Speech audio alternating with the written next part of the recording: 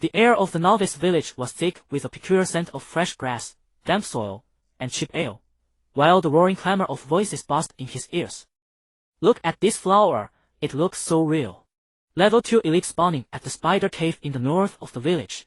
Need a healer, free looking for one, B-grade talent or above. Mage looking for a powerful carry. Drop your bank card, paying real cash, 5,000 per level. Holy crap, look, we can even watch live streams here. Seriously, is this top-ranked streamer the guild leader of the Luosheng guild from the previous game Linsher? How is she already level 3? Who do you think she is? She directly hired 2 S-grade and 5 A-grade talent players in her novice village to carry her. Plus, she herself has a B-grade experience boosting talent. Anyway, I'm too lazy to level up. I was perfectly fine staying at home, and now they forced me into this stupid game. I'll just squeeze into the tavern, read some web novels, and kill time. The system actually has a ton of features. You can watch TV and even surf the internet. This game is surprisingly thoughtful. Will I get punished if I try to peek under an NPC skirt? It's not bad to just log in for a few hours every day to enjoy the scenery.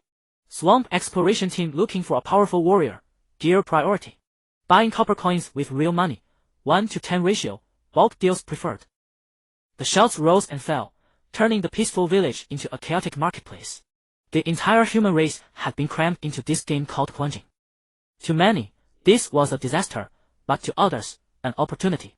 Yanzhou turned a deaf ear to the clamor. He simply lowered his head, examining his brand new body. He tried moving his limbs, his movements felt sluggish, and his sense of power was pitifully weak, less than 1% of his real-world strength. An intense feeling of restriction enveloped him, as if he were wearing an invisible, tight bodysuit. He sighed. With a mere thought, a pale blue virtual panel expanded before him. Name, Yanzhou. Level, E. Class, Mage. Talent, Martial God, SSS grade, Unique. Attributes, Strength 5, Agility 5, Constitution 5, Intelligence 7, Spirit 6. HP, 60. MP, 70. Melee damage, 6. Magic damage, 7. Physical defense, 7. Magic defense, 5. Equipment. Newbie staff, Intelligence 1, Spirit 1, Melee attack 1. Newbie robe, Intelligence 1, Defense 1. Newbie cloth shoes, Defense E. In his soul skill slot, a lonely flame icon resided. Fireball, condenses a fireball, dealing 10 base damage 100 magic damage as fire damage to the target. Mana cost, 10. Chant time, 5 seconds. Yanzhou closed the panel expressionlessly. Carrying that slender wooden staff, he walked aimlessly through the crowded novice village. Most of the surrounding players were in groups of 3 or 5, their faces wearing expressions of excitement, confusion, or fear. They wore all kinds of starting equipment, leather armor for warriors, light armor for archers, and tight suits for assassins. Yanzhou looked down at his mage robe, which felt exceptionally thin. A shrewd-looking, chubby merchant stopped him. Hey, little brother, you're a mage, right? Want to buy some mana potions? I've got an exclusive source, the lowest price in the novice village, only 10 copper coins a bottle. Without pausing his steps, Yanzhou bypassed him. He wasn't a real mage anyway. What use did he have for mana potions? He walked into a wooden cottage with a herbalist sign hanging outside. A kind-looking old woman NPC handed him a new quest. Quest, gather herbs. Quest description, the kind alchemist Anna needs some licorice to brew healing potions. Please head to the Own Plains and gather 10 stalks of herbs for her. Yanzhou accepted the quest. He wandered around the village for another round, even spending a good while watching the blacksmith strike iron with great interest. Finding nothing else of interest, he turned and headed toward the Own Plains. Just as he stepped out of the village gates, a burst of clamor reached his ears. Watch closely, everyone. This is the advantage of my talent. The skill-heavy slash I learned from the guard captain. A tall youth clad in shiny starter plate armor was boasting spiritedly to the crowd around him. An eye-catching ID floated above his head, Hao Gu. Clutching a one-handed sword thicker than his forearm, he hacked violently at a boulder in front of him. Clang! Sparks flew everywhere. A faint white scratch was left on the rock. A damage number floated up, -20. See that? 20 damage. Who can beat that? The plate-armored youth was ecstatic, looking around to savor the envious and jealous reactions of the crowd. His name was Li Hao, a minor gaming influencer in the real world, playing a warrior class. Hao Gu is awesome. With this damage, who in the novice village can stand against you? As expected of Hao Gu, this game was practically tailor-made for you. Several bootlicking players immediately showered him with flattery. Li Hao's vanity was immensely satisfied. He swept his gaze around, and it happened to land right on Yanjiu, who had just walked out of the village. And on that shabby mage robe he wore. Yo, a mage. That's pretty rare. Li Hao's tone carried a hint of mockery. Why are you all alone? Can't find a party? Yanjiu stopped his pace, glanced at him, and said nothing. Let me tell you, little mage, a class like yours is basically a useless blank slate in the early game. Li Hao continued talking to himself in a patronizing, lecturing tone. Forget it, Hao Gu is in a good mood today, so I'll carry you.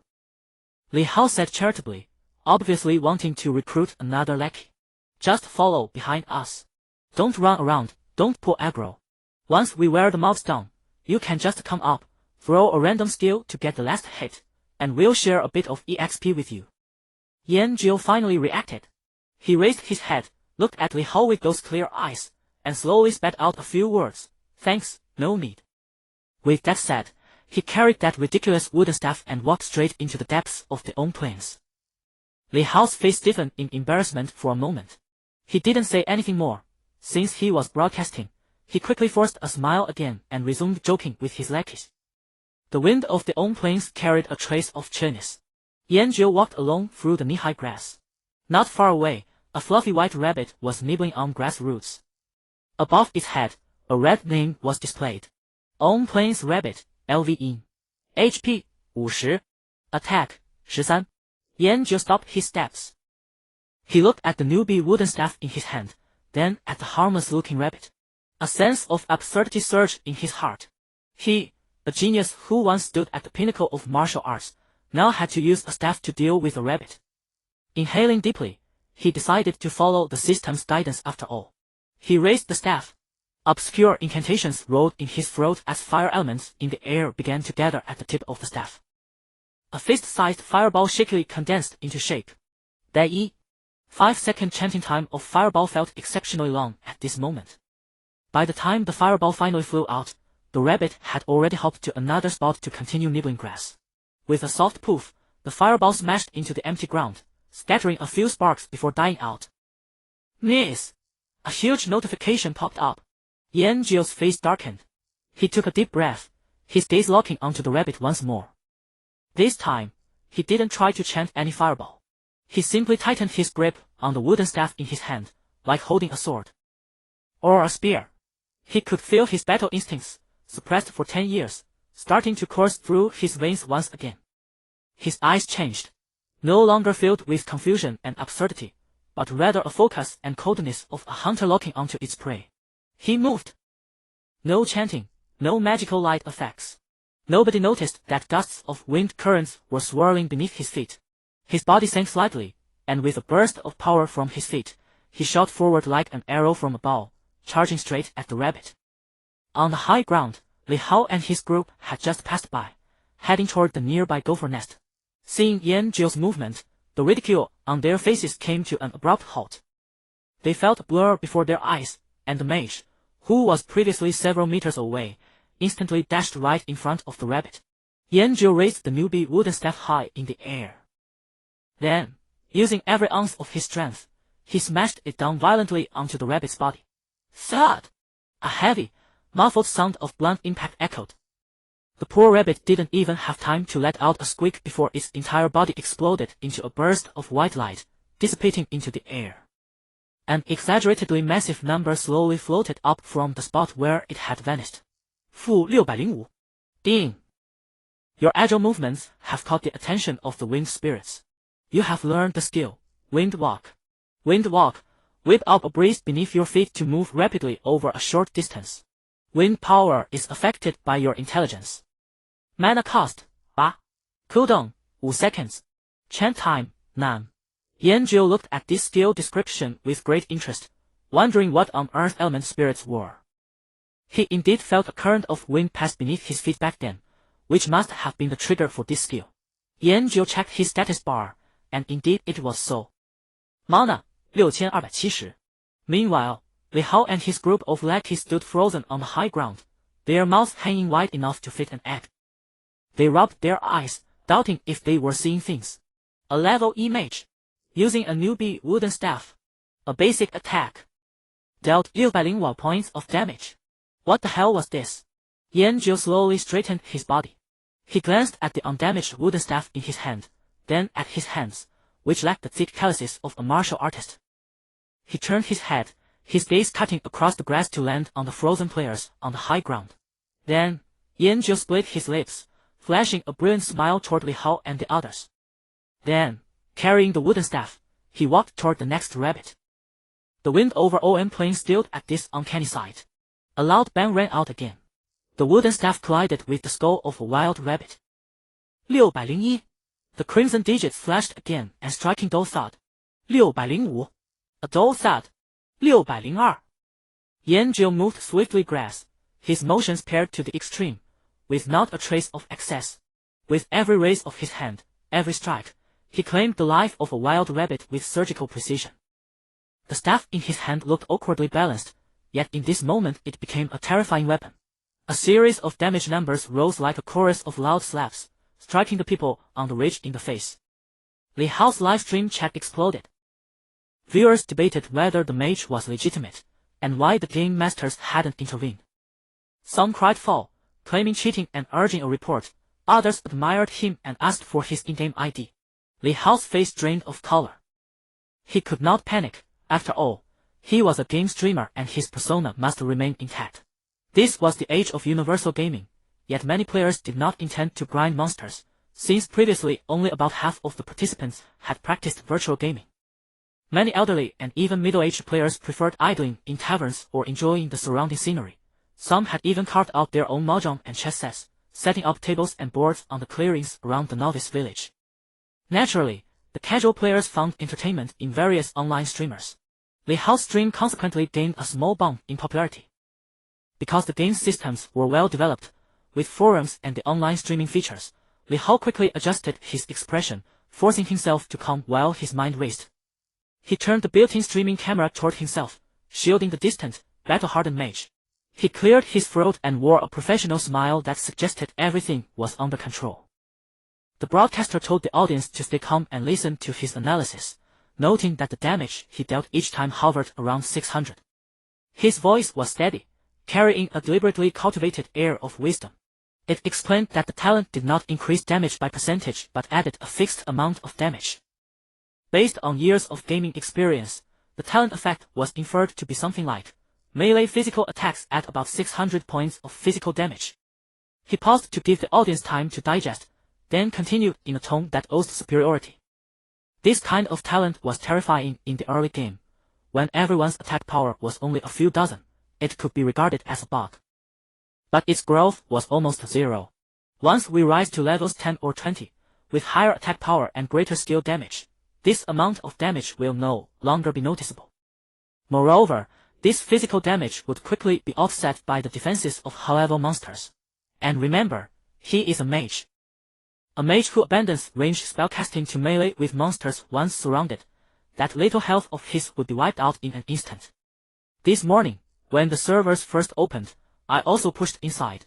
The swift-winged wolf there is a level 2 elite. One bite could take about 40 health from me. Even if his damage were 1000, against elites he could only endure 2 hits. After all, he's a mage, not an assassin or a warrior. Haogu straightened his chest, his left thumb pointing at himself. And Haogu is different. I claim a B-rank talent, charisma. From level 1, he could gain the village guard captain's favor and learn the skill heavy slash. In the future, he might even receive hidden quests or recruit powerful NPCs. His followers behind him recovered from the shock, their faces clearing with dawning realization. So that's how it is. Haogu is amazing.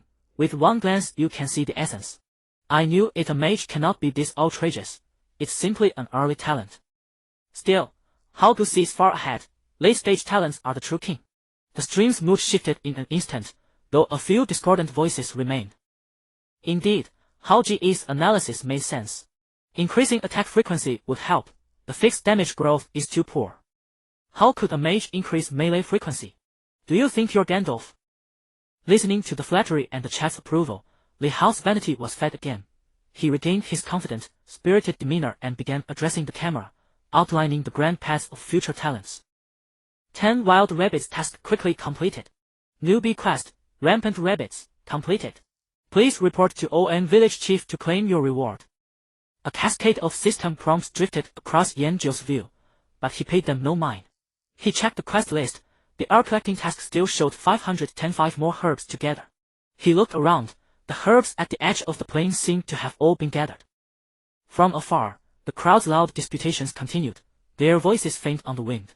Yanzhou paid them no mind, lifting the wooden staff and heading toward the forest. He moved toward the forest, the distant din fading behind him. Yanzhou's figure moved through the knee-high grass, his loose mage robes flapping in the wind, creating a strange dissonance with his agile movements.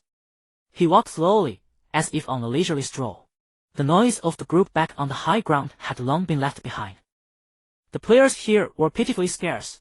After walking for roughly 15 minutes, he had only encountered 2 or 3 others, all of them hurrying along with their heads down, focused on their own tasks and entirely uninterested in interaction. Perhaps each player's starter quest differed. Yanzhou didn't care much about it. Following the quest guidance, he searched near some low shrubs for that herb glowing with a pale blue aura.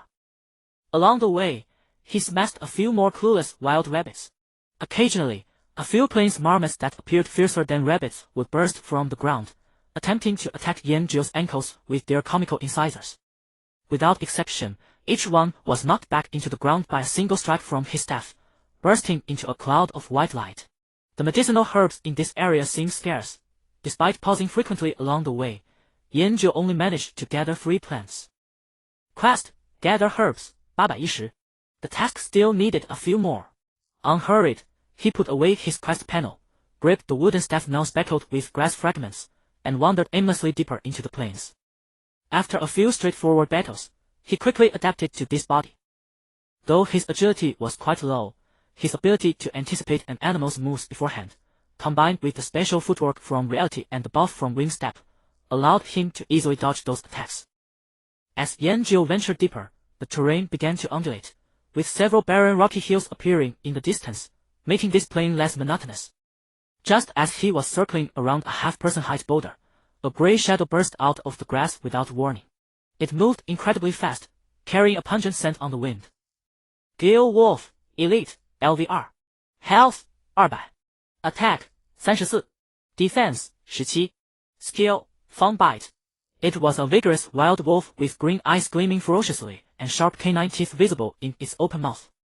It pushed off with its hind legs and launched itself through the air toward Yanzhou's neck. For any ordinary player, such a sudden attack would leave no time to react. The first bite would land for certain. Yanzhou's reaction was extremely fast. He didn't even need to watch the wolf's movement. His body's instincts had already made the judgment before his mind could catch up. Though this body's capabilities fell short of his real-world abilities, it was more than enough to evade this attack. He merely flipped his wrist, and the wooden staff he had been using as a walking stick traced a concise and efficient arc from bottom to top. No skills were used. Thud! A heavy, muffled sound echoed more resounding than when he had struck the rabbits. The staff connected precisely with the Gale Wolf's jaw. That fierce wolf let out a brief cry mid-air, then its entire body exploded into a blinding flash of white light, as though struck by a truck traveling at high speed. 542. It appeared that striking different body parts dealt varying damage, though he was unsure how the damage calculation system worked. Yanzhou watched that dissipating white light with a thoughtful expression. He then picked up the fallen wolf 4, uncertain of its use. Something felt off. The surrounding air seemed to freeze in that instant. The wind died down. The rustling of grass leaves vanished. A sensation of being locked onto by countless gazes made the hairs on his nape rise slightly. He slowly raised his head. Then, he saw it. On those rolling hills ahead, atop the rocky peaks to his left and right, and even in the grass nearby behind him, pair after pair of glowing green eyes began to flicker on. Like ghost fires ignited in the darkness. 1, 2, 10. Countless Gale Wolves emerged slowly from all directions, surrounding him in the center of this small clearing and forming an impenetrable ring. A prolonged wolf howl rang out from the furthest hilltop, like a bugle calling for attack. All the gale wolves crouched low, growling from their throats, baring ivory-white teeth, their green eyes brimming with bloodthirsty greed. They were pack animals. The thought crossed Yanjio's mind. He should have realized this sooner. Kill one, and you bring the whole pack. This seemed to be a bit of a problem. Trouble never comes alone. The wolf pack gave him no time to think. The first to attack were the two gale wolves directly ahead and to his left rear. They chose the most classic pincer maneuver, one in front, one behind, sealing off every route of escape.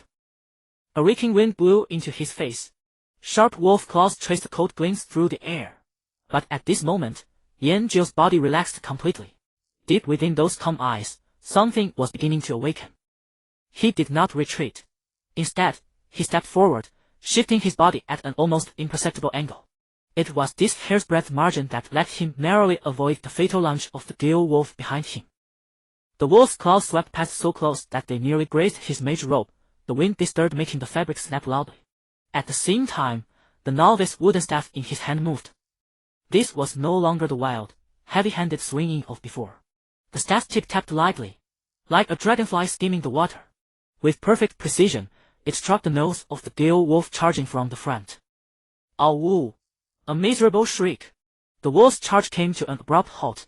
Its entire body lost balance in midair, crashed heavily to the ground, convulsed, and dissolved into a ball of white light. Fu 578. He didn't even look back at the result. Carried by the inertia of his forward movement, he spun sharply on his heel. The wooden staff traced a smooth arc, cutting through the air with a sharp whistle, and from an awkward angle slammed hard into the lower back of the gale wolf that had just landed behind him. Bam! Another dull thud. A second clump of white light burst open. Fu 746.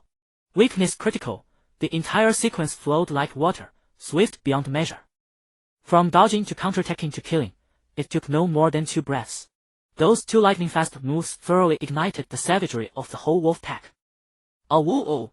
The gale wolf stopped testing him and charged from every direction at the same time. The grass trembled under the stomping of dozens of wolf paws. Yanjio stood at the center of the encirclement, his face devoid of any expression. He simply adjusted his breathing, slow and steady, and held the slender staff across his chest. 10 years. He thought he had long forgotten all of this. The feeling of sweat soaking through his clothes, the dull sound of bones colliding, and the tremor deep in his muscles every time he brought an opponent to the ground. But when those dozens of killing blows closed in around him, the sealed memories burst forth like a breached flood, instantly shattering the mental defenses he had spent 10 years building. The corner of Yanjio's mouth began to curl upward beyond his control, turning almost fierce. This was what he had come to this game to find. The staff technique he had left forgotten in a corner of his memory. Every move, every variation now surfaced clearly in his mind. The dog-beating staff technique. It was designed precisely for handling such encirclements. Today, with this novice staff, he would have it out with this pack of mad dogs. The gale wolf attacked from his right, jaws gaping wide, aiming for his arm. Yanjio gave a flick of his wrist, and the butt of the staff shot upward like a venomous snake leaving its stem, striking with pinpoint accuracy. Dong! A crisp sound. The staff but hit the gale wolf square on the jaw. The tremendous force made its jaws unable to close, and it was sent flying with a mournful howl. Another wolf leaped from behind, attempting to ambush the back of his neck. Yanjio didn't even turn his head. Reversing his grip on the staff, he thrust it straight backward. The wooden staff went straight through the wolf's mouth and out the back of its head. The wolf's body hung rigid in midair for an instant, then fell limply and vanished into light. Tripping, chopping, entangling, thrusting, flicking, guiding, sealing, turning. 8-character formula, 36 variations. Yanjio's body seemed to become a wisp of smoke weaving through the wolf pack. His footwork was ghostly and unpredictable. At the most dangerous moments, he could evade the most lethal attacks with the smallest possible cost. After all, his agility did not support large-scale dodging movements. For the damage he really couldn't avoid, he used wind step to forcibly evade. The novice staff in his hands had become the most terrifying weapon of slaughter. Every swing tore the air with a piercing whistle. Every hit was inevitably followed by a dull crack of broken bones and a blinding flare of white light. 589. 负670, weakness critical. Ding. Congratulations, you have leveled up to LV2. Ding. Talent martial god effect increased. Melee damage amplification raised to 110x. Ding. Congratulations. Strength 1, Agility 1, Intelligence 1, Spirit 1, Constitution 1. Ding. Congratulations. You have obtained 5 free attribute points. A brand new number appeared above the wolf's head. 负762. Dense damage figures rose endlessly across the small clearing like blossoming crimson fireworks. The number of wolves shrank at a visible speed. 10, 5, 3. When the last gale wolf let out an unwilling, mournful cry and dissolved into white light, the world fell silent once again. Yanjiu leaned on his wooden staff, standing amid a carpet of white light moss, his chest heaving slightly. He opened his attribute panel and took a look. Name, Yanjiu. Level, R. Class, Mage. Talent, Martial God, SSS-rank, Unique. Attributes, Strength 6, Agility 6, Constitution 6, Intelligence 8, Spirit 7. Free attribute points, 5. So it seemed that every level up, all attributes increased by 1 point, plus 5 free attribute points for distribution. Yanjiu did not plan to use the free attribute points for now. He still knew nothing about this game. What if he allocated them wrongly? Moreover, Yanjiu believed, hurt the enemy 3 tenths, keep 7 tenths for yourself. If he really encountered an enemy he couldn't defeat, he could allocate points specifically for the situation, so he wouldn't be flying completely blind. Just as he was about to sit down and rest, a sense of danger far more intense than before arose without warning from the depths of his heart. It didn't come from all directions. It came from one direction. He raised his head abruptly and stared at the tallest stone mountain in the distance. Thud! Thud! Thud! Heavy, powerful footsteps came from behind the stone mountain, each one feeling like a hammer striking directly at one's heart. A massive figure slowly stepped out from the shadows. It was a full 2 sizes larger than an ordinary gale wolf, its silver-white fur casting a metallic gleam under the dim daylight. Its eyes were no longer murky green but burned with a flame-like crimson. Above its head, a row of blood-red text was especially glaring. Gale Wolf King, Black Iron Tier Boss. Race, Beast. Level, 4. HP, 1000, 1000. Mana, 100,100. Attack, 53. Defense, 45. Skills, Tail Sweep, Wolf King's Roar, Fang Bite. A woo-oo. A deafening roar echoed across the entire plain. The fury and murderous intent it contained made even the air tremble. The Gale Wolf King's crimson pupils locked tightly onto Yanjiu, who stood amid the white light motes of the fallen wolves. It saw the carnage strewn across the ground and smelled the fading traces its king had left as they dispersed through the air. Yanjiu finally showed a trace of interest. He glanced at his health bar, then looked at the 1000 HP boss that was approaching step by step with heavy, deliberate strides. Slowly, he tightened his grip on the novice staff in his hand. The Gale Wolf King's oppressive presence pressed upon the air like solid lead. Its pace was unhurried, yet every step sent faint tremors through the ground. Within its scarlet pupils reflected Yanjiu's frail figure, and what churned there was the fury of a pack bereaved. Yanjiu faced the Wolf King, staring straight into those raging eyes. Should I avoid its edge? Far from retreating, he pressed his wooden staff slightly downward, assuming a stance that balanced offense and defense. The Wolf King, seemingly provoked by this reckless defiance, kicked off violently with its hind legs, its massive body turning into a streak of silver lightning that hurtled straight at Yanjiu. The blood-tinted wind howled as razor-sharp claws tore an invisible gash through the air. Yanjiu's pupils abruptly contracted. Fast! It was a full tier faster than the ordinary gale wolves before. His body reacted a beat before his mind. With a light tap of his toes on the ground, he shifted half a step to the left. That half step was all it took to narrowly evade the Wolf King's lethal lunge. The razor-sharp wolf claws swept past the edge of his mage robe with a whistling force, instantly tearing the fabric with a sharp ripping sound. An opening. A sharp light flashed in Yanjiu's eyes. Using the momentum of his dodge, he twisted his body, engaged his core, and swung the wooden staff in his hand like a cannonball fired from a barrel sweeping upward from below toward the Wolf King's soft abdomen. Bam! -670. A huge damage number floated up from above the Wolf King's head. A woo-oh. The Wolf King, stunned by pain, let out an earth-shaking roar. Its tail lashed out in a reverse sweep at an impossible angle. Clearly, the damage was too great. Directly triggering the boss's second phase, the Wolf King unleashed its roar and tail sweep simultaneously. The strike was swift and vicious, completely contrary to the attack logic of a wild beast. Yanjiu nearly forgot that this was a game, and that the boss had skills. There was no dodging it. In the blink of an eye, he chose not to retreat in a flurry, but to make a reckless decision. He would bet that the non-lethal damage would be a bit lower, that it wouldn't instantly kill him. He abandoned all defense, pouring every ounce of strength into his arms, and swung the wooden staff once more, aiming straight at the Wolf King's enormous skull. Trading a wound for a kill. Squelch. The sound of wolf claws tearing through flesh. Crunch. The sound of a wooden staff shattering bone. The two sounds rang out almost simultaneously. A wound split open across Yanjiu's shoulder, and blood instantly stained his ragged mage robe. -69. In an instant, his health plummeted to single digits, leaving a pitiful 271. As for the Gale Wolf King, its massive skull was smashed into a concave mass by the wooden staff. The scarlet light in its eyes instantly dimmed, and its colossal body crashed to the ground, dissolving into a scattering of even more dazzling specks of light. 550. The entire world fell utterly silent.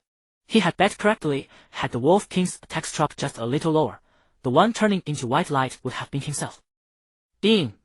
Congratulations on reaching LV sign. Ding! The martial god talent effect has been enhanced. Melee damage bonus increased to 120x. Ding!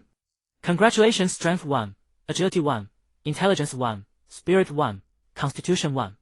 Ding! Congratulations! You have obtained 5 free attribute points. Current free attribute points, 10. A pile of gleaming items lay quietly where the Wolf King had vanished. With the level up, his fatigue was swept clean away. Yanjiu rose to his feet and picked up the spoils one by one. Congratulations! You obtained Ring of Wind, Black Iron Grade. Congratulations! You obtained Wolf King Leather Armor, Black Iron Grade. Congratulations!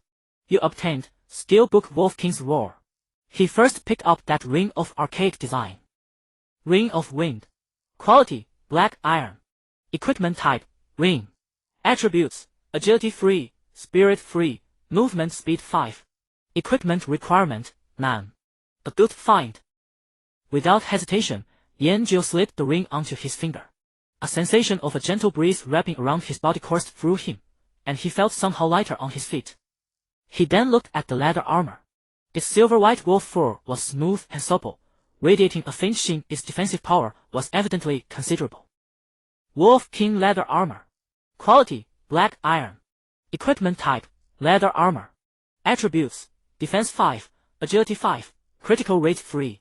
Equipment requirement, Profession proficient in leather armor.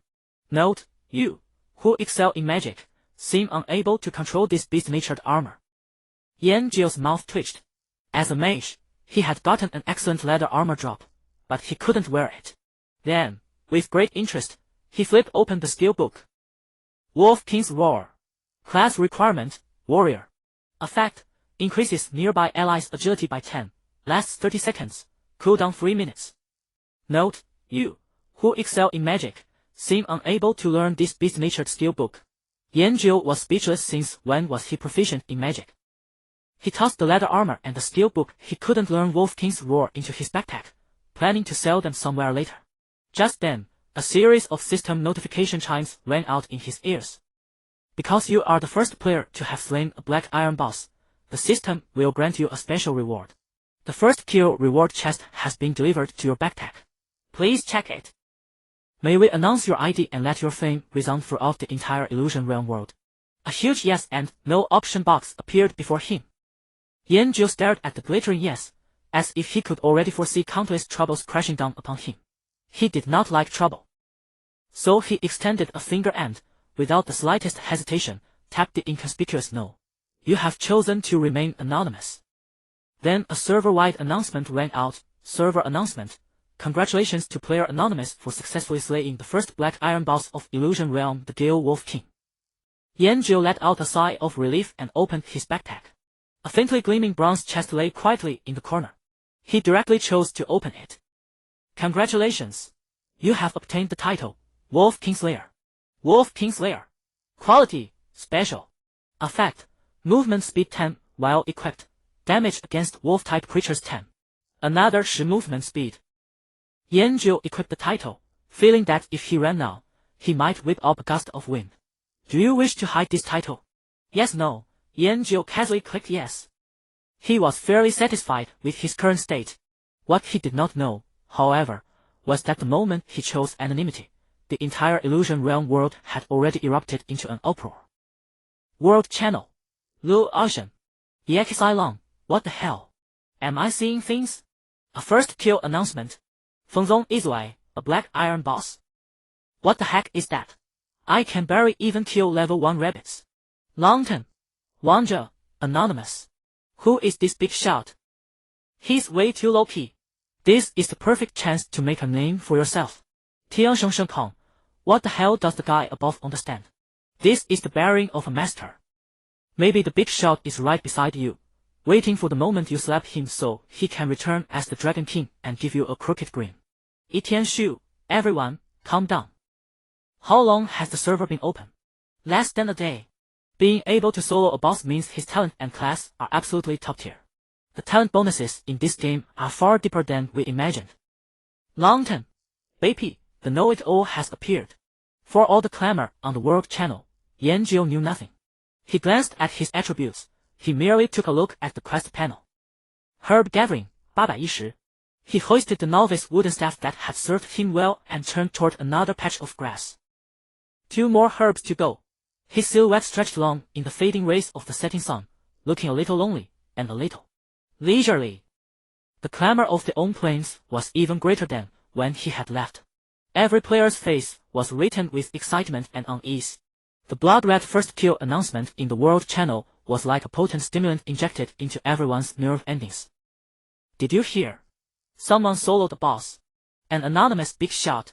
The aura is off the charts. It must be a secret weapon of a top guild, hiding its true strength. Yanjiu carried his wooden staff. Weaving through the surging crowd, these discussions automatically filtered out by his mind. He made another circle near that stone hill and easily found the last 2 herbs. Quest complete. He opened the map, confirmed the direction of the novice village, and began his return journey. As he walked, he suddenly stopped. Not far away, a familiar figure was vigorously waving a one-handed sword in his hand. It was that streamer named Li Hao. The few lackeys around him were still shouting encouragement, and their target remained those harmless wild hares of the own plains. Brother Hao is mighty. See that? That efficiency. Li Hao's sword struck down a rabbit, a -13 damage number floated up. He wiped sweat that wasn't there on his forehead, a satisfied smile on his face. Anna, the herbalist of the novice village, still wore that kind and benevolent expression. Oh, brave adventurer, you have truly helped me a great deal. Quest herb gathering completed. Congratulations! You obtained Minor Health Potion X2, Minor Mana Potion X2, Copper Coins X10. Yanjiu accepted several potions that emitted a faint glow. He opened his backpack. There weren't many things inside, 10 rabbit hides and a pile of wolf fangs. The novice quest for hunting rabbits was still unfinished. But 2 items stood out especially. The silver gleaming Wolf King leather armor. And the Wolf King's hoe, a skill book only warriors could learn. These things were useless to keep, better to turn them into money. But the question was, where could he sell them? He looked around. The village had a blacksmith shop and a potion store, but no place that looked like a trading post. His gaze landed on a woman leaning against a wooden fence, wiping arrow shafts. She wore a set of neat leather armor that outlined her taut, powerful figure, a longbow slung diagonally across her back. Her whole bearing exuded a crisp, don't come near aura. She looked like a veteran. Yanjiu figured that asking her would get an answer. He walked over and stopped 3 steps away from her. Hello. She raised her head, revealing a face full of heroic spirit, striking features, and eyes as sharp as an eagle's. But the moment she saw Yanjiu clearly, that sharpness instantly deflated like a pricked bloom. An unnatural flush quietly crept onto her healthy wheat-colored cheeks. Yanjiu was just about to ask about the black market or trading locations. However, the moment he opened his mouth, before a single syllable escaped, the huntress sprang up like a startled rabbit, her eyes darting away, not daring to meet his gaze. Ah. I have something to do. She stammered out the words, covered her flushed face, turned and ran. Her movements were as shy as a maiden in love for the first time, leaving only a flustered back that soon disappeared into the crowd. Yanjio's outstretched hand was still suspended in midair. He stood there, having often encountered this situation. The other party would either cover their face and run away, or desperately press themselves against him. He hadn't expected it to be the same even inside the game. Just as he was awkwardly frozen in place, a rough voice sounded behind him. Hey, kid, what did you just do to our Ye? Yanjio turned around. 2 players were striding toward him with a menacing air, vaguely surrounding him. The leader was a burly warrior, his ID Quang Dao, holding a broad-bladed greatsword and glaring at him with a scrutinizing gaze. Beside him was an assassin, thin and sharp-featured, with malicious eyes. They were clearly teammates of the huntress from earlier. Quang Dao's volume drew curious glances from nearby players. I just greeted her. Yanjio remained with that calm expression. His calmness, to them, was provocation. The assassin player Gui sneered. Greeting. I see it as a failed hit-on, trying to get handsy. I think he's that kind of guy, looks decent but specializes in deceiving young girls. Yanjio's brows furrowed slightly. He didn't like being misunderstood, nor did he like trouble. But he was even less afraid of trouble. His primary goal was to sell the equipment, turn it into money, then continue to improve his strength and find stronger opponents. Arguing with these people here was a complete waste of time. I was just asking for directions. Yanjio explained patiently, but his gaze gradually turned cold. Directions? Quang Dao looked as if he had heard the world's biggest joke. Since when does asking for directions make someone cover her face and run? Do you take me for a 3-year-old? Stop wasting words on him, Brother Blade. Guys like him need a lesson to behave. Gui sheathed his gleaming dagger, then raised his fists in a fighting stance.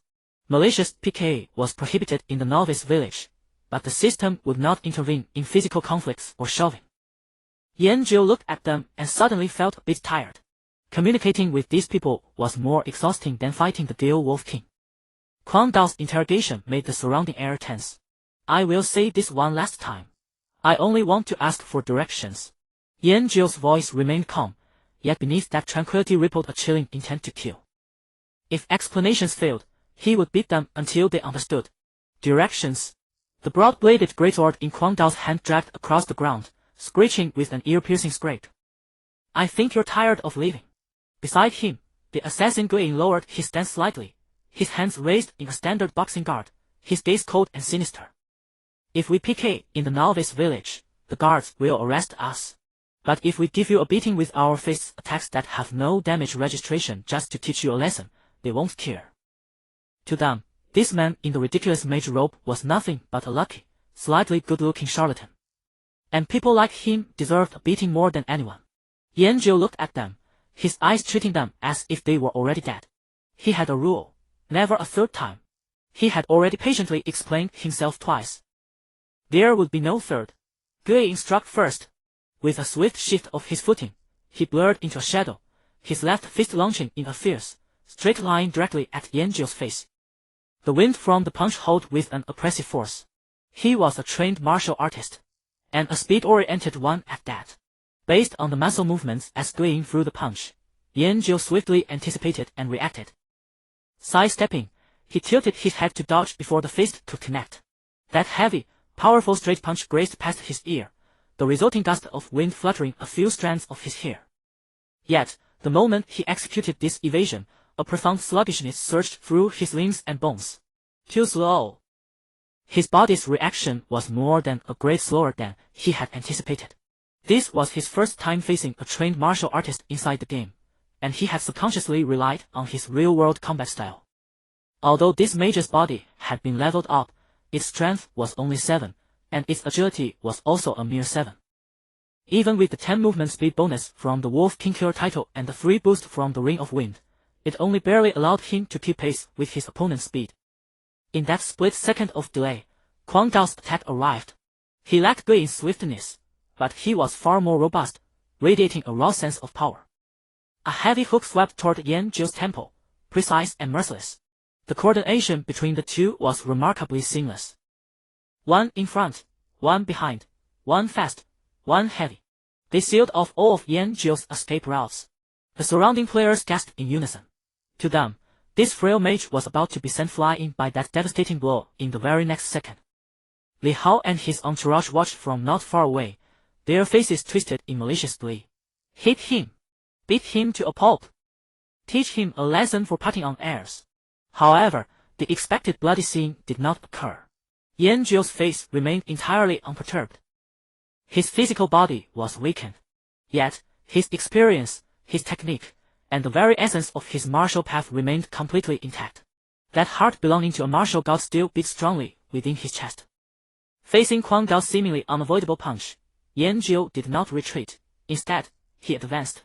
He took a half step forward with his left foot, twisting his body to narrowly evade the oncoming fist. Simultaneously, he raised his right hand, spreading his palm like a gentle willow leaf, lightly brushing and redirecting the burly arm. With a subtle, clever force, he instantly neutralized all the power behind his opponent's fist. Quang Dao felt as though his punch had landed on a bale of cotton. His entire strength had been utterly misdirected, and the immense momentum sent him stumbling forward uncontrollably for several steps. The strike missed entirely. On the other side, Guiying, who had initiated the attack, was just about to retract his fist and change his stance. Yan Zhou's hand, which had just finished redirecting the force, shot out like lightning. With his index and middle fingers pressed together, he struck Guiying's wrist joint with absolute precision. A soft snap. Guiying let out a muffled groan, feeling half of his body go numb. His left arm instantly lost all sensation, hanging limply by his side. The entire sequence unfolded in the blink of an eye. It was so fast that the surrounding players could not even register what had transpired. All they saw was the mage casually strolling through the pincer attack of the two hulking men. Then, of the two aggressive combatants, the warrior stumbled and nearly fell, while the assassin clutched his wrist, retreating with a pale face. What? What just happened? What did he do? I couldn't even see it. The smile on Li Hao's face froze. He rubbed his eyes, unable to believe what he was seeing. Quang Dao stabilized himself, staring at Yan Zhou with a mixture of shock and fury. You! He could not comprehend why he had lost his balance when the opponent had clearly not even hit him. Guiying was even more horrified. Looking down at his still numb arm and then back at Yan Zhou, a trace of dread crept into his eyes. If that finger strike just now had been aimed at his throat instead of his wrist, he dared not think further. Together! Quang Dao roared, his sense of humiliation overriding his reason. Abandoning all warrior discipline, he charged blindly at Yan Zhou like an infuriated bull. Guiying also gritted his teeth, using his remaining functional right hand to rush Yan Zhou from behind. Watching the two charge at him, Yan Zhou's eyes widened, a thrill of excitement tugging at the corners of his mouth. He had not experienced a fight like this in over a decade. He simply stood his ground. Just as Quang Dao was about to collide with him, he turned his torso and lightly extended his right foot to the side. A simple trip. With a dull thud, Quang Dao's massive frame lost all balance from that gentle trip, and he pitched forward uncontrollably. And the direction he was falling was precisely toward the charging Guiying. Guiying's pupils dilated as he tried to halt, but it was already too late. The two collided heavily and tumbled into a tangled heap. Ouch! My back! Cries of pain and groans echoed one after another. Everyone watched the scene, utterly dumbfounded. The entire encounter could hardly be called a fight. It resembled more of a farcical comedy, and the protagonist of this farce was currently looking down at his hands, seemingly contemplating some profound philosophy of life. He only wanted to sell his gear and make some money, then quietly go level up. Why was it so difficult? Yan Zhou checked his playtime. He had had enough for today, so he chose to log off right where he stood. Consciousness detached, the starry sea receded. Before me narrow yet rental rumored. The neon lights outside the window stubbornly pierced the glass, casting off light on the walls, like a silent pantomime. He moved his limbs, the steadiness and formidable strength from the real world returning anew. Without a moment's hesitation, he shed his shirt and began a routine of unwavering daily training. During this period he rarely threw punches, Instead, he took an interest in health-preserving practices, feeling they helped stabilize his inner breath. Baobu Jing Dian, Taiji, Wu Qing. His movements were precise. During the workout he subtly employed breathing techniques, and under their influence sweat slid along the toned muscles, splashing onto the floor and leaving a dark mark. An hour later, he paused, his chest rising and falling gently, his muscles all finely activated to just the right degree. The clock pointed to midnight. After a cold shower, the icy water washed away the heat and fatigue, and he fell asleep. The next day, the police station office carried an unusually different air. The usual gravity was diminished, replaced by an indescribable excitement and restlessness. The illusion's arrival was like a stone cast into a tranquil lake. At first it caused chaos, but humanity's strong adaptability soon restored order. Anyway, a living is more important than a game. Have you heard? The neighbor Wang has a brilliant talent, Iron Wall, with incredibly high defense. How? What is that? I heard our city bureau has a ruthless person with an A-grade talent, and now he's at level 3. Yan Jiu sat at his desk, quietly listening to his colleagues' heated discussions, feeling like an outsider. A hand suddenly rested on the edge of his desk. What are you thinking about? Yan Jiu looked up and saw his captain, Lu Xiao. She wore a crisp police uniform today. The navy blue attire outlined her trim figure perfectly, her long hair neatly tied back, with a few wisps framing her ears, adding a soft touch. Thinking about the game, Yan Jiu answered honestly. Lu Xiao's pretty brows rose slightly. She pulled up the chair beside him, sat, and a faint fragrance drifted over. Oh. It seems old Officer Yan is quite into the game as well. She teased. I want to ask. Yan Jiu felt this was a good opportunity. In the game, how do you sell things? Lu Xiao's smile faltered, a hint of astonishment flashing in her eyes. Sell things? Did you drop something good? Her voice was soft, but in the gossip-hungry office it sounded unusually clear. With a whoosh, several heads turned at once. Yan Jiu, you've got it going on. Quietly making a fortune.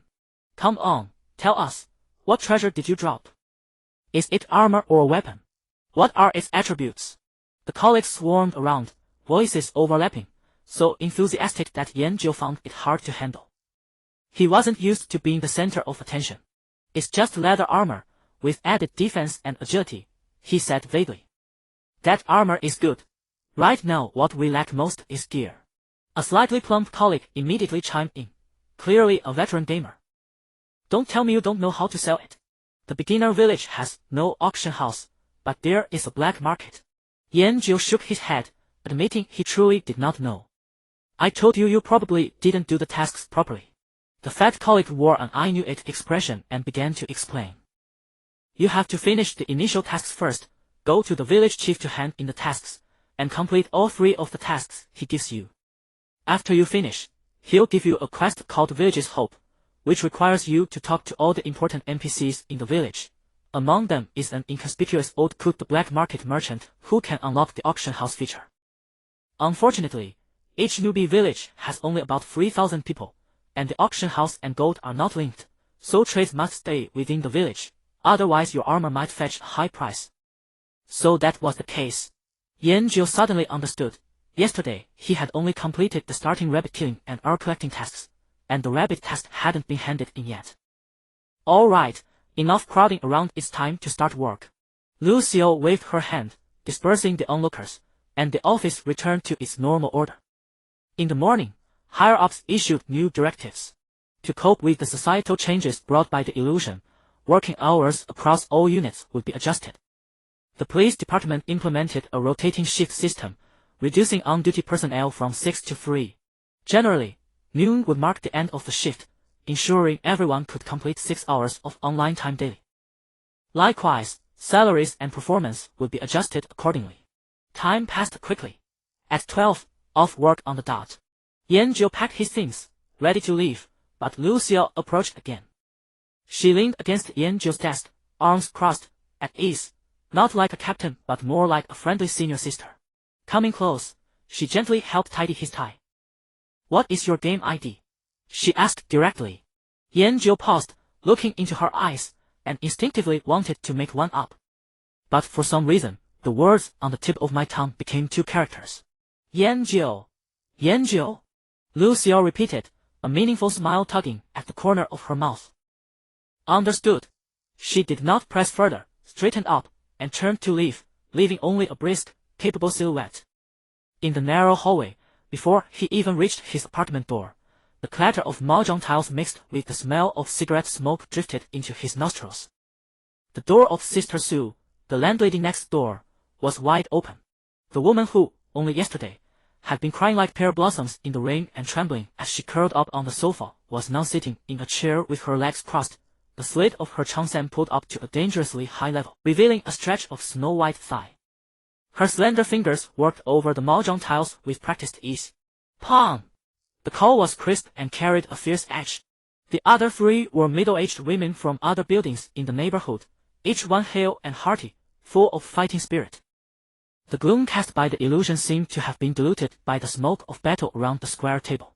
Sister Sue glanced up, saw Yanjiu at the doorway, and her eyes instantly lit up. She pushed the tiles in her hand onto the table, rose to her feet, revealing that flash of snow-white thigh from the slit. Swaying her serpentine waist, she walked toward Yanjiu. Xiao Yan, you're back. Tired? How about sister gives you? Before she could finish, the auntie across from her slammed the table and bellowed, I win. All one suit. Pay up, pay up. Sister Sue's movements froze. She turned to look at the exposed hand, and her pretty face instantly fell. Damn, did you step in dog shit on your way out today? She cursed while pulling a few red bills from her wallet and flinging them onto the table.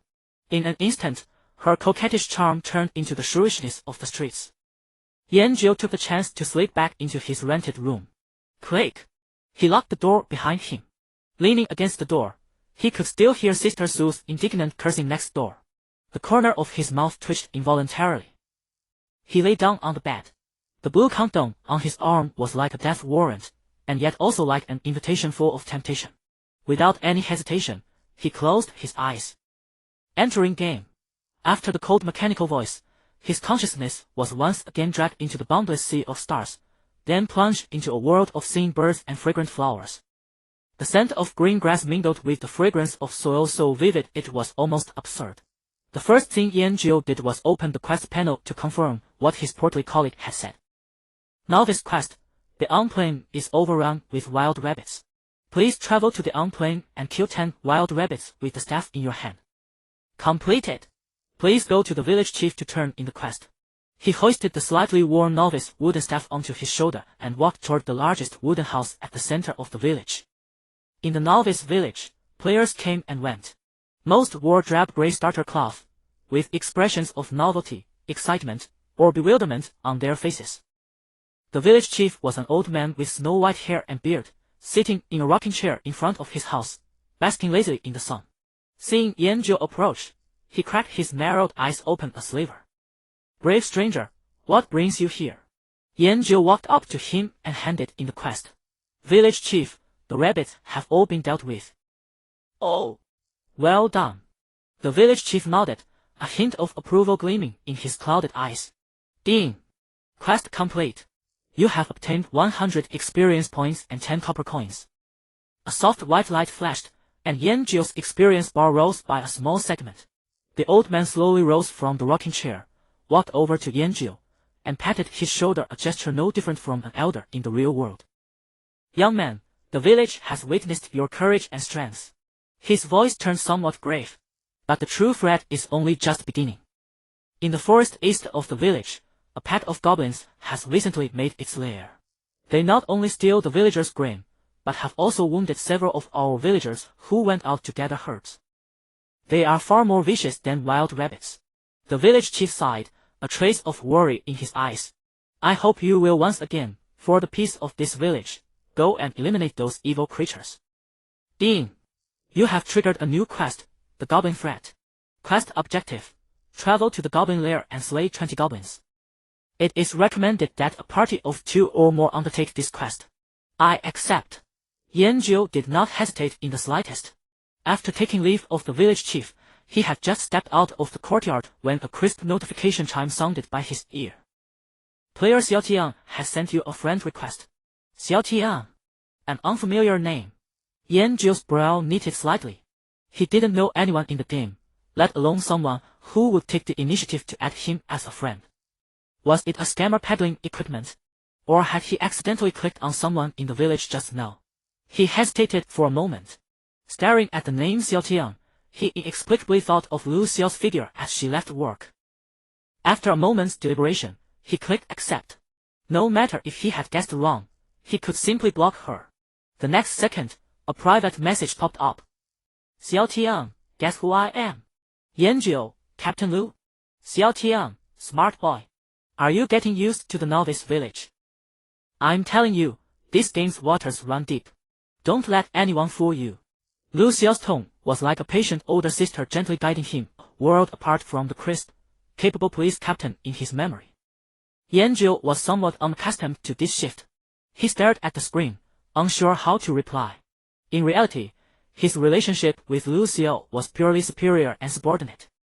But she always seemed to enjoy using such an intimate tone, leaving him at a loss every time.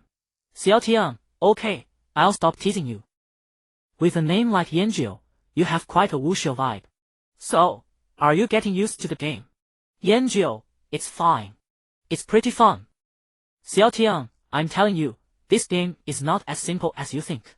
Your talent and class basically determine how fast you progress in the early stage. If you get a bad roll, even the novice quests will be a struggle. Her every word carried the familiarity of a senior guiding a junior. Xiaotian, by the way, what level are you?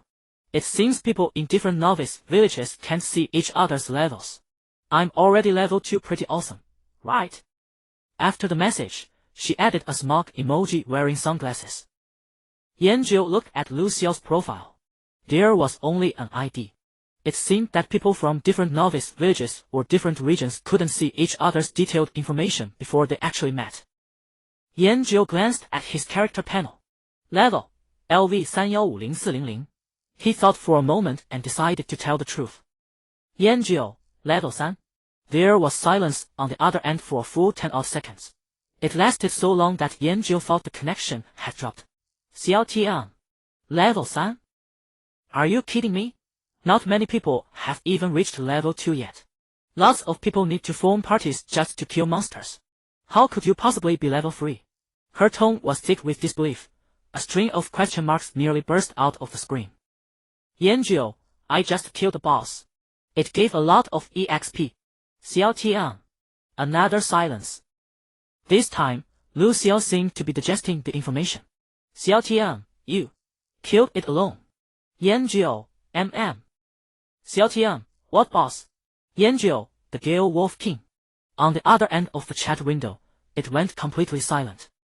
A few seconds later, Lu Xiao's message popped up again. Xiaotian, well, Yanjiu. A few hours gone, and your bragging skills have really grown. Gale Wolf King. Why not say you slaughtered the god of creation while you're at it? Yanjiu furrowed his brow. He was telling the truth. Why wouldn't she believe him? Xiaotian, forget it. I won't argue with you about this. Since you're so good at bragging, I'll tell you a secret and broaden your horizons. Her tone had regained that familiar, slightly boastful intimacy. Xiaotian, my talent is the A-rank Shadow Clan bloodline, a top-tier assassin talent. So, pretty strong, right? Xiaotian, now do you believe me? It's precisely because of this talent that I got to level 2 so fast. So you see, talent is the real key. Xiaotian, you have to keep this secret. Don't tell anyone. It's chaotic out there. You understand the principle of an innocent man is condemned for the treasure he carries better than I do. Xiaotian, I'm only telling you, okay? Lu Xiao's pretty face flushed slightly as she waited for Yanjiu's reply. Yanjiu, okay, I'll keep it secret. He agreed very readily. Lu Xiao was slashing at vultures with a dagger. When she heard his reply, a flare of inexplicable irritation rose in her chest, but she still changed the subject. Xiaotian, which novice village are you in? Yanjiu, number 952766. Xiaotian, number 32177. The two numbers could not have been more different. Xiaotian, why are they so far apart? What time did you enter the game yesterday? Forget it. I was going to level you up, but I guess there's no chance now. There was a trace of regret in her voice. Yanjiu looked at the wooden staff in his hand. Help him level up. Xiaotian, then be careful. Mages are squishy, don't get too close to monsters. Use your fireball more. Don't keep trying to run in and whack things, your little frame can't take a beating. Lu Xiao kept giving worried reminders, like a fretful old squad leader. Yanjiu, got it. Xiao Tian, alright, enough. I have quests on my end too. Remember, stay low-key and grow quietly. Don't go around causing trouble like some people. Yanjiu, okay, thanks, Captain. The conversation ended. Yanjiu closed the chat window, and the whole world returned to peace and quiet. He glanced at the quest log. Quest objective: head to the goblin lair and kill 20 goblins. It is recommended to go with a party of 2 or more. He turned around, hoisted the novice wooden staff onto his shoulder, and headed toward the forest east of the village. On the winding path leading from the village entrance into the forest, dappled shadows flickered among the trees. Yanjiu had barely stepped beyond the boundary of the starter village when a figure came into view. She was a winsome girl, draped in the same loose mage robe as he wore, yet it could not conceal her full, tantalizing curves in the least. A novice wooden staff in hand, she stood on her tiptoes, waving at the warrior players passing by. Want to team up? My damage output is really high. Her voice was sweet and cloying, carrying a hint of urgency. The warrior at the lead, however, merely let his eyes flick over her chest, gulped once, and offered nothing more. One of the girls, seeing this, kicked the leading warrior and said without mincing words, "A mage? Forget it. Early on, lobbing fireballs is no better than scratching an itch. We'd be better off teaming with a hunk of char siu than with her." The girl's smile froze on her face, and she lowered her hand in dejection. Yanjiu's footsteps came to a halt. He looked at her, at the staff in her hand, and could not help recalling the mist that had drifted up when he cast fireball at a wild rabbit yesterday. A sense of kinship born of shared suffering welled up in his chest. He gave the girl a solemn nod, conveying that he understood her plight all too well. That gaze carried nothing between man and woman, only understanding and sympathy. Already fuming, the girl turned and saw Yanjiu nodding at her with an expression that begged for a punch. She caught a glimpse of his resolute, handsome face and froze for an instant, a faint blush creeping across her cheeks. But Yanjiu's infuriating expression needled her once more, and the flush vanished on the spot. She scrutinized him from head to toe, playing starter gear, a wooden expression. Nothing about him suggested a formidable player. Yet she had already been rejected 7 or 8 times. Still, she made another attempt and invited him. Want to team up? 2 mages ought to be more efficient at grinding monsters. Yanjiu recalled that, had he not possessed the war god talent, he would probably struggle just like her to kill a single wild monster. Then he thought of the quest's advice to bring 2 or more people, although he personally saw no problem going it alone. But this was, after all, his first time playing a game. What if there were mechanisms that required 2 people to activate together? He would have to make an extra trip. He nodded. Seeing this, the girl hurriedly sent him a party invitation. Player Shao Nayo has invited you to join the party. Do you accept? Yanjiu clicked accept. Ding. You have joined the party. I'm Shao Nayo. What about you? Shao Nayo asked. Yanjiu. Shao Nayo nodded, taking that as an introduction.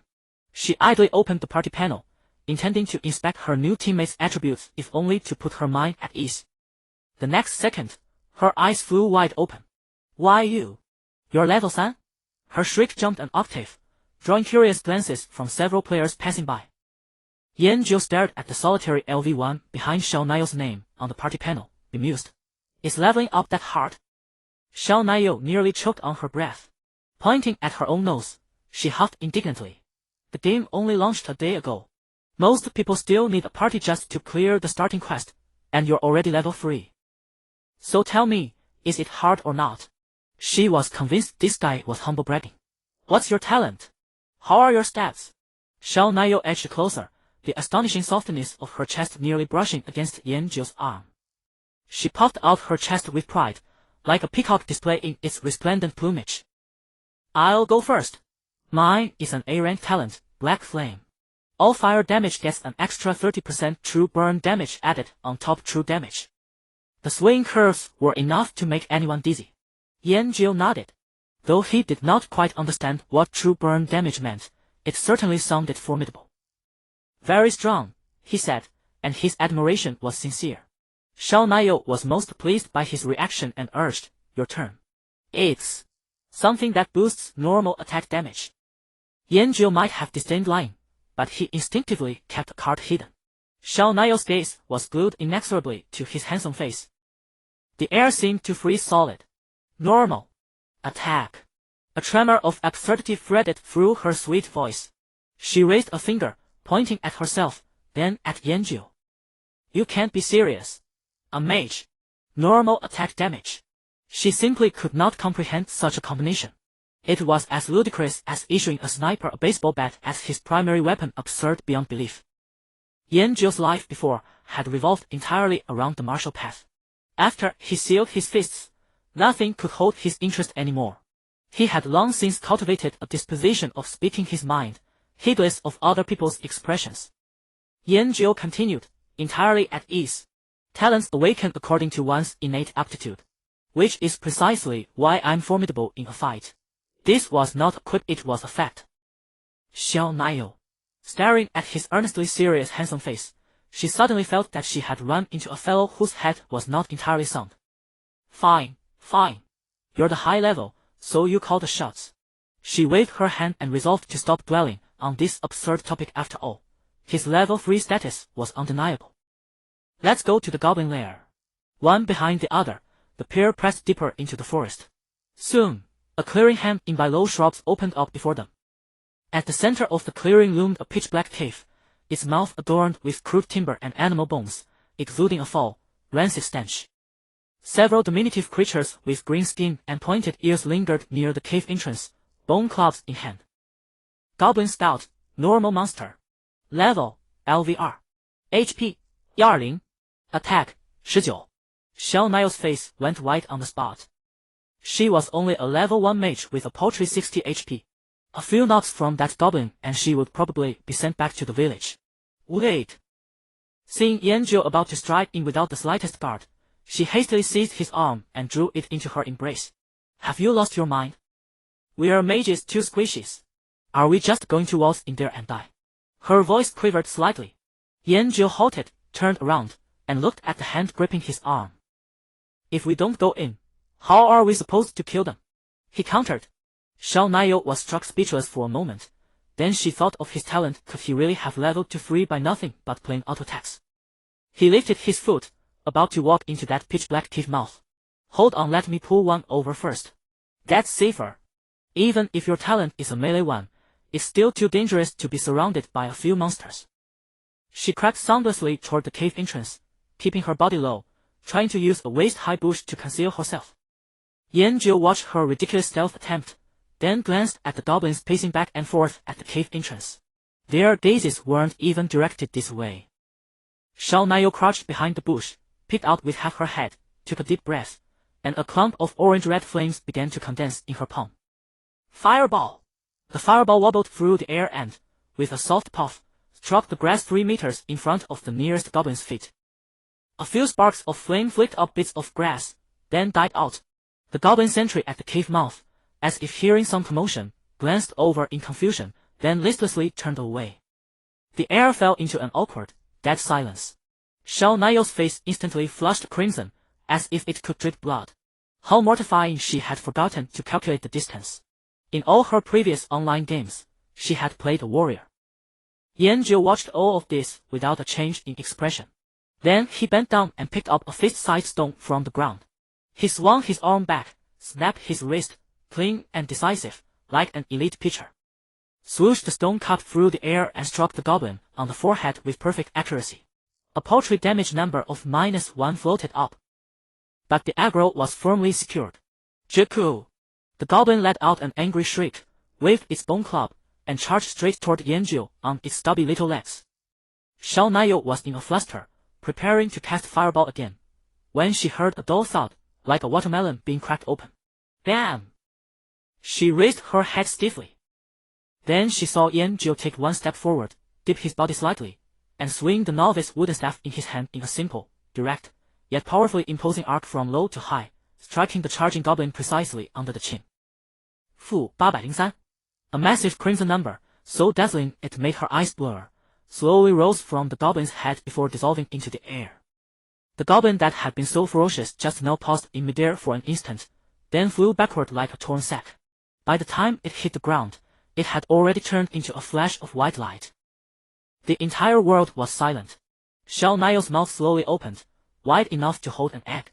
Her brain had completely crashed. She looked at Yanjiu, then at the frail novice wooden staff in his hand, the one topped with a blue glass bead. She rubbed her eyes, wondering if she was hallucinating from sheer nervousness. 800. Produced by a mage with a wooden staff. You. A hoarse syllable came from her throat. What? Is that a one-time burst steal from your talent? That was the only possibility she could think of. A plain passive talent could absolutely never achieve such an effect. Yanjiu turned his head, a little confused by her expression, as though she had seen a ghost. What skill? He asked back. It's just a basic attack. Xiao Niao. She felt her worldview cracking apart, inch by inch. A mage's basic attack could deal 800 damage. Then what was that little fireball she had just smashed into the ground?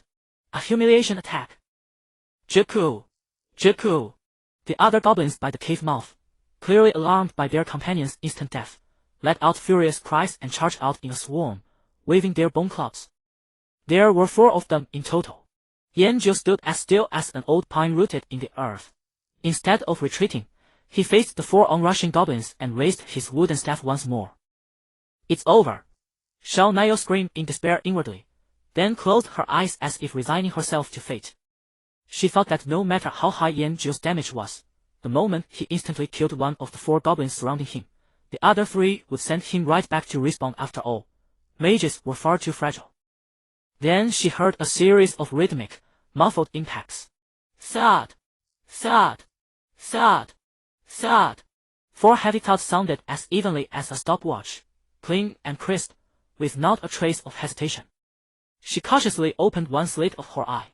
The 4 goblins, like bowling pins struck by a ball, fell to the ground in various postures, dissolving into 4 gentle white glows. And around Yanjiu, the whistling wind slowly settled. The breeze drifted past, lifting his billowing mage robe. That back view carried an unexpected trace of a true master's solitude. Xiao Niao's worldview shattered piece by piece. She looked at Yanjiu, then at the several clusters of white light slowly dissipating on the ground, her mind going completely blank. You. A dry syllable was squeezed from her throat, her voice trembling. Wasn't that close combat talent damage you mentioned earlier a one-time thing? Yanjiu retrieved his wooden staff and casually shouldered it, glancing sideways at her. I already said it, nothing about it being one time. His tone was calm. You simply didn't believe me. Xiao Niao's expression froze. The shattered worldview from the previous moment was rapidly pieced back together and reshaped by overwhelming ecstasy. She had struck gold. This wasn't merely a teammate, this was a golden thigh far more formidable than any mountain of gold. Boss! And Xiao Niao's terror instantly melted away, replaced by an obsequious smile. She darted toward Yanjiu in one swift motion, her eyes twinkling with adoration. Boss, are you thirsty or tired? I have bread and water from the beginner village. Yanjiu, caught off guard by her sudden enthusiasm, silently stepped half a pace backward. Unaware of his discomfort, Xiao Niao mimicked him, swinging her brand-new beginner wooden staff over her shoulder, puffing out her chest, and striking a posture of borrowed prestige.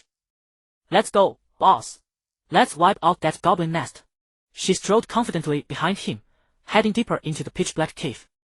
Her demeanor was as though the person who had been shrieking and fleeing moments ago was not her at all. The cave was dark and damp, illuminated only by patches of glowing moss clinging to the walls.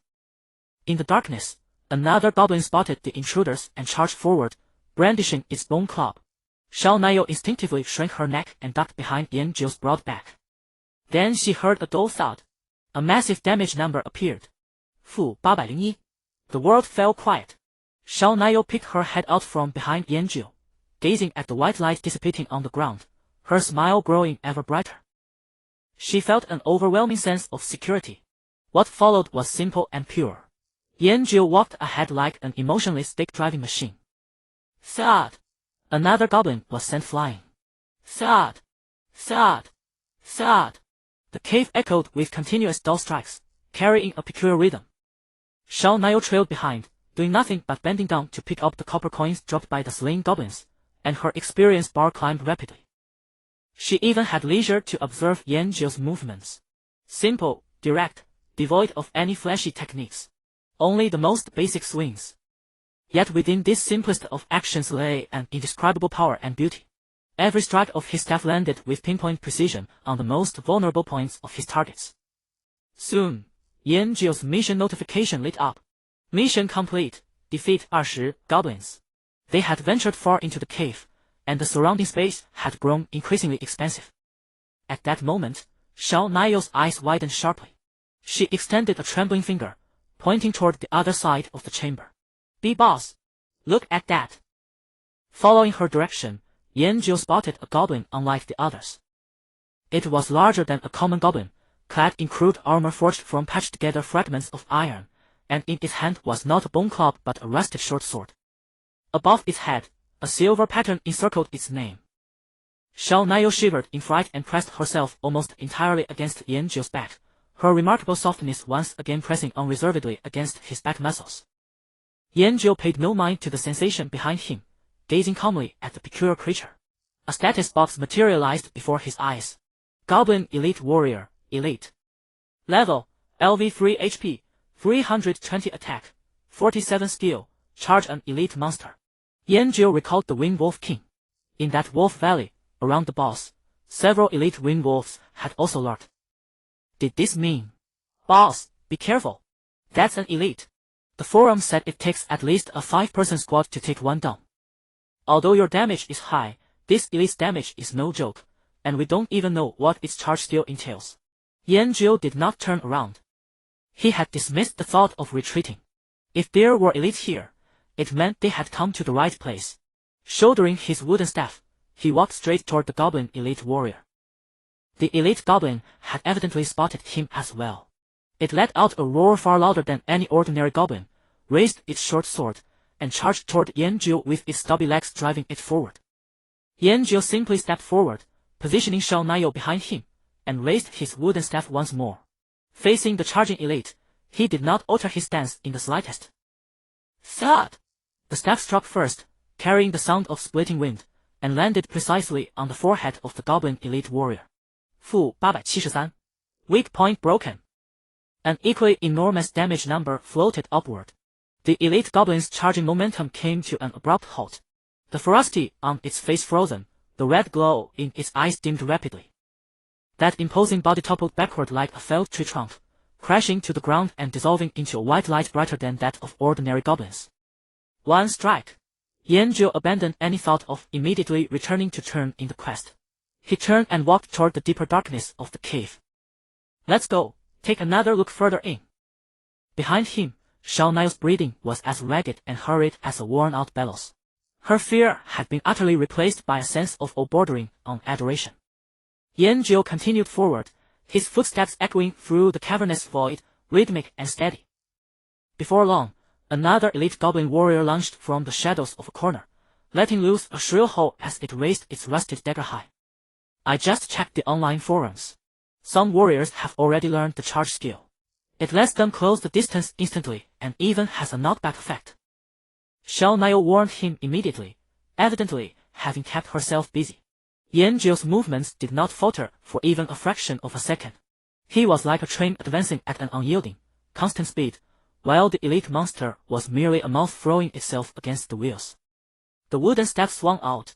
There was no sound of wind, no wasted motion, only an incredibly dull, heavy impact. Thud!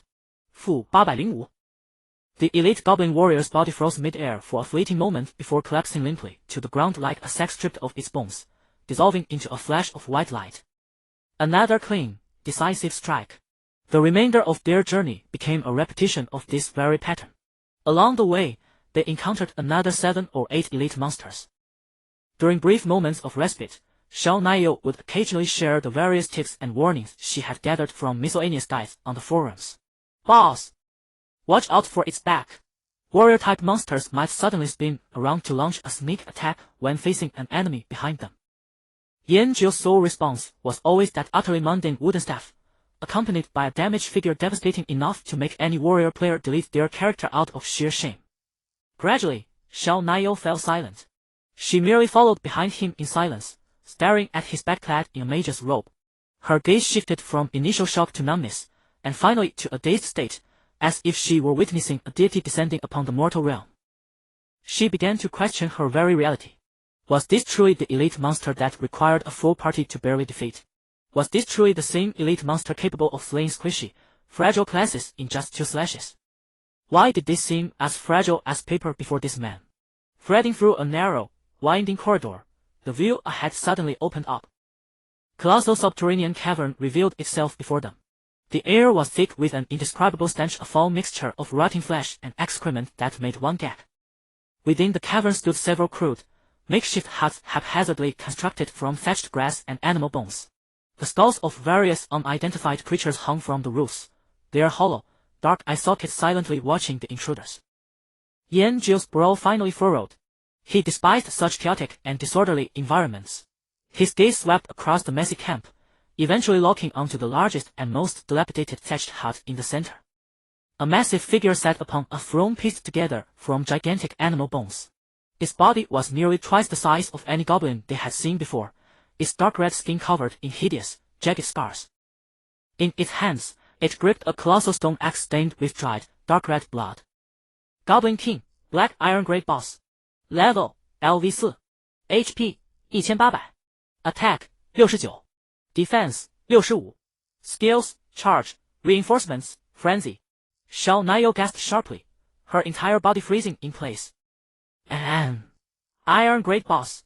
The Goblin King. Her voice trembled violently. Almost instinctively, she grabbed Yanjiu's mage robe once more, wishing she could hide her entire body behind him. Boss, let's not push it with this one. If worst comes to worst, I'll go ahead and take the first hit of its skill. In her eyes, even if Yanjiu's damage was terrifying, it would be difficult for him to last more than a few rounds against the boss. An attack stat of 69, boosted by any skill, could easily send a squishy mage back to the respawn point. Before she could finish, Yanjiu had already hoisted his wooden staff onto his shoulder and walked toward the massive figure. Thump! Thump! Thump! The Goblin King had clearly noticed him as well. It rose from its throne, striking the ground with its massive stone axe to produce a series of dull, booming thuds. With a deafening roar, the Goblin King's massive frame transformed into a dark whirlwind, charging straight at Yanjiu. Charge! It possessed a speed far greater than that of the elite monsters, carrying a much heavier sense of oppression. Yet, to him, the attack patterns of this humanoid creature were far simpler than those of the beast-like Gil Wolf King. It was riddled with openings. Just a split second before the Goblin King could collide with him, Yanjiu lightly stepped aside. The massive stone axe swept past, almost brushing the tip of his nose, the gust of wind it generated whipping his mage robe. Simultaneously, the wooden staff in his hand moved. Thud! The staff struck with pinpoint accuracy right on the Goblin King's exposed knee joint during its charge. 720. The Goblin King's charging momentum ground to a sudden halt. It let out a howl of agony, its massive frame stumbling forward. Pressing his advantage, Yanjiu shifted his footing and slipped to its side. He swung the wooden staff once more at a tricky angle, aiming straight for its lower back. Thud! -713. Another colossal damage number. The Goblin King's health bar instantly evaporated by more than half at a speed visible to the naked eye. Roar! The intense pain completely enraged the Goblin leader. Its skin flushed a violent crimson, its muscles swelling unnaturally as its eyes became bloodshot. Frenzy! It roared furiously toward the ceiling, causing the entire cavern to tremble. Reinforcements! From the surrounding crude huts, 2 elite goblin warriors armed with daggers rushed out. Howling fiercely, they closed in on Yanjiu from both the left and right. Xiao Niao's heart instantly sank to the bottom. It was over. A boss going into a frenzy, summoning minions, and a pincer attack. This was a textbook scenario for a party wipe. Yanjiu was about to deliver his third strike, but his rhythm was disrupted by the 2 elite monsters that had suddenly burst onto the scene. If forced an attack on the Goblin King, he would inevitably be hit by the charges of the 2 elite monsters. In that split second, he did not choose to retreat. The mana within his body began to flow of its own accord. Wing step! His figure left a faint afterimage in his original position. In the next instant, he materialized behind the elite goblin on the left, which had already charged to his previous position. The elite monster maintained its forward momentum, yet it had already lost its target. Thud! The wooden staff descended without suspense. The elite monster did not even have the chance to let out a whimper before dissolving into a flash of white light. Yanjio's movements were fluid and seamless. With a light tap of his toe on the ground, he executed a graceful pivot, sidestepping the charge of the second elite monster. The boss's skill had just finished casting. Yanjio's figure had already appeared before it, his slender wooden staff held high in his hands like a gavel of judgment. Thud! Fu 735. The Goblin King's massive frame crashed heavily to the ground, kicking up a cloud of dust.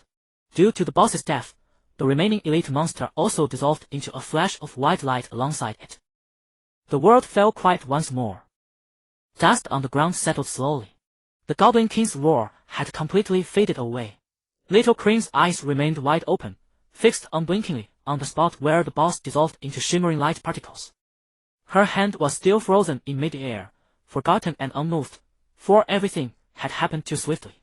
A gentle pillar of golden light descended from the heavens, enveloping Yanjio completely. Congratulations!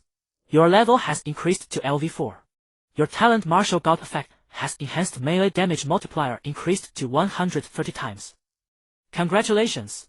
Strength 1, Agility 1, Intelligence 1, Spirit 1, Constitution 1. Congratulations!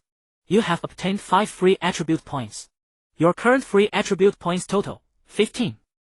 Almost simultaneously, the same glow fell upon Little Cream. She blinked, then blinked again. She mechanically looked down at her own hands, then, as though remembering something, abruptly pulled up her status panel. Level, LV3. Along this journey, she had searched from level 1 all the way to level 3. She had merely followed him through a single cave. Ah! A suppressed scream burst through the cave-stale atmosphere, heavy with immense ecstasy. Her entire body jumped excitedly in place, trembling slightly from overwhelming enthusiasm. This was faster than riding a rocket. Yanjio showed no reaction to her celebration. His attention was entirely fixed on the cluster of light left behind after the Goblin King's disappearance. That radiance was far brighter and denser than that of an elite monster. He stepped forward and picked up the loot one by one. The first item was a massive stone axe, its blade still bearing traces of dark crimson, long-dried blood. Goblin King Stone Axe. Quality, black iron. Equipment type, two-handed axe. Attributes, attack 27, strength 10, constitution 10, critical hit 5. Class requirement, warrior, paladin. Level requirement, LV4. Another weapon he had no use for. He casually tossed it into his backpack without a trace of emotion. The second item was a ring, carved from a yellowed finger bone, its style rough and rugged. Goblin King's Bone Ring. Quality, black iron. Equipment type, ring. Attributes, constitution 10, movement speed -20, recovery, during combat, restores 2 HP per second. Equipment requirement, none. The life regeneration attribute was certainly tempting. But a 20% movement speed reduction was a fatal flaw. In his view, the danger of being unable to dodge was far more terrifying than a few extra hit points. He would never sacrifice his mobility for such meager healing. This item was equally useless to him. Anne's cloth shoes. Quality, black iron. Equipment type, shoes. Attributes, intelligence 5, spell power 5, casting time -20. Class requirement, mage, priest. Fortunately, an item he could actually use finally dropped, though the attributes weren't to Yanjio's liking. Next, he picked up a book wrapped in rough beast hide. Summon Goblin, summon a goblin to fight for you. Attributes are influenced by your intelligence and skill proficiency. Duration, E-minute. Cooldown, 3 minutes. Class requirement, mage. Skill book, frenzy. Class requirement, warrior. Effect, can be activated when HP drops below 30. After activation, damage taken is reduced by 30, and damage dealt is increased by 30, lasting 30 seconds. Note, as a mage, you should be delving into the mysteries of the elements rather than this barbarian's roar.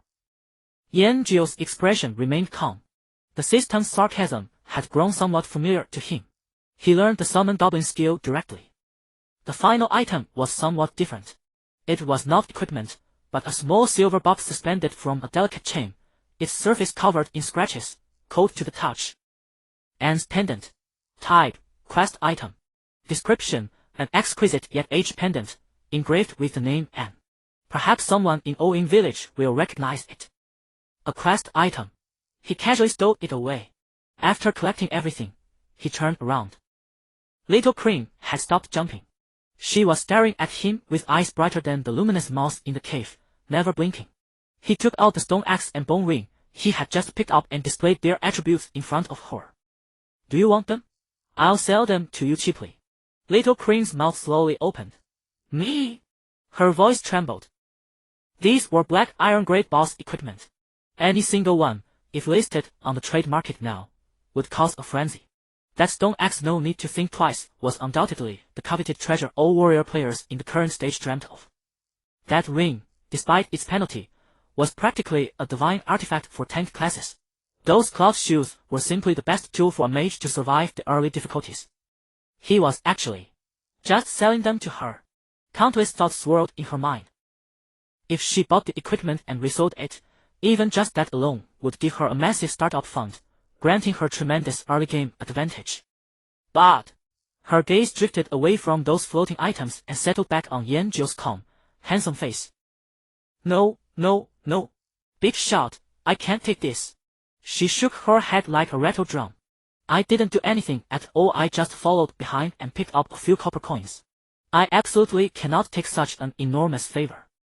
Her expression was one of genuine panic and resistance. Yanjiu looked at her exaggerated expression. Her refusal seemed far too intense. He was merely selling them to her, not giving them away, yet it felt as dramatic as a confession. Seeing him silent, Little Cream took a deep breath and straightened her chest. Her eyes were incredibly sincere, filled with carefully calibrated admiration and hope. Big shot, I truly cannot accept these. These equipment pieces are useless to me, I'm just a low-level fireball mage. She pointed her thumb at herself. As long as you don't find me troublesome when you hunt monsters in the future, and you can take me along and let me follow behind to gain some experience, that would be the best reward for me. That means everything to me. Yanjiu processed her words. He recalled the silence of Wolf Valley and the oppressive stillness of this cave before her screams. Having someone chattering nearby didn't seem like a bad thing after all. At least it made the monotonous monster hunting process a little less dull. He gave a slight nod. A single word confirmation. To Little Cream, it sounded no less than heavenly music. A brilliant smile instantly bloomed on her face, dispelling every shadow in the cave. Thank you, Big Shot. You're my savior. Yanjiu had already turned his back to her and started walking toward the path they came from. Let's go. Back to the village. All right. Little Cream answered with all her might, almost breaking into a jog as she followed. She imitated Yanjiu's posture, hoisting that brand new wooden staff over her shoulder, her steps as light as a young deer. Two figures, one tall and steady, the other petite and jubilant, walked out together from this deep, dark cave. The darkness at the cave mouth was left far behind, and the warm air mingled with the scent of grass and earth, wrapped around the two once more. Little Cream drew a deep breath, feeling herself alive again. She shouldered that wooden staff, lifting her chin with a proud, almost flaunting ease as she strode along the village entrance path. By the roadside, a few players who had just entered the game crowded around a level 1 slime, swords flashing in turn as they fought with gleeful intensity. Come on! It's almost out of health. Careful! Don't let it run. Little Cream glanced over them, a trace of smug superiority curling at the corners of her mouth. There was a time when she had been one of them. And now she stood as a noble level 3 big shot, all of it owed to the man beside her. Boss, where do we go next? Still grinding. Her voice was crisp, filled with anticipation, as if a note from Yanjiu would unleash 300 more rounds of combat. First, accept the quest. Yanjiu's reply was as concise as ever. Oh, okay. Then I'll wander around the village to familiarize myself with the place, and see if there's anything good to buy. Naturally, Little Cream replied, her eyes flicking with a hint of sly excitement. Yanjiu looked at her but didn't expose her plan to show off her level. He nodded. Then shall we meet at the smithy door later? No need, you go about your business. Yanjio's reply was brisk and decisive. Ah. Oh. Okay. Little Cream blinked in surprise, then laughed and waved vigorously at him, turning and bouncing into the crowd, quickly disappearing from sight. Yanjio hoisted the staff, stained with the blood of 2 bosses, and carved a path through the noisy crowd toward the deepest part of the village, to the thatched house bearing the village chief's placard. Inside, a white-haired elder sat by the hearth, smoking a dry pipe. Young man, what brings you here? The goblin task is done. Yanjio walked to the table, terse as ever. Oh, that was fast. The village chief looked surprised, rubbing the sleep from his eyes. Suddenly, a series of crisp system prompts rang in Yanjio's ears, projecting a virtual light screen. Mission complete, Goblin Nest Trouble. Ding. System, you exceeded the task. Extra kills, Goblin Elite Warrior X11, Goblin King X1. Bonus rewards, own village reputation 40, silver coins 5. Experience 500. The fatigue on the village chief's face vanished in an instant. His eyes widened, and a gleam of incredulity brightened his cloudy gaze as he rose from his chair. You killed the Goblin King? His voice rose with emotion, his withered fingers pointing at Yanjio, trembling. Yanjio didn't answer, he merely nodded. The village chief circled around him twice, as if inspecting a rare treasure, muttering under his breath. God bless our village. God bless our village. He rubbed his hands together, and his gaze toward Yanjio had shifted from calm to a blaze of reverence and wild joy. Hero! You truly are the hero of our own village. That demon dwelling in the depths of the cavern has long haunted our village for generations. Who would have thought you could solve it all by yourself? The village chief breathed deeply, speaking in a tone more solemn than ever. Hero, since you wield such power, would you be willing to help our village once more? A bounty fugitive who fled Maplewood City has lately been lurking near our village. Our guards cannot deal with him. As the words fell, a new quest panel appeared before Yanjio. Ding! Do you accept the hidden task, the threat to own village? Quest objective, kill the bounty, ferocious bear. Rewards, Maplewood City reputation 20, own village reputation 100, silver 10, item, own village chief's introduction letter. Maplewood City reputation. Yanjio's attention was drawn by those words. It seems that killing the Goblin King indeed unlocked deeper plot. He suddenly remembered something, pulling from his pack the silver pendant he had found on the Goblin King. An nice pendant. He handed the pendant to the village chief. The chief took the pendant, brought it under the oil lamp, and with his fingers traced the deep scratches and the name on it. An N.I. That name is familiar, but I've never seen this pendant style before. He thought for a moment and returned the pendant to Yanjio. The smith at the village entrance, old Tom, has lived here a lifetime. He's seen more than I have, perhaps he would know something. Yanjio tucked the pendant back into his bag. Are there auction houses in the village? He asked the question that mattered most. The village chief's wrinkles blossomed into a chrysanthemum-like smile. The elder patted Yanjio's shoulder heavy. Hero, you are now the benefactor of our entire village. Your reputation will let you pass through own village unimpeded. Don't worry about auctions. As long as there are village facilities, people will greet you warmly. He understood. Normal players must complete the 3 prerequisite tasks issued by the chief to accumulate reputation and unlock the village's various functional NPCs. But with the massive reputation gained from slaying the Goblin King, he bypassed this tedious process. The efficiency was high. He liked this feeling. Yanjio accepted the hidden quest, then told the chief, I'll go take care of something. Go on. If you need anything, just come find me. The chief waved warmly. Yanjio turned and pushed open the wooden door. Outside, the clamor of people and the sunlight poured in together. His goal was clear. While these dear items still held top value, convert them into the most tangible currency. Yanjio pushed open the door of the village chief's wooden hut, and a clamor of voices along with the harsh sunlight flooded in. He squinted, giving his eyes a moment to adjust to the light. His gaze swept across the square and soon settled on a large tree nearby. The female hunter he had frightened off the day before stood with her hands on her hips, shouting loudly at 2 men. The 2 men were precisely the warrior Kwang Dao and the assassin Gui Ying, who had clashed with him the previous day. At this moment, both had their heads bowed, looking thoroughly dejected, allowing themselves to be scolded by the female hunter. Her sleek leather armor accentuated her long legs and trim waist to perfection, though right now her face was etched entirely with fury. Sensing Yanjio's gaze, she snapped her head around sharply. Their eyes met. The anger on her face deflated instantly, like a balloon pierced by a needle. She froze on the spot, her imperious demeanor from a second ago replaced by flustered awkwardness. Then, as if stealing her resolve, she hurried over to Yanjio. Yesterday. I'm sorry. Her voice was soft, carrying a barely perceptible tremor. Yanjio watched her. His mind was entirely focused on selling his deer. He hadn't taken yesterday's incident to heart. It's fine. His reply was concise and clear. The female hunter seemed to exhale in relief, but a deeper blush colored her cheeks. She turned back and bellowed at her two companions under the tree.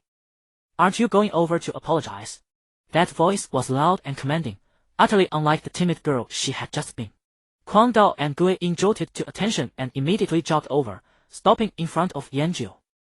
Their expressions were complicated, mixing embarrassment with a touch of awe. Brother, we were in the wrong yesterday. We completely underestimated you. Quang Dao rumbled gruffly, his attitude far more sincere than the day before. Gui Ying beside him nodded and bowed repeatedly. Yeah. I never expected you to be such a master. Those moves were absolutely stunning. They were genuinely convinced. After returning yesterday, Gui Ying's numb arm had taken forever to regain sensation. The more he thought about it, the more terrified he became.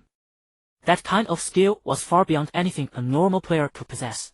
Yanjio waved his hand, indicating he didn't mind. What's your name? I'm Jin Yu, and they are Quang Dao and Gui Ying. The female hunter, Jin Yu, introduced herself proactively, a spark of curiosity twinkling in her bright eyes. I'm Yanjio. Yanjio. Jin Yu murmured the name to herself, her smile deepening. We're about to hunt elite monsters. Want to join us? With your skills, our party efficiency would definitely improve. She extended the party invitation, her eyes full of anticipation. Yanjio glanced at his quest panel. Hidden quest, the threat of OM village. His current objective was clear. First, get rid of the equipment in his inventory. He had been holding onto it for far too long. No thanks, I have other matters to attend to. He declined directly. Jin Yu's expression instantly fell, her disappointment plainly visible. Behind her, Quang Dao's eyes, however, lit up. Ignoring their subtle exchanges, Yanjio looked at Jin Yu and asked his question. Do you know where the village auction house or black market is? He paused, adding, I actually wanted to ask about that yesterday. Ha! Jin Yu froze. Her cheeks flushed crimson instantly. Not only had she fled yesterday, but she had also caused Quang Dao and the others to trouble him. It was utterly humiliating. Seeing his goddess on the verge of sinking into the ground from embarrassment, and noticing the melting look in her eyes whenever she gazed at Yanjio, Quang Dao's alarms blared in his mind. He couldn't let them keep talking. In one swift move, he stepped between them and casually draped an arm around Yanjio's shoulders. Hey! Brother, you're asking the right person about the auction house. I know all about it. His voice was overly enthusiastic. Come, I'll take you there. It's at the east end of the village, the biggest tent is it. While speaking, Quang Dao forcibly steered Yanjio by the shoulder toward a different direction. Yanjio was slightly uncomfortable with the sudden physical contact and frowned faintly. But having finally obtained the information he wanted, he couldn't be bothered to press the issue. He allowed himself to be pushed away by Quang Dao. Quang Dao! Get back here right now! Jin Yu's furious roar echoed from behind. Yanjio didn't look back, shouldering his staff as he made his way toward the auction house. The so-called auction house was merely a crude tent erected from massive animal hides. Hanging crookedly at the entrance was a wooden sign carved with the words Black Market. Unlike the bustling areas of the village, this place felt remarkably desolate. Yanjio lifted the curtain and stepped inside. The tent was dimly lit, illuminated only by a few flickering oil lamps. A middle-aged NPC with a goatee was dozing off with his head resting on the counter. At the sound of footsteps, he lazily lifted his head. But the moment he caught sight of Yanjio, his eyes instantly lit up. Oh, honored hero! Welcome to my humble establishment. The The black market boss's demeanor underwent a complete reversal. He eagerly stepped out from behind the counter, bowing and scraping profusely toward Yanjiu. How may I be of service? I wish to auction some items. Yanjiu stated directly. Of course, of course. It is my honor to serve you. The boss retrieved a yellowed parchment from beneath the counter and offered it to Yanjiu with reverence. Hero, simply record the auction item details on this transaction contract, and it will automatically list them for you. Yanjiu took the parchment.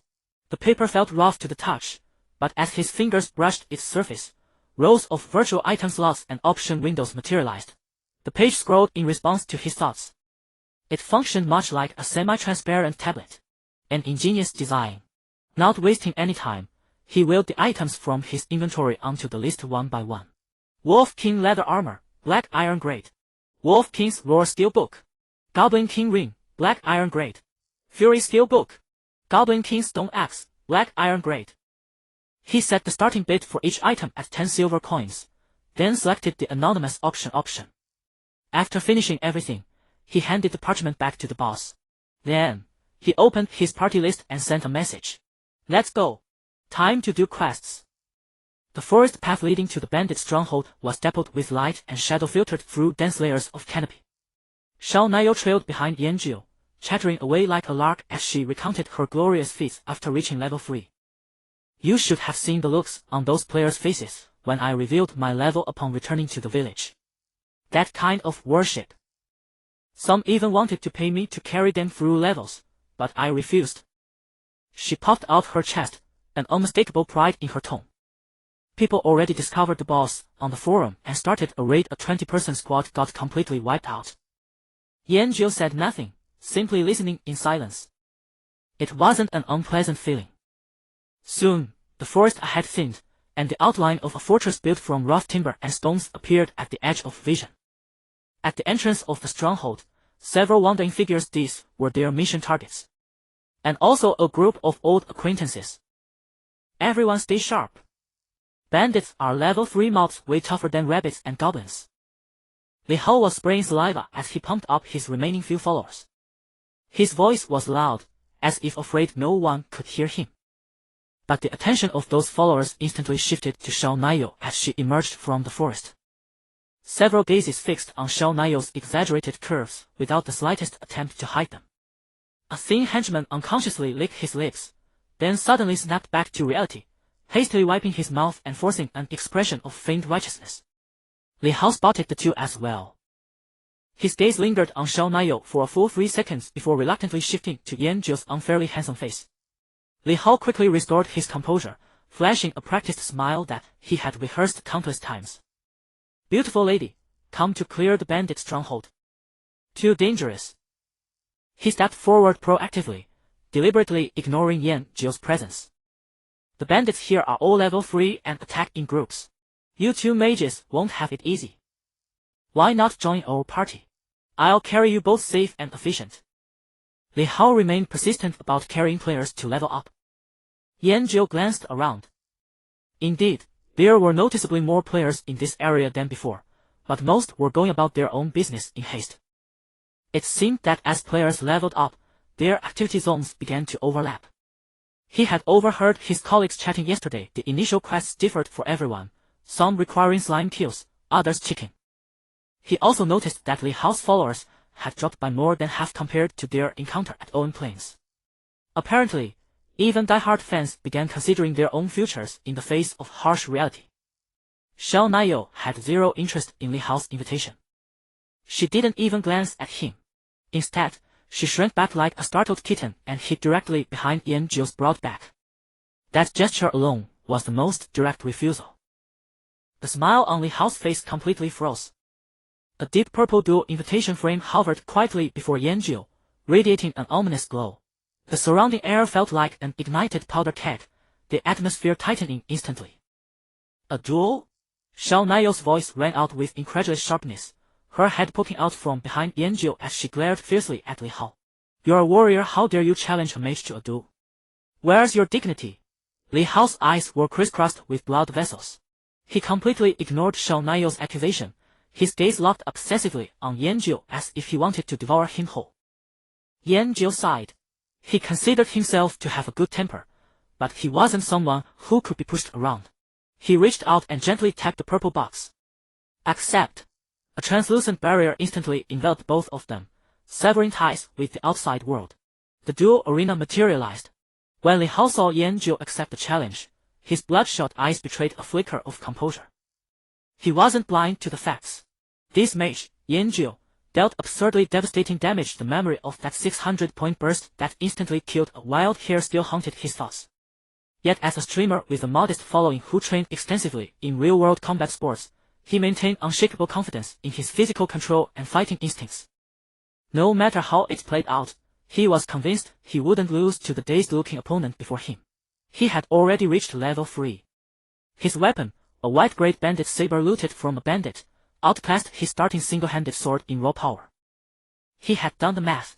A solid strike should deal at least 30 damage to this fragile mage. 3 strikes. That was all it would take to end this fight. With absolute certainty, he was confident he would win without ever being touched by that absurd wooden staff. The duel countdown began. The moment the countdown ended, Li Hao's aura shifted dramatically.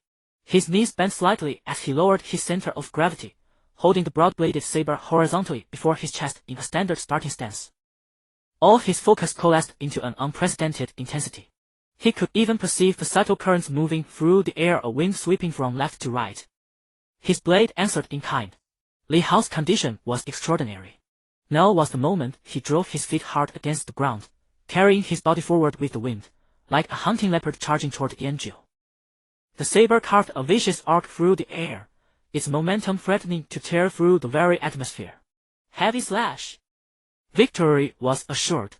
A smile of triumph spread across Li Hao's face as he watched the mage standing frozen in place, eyes gleaming with satisfaction. The next moment, his smile froze. Yan Jiu moved. Not with any dramatic evasion, not even shifting his footing. He simply angled his body slightly to the right, a subtle sidestep. Li Hao's strike, destined to land, grazed past Yan Jiu's robe and slashed fiercely into empty air. A massive red numeral floated above Yan Jiu's head. Miss! How was this possible? Li Hao's mind went completely blank. In that same instant, Yan Jiu acted. He didn't even turn around. Instead, he simply brought the novice wooden staff held from beginning to end backward in a casual reverse sweep. The motion was effortless, as if shooing away an annoying fly. Thud! A deeply muffled, dull impact. The tip of the wooden staff struck Li Hao's back with pinpoint precision. A damage number that stole the breath from every onlooker slowly rose from Li Hao's head. Fu 901. His health bar emptied completely in an instant. His body froze mid-swing, the expression on his face cycling from absolute confidence to bewilderment, and finally to vacant disbelief. The duel had ended, player Yan Jiu victorious. The code system announcement echoed, and the luminous barrier enveloping the two dissipated. Yan Jiu examined his attribute panel with quiet interest. Each level granted a point to every attribute. And with the martial god talent, each level increased his melee damage by 10%. The damage would only grow more absurd from here. On the other side, Li Hao slowly bowed his head. He didn't even dare look at the barrage scrolling through his livestream. Humiliation, rage, resentment, each emotion coiled around his heart like a venomous serpent. It was over. After this livestream disaster, his popularity would certainly plummet. Summoning every ounce of strength, he gathered his courage and tremulously lifted his head to face the virtual screen visible only to him. No mocking words appeared as he had expected. Instead, the screen erupted with gift effects and surging viewer counts.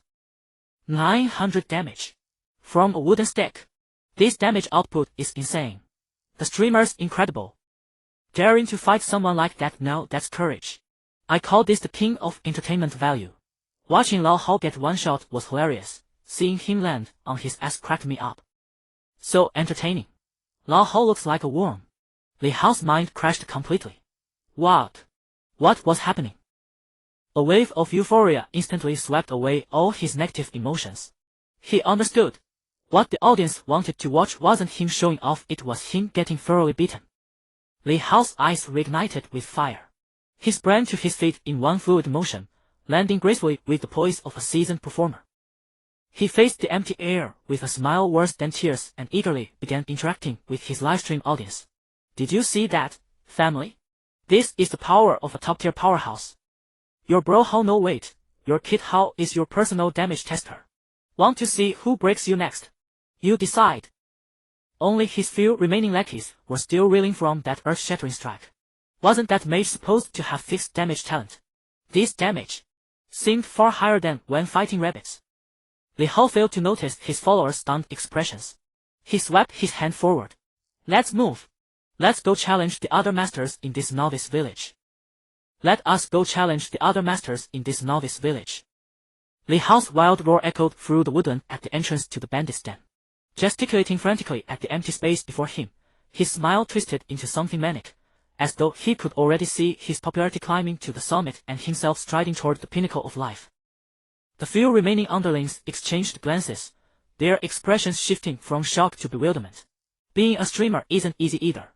Xiao Niao hid behind Yanjiu, poked her little head out, and sighed from the bottom of her heart. Yanjiu watched the figure lost in madness, unable to understand the logic behind such behavior. He turned around and, holding the unremarkable novice wooden staff, walked toward the rough timber stronghold ahead.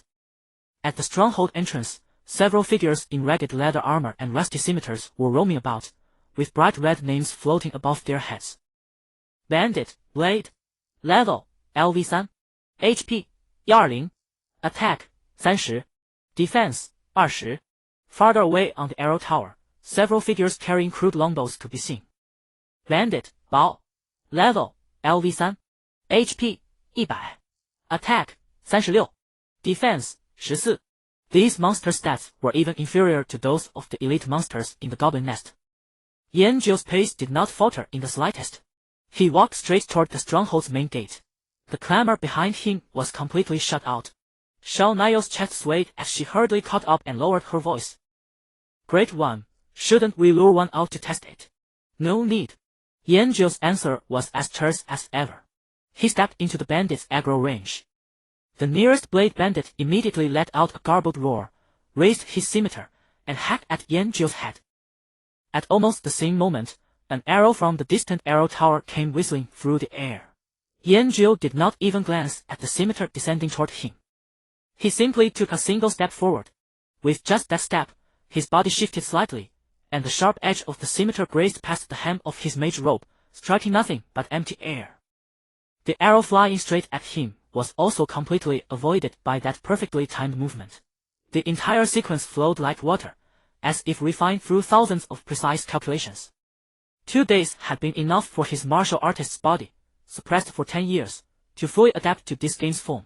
Though his stats were weak, they were more than sufficient to deal with monsters of this level. The wooden staff in his hand moved. Thud! The tail end of the staff, starting later yet arriving first, slammed with savage precision into the blade bandit's temple at a viciously clever angle. A shocking damage number rose up, -995. The bandit's body didn't even have time to convulse before it dissolved into a flash of white light and scattered on the spot. Immediately afterward, Yanjiu flicked his wrist. The staff followed through in a perfectly straight line, striking another charging bandit square in the chest. Thud! -992. Another flash of white light. The entire exchange took less than 3 seconds. The surrounding bandits, as if only now reacting, roared and swarmed forward. Yanjiu, one man with one staff, charged straight into the pack of bandits.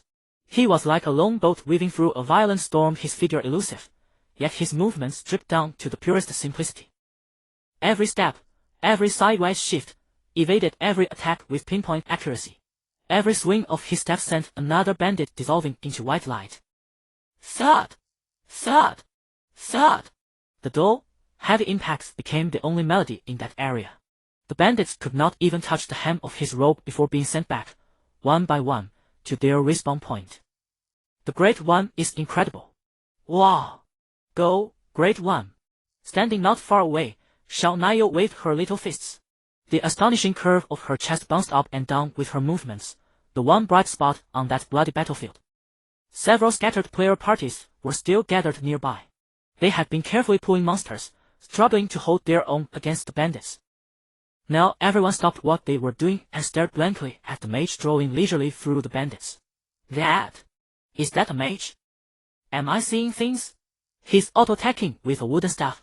One-shots a level 3 monster. That damage. He has to be hacking. The whispers were kept extremely low, as if afraid to disturb that immortal. Soon, the dozen or so bandits at the stronghold gate were wiped out completely by Yanjiu. Holding his wooden staff, he did not even pause to catch his breath, then prepared to push deeper into the stronghold. Just then, a neat squad emerged from a nearby building and walked directly toward Yanjiu. At the lead was a man wearing a novice priest robe and holding a staff with a blue gem set into its head. Though his equipment was ordinary, he exuded the composure and nobility of someone accustomed to command. He stopped in front of Yanjiu with a gentle smile. "Hello, friend." His tone was neither humble nor overbearing, carrying an affability that was hard to refuse. "Your strength is astonishing." Yanjiu stopped and looked at him. "Something?" The man's smile grew even wider. "If I may ask, your talent should be some kind of fixed damage melee talent, right? A talent like that can indeed give you a massive advantage in the early game, putting you far ahead of most players." He paused, then shifted tack.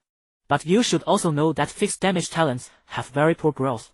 In the late game, when monsters have tens of thousands or even hundreds of thousands of HP, that damage of yours will likely become negligible."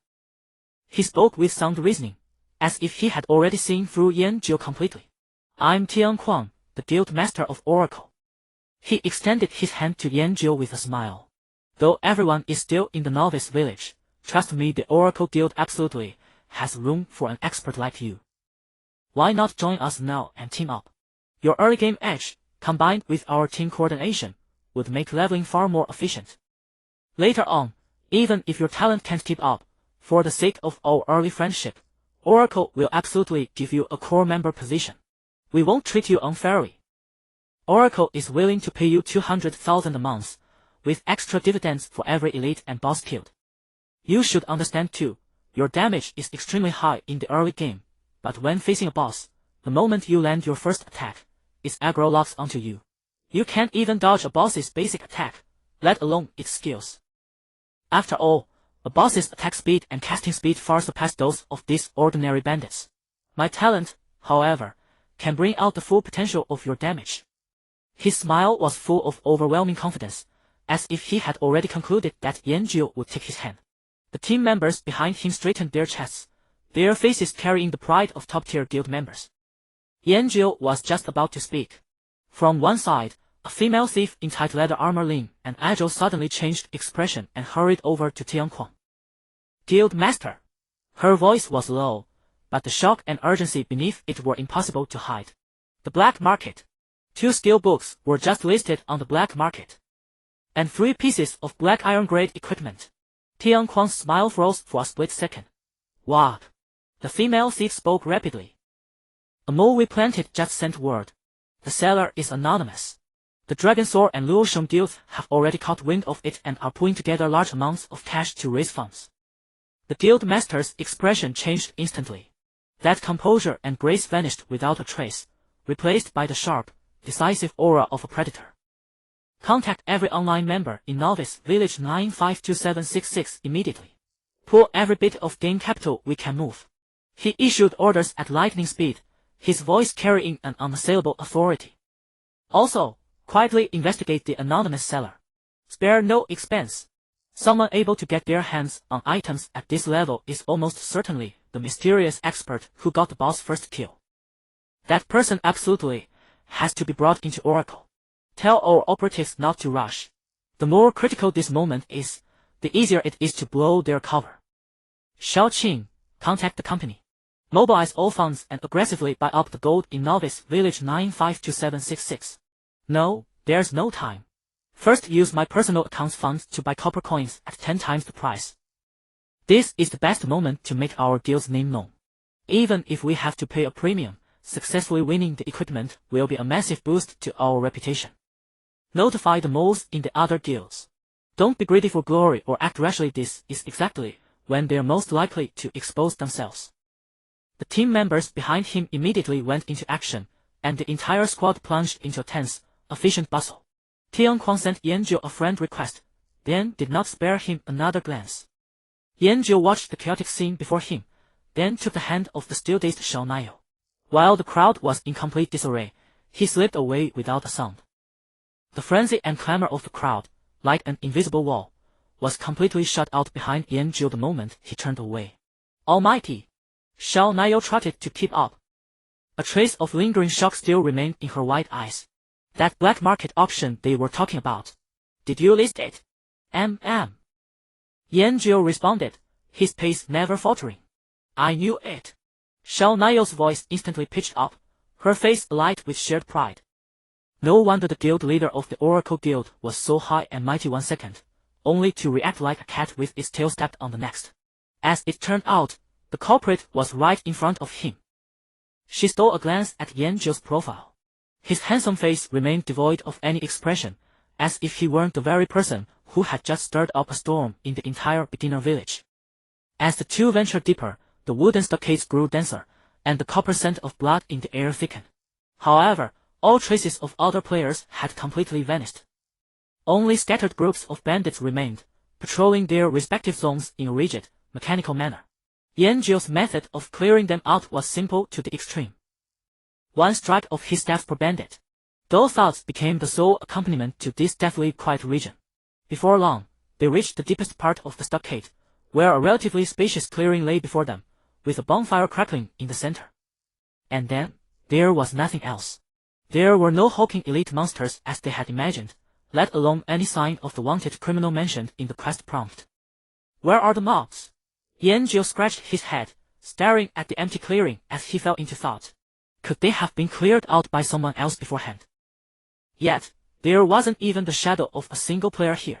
Xiao Niu remained silent, her bright, expressive eyes scanning the surroundings. As a veteran gamer, she keenly sensed that something was amiss. The layout of this camp was far too orderly. The positions of the large tents surrounding the clearing seemed to align with a certain pattern. Her gaze eventually landed on the blackened, heavily trampled ground at the entrance of the largest tent. The soil there was much looser than in other areas. Almighty, look over there. She quickly ran over, squatted down, and brushed away the dirt with her fair, delicate hands. The corner of a superbly camouflaged wooden board was revealed. Working together, the two lifted the wooden board, revealing a pitch-black cellar entrance barely wide enough for one person to pass through. A damp, decaying scent of earth wafted out from the opening. Let's go. Without hesitation, Yanjiu gripped his wooden staff and was the first to descend. The cellar was not deep. After descending a few meters down a crude wooden ladder, his feet touched solid ground. The space was roomier than expected, with a few burning torches mounted on the walls, casting flickering shadows across the area. At the end of the cellar, instead of a wall, there was a newly excavated tunnel leading deeper underground. The faint sound of wind echoed from within the tunnel. It seems the wanted criminal is hiding inside, Xiao Niu whispered, analyzing the situation as she followed closely behind. One after the other, the two stepped into the tunnel. The interior structure was far more complex than they had anticipated. The passages branched out in all directions like an ant colony, with a new fort appearing every few dozen meters. Not long after they started walking, a figure far taller and sturdier than an ordinary bandit blocked their path around the corner ahead. It wore a heavy suit of bearskin armor and held a massive stone axe that was disproportionate to its body. Its bulging muscles rippled, exuding a fierce and savage aura. Savage Bear Guard, Elite. Level, LV4. HP, 500. Attack, 68. Defense, 43. Skills, Charge, Whirlwind Slash, Cover, Passive. Almighty, watch out. Xiao Niu's heart clenched when she saw the staggering 68 points of attack power. This value was significantly higher than that of the previous Goblin Elite. If a fragile mage were to take even a single hit from it, they would likely be crippled on the spot. The Savage Bear Guard also spotted the duo. Letting out a low roar, it raised its massive stone axe high, its legs tensing as it prepared to unleash its charge skill. Yanjiu's expression did not change in the slightest. He did not even activate Wind Walk, simply stepping forward to walk straight toward the elite monster. Just as the opponent was about to charge, his wooden staff thrust upward from below. With a soft thud, the tip of the staff struck the Savage Bear Guard's chin with pinpoint accuracy. The massive body poised to charge seemed to hit a pause button, all of its movements grinding to an abrupt halt. A crimson critical damage number slowly floated up from its head. 1410. Before the savage bear guard could even unleash its skill, its massive body fell backward as stiff as a board, dissolving into a burst of dazzling white light. Only a few clinking copper coins were left on the ground. Before Xiao Naiyou's racing heart could even settle, she watched the formidable elite monster vanish into thin air. She opened her mouth but could not utter a single word. The two continued deeper into the labyrinth. This underground cavern was like a natural maze, with so many forks in the road that it made one's skin crawl. After bludgeoning a few more stray savage bear guards to death, they completely lost their bearings. Before them, 3 identical forks in the road appeared once more. Yanjiu stopped in his tracks, turned around, and looked earnestly at Xiao Naiyou behind him. Which way do we go? Ha! Xiao Naiyou froze for a moment, and then her pretty face instantly flushed a deep crimson. Was the Almighty asking her for directions? But she was terribly directionally challenged too. I don't know either. She lowered her head, her voice as faint as a whisper, nervously twiddling her index fingers. Seeing her like this, Yanjiu did not press further. He randomly chose the path in the middle and stepped inside. Just then, the faint sound of hurried footsteps and hushed arguments echoed from the tunnel on the left path they had decided against. Hurry! Hurry! A crisp voice rang out, laced with clear urgency. Those mad dogs from the Oracle Guild are right behind us. If they corner us, we're finished. Another voice chimed in, filled with frustration. What terrible luck! If I had known, I wouldn't have been so greedy for those few chests. How did we run into them here of all places? Stop talking nonsense. This place looks unusual. There might be some hidden secrets. The voices drew closer and closer. Pulling Xiao Naiyou, who was still standing there in embarrassment, Yanjiu quickly slipped behind a recessed stone wall to hide. The recess in the stone wall was an unreasonably narrow space. Yanjiu had practically shoved Xiao Naiyou inside. Darkness and the damp scent of earth instantly enveloped both of them. To avoid being discovered, Xiao Naiyou could only curl her body and crouch down completely. The moment she steadied herself, Yanjiu squeezed in after her. The hollow stone cave was genuinely too cramped, leaving barely any room between them. Xiao Naiyou's cheeks flushed instantly. She could clearly feel another person's heartbeat and warmth. Even more mortifying was that her crouching position caused the full softness of her chest to press unavoidably against the base of Yanjiu's thigh. With her nervous breathing, that astonishing soft flesh unconsciously pressed and shifted. An entirely unfamiliar sensation transmitted clearly through several layers of fabric. Xiao Naiyou's mind went blank with a thunderous crash. What was that? Ah! She let out, muffled cry of shame and panic she could no longer suppress. The footsteps in the tunnel came to an abrupt halt. Who's there? A clear yet vigilant female voice rang out. Yanjiu sighed helplessly. He reached out, grasping the back collar of Xiao Naiyou's fluffy mage robe, and pulled her from the stone cavity as one might lift a misbehaving cat. He emerged from the darkness moments later. 3 figures stood in the tunnel, watching them with guarded expressions. The leader was a tall woman with flowing silver hair, clad in sleek silver-white full-plate armor, wielding a heavy kite shield and a one-handed longsword. Her features were striking and cold, her presence sharp as a drawn blade, exuding an imposing valor. Ming Yao, paladin. Behind her, she protected 2 others. One was a petite girl of about 14 or 15, clutching a staff topped with a purple magic crystal. Qing Qing, mage. The other was a priestess in novice vestments, her gentle face radiating holy serenity, holding a thick holy scripture. Long Gu, priestess. All 3 carried the unmistakable confidence of seasoned fighters. Though most of their gear was starter equipment, it fit them flawlessly. Xiao Naiyou felt an inexplicable competitive spark ignite as she took in the 3 female players before her, each dazzling in her own distinct style. She instinctively straightened her posture, her remarkably curvaceous figure standing out even more. It was a silent declaration of her own advantages. Who are you? The paladin named Ming Yao spoke, her voice matching her appearance with that same chilling quality. She pulled her mage and priestess closer behind her, adopting a standard defensive stance. Looking for the boss. Yanjiu replied offhandedly as he surveyed the area. The moment he finished speaking, Qing Qing, the petite mage carrying that enormous staff, burst out laughing. Looking for the boss? Just the 2 of you mages. Come on, can't you come up with a better excuse? That lie is so obvious. Who would actually believe it? Yanjiu glanced at her and continued, I can solo the boss, so why can't I go? Paladin Ming Yao's brows furrowed instantly, her gaze sharpening. This isn't funny. Her voice dropped to a frosty tone, her knuckles whitening around the sword hilt. We don't want to fight, but our patience has its limits. The Tilongu Guild can offer you compensation, even cash, but please refrain from further action for now. Otherwise, don't blame us for being harsh. In her view, this was no longer an ordinary lie. At this hour, anyone who could find this hidden crypt was certainly no amateur. Using such a clumsy and arrogant excuse felt like a test, or perhaps an insult. They had only just escaped the pursuit of the Shengyu Guild. This strangely behaving man appearing out of nowhere made her deeply wary. Yanjiu also sighed. Why did telling the truth always make things worse? He simply did not understand matters within the game. He no longer looked at the three women before him, their expressions screaming, if you say one more word I will strike. He seized Shao Nai, who was still locked in a silent competition of glances regarding her figure, and turned toward another fork in the passage. Let us try this way. His movements were decisive, devoid of any hesitation, as though the tense standoff moments before had been nothing more than an irrelevant hallucination.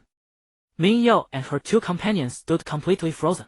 They watched with disbelief as the strange man led the strikingly curvaceous female mage away without a backward glance, disappearing around the dark tunnel bend. He just left? Qing Qing gaped, utterly incredulous. Sister Yo, is this guy? Is something wrong with his head? Ming Yao did not respond, but she abandoned the thought of pursuit, because that man had shown not an ounce of hostility from beginning to end. Her brows remained tightly knit as she watched the direction where they had vanished, her eyes heavy with solemn confusion. That calmness of his did not seem feigned. Solo the boss? Impossible. Even with her S-rank talent, she could not accomplish such a feat. But if that were not the case, then what was his true purpose? In the dim tunnel, only the faint sounds of two people's footsteps remained. There were so many crossroads that it became impossible to keep track of them all. Yanjiu led Shao Nai and randomly chose a path to enter. The structure here was unusually convoluted. After walking for only a few minutes, another identical freeway intersection appeared ahead. He once again chose a path at random. After turning a corner, the view suddenly opened up. Three familiar figures stood not far ahead, seemingly in the middle of an argument. It was exactly that trio led by Ming Yao. They spotted the two at the same moment. The air seemed to freeze. On the face of the paladin Ming Yao, who led the group, the cold and frosty expression was briefly interrupted by an involuntary twitch of her eyebrow. She immediately positioned the two priests behind her and assumed a combat stance. Yanjiu's footsteps halted. Pretending not to notice them, he gently tugged at Shao Nai's sleeve, silently turned around, and headed back the way they came. Not a single sound was made throughout the entire process. After detouring once more, the familiar open space appeared before Yanjiu's eyes, along with the same trio. Shao Nai's face was already flushed so red it seemed as though blood might drip from it. Her head was buried so deeply that she wished she could dig a hole in the ground and crawl inside. How humiliating! Yanjiu ignored the three of them and turned to dive back into the tunnel. No sooner had the two of them entered the dark passage than suppressed giggles rang out from behind. They're laughing at us. Shao Nai's voice carried a tremor of tears, caught between shame and anger. Yanjiu said nothing. He simply quickened his pace. A few minutes later, once again, without any surprise, they encountered those three female players. 10 eyes locked onto each other. This time, even Yanjiu could no longer maintain his composure. He could feel his ears burning. This feeling was more disconcerting than facing thousands of monsters. He pulled Shao Nai along and once again chose to silently turn around, attempting to leave through another path. Stop! A clear, cold voice tinged with a hint of helplessness came from behind. Yanjiu's body stiffened for a moment. He stopped but did not turn around. Ming Yao stood with her arms crossed, leaning against the stone wall, watching those two rigid silhouettes. Behind her, the petite mage and the priestess one was desperately trying to hold back laughter, her shoulders shaking, while the other wore an expression of sheer sympathy. Have you two been lost? Ming Yao's voice carried not a trace of mockery, only a calming reassurance. Yet that very calmness was far more devastating than outright ridicule. Shao Nai's sense of shame reached its peak in an instant. She abruptly poked her head out from behind Yanjiu. Her delicate face flushed crimson. "None of your business," she shouted and immediately shrank back. Ming Yao was amused by this outburst, a barely perceptible curve touching the corners of her lips before she restored her composure. She let out a sigh and took 2 steps forward. Most of the branching paths here are dead loops. Only one path actually leads to the core area. Yanjiu finally turned around. His ears still carried the lingering redness, but his eyes shone with startling clarity. "You know which path it is?" He directly ignored the other information in her words and precisely zeroed in on the part he cared about most. Ming Yao, seeing his earnest demeanor, paused for a moment. She nodded. "I have a general idea." She hesitated, her tone growing serious. "But I must warn you, the danger inside far exceeds those lone elite monsters outside. It is highly likely that high-level elites or bosses lurk within. Even the 3 of us cannot guarantee absolute success in advancing further, let alone." Her words went unfinished, but her gaze swept over Yanjiu and Xiao Naiyou. The implication was unmistakable. 2 fragile mages entering meant certain death. "Then that's perfect." Yanjiu's response cut through her scrutiny. "We're specifically here to find the boss, Ming Yao." She felt as though she and this man were operating on entirely different wavelengths. "Are you really going to go?" Ming Yao furrowed her brow, confirming once more. "Yes." Yanjiu nodded. "Lead the way." His tone was simple and direct. Ming Yao felt somewhat unsettled by his attitude, but ultimately she did not push back. For reasons she could not explain, looking at this man's face and those clear, earnest eyes, she simply could not bring herself to be angry. Perhaps he genuinely lacked a few turns in his head. She shook her head, casting that absurd thought aside. "Follow me." A single word slipped from her lips. Almost the moment her voice fell, a party invitation popped up before her. "Player Yanjiu invites you to join a party. Accept." Ming Yao clicked accept. The party interface expanded, displaying the names and statuses of 5 members neatly arranged. Then, her pupils contracted sharply. Behind Yanjiu's name, the number representing his level was so glaring. Yanjiu LV4 meanwhile, the 3 of them, having struggled desperately and considered themselves top-tier players at the peak of the pyramid, had only just reached level 3. The enormous level gap struck Ming Yao's heart like a heavy hammer. But Ming Yao quickly composed herself. The early level disparity meant nothing. She believed that with her talent, she would soon close the gap. She said no more and turned toward an apparently unremarkable passage shrouded in shadows. "But let's make it clear, if we encounter dangers we cannot handle, we will retreat at any time. We will not concern ourselves with your fate." "Agreed." Yanjiu responded decisively. He pulled Xiao Naiyou, who was still fuming in silence, and hurried after her. Ming Yao led the way, a tight shield guarding her flank. The one-handed longsword in her hand glinted with the dim reflection of the torchlight. The makeshift party of 5 traversed the deep subterranean tunnel in silence. The atmosphere was thick with a subtle awkwardness. This was especially true for Xiao Naiyou, who cast a stealthy glance at Yanjiu beside her. This gaming master seemed entirely oblivious to what had just transpired. His attention appeared completely absorbed by the unknown darkness ahead. Xiao Naiyou finally could not help but break the silence, her voice barely a whisper. "How did you know the way here?" Ming Yao, who was leading the way, did not pause her steps. "I have a quest." She drew a yellowed parchment with curled edges from her inventory and unfurled it before the group.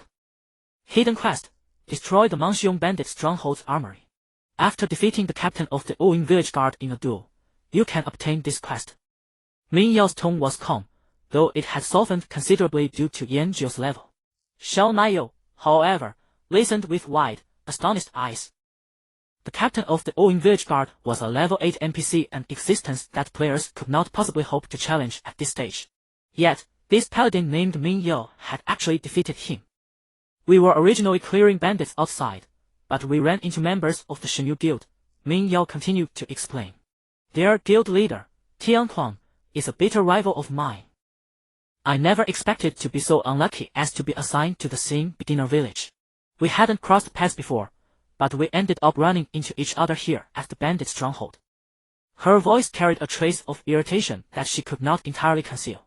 "Fortunately, I discovered the entrance to this cellar in advance, otherwise we would have been cornered by them." I have no idea what that fellow Tianhuang is busy with. He only gave a token chase and didn't venture any deeper. Hearing this, Xiao Naiyou's heart skipped a beat. She instantly recalled Tian Xuan's anxious and flustered demeanor from not long ago. I know. She blurted out. They are raising funds. Someone listed skill books and black iron equipment on the black market, and the Shenyu Guild is frantically buying up gold coins to prepare for the auction. After speaking, Xiao Naiyou looked at Ming Yao with a hint of nervousness. She then recalled the other two guilds Tianhuang had mentioned. Are you from the Longton or Luosheng Guild? Ming Yao shook her head. No. Before she could elaborate, the petite girl behind her carrying a massive staff, Qingqing, curled her lips in disdain and cut in. What rival? He is just a mad dog who turned hostile out of sheer embarrassment after his courtship failed. Her voice was crisp, carrying undisguised contempt. Back in our previous game, that fellow Tianhuang pestered our sister Yao every single day like a relentless fly. He sent flowers, gifted deer, and dogged her steps, but Sister Yao ignored him completely. Later, after being publicly rejected by Sister Yao, he flew into a rage out of humiliation, feeling he had lost face. Ever since then, he has opposed us at every turn. Stealing our mouths, poaching bosses, and specifically sending players to camp us during PvP. His methods are as dirty as they come. Longo also let out a soft sigh, a trace of helplessness appearing on her face. This time is no different. The illusion is unlike past games. All of humanity has been integrated into this world. The Shenyu Guild seems to have secured funding from some massive financial conglomerate, making them far more powerful and increasingly arrogant. The petite mage added indignantly. If it weren't for Sister Yao's strength, we would surely have been corpse-camped by them today. Yanjiu had absolutely no interest in the dramas and guild rivalries they spoke of. His attention remained entirely fixed on the dark tunnel ahead, which seemed to grow deeper with every step.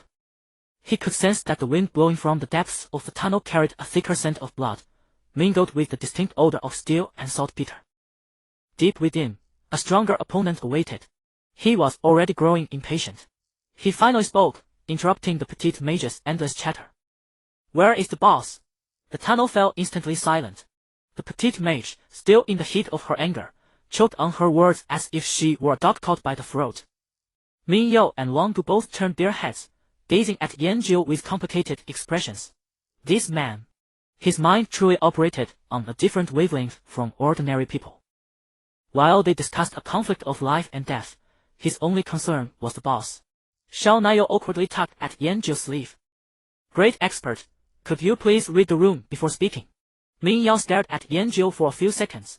In his clear eyes, she found no trace of pretense or mockery. There was only a pure, unadulterated thirst for battle. She withdrew her gaze and silently turned back. We are almost there. The party pressed on. This time, no one spoke. Rounding another bend, the view ahead suddenly opened up.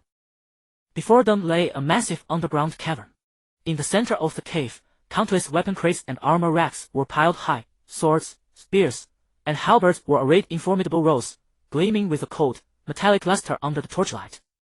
This was the armory of the Mangxiong bandit stronghold. At the very front of the armory, a figure a full size larger than the Mangxiong guard stood with its back to them, seemingly polishing a massive battle-axe. It wore a heavy suit of black metal armor, and above its head, a crimson name exuded an ominous aura. Mangxiong guard captain, black iron great boss. Level, LV5. HP, 2300. Attack, 89. Defense, 85. Skills, whirlwind slash, charge. The color drained completely from the cute face of the petite mage, Qingqing. 89 attack. 85 defense. Her voice trembled with fear. Are you kidding me? How can we fight this? Beside her, the priest Wanga also wore a solemn expression, her fingers unconsciously tightening around her holy book. Only Mingyao remained calm. Her eyes swept rapidly across the boss's status panel, analyzing it with composure. The attributes aren't the real trouble. It's its skills. Charge combined with whirlwind. This is a standard gap closing and damage dealing combo for warrior-type monsters. Her voice echoed with striking clarity in the cavernous cave. A basic attack paired with charge is enough to instantly kill anyone in our party besides me. Longest healing won't even have time to register.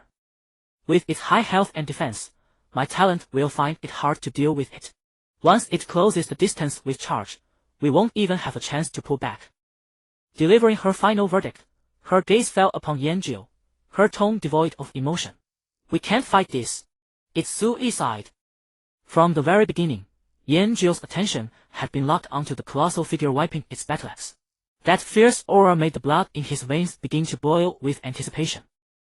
Hearing Miao's words, he finally turned his head, a trace of genuine bewilderment on his face. Why can't we fight it? Shouldering her massive staff, Qingqing stomped her feet in sheer frustration. Sister Yuo already said so. One swing of its axe can cleave us in two. If it charges, we won't even be able to run. Miao raised her hand, cutting off Qingqing's complaints. Patiently, she explained to Yanjiu once more. Its movement speed and explosive power far exceed ours.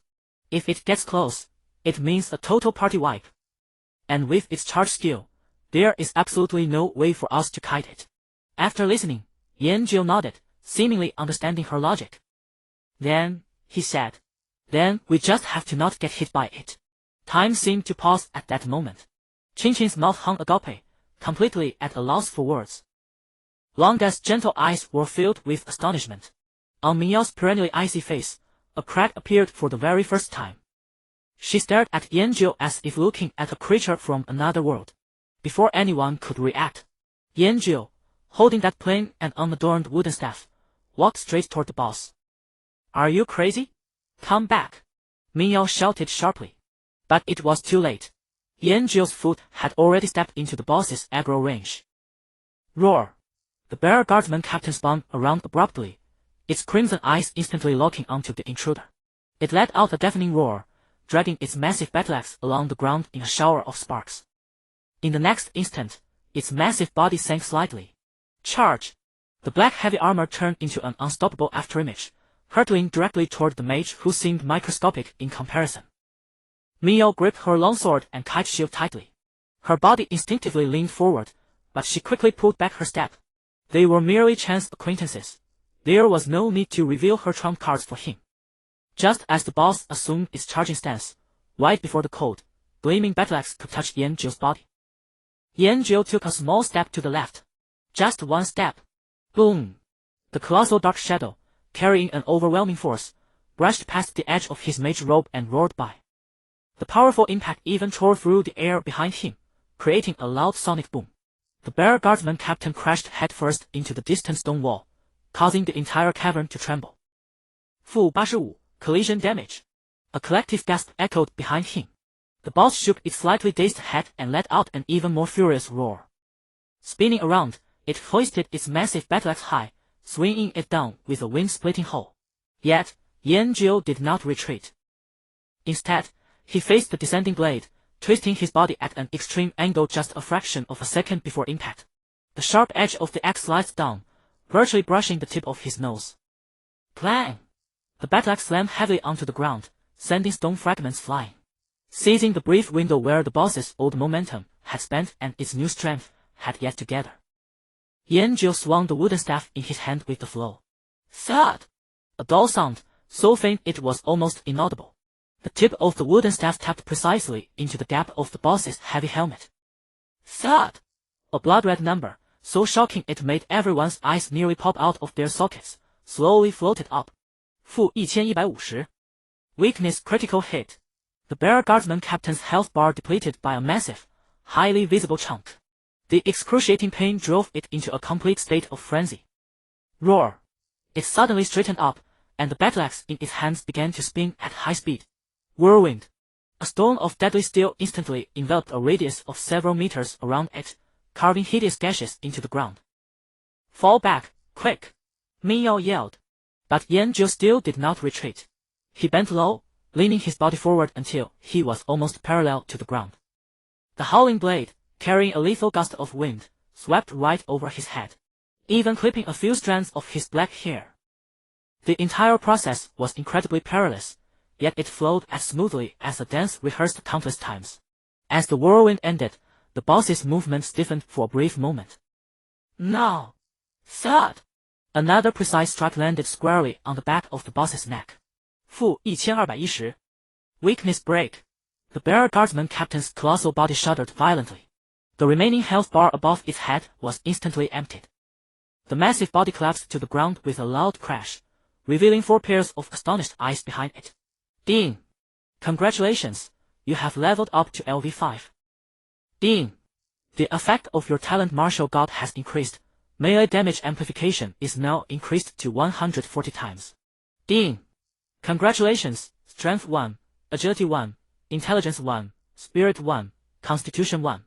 Ding! Congratulations, you have obtained 5 free attribute points. Current free attribute points, 30. Beside the colossal corpse, a small pile of glittering copper coins, a skill book, and a few glowing pieces of equipment were left behind. The only sound in the entire cavern was the crackling of the distant burning torches. Holding his wooden staff, Yanjio's breathing wasn't even slightly disturbed. He turned around, looking at the 2 completely petrified women behind him, and the shocked Mingyao. Mingyao understood that while this man before her appeared to move slowly, every single action of his was executed with absolute perfection. Rather than saying he was dodging, it was more accurate to say he had long foreseen the boss's attack trajectories, stepping into safe positions well in advance. Yanjiu pointed at the pile of loot on the ground. It's done. With that, he walked straight over, bending down to pick up the steel book. Shield Bash attacks an enemy with a shield, dealing damage equal to defense x2, and increases own defense by 30 for 5 seconds. Cooldown, 10 seconds. Class requirement, Paladin, Warrior. He then looked at the dropped equipment. Bear Guards Bracers. Quality, Black Iron. Equipment type, Leather Armor. Attributes, Attack 5, Defense 5, Agility 3, Constitution 3. Requirement, Hunter, Rogue. Bear Guardsman's Shield. Quality, Black Iron. Equipment type, Shield. Attributes, Defense 8, Constitution 10. Requirement, Warrior, Paladin. The spirits around you are sighing. This is not the gear a scholarly person like you should wear. Yanjiu let out a sigh as well. He wanted to upgrade his gear too, but the problem was that nothing usable for his class had dropped yet. Ming Yao, Qingqing, and Wang Gu stood frozen in place as though a binding spell had been cast on them. Their minds were still stuck on the moment the boss dissolved into specks of light. Those 2 casual taps, those damage numbers that crushed their understanding of the game, were branded into their minds like searing marks. Yanjiu's sigh pierced the frozen air like a needle. None of it was anything he could use. Ming Yao was the first to come back to her senses.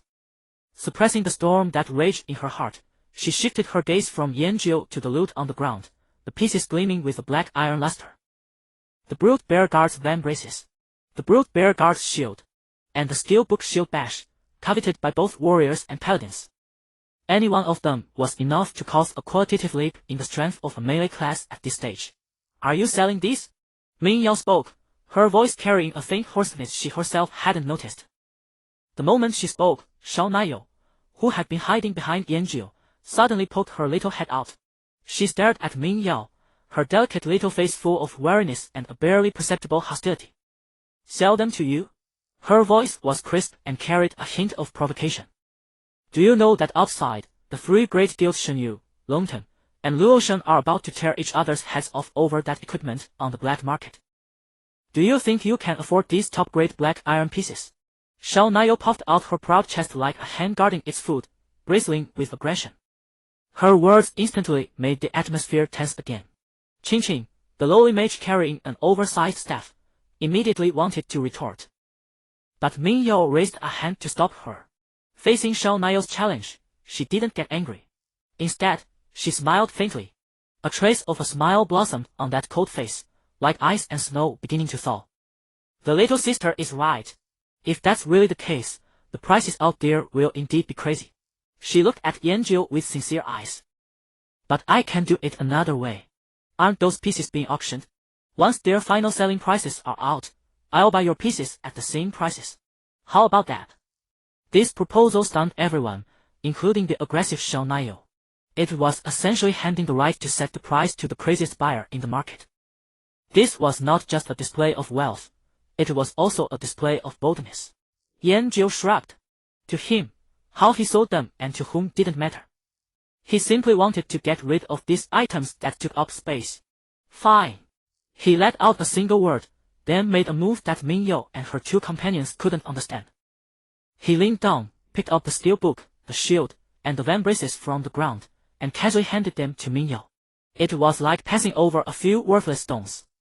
No trade request. No demand for a deposit. Not even a single superfluous guarantee. He simply handed the priceless equipment directly to her. Ming Yao's outstretched hand stopped in midair. For the first time, her sharp eyes were filled with undisguised shock. You! Aren't you afraid I'll take your equipment and run? Yanjiu looked at her and thought about it quite seriously. You brought me in and saved me a lot of time searching for the way. I'm actually rather grateful to you. His tone was calm, as if he were stating something completely ordinary. Then his tone shifted. Besides, if you want to steal the equipment and run, I can kill you until you can't leave the novice village. The air froze once more. He said the last sentence just as calmly. There was no killing intent, no trace of menace. But it was precisely this calmness that sent a chill down one's spine more than any blustering threat. How dare you threaten Sister Yoo? Qingqing instantly bristled and was about to snap back. Enough! Ming Yao cut her off in a low voice. She didn't look at the angry Qingqing. All her attention was fixed on the man in front of her. She looked into Yanjiu's eyes. Those clear eyes held no emotion whatsoever. They were as calm as an ancient well too deep to see the bottom. When he said he could kill them until they couldn't leave the novice village, it felt exactly the same as when he had said earlier, then wouldn't it be enough to just not let it touch you? It wasn't arrogance or intimidation. It was him stating a fact he considered to be a matter of course. At that moment, countless jumbled clues rapidly connected in Ming Yao's mind. The high-grade equipment that had suddenly appeared in the black market and stirred up trouble. The terrifying power of the man before her, who crushed bosses in an almost inconceivable way. And his lack of basic game knowledge, so wildly disproportionate to his strength. An absurd notion, yet one that fit the reality before her perfectly, floated up in her mind. She clutched those pieces of equipment still carrying the boss's lingering warmth, her fingers tightening slightly. The first kill announcement in the novice village. Ming Yao spoke slowly, her voice a little dry from tension. That anonymous player. Was it you? Yanjiu didn't answer. He just looked at the equipment in his bag. Qingqing's pretty face went red and then pale. She opened her mouth as if she wanted to say something to refute him, but not a single word came out. Just then, the corpse of the brute bear guard captain, which should have dissolved into motes of light, suddenly twitched. Immediately afterward, its enormous body sprang up from the ground, spun around, and bolted toward an inconspicuous opening deep in the cavern. Not dead yet. Xiao Naiyou shrieked in surprise. Yanjiu reacted faster than any of them. His figure flickered, and the wooden staff in his hand had already swung out, striking accurately at the center of the corpse's back. Untargetable, a gray status text floated up from above the corpse's head. The wooden staff passed through its body without dealing any damage. The brute bear guard captain charged headfirst into the pitch-black opening. The next second, the hard rock wall rippled with rings of blue, like the surface of a lake struck by a stone. A light screen glowing with faint blue light, spinning like a vortex, appeared out of thin air at the cave entrance. Then, a vast and solemn voice resounded in the minds of all five at once. Congratulations to players Yanjiu, Ming Yao, Xiao Naiyou, Qingqing, and Wang Gou for successfully unlocking the hidden dungeon, the Brute Bear's Lair.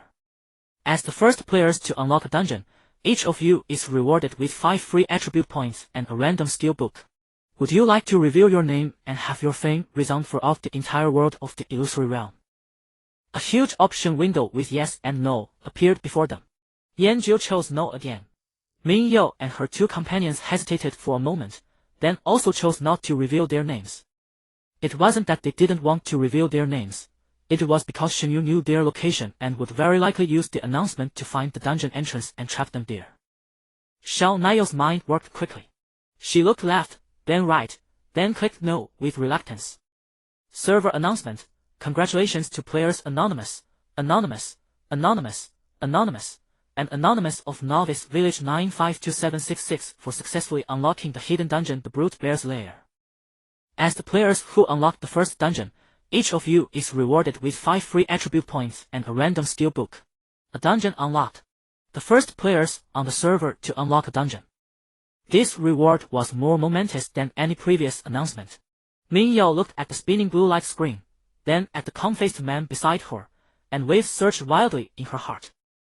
So the true purpose of the mission to destroy the armory was not to kill the boss, but to unlock this hidden dungeon. If not for him, if they had tried to meet the conditions to unlock the dungeon on their own, it would have been almost impossible. She took a deep breath, forcibly suppressed the turmoil in her heart, and bowed solemnly to Yanjiu. Thank you. Those two words were spoken with utmost sincerity. Yanjiu ignored her and left the party. Then, he directly opened the steel book the system had rewarded. Frost Arrow condenses an ice arrow to deal frost damage equal to 10 base damage plus spell damage to the target and slow it. Compared with Fireball, the ice arrow has an extremely high projectile speed and is hard to dodge. Mana cost, 10 points. Casting time, in second. Yanjiu paid no attention to this skill. He was completely attracted to that blue light screen radiating a mysterious aura. There a stronger challenge awaited. He stepped forward and walked straight toward the dungeon entrance, without the slightest hesitation. Just as his body was about to touch the light screen, an invisible barrier blocked him. Ding! Entering the dungeon requires a minimum of 5 players in a party. A code system prompt appeared before his eyes. Yanjiu stopped. He frowned, apparently displeased with this rule. He turned around and looked at the 4 women behind him, who were still immersed in their enormous surprise. His gaze swept across Mingyao, Qingqing, and Wang Gu, and finally landed on Xiao Naiyou. Want to run the dungeon together? Yanjiu's voice rang out particularly clearly in the empty cave. This question pulled the 4 people, still immersed in the joy of the system announcement, back to reality. Xiao Naiyou was the first to react, pushing her head out from behind Yanjiu with visible excitement on her face. Go! Of course we are going. This is the first dungeon in the entire server, and it's a hidden one. Just the reward for unlocking it is so generous. There must be even more treasures inside. Following a pro guarantees rewards. That was Xiao Naiyou's only thought at that moment.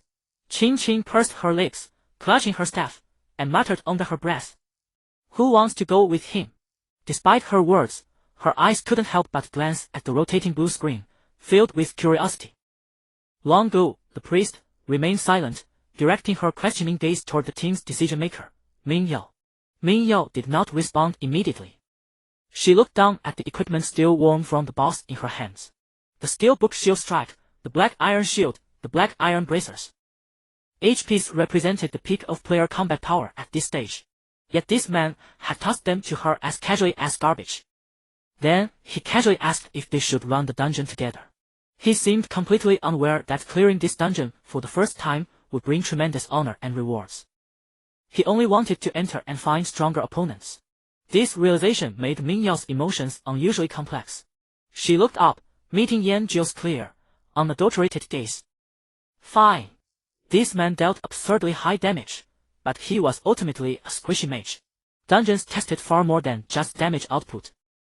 Tactics and coordination were essential, neither could be neglected. That was the fundamental difference between her and him, and what made her value as a team leader. She took a deep breath and learned to use the shield and all the skill books. A wave of warmth spread through her body, and the stat improvements gave her a solid sense of control. Let's go. She stepped forward first, following Yanjiu as she resolutely entered the swirling blue light screen. Ding, please select the dungeon difficulty, easy, normal, hard, epic. Only the captain can see this option. Yanjiu did not ask the group and directly selected epic. Light and shadow shifted. The scenery before them twisted in an instant, then reshaped a second later. Cold, damp air hit their faces, carrying a heavy earthy smell mixed with the musky scent of wild beasts. They appeared at the entrance of a narrower cave passage. On the stone walls on both sides of the passage, 2 eerie green torches burned, stretching the shadows of the 5 people into long, strange shapes. Less than 10 meters ahead, 2 burly figures stood like iron towers, blocking the only path forward. They wore tattered but thick leather armor, with sinewy arms and large stone axes notched at the edges. Fierce bare-banded elite level, LV 5 HP, 1200 attack, 88 defense, 39. 88 attack points. Qingqing gasped sharply, her lovely face turning pale instantly. This stat was nearly as high as the bosses outside. Mingyao's expression also grew grave. She stepped forward, holding her falcon shield in front of her, and said solemnly to Yanjiu behind her. These monsters deal high damage, and there are 2 of them. I'll go first and use shield strike to pull one, then attack the other to draw their fire. Qing focus fire on the one I'm attacking. Long Gu watch my health. She quickly laid out tactics, her voice calm and steady. Yanjiu, look for opportunities to deal damage. We don't understand the dungeon mechanics in this game called Huanjing, so let's be careful. She emphasized this point, staring intently at Yanjiu as if hoping to see some acknowledgement on his face. Yanjiu nodded. Ming Yao had barely sighed in relief when the next moment, she saw Yanjiu's figure become a blur, wielding that simple wooden staff as he charged directly at the two elite monsters. Wing step. Ming Yao felt a vein throbbing on her forehead. What kind of leader did you just appoint yourself as? You madman. She cursed in anger but didn't dare to lag behind, immediately grabbing her shield and following. She had already learned shield strike, equipped the black iron shield and several white tier items she'd farmed outside, and her strength was no longer what it used to be. Shield strike. She arrived first despite moving later, the heavy falcon shield cutting through the air as it slammed into the left bandit's chest. Fu 77. A bright red number popped up. Ming Yao's expression involuntarily curled upward. This damage was absolutely rare even among top players. Roar. The bandit roared in pain, bringing his stone axe down from above. Ming Yao raised her shield to block, her body sinking slightly. Fu 27. Barely a scratch. She was already wearing plate armor, and the defense bonus from shield strike made killing this elite an effortless task. A green healing number followed immediately, instantly restoring her health bar. 27 Qing's fireball also came screaming in, exploding into a burst of sparks on the bandit. Fu 34. Tanking, control, damage output, healing. The three of them coordinated as flawlessly as if they'd practiced this hundreds of times. Thud! A soft sound came from the side, quickly drowned out by the fierce combat noises of Ming Yao and the others. Just as Ming Yao adjusted her position, preparing to chain into a second shield strike to firmly lock this elite monster's aggro onto herself. Thud! A blood-red damage number that made her breath catch slowly rose above the bandit in front of her. Fu 1357. The bandit's stone axe, raised high, froze mid-air. Its massive, muscular body seemed to have all its strength drained away, collapsing softly to the ground and dissolving into scattered particles of light. Ming Yao remained frozen in her shield-raising stance, paralyzed where she stood. The skill she'd been about to cast, having lost its target, became a cluster of light with nowhere to go in her hands before quietly dissipating. Ming Yao turned her head sharply. The other side of the passage was empty. The bandit that should have been kept in check by Yanjiu had long disappeared, leaving only a few lonely copper coins on the ground. Meanwhile, Yanjiu stood where the bandit had vanished, holding his unadorned wooden staff. He had just finished his striking motion, the tip of the staff still suspended in mid-air. The entire process was so fast that Ming Yao hadn't even seen when he made his move. He slung his staff over his shoulder and strode casually deeper into the passage. His footsteps echoed clearly in the silent cave. All that remained for them was his receding back view, and a deathly silence. Wow! The great god is so amazing! Xiao Nao's cheers broke through the frozen air. She jumped up to catch Yanjiu's pace from behind, her delicate little face brimming with proud exhilaration. She glanced back at the petrified trio like a victorious little hen. Ming Yao sighed, then put away her weapon and fell in step behind Yanjiu. Ming Yao walked at the very rear of the group, watching the leisurely figure ahead humming a discordant tune. A surreal sense of absurdity welled up inside her. To this man, the dungeon was nothing more than a stroll through his own backyard. Beside her, Qing's usually puffed up, sulky little face was now blank with bewilderment. She hoisted the staff that was taller than herself, opening her mouth several times as if to salvage the dignity of a veteran player, but in the end, she only let out a deflated pout. What could she say? That his technique was unorthodox. That he ignored commands. Yet with just 2 strikes of his staff, he had slain an elite monster that they had to handle with utmost care.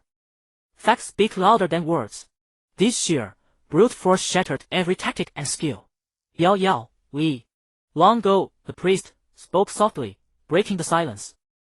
Ming Yao stopped, turning to look at her 2 companions. We do our part. Her voice was quiet, yet exceptionally firm. She had already abandoned the idea of commanding that man, instead treating him as an uncontrollable, strategic great weapon that they must adapt to. Ahead, The passage opened up once again. This was a cavern even more immense than the previous armory, its walls embedded with ores emitting a sickly green glow. At the center of the cavern stood the very bear clan shield captain that had fled in disgrace earlier. But now, its body was even more massive, its black armor tinged with an ominous bronze sheen, and dark red energy flowed along the edge of its battle axe. Flanking it were two bear clan guards wielding stone axes. Bear clan shield captain, bronze boss, level, LV 5 HP, 3500 attack, 129 defense, 155 skills, whirlwind slash, charge, shield bash, frenzy bear clan guard, elite, level, LV 5 HP, 1600 attack, 93 defense, 46 skills, intervene, charge, heavy slash. These numbers were far beyond anything they had ever encountered. A single touch would instantly kill any of the squishy members, no doubt about it. Even Ming Yao's face grew unprecedentedly solemn. This time, she had to do something for the team. Her pride as a top-tier holy knight would not allow her to hide behind others. Qing Qing, Wang Gu, we'll hold the elite on the right. She let out a low shout, and without the slightest hesitation, charged forward with her shield raised. The three of them had to prove their worth. But Yanjiu was even faster. The moment Ming Yao's words left her mouth, he was already rushing straight at the boss. Roar! The boss and the elite monster let out a simultaneous bellow. Two colossal forms, one large and one small, like runaway heavy trucks, charged at Yanjiu from two different directions with unstoppable momentum, unleashing charge at the same time. A pincer of death, but her shield had already slammed into the elite on the right, leaving her no time to watch her own fight. In the split second before the two great axes could crush Yanjiu into paste, Yanjiu had already read the boss's movement and predicted its trajectory, shifting lightly to the left. An extremely subtle sidestep. Boom! The immense force sent the boss and its guard crashing heavily into each other, producing a dull, thunderous impact. -215, collision damage. Meanwhile, the wooden staff in Yanjiu's hand silently darted out. Thud!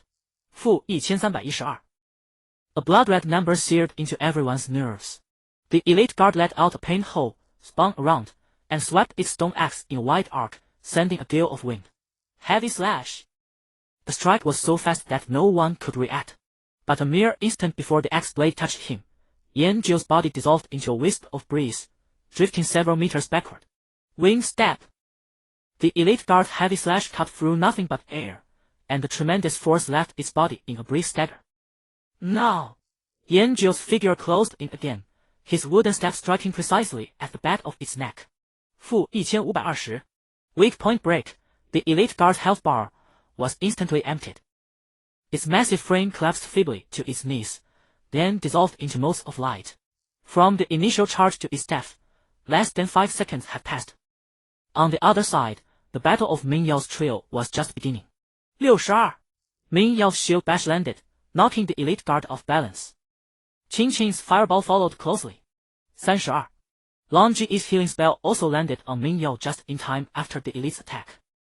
The three of them were top-tier players, coordinating flawlessly, yet they could only shave off a sliver of the elite's health. Roar! The thoroughly enraged bronze boss finally recovered from the days of the collision. Its bloodshot eyes locked onto Yanjiu, and the battle axe in its hand began to spin at high speed. Whirlwind slash! The deathly storm of steel appeared once again. Instead of retreating, Yanjiu advanced, sliding close to the ground and slipping into the blind spot of the whirlwind slash. Thud! The wooden staff slammed against the boss's shin guard. -1290 thud. The boss fell completely into a frenzy, abandoning the whirlwind slash and bringing its massive axe down in a vertical cliff. Yanjiu evaded with effortless prediction, twisting his waist and swinging his staff in a backhand strike. -1307. The boss's health bar plummeted at a visibly terrifying speed. Though the boss's speed and agility far surpassed Yanjiu's, every attack landed on empty air, as if Yanjiu had foreseen each one in advance. The entire battle had become an unequal game of mockery, a dance of one man. Just then, the elite guard that Ming Yao's trio had been desperately holding back suddenly let out an earth-shaking roar. A piercing red light blazed across its body. Intervene! Abandoning Ming Yao before it, the massive creature spun around and charged at Yanjiu, who was locked in combat with the boss. Not good! Ming Yao's pupils abruptly contracted. She knew very well that with Yan Zhu's less than 100 health points, as a cloth armor class, being ramped by this frenzied elite monster would lead to only one outcome. Instant death. Her dignity as a leader and her duty as a paladin were stirred to their utmost in that moment. She could not let him die here. This thought flashed through her mind like lightning. She no longer held anything back. Dawnlight! She cried out in a low voice, unleashing her trump card talent. Dawnlight, upon activating this talent skill, summon a holy light angel to guard yourself. Increase all attributes by 30, increase defense and incoming healing by 300, and share 80 of damage taken by nearby teammates until your own health drops to 20. When the duration ends, deal 100 of damage absorbed during the duration to all enemies within a 5-meter radius. Duration, 30 seconds. Cooldown, 3 minutes. In an instant, dazzling golden radiance burst forth from Ming Yao's body, enveloping her entirely. The light coalesced behind her into a pair of magnificent, resplendent wings of holy radiance. Sacred and majestic. An unprecedented surge of power filled every limb and fiber of her being. She felt she could withstand anything. Watch out! She cried out sharply. Her wings beat, and her entire form transformed into a streak of golden light, hurtling toward Yan Zhu. She would stand before that charging elite monster and raise an absolute barrier for that man. Yet, as the elite guard came howling in from the side, Yan Zhu did not even spare it a glance. His attention remained fixed on the bronze rank boss before him. Just as the elite guard was about to collide with him, he raised his wooden staff one last time and brought it down. The motion was casual, almost offhand, yet it carried an indescribable rhythm. The tip of the staff struck precisely at the gap between the boss's helmet and the neck armor. Thud! A dull impact. -1475. Weak point break. A golden critical damage number that shattered everyone's composure floated up slowly from atop the boss's head. The Berserk Bear Guard captain's health bar of over 3,000 was completely drained by that final blow. Its battle axe, raised high, froze in midair. Its massive body crashed to the ground.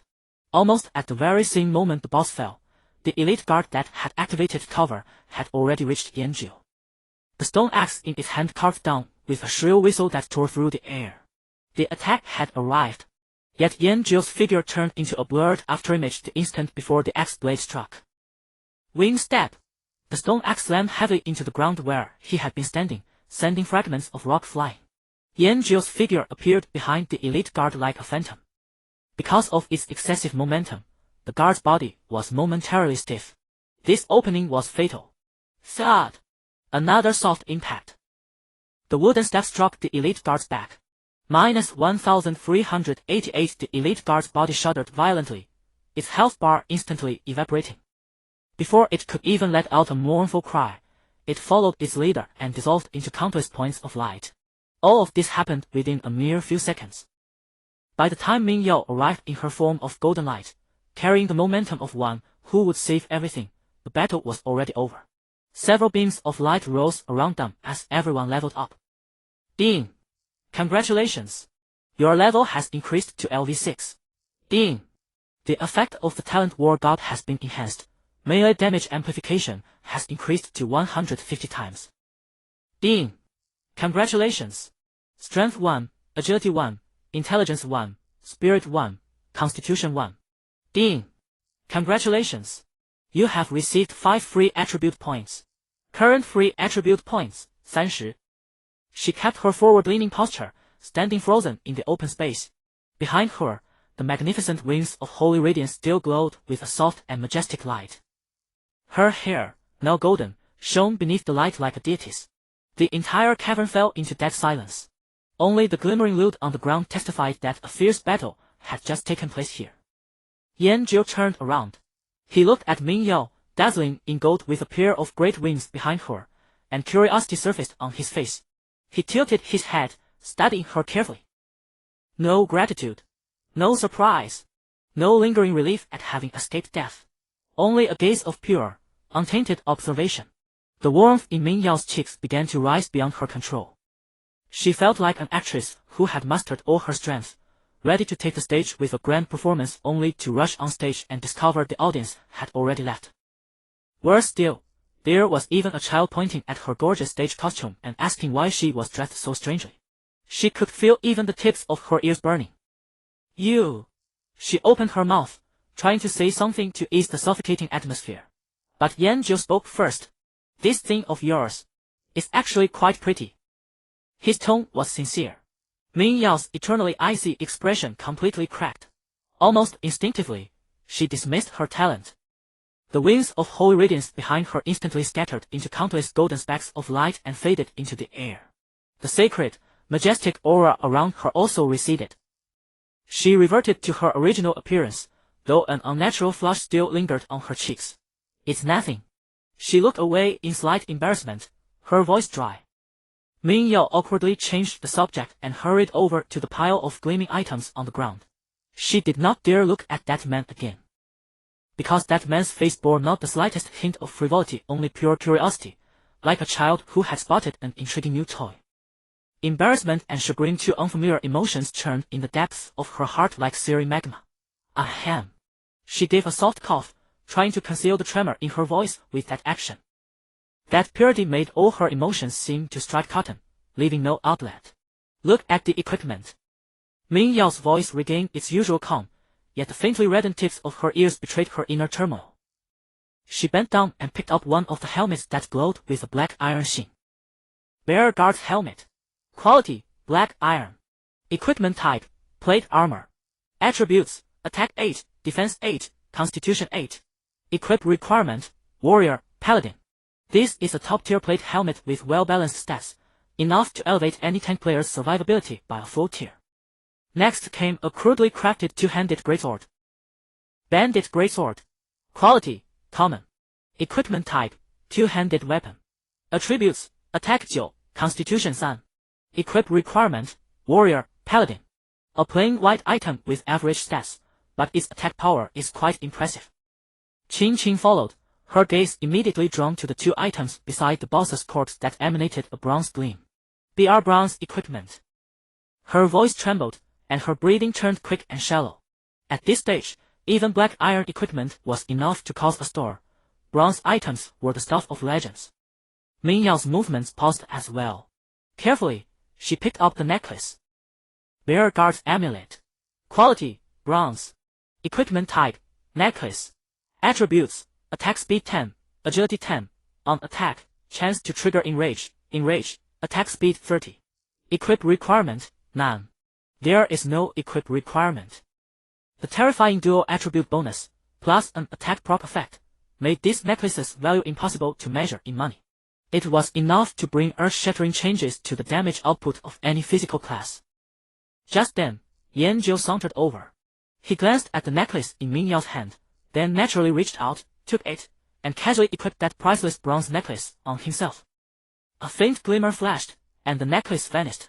The whole process was as smooth as flowing water, as if what he had taken were not an exquisite piece of equipment that would drive any guild wild, but a pebble by the roadside. You! Qin Qin was about to say something but found she had no reason to criticize him. The boss was killed by him alone, so the loot should be distributed by him. Yanjiu ignored her.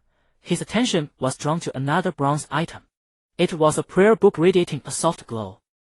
Bear Guard's prayer book. Quality, bronze. Equipment type, offhand. Attributes, spirit 20, healing effect 20.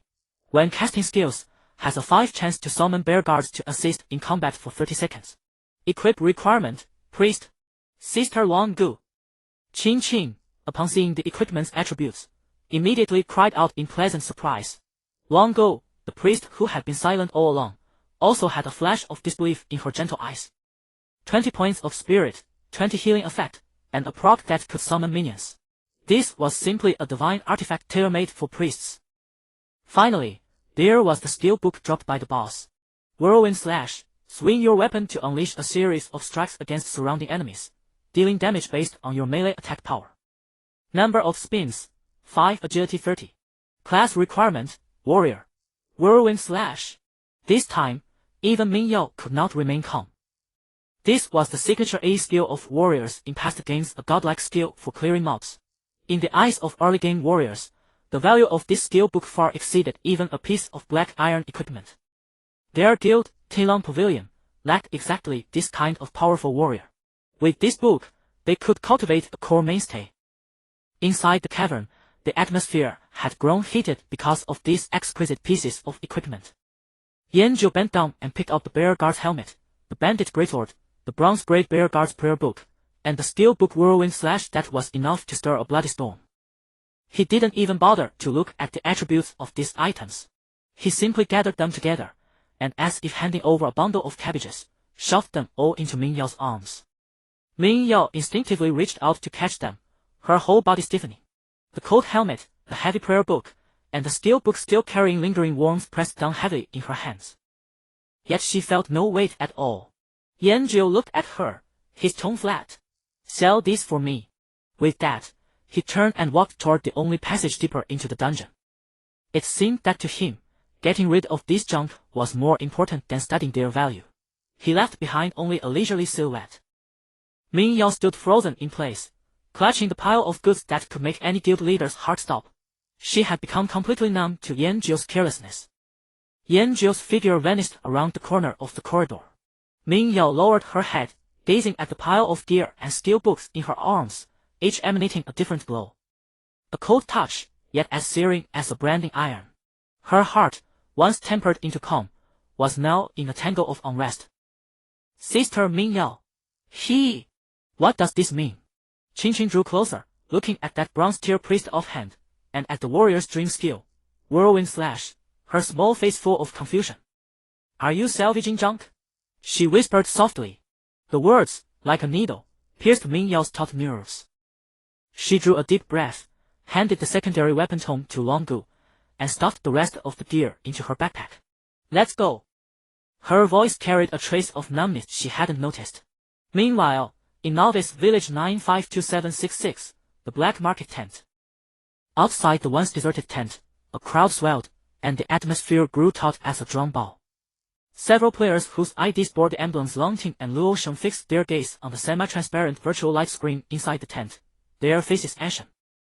Over the light screen, the bidding for several pieces of gear was rising at a frenzied pace. "Guild leader, Luo Sheng's people have raised the leather armor price to 1 gold coin and 80 silver. Let them." Tian Kuang's voice was calm as he stood outside the black market tent, as if he were merely a spectator. "Our targets are the steel books and weapons. Those are what can establish an absolute advantage at this stage. Wolf King's Roar and Goblin King's Stone Axe at any cost. We must get them." "Yes." On the other side, Kuang Dao's eyes burned red. The three of them pooled their money for a long time, selling the 3 white grade pieces dropped by elites, finally cobbling together 93 silver coins. Almost there. Just a little more. He fixed his gaze on the Blood Fury Steelbook, the price having climbed to 88 silver. The Wolf King's Roar Steelbook. Its price had ascended from an initial 10 silver to a figure that left ordinary players gasping. 1 gold coin, 80 silver coins. Crazy. The Shenyu group is crazy. A Luo Sheng guild member clenched his fist so hard the nails nearly dug into his flesh. Even if all the brothers in our village put their money together, it would only be a bit over 1 gold coin. Where could they get that much money? Now cross-novice village trading hasn't opened, and we can't contact the seller to trade directly with cash. It is Tian Kuang, the guild leader of Shenyu, right here in this village. The head of Longting in Novice Village 952766 wore a grim, ashen expression. They've mobilized real-world funds and are feverishly buying up coins here. The price has shot through the sky. We were a step too slow. Requesting funds from higher-ups took too long. In this moment, with in-game currency channels not yet open, they can marshal resources by the oldest, most effective means. Inside the tent, the elites of the Shenyu guild crowded around Tian Kuang at the center. He still wore that plain white ceremonial robe, a gentle smile on his face, as if this unseen war before him had nothing to do with him. "Guild leader, the price is approaching 2 gold. Luo Sheng's side seems about to falter." A rogue whispered. "Keep bidding." Tian Kuang's voice was calm and unruffled. "This auction isn't just about a few pieces of gear. It's about the reputation of Shenyu. I will show everyone who truly governs this game." "Yes." Finally, in a dead silence, the countdown ended. The Wolf King's Roar Steelbook was won by Shenyu at the sky-high price of 2 gold coins and 40 silver. Goblin King's Stone Axe was captured by Shenyu for 1 gold coin 70 silver.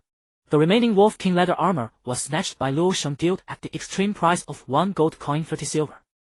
Goblin King's bone ring was won by Longting for 1 gold coin 20 silver.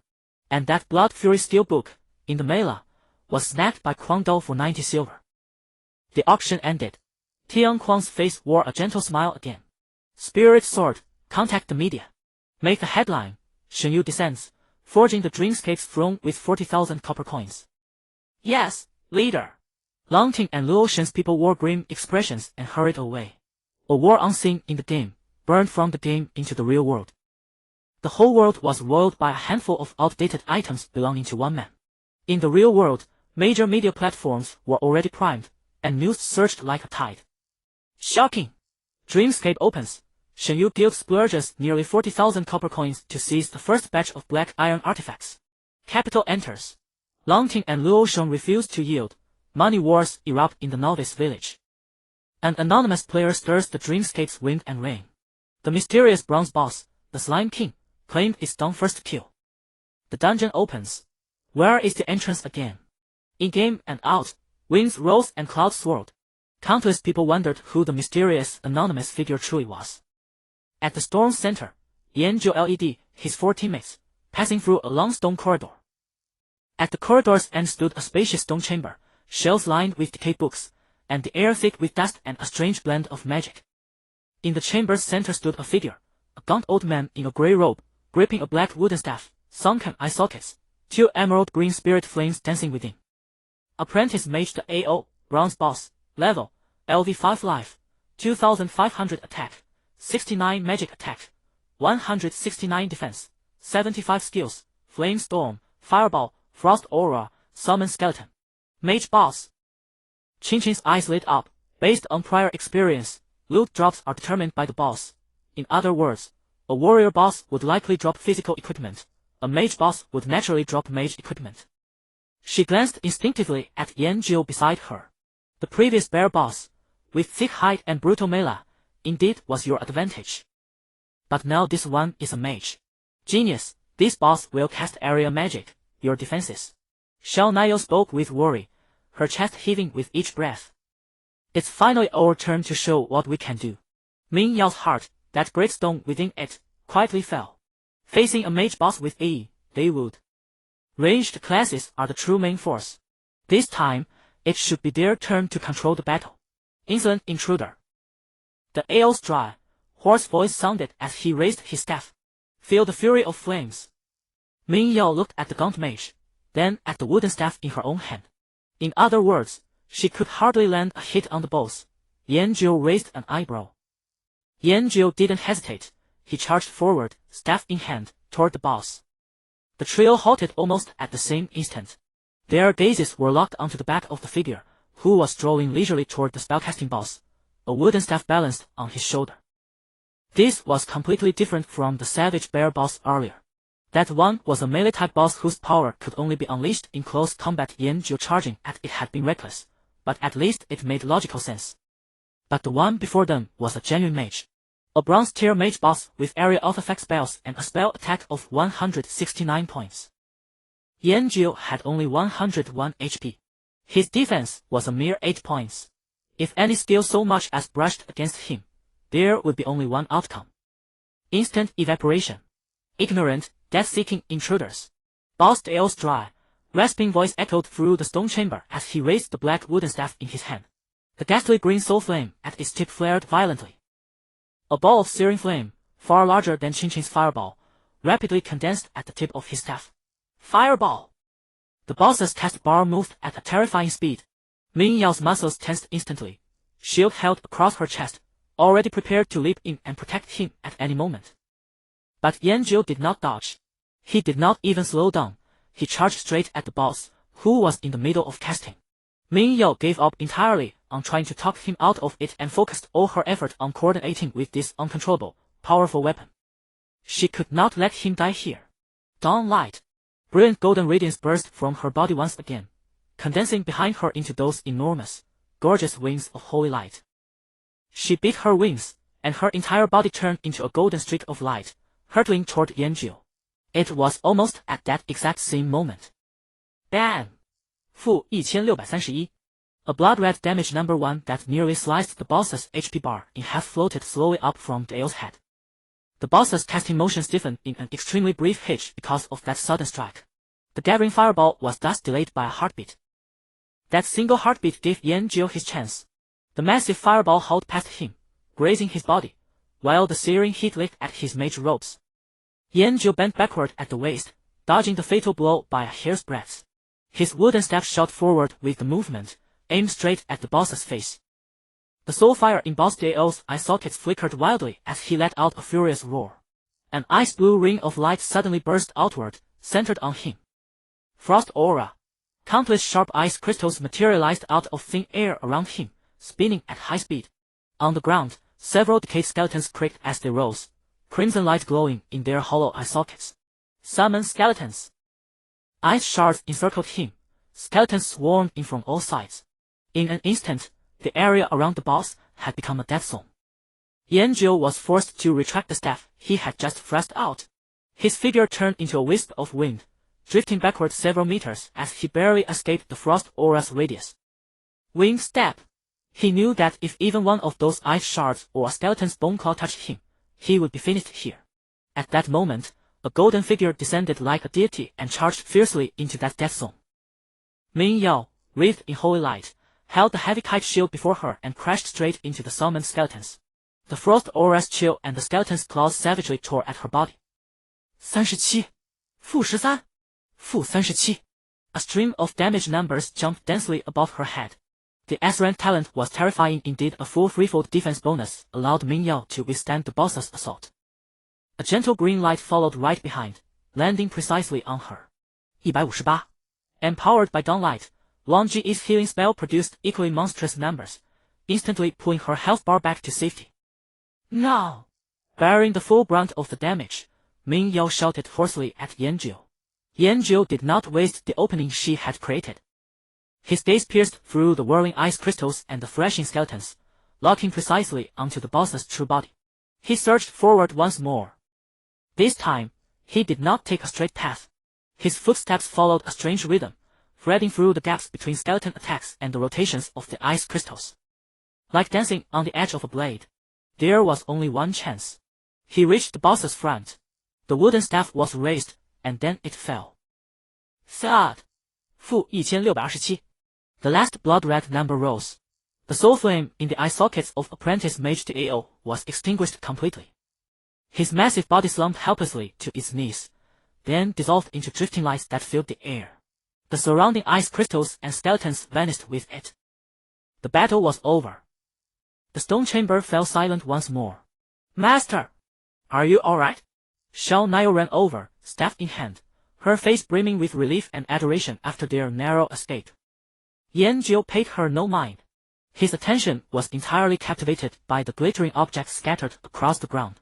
A smile of childish delight spread across Yanjiu's face. Did he just smile? Qin Qin's voice was barely a whisper, so soft it nearly vanished into silence. She rubbed her eyes vigorously, certain she was imagining things. From the moment they had met until now, this man's expression had remained unchanged, a flat, detached neutrality toward the world around him. As if nothing in this world could stir even a ripple within his heart. Yanjiu bent down and picked up 3 items that had fallen to the ground. One was a cloth armor hood emitting a faint, eerie glow. Hood of the AO's shadow. Quality, bronze. Type, cloth armor. Attributes, intelligence 15, spirit 10, casting speed 15. Requirement, mage, priest. The other was a wooden staff considerably longer and thicker than his new staff, topped with a withered yellow crystal. Wither soul staff. Quality, bronze. Type, staff.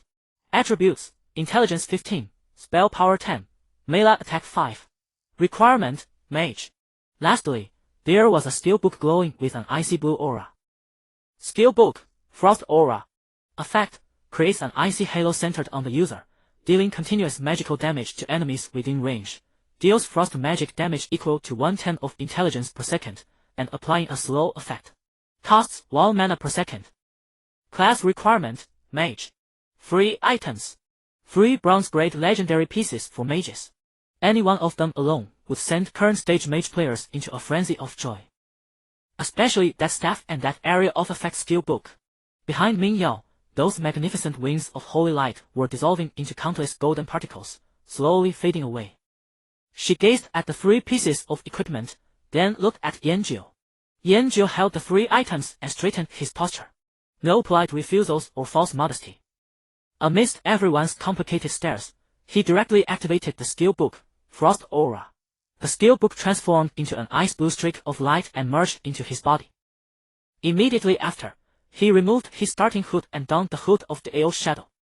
The dark hood concealed most of his face, revealing only his sharp jawline, lending him an air of mystery. Finally, he swapped out the new staff that had accompanied him through 6 levels for the stout Wither Soul staff. The entire process flowed effortlessly, without a hint of hesitation. Qin Qin's lips parted, but ultimately she said nothing.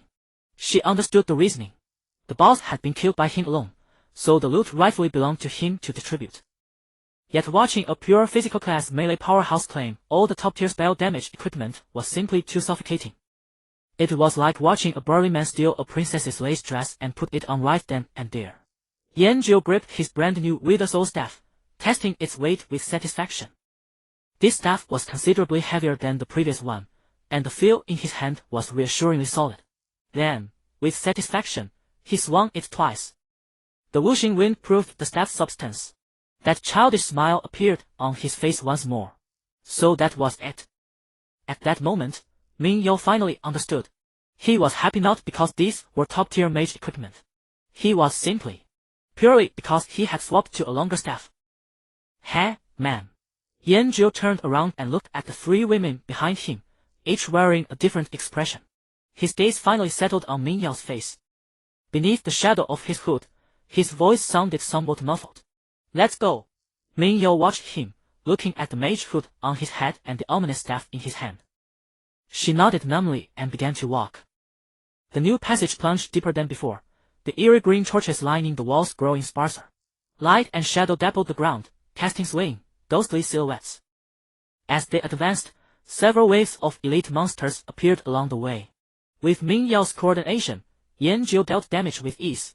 The drop rate from elite monsters was also quite high, yielding several pieces of wide-quality gear along the route. Everyone distributed the loot with satisfaction. At the end of the dungeon, the space suddenly opened up. A massive underground cavern appeared before them. Countless giant stalactites hung from the cavern ceiling, while luminous crystals embedded in the stone walls cast a dim, flickering glow throughout the entire space. And at the very center of the cavern, a towering figure sat upon a throne constructed from massive boulders. That was a burly giant far more massive than any of the barbarian bandits they had encountered before, his nearly 4-meter-tall frame armored in rock-hard, sinewy muscle. A hideous scar ran across his face from forehead to jawline. One eye was blind, leaving only the other solitary eye to gleam with cruel, tyrannical light. The barbarian bear held no weapon in his hands. Simply sitting there quietly, he exuded an oppressive aura that sent shivers through the heart. The horrifying attribute sent a chill through everyone's hearts. Ming Yao's expression grew extremely grave. She repositioned her shield before her, fully entering combat stance. Everyone, be careful. This boss is far too high level. Wang Gu, keep me healed. Xiao Nai Yu, Qin Qin, watch your positioning, stay back from the boss. I'll go first to test its skills. She quickly laid out tactics, her voice calm and resolute. However, no sooner had her words finished than very well. Yanjiu responded. The next instant, gripping his Wither Soul staff, he became a blur of motion, charging straight toward the boss upon the throne. Wing step! Ming Yao was long accustomed to this and immediately raised her shield to follow. But it was already too late. Yanjiu's speed was simply too great. His entire body seemed to transform into an arrow loosed from a bow, carrying an unstoppable momentum. In an instant, he crossed dozens of meters and appeared before the boss. The barbarian bear on the throne slowly opened his single eye, a hint of contempt flashing within it. He didn't even stand, he merely raised a thick arm to block in front of him. Yanjiu leapt high into the air, his Wither Soul staff screaming through the air as it crashed down mercilessly upon the barbarian bear's arm. Boom! A thunderous impact shook the entire cavern. A crimson damage number drifted slowly upward from the boss's head. 1974. The lengthy health bar above its head was instantly depleted by nearly half. However, before they could process what had happened, disaster struck. At the very moment that terrifying damage number appeared, an even blinding burst of white light erupted from Yanjiu's body. 3988. A number even higher than the damage the boss had taken emerged from above Yanjiu's head. His health bar vanished instantly. His entire body dissolved into specks of white light in midair, dissipating without a trace. A code system notification simultaneously appeared before the four girls' eyes. The air seemed to freeze at that moment. Yanjiu's consciousness floated in a realm of pure whiteness. It was warm, tranquil. You have died. Would you like to respawn at the dungeon entrance?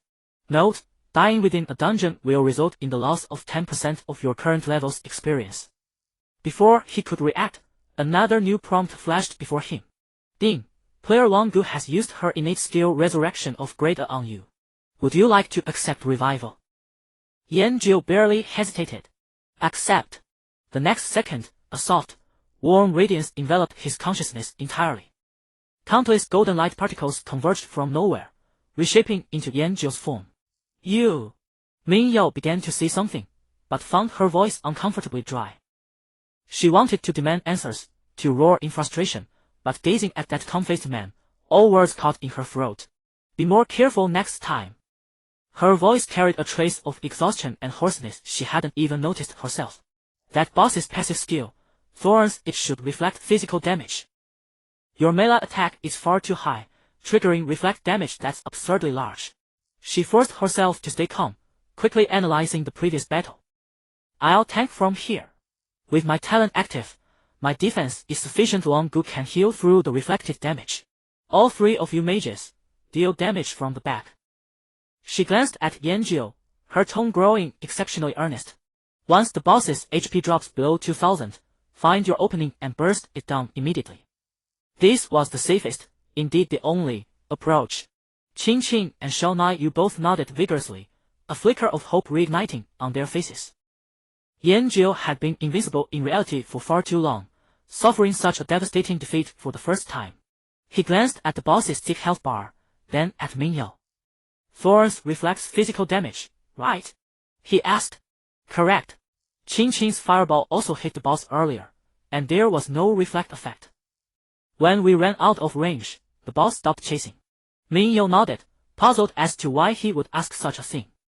You're a mage unless you plan to strike with something other than that staff of yours. Qing Qing couldn't help but speak up, her tone laced with good-natured sarcasm. Big shout, Sister Yao is right, it's too dangerous. Let's play it safe. Shao Nai Yu also urged softly. I'm not using the staff. Yanjiu said, his tone slightly softened after his recent demise. Then what will you use? Your head? Qing Qing's eye roll nearly reached the ceiling. Had this man not grasped the situation even now? Yanjiu ignored her. He gave Wanggu a slight note of gratitude, then charged toward the boss once more. Come back. Min Yao's roar echoed through the empty cavern, yet it did not make that retreating figure pause for even a moment. In that instant, her reason was burned to ashes by rage and helplessness. This man, could he not understand human speech? Let him go die. Min Yao's chest heaved violently with anger. Even as she said it, her eyes remained locked on that figure charging once more toward death. Yanjiu's figure moved like a ghost, instantly cutting in front of the savage bear. The hulking brute on the throne let out an impatient roar, the contempt in his single eye almost spilling over. It did not even bother to get up. It simply swung its massive arm, thicker than a human waist, sending a vicious gust sweeping toward Yanjiu's head. However, Yanjiu did not attack. He simply stood there. A ring of ice blue light suddenly expanded outward from his body. Frost aura. -515. -515. A stream of steady damage numbers began to float up from above the savage bear's head at a uniform pace. He used magic. Little Cream covered her mouth, her eyes filled with disbelief. Min Yao's pupils suddenly contracted. Right, Thorn armor only reflected physical damage. Using magic attacks was the right thinking. But this damage? How could a persistent aura skill deal so much damage? This makes no sense. While they were still stunned and uncertain, the savage bear's massive arm had already swung in front of Yanjiu. He was dead. Min Yao's heart leapt into her throat. But Yanjiu did not even move his feet.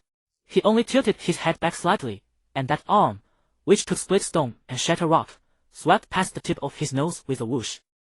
Then the savage bear's other fist came smashing down like a battering ram. Yanjiu twisted his body strangely to the left, and the heavy fist slammed into the ground beside him, sending rocks flying. From beginning to end, his feet never left their original spot. He simply stood there as the storm of attacks rained down, but his body was like a whale cacking dancing with the wind, always dodging every blow by a hair's breadth. At the same time, a ball of orange-red flame was slowly condensing in his palm, growing larger and larger. Fireball. Martial God. Melee combat, a hundredfold amplification. The talent description had never said this amplification only applied to physical attacks. It amplified all damage that occurred within melee range. The closer the distance, the greater the damage. The savage bear's attacks became faster and more frenzied, as if it had suffered a great humiliation. But no matter how it attacked, it could not touch even a corner of the small human's clothes. Meanwhile, the flame in Yanjiu's palm had finished condensing. Then he opened his hand. That huge burning fireball, wobbling and even a little clumsy, slammed straight into the savage bear's chest. There was no earth-shattering explosion. There was only a blood-red number so long it could stop heart slowly floating up from above the savage bear's head. 8650. The savage bear's enormous body stiffened. The brutality and fury in its eye was instantly replaced by an almost unbelievable terror. The thick health bar above its head was emptied in an instant. Roar! It didn't even have time to let out a final roar before its huge body crashed to its knees, sending dust and smoke billowing into the air. The battle was over. Ding! Congratulations, your level has risen to LV7. Ding! The effect of the talent Martial God has improved, increasing melee damage amplification to 160 times. Ding! Congratulations, your Strength 1, Agility 1, Intelligence 1, Spirit 1, Constitution 1. Ding! Congratulations, you have received 5 free attribute points. Current free attribute points, 35. However, the scene they had imagined of the boss dissolving into specks of light did not appear. The savage bear was lying on the ground in agony, its chest heaving violently. In its single eye, what appeared was no longer brutality, but a profound sorrow and unwillingness. Please! It let out a broken, thunderous whimper. Don't be deceived by the people of Fengya City. The city lord's wife. She's fake. She's an imposter from the Shadow Church. The entire upper echelon of Fengya City has been controlled by them. I need to gather strength, to go back, to rescue the city lord. Please, don't kill me. Mingyou was stunned. She instinctively looked at Yanjiu. This dungeon actually had a hidden story. Kill it or not. If they killed it, they could get the equipment and materials dropped by the boss. That was the most practical reward. If they didn't kill it, perhaps a hidden quest line would be unlocked, but future games were full of uncertainty. She didn't speak, silently waiting for Yanjiu's decision. After all, from beginning to end, it was this man who had been leading everything. Yanjiu looked at the dying brute on the ground, thought for a moment, then nodded. Fine, I believe you. In the savage bear's huge single eye, a flash of ecstasy and gratitude instantly burst forth. It struggled to its feet, bowed deeply to Yanjiu, then limped off and disappeared into a fork deep in the cavern. Behind the throne where it had been lying, an ornate treasure chest radiating a soft glow slowly emerged. Almost at the same time, a series of system chimes rang out in everyone's ears. Congratulations to players Yanjiu, Mingyou, Little Cream, Chin, Long Go for successfully clearing the dungeon The Savage Bear's Hideout, Epic Difficulty. As the first team to clear an epic dungeon, each player is rewarded with 10 free attribute points, 1 random steelbook, and 1 designated item of bronze equipment from the dungeon. Would you like to make your name public and let your fame resound throughout the entire world of illusion? Yanjiu again selected no. He only wanted to fight to his heart's content. Everything else had nothing to do with him. Mingyou looked at that system notification, and a surge of heat rose in her heart. An epic dungeon first clear. This honor was enough to lift the fame of their Tian Pavilion to an entirely new height in the world of illusion. Yanjiu, what do you think? She looked at Yanjiu, seeking his opinion. I don't care. Yanjiu's response was as simple as ever. Mingyou nodded, having made her decision. She chose to reveal her own name and the names of her guild members. The next second, an announcement that ran across the entire server exploded in every player's ears. Server-wide announcement. Congratulations to the Tilang Pavilion Guild, players Ming Yao, Qingqing, Long Gu, and players Anonymous and Anonymous, on successfully clearing the epic dungeon The Savage Bear's Hideout. As the first team to clear an epic dungeon, each player is rewarded with 10 free attribute points, 1 random skill book, and 1 designated item of bronze equipment from the dungeon. As soon as the announcement was released, the entire world channel boiled over. That code system announcement was like a boulder crashing into a calm lake, and the ripples it stirred instantly turned into towering waves. After a brief dead silence, the entire world channel completely exploded. Sky Blue, what the hell? What was that just now? Was that an illusion? An epic dungeon first clear. 10,000 mile arrow, Tilang Pavilion. What the hell? Never even heard of it.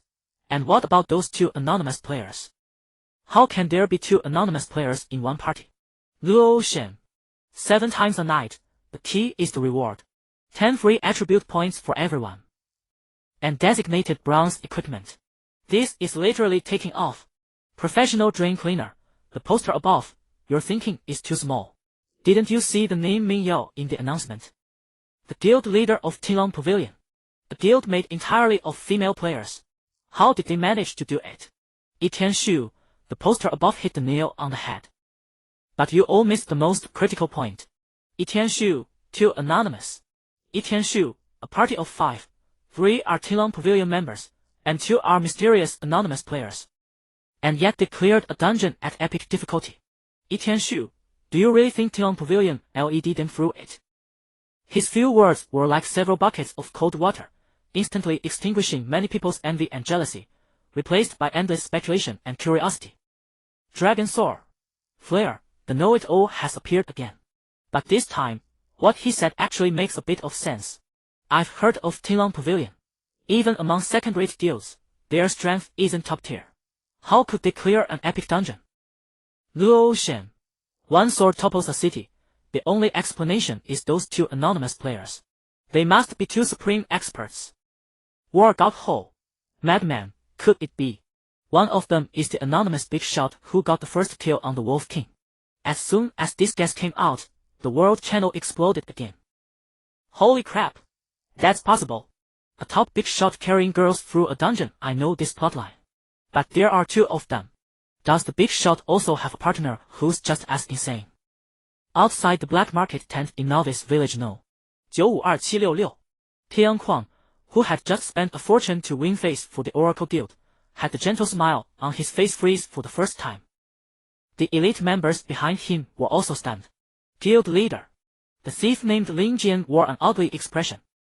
His gaze landed on the scrolling text of the world channel. In his eyes, the calm elegance and nobility had been replaced by a cold sharpness. An epic dungeon first clear. The weight of this honor was far heavier than the few pieces of equipment he had bought with hundreds of thousands. More importantly, it was a vicious slap in the face. He had just been proclaiming who was the master of this game. And the name in the announcement was the one he least wanted to see Ming Yao. A storm had already formed, and the members of Tilang Pavilion, at the center of the storm, still had no idea. Ming Yao's private message channel had already been completely flooded with red notification badges. There were congratulations, inquiries, and even more olive branches extended by major guilds, each offering more attractive conditions than the last. Sister Yao, we're famous. Qingqing was so excited that her face was flushed red as she waved her staff. Ming Yao took a deep breath and forced herself to calm down. She knew that all this honor came from the man who was currently crouching in front of the treasure chest, trying to figure out how to open it. She also knew this was a once-in-a-lifetime opportunity. An opportunity to make the name Tilang Pavilion truly resound throughout the entire world of illusion. She opened the world channel and looked at the fervent discussions, a wry smile appearing on her face. Sure enough, everyone's attention was on the identities of those 2 anonymous players. She closed the world channel and walked over to Yanjiu. Yanjiu was frowning at the ornate treasure chest. It didn't seem to have a lock, yet no matter what he did, he couldn't open it. He looked up with a baffled expression. Ming Yao looked at his handsome, slightly dazed face, and for a moment didn't know how to speak. Words of gratitude seemed too pale. She organized her thoughts and said seriously, "This first clear honor is very important to our Tilong Pavilion. I know it was all thanks to you. As for the equipment from before, I'll pay you 30% above market price. Also, thank you. From now on, you are a forever friend of Tilong Pavilion." Yanzhou let her words go in one ear and out the other, then pointed at the chest. "How do I open this?" "Ming Yao." The abrupt change of topic left all the words she had prepared stuck in her throat. In the end, she let out a helpless sigh. "Just look at it through the system interface. There's a skill called Scouting Eye. This is a party treasure chest. Everyone needs to be nearby, and the party leader has to open it." "Oh." Yanzhou nodded and called everyone over. Come on, time to split the loot." Ming Yao looked at him and suddenly felt that the worries she'd had a moment ago were a little ridiculous. This man simply didn't care about fame or trouble. He only cared about what could be fought in front of him, and what was in the treasure chest after the fight. Yanzhou summoned everyone over Qin before the ornate treasure chest with practiced ease began to open it. The chest lid clicked open, a soft yet golden light, washing the faces of several people with a warm glow. As the light faded, the 4 items lay quietly on the chest's red velvet lining. What greeted them was an old-looking cloth doll, its dress dirty, one button eye missing, with only a thread left. Xiao Naiyou and Qinqin's eyes were instantly drawn to the other 3 glowing pieces of equipment. Captain of the Guards grasped bronze bracer, intelligence 18, spirit 12, spell critical rate 5, requirements, priest, mage. Bear claw blade bronze one-handed sword, strength 20, agility 10, attack speed 10, requirements, warrior, paladin. Tranquil droplet bronze necklace, spirit 25, mana regeneration 30, requirements, priest, mage. 3 more excellent bronze pieces appeared. Especially that bracer, its attributes seemed tailor-made for a mage. Qinqin instinctively tightened the staff in her hand. Yanzhou's gaze skipped over those 3 pieces and settled on the shabby doll. Annie's doll. Type, quest item. Description, a roughly crafted doll, weathered by time, it seems to be seeking its other half. He immediately drew from his backpack the pendant that had fallen from the Goblin King. Annie's pendant. In front of everyone, he equipped the captain of the guard's grasp, then placed the doll and pendant together, studying them for a moment before stowing his backpack. Ming Yao looked at him with a complex expression. She glanced at the one-handed sword, then at the necklace. "I bought these items myself. Rest assured, you won't be cheated." She spoke, breaking the silence. Yanzhou had no interest in their distribution. He glanced at the system interface on his arm. Game online duration, 9 hours 52 minutes. "I'm logging off now. The playtime has long since exceeded." He looked up at Ming Yao. Then he turned to Xiao Naiyou standing nearby. "Are you coming?" "Go!"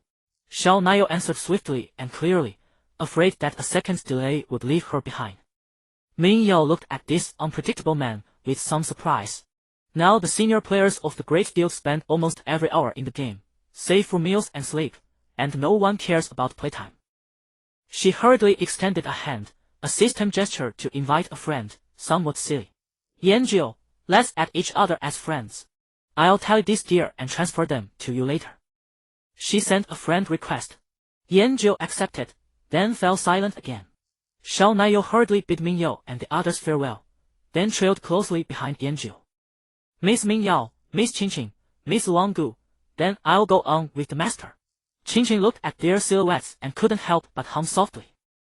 Ming Yao looked at the fresh name in her friends list, her heart a tangle of feelings. Yanzhou with Xiao Naiyou walked out of the cave. The dark mouth of the cave fell behind. The air outside carried the damp scent of grass and earth, a stark contrast to the rotten stench within. Xiao Naiyou followed behind Yanzhou, feeling her steps lighter, as if walking on clouds. She would occasionally sneak a glance at the silhouette ahead. The hood covered his face, revealing only a straight neck and broad shoulders, looking reliable yet mysterious. The world channel had exploded. The name Tinlonggu, and those 2 glaring anonymous tags, became the hottest topic in the entire illusion realm. And she was one of the witnesses to that storm. Xiao Naiyou's heart was still pounding wildly. "Master! Master!" she whispered. Yanzhou's steps did not slow. We really cleared the epic on our first attempt. Her voice carried an unreal, dreamlike tremor. Yanjiu gave a quiet hum. His attention did not seem to be on Xiao Naiyou's words, he simply kept walking. Xiao Naiyou wasn't embarrassed either. She was used to his pace. She continued in a buoyant tone. Master, they must be overjoyed. Tianlonggu will be famous now. And that reward, 10 free attribute points. You need to level up twice to get that much. Master, how do you plan to allocate your points? All to intelligence. Then your magic damage would skyrocket. She chirped on like a newly hatched lark, her crisp voice echoing along the forest path. Yanjiu finally stopped. He turned to look at Xiao Naiyou. She blushed at his gaze, her cheeks warming, and lowered her voice. What? What's wrong, master? Yanjiu didn't answer. He simply extended a hand. Xiao Naiyou hesitated, then instinctively offered her smooth little hand. Then she saw Yanjiu's brows furrow. He studied the hand offered to him, and was silent for a moment. Friend. Friend, he uttered 2 words. Ah. Oh. Xiao Naiyou's face flushed red, like a ripe apple, wishing she could vanish into a crack. She hurriedly drew back her hand, tapping frantically on the system interface, and finally sent the friend request. Player Xiao Naiyou requests to add you as a friend, accept. Yanjiu clicked accept. On the way back, the mood wasn't as cold as before. Groups of players, in 2s and 3s, gathered from all directions toward the village. Their expressions varied excitement, frustration, but more than anything a mix of envy and zeal. Did you hear? The epic dungeon has been cleared. A hunter with a short bow lowered his voice, yet the shock in his tone could not be hidden. The warrior beside him swung his arm. How could you not have heard? There's a server-wide announcement. Tianlonggu's people are too strong. The key is those 2 anonymous big shots, okay. Another slender thief cut in, eyes gleaming.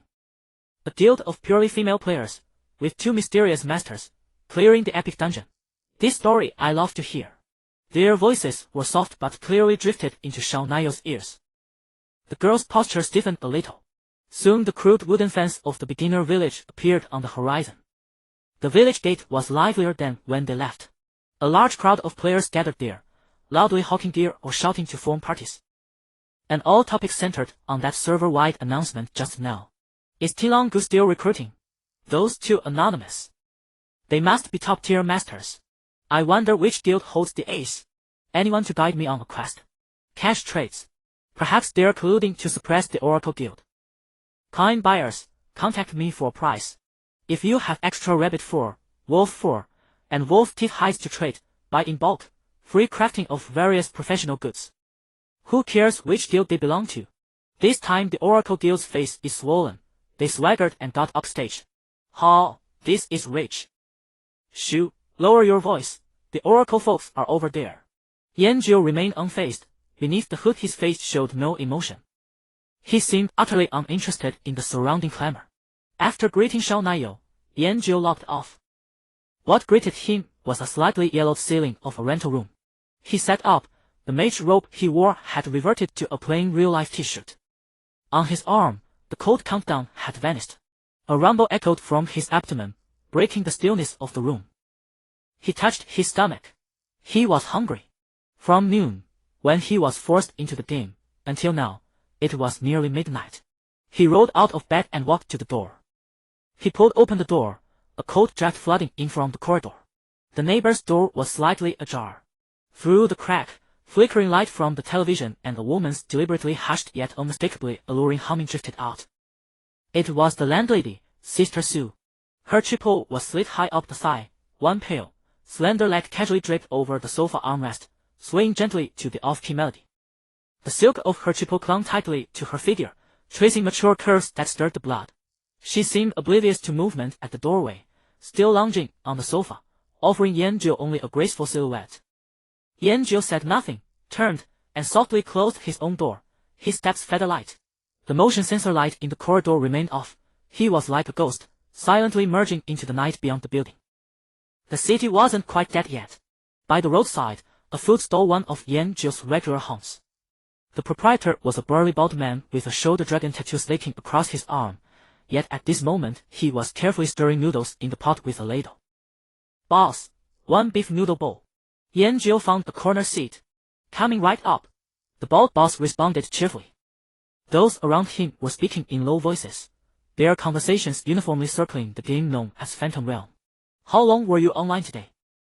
"I nearly died 30 seconds in, scared the soul right out of me." "Tell me about it." "That damn game matched me, a grown man, with a priest class. Absolutely insane." "Your situation's better than mine. My buddy picked a mage and is still stuck at level 1. Takes him forever just to kill a single mob." Yanjiu kept his head down, waiting in silence. His noodles arrived shortly after, steaming hot, topped with emerald green scallions.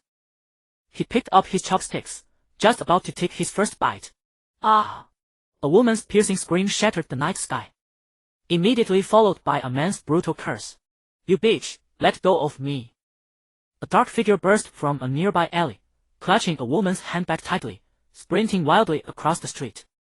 Behind him, a girl in a dress stumbled after him, tears streaking her face, her hair flying loose as she ran. "Robbery! Someone's robbing me!" The girl's voice cracked with desperation. The diners at the food stall recoiled like startled rabbits.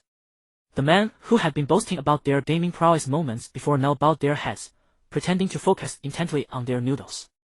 The bald boss tightened his grip on the wok ladle, glanced at his meager stall, and ultimately dared not move. Who would dare interfere these days? Yanjiu set down his chopsticks. He didn't even stand, merely tapped his left foot lightly against the ground. The next instant, he shot forward like an arrow loosed from a bow. No wasted movement. His running form was textbook perfect and harmonious, each stride measured as if by a ruler. The wind howled past his ears. The back thief clearly hadn't anticipated anyone would dare intervene. He glanced back and sprinted faster. Yanjiu's expression remained unchanged. For a fleeting moment, his attention dropped to his ankles. A strange sensation rose from the soles of his feet, as though an invisible, weightless current of air had wrapped itself around his feet, making each step lighter, faster. That feeling was far too familiar. Wing step. Though diminished countless times over, nearly imperceptible, the unique sensation of force delivery was identical to the only displacement skill he'd learned in the game. The rubber grew ever closer. 10 meters. 5. 3. 1. Yanjiu's body dipped slightly, his right leg sweeping low along the ground like a whip. A clean, decisive sweep kick. Thud!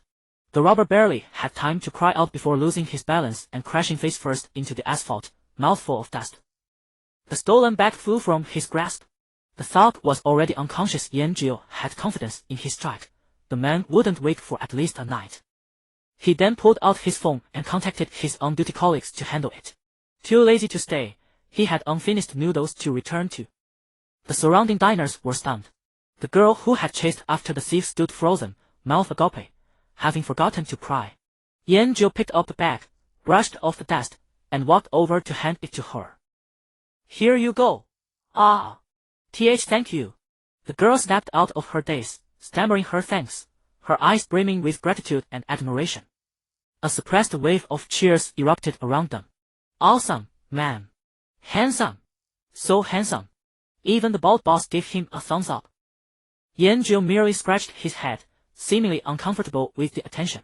His colleagues arrived efficiently, and the handover was complete within minutes. He turned and walked back to his seat, picking up his chopsticks again. The noodles were still warm. He ate without expression, as though the person who had subdued the robber moments before was someone else entirely. Yet within him, a towering wave surged. It wasn't an illusion. The current of air that had risen beneath his feet was absolutely not a trick of the mind. As a master of ancient martial arts who had tempered his body to its limits, his control over every muscle and strand of power had reached an almost incomprehensible degree. He was 100% certain. Something had seeped from that virtual game world into reality. His gaze instinctively fell upon his arms. They were bare, no game system interface visible. Yet the sensation of power feedback was imprinted with undeniable reality upon his nerves. He raised his head and surveyed the surroundings. The diners still excitedly discussed what had just occurred, but soon their conversation drifted back to Phantom Realm. Their faces wove together fear, excitement, confusion, and greed. Everyone was being transformed by that game. Or rather, swept forward by a world reshaped by it. Yanjiu finished his noodles expressionlessly. This game, this so-called Phantom Realm. It was surely far more complex, far more dangerous than anyone could have imagined. He set down his chopsticks and rose to his feet. The next day, the air in the police station office was like a pot of boiling water, invisible steam rising from every corner. The clatter of keyboards and the clicking of mice carried a sharper edge than usual, mixed with hushed, excited murmurs. Have you heard? The epic dungeon got its world first clear. Holy shit, for real? The game's only been open for 2 days. Who's that crazy? The Oracle Guild dumped a fortune into it, but in seconds it was all worthless. I'm dying laughing. Tilon Pavilion. That's the guild made up entirely of beauties. They're amazing. Not only did they take the first kill, they released the dungeon strategy and all the boss data for free. The forums have exploded. Damn, that's class. That move just maxed out everyone's goodwill. The slightly chubby colleague was spitting with excitement, his face glowing red, as if he himself had gotten the first kill. Yanjiu sat quietly at his desk, wiping his sidearm with meticulous care, as if all the noise around him were behind an invisible pane of glass. Min Yao had indeed asked for his opinion earlier about whether to release the dungeon data, and Yanjiu had not refused. After 2 days of grueling battles, most players were hovering around level 3, while a small number of top players who could team up to farm elites had reached level 4 or 5. Yanjiu wasn't leading by a huge margin after all. He only played a little each day. Tilon Pavilion. He silently repeated the name in his mind. Hey, Yanjiu. The chubby colleague spun his chair, slid over to Yanjiu, and nudged him with his elbow. Did you sell that piece of gear yesterday? What level are you now? The office fell silent for an instant, and several eyes turned toward him. Yanjiu looked up at his colleagues' curious faces, and a number instinctively popped into his mind. 7. But then he remembered the look Lucia had given him yesterday, the one that said you're bragging. Just as he was about to make up some random number to brush them off, a figure walked over. Lucia strolled over with one hand in her trouser pocket and knocked on Yanjiu's desk with the other. The deep blue police uniform gave her a strikingly different aura. What's all the chatter about? The onlookers scattered like birds, returning to their own desks, yet all of them pricked up their ears in unison. Lucia pulled out a chair, sat down across from Yanjiu with natural ease, and leaned forward slightly. Did you sleep well last night? You look fairly energetic. Not bad, Yanjiu replied. What about the game? How many levels did you go up? She asked casually, as if asking what he'd had for dinner. Yanjiu looked into her probing eyes and swallowed the word 7. About the same as everyone else. He offered a vague answer. Lucia raised a fine eyebrow, and the curve of her lips turned a little amused. She probably interpreted his words in a completely different way. Perhaps his level was too low and he was embarrassed to say it. After all, he had bragged to her before about killing a boss. All right. Lucia didn't press further. She simply nodded, rose to her feet, then reached out to straighten his slightly tilted collar. Her fingertips brushed past his Adam's apple as if by accident. Take it slow. No rush. Her voice dropped, carrying a warmth meant only for the two of them. Then she turned and left, leaving Yanjiu with the sight of a poised, capable figure. Yanjiu touched his collar, where a trace of warmth seemed to linger. The morning flew by in a blur of documents and phone reports. At noon, the off-duty bell rang on the dot.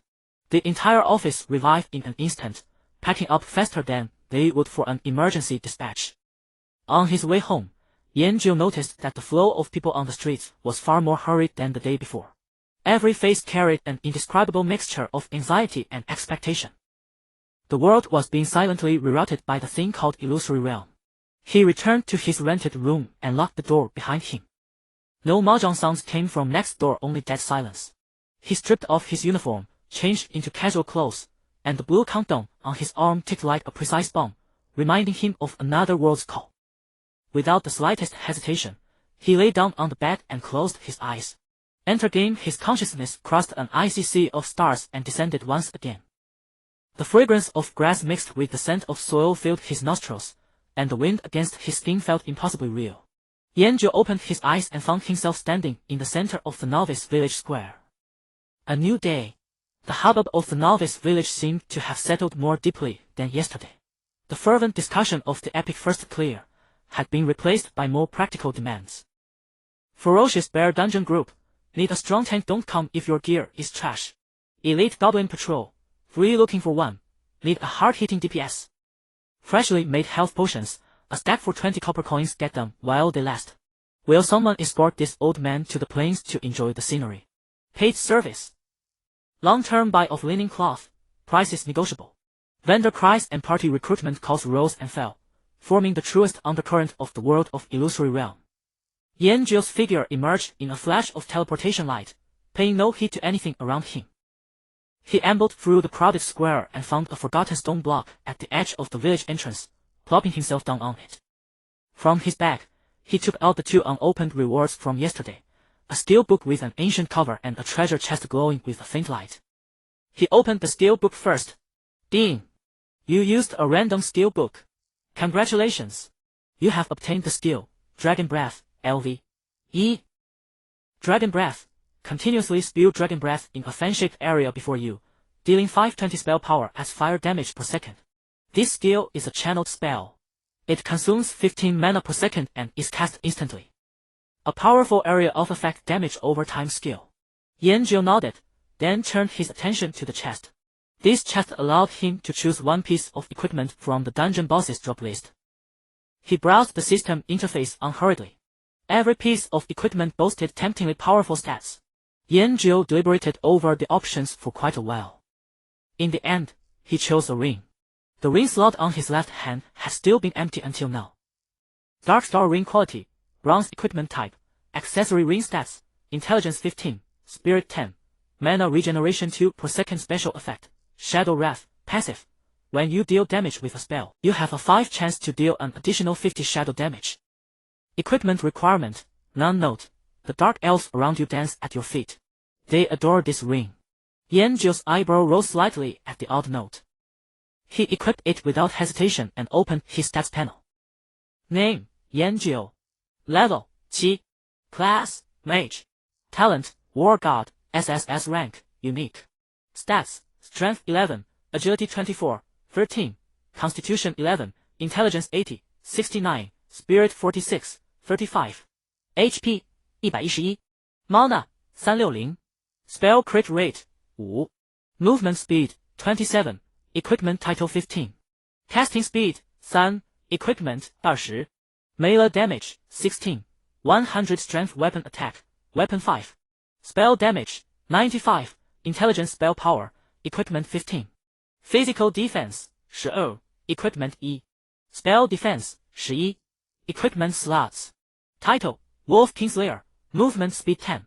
Two-handed staff, withered soul staff, bronze, intelligence 15, spell power 10, melee attack 5.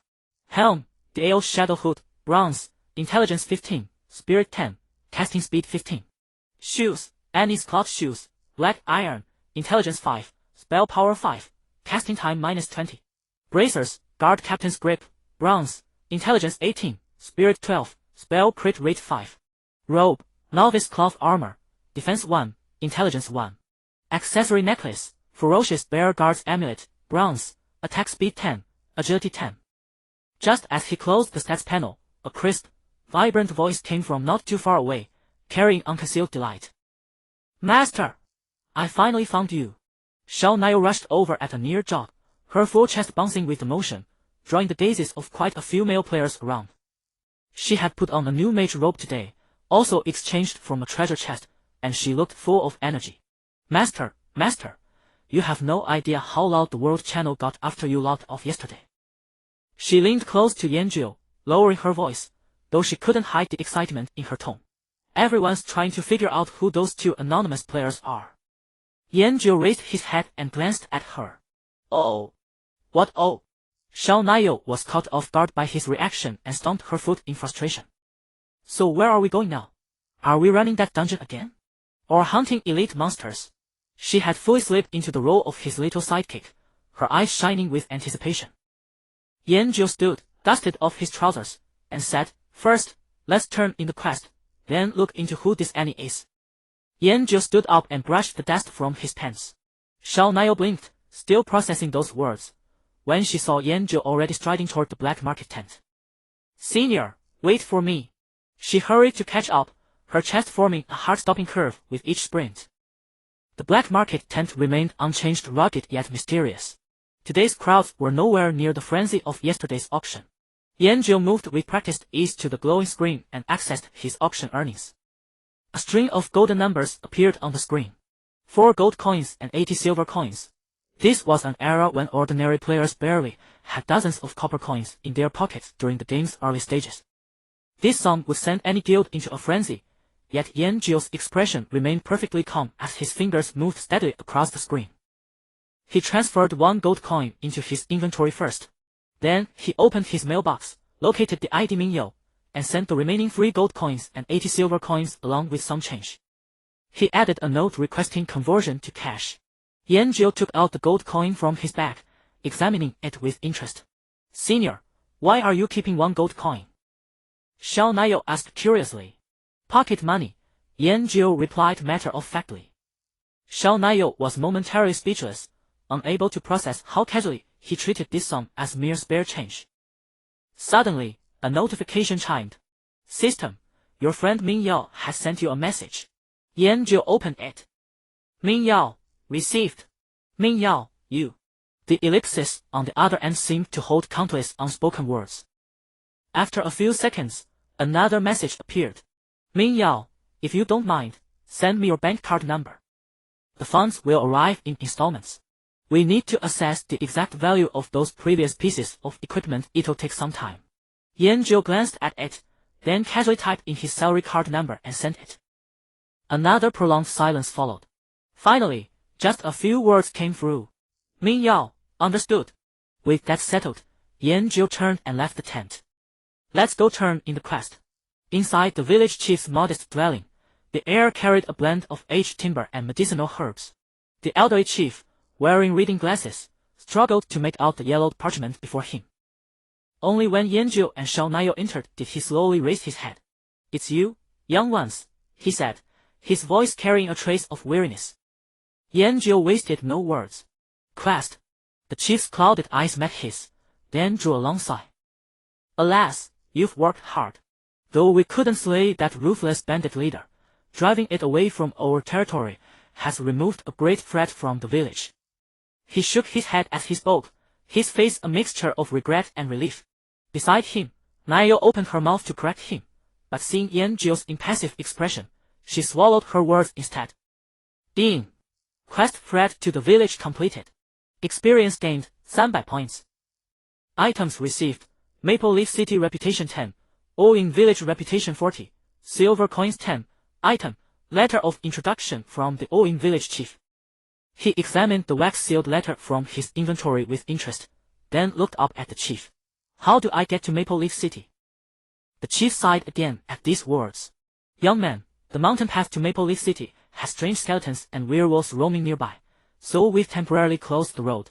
No one can pass through now. Senior, this must require completing a prerequisite quest before the path to the main city unlocks. Xiao Niao whispered urgently beside him, already accustomed to this sensation of being carried along by someone who seemed completely ignorant of the game mechanics. Yanzhou nodded without pressing further, turning instead toward the blacksmith shop at the opposite end of the village. Clang! Clang! The heavy, rhythmic striking of iron accompanied by waves of scorching heat hit them as they approached. Inside the forge, a bare-chested giant with corded muscles wielded a massive hammer, repeatedly pounding a red-hot piece of iron. Sweat traced past down his brown skin, evaporating instantly into white vapor in the intense heat. The arrival of Yanzhou and Xiao Niao didn't make him pause his work. Yanzhou simply stood waiting beside him until the blacksmith quenched the iron piece, producing a loud hiss. The blacksmith tossed his hammer aside, grabbed the towel around his neck to wipe away the sweat, then called out in a booming voice.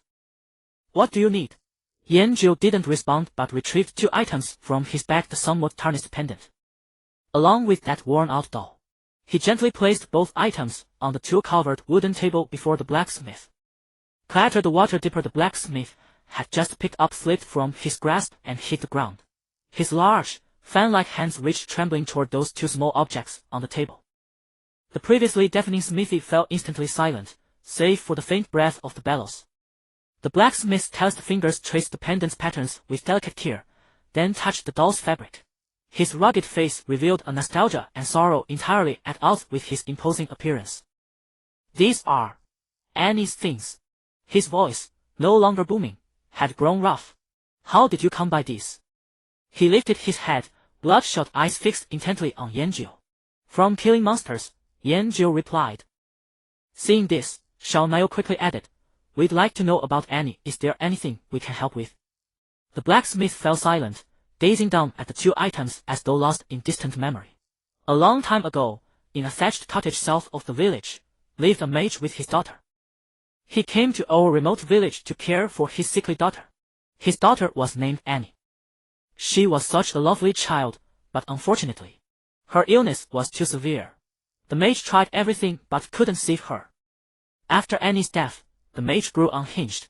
Within a short time, he left the village alone and never returned. The tale was brief yet steeped in irreducible sorrow. Yanjiu listened quietly. "Where is the thatched cottage?" he asked, breaking the heavy silence. The blacksmith glanced once more at the pendant and doll on the table, his complicated gaze seeming to look through these objects at the long-dead little girl. He then picked up the pendant and tucked it into his pocket. Without asking further, he drew a rough height map from his chest and pointed to a spot with his finger. A coordinate appeared on Yanjiu's map. Ding! Lost item, Annie's pendant. Accept hidden quest, the mysterious mage. Yanjiu studied the system prompt, extended his finger, and tapped it. Ding!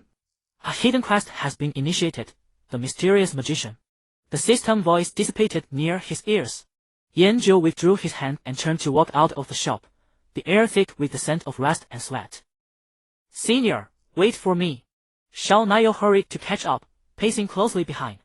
The two proceeded one after the other toward the coordinates marked by the blacksmith on their map. The clamor of the novice village gradually fell behind them, replaced by the tranquility of the woodland path. "Senior, do you think that mage could be a class transfer instructor?" Shao Niu's voice rang out crisp and clear, shattering the silence. "Everyone on the forum says no one has yet discovered the method for class transfer. If we were the first to complete it, wouldn't we become renowned throughout the entire server? We might even receive a special title, something like Pioneer of Professions. Just thinking about it sounds incredibly awesome." Yanjiu remained silent, continuing his own pace. Shao Niu showed no sign of awkwardness and seamlessly switched topics. "By the way, senior, guess what I just noticed? The Oracle Guild is purchasing bronze-grade equipment at premium prices on the World Channel. I heard they suffered devastating losses while clearing the Savage Bear dungeon yesterday, and their gear is nearly destroyed. Even the most inferior white-quality gear is now being speculated up to 3 silver coins on the black market. Senior, you truly have remarkable foresight. With the gold price surging so sharply, withdrawing gold coins now would yield a substantial profit." She chattered away incessantly, like a lark that never grew weary. In Illusion, the durability system was described rather briefly, allowing only a rough classification based on equipment luster: pristine, ordinary, damaged, and broken. If subjected to attacks far exceeding the equipment's attributes, the labels would degrade to damaged or even broken.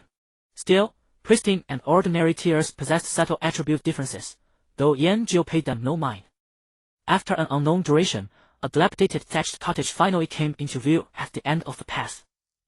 The house stood solitary upon a forest clearing, surrounded by overgrown weeds. Half of its roof had already collapsed, exposing a gaping black hole like an eye forgotten by the world. As the two drew near, a wave of putrid and damp miasma washed over them. Yanjiu pushed open the creaking wooden door. The interior was laid bare in an instant: a 3-legged wooden table, a cracked earthenware pot, corners thick with spider webs, and dust dancing within the shafts of light piercing through the roof's openings. Nothing unusual whatsoever. Shao Niu dashed inside first, enthusiastically beginning to rummage through everything. "Senior, there's a chest here, but it's empty. And there seems to be a book underneath. Oh, it's completely rotted away." Yanjiu was far less eager, merely strolling slowly through the room, his gaze sweeping across every corner. He approached the corner and reached out to brush aside the thick webbing, when suddenly, the wardrobe door beside him exploded open. A dark silhouette shot out at astonishing speed, carrying a foul stench, lunging straight for Yanjiu's face. Ah! Xiao Naiyou let out a sharp cry. It was a creature standing bipedally, its body clothed in grayish-brown bristles, fangs bared, and crimson eyes blazing with bloodthirsty madness. A werewolf! Yanjiu's expression did not shift in the slightest. He did not retreat even an inch.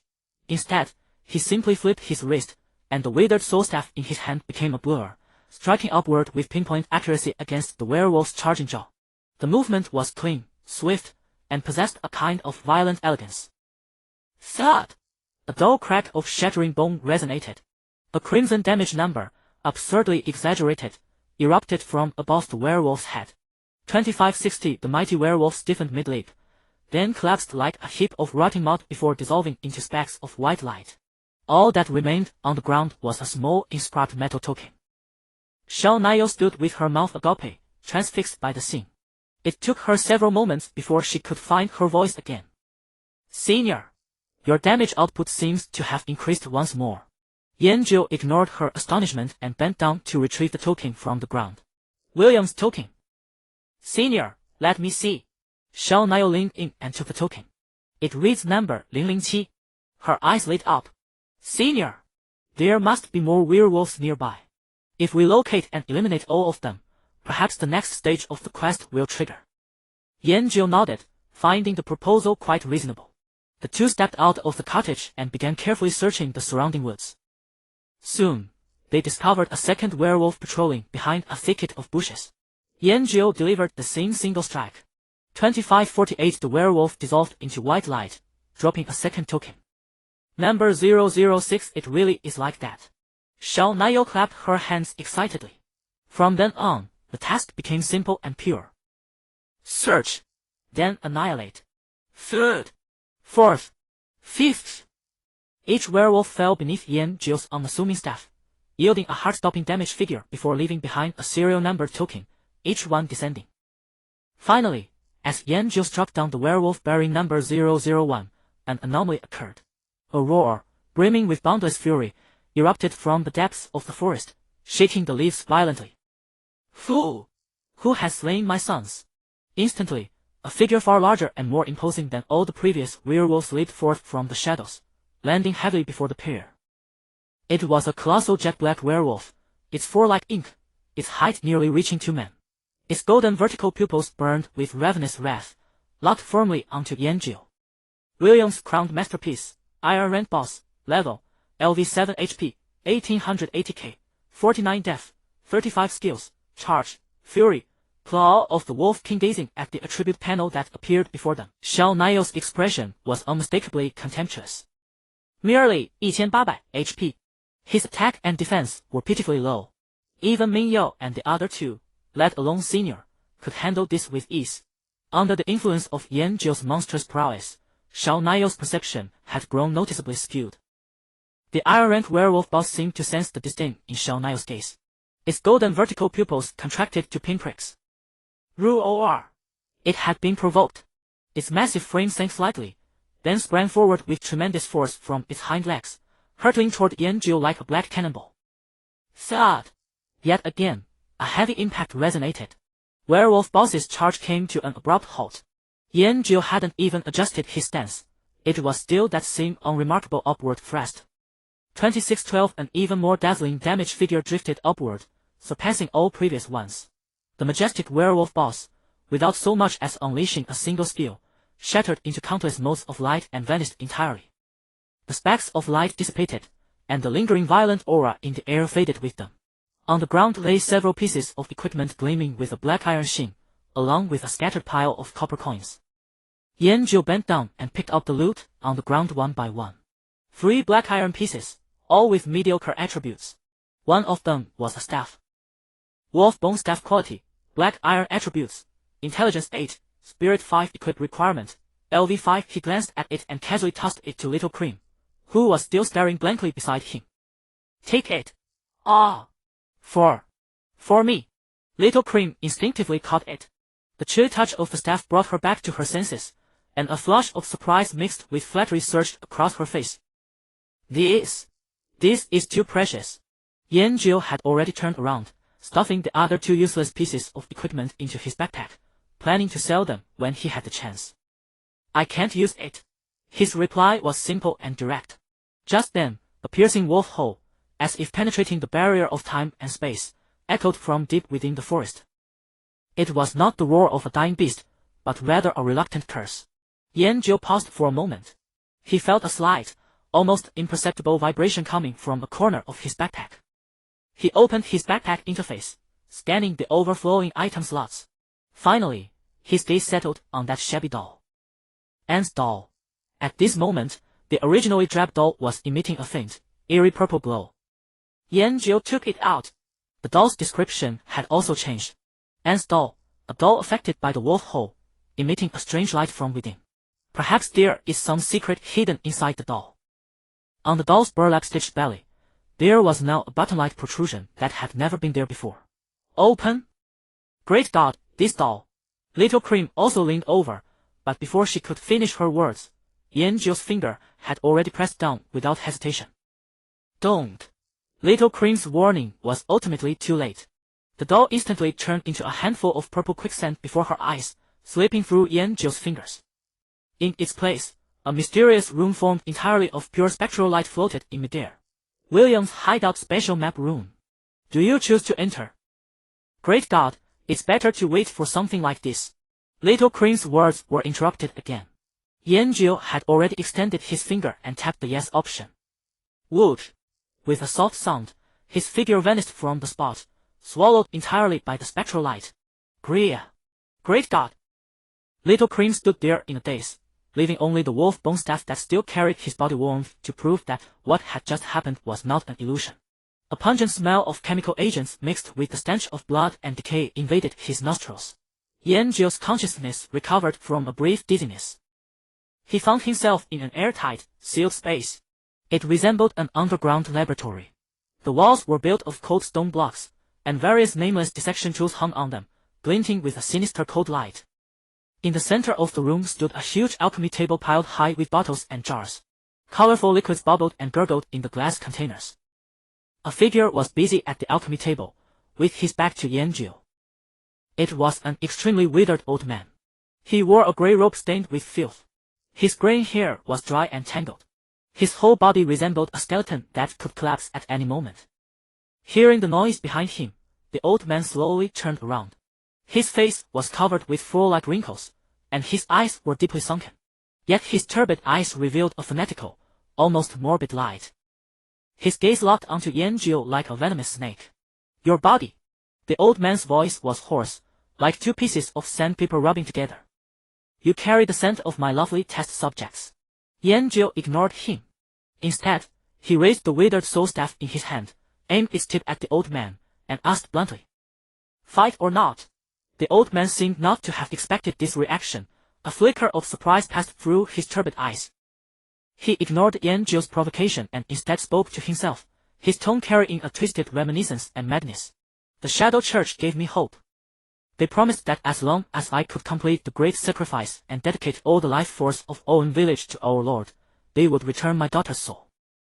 Anne. My poor Anne, she'll be back soon. The old man's eyes blazed with ferocity, and his entire being exuded an extremely dangerous aura. Young man, your strength is impressive. Submit to me, become my perfect test subject, or die. As his final word fell, a line of blood-red system information appeared before Yanjiu. William, Black Iron Boss. Level, LV8. HP, 2400. Attack, 19. Defense, 55. Magic Attack, 63. Skills, Shadow Bolt, Shadow Fury, Summon Skeleton, Summon Werewolf. Yanjiu looked at the attributes, moved as swift as the wind, and charged at the boss. William's bony fingers traced a strange rune in the air, and the ground split open in response. 4 ghastly pale skeletons struggled out from the cracks in the stone, faint blue soul fire flickering in their hollow eye sockets. They moved sluggishly, their bones grinding with a creaking sound that was especially harsh in the silent laboratory. The corner of William's mouth twisted into a morbid smile, and his other hand had already begun gathering shadow energy. Become my most perfect collectible. A deep purple sphere of energy rapidly took shape in his palm. Shadow Bolt. The airflow beneath Yan Zhou's feet swirled with an almost imperceptible rotation. His entire body turned into a blurred afterimage, instantly passing the 4 skeletons that were still tottering unsteadily. The sound of wind exploded beside William's ear. The boss's condensed shadow bolt had not yet left his hand. That unremarkable-looking soul wither staff had already pierced through the air with a sharp whistle and slammed into his chest. Thud! A dull thud. -2688. A blood-red number slowly floated up from above William's head. This black iron rank boss could not even leave behind a dying word. His body stiffened where he stood, then dissolved into countless dancing specks of light that scattered across the ground. 2 pieces of equipment and a steel book automatically went into Yan Zhou's bag. Ding! Congratulations, your level has increased to LV8. Ding! Talent War God effect enhanced. Melee damage amplification increased to 170 times. Ding! Congratulations, Strength 1, Agility 1, Intelligence 1, Spirit 1, Constitution 1. Ding! Congratulations, you have obtained 5 free attribute points. Current free attribute points, 无视. Ding! Congratulations on completing the hidden quest, the mysterious mage. Please go to the village chief of village to submit the quest. The instant the system notification sounded, the surrounding scene began to twist and peel away. Light and shadow shifted. The next moment, Yan Zhou's figure reappeared in the forest clearing outside the thatched cottage. Gee, great God! Xiao Nayo almost pounced over, her full bosom heaving from her eager movement. Lingering fear was written all over her face. Are you alright? I'm fine. Yan Zhou's answer was as concise as ever. Was there something inside? Xiao Nayo looked him up and down. I was teleported to a laboratory. There was an old man inside. I smashed him to death. Dead? Xiao Nayo was stunned for a moment. Was it William? Didn't he say anything? Like his origin, or any other clue? He did say something. Yan Zhou thought for a moment. He said he joined the Shadow Church and wanted to sacrifice the entire village to resurrect his daughter Annie. Sacrifice? Xiao Nayo's expression instantly turned serious. I knew something was wrong. She paced in a nervous circle, her pretty brows tightly knitted. Great God, this isn't right. Killing William is just treating the symptoms instead of the root cause. He must have set up a sacrificial formation long ago, and that thing is definitely still there. Yan Zhou looked at her. Then what? Then?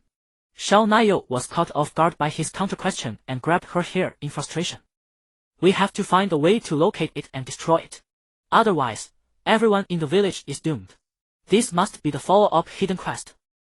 She analyzed it with sound logic and clear reasoning. Yan Zhou nodded. Where do we look? Xiao Nayo was stumped again. She racked her brains, running through every clue in her mind. Goblins, feral bears, the werewolf, and the mage. But the trail came to a complete dead end at William. Her shoulders slumped in defeat. I don't know either. Then let's go turn in the quest first. Yan Zhou patted her head and strode off toward the village. Oh. Xiao Nayo had no choice but to follow, still muttering stubbornly under her breath as she walked. There must be a clue we've missed. The village chief? The blacksmith?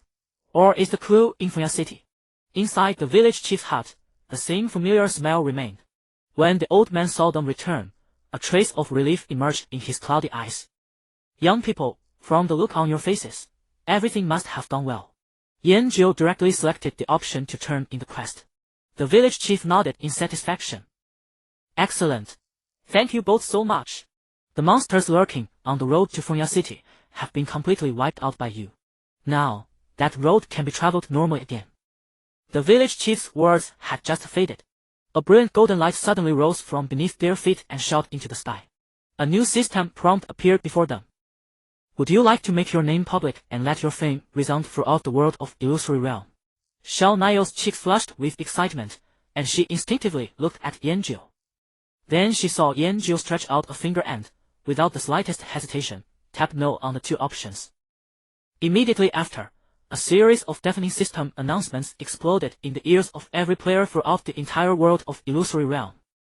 World announcement: congratulations to players Anonymous and Anonymous for successfully unlocking the teleportation function of Novice Village 952766. As the first Novice Village to unlock teleportation, All other players in Novice Village 952766 are rewarded 5 free attribute points and 1 random mortal grade equipment item. World announcement: as the first players to unlock teleportation, players Anonymous and Anonymous are rewarded 10 free attribute points and 1 random black iron equipment item. For an instant, the entire world channel exploded. Holy crap! A teleport point? Which village is that amazing? 952766. It's our village. Holy crap! I got 5 extra attribute points and a free piece of equipment too. Who's the hero? It's those anonymous big shots again. They're definitely the two who took the epic first kill earlier. Please, big shots, carry me. I want to go to Novice Village 952766. The one above, wake up. No one can go to another village right now. I'm dying of envy. In Tilon Pavilion's guild channel, Min Yao stared at those two announcements and fell into a long silence. It was them again. Again, that overwhelming pace of progress. She opened her friend list and stared at the avatar of Yan Jiu for a long time, saying nothing. Inside the village chief's hut, Xiao Niao's mouth hung open as she stared blankly at the 10 extra free attribute points on her attribute panel and the mage leg guards in her backpack that glowed with black iron light. Happiness had come too suddenly. She felt like she was dreaming. A blissful dizziness almost made Xiao Niao unsteady on her feet. She looked at her attribute panel, where the 10 extra free attribute points that had appeared out of nowhere glowed with an alluring light. In her inventory was a pair of black iron grade mage leggings whose stats were several tiers above the plain white gear she was currently wearing. All of this was because she had followed the right person. Big shout! She started. Before she could go on, Yan Jiu had already turned around and was looking at the village chief, who seemed to have been relieved of a heavy burden. Fengya City. Yan Jiu's tone was flat, as if the world-stirring announcement from a moment ago had absolutely nothing to do with him. All right, Fengya City. The village chief slapped his forehead, his wrinkles bunching into a smile like a chrysanthemum. The road is open now. There's a carriage waiting at the village entrance. Just tell the driver and he'll take you there. Yan Jiu nodded and turned to head out the door. Big shout, wait. Xiao Niao hurried after him. The moment the two of them stepped across the threshold of the village chief's hut, a thunderous wave of noise crashed over them like a tsunami. The whole of OM village went crazy. Ha ha ha! 5 attribute points. I maxed out my strength. Quick, look at this armor. It adds 5 defense. It's better than what I got from grinding goblins for half a day. Who was it? Which big shot opened the teleport gate? I'll set up a longevity tablet for them. It must be those two anonymous big shots. Who else could it be? There was uproar, excitement, and mad joy. Countless players gathered in the open area at the center of the village, waving their arms and chattering excitedly. The entire novice village had become an ocean of joy. Xiao Niao flinched at the sheer commotion and instinctively hid behind Yan Jiu. Yan Jiu pulled her along, turning expertly into a secluded alley and shutting out the clamor behind them. Big shout, are we going to Fengya City now? Xiao Niao's heart was still thumping. Yan Jiu didn't answer. Instead, he opened his inventory and took out the spoils he had just obtained from William. There was a finely made grey robe, a pointed hat, and a steel book radiating a faint black aura. William's shadow robe. Quality, black iron. Equipment type, chest. Attributes, intelligence 10, spirit 5, defense 5, shadow resistance 5. William's apprentice hat. Quality, black iron. Equipment type, hat. Attributes, intelligence 10, spirit 8, shadow damage 5. Summon skeleton, summons a skeleton to fight for you. Its strength depends on your intelligence and skill proficiency. Duration, minute. Cooldown, 3 minutes. Class requirement, Mage. Yan Jiu looked at it, then tossed the hat to Xiao Niao. Then he took off the tattered bandit's linen shirt and put on William's shadow robe. A cold, powerful stream of mana seeped through the clothes and into his skin. His attributes took another modest leap. Xiao Niao held the hat in both hands. This was a black iron item. Its stats were nearly on par with the Dale's shadow who the big shot was currently wearing. I don't need it, Yan Jiu said casually, reaching out to place his hand on the steel book. Ding! You have learned the skill, Summon Skeleton, LV1. He raised his hand and attempted to release the steel. On the ground, a small pile of bones appeared out of nowhere, clattering and clicking as they assembled into a crooked skeleton frame.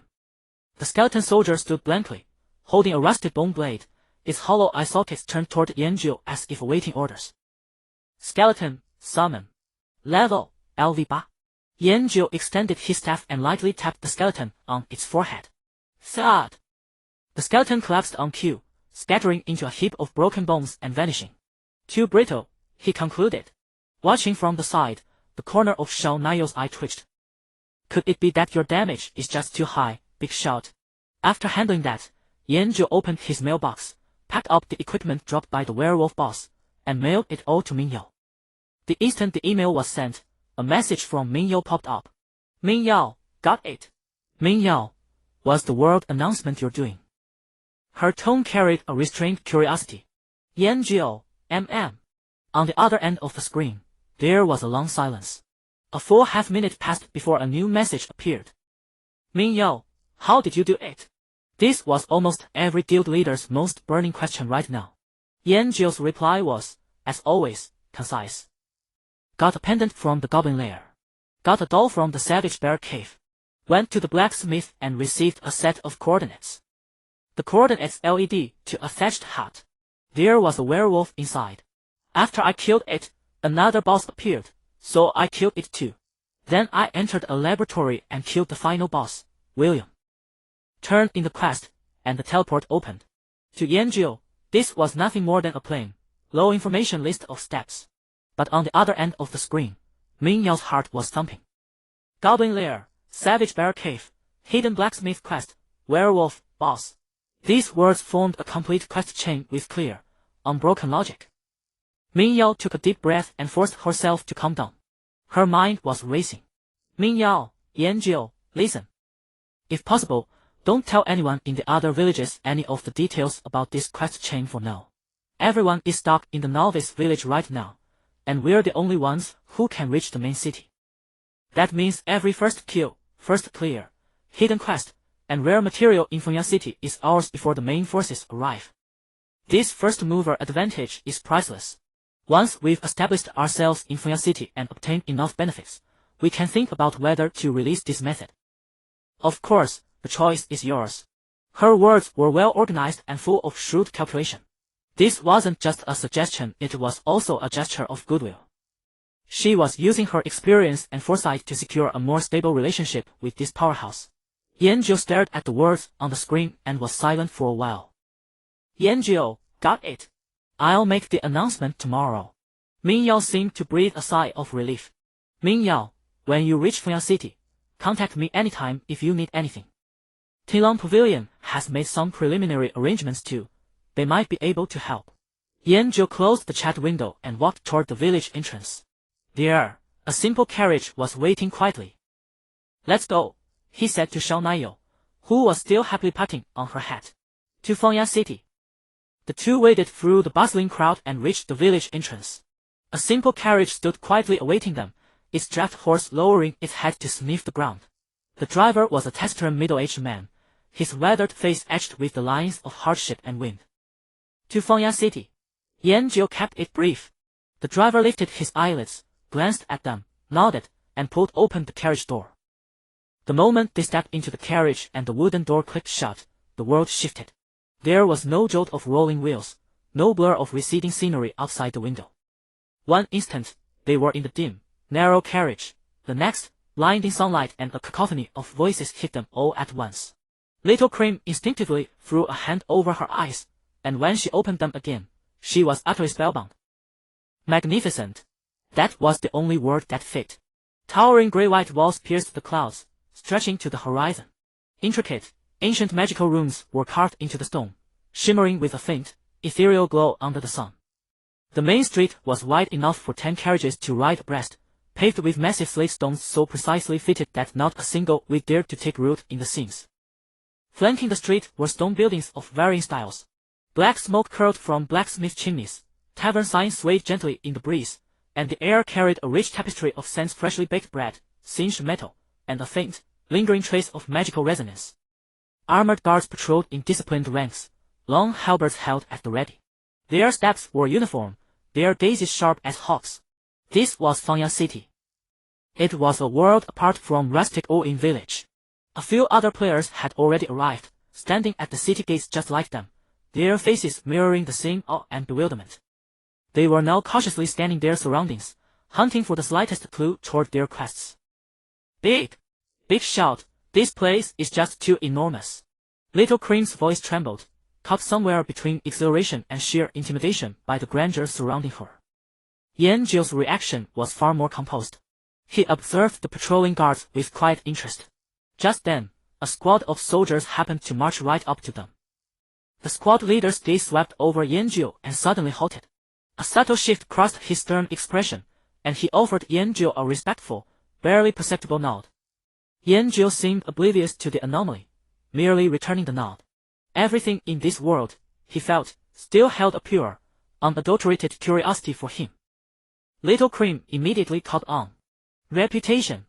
The 10 points of Fangya City reputation awarded from the quest were yielding such immediate results.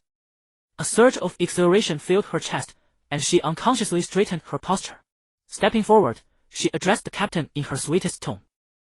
Excuse me, guard sir, could you tell us where the class trainer is? She reasoned that a major city's trainer might offer a broader selection of skills than a village instructor. Class trainer? Yanjio turned his head at the unfamiliar term, looking at Little Cream. What does that do?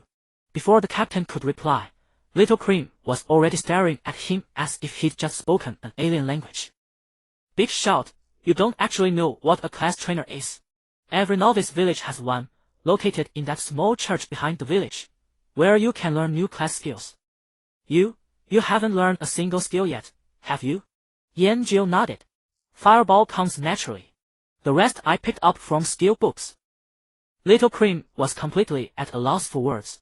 A mage who didn't even know what a trainer was had secured the server's first epic kill and even activated the capital's portal network. Who would ever believe that? She felt her entire understanding of the world being ground into the dirt by this man yet again. The captain, clearly having overheard their exchange, looked at Yanjio with a hint of bewilderment.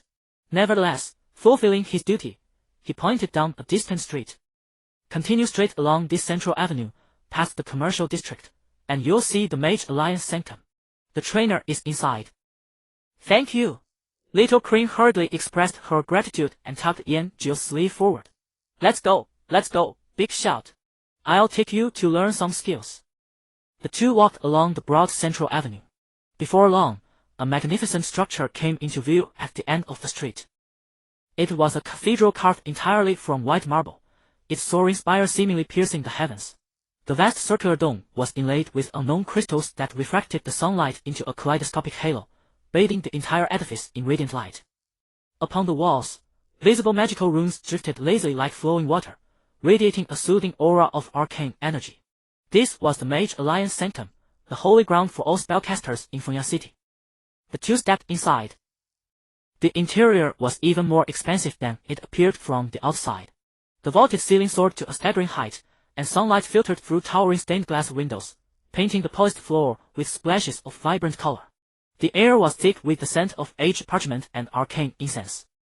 At the center of the hall, an elderly man with snow-white hair and beard, robed in exquisite ceremonial vestments, stood before a glowing arcane matrix, eyes closed in deep meditation. As if sensing their arrival, he slowly opened his eyes. Those were eyes of profound depth, as though they could pierce straight through one's soul. Welcome to the Mage Alliance, young mage. His voice resonated with a peculiar, harmonic timbre, echoing through the vast hall.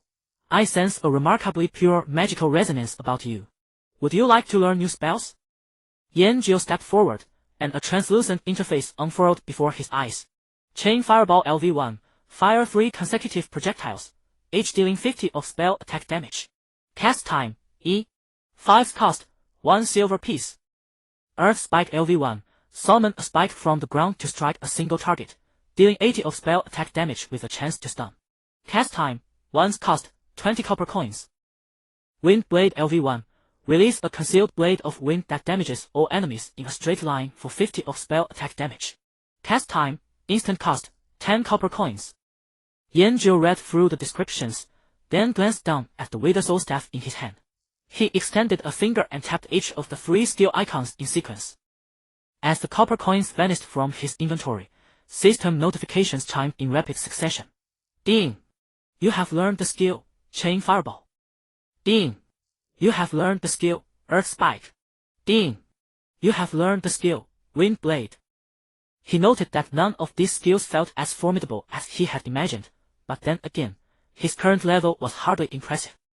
After mastering the skill, Yanjiu withdrew his hand. Before him, the elderly mage with white hair and beard, Elise, a trace of ineffable strangeness surfaced in his deep eyes. From this young man before him, he sensed a quality of magic unlike anything he had ever encountered. Wild, pure, yet carrying an almost barbaric physicality. Like an unrefined or brimming with boundless energy, being used as a hammer. At that moment, Yanjiu's gaze fell upon a grayed out option at the very bottom of the skill list. Class Advancement. He extended a finger and tapped it, but there was no response. This one? He asked succinctly. Elise's thoughts were interrupted. He glanced at the grayed option, then regained the dignified bearing of a Mage Alliance trainer. That is the Class Advancement option. Only when your level reaches LV 10 will you have the right to choose your own path. Class Advancement. Little Milk Cream's eyes instantly lit up, and she eagerly leaned in. Master, Master, what can mages advance into? This question seemed to strike at Elise's pride. He straightened his back, his voice carrying an unquestionable authority. The mage's path is the broadest and most profound of all professions. You may choose to specialize in a single element, becoming various elemental mages. Of course, you may also seek more primordial power and become a mysterious arcanist. The old mage paused, and with a light sweep of his gaunt fingers through the air, several phantom images materialized before him. One image showed flames interwoven with frost, while another displayed pure purple arcane energy surging forward. Some go further, forming pacts with beings from otherworldly realms to become powerful summoners. Or even, the old mage's tone grew subtly peculiar as he pointed to an image shrouded in dark mist. To delve into forbidden territories, to dance with death, and become a necromancer. His words echoed within the cathedral, brimming with temptation. Each branch represented a future of power and promise. Little Milk Cream listened entranced, nearly drooling. Then, are there any close combat paths, ones that attack with weapons or fists? An ill-timed voice abruptly interrupted Elisa's lecture. Yanjiu asked this question with a completely earnest expression. He had little interest in those flashy spells. He still retained a soul-deep obsession with close-quarters combat. Fists? Elise repeated the word, first in astonishment, then his stern face crumpled into a knot of wrinkles. Young man, what nonsense are you spouting? His tone grew cold. Magic is a noble and pure art, the crystallization of wisdom. And warriors such is a path of courage reliant on brute strength. To conflate the two is an abomination against magic. And an insult to warriors. Young man. The old mage's voice was somewhat dry. The glory of mages lies in our understanding of the world's laws, in our exquisite control over magical power. We wield wisdom and knowledge to harness power sufficient to destroy heavens and earth. Not. Rather. He pondered his wording. Using such crude means to solve problems. He felt every word he spoke was imbued with wisdom, enough to guide any lost young man. Yanjiu finished listening and nodded. Oh. So, there isn't one. The old mage took a deep breath, feeling his blood pressure rise slightly. No. He almost ground out these two words. All right. Yanjiu sighed, his tone clearly disappointed. This perfunctory all right left Elise's well-prepared lecture all stuck in his throat. He had anticipated the young man's defiance, arguments, even anger. But he never expected such calm, almost indifferent acceptance. It was as if his impassioned reprimands had all struck cotton. A sense of powerlessness rose in Elise's heart. Looking at Yanjiu's handsome yet impassive face, he doubted his own judgment of character for the first time. Was this young man truly giving up, or simply not taking his words seriously at all? Let's go. He tugged along Little Milk Cream, who was still standing by silently. Heading out of the city to level up, he strided forward directly toward the cathedral doors without any hesitation. That decisive, resolute figure left Elise utterly stunned in place. Little Milk Cream quickly scampered after them. The two walked out of the cathedral, warm sunlight falling upon them once more. Following behind, Her mind still echoed with the old mage Elisa's scolding. Let's go. Yanjio's voice broke through her wandering thoughts. At the gates of Maple Leaf City, the crowds were denser than when they had first entered. Players from the LV 952766 novice village mingled with NPCs in scattered groups. Shouts of vendors, conversations, and the neighing of horses formed a noisy yet vibrant symphony. Just as they were preparing to make their way through the crowd to leave the city, a clear, cold voice called out to them. Yanjio!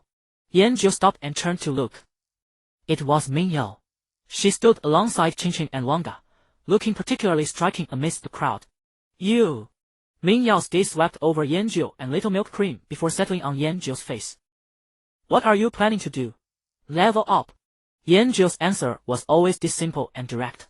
Mingyao nodded. This answer was within her expectations. We plan to explore the city and see if we can pick up any hidden quests. She paused, then added. The clue Beast Bear mentioned might yield a breakthrough from within the city. Yanjio merely grunted in acknowledgement. Mingyao seemed to expect no more from him. Her gaze drifted almost imperceptibly toward Little Milk Cream, who stayed by Yanjio's side. The girl's figure was striking, her eyes full of admiration for Yanjio as she gazed at him, that unreserved trust nearly overflowing. A faint curve touched Mingyao's lips. Little Milk Cream, are you going along too? Yes. Little Milk Cream nodded vigorously, puffed out her chest, and spoke in a clear voice. Wherever the great god goes, I go. Her words carried a touch of girlish sweetness, yet also an unmistakable declaration. The smile on Mingyao's face seemed to deepen. It seems you two are very close. Qingqing, standing nearby, looked at her guild leader with bewilderment, not understanding why she was so interested in this busty, brainless face. Longa remained silent, simply standing quietly behind Mingyao. A subtle tension, perceptible only to women, seemed to permeate the air. Seeing the conversation had run its course, Yanjio tugged at Little Milk Cream's arm. Let's go. With that, he slung the staff over his shoulder and strode through the city gate, heading toward the vast wilderness beyond. Little Milk Cream immediately scampered after him like a happy little tail. Mingyao stood rooted to the spot, watching the two silhouettes tall and short gradually disappear into the light at the city entrance. Her smile, she did not realize when, had already faded, replaced by a complex, inexpressible emotion. Sister Yao, Qingqing called out softly. Mingyao did not respond. Her fingers tightened unconsciously at her side, the knuckles turning slightly white from the force. After a moment, she slowly relaxed them, her voice returning to its usual calm. Let's go. We have our own matters to attend to. She turned and, with Qingqing and Wanga in tow, re-entered the bustling streets of Maple Leaf City.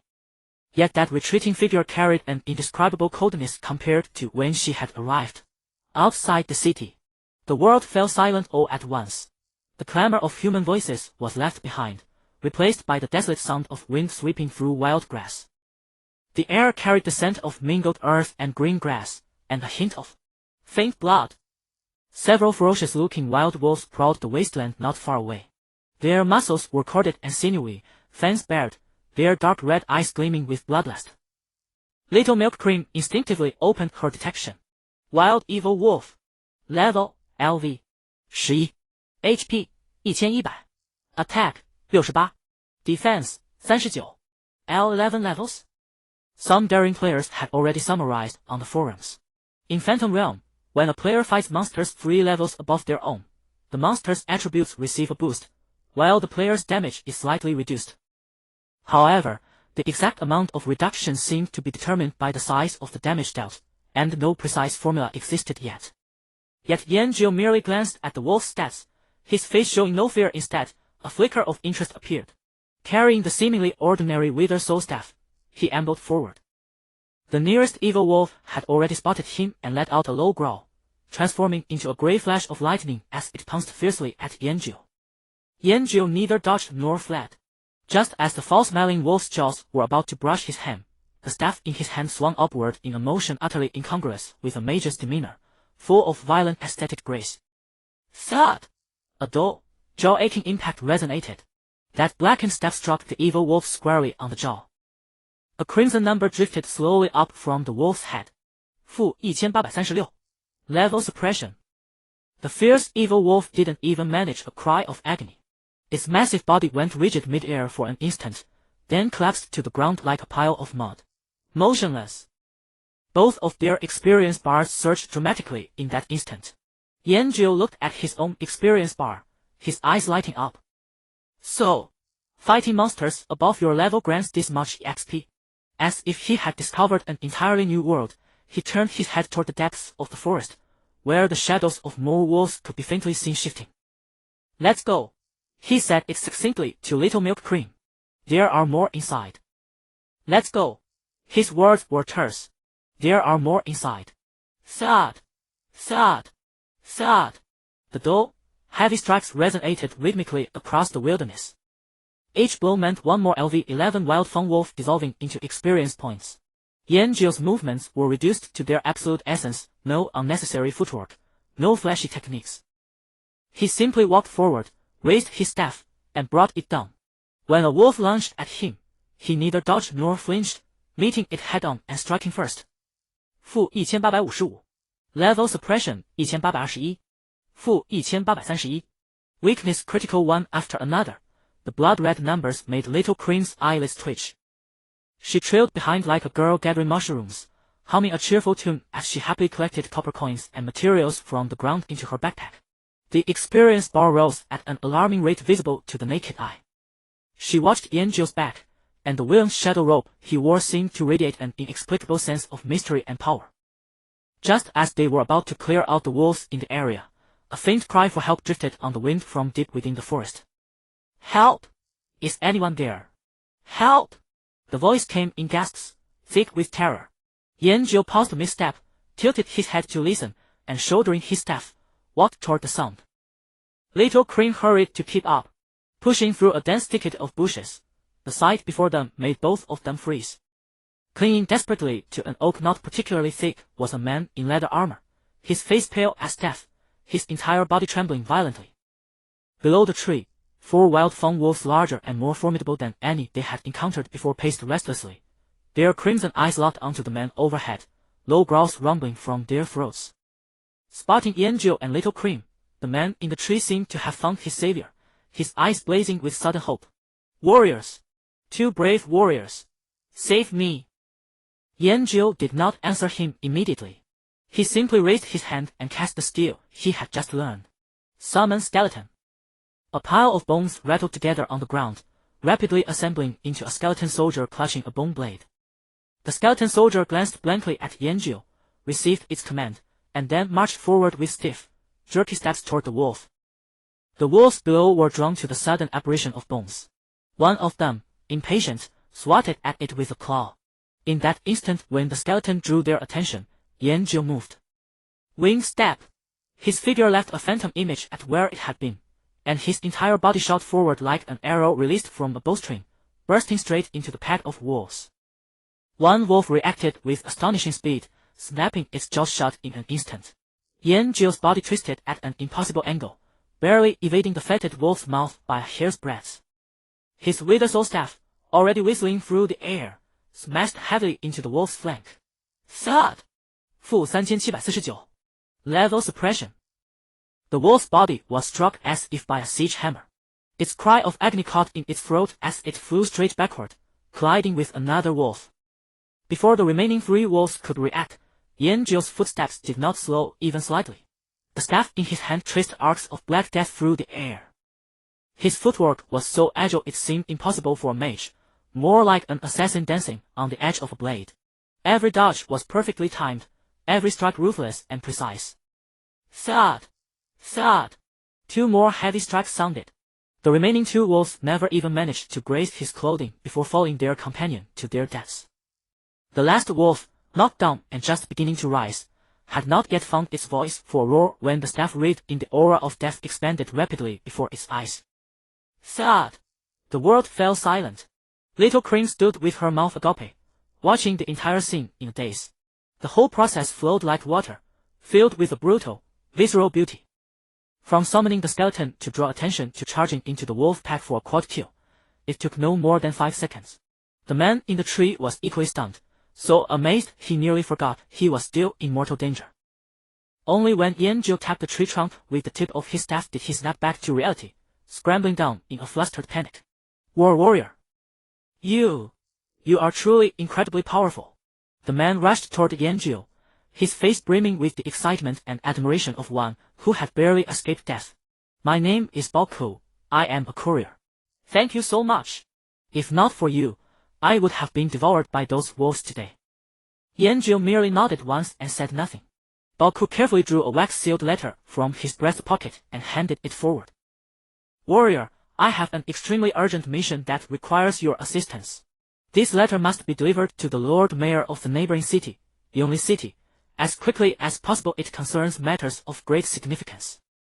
But those damn wolves delayed me, and now my legs are too weak to carry me. Could you do me this favor? Lord Mayor will surely reward you generously. As his words fell, a quest window popped up before Yanjiu. Accept quest, urgent letter.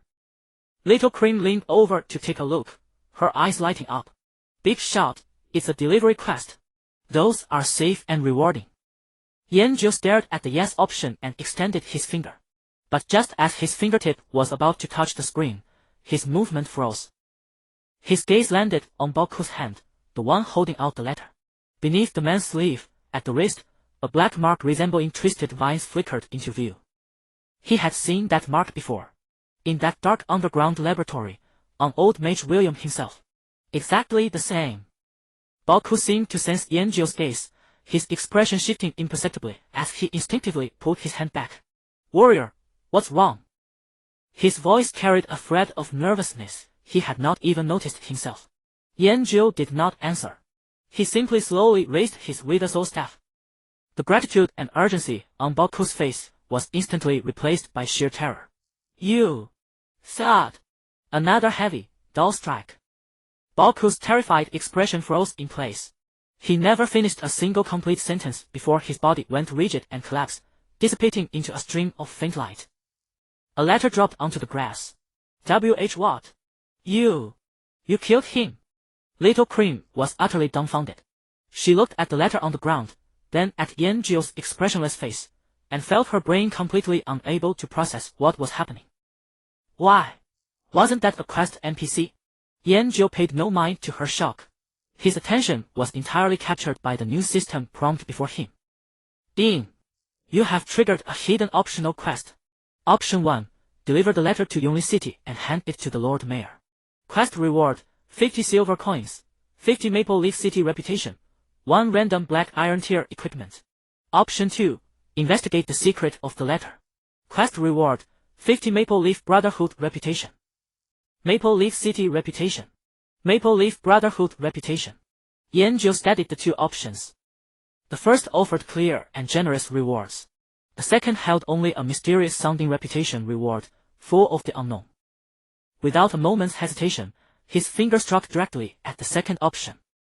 He chose to investigate the secret of the letter. Little Cream froze completely. The city guards will put out warrants for our heads. We'll become red-named players. Little Cream was so anxious she could barely stand still. She could already imagine the grim fate awaiting them, hunted by the city's entire guard. Yanjiu bent down and picked up the letter that had fallen onto the grass. He didn't even glance at Little Cream, merely saying in a calm tone, something is wrong with him. Then, pinching the edge of the envelope between two fingers, he tore it open with force. Yep. The wax seal cracked apart. A yellowed sheet of parchment slid out from within. Yanjiu unfurled the letter, its script written in an elegant cursive hand. No longer afraid, curiosity drew Little Cream closer. She peered over, her small head resting against Yanjiu's arm. The letter's contents were not complicated. In essence, the city urgently needed a batch of high-quality blood-flame rubies for crafting a certain special alchemical potion.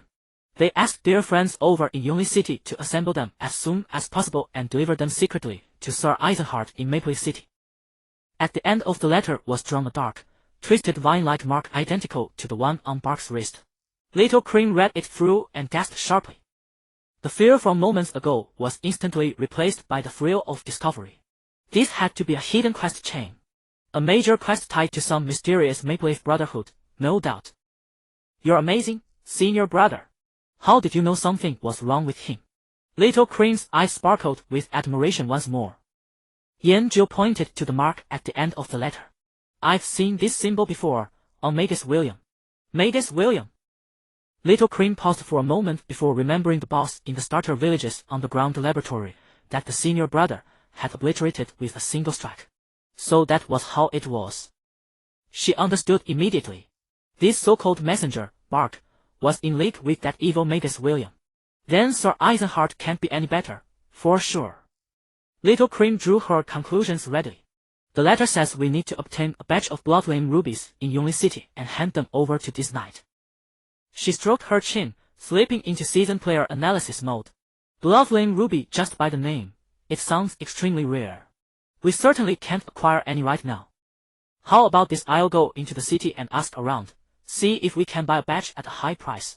That was the most cautious approach, and the most logical for normal gameplay. Yanjiu simply shook his head. Too troublesome, and it risks exposure. Little Cream's train of thought was cut short. She blinked. Ha! Then what should we do? Yanjiu crumpled the letter casually and tucked it into his pocket, then hoisted the Widenso staff onto his shoulder. His tone was as flat as if he were saying, let's go get some food. We go straight into the city, find this Sir Eisenhart. Beat him up, or kill him. Little Cream's expression froze. Staring at Yanjiu's earnest face, she couldn't tell whether he was joking or genuinely meant it. Her voice cracked. Senior brother, he's a knight. A noble. Attacking a noble inside the main city, the guards will chop us both into mincemeat. Yanjiu glanced at her. This wasn't reality. In the game, he could do as he pleased. Interrogation is the fastest way to gather intelligence. Oh. Little Cream responded numbly, at a loss for words. The two of them, one after the other, returned to the towering gates of Maple City. Little Cream's hand unconsciously tightened around her staff, her palms slick with sweat. She continuously rehearsed the disasters about to unfold in her mind. Alarms blared across the entire city. Countless guards armed with long halberds poured in from all directions, their eyes cold, surrounding them completely. Then, countless sharp weapons came down. Senior brother, are we really going in? Yanjiu ignored her, shouldering his staff and striding toward the city gate. Little Cream squeezed her eyes shut, adopting the solemn expression of someone facing certain death. If they were besieged, she would sacrifice her own life to buy the senior brother time to escape. Then she trotted after him in small steps. The anticipated alarm never sounded. The imagined roaring of guards never came. The surroundings were still filled with bustling crowds and booming hawker cries. Carefully, she cracked one eye open. The patrol guard at the city entrance hadn't drawn their weapons at all. Their captain, upon seeing Yanjiu, even stood at attention and rendered a crisp, respectful military salute exactly as before. Yanjiu returned the nod with practiced ease. The entire exchange was natural and smooth, utterly unremarkable. As though the quest NPC he'd just beaten to death outside the city were nothing more than an ordinary wild rabbit. Little Cream mechanically quickened her pace, jogging to his side and looking up at him with an expression reserved for deities. As senior brother. Her voice drifted like smoke, untouchable. How did you know? We wouldn't be wanted. This completely upended her decade-plus of gaming experience. Yanjiu regarded her with a look reserved for the exceptionally dull. I didn't know. Little Cream sweated bullets, silently falling into step behind Yanjiu, deciding to abandon all thought for the remainder of the day. Excuse me, could you tell me where Sir Eisenhart lives? Yanjiu intercepted a passing merchant and asked outright. The man, sporting a beer belly, paused at the question before eyeing Yanjiu warily from head to toe. Sir Eisenhart, what do you want with him? Business. Yanjiu's reply was as concise as ever. The merchant's expression shifted, and he waved his hands frantically, as though afraid of being tainted by trouble. Don't know, I don't know anything. With that, he melted into the crowd, vanishing faster than a startled hare. Yanjiu showed no reaction and intercepted another guard polishing his armor. Sir Eisenhart. That guard reacted even more strongly than the merchant. His grip tightened on his halberd, his brows furrowing. Adventurer, I advise you not to inquire about that man. Stay away from him, it's for your own good. With that, he dismissed Yanjiu entirely and resumed his patrol. From then on, the two wandered through the commercial district like headless flies. Yanjiu questioned anyone who would stop. Little Cream also tried using her sweet voice to get information from certain NPCs. However, the moment the name Sir Eisenheart was mentioned, every NPC reacted in startlingly uniform fashion. Either they fled in terror or issued cryptic warnings. Not a single soul was willing to reveal the knight's residence. Senior brother, what do we do? Little Cream was growing dejected. Leaning against the wall of a tavern, she wore a deeply worried expression. This knight seems to have a terrible reputation in the city. Nobody dares say where he is. Yanjiu stroked his chin, pondering as well. Just as they were at a loss, a familiar, cool voice rang out behind them. You're looking for Sir Eisenheart. The two turned around. Mingyao stood quietly not far away, accompanied by Qingqing and Wanga. She seemed to have just emerged from somewhere, a half-open handbook bound in black leather still in her hand. Neat handwriting filled the pages with dense information. How do you know? Little Cream blurted before she could stop herself. Mingyao didn't answer her.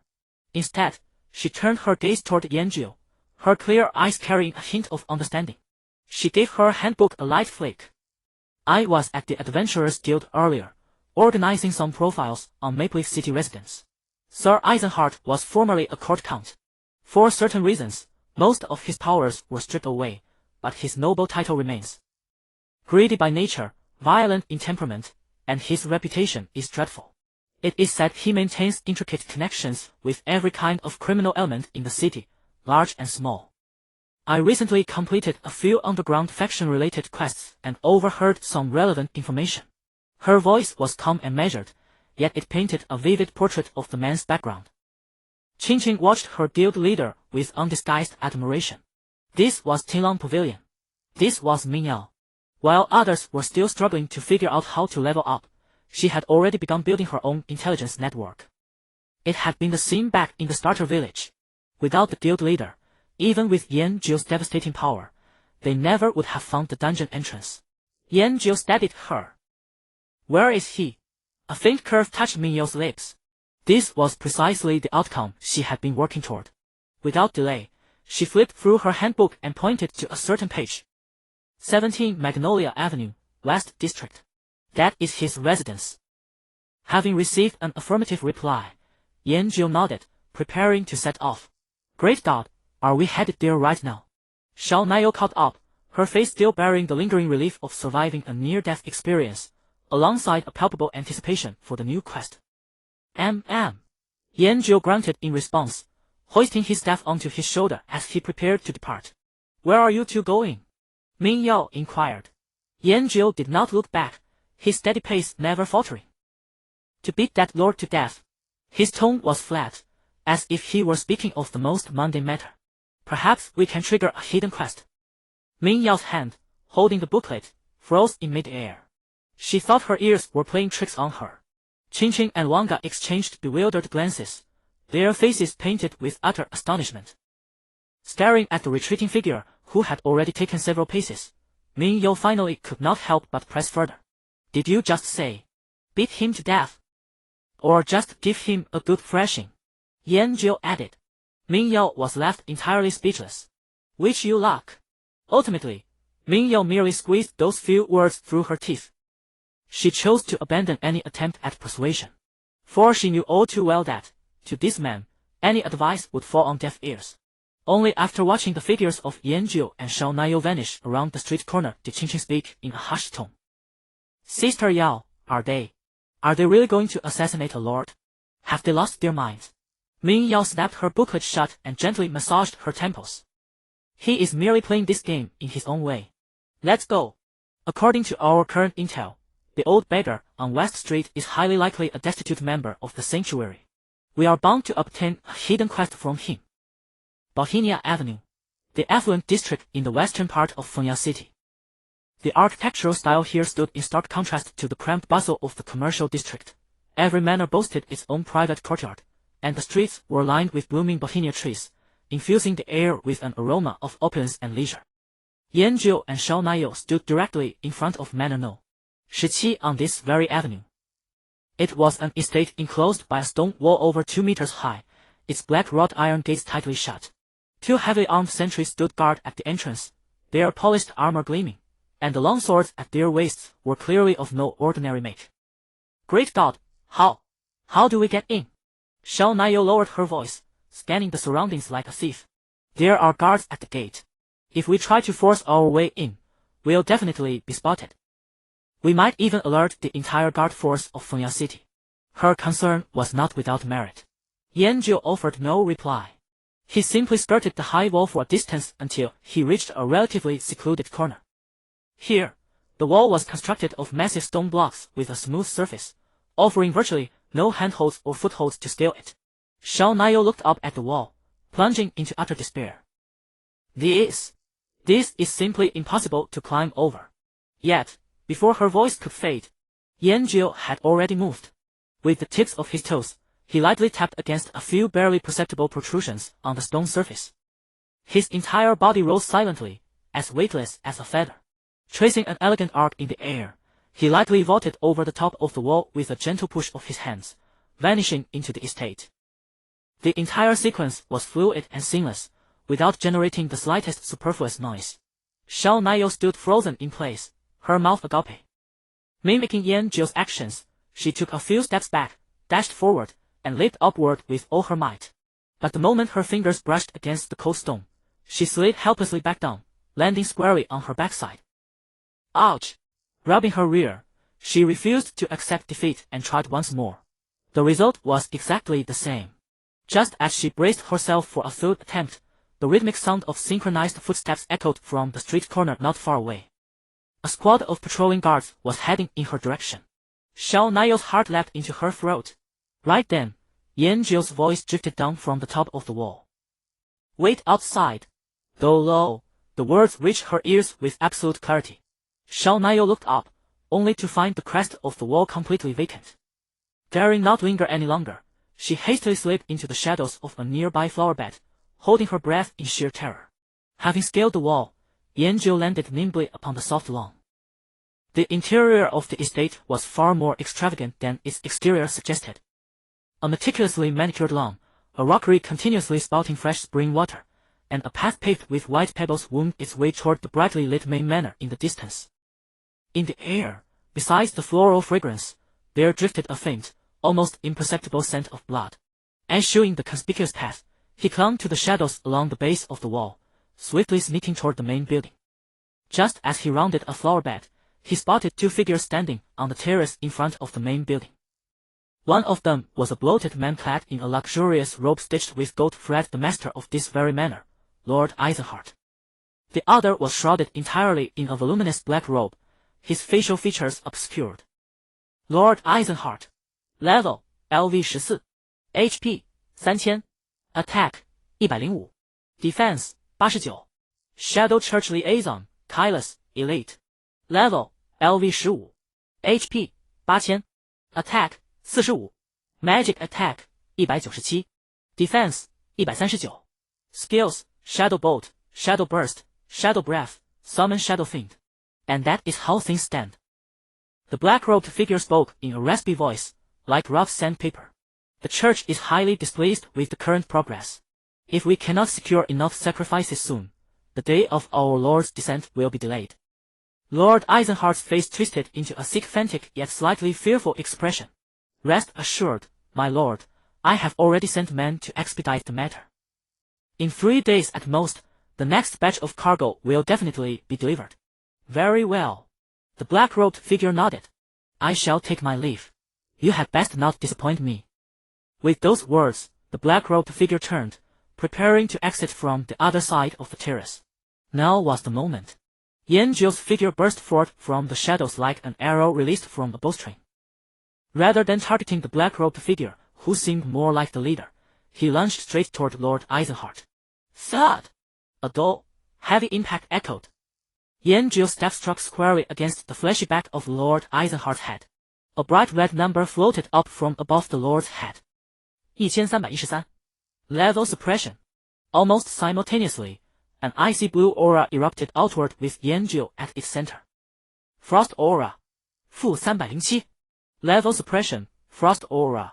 Who goes there? Lord Eisenhart let out a roar of mingled shock and fury. Yanjiu's staff was his only answer. -1313. Level Suppression. The obese lord's reaction speed was utterly incongruous with his massive build. Dispensing with any skills, he simply spun around in a rage, throwing a punch laden with immense force, his hand adorned with gemstone rings straight at Yanjiu's face. Yanjiu leaned back instantly, narrowly evading the heavy, powerful blow. Simultaneously, utilizing the momentum of his dodge, he swung his staff once more. Thud! Another dull thud. -1397. Level suppression. Lord Eisenhardt's massive frame stiffened instantly. The wrathful expression on his face froze instantly, replaced by a look of sheer, unbelievable shock. Slowly lowering his head, he collapsed straight backward with a heavy thud, kicking up a small cloud of dust from the expensive carpet. The battle concluded with startling abruptness. Ding! You have slain the Fengyang City noble, Lord Eisenhardt. Please eliminate all witnesses within the time limit, or you will become a wanted man. The combat had ended in the blink of an eye. By now, the black-robed figure had only just finished chanting his summoning spell and was in the midst of casting a second spell. Yanjiu closed the distance rapidly. Wind walk. Raising his hand, he struck the black-robed figure's hand to interrupt the spellcasting. -1103 level suppression. The black-robed man staggered back, the eerie light of his spellcasting dispersing in his hands. Beside him, a mass of swirling shadow energy coalesced into a hideous, 3-meter-tall demon. Shadow demon, the creature was pitch black all over with knotted muscles, its pair of crimson pupils locking tightly onto Yanjiu. Invader, you shall pay the price of your soul for your recklessness. Chaos's voice was no longer raspy, instead, it carried a chilling smoothness. An arrow forged of shadow energy materialized at his fingertips in an instant, hurtling toward Yanjiu with a sharp, whistling shriek. Yanjiu did not retreat. Taking a step to the left, he tilted his body by an infinitesimally small margin. The shadow bolt brushed past his shoulder, embedding itself into the wall behind him and corroding a sizzling black hole. Simultaneously, the shadow demon's claws lunged from behind him, carrying a gust of fall wind. Without looking back, Yanjiu dashed forward, once again closing the distance between himself and Kalos. Swinging his staff upward in a cunning arc, he struck Kalos's wrist. -1298. Level suppression once again, the spellcasting was interrupted. But the shadow demon's attack had also arrived. Rip! Claws ripped through the air, yet Yanjiu had already anticipated it, executing a preemptive roll to evade the strike. Seizing this opportunity, Kalos drifted backward, widening the gap to over 10 meters. At last, he had the time to complete a full spell. Feel the wrath of my lord. He opened his mouth, and a dense, impenetrable black breath surged forth like a tidal wave. Shadow breath. The black haze blanketed the entire fan-shaped area ahead. The ground corroded rapidly, and even the air seemed to warp under its influence. Before Yanjiu, there was no space left to evade. Wind walk, his figure left an afterimage in place as he charged straight toward the source of the breath. Shadow breath was a channel skill. Remaining stationary meant being slowly drained to death. The most effective solution was to rush behind Kalos. Beneath his hood, a cruel smirk surfaced on Kalos's face. However, in the very next second, his smile froze. Thud! The staff struck Kalos squarely on the head. -1211. Level suppression. Kalos let out a muffled groan, and the shadow breath ground to an abrupt halt. The shadow demon's roar echoed from behind as a colossal fist descended with monumental force. Yanjiu twisted his body aside, and the fist powerful enough to shatter steel slammed heavily onto the floor beside him. Boom! The luxurious cashmere carpet was smashed into a deep crater, sending debris flying. Yet, Yanjiu's feet never strayed beyond a 3-meter radius of Kalos. He used no flashy skills. He simply dodged, then swung his staff. Dodged, and swung again. Thud! -1289. Level suppression. Every strike landed precisely on Kalos. Every evasion perfectly avoided the shadow demon's lethal blows. His movements were simple to the extreme, yet efficient to the extreme. Kalos fell into an unprecedented state of frustration and fury. He was a powerful mage, possessing devastating might. Yet now, all of his spells were repeatedly interrupted in the most primitive fashion by this brutal melee mage before him.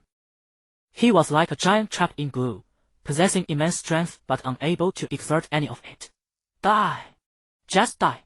Abandoning the powerful spells that required chanting, he began frantically casting instant shadow bolts. One shadow bolt after another rained down upon Yanjiu like a torrential storm. Yanjiu's body drifted like cactus in the wind.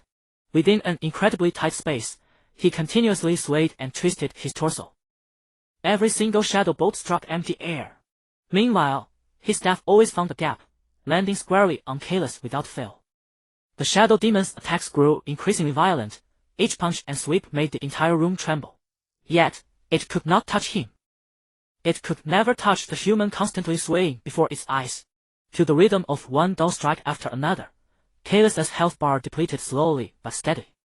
6000, 3000, 2000. When his health plunged past the critical threshold, Kalis finally felt terror. He ceased his attacks. Turning around, he attempted to flee. However, Yanjiu followed him like a shadow. Thud! -1207. Level suppression. Kalis staggered, nearly collapsing to the ground. The fanaticism and brutality in his eyes were utterly replaced by sheer panic. No! You cannot kill me. I am a liaison of the Shadow Church. If you kill me, the church will never let you off. Yanjiu paid no heed to his threats. What answered him was another cold strike of the staff. -1299. Level suppression. Kalis's remaining health was completely emptied. His body, shrouded in the black robe, froze in place before slowly disintegrating like a handful of sand, leaving behind only a dark robe and a few glowing items. With his demise, the raging shadow demon also let out an unwilling wail, dissolving into a wisp of black smoke and dispersing into the air. Ding! You have eliminated all witnesses. Ding! Congratulations, you have leveled up to LV9. Ding! The effect of your talent Martial God has increased. Melee damage amplification has risen to 180 times. Ding! Congratulations, Strength 1, Agility 1, Intelligence 1, Spirit 1, Constitution 1. Ding! Congratulations, you have obtained 5 free attribute points. Current free attribute points, Yanjiu walked over to the corpse of Lord Eisenhart, bending down to retrieve the dropped items, an ornately designed key and a heavy coin pouch. Eisenhart's manor key coin-filled pouch, opened to obtain 5 gold coins. He then walked over to the spot where Kalis had disintegrated. A dark iron-grade mage robe, a skill book, and a letter crafted from a peculiar material. Skill book, Shadow Bolt. Without even looking, Yanjiu learned it immediately. It seemed the drops from such special characters were not particularly generous. Yanjiu sighed. He picked up the letter. The envelope was unsealed, so he slid out the parchment inside. The contents of the letter made him furrow his brow slightly. Dear Kalis, how is the sacrificial ritual in Maple Leaf City progressing? The blood flame in the south is already prepared. As long as you can open the gate on your end, we can proceed to the next step at any time. Remember, our Lord's descent rests entirely on this single action. There must be absolutely no room for failure. Your friend, Enmar. At the end of the letter, the same black mark resembling twisted vines was drawn. Ding! You have completed the quest, the Shadow's Conspiracy. Please locate the traces of the Maple Leaf Brotherhood to complete the quest. Ding! You have triggered the hidden quest, the Shadow's Conspiracy. Quest content: investigate the truth behind the sacrificial ritual and the gate, and thwart the plans of the Shadow Church. Yanjiu let out a sigh. They didn't even provide a location to hand in the quest. Slipping the letter into his breast pocket, he turned and strode toward the high wall of the manor. Taking a few steps back to build momentum, he vaulted over with a single hand pressing against the rough stone edge, clearing the wall as gracefully and silently as a civet cat. Outside the wall, Shao Nayo sat with her knees pulled to her chest, huddled in the shadow of a massive tree like a startled rabbit. Upon spotting Yanjiu, she scrambled to her feet, nervously brushing the bits of grass off her skirt. Great God, you! She wanted to ask if he had found it, but the words caught in her throat. Was there even a need to ask? Yanjiu walked toward her and gave a slight nod. Killed him. As expected. Shao Nayo had gone completely numb. From the goblin den to the bandit camp, and now to this aristocratic manor that clearly spelled trouble, her threshold for surprises had been raised to astronomical heights by this man. She merely uttered a faint "oh," completely drained of the energy to be astonished. So, what do we do next? Yanjiu reached into his inventory, retrieved the letter dropped by Kalis, and handed it to her. Shao Nayo took it and skimmed through it quickly under the moonlight. A sacrificial ritual. A gate? Her delicate face was filled with gravity. Great God, this quest seems incredibly serious. Yanjiu then shared the new quest prompt with her. Please locate the traces of the Maple Leaf Brotherhood to complete the quest. The Maple Leaf Brotherhood? Xiao Niu murmured, then lifted her head in utter bewilderment. Where are we supposed to find them? There isn't even a single clue. Yanjiu shrugged, indicating his own cluelessness. And so, the two of them stood outside the silent manor, staring blankly at each other. The only sound in the air was the monotonous chirping of insects. Yanjiu glanced at the system countdown appearing on his arm. His time was almost up. I'm logging off first. Ah. Oh, alright. Xiao Niu nodded, then glanced back at the manor shrouded in shadows. Go ahead, Great God. I'll look around here a bit more to see if I can find any clues. Without another word, Yanjiu's figure gradually faded and vanished on the spot. As his consciousness returned to his body, Yanjiu sat up from his bed. The curtains were undrawn, and the chaotic city outside still flickered with scattered specks of firelight, casting shifting shadows across the room. The countdown on his arm had vanished. This gaming session had lasted exactly 6 hours, neither more nor less. He picked up his phone from beside the pillow. As the screen lit up, a barrage of text notifications jostled to pop up. Your account ending in XXXX received a deposit of 300,000. 00 RMB at 21:32分. Your account ending in XXXX received a deposit of 280,000. 00 RMB at 21:33分. Your account ending in XXXX received a deposit of 630,000. 00 RMB at 21:35分. One after another, they virtually flooded his screen. Adding them all up, the total exceeded 4 million yuan. Yanjiu stared at the long string of digits for a long time. So much money. He was somewhat dazed. In all his years of growing up, this was the first time he had ever laid eyes on such a massive sum. In the past, when sparring with ancient martial arts masters, the money came quickly and vanished just as fast, mostly spent on compensating medical bills and venue damages. After becoming a police officer, he only earned a meager fixed monthly salary. With his massive appetite, it was barely enough to cover his rent and living expenses. Now, how should he spend it? His mind was struggling to process it all. After a moment, he slapped his thigh. First, go have a feast. Once this thought cropped up, he could no longer suppress it. He leapt out of bed, changed into a clean set of casual clothes, and pulled open his bedroom door. The hallway light was broken, leaving the space dimly lit. Right at that moment, the door next door opened with a creak.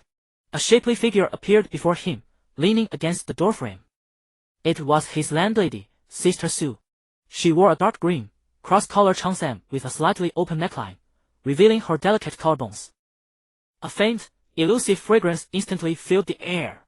Upon seeing Yanjiu, Sister Sue's somewhat sleepy eyes immediately lit up. She swayed her slender, snake-like waist, closing the distance between them in a few steps. Her warm, fragrant breath brushed gently against Yanjiu's ear. Little Yan, are you tired? Staring at Sister Sue's face, which remained strikingly beautiful even in the dim light, Yanjiu spoke as if possessed. Sister Sue, let me treat you to dinner. Sister Sue froze completely. Her seductive eyes blinked in disbelief, as if she suspected she had misheard him. Immediately, a mixture of sheer delight and astonishment blossomed across her face. Have you finally seen the light? She took an excited step forward, her body pressing almost flush against his. Let's go. Whatever you want to eat, big sister will treat you to something exquisite. Yanjiu shook his head. No. I was playing a game and just made some money.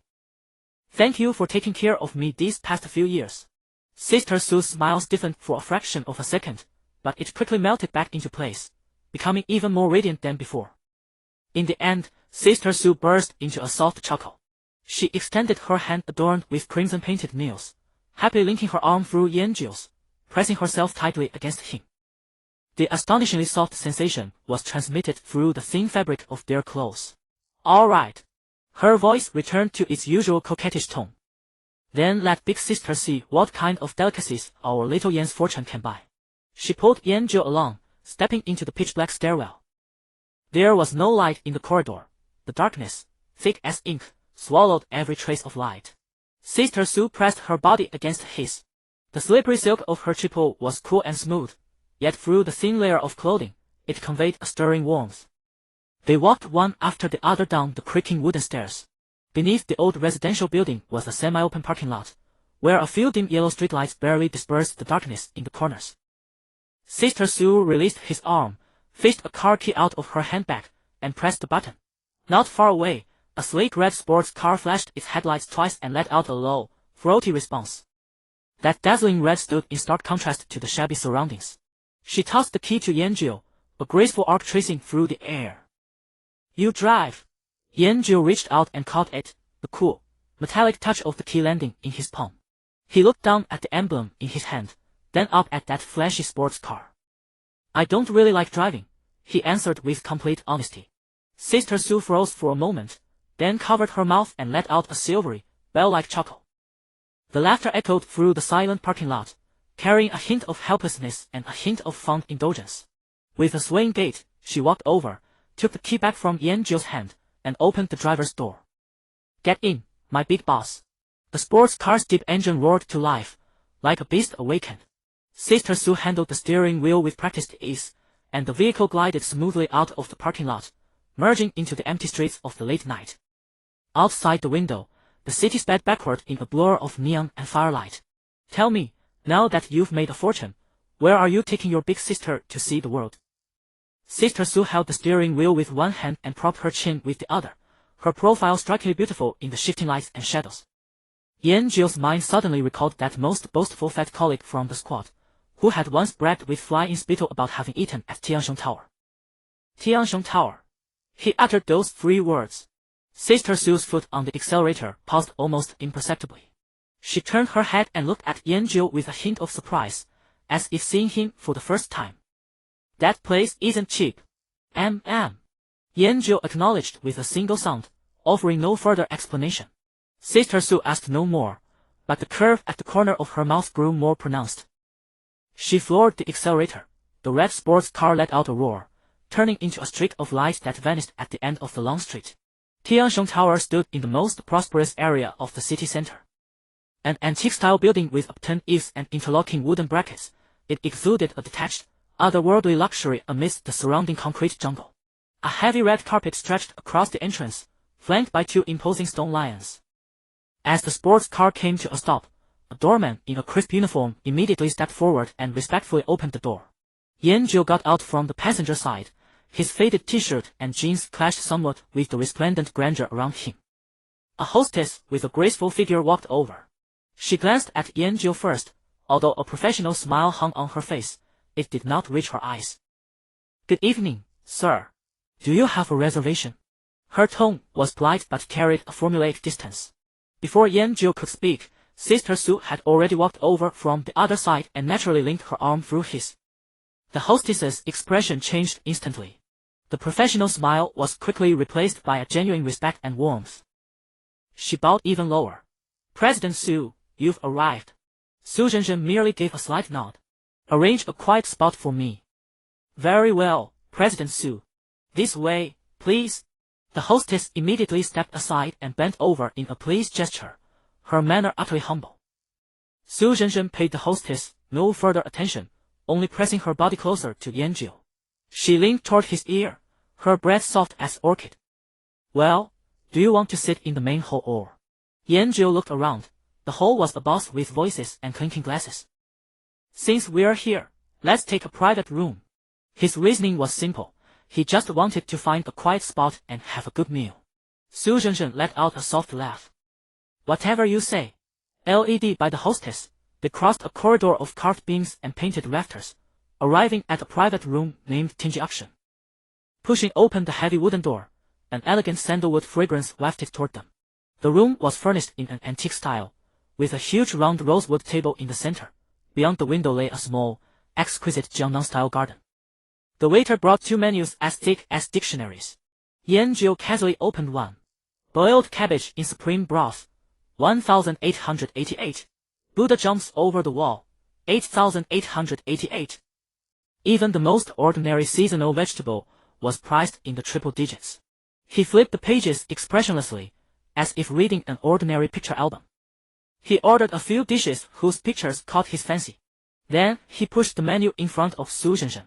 Su Zhenshen didn't look at the menu. She simply propped her chin in her hand and gazed at him without blinking.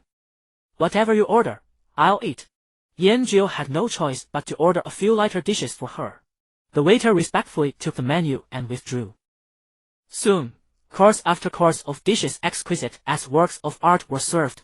White porcelain plates with gold trim, each dish emanating an enticing aroma. Yanjiu picked up chopsticks and took a bite. The flavor was indeed good, but the portions were too small, gone in a few mouthfuls. He had imagined the expensive Buddha jumps over the wall would arrive in a big jar like in the movies, but it came in only a small bowl. Su Zhenshen ate in small bites, her movements elegant. She spent most of the time watching Yanjiu rather than the dishes before her. The meal ended in a somewhat delicate atmosphere. The waiter came in with the bill, presenting it with both hands. Yanjiu took it and glanced at it. Total, 88,000 yuan. His hand holding the bill froze in midair. Although there were millions sitting in his account, the string of figures still gave him quite a shock. 88,000. Money he would have had to save for a long time as a policeman, scrimping and saving. Just like that, it was gone after one meal. A sense of absurdity surged in his heart. Silently, he pulled out his wallet, took an ordinary bank card, and handed it over. Charge it. The waiter accepted it respectfully and turned to leave. The private room fell quiet again. Su Zhenshen lifted her teacup and blew gently on the floating leaves. What's wrong? Feeling the pinch? Yanjiu shook his head. It's not that. He answered very seriously. It's just that spending this money, it didn't really feel like anything. Su Zhenshen put down the teacup and laughed. Silly boy, isn't money meant to be spent? If you can spend it without feeling it, then you've truly made big money. Soon, the waiter returned the bank card and the receipt. The two rose and left the private room. Passing through the resplendent corridor, they walked out of the main gate of Tiansheng Tower. The night breeze carried a hint of coolness, dissipating the lingering warmth of food and wine. The doorman had already brought the red sports car over and parked it at the gate. Su Zhenshen was in no hurry to get into the car. She turned to face Yanjiu, her body nearly pressed against his. The curves outlined by her triple grew even more breathtaking in the night and lamplight. She leaned close to Yanjiu's ear, her warm breath mingled with faint traces of wine and perfume seeping into his ear. We've eaten and drunk. So, have you decided which hotel to go to next? Her drawl ended with a teasing hook. Yanjiu scratched his head, seemingly pondering the question seriously. After a moment, he gave his answer. Let's go back. I still need to practice my cultivation. A touch of melancholy reproach appeared on Su Zhenshen's face. I thought you'd finally got the hint, boy. She watched the man beside her, hooing solemnly at the speeding receding behind them, his profile carved by the flickering light, cold and austere. Moments later, she could not help but chuckle. In that laughter lay resignation, irritation, and a trace of fondness she herself had not even noticed. The crimson silhouette dissolved once more into the night of the city. Returning to the rundown apartment building, the two of them climbed the stairs, one after the other. The corridor lights remained faulty, darkness lying like a heavy curtain. Good night. Yanjiu paused before his own door. Su Zhenshen answered, her voice devoid of emotion. She opened her door, her light figure vanishing beyond it, leaving only a faint, elusive fragrance. Yanjiu closed his door and bolted it behind him. The expensive meal in his stomach seemed to fill him little. He walked to the table, tore open 3 packets of braised beef noodles. Hot water flowed into the bowls, the rising steam blurring his face. Yanjiu sighed at the sight of the noodles. Perhaps this was the fate of a man so poor, he cannot stomach finer fare. 3 minutes later, he carried the bowl and began to eat, slurping contentedly. That familiar, grounding taste. After finishing the meal, he washed the dishes, then, in the narrow clearing at the center of the room, he peeled off his shirt. He assumed a posture and began practicing.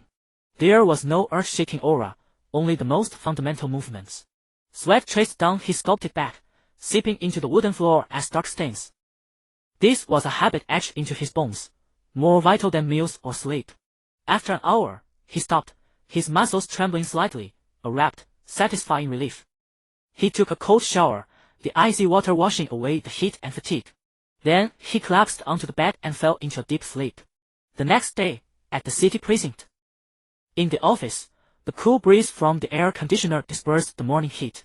Yan-Jiu sat at his desk, holding a cup of hot tea, his mind still dwelling on that sum of over 4 million in savings. Maybe we should move to a bigger place. Hey, have you heard?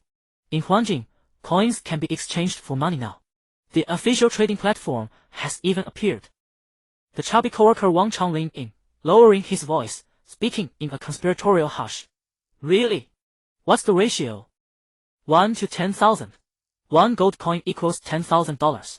I spent half the night yesterday slaughtering boars and only got 20 copper coins. And the price seems to be fluctuating. Just now it jumped to 1 to 13,000. The coworkers' faces lit up with excitement. Damn, that white wooden axe I got yesterday. If it sells for 5 silver coins, I'd be rich. Li Wei slapped his thigh, eyes gleaming.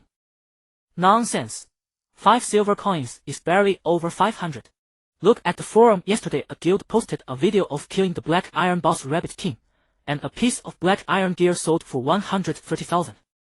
A hush fell over the office as everyone drew a breath. Yan-Jiu drank his tea in silence, while the morning hours sped by amid colleagues' feverish debates about Huanjing. At noon, Yan-Jiu did not return to his rented place. Instead, he found a small stir-fry shop near the police station. He sat at a greasy table and picked up the menu. In the past, his gaze would instinctively hover over the prices. Today, he merely scanned the dish names, selecting a few he liked. Boss, 1 order of garlic-scented pork slices, a large portion of spicy boiled fish, a large portion of fuchifipian, a large portion of marinated beef, a large portion of Mao Shui Wan, then 3 wooden buckets of rice, and a large bottle of Sprite. Here you go. Excellent. No longer having to haggle over tens of yuan felt truly refreshing. Yan-Jiu savored the thought that from now on he wouldn't need to check prices when eating. The rice even seemed more fragrant. After the meal, he wandered back to his rented place. The corridor was quiet, Sister Sue's room next door remained still, and one could not tell whether she had woken or was still gaming. Back in his room, he turned the lock and locked the door. The familiar motion completed in a single breath. He sat on the edge of the bed, a blue virtual interface blooming on his forearm. Yan-Jiu did not hesitate. With a thought, he entered the game. With the countdown finished, his consciousness detached, and the surroundings blurred into an endless sea of stars. A cold mechanical voice rang in his mind. The light faded, and he still stood outside the high walls of the luxurious manor. Yan-Jiu tucked away the manor key and turned toward the center of Fengya City. Alone, he found that moving about was easier. Fengya City streets remained as bustling as ever. Players and NPCs mingled in the streets, market shouts, the clanging of smithies, and the tavern's clamor painted a vivid scene. Yan-Jiu's goal was clear. He threaded through the crowd and strode toward a squad of patrolling guards. At their head stood the captain, who had saluted him earlier. Hello! Yan-Jiu halted him.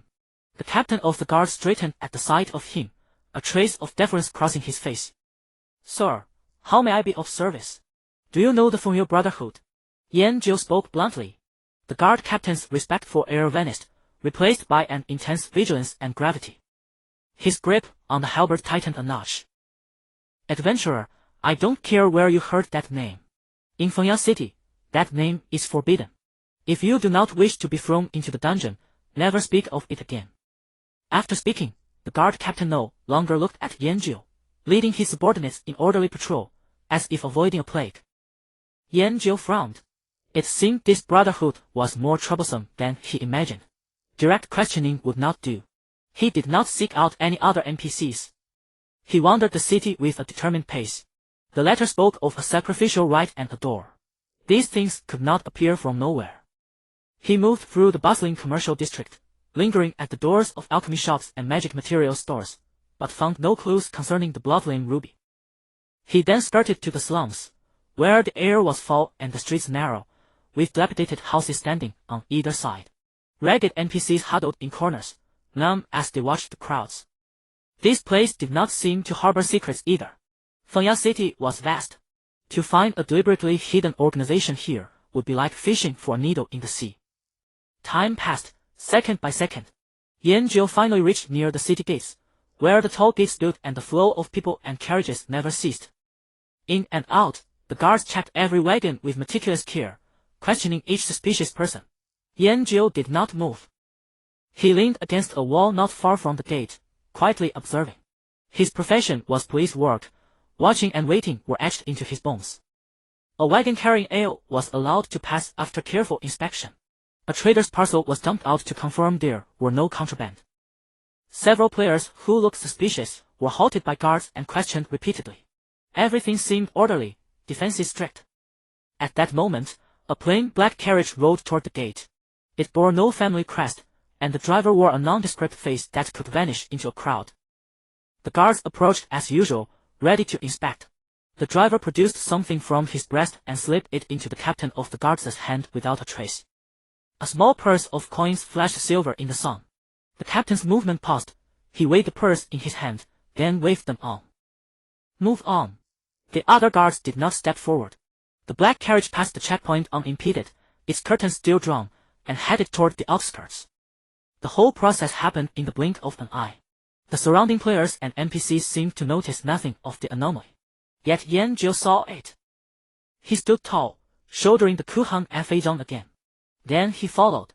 His steps were neither hurried nor slow, blending with the exiting crowd, drawing no notice. The black carriage sped along the official road as it left the city. Yanjiu also stepped through the gates, but he veered into the trees by the roadside instead of following the main road. The shadows in the woods provided the perfect cover. Wing step. A residual image lingered, and he became a swift gust, moving silently through the trees. The carriage jolted along the official road, while he tore through the woods, the two maintaining a distance that was neither close nor far. The carriage bumped along the official road for about 5 or 6 minutes before finally veering into a secluded clearing in the woods. The wheels crunched over withered leaves with a rustling sound, finally coming to a halt. The driver leaped down from the carriage and respectfully pulled open the rear door of the cabin. 4 figures emerged from the carriage one after another. Leading them was a man dressed in a black robe identical to Chaos's, but his aura was far more sinister, and he gripped a staff embedded with a human skull. Behind him followed 3 servants, also clad in black robes but significantly smaller in stature. Shadow Cultist Captain, Blue O, Elite. Level, LV13. HP, 4000. Attack, 50. Magic Attack, 245. Defense, 140.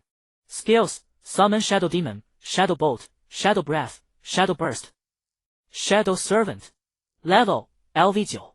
HP, 2500. Attack, 60. Defense, 40. The leading black-robed man, Balyo, gave the order in his hoarse voice. Prepare the crystal. I must contact Lord Omar. Yes, sir. The 3 servants complied and turned to retrieve the items from the carriage. An afterimage darted out from the forest shadows without warning.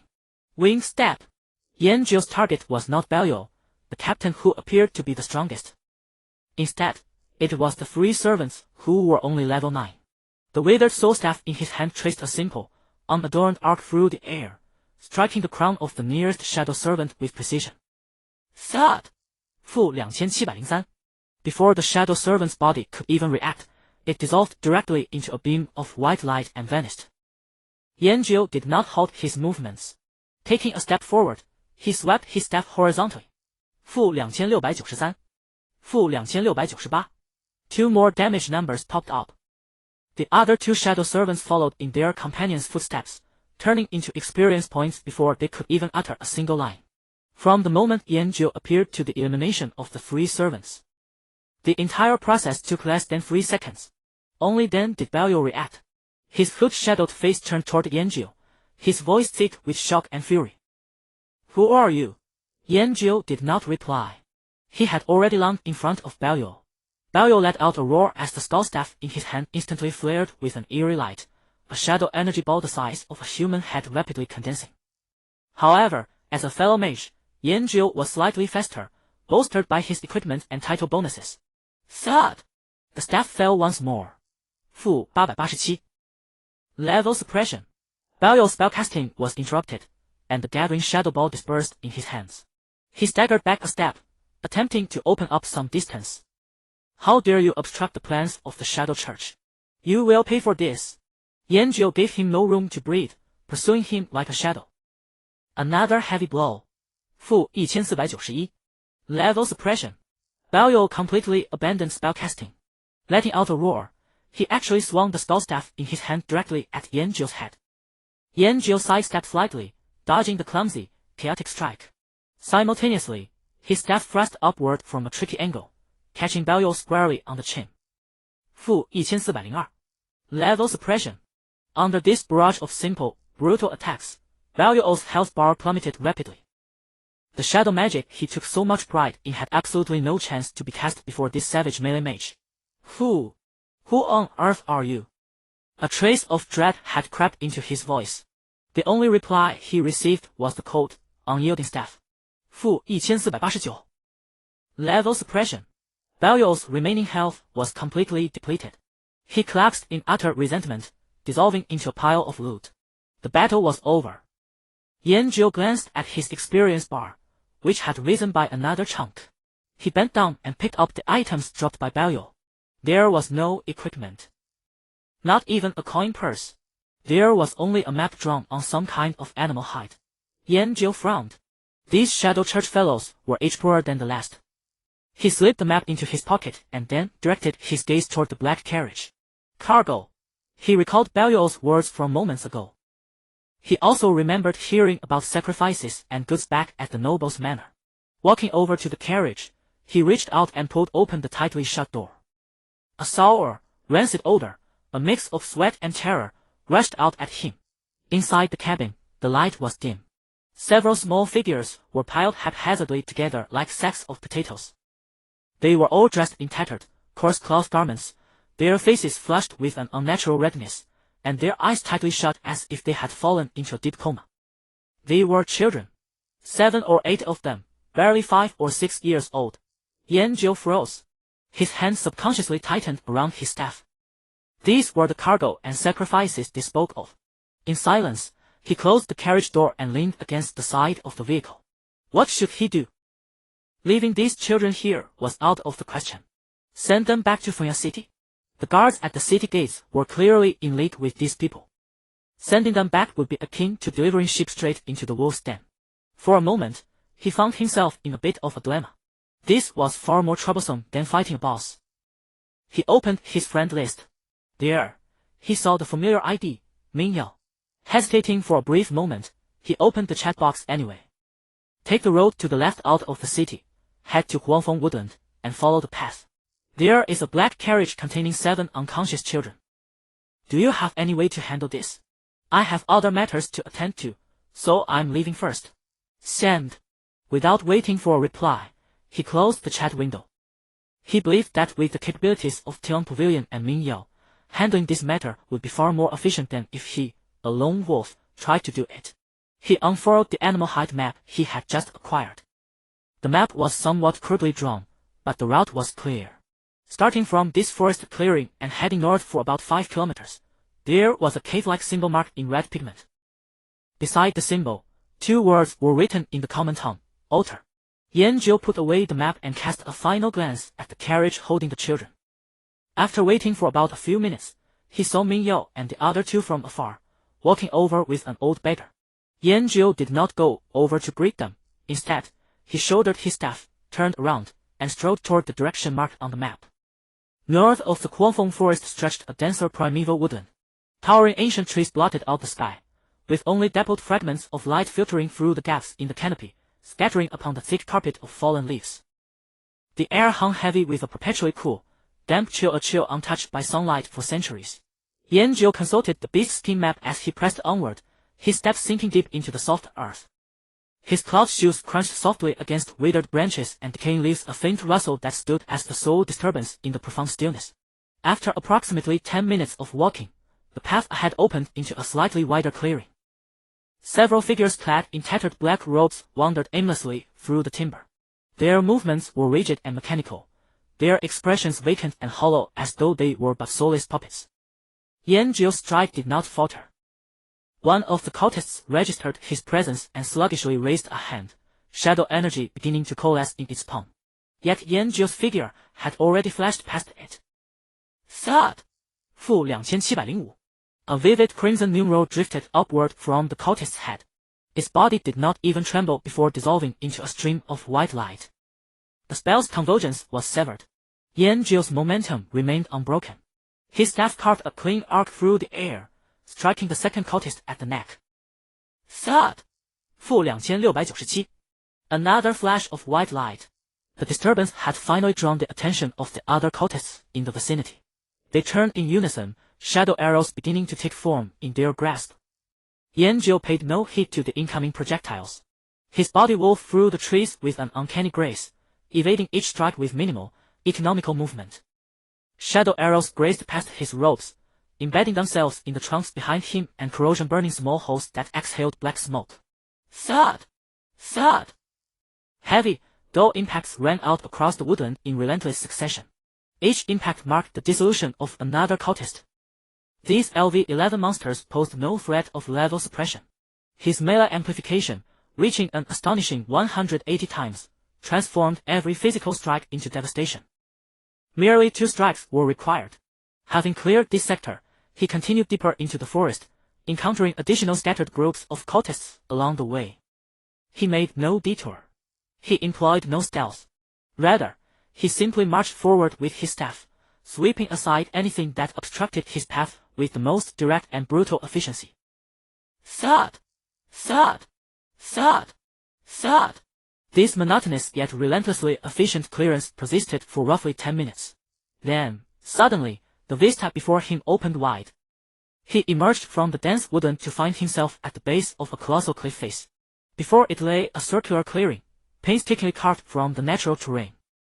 At the clearing's center stood an eerie altar, constructed from some manner of black stone and inscribed with twisted, malign runes. At the altar's precise center, a massive blood-red cross was firmly anchored. Upon it, a man was bound in a posture of profound humiliation, his body ensnared by thick black chains. He wore a plain gray mage's robe, marred by dirt and dried blood. His hair was disheveled, his head bowed low, his features obscured from view. Dark crimson luminescence pulsed along the black chains like living tendrils, biting deep into his flesh. Beside the altar stood another figure robed in black. His black robe surpassed that of Callus and Barrow in refinement, its edges embroidered with intricate silver thread. In his hand rested a staff crowned with a massive ruby. Mere presence sufficed to radiate an oppressive aura that pervaded the entire clearing.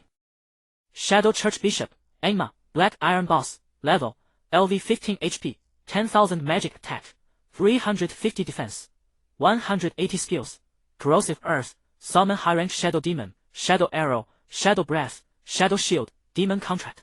Enma had yet to notice Yanjio reaching the forest's edge. His entire focus was fixed upon the bound mage, an astral walker, one who studies the arts of stars and the fabric of space-time. Enma spoke, his tone laced with condescending admiration. I envied your lineage. It is rarer still than that of dimensional mages. Were it not for the direct intervention of several archbishops, I might never have had the fortune to encounter one of your exalted stature. One of my lowly station would normally possess no authority to interrogate you. Yet the archbishop has entrusted me with a crucial assignment here. Should you consent to cooperate and assist me in opening this gate, I could even extend an invitation for you to witness the magnificent moment of my lord's descent. The mage upon the cross stirred faintly. Slowly, he raised his head, revealing a face stained with blood yet retaining sharp, defined contours. His lips were cracked and dry, yet from them emerged 2 perfectly articulated words. Never. His voice was hoarse, yet carried an unyielding pride that could not be broken. You hounds of the Shadow Church, your conspiracy shall never succeed. The stars would never permit me to commit such an act. Enma chuckled lightly. How obstinate. Do you truly believe I lack means without your cooperation? Their souls and flesh serve equally as potent fuel. Merely utilizing your power to open it would prove more stable and considerably swifter. It appears I shall have to let you witness with your own eyes the utter futility of your resistance. The Archbishop will arrive shortly to personally witness the death of the Astral Walker and the magnificent opening of the gate. Enma raised his staff. The ruby at its apex blazed suddenly with piercing radiance.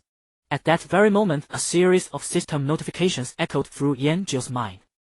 Ding! Quest completed. Investigate the secret of the letter. Ding!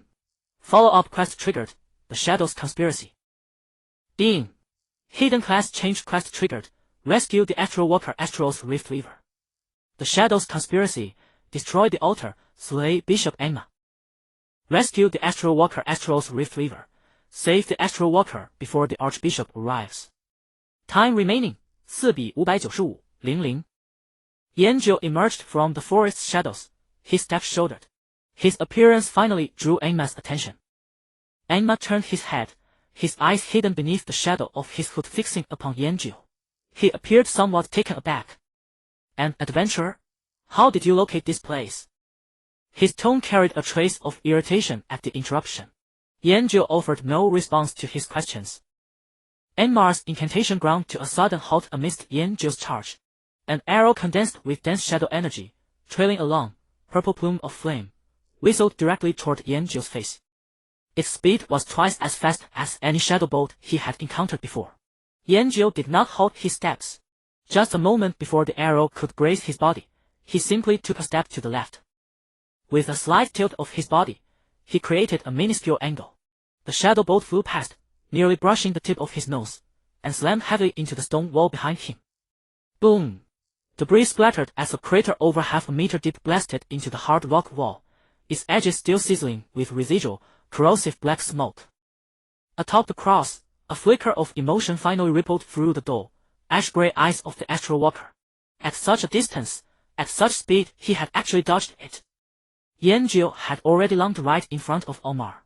The withered soul staff in his hand, devoid of any fancy techniques, whistled through the air as it smashed down toward Omar's skull. Omar did not even have time to react. Thud! With a dull impact, a rather modest damage number drifted up from above the bishop's head. -812. Level suppression. Omar staggered back 2 steps, the health bar above his head dropping by only a fraction visible to the naked eye. Omar seemed momentarily stunned as well. Then, a low, disdainful sneer echoed from beneath his hood. A mage who relies solely on brute force. What an utter insult to the elements. Did your mentor teach you nothing of true magic? Omar raised the ruby staff in his hand. Allow me to show you what true destruction is. A translucent, dark purple shield instantly enveloped him. Shadow shield. The moment the shield took shape, Omar did not pause for a second, immediately beginning to chant a far more complex incantation. Beneath his feet, a massive magic circle composed of countless sinister runes began to spin rapidly, emitting an ominous red glow. This was the harbinger of a summoning spell. Yanjiu's face remained entirely unperturbed. A colorless blade shot out instantly, brushing against the shield. Winged blade. -1170. A damage number popped up from Omar's shadow shield, and the shield's glow dimmed slightly. Immediately after, a stream of orange-red flame erupted from Yanjiu's mouth, like a roaring fire dragon, instantly engulfing Omar's figure. Dragon's breath. -570. -570. Under the dual erosion of frost and flame, that sturdy shadow shield endured for barely 2 seconds before shattering with a crisp sound like breaking glass, dissolving into a flurry of light. The flames of Dragon's breath continued to spew. Yet, the moment the shield shattered, Yanjiu aborted the spell. Taking a step forward, he swung his staff once more. His target was not Omar's body, but the hand tightly gripping the ruby staff. Thud! -708. Omar let out a groan of pain as the magical energy gathering in his hand instantly dispersed, and the summoning circle beneath his feet flickered out. His summoning had been interrupted. The entire clearing fell into a dead silence. Only the rustling of the wind through the treetops could be heard. Omar's hood-shrouded face turned toward Yanjiu, his tone now filled with irrepressible shock and fury. You! He raised his staff again, attempting to back away and instantly cast a shadow bolt. Yanjiu's body followed him like a shadow, closing the distance once more. With a simple sidestep, he caused the shadow bolt to strike empty air. Thud! -715. Damn bug! Omar completely abandoned those powerful spells that required long chanting times. He began to retreat frantically, continuously firing instant shadow bolts. One. Then another. The dark purple energy arrows poured down upon Yanjiu like a torrential rain. Yet, it was futile. Yanjiu's movements were simple to the extreme. Charge, sidestep, swing staff. Dodge, close in, swing staff. His body was like an untargetable phantom, always finding the soul opening amidst the dense rain of arrows. and every time the staff in his hand descended, it struck Elmar with absolute precision. Thud! -809 Thud! -823 Astroloth, still bound to the cross, was utterly dumbfounded. What was he witnessing? A mage, chasing down a church bishop, beating him with a stick. Meanwhile, the bishop, renowned for his devastating spells, had no power to fight back, reduced to nothing but pathetic retreats and futile attacks. Beaten into a stagger, Elmar's hood was knocked askew, revealing half of his pale and twisted face. He was a noble bishop. He wielded shadow power capable of decimating an entire army. Yet now, like a street thug, he was being pummeled over and over by a staff-wielding barbarian in the most primitive and humiliating fashion. All of his pride was smashed to pieces with each dull, heavy strike. Astroloth stared blankly at the scene. He even forgot the pain wrecking his own body. This spectacle was too absurd, and yet too gratifying. It completely overturned all his perceptions of the mage class. Die! Just die! Elmar's roar had taken on a tinge of madness and hysteria. Thud! Another heavy blow. Elmar's health had plunged below 1/5. He finally halted his futile attacks. He knew that if this continued, he would be beaten to death. A glint of resolve and madness flashed in his eyes hidden beneath the hood. You forced my hand. He stopped retreating and instead stood his ground. Spreading his arms, he raised the ruby staff high into the air, pointing it toward the sky. With my flesh and blood as a sacrifice. With my soul as a guide. Open the gates of the abyss. His voice was no longer a roar, but a chant carrying a fanatical, operatic tone. The entire altar lit up instantly. The sinister runes engraved upon the ground erupted with a blinding, blood-red light. Streams of pure energy surged from the black stone of the altar and drained from the chains binding Astroloth, turning into rivers of blood-red light that poured frantically into Elmar's body. Atop the cross, Astroloth's expression changed dramatically. Watch out! He screamed with all his remaining strength. He is sacrificing himself to summon a demon. Stop him, quickly! Yanjiu did not halt his assault. He continued to swing his staff. Thud! -1020 Level suppression, however, a tempest composed of pure energy, had already formed around Elmar's body. Yanjiu's attacks could not interrupt the process at all. Infused with the massive energy, Elmar's body began to twist hideously. His frame expanded like an overinflated balloon, tearing his black bishop robe shred by shred. Beneath his skin, something writhed frantically, and his bones let out a grating, sickening crunch. Ha ha! Ha ha ha! Come! Feel true despair. His laughter no longer sounded human, turning shrill and distorted. A dull sound of tearing flesh echoed. A massive claw, covered in black scales and bearing sharp barbs, violently burst through the center of Elmar's back. Immediately after, a second claw emerged. Elmar's body, like a ruptured ragdoll, was brutally torn apart from the inside. Flesh and viscera, mingled with shadow energy, splattered in all directions. A larger, far more hideous figure slowly crawled out from Elmar's shattered remains. The creature drew itself up to its full height, towering 2 heads above Elmar. Its entire body was clad in obsidian-like scales, with what seemed like molten lava surging beneath its coiled, sinewy muscles. A pair of massive, twisted horns thrust outward from its forehead, and its emotionless, crimson-slitted pupils locked dead onto Yanjiu. Roar! A roar, unlike anything of the mortal realm, erupted from its faint, cavernous maw, transforming into a visible shockwave. The entire cliffside vibrated, sending loose pebbles cascading down. Bound to the cross, Astroloth's face turned ash-gray. An abyssal slasher. He recognized this creature a demon born purely for slaughter and destruction, the ultimate fusion of strength and speed. This young man was as good as dead. Yet, not a single trace of tension could be seen on Yanjiu's face. He even had the leisure to pull up the monster's attribute panel. Abyssal Slasher, Bronze Boss. Level, LV18. HP, 19000. Attack, 450. Defense, 250. Skill, Lifesteal, Passive. No active skills. The corner of Yanjiu's mouth curled up in a faint arc. Had his opponent been another powerful spellcaster, he might have found it somewhat troublesome. But the creature before him was merely a beast of brute strength. This primal clash between skill and savagery was precisely what he truly yearned for. At this moment, The blood of a martial genius within him was thoroughly awakened. The way he gripped the withered soul staff subtly shifted. In Yanzhou's eyes, it had become a long staff. A staff capable of shattering stone tablets. Astroloth noticed this change. The man's entire aura had completely transformed. If he had seemed like an inconspicuous reef just moments ago, he was now an unsheathed weapon of peerless devastation. Hu! Yanzhou exhaled a breath of turbid air. With a thrill-seeking smile, he spun the staff in his hand into a dazzling flurry of movements. The shadows of the staff whipped through the air, producing a series of sharp, wind-breaking whistles. Astroloth was utterly dumbfounded. Yet, the abyssal slasher would not wait for him to finish his display. It moved.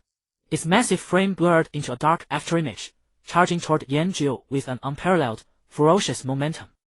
The ground cracked inch by inch beneath its heavy stomps. Yanzhou did not retreat. Instead, he took a step forward, his staff tracing a flawless, unpredictable arc as it swung to meet the demon's sweeping claws. Clang! A crisp ring of clashing metal echoed. A damage number drifted up from above the demon's head. Fu 801. Level suppression. Using the momentum of the collision, Yanzhou's body glided back several meters, effortlessly neutralizing the terrifying impact. He was not disappointed. This meager damage was entirely within his expectations. Missing its mark, a flash of pure tyranny flickered in the abyssal slasher's crimson eyes. It roared once more, its other claw whistling through the air as it lunged for Yanzhou's head. With a strange twist of his body, Yanzhou evaded the attack at an almost inconceivable angle. The staff in his hand, like a viper striking from its cave, jabbed precisely into the demon's wrist joint. Thud! Fu 898. Level suppression. The two locked in fierce combat. This was the most exhilarating battle Yanzhou had fought since entering the illusionary realm. The entire clearing had become their stage. No, Yanzhou's solo stage. The demon from the abyss was like a clumsy dance partner. Every single one of its violent strikes and ferocious lunges met nothing but empty air. Meanwhile, Yanzhou's figure was like a specter. He surged forward, retreated, sidestepped, and rolled. Each step landed with sublime, absolute precision. Every dodge was executed with effortless grace. The staff in his hand dissolved into 1,000 afterimages, striking the demon repeatedly from the most cunning angles. Thud! Fu 805. Level suppression. Thud! Fu 815. Level suppression. The demon could not touch him at all. Not even once. All of its power and fury felt as though they were striking cotton, finding no purchase. This suffocating frustration only drove the beast into a deeper frenzy. Bound to the cross, Astroloth was completely stupefied. He stared at the figure dodging and weaving with casual ease beneath the demon's deadly fangs and claws. He watched as that ordinary staff became the most lethal weapon in the man's hands. He watched as the abyssal demon, capable of decimating an entire army, was toyed with like an impotent, raging stray dog. This scene was far too absurd. So absurd that it made him forget his own agony. It completely shattered his understanding of mages, and indeed, of combat itself. Yanzhou's battle intent soared to its peak with each clash. A thrilling, unadulterated pleasure surged through his entire being. Ding! Your soaring battle intent has resonated with the surrounding fire elements. You have learned the skill, Flame Blade. Flame Blade enchants your weapon or an ally's weapon, causing attacks to deal 10-100 intelligence damage. Duration, 15 seconds. Cooldown, 30 seconds. Cost, 50 mana. The system notification ran in his mind. Yanzhou did not even spare a glance at the skill's detailed description. Enchantment. Unnecessary. Ending this pure martial duel with magic would be an insult to the martial path itself. His offensive grew even more fierce. Every swing of his staff carried an indomitable, forward-charging momentum. Under these seemingly minor yet relentless strikes, the abyssal slasher's health slowly but steadily declined. When its health plummeted below the final 10%, a sliver of dread finally emerged in its tyranny-filled eyes. Letting out a resentful roar, it turned, desperate to flee back into the void. How could Yanzhou possibly grant it that chance? With a swift lunge, he leaped high into the air. Channeling his entire strength into the staff, he brought it crashing down mercilessly onto the back of the demon's neck. Thud! Fu 1221. Weakness critical strike. The abyssal slasher's massive body suddenly stiffened. It turned back in sheer disbelief, casting one final look at Yanjiu. Then, its gargantuan frame crumbled like a weathered sand sculpture, dissolving into a shower of black light particles that dispersed into the air. Ding! Congratulations, your level has increased to LV10. Ding! The effect of your talent Martial God has enhanced. Melee damage multiplier has increased to 190x. Ding! Congratulations, you have gained Strength 1, Agility 1, Intelligence 1, Spirit 1, Constitution 1. Ding! Congratulations, you have obtained 5 free attribute points. Current free attribute points, 45. Battle concluded. Ding! Quest, Shadow's Conspiracy completed. Please search for traces of the Maple Brotherhood to complete the quest. Free items glowing with different lusters lay quietly where the beast had vanished. Shadow Bishop's Robe. Quality, Bronze. Equipment type, Cloth Armor, Chest Piece. Level requirement, 10. Attributes, Constitution 10, Intelligence 38, Spirit 20, Shadow Damage 30. Class requirement, Priest, Mage. Bishop's Majesty, may yield unexpected effects when equipped. Demon's Blade. Level requirement, 10. Equipment type, Dagger. Attributes, Strength 70, Agility 70, Critical Rate 30. Class requirement, Rogue, Warrior. Demon's Curse. Skills cannot be used while equipped. Demonic Roar. Inflicts AE. 5-second stun on surrounding units. Cooldown, E minute.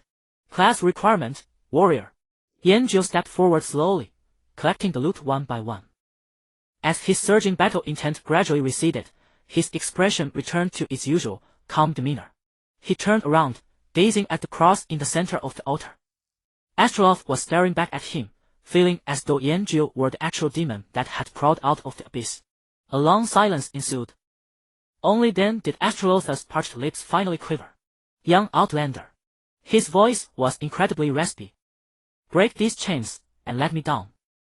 Yanjiu walked up to the altar and stopped.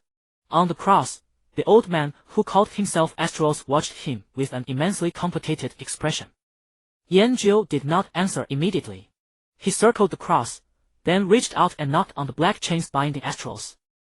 Clang! The crisp metallic sound echoed across the empty altar. Dark red runes flickered briefly on the surface of the chains, and a faint repulsive force pulsed through his fingertips. Mana-sealing chains. An instrument of punishment made specifically to restrain spellcasters. Astroloth watched Yanjiu's movements, a flicker of urgency flashing in his eyes. These things can suppress mana. You won't be able to open them with magic. You need to find the key. It should be. But before he could finish, he stopped himself. Because Yanjiu raised the withered soul staff in his hand. He wasn't about to cast a spell. He simply swung the staff up and aimed it at one of the chains. Then he brought it down. Clang!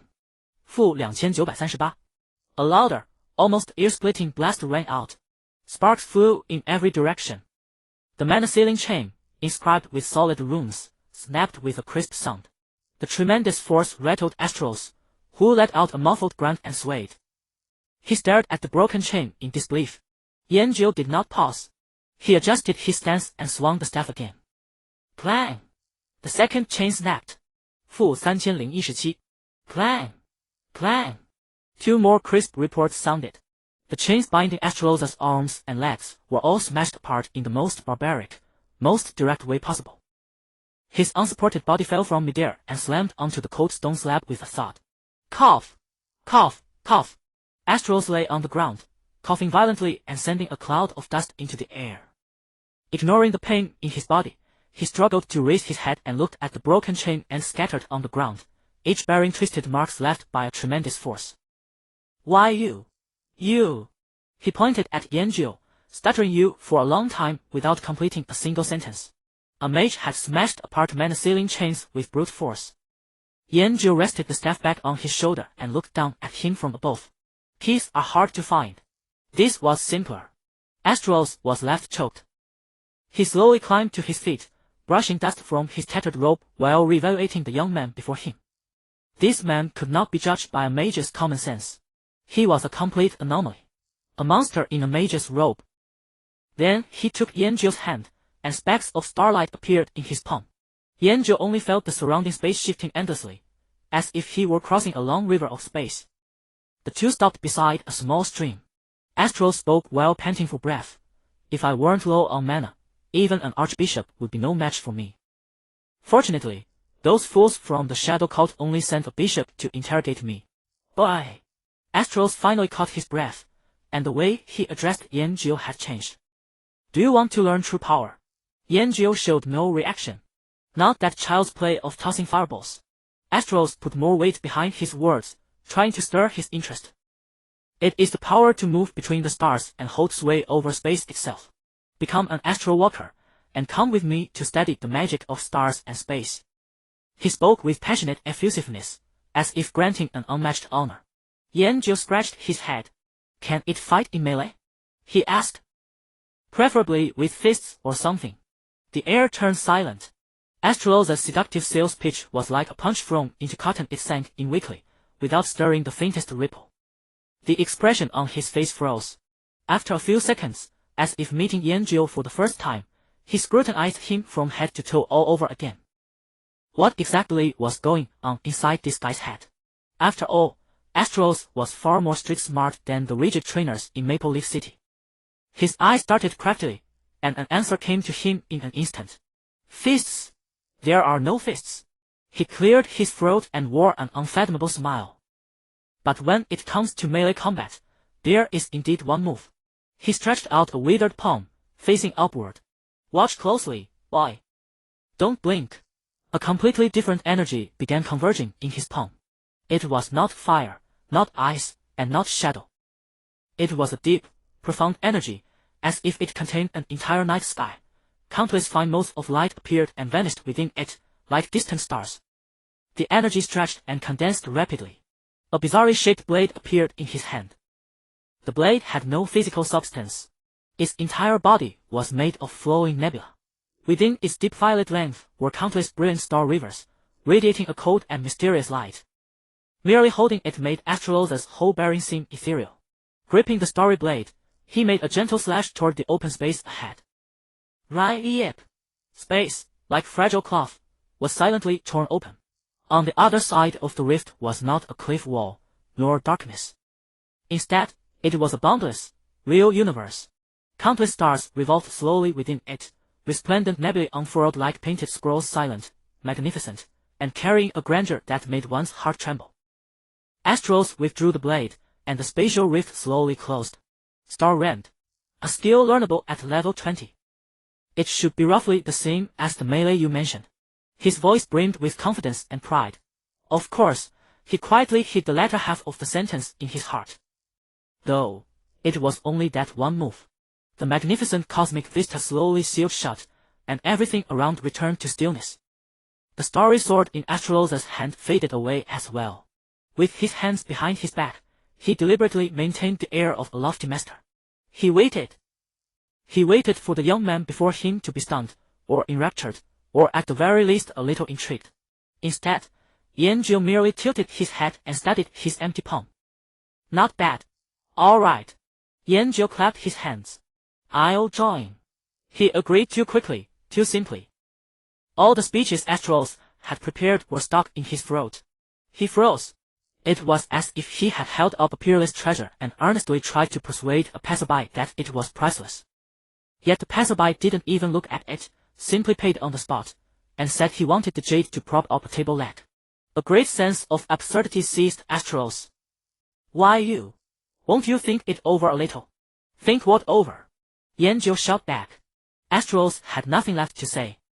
He realized he could not understand this young man's mental circuitry at all. Forget it. Whatever. As long as he could tie Yanjio to his own chariot, the reason was meaningless. Astros put an unfathomable expression back on his face. Very well, young man. You've made a wise decision. However, to become an astral walker, you still have to pass my trial. His tone shifted, as if trying to seize the upper hand once more. A dim blue light screen unfolded before Yanjio. Ding! NPC Astros has issued you a class change quest, Astral Walker, I. Quest objective. Accept Astrolosa's trial and successfully accompany Astros in resolving the crisis in Maple Leaf City. Quest reward, class change Astral Walker. Accept. Resolve the crisis in Maple Leaf City. The moment Yanjiu saw those words, he thought of the quest he had just received. The Shadow's conspiracy. Investigate the truth behind the sacrificial ritual and the door, and stop the Shadow Church's plan. He thought for a moment the goal was about the same as the wild bear he had encountered earlier. They all came down to targeting the Shadow Church. Yanjiu reached his conclusion and nodded without hesitation. I accept. Ding. You have accepted the quest, Astral Walker. Astros looked at the notification that the quest had been accepted and let out a long breath. Finally, he had managed to hoodwink this monster. Watching Yanjiu's handsome but expressionless face, his heart filled with a tangle of emotions. The mysteries of stars and space, once in this kid's hands, would probably become a hammer for cracking walnuts. The trial has already begun, young man. Astros once again put on the airs of a mentor. The headquarters of the Astral Walkers is set in the boundless starry sky, the boundary between reality and illusion, the anchor point of the world. Until you have formally completed the trial and become one of us, I cannot invite you inside. He waved a hand, looking for all the world like he was saying, you're not worthy yet. Go back to Maple Leaf City first. I'll come find you. Fine. Yanjiu nodded. He had to go back anyway. Several quests told him to report to the Maple Leaf Brotherhood, though he had no idea where that was. He turned around, hoisted his staff onto his shoulder, and took a step to leave. Wait. Astros called him back. Why, what's your name? Yanjiu. Very well, Yanjiu. Astros nodded solemnly. Remember, from this day forward, you are my provisional apprentice. This is your honor. Yanjiu had no particular reaction. He simply waved his hand, and his figure disappeared quickly, leaving Astros alone. He thought of the broken manaceiling chains scattered across the ground, every fracture bearing vicious traces of being ripped apart by force. Then he remembered the sight of that young man using a staff to bludgeon an abyssal demon to death. He gave a soft laugh, like a genuine person, with not the slightest hint of an NPC. The days to come would not be dull, he suspected. Yanjiu emerged from the vast forest, the noon sun glaring down upon him. He squinted against the harsh light, letting his eyes adjust. He made no haste to press onward. Instead, he opened his equipment panel, his gaze settling on the mage robe he had just acquired. Its attributes were quite impressive, particularly the intelligence bonus, far surpassing what he currently wore. He donned the robe. The black garment was expertly tailored, embroidered with intricate and eerie silver thread patterns that lent him an air of mystery and grim authority. It surprisingly complemented the shadow hood of Dio. As for whatever effect the bishop's authority carried, he cared little. As long as it served its purpose, that was enough. He slung his staff back over his shoulder and resumed his journey toward Maple Leaf City. Upon re-entering, Yanjiu immediately sensed something different. The streets remained unchanged, still bustling with crowds. Yet every NPC who passed by seemed instinctively to give him a wide berth. Merchants who had been enthusiastically hawking their wares fell silent as he passed, lowering their voices involuntarily. Children who had been playing and laughing froze the moment they saw him, their smiles vanishing as they scrambled behind their mothers. An invisible aura of reverence and fear radiated around him. He didn't dwell on it, attributing their reaction solely to the rogue's intimidating appearance. The guards who had once approached him now merely watched from a distance, standing rigid at attention, yet none dared to come forward. He recalled the chaotic scene he had witnessed earlier in the slums, a place teeming with all manners of humanity where useful information might be found. He navigated through several blocks and entered the shabbiest tavern he could find. Inside, the tavern was dimly lit, the air thick with the sour stench of cheap ale and stale sweat. In the corner, several drunken mercenaries lay sprawled across tables, snoring loudly. Behind the bar, a portly innkeeper idly wiped a chipped wooden tankard. The moment Yanjiu entered, the handful of sober patrons fell instantly silent. Every movement froze. Their eyes locked onto the black bishop's robe, expressions twisting between terror and disgust. Yanjiu ignored them entirely. He strode to the bar and tapped his knuckles on the grease-slicked counter. "Boss, a cold beer." The innkeeper's body went rigid. Slowly raising his head, his plump face contorted into a smile uglier than a grimace. "My lord, please, take a seat." The greeting had shifted from guest to lord. Yanjiu found an empty table by the window and sat down. Soon, the innkeeper approached with his beer, moving with trembling caution. His hands shook as he set the glass down, unable to meet Yanzhou's gaze. "Milord, your beer."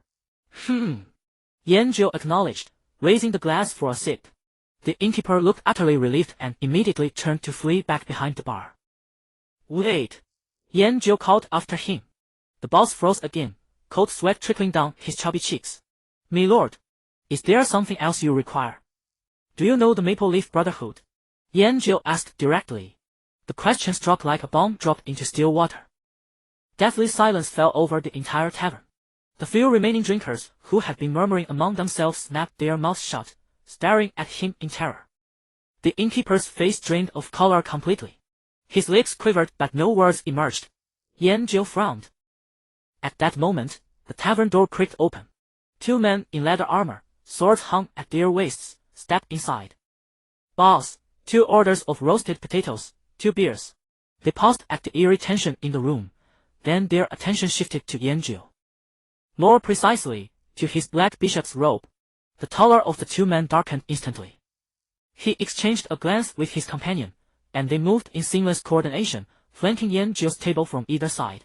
The entire maneuver was quiet and swift, executed with the precision of seasoned soldiers. The other patrons, witnessing this, were seized with sheer panic. One man frantically fumbled coins from his pocket, dumped them on the table, and bolted for the door without looking back. In moments, the already sparse tavern emptied out completely, leaving only Yanzhou and the 2 men. The innkeeper had crawled beneath the bar, huddled and trembling. The tall man stopped before Yanzhou's table. Rather than striking immediately, he studied him with a calculating gaze from head to toe. "You're not Omar." His voice was certain. Yanzhou raised his head and met his gaze. "You actually know who Omar is." The thinner man had already circled behind Yanzhou, cutting off his escape route. "None of your concern," the tall man said coldly. "He's nothing but a butcher with blood on his hands." Yanzhou continued sipping his cold beer, the crisp taste far superior to anything from a can. "Oh," he replied. "Then why do you wear that robe?" The tall man's hand rested on his sword hilt. "I killed him. The robe is my trophy," Yanzhou answered as if stating the obvious. The air stilled once more.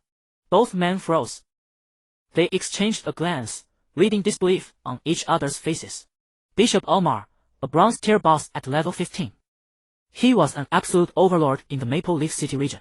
The Brotherhood had organized multiple assassination attempts, each ending in devastating failure and costing them many skilled operatives. Now this mage, appearing to be roughly their own level, casually claimed to have slain Omar. The tall man's expression shifted uncertainly. "Do you have proof?" he demanded. Yanzhou pondered a moment, then retrieved a dagger from his backpack. Demon's Edge, bronze tier, another piece of loot dropped by the Abyssal Reaper. When the grotesque dagger, radiating a faint black aura, appeared on the table, both men's pupils contracted sharply. The hostility on the tall man's face gradually receded, replaced by utter shock and wariness. He reappraised Yanzhou, this seemingly unremarkable mage. "What exactly are you?" Yanzhou sheathed the dagger and took another drink. "I am Yanzhou. I took on a mission to locate the Maple Leaf Brotherhood." "Is that you?" He repeated the question. This time, no one showed fear. "Foreigner." The tall man fell silent for a moment, weighing his options. Finally, he bowed slightly to Yanzhou. "I am Tianshu, captain of the 3rd squad of the Maple Leaf Brotherhood. This is my deputy, Monkey." The thin man behind him also relaxed his started stance. Tianshu's expression remained grave. "Come with us. This isn't the place to talk." Turning, he headed toward the tavern's kitchen. Yanzhou rose and followed. Monkey brought up the rear, shutting and bolting the tavern door behind them. From behind the bar, the innkeeper peeked out, then quickly ducked back at the sight. In the kitchen, beside the greasy stove, Tianshu pushed open a hidden door disguised as a storage cabinet. A dark, narrow stone staircase leading underground emerged before them. "Ding! Quest, Shadow's Conspiracy has been updated. Quest objective: enter the Maple Leaf Brotherhood stronghold and meet with their leader." Yanzhou glanced at the quest notification, hoisted his staff, and stepped inside. The stone steps descended into a damp, swallowing darkness. Cold bits of water seeped from the walls, carrying a musty blend of earth and mold. Torchlight flickered through the narrow passage, casting the three figures' shadows against the mottled stone walls, distorted and warped. On both sides of the passage, tightly shut doors could be seen from time to time. Suppressed Daisy slipped through the door cracks wary, scrutinizing falling on the stranger Yanjiu. The people here were like rats living in the gutters, keeping the highest vigilance against the slightest stir. Field mouse and monkey were long accustomed to this. Keeping their eyes straight ahead, they led Yanjiu through the long passage to a heavy wooden door. Field mouse knocked 3 times in a rhythmic pattern. A steady voice answered from within. "Come in." Field mouse pushed the door open. Behind the door was a relatively spacious stone chamber, where several ever-burning lamps dispelled most of the darkness and illuminated the scene within. A huge wooden table dominated the center, spread with a rough map of Fengya City, marked with various red notations. Several men dressed differently but wearing equally grim expressions were gathered around the map, murmuring in discussion. They stopped talking when Field Mouse entered. A young man looked up from behind the map, his gaze passing over Field Mouse and landing directly on Yanjiu. He wore a clean set of linen garments, incongruously out of place amid the surrounding squalor. His face was gaunt and his bearing scholarly, resembling less a rebel hiding on the ground than a scholar who spent his days among books. "Field Mouse, who is this?" The young man spoke in a gentle tone, yet carried an air of unquestionable authority. "Leader, this outsider claims he killed Omar."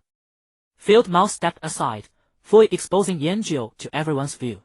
The stone chamber fell utterly silent. The movements of all present came to a halt. The young man called the leader slowly walked out from behind the map. He studied the clothes on Yanjiu, remaining silent for a long time. The air in the stone chamber seemed to solidify. Though not as tall as Field Mouse, he exuded an invisible pressure. "You say you killed Omar." His statement betrayed neither joy nor anger. You." Monkey couldn't help but want to say something, but was silenced by a gesture from the young man. The young man stopped before Yanjiu. He did not press for details of the fight. He simply stared fixedly at Yanjiu, and then made a move that no one expected. He straightened his clean linen garments, then solemnly performed a noble salute toward Yanjiu. "My name is Reinhardt, son of Kashan, lord of Fengya City." Field Mouse, Monkey, and the others immediately dropped to one knee. Yanjiu blinked, gazing at the young man who claimed to be the city lord's son. "I watched with my own eyes as my mother was murdered by the Shadow Church." Reinhardt's face revealed no excessive grief, only a tempered, cold hatred. "Then a fraud took my mother's form and usurped the position of the city lord's wife.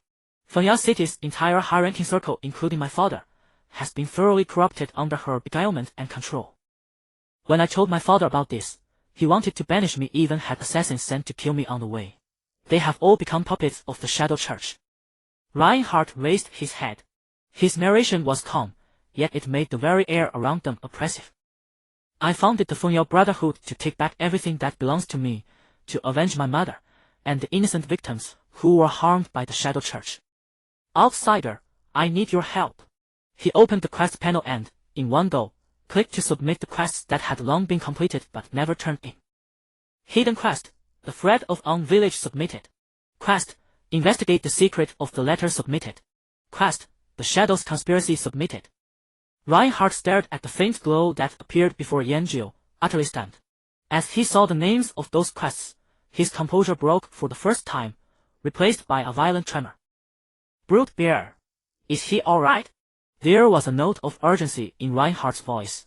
"He ran off," Yanjiu replied. "I didn't kill him. He was originally one of my personal guards." Reinhardt swayed slightly. He closed his eyes, as if trying hard to suppress his emotions. "I sent him to village to find a way to break the shadow magic. I never expected that he did not continue." The others in the stone chamber were completely astounded by what had just unfolded. What in the world was this outsider's background? Not only had he killed Bishop Omar, he had also completed so many core quests closely tied to the Brotherhood. Almost the moment Reinhardt's words fell, a dense barrage of system notifications flooded Yanjiu's mind. "Ding! You gained 50 reputation with the Fengya Brotherhood, 500 experience, 50 silver coins. Ding! You gained 150 reputation with the Fengya Brotherhood, 500 experience, 50 silver coins. Ding! You gained 300 reputation with the Fengya Brotherhood, 1,000 experience, 50 silver coins, and an item, Brotherhood emblem. Ding! When Fenya City is reclaimed by the Brotherhood, your Brotherhood reputation will automatically convert into Fenya City reputation. Your reputation with the Fenya Brotherhood has reached respected. Ding! The reputation system has been unlocked. Reputation is divided into 5 stages: hostile, stranger, friendly, respected, worshipped. The experience bar shot up by a large margin. Yanjio's attention fell upon the newly acquired item. Brotherhood emblem. Type, accessory ring. Attributes, strength 10, agility 10, constitution 10, intelligence 10, spirit 10. A symbol of identity for members of the Fengyao Brotherhood. When equipped, you will be regarded as an ally by all Brotherhood members within Fengyao City. Every emblem carries a history of unyielding resistance. Reinhardt reopened his eyes and took out an arcade bronze badge from his bosom, engraved with an intertwined maple leaf and sword. He handed the badge to Yanjio. Master Yanjio. His address for Yanjio had shifted from outsider to master. On behalf of the Fengyao Brotherhood, I formally invite you to join us. Please accept this badge. From this day forward, you are our most honored ally. Yanjio reached out and took the badge that still carried the warmth of its owner's body. Yanjio slipped the bronze badge onto his finger. The icy touch of the metal was quickly warmed by his body heat. He then glanced at his status panel before raising his head to look at the young man standing before him, who claimed to be the city lord's son. What should I do next? With Enmar's death, the most crucial link of the Shadow Church's power in Maple City has been severed. Reinhardt turned and walked back to the massive wooden table. His finger pointed to the red-shaded area at the very center of the rugged map, the city lord's mansion, the heart of Maple City. Most of the guards in the city are unaware of the infiltration at the top. They are merely executing orders from the city lord's mansion, remaining loyal to my father and to Maple City. As long as we can prove to them that the current city lord's wife is an impostor, they will undoubtedly follow my command once more. Reinhardt's words were clear and calm, carrying an innate power of persuasion. The surrounding members of the Brotherhood all showed looks of invigoration on their faces. Yanjio nodded. How do we do it? Reinhardt's finger slowly moved from the city lord's mansion to another corner of the map. There, a simple sketch of a cathedral was marked with a black cross. In the original Holy Light Cathedral of Maple City, most of its members were branded as heretics after the arrival of the Shadow Church. A trace of grief crept into his tone. They were exiled, imprisoned, or even secretly executed. Yet, they are the only ones who can expose the Banshee's true form. His slender finger finally rested on a dark green forest region. The Nightfall Forest. According to intelligence from our informants planted among the guards, the former Paladin commander, Renaud Lightforge, is imprisoned there.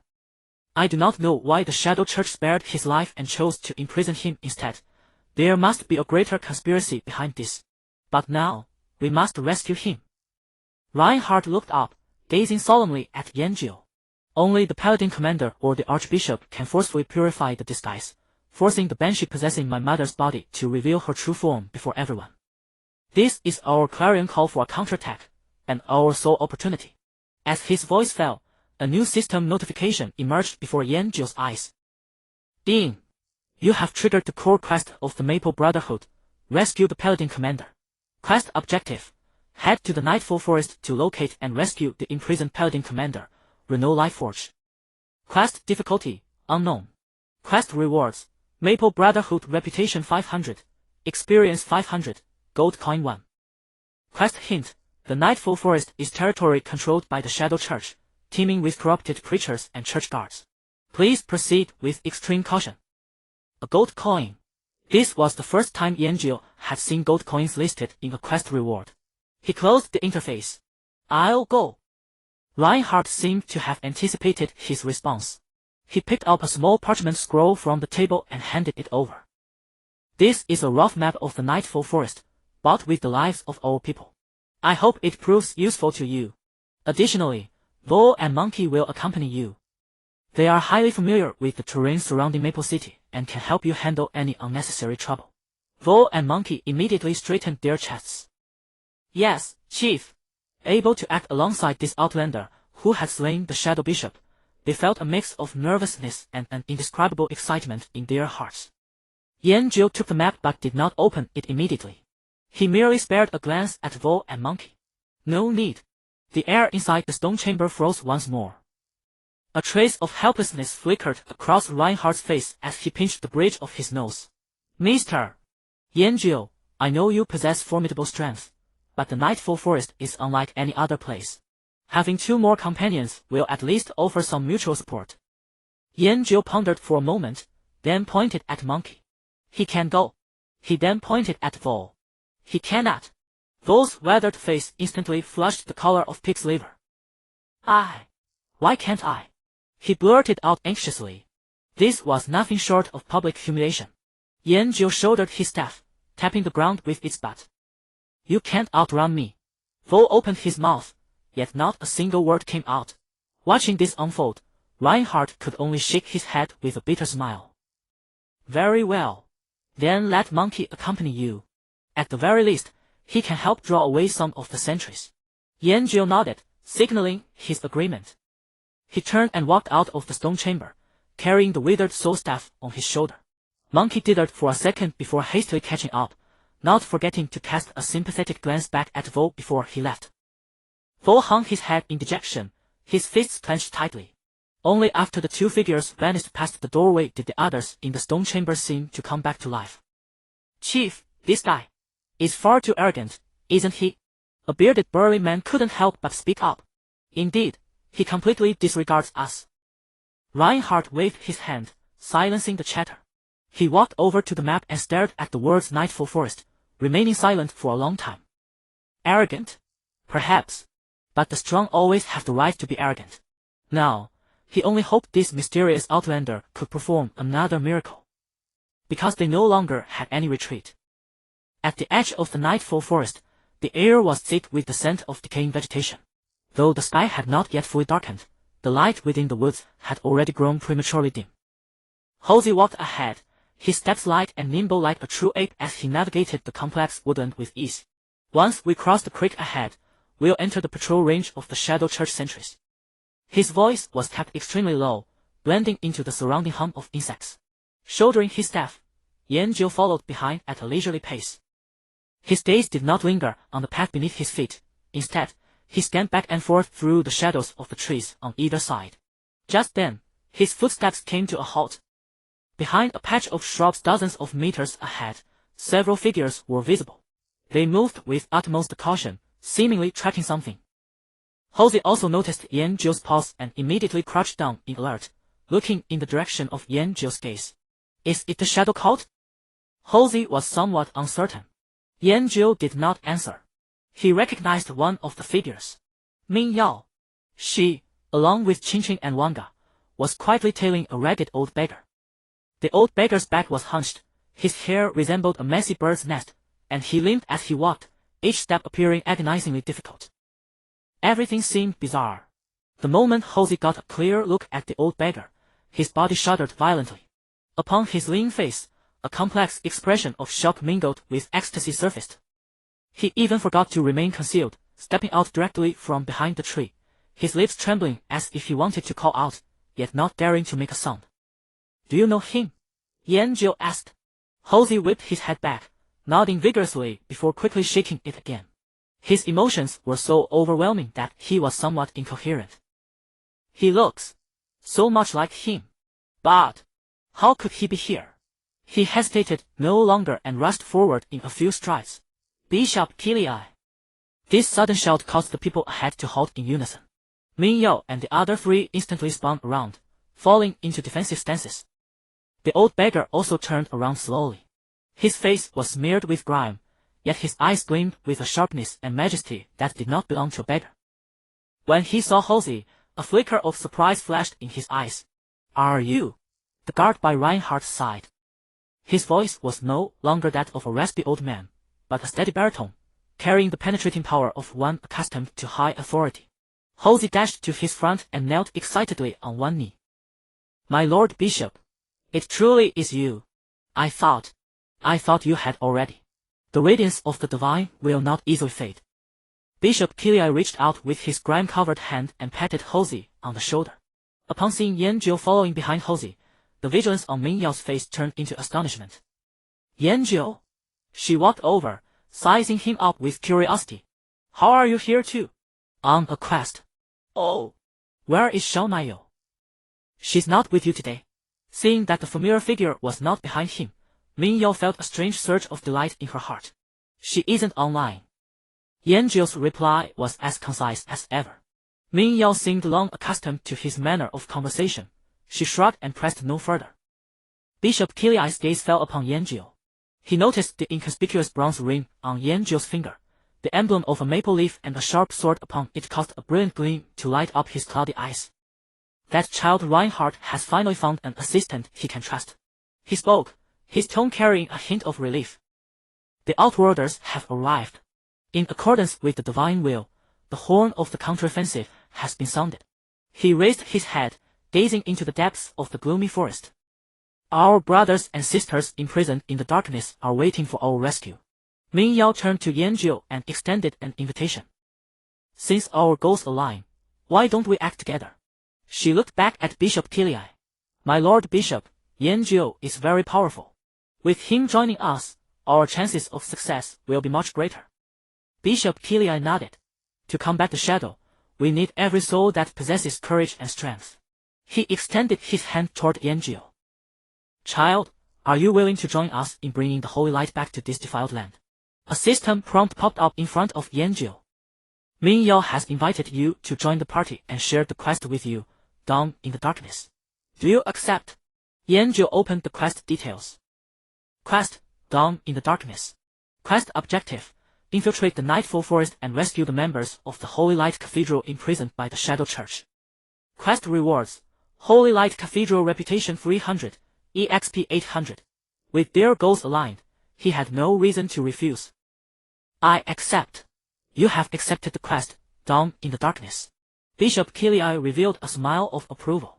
He withdrew his hand, his entire aura shifting once more. His hunched spine straightened, resembling a sharp sword unsheathed. Time is pressing, let us depart. Without uttering another word of nonsense, he turned and was the first to stride toward the forest that devoured the light. Halsey immediately rose and followed closely behind him, his face written with the joy of recovering what was lost. Mingyao and the other two also quickly caught up. Shouldering his staff, Yanjiu walked at the very rear of the group. The party of 6 thus silently dissolved into the shadows of the Nightfall Forest.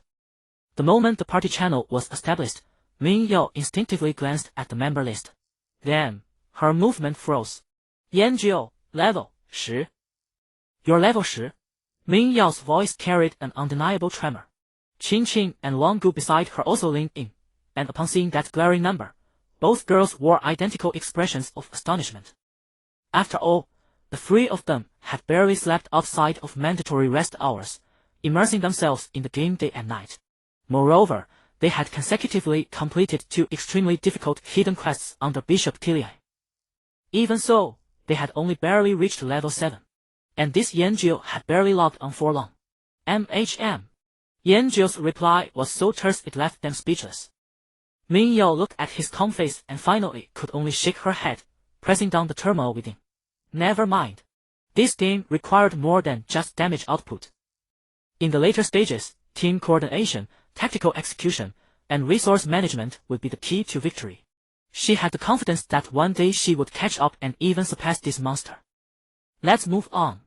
Bishop Kiliai spoke in a deep voice, breaking the brief interlude. The party continued pushing deeper into the forest. The path in the woods grew increasingly treacherous, with slippery swamps hiding beneath rotting leaves. They had barely walked a short distance when several staggering figures emerged from the twisted thicket ahead. They were patrol followers of the Shadow Church. Cloaked in tattered black robes, their skin bore an unhealthy ashen hue, their movements rigid and stiff, emitting meaningless guttural growls from their mouths. Just as the monkey was about to warn everyone to be careful, Yanjiu had already shouldered his staff and charged forward. He didn't even use any skills. The withered soul staff sliced through the air with a heavy whoosh, striking the first follower's skull with a ferocity utterly incongruous with a mage's demeanor. Bam! Minus 3,660. A dull cracking sound echoed. The follower's head shattered like a smashed watermelon, with crimson and white matter splattering in all directions, mixed with black blood. His body never even had time to fall before Yanjiu kicked it aside. The The bonus from the Brotherhood insignia was tremendous. Those 10 strength points had propelled Yanjio's damage to another level entirely. The second, the third, the entire process took no more than 5 seconds. Yanjio strode back, shouldering his blood-dripping staff, as though he had merely swatted away a few flies.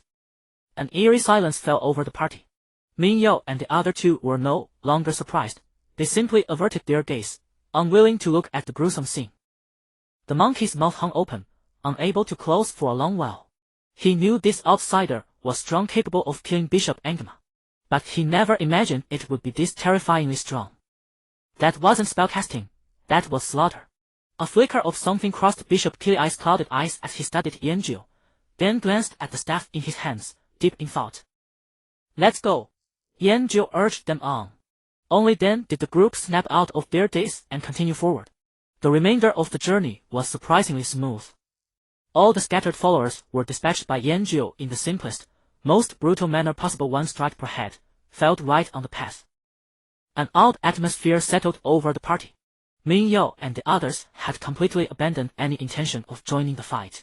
Qing Qing clutched her staff, pouting, whispering something to Longu under her breath. Longu simply smiled and said nothing. After passing through another stretch of swamp shrouded in black mist, the view suddenly opened up. A clearing appeared before them. At the center of the clearing stood a thatched cottage, utterly out of place against the grim surroundings, isolated and alone.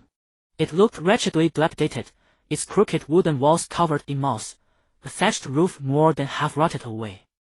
But strangely, the pervasive corrosive aura of the forest simply dissipated upon approaching the cottage. This is the place. Bishop Kiliai stopped in his tracks. Ming Yao stepped forward and examined the cottage closely. There are residual traces of a holy light barrier around this structure. Though faint, it is indeed repelling the corruption of shadow. She drew her conclusion. They must be imprisoned underground. Again underground? Yanjio sighed. From the Savage Bear dungeon to the Maple Brotherhood's underground stronghold, and now here once more. He felt as though he were becoming a professional tunnel digger. Hearing his complaint, the 3 girls exchanged slightly embarrassed yet amused glances. This guy's focus was always so unconventional. The monkey stepped forward, searching around the thatched cottage. He quickly found a cleverly concealed metal ring pool beneath a pile of rotting firewood. He pulled hard. Creak, a heavy wooden door on the ground was pried open, revealing a dark staircase leading underground. A damp, chill breeze tinged with the scent of blood rushed up from the passage. I'll go first. Ming Yao expertly drew a torch from her bag, lit it, and descended first. Yanjio followed closely behind. The passage ran deep, its walls slick with moisture and covered everywhere in slimy moss. After walking several dozen meters, a vast underground space appeared ahead. It resembled an abandoned mine shaft that had been converted into something new. Several rows of crude cells lined the stone walls. At the center of the cells, several figures completely encased in pitch-black plate armor stood with their backs to them, seemingly tormented for someone. Shadow Inquisitors. Bishop Kiliai's voice carried anger for the first time. The figures heard the commotion and slowly turned around. They had no facial features. Beneath their helmets burned only swirling masses of shadow flame. From between the gaps of their armor, black tendrils periodically protruded and retracted. Shadow Church Inquisitor, Elite, Level, 12 HP, 4100 attack, 95 defense, 99 skills, Shadow Lash, Shadow Slash, Undying Body. Careful, these are elite mobs. Ming Yao immediately raised a loud warning. Qing Qing, control. Qing Qing had already begun chanting. Several icy vines erupted from the ground, wrapping around the feet of one of the Inquisitors. Longu waved her staff, and a golden halo descended upon Yanjio. You have received Blessing of Courage, Strength 5, Intelligence 5. Those Shadow Inquisitors let out a silent roar and raised their massive black swords, charging forward. Their speed far exceeded that of the followers outside. The monkey darted forward, his dagger slashing at the back of one Inquisitor, but only sparks flew. Their defense is insane, he cried, quickly retreating. Yanjio charged forward as well, shouldering his staff. Bam! The withered soul staff connected squarely with an Inquisitor's helmet. -4560. The Inquisitor merely staggered, a shallow dent appeared on its helmet, but it was not instantly killed like the previous followers. The shadow flame within its helmet flared violently, and it swung its sword horizontally at Yanjiu's waist. Yanjiu neither dodged nor blocked, raising his staff once more. Bam! The second strike. Minus 4,352. The dent on the helmet grew deeper. HP reached 0, but the Inquisitor did not disappear. It maintained its posture, large sword still descending toward Yanjiu. Yanjiu twisted his body sideways, dodging the attack while simultaneously delivering another strike with his staff. Bam! The third blow. The blackened helmet finally shattered completely with a crisp crack. The shadow flame within was instantly extinguished. The heavy armor crashed to the ground with a thunderous thud. So durable it must be a passive effect. Skills where you can only see the name but not the effect are indeed troublesome. Having disposed of one, Yanjiu immediately turned his attention to the next. His movements were simple, efficient, yet carried a deeply unsettling oppressive presence. The remaining Shadow Inquisitors seemed enraged, abandoning the others. They all charged directly at Yanjiu. Yanjiu stood his ground, gazing at the approaching cluster of armored tin cans, simply shouldering his staff and waiting for them to enter his attack range. 3 heavy silhouettes lunged at Yanjiu from 3 directions at once, trailing a screeching metallic sound. Shadow greatswords slashed through the damp air, sealing off every possible route of escape. Chinchin's vines had just coiled around one Inquisitor's ankle before being snapped apart by his brute force. No use. I can't hold him. This was no longer a battle, it was a hunt. The prey was the man, who carried a staff over his shoulder. An instant before the 3 greatswords could touch his body, Yanjiu moved. Wing step. His body instantly dissolved into a blur, slipping through the gap between 2 blades. It was speed pushed to its absolute limit. One Shadow Inquisitor, unable to stop his own momentum, slammed his pitch-black greatsword heavily into his companion's armor. Clang! A piercing metallic clash echoed through the sealed underground space. The other Inquisitor, having lost his target, struck empty air and carved a deep trench into the ground. Yanjiu's figure appeared behind the 3rd Inquisitor like a ghost. Without a single pause, the Soul-Eater staff in his hand came crashing down with enormous force. Bam! -4545. This time, he did not strike the hard helmet. He smashed the joint at the back of the Inquisitor's neck instead. That was the weakest point of the armor. A dull sound of bone shattering followed. The Inquisitor's body stiffened, and the shadow flame inside its helmet flickered violently. It turned around sluggishly, trying to counterattack. Yanjiu's second blow was already there. Bam! -4510. The Soul-Eater staff landed precisely on the same spot. The Inquisitor's health was instantly emptied. The passive effect of its undying body triggered, and it still swung its greatsword. But Yanjiu was already no longer standing where he had been. He moved like a specter among 3 clumsy iron cans. Slow though his movements might have been, the Inquisitors could not touch him in the slightest. Bam! Bam! Bam! The dull thuds became the only rhythm in the underground space. Ming Yao completely abandoned any intention of stepping forward. She could only stand there, watching that figure strolling calmly amid blades and shadows. Every move, every strike carried a sense of rhythm that words could not describe. His speed was by no means fast, yet he always made his prediction the instant an Inquisitor attacked. Chinchin had stopped complaining. She pouted, her twin ponytails swaying back and forth as she tilted her head. The dagger in Hosey's hand had slid to the ground at some point. Watching this scene, he trembled slightly under the sheer shock. He thought of the legends passed around in the Brotherhood legends of powerful outlanders. Finally, with one last crisp sound, the 3rd Inquisitor's head was smashed off its chest armor by the Soul-Eater staff and rolled to the ground. The shadow flame inside it went out with a soft puff, extinguished completely. The entire underground space fell back into dead silence. Only 3 hollow suits of armor, now bereft of souls, lay scattered on the ground. Yanjiu carried his staff on his shoulder, and black liquid still dripped from its tail. He walked up to Ming Yao. Damn! Ming Yao did not know what to say. She organized her words for a long time before forcing out a flat, unremarkable sentence. You! How much mana do you have left? Yanjiu glanced at the status bar. I used winged step twice. Still more than 90% left. Ming Yao fell silent. Bishop Cray came back to his senses from the shock. He did not comment on the battle. Instead, he hurried toward the cells. Quick! Save them! His voice was thick with urgency. Halsey, also snapping awake from his daze, picked up his dagger and rushed toward another row of cells. Knight Captain! Lord Reno! Are you there? He shouted loudly while prying at the rusted locks. In the cells, the imprisoned members of the Church of Holy Light were all ragged and gaunt, their bodies haggard and exhausted. Most of them had been tortured beyond recognition, covered in whip scars and brands. When they saw Bishop Cray, a faint light rekindled in their eyes. It's Bishop Cray. We are saved. Yanjiu, Mingyao, and the others also went up to help, shattering the fragile cell doors with their weapons. Soon, every cell was open. More than a dozen clergy members had been rescued. They leaned on one another, and many were already weeping with excitement. Bishop Cray counted the survivors, but his expression grew heavier and heavier. Where is Reno? He asked a priest who seemed to hold a higher rank. The priest shook his head weakly. The inquisitors took the Knight Captain. Down below. Below? Bishop Cray's heart tightened. Just then, Halsey's shout of alarm came from the other side of the mine.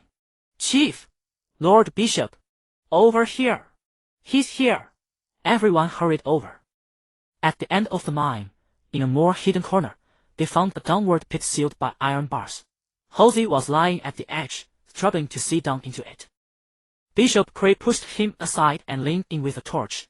The pit was not deep, about 4 or 5 meters. Below, a figure was chained to the stone wall with thick iron chains. Iron nails had been driven through his limbs. His body hung limp and motionless, covered with dark red bloodstains and black corrosive marks. His life was like a candle in the wind, ready to go out at any moment. Reno! Bishop Cray let out a cry of anguish. Quick! Get down there and see him. No instruction was needed. Yanjiu had already jumped down first. With a few strikes of the soul-wither staff, he smashed the chains binding Reno. Reno's body slumped softly into his arms. Yanjiu lifted him up and handed him out. Mingyao and Halsey quickly caught him. When they laid Reno flat on the ground, everyone drew a sharp breath. Reno's health was less than 1%. And it was still dropping at a slow but steady pace. A visible ring of black aura coiled around his body. Target Reno Lifeforge is under the Shadow Wither status, losing 20 HP per second. All healing effects are reduced by 90. It's the vicious curse of the Shadow Church. Bishop Cray's face turned ashen. Wang Gu! Mingyao called out urgently. Wang Gu was already kneeling beside Reno. Without the slightest hesitation, she pressed her palms together, and a holy light bloomed from her hands. A warm pillar of light descended from above, enveloping Reno. 18. A faint green number, almost too small to notice, floated up from above Reno's head. Yet the HP he lost every second was 20. This amount of healing was a drop in the bucket. Fine beads of sweat formed on Wang Ji's forehead. Power word, spring. A spring of holy light appeared around Reno, and Wang Ji's pillar of light blazed even brighter. 41, 39, 42. The healing had improved slightly, but it was still a drop in the bucket. The -90 healing penalty was simply too lethal. No good. The curse is too strong. A tremor crept into Wang Ji's voice. At this rate, in less than half a minute, this Knight Captain of the Holy Light would die right before their eyes. Just then, Bishop Cray placed his hand on Wang Ji's shoulder. O Holy Light, hear the prayer of your humble servant, and heal the wounds before us. He closed his eyes and began chanting a prayer. A stream of holy light far purer and far more magnificent than Wang Ji's flowed down his arm and surged into her body. You have received Bishop Cray's blessing. Your healing effect is increased by 300, and mana consumption is reduced by 50 for 10 seconds. Wang Gu felt a warm current spread through her body, and her nearly exhausted mental energy instantly became abundant again. She did not dare delay and began chanting her healing spell once more. This time, the pillar of light descending from the sky was almost solid. The dazzling golden radiance dispelled all the cold and darkness around them. 588. A huge green number rose from above Reno's head. His health bar, visible to the eye, shot upward by a large margin in an instant. It worked. Everyone's heart was in their throat. Wang Gu did not stop. One healing spell after another fell on Reno in unbroken succession. 592, 579. At last, Reno's health stabilized above 20. The ominous black aura around him was gradually purified under the pure holy light and finally dispersed completely. Lying on the ground, Reno fluttered his eyelids and slowly opened his eyes. Reno's unfocused gray-blue pupils slowly sharpened in the dying glow of holy light. He saw Bishop Cray's face, etched with exhaustion. Cray. His voice sounded scorched by fire, raspy and dry like a split bellows. You old coot, you're still alive. Bishop Cray's perpetually tense face, for once, revealed a faint bitter smile. The radiance of the gods will not be extinguished easily. Reno's gaze swept around, taking in Monkey, Ming Yao, and the others, before finally settling on Yanjiu, who had a staff prop on his shoulder. He struggled to rise, but Bishop Cray pressed him down by the shoulder. Don't move. Your wounds.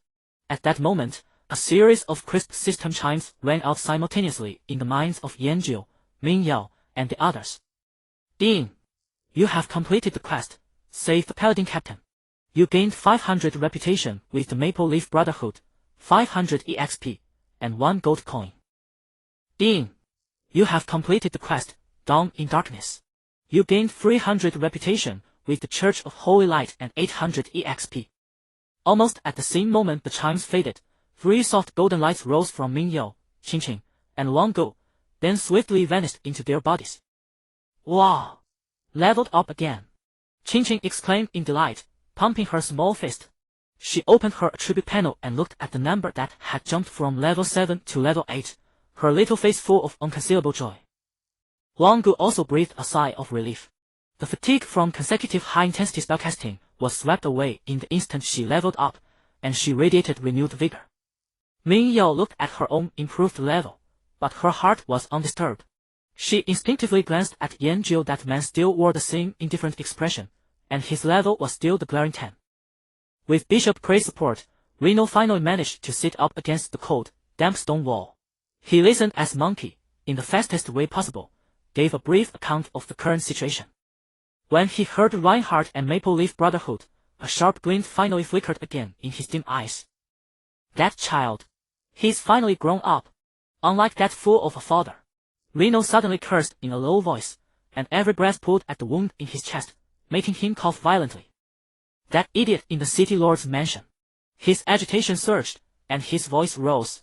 The evidence of the Shadow Church's infiltration is piled 3 feet high before him, yet he chooses to play the blind man. I told him long ago that woman was not right. But he said I was slandering her. Reno's fist slammed heavily into the ground beside him, sending out a cloud of dust. If I could get the soul-extinguishing blade. His breathing grew heavy, each word seeming forced out through gritted teeth. The first thing I'll do is rush back to Maple Leaf City and, in front of everyone, cut that monster possessing the city lord's wife in half with 1 sword stroke. Then, I'll hurl that filthy head straight into that bastard city lord's face. His roar, suppressing boundless rage, echoed through the underground space. Qing Qing was startled by his words and instinctively shrank behind Wang Gu. Ming Yao, meanwhile, calmly analyzed the information in his words. The soul-extinguishing blade. Reno panted for a while, and his emotions calmed somewhat. He raised his head and looked at the group. I've already found clues to that weapon. But clues alone aren't enough. My power hasn't recovered yet. I need your protection. He gazed into the depths of that all-devouring dark forest. Protect me, and go to the troll territory at the deepest part of the forest. The soul-extinguishing blade is very likely in the hands of those savage creatures. A new quest notification popped up before everyone. Ding! You have triggered the follow-up quest. Escort the Paladin Captain. Quest objective: protect Reno Lightforge, travel to the troll territory, and assist him in obtaining the soul-extinguishing blade. Quest rewards: 1000 reputation with the Church of Holy Light, 800 EXP. Seeing such generous rewards, Ming Yao did not hesitate in the slightest. We accept. Reno nodded. Good. Very good. He struggled to his feet with Bishop Cray's help. Let's go. Without any delay, the group escorted Reno, whose wounds had not yet healed, out of that cold, dark underground prison. Back in the forest, the humid stench of rotting leaves rushed at them. The group's atmosphere became heavier with Reno's addition. He was like a walking powder keg, each step carrying suppressed fury, his pale face taut with pain. Bishop Cray and Monkey supported him on either side, carefully threading through the tangled roots of the forest. Just then, the bushes ahead rustled, and several forest wolves covered in black pustules lunged out from the shadows, bearing fangs that dripped with slime. Careful! Monkey instinctively shielded Reno behind him. Yanjio's reaction was even faster than his warning. He didn't even turn his head. The soul-withering staff swung backward in a semicircle, its heavy tip tracing a precise arc. Thump! The first corrupted forest wolf's head exploded into a mist of blood in midair. 4250. Yanjio didn't break stride. The staff followed through in a downward chop onto the second wolf's spine. A crisp sound of bones breaking rang out. That wolf didn't even have time to let out a howl before its entire body collapsed into a mass of bloody flesh. Third. Fourth. The whole process was as smooth as clearing roadside weeds. Reno's pupils contracted. He stared at Yanjio's back, his throat moving as if he wanted to speak, but then he swallowed the words. All right. Yanjio rested the staff back on his shoulder and continued walking. The group's atmosphere became even stranger. Qingqing whispered to Wanggu. It's the same every time, we never get a chance to fight. I wanted to show off a bit. Wanggu simply patted her back soothingly. Ming Yao fell into thought. She noticed that Yanjio's damage numbers seemed to have risen considerably again. The party pressed deeper into the forest. The trees around them grew increasingly twisted and grotesque, and a strange, unsettling odor half-musk, half-scorched filth began to fill the air. Bones of enormous, unidentified creatures littered the ground all around. Almost there. Laniel's voice carried a note of urgency. The trolls' territory is in the valley ahead. After another dozen or so minutes, the forest opened up before them. A huge camp, enclosed by crude wooden stakes and animal bones, came into view. Inside the camp, dried, shriveled heads hung from tall totem poles. Several trolls over 2 meters tall, with dark green skin and knotted muscles loitered at the camp entrance, massive stone clubs slung over their shoulders. Forest troll, elite, level, 12 HP, 4500 attack, 145 defense, 89 skill, frenzy Qingqing sucked in a sharp breath. These monsters are all level 12 elites. So many. Can we beat them? Humph, a pack of simple-minded savages. Laniel let out a cold snort, yet he still had to lean on Bishop Kiliai to keep his footing. Before his words died away, Yanjio had already moved. Without the slightest hesitation, he charged straight at the giant figures by the camp entrance alone, with nothing but a staff. Hey! Ming Yao cried out instinctively. It was already too late. Yanjio moved with such speed that he was before a troll in an instant. The troll, clearly not expecting a human to dare such provocation, let out an angry roar and raised its stone club thicker than a man to smash down at his head. Yanjio did not dodge or evade. He met the blow with the withered soul staff. Bam! -4244. A thunderous impact. The troll's body lurched, and its health suddenly drained by a massive margin. His body flushed bright red, immediately triggering the steel frenzy. Yanjio's second strike followed instantly. Bam! -4251. The troll's roar stopped in its throat as its huge frame began to totter. Its health hit zero. It crashed to the ground, kicking up a cloud of dust. Clean and decisive. The remaining trolls, seeing what had happened, abandoned their posts and came charging at Yanjio with roars. He can't take them all alone. Ming Yao made the call at once. Qingqing, control the one on the far right. Wanggu, put a blessing on me and Yanjio. Got it. Qingqing immediately began to chant. A frostbolt shot forth, striking a troll precisely in the knee and slowing its movements for an instant. Vines and slow took too long to cast, so Qingqing swiftly chose the most practical option. Wanggu also waved her staff, and 2 golden halos descended upon Ming Yao and Yanjio respectively. Ming Yao raised her shield and met another charging troll, taking the heavy blow squarely on her body. -5789. The battlefield was briefly chaotic, but under Ming Yao's command it slowly became orderly. Soon, the elite trolls at the entrance were thoroughly eliminated. Yanjio stood there, staff on his shoulder, seemingly waiting for them. Let's go, he urged. The group crossed the camp and headed for the largest tent at its far end. At the tent entrance, a figure a full size larger than an ordinary troll sat upon a throne built of piled bones. It wore crude iron armor and held a colossal battle axe covered in rust. Forest Troll Chieftain Jiaomo, Black Iron Rank Boss, level, 15 HP, 12,000 attack, 150 defense, 130 skills. War Stomp, Enrage, Cliff Laniel's breathing grew heavy. The soul-extinguishing blade must be on it. The troll chieftain also noticed the intruders. It rose from its throne, let out an ear-splitting roar, seized its battle axe, and charged over with heavy strides. Yanjiu, once again, was the first to charge forward. Bam! The withered soul staff landed solidly against the troll chieftain's breastplate. 2020 level penalty. A damage number far lower than before floated up from the boss's head. Not good level penalty. Qingqing cried out in alarm. The troll chieftain merely swayed. Its blood-red eyes locked onto Yanjiu, and the enormous battle axe swept toward him with a shriek that tore the air. Wing step! Yanjiu's figure vanished on the spot, appearing at the troll chieftain's flank. The staff crashed down again. Bam! 2010. The troll chieftain roared in pain, spun around, and its axe sliced through empty air once more. It seemed completely enraged, abandoning attacks as it raised its right foot high. Its war stomp! Spread out! Ming Yao shouted. Boom! The troll chieftain stamped its right foot down violently, and a visible shock wave rippled outward from it in all directions. Yanjiu rolled away in time. Ming Yao and the others scrambled back, evading the shock wave. Qingqing! Slow it! Ming Yao commanded. Qingqing slow landed on the troll chieftain, but only the word resist appeared. The boss's level suppression was all too evident. Yanjiu steadied himself, studied the raging giant, and merely frowned. Then he charged in again. Dodge, attack. Dodge, attack. His movements were simplicity itself, yet precise to the extreme. Each time, he drove the staff brutally into the chieftain's body in the gap between its attacks. 2005. -2101. Damage numbers rose from the boss's head over and over. The troll chieftain's health plummeted at terrifying speed. When its health dropped to 20, its body suddenly swelled, and its skin turned dark red. In rage, its attack speed and strength both increased enormously. The battle axe whirled into an impenetrable wall, forming almost a web of death. Yanjiu's figure darted and wove through it.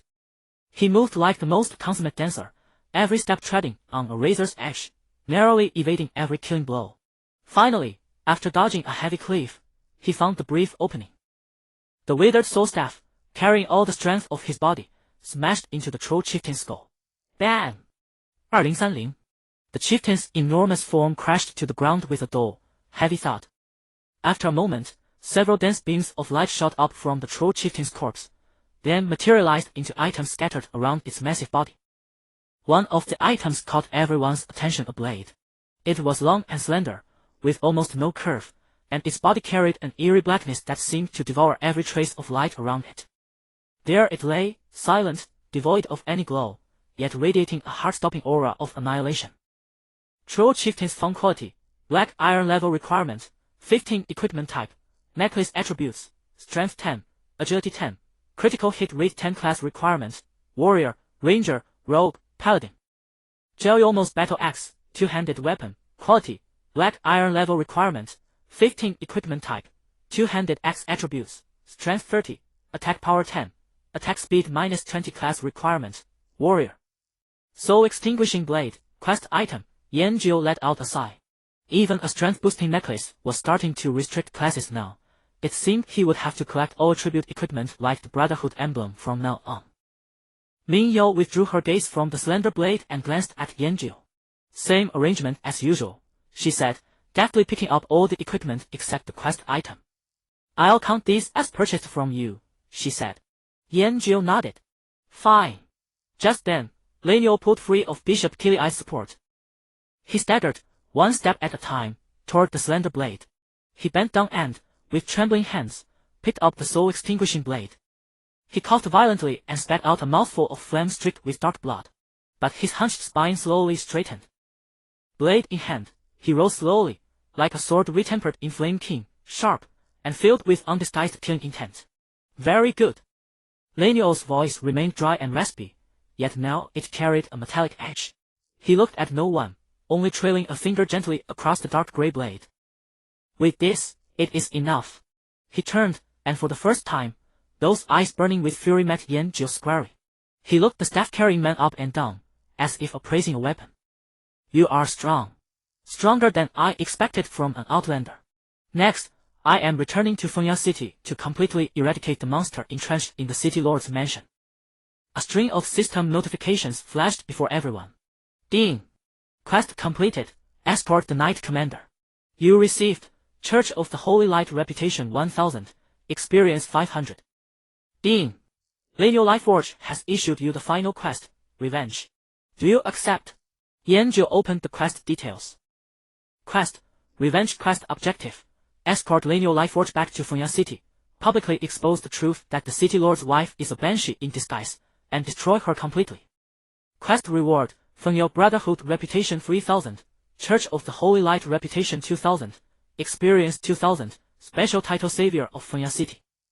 Before Yanzhou could say anything about the long list of rewards, Lineal spoke again. Fengya City, I, Lineal, have returned. With that, he looked at no one else, tightened his grip on the soul-extinguishing blade, turned, and strode forward. There was no trace of a limp in his steps now. Each one was firm and steady as he headed toward Fengya City. Lineal's figure, like a newly raised war banner, stood straight, facing the direction of Fengya City. His steps were steady and resolute, each stride crushing the withered leaves of the forest, as well as the humiliations of his past. Yanzhou silently accepted the task, hoisting his staff onto his shoulder as he followed. Mingyou and the other two exchanged glances before quickly catching up. Due to Lineal's transformation, the atmosphere of the party grew solemn and grim. Bishop Kilii and Halsey followed closely behind. Gazing at Lineal's retreating figure, their faces were etched with complex emotions. The journey back seemed far longer than the way they had come. Shadow cultists and corrupted beasts in the woods, like hyenas catching the scent of blood, lunged from the shadows from time to time. Swoosh! A corrupted leopard lurking in the canopy pounced like a bolt of black lightning toward Lineal, who was walking at the very front. Lineal did not even turn his head. Behind him, Yanzhou moved even faster. The withered soul staff whistled through the air, swinging upward from an incredibly tricky angle. Thud! The leopard's body twisted into a grotesque shape mid-air, the sound of fracturing bones clearly audible. A mist of blood erupted as the corpse crashed limply to the ground. Yanzhou retrieved his staff, hoisting it back onto his shoulder without pausing for a single step. Lineal's pace did not falter for even a moment, as if none of this had anything to do with him. Qingqing opened her mouth, wanting to say something, but Wanga pulled at the corner of her clothes to stop her. Mingyou merely stared silently at Yanzhou's back. The tapping of the staff and the cracking of bones became the sole accompaniment to this return journey. At last, the oppressive forest came to an end. The towering walls of Fengya City appeared before them. A gentle, melodious, yet intangibly majestic female voice echoed across the skies of Fengya City, amplified by some sort of broadcasting magic. Warriors of Fengya City, apprehend him. Capture the sinner who betrayed the holy light and allied with darkness Lineal Guangzhu, and his accomplices beside him. The voice reverberated between the city walls and the sky, every single word falling clearly into everyone's ears. The city gates slowly ground shut with a heavy, scraping sound. A chilling, grim atmosphere instantly enveloped the entire area. Atop the city walls, countless guards appeared, bows drawn, blades unsheathed, their menacing weapons reflecting a cold, harsh light. Lineal stopped in his tracks. He raised his head, gazing at the city he had once defended with his life. He tightened his grip on the spirit-slain blade, its dark gray edge seeming to absorb the surrounding light. Monsters! He whispered in a voice only he could hear. I am here. I come bearing the righteous judgment of the holy light. He set off once more, walking step by step toward the closing gates. His stride was firm, each step seeming to demand an answer from the very soul of this city. At the gateway, a dense crowd of guards had already assembled. They stood in neat phalanxes, their shields and spears forming an insurmountable barrier. The leader, riding a tall warhorse, was clad in exquisite plate armor, exuding a noble and imposing air. His armor was far superior to that of the ordinary guards, with the crest of the City Lord's mansion emblazoned upon his breastplate. He watched Lineal approach step by step, his expression exceedingly complex. Lineal. His voice called out from beneath his helmet, sounding somewhat muffled. You know I cannot let you pass. Lineal's steps did not falter in the slightest. He did not even look up at the man on horseback. He spoke as he walked, his voice dry and hoarse, yet carrying a power that struck directly at the heart. You must do what you believe is right, Neocaxiumo. Neocaxiumo, the captain of the guard of Fengya City, was a comrade who had once fought side by side with Lenio. We once fought together for Grand Knight Commander Age Loma. Lenio's voice rose slightly. Did he misjudge me? Do you truly believe my purpose is to destroy Fengya City and defile the Holy Light? His interrogation, like a heavy sledgehammer, struck Neocaxiumo's heart. Behind Neocaxiumo, a slight commotion began to stir among the guards. Lenio's pace grew faster and more resolute. Behind him, Yanjiu and the others silently matched his rhythm. Facing the steel wall formed by hundreds of guards, they did not retreat in the slightest. Under the oppressive aura of Lenio's approach, the guard phalanx behind Neocaxiumo unconsciously took half a step back, a barely perceptible tremor rippling through their shield formation. Lenio's steps became even more unwavering, and his voice rose with them, brimming with suppressed fury. Have I brought shame upon our heroes? Lenio's voice suddenly erupted into a roar. The anger and resentment he had suppressed for so long burst forth completely at this moment. With every step he took forward, Neocaxiumo and the guard phalanx behind him involuntarily took a step back. It was not out of fear, but a profound hesitation stemming from the depths of their hearts. Blocking me here is not a wise decision, Neocaxiumo. He was now less than 10 meters away from Neocaxiumo. Neocaxiumo slowly lowered his head, as if unwilling to look into Lenio's eyes, which burned with fury. I am deeply ashamed, old friend. His voice was filled with powerlessness. I do not know what to do anymore. It is not you who has brought shame upon Age Loma's heroic spirit, it is I. He looked up toward the city lord's mansion. It is me, and those corrupt politicians. They have filled our lives with empty promises and endless lies. Neocaxiumo slowly raised his hand and released the sword at his waist. With a sharp clang, the long sword fell to the ground, letting out a crisp, mournful ring. This action left all the guards dumbfounded. Lenio's steps finally halted in front of Neocaxiumo. The two were barely 3 paces apart. Don't do this, Lenio. Neocaxiumo pleaded, a trace of desperation in his voice. I still have a family. Lenio looked at him, a flicker of sorrow passing through his eyes that burned with rage. But I don't, Neocaxiumo. I have nothing left. He raised the spirit-slaying blade in his hand, its dark gray edge seeming to weep. I understand that you will not make the grand sacrifice for the people and the Holy Light as Grand Knight Commander Age Loma did. But now, it is time to end this. Neocaxiumo closed his eyes and let out a deep sigh. When he opened them again, all his struggle and pain had transformed into absolute resolve. He whipped around and let out an earth-shattering roar at the bewildered guards behind him. That voice seemed to transport him back to the battlefields of old, where he had fought and bled alongside Lenio. Stand down. Do you not see that a true hero stands before us? Cowed by this roar, the guards instinctively parted to both sides. The once impenetrable wall of shields split down the middle, yielding a path leading into the city. Neocaxiumo paid them no further attention. He turned back to look at Lenio, who had already walked past him. Go, my friend. May the Holy Light guide you. Without looking back, Lenio simply raised the spirit-slaying blade high in the air. Before him, the wall of steel slowly parted to both sides, clearing a path toward the city lord's mansion. Wherever Lenio walked, the guards knelt on one knee. The cold metal armor plates scraped against the stone slabs, emitting a dull, heavy clang. Lowering their heads, they performed the most solemn knight's salute toward Lenio's retreating figure. Knight Commander Lenio, welcome back. You are the true courage of the Fengya Knights. These voices were low, yet filled with strength. They all had concerns and families, unable to march side by side with Lenio, and could only express their final respects in this manner. Watching this scene, Ming Yao felt an indescribable wave of complex emotions well up in her heart. The face of every single guard bore a different struggle and agony. Some kept their eyes tightly shut, their teeth clenched. Others wore expressions of shame, not daring to lift their heads. In past games, the reactions of NPCs were always monotonous, like pre-programmed routines. Yet the people before her, every subtle movement they made were so terrifyingly realistic. Were they truly just NPCs? The path ahead was completely unobstructed. The road cleared by the guards led straight to the city's center of power. The city lord's mansion. Soon, the magnificent structure loomed before them. Without a moment's hesitation, the group stepped onto the white stone staircase in front of the mansion. Inside, the opulent decor stood in stark contrast to the oppressive atmosphere. Clutching the blade of spirit extinction, Laniel walked straight toward the depths of the hole.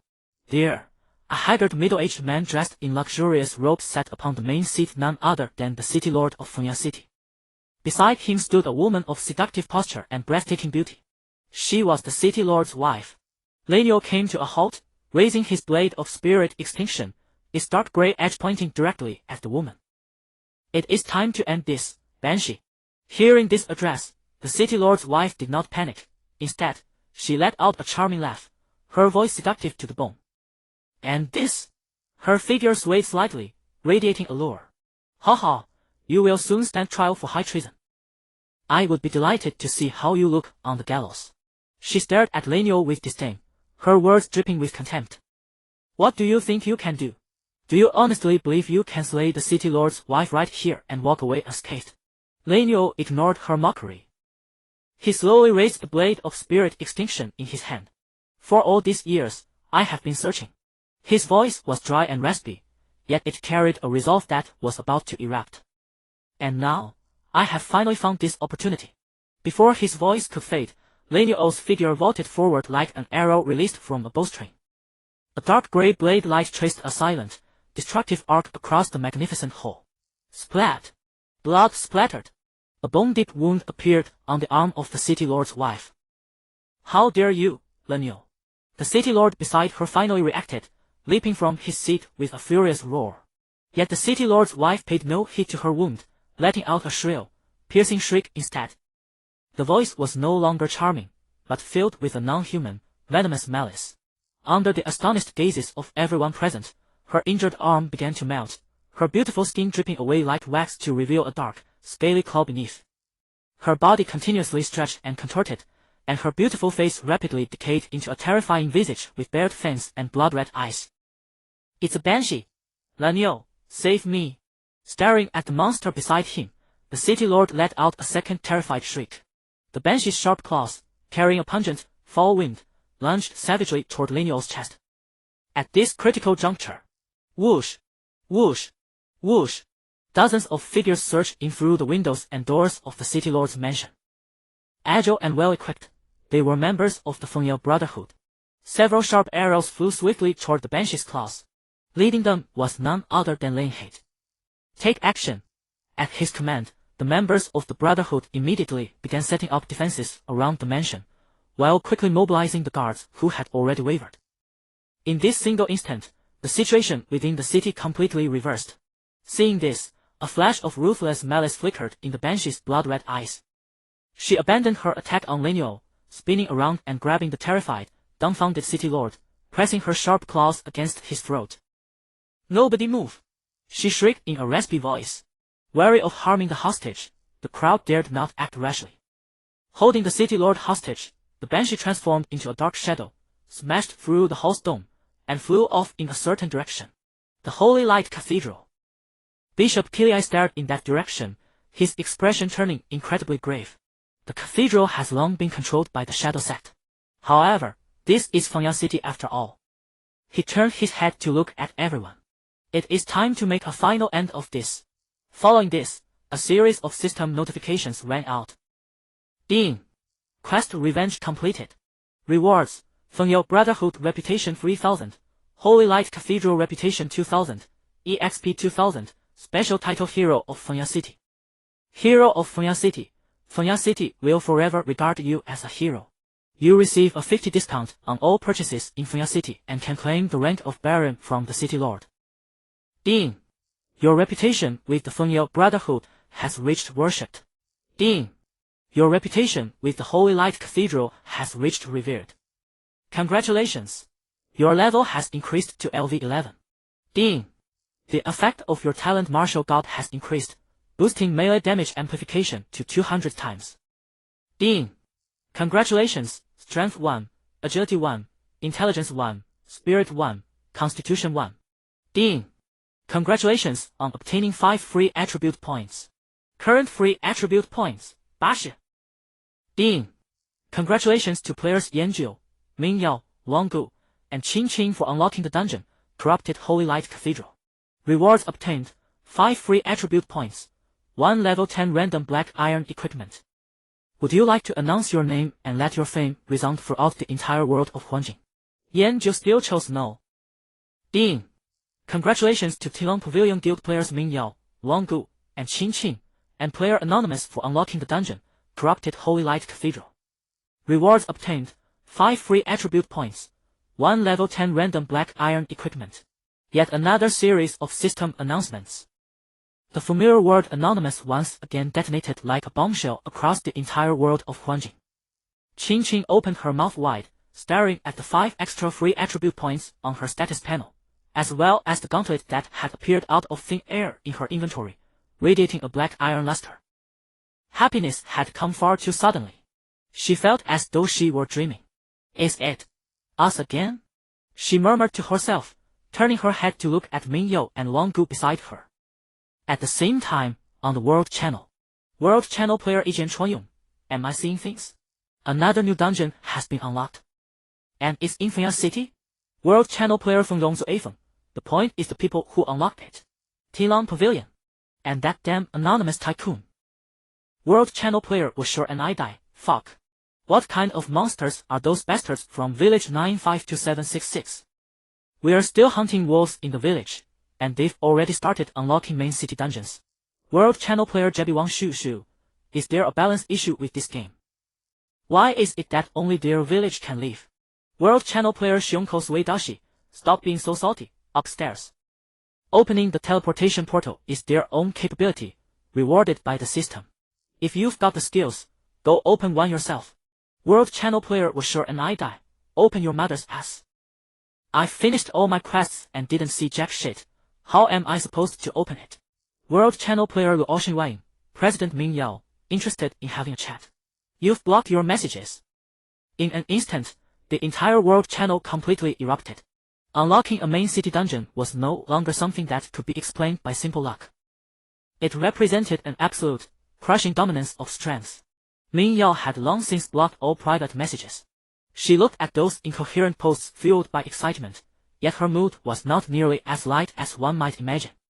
Her words made Ming Yao's feelings even more complicated.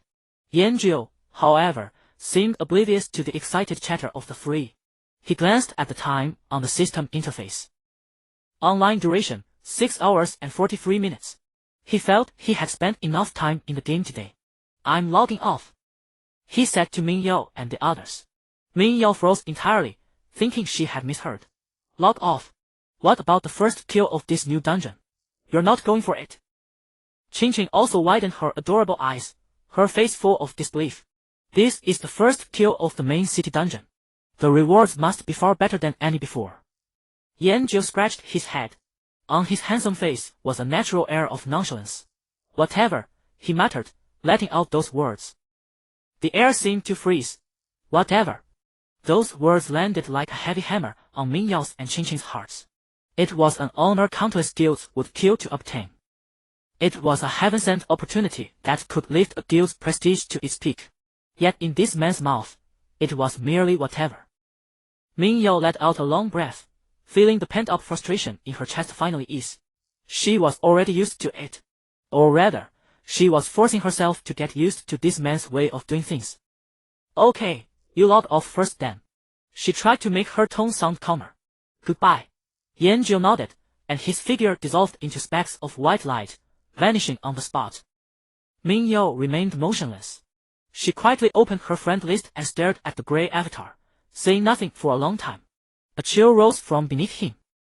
Yanzhou opened his eyes. What met his eyes was the slightly yellowed ceiling of his rental room. Outside the window was still the city shrouded in shadows. The room was deathly silent. He sat up, the magnificent mage robe on his body had already turned back into the plain, washed-out t-shirt from reality. The cold countdown on his arm had disappeared. Gurgle. A distinct sound came from his stomach, breaking the silence of the room. He rubbed his stomach. Hungry. He had been forcibly logged into the game at noon, a little past 12, and now it was already past 7 in the evening. He rolled off the bed, walked to the door, and pulled open the creaking wooden door. Yanzhou walked down the groaning stairs, the dim light stretching his shadow long. At a small eatery not far from the building, he ordered a bowl of beef noodles. After a moment's thought, He indulged himself by adding a serving of braised beef tripe and 10 skewers of freshly grilled lamb, the aroma of cumin and chili permeating the air. Steaming noodles warmed his entire body. His former life had been a monotonous routine of training and missions 2 points on the line, dull but disciplined. Now, there was an additional bizarre and dazzling game world. He didn't dislike this change. After happily finishing the last skewer of lamb, Yanjiu wiped his mouth and was about to go upstairs. The phone in his pocket suddenly vibrated intensely. He took it out. A familiar number flashed on the screen. As the call connected, an urgent voice came through. Yanjiu, urgent deployment. Yanjiu's expression did not change in the slightest. He hung up, turned, and walked quickly toward the rental house. Suddenly, there was a knock on the door. Thump, thump. Xiaoyan, why are you so flustered at this late hour? A lazy, somewhat seductive voice sounded from outside the door. It was the landlady, Sister Sue. Yanjiu pulled the door open. Sister Sue was leaning against the doorframe, wearing only a translucent silk nightgown, her lovely figure faintly visible. She yawned, looking at Yanjiu with drowsy eyes. Yanjiu's attention, however, was entirely on the equipment in his hands. Something's come up. He replied briefly, then sidestepped past Sister Sue and hurried downstairs. Sister Sue watched his figure disappear at the stairway, lingering for a long time. Soon, Yanjiu arrived at the police station. He quickly changed into a black tactical suit and expertly checked his equipment. The duty room was a flurry of activity. The first wave of officers had already been dispatched. Yanjiu caught up with the second wave. Without asking questions, he directly jumped into a police car that was starting up. The door closed, and the siren wailed. Sitting beside him was the slightly stout officer, who wiped sweat from his forehead while giving a brief rundown of the situation. A robbery at the drugstore in the west of the city. The perp took a clerk hostage. The stout officer caught his breath and continued. Strangely, that guy didn't carry a weapon. But he's frighteningly strong. Several police officers who went to mediate were thrown to the ground in an instant. Hearing this, Yanjiu's brow twitched almost imperceptibly. Incredible strength. He was somewhat intrigued. The police car sped through the night and soon arrived at the scene. Around the drugstore, a long cordon had been set up. More than a dozen police cars flashed red and blue lights, illuminating the area as bright as day. Armed police with riot shields had completely surrounded the small drugstore. A negotiator with a loudspeaker was futilely trying to persuade the suspect. Yanjiu got out of the car, pushed through the crowd, and walked to the front. Through the drugstore's huge floor-to-ceiling glass, he could vaguely see what was happening inside. A tall, burly man was tightly locking his arm around a young female clerk's neck. His eyes were bloodshot, his lips muttering incoherently, and his body was trembling slightly. Yanjiu frowned. He could see clearly that as more police cars gathered outside, the red and blue flashing lights cast a ferocious glow across the husky man's face. Yanjiu could tell that the female clerk wasn't physically harmed, just badly frightened. Though Yanjiu had hung up his fists, that was only for competitions and fights in ancient martial arts. Saving people was another matter. He turned and walked toward the on-site commander, an old police officer with 2 bars on his shoulder. Sir, I'd like to go in and try.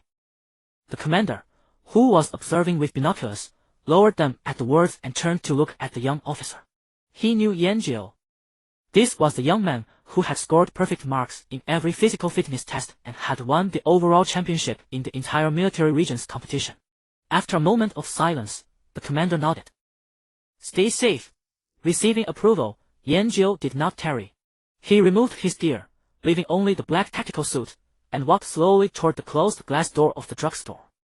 His movements were slow and completely non-threatening, like an ordinary citizen passing by who wanted to buy a box of digestive tablets.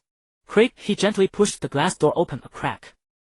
Inside the store, the man who had been holding the hostage instantly looked over warily, letting out a beastly growl from his throat. Don't come closer. Yanjiu ignored him, walked straight to a row of shelves, and casually picked up a pack of hawthorn slices. He then sat down on the floor not far from the husky man. Rip! He tore open the package. The crisp sound was jarringly loud in the deathly silent convenience store. Crunch!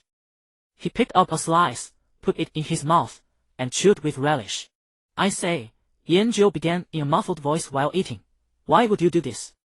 The husky man's eyes widened further, the blood vessels nearly bursting from their sockets. What was this policeman doing? If you want money, wouldn't it be better to rob a bank? Yanjiu picked up another slice of hawthorn. How much cash can they have here? Then, he held out a slice to the husky man. Want one? Roar. The husky man was evidently infuriated by Yanjiu's extremely casual attitude. He released the female clerk, letting her collapse to the floor, then charged at Yanjiu bellowing like an enraged bull. His fist, as large as a sandbag, whistled through the air as it hurtled straight at Yanjiu's head. Yanjiu leaned back, narrowly dodging the fierce, heavy punch. But his motion to straighten up was somewhat clumsy, nearly banging his head against the ceiling. His recent fights had all taken place in the illusory realm. That mage body, which only had basic attributes, had made him almost forget how terrifyingly powerful his real-world body actually was. The husky man, having missed, grew even more ferocious. A second punch followed close behind, carrying the force to shatter the air itself. Yanjiu steadied himself, hopped a few times, and loosened his muscles and joints. This time, he didn't dodge. He simply extended his right hand, as quick as an afterimage. The instant the husky man's fist was about to slam into his face, he caught the man's wrist with perfect accuracy. The husky man's terrifying strength enough to knock over a grown man was locked tightly in Yanjiu's grip as if by iron pincers, unable to move forward even a fraction. Time seemed to stop at that moment. The ferocity on the husky man's face instantly froze, turning into disbelieving terror. Yanjiu showed a smile, utterly harmless. Now, can you tell me properly what happened? The fluorescent lights of the pharmacy illuminated the terror on the man's face, turning it an ashen white. The muscles in his arm were still twitching, yet he could no longer move forward a single inch. It was like swinging a full-force hammer blow only to strike an immovable mountain. The backlash that surged back was a terrifying force that made his very bones tremble. The burly man staggered backward 2 steps and collapsed onto the ground, gazing at Yanjiu with the look one reserves for a monster. Through the pharmacy's glass doors, officers outside witnessed the entire scene. Everyone fell silent. The burly man who could punch through a riot shield with a single strike appeared as fragile as a child before this young officer. The commander lowered his binoculars, beads of sweat forming on his forehead. Yanjiu bent down to retrieve the crushed hawthorn snack from the ground and brushed off the dust. Can you speak now? Yanjiu popped another piece into his mouth. Why? The man's chest heaved violently, the ferocity in his eyes gradually fading, replaced by a profound despair. He offered no response, merely lowering his head and cradling it with both hands as his shoulders began to shake violently. Muffled sobs echoed through the silent convenience store. Yanjiu did not press further. He simply sat there, eating piece by piece. Only after a long while did the burly man's weeping gradually subside. My daughter. She has asthma. His voice was as rough as sandpaper. All the pharmacies were closed. This was the only place that still had the medicine she desperately needed. Yanjiu's hand paused mid-reach. So you resorted to robbery. I have no money. The burly man's voice cracked with fresh tears. I was just fired today. My wife's phone won't connect. I can't find anyone to help me. I skipped getting medical insurance to save money, only my wife signed up. But she's been unreachable for days, and everything we had was taken. Since the emergence of the illusion, the whole world has fallen into chaos. I begged the clerk for what felt like an eternity, but he refused. He said it was against policy. The burly man lifted his head, his bloodshot eyes brimming with agony. Rules. Who in this damn world still cares about rules anymore? Anyone on this planet could die at any moment. How can a box of medicine possibly matter more than a human life? His agitation surged once more. I'm only trying to save my daughter. What wrong have I done? He roared, like a wounded beast trapped with no escape. Yanjiu stuffed the last hawthorn slice into his mouth, crumpled the packaging into a ball, and tossed it accurately into a nearby trash bin. He rose to his feet and walked over to the burly man. You dumped all your attribute points into strength, didn't you? The man froze. He never expected such a question. Yeah. He answered instinctively. I got lucky. I was born in the 952766 starter village, which grants more attribute points than others. I didn't even think twice. I put everything into strength. Yanjiu nodded. You are not wrong. His words left the man stunned once more. Wanting to save your own daughter, that is not wrong. Yanjiu continued, his tone as calm as if stating an obvious fact. But you chose the wrong approach. You terrified her. Yanjiu pointed toward the trembling female clerk huddled in the corner. He then gestured outward. And you scared them too. The man followed his gaze. Outside the door were countless flashing police lights and anxious faces. Your strength was not meant for people like them. Yanjiu extended his hand. Get up. The man hesitated, then ultimately grasped Yanjiu's hand and was hauled to his feet in one swift motion. Where's the medicine? Yanjiu asked. Right behind that counter. The man pointed to the cash register. Yanjiu walked over and, as expected, found a box of asthma inhaler in a drawer beneath the counter. He showed it to the female clerk, then pulled several bills from his bag and laid them on the table. Carrying the medicine, he returned to the burly man. Take it. The man's hands trembled as he accepted the box, as though receiving the most precious thing in the world. Thank you. Thank you. His tears welled up once more. Let's go. Yanjiu turned and walked toward the door. The man was utterly dumbfounded. He looked at Yanjiu's retreating back, then down at the medicine in his hands, unable to process what was happening. Aren't you going to arrest me? Yanjiu pushed open the glass door and stepped out first. Clutching the life-saving medicine tightly, the burly man followed closely behind like a child who had done something wrong. The air outside seemed to freeze instantly. Every officer raised their weapon, dark barrels trained on the burly man who moments before had been holding hostages. Stand down. Yanjiu waved to the commander, then stepped sideways to position himself in front of the burly man. This has been resolved. The commander lowered his hand and approached, his brows furrowed deeply. He scrutinized the man bowing his head in silence, then glanced at Yanjiu's calm expression. Resolved? The commander's tone carried clear displeasure. His daughter was having an asthma attack and needed medicine urgently. That's why he acted on impulse. Yanjiu explained. No one was hurt, nothing was taken from the store. Let him go. The commander fell silent. The surrounding officers exchanged bewildered glances. They had not anticipated this turn of events. Nonsense. The commander's voice rose sharply. He committed robbery, assaulted officers, and took hostages. Do you understand the social impact of his actions? If we let him walk away like this, where do we see face? What becomes of the dignity of the law? The commander pointed at the overturned police vehicles and the shaken bystanders, his tone severe. This must be handled according to procedure. Having said this, he shot Yanjiu a meaningful glance. The portly officer beside him immediately understood, grabbing Yanjiu's arm. Yes, the leadership is absolutely right. We must handle this seriously. The portly officer spoke while dragging Yanjiu forcefully toward the police vehicle. Let's wrap up here and proceed with the formal process. Yanjiu stood firm as a rock. The portly officer strained with all his might but could not budge him a single step.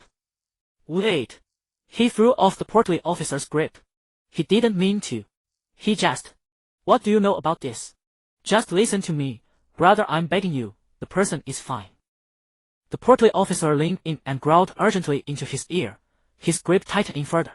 Only upon hearing those final words did Yanjiu finally cease his resistance. He was nearly dragged and shoved into the police car. The door slammed shut with a sharp bang, cutting off the chaos outside. Through the window, Yanjiu watched as two officers handcuffed the burly man and led him toward another vehicle. He did not resist, merely keeping that box of medicine tightly clenched in his palm. The police car started and slowly pulled away from the scene. Inside the cabin, the portly officer exhaled in relief, fished a crumpled pack of cigarettes from his pocket, and offered one to Yanjiu. Yanjiu shook his head. The portly officer lit his own, took a long drag, and exhaled smoke that blurred his round features. You kid, you're still too young. He spoke up. Some things cannot be resolved by simple notions of right and wrong. Yanjiu said nothing, merely gazing out at the streets blurring past the window. Do you think our commander can simply release someone on whim, not in front of all these witnesses? The portly officer flicked his ash. Doesn't he care about his reputation? What about our entire police department's standing? If we let him go today, tomorrow someone might rob a bank claiming their mother is sick. Rules are rules. Especially now, when order is already framed. If those break down completely, the sky truly would fall. Yanjiu frowned slightly. Then what about his daughter? Don't worry. The portly officer smiled and patted his shoulder. Didn't you notice the commander giving him those signals? Playing by the book just means taking him in, recording his statement, and going through the motions. As for what comes after, that's when it gets easy. There were mitigating circumstances. The hostage was unharmed, and no actual robbery occurred. They'll likely classify it as a brawl, at most a day or two in custody with a warning, then release him. The medicine will reach his daughter immediately through our people. The portly officer took another drag, his tone carrying the seasoned wisdom of experience.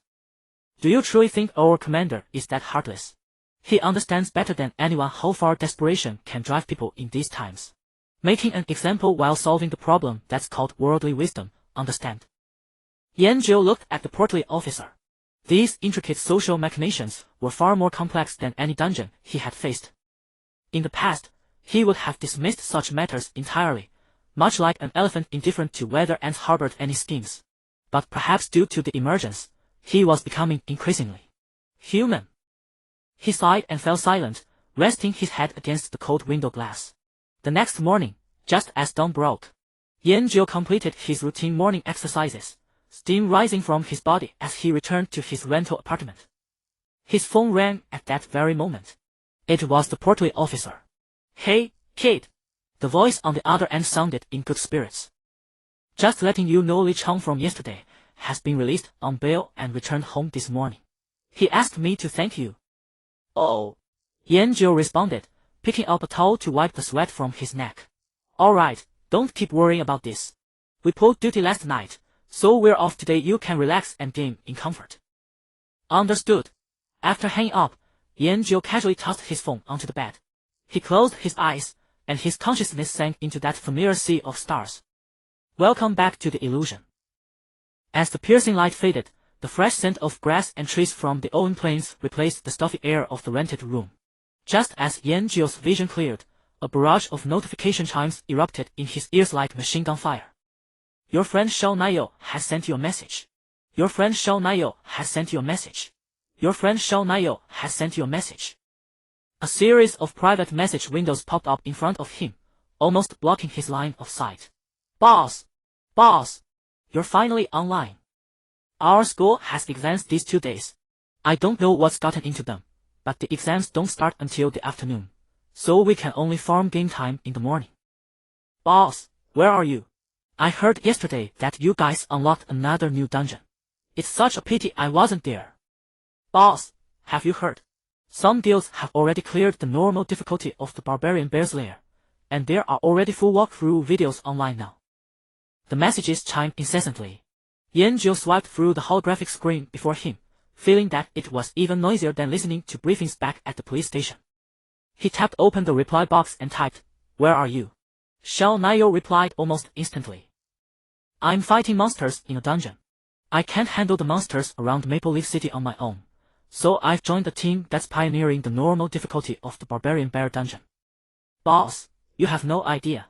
Mages over level 5 are in high demand right now. Thanks to the attribute points you unlocked for the portal, the mages in our village have boosted their intelligence. Now our damage is significantly higher than other players of the same class. Many teams are scrambling to recruit us. Since my level isn't bad, they grouped up with me. Every word exuded a hint of smug pride. Yanzhou nodded. This was indeed good news. Just as he was about to close the chat box and proceed with his class advancement quest, an elusive gaze fell upon his back. As if he had eyes in the back of his head, he whipped around. Astrol's face, bearing a gentle smile, appeared silently less than half a meter behind him. Startled, Yanzhou leaped back a large step, his heart skipping a beat. He had almost thrown a punch out of instinct. I did not expect you to complete it so quickly. Astros seemed entirely unbothered by Yanzhou's reaction. The gentle smile remained on his face, tinged with a hint of appreciation. I indeed underestimated you. Go forth, defeat the Banshee Linda, resolve the crisis of Maple Leaf City, and become a noble Astral Walker. Ding! Class Advancement Quest, Astral Walker, I, completed. Quest Reward, Astral Council Reputation 20, Skill Book Astral Impact. Ding! NPC Astrals has issued you a Class Advancement Quest, Astral Walker.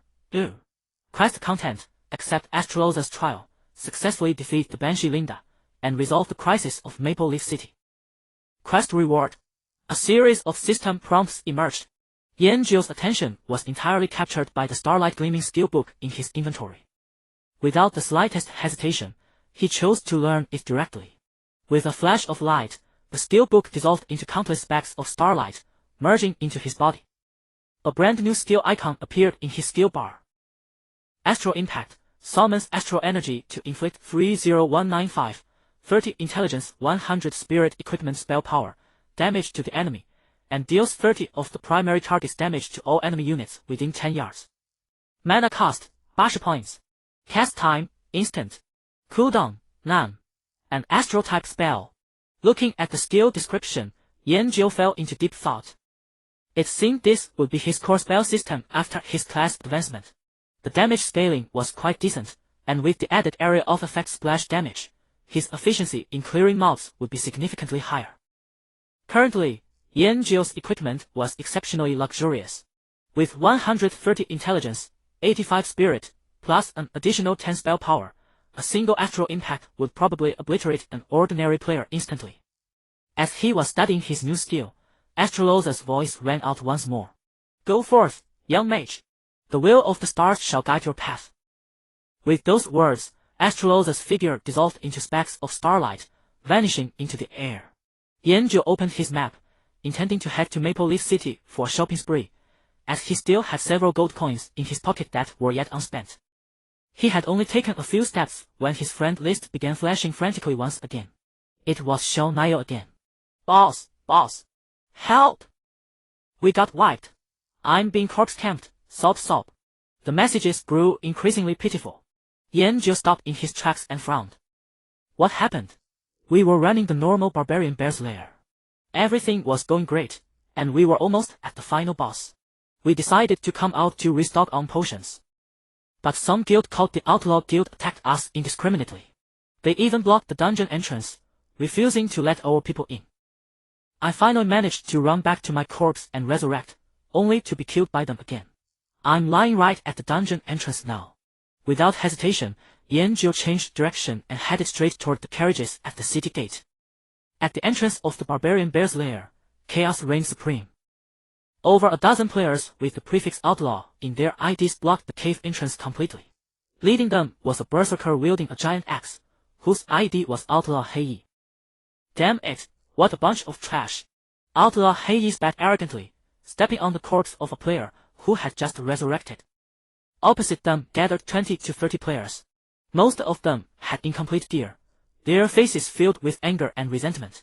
By what right are you clearing the area? This dungeon doesn't belong to your family. Even Shenyu, Longten, Luosheng, and Tilong Pavilion didn't claim to monopolize the place. Aren't you afraid they'll come looking for trouble? A paladin summoned his courage and shouted. By what right? Heiyi laughed heartily, pointing his giant axe at the paladin. By the right that my axe is harder than yours. The major guilds have already moved on to Maple Leaf City. Right now, in the novice village, we, the outlaws, call the shots. If you want to enter the dungeon today, pay a toll of 5 silver coins per person, or else die right here. You! The paladin's face flushed with rage, yet he did not dare to step forward. Although the opponents were fewer in number, their equipment was clearly a cut above, and their levels were generally higher. They had been utterly crushed in a near-effortless sweep. Either pay up, or end up like her, lying on the ground enjoying the scenery. He pointed the shaft of his axe toward a spot not far away, where Xiao Nayo, having just resurrected, was ambushed by a stealth rogue and reduced to a corpse that dissolved into white light. A deathly silence fell over the crowd, leaving only the arrogant laughter of the Quantu Guild members. Just then, a brilliant beam of starlight cascaded from the heavens without warning, striking Quantu High squarely on the head. It was as if a rift had been torn in the night sky. -191. A crimson number erupted above his head. Centering on him, several surrounding Quantu Guild members also registered pea-sized damage numbers. 63. -63. -63. What on earth? Before Hai could even react, he felt his health bar instantly plummet to the very bottom, leaving only a sliver of life fluttering in the wind. He didn't even have time to turn his head to look for the source of the attack. A second star, carrying an aura of destruction, hurtled toward the mage beside him. 191. -63. The arrogance in Hai's eyes froze. Struck by the splash damage of the spell, his body collapsed rigidly, spilling a few silver coins. Immediately after, it was as if a meteor shower was raining down from the sky. A third, a fourth, a fifth. Brilliant starlight cascaded down in rapid succession, striking with cold precision upon the head of every player bearing the Quantum prefix. Wails of agony rose and fell, only to be abruptly cut short.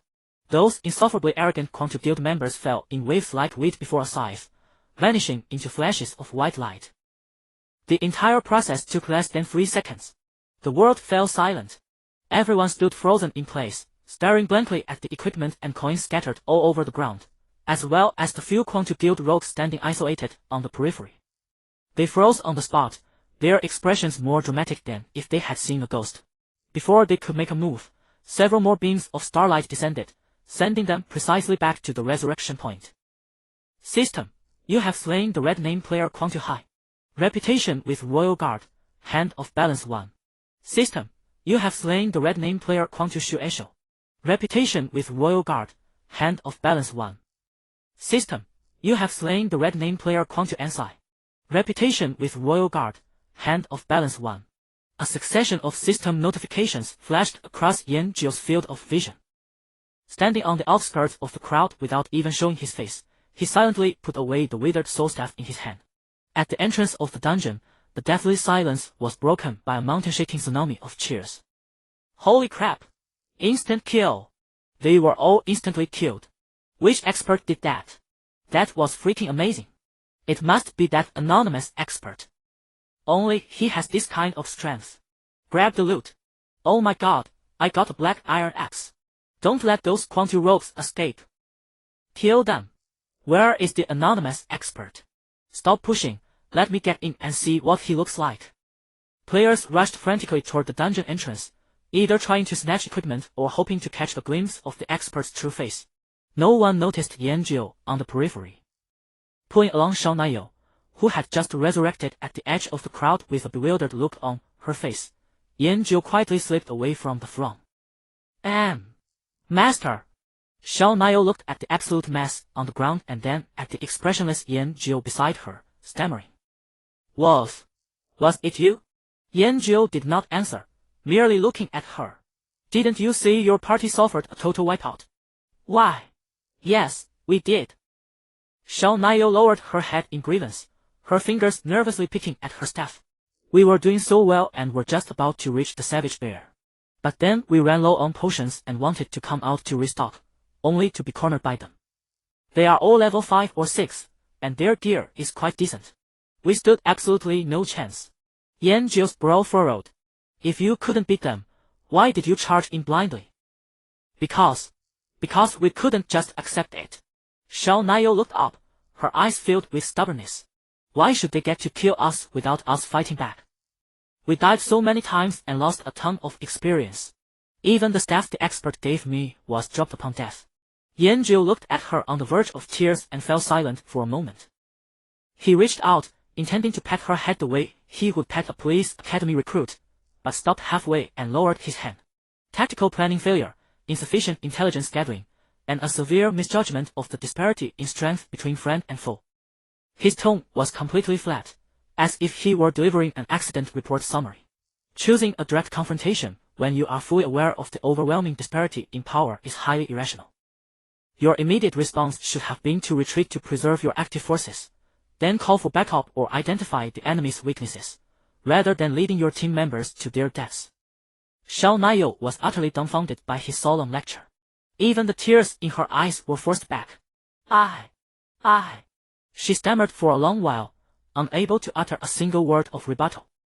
Yan Zhou continued his post-battle review in his entirely unperturbed tone. Although he was not very well versed in social graces and often offended people with his words, he was far from foolish. His analysis of the situation was highly professional.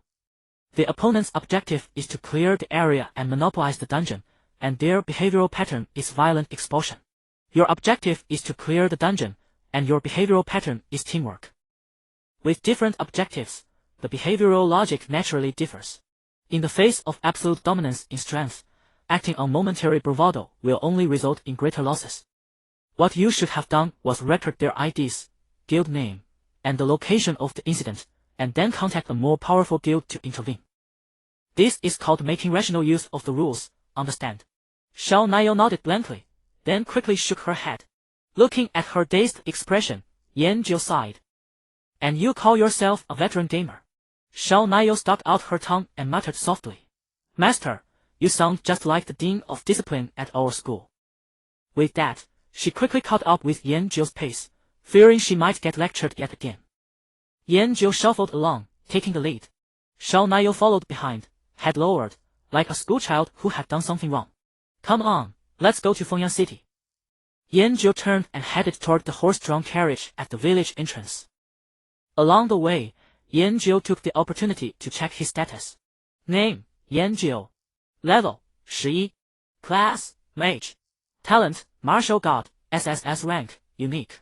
Attributes, Strength 25, Agility 28, Constitution 35, Intelligence 130, Spirit 85. HP, 360. Mana, 860. Defense, 47. Equipment slots.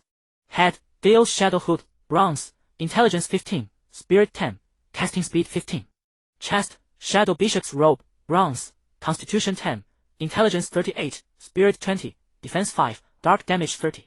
Belt, Bandit's Leaning Belt, Spirit 5, Defense 1. Hands, Guard Captain's Grasp, Bronze, Intelligence 18, Spirit 12, Spell Critical Rate 5. Feet, Annie's Cloth Shoes, Black Iron, Defense 3, Intelligence 5, Spell Power 5, Casting Time -20.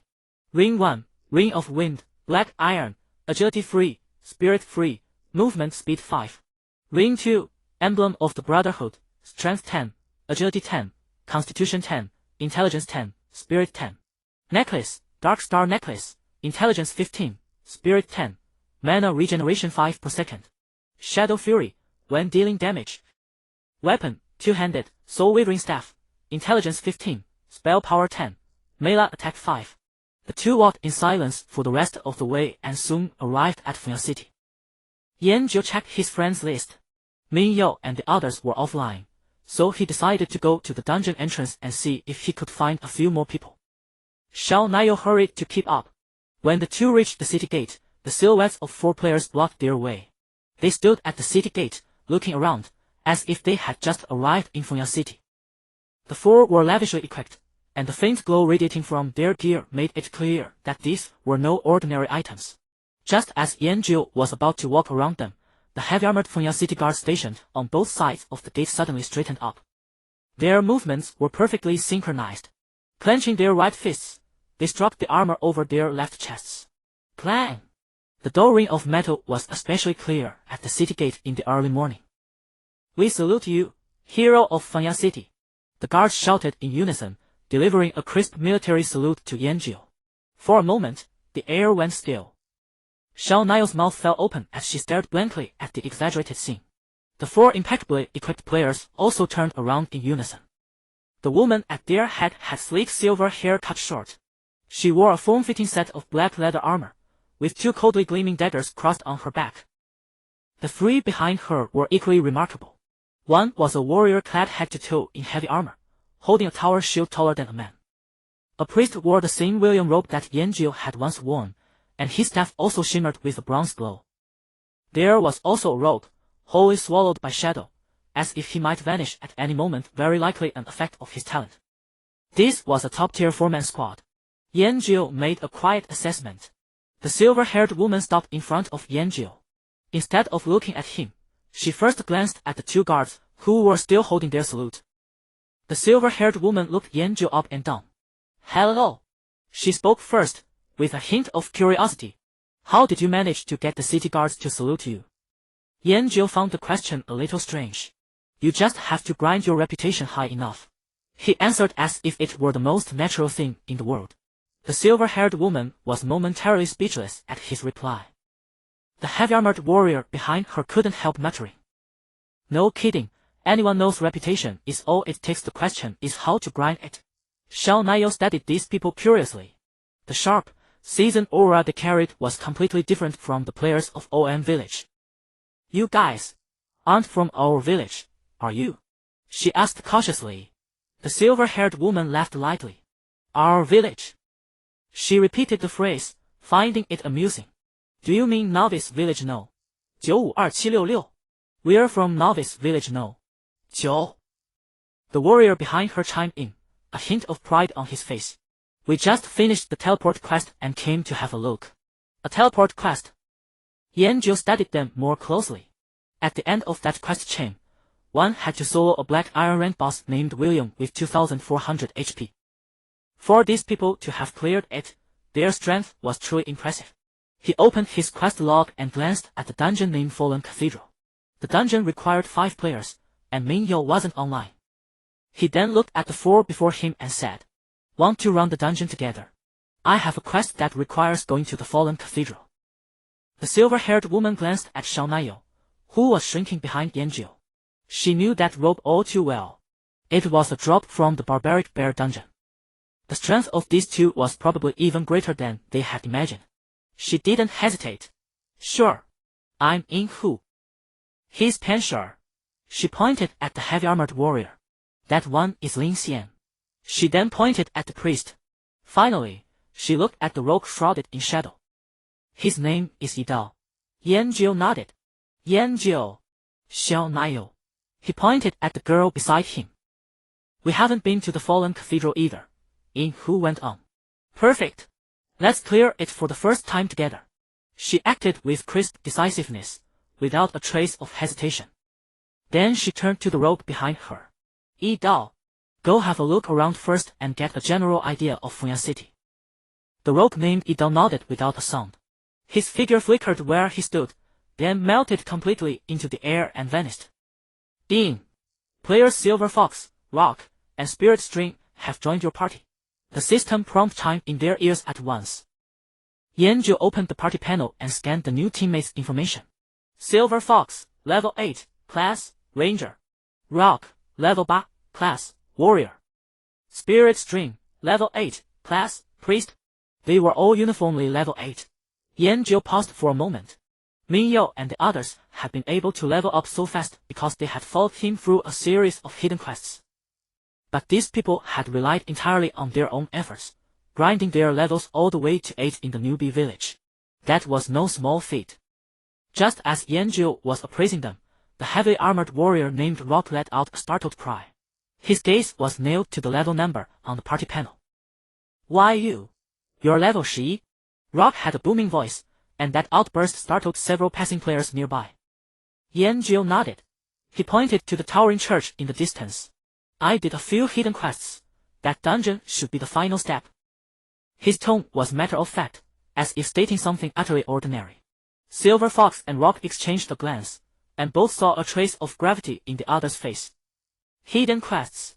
To any player, that phrase represented enormous opportunities and a sea of experience. They had been able to unlock the teleportation gate, so they had naturally done hidden quests before, but compared to the man before them, it was nothing but child's play. "Let's go."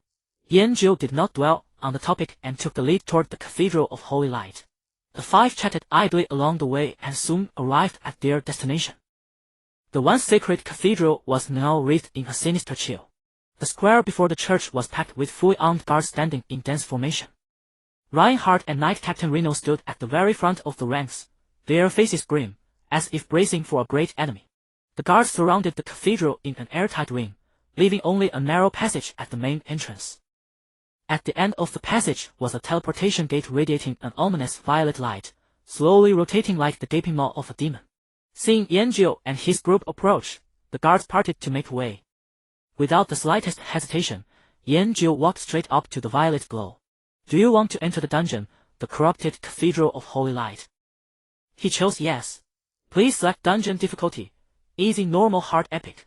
Yanjiu's finger tapped lightly on the epic option. The next second, the 5 of them were swallowed by the violet light. The scene before their eyes warped and twisted.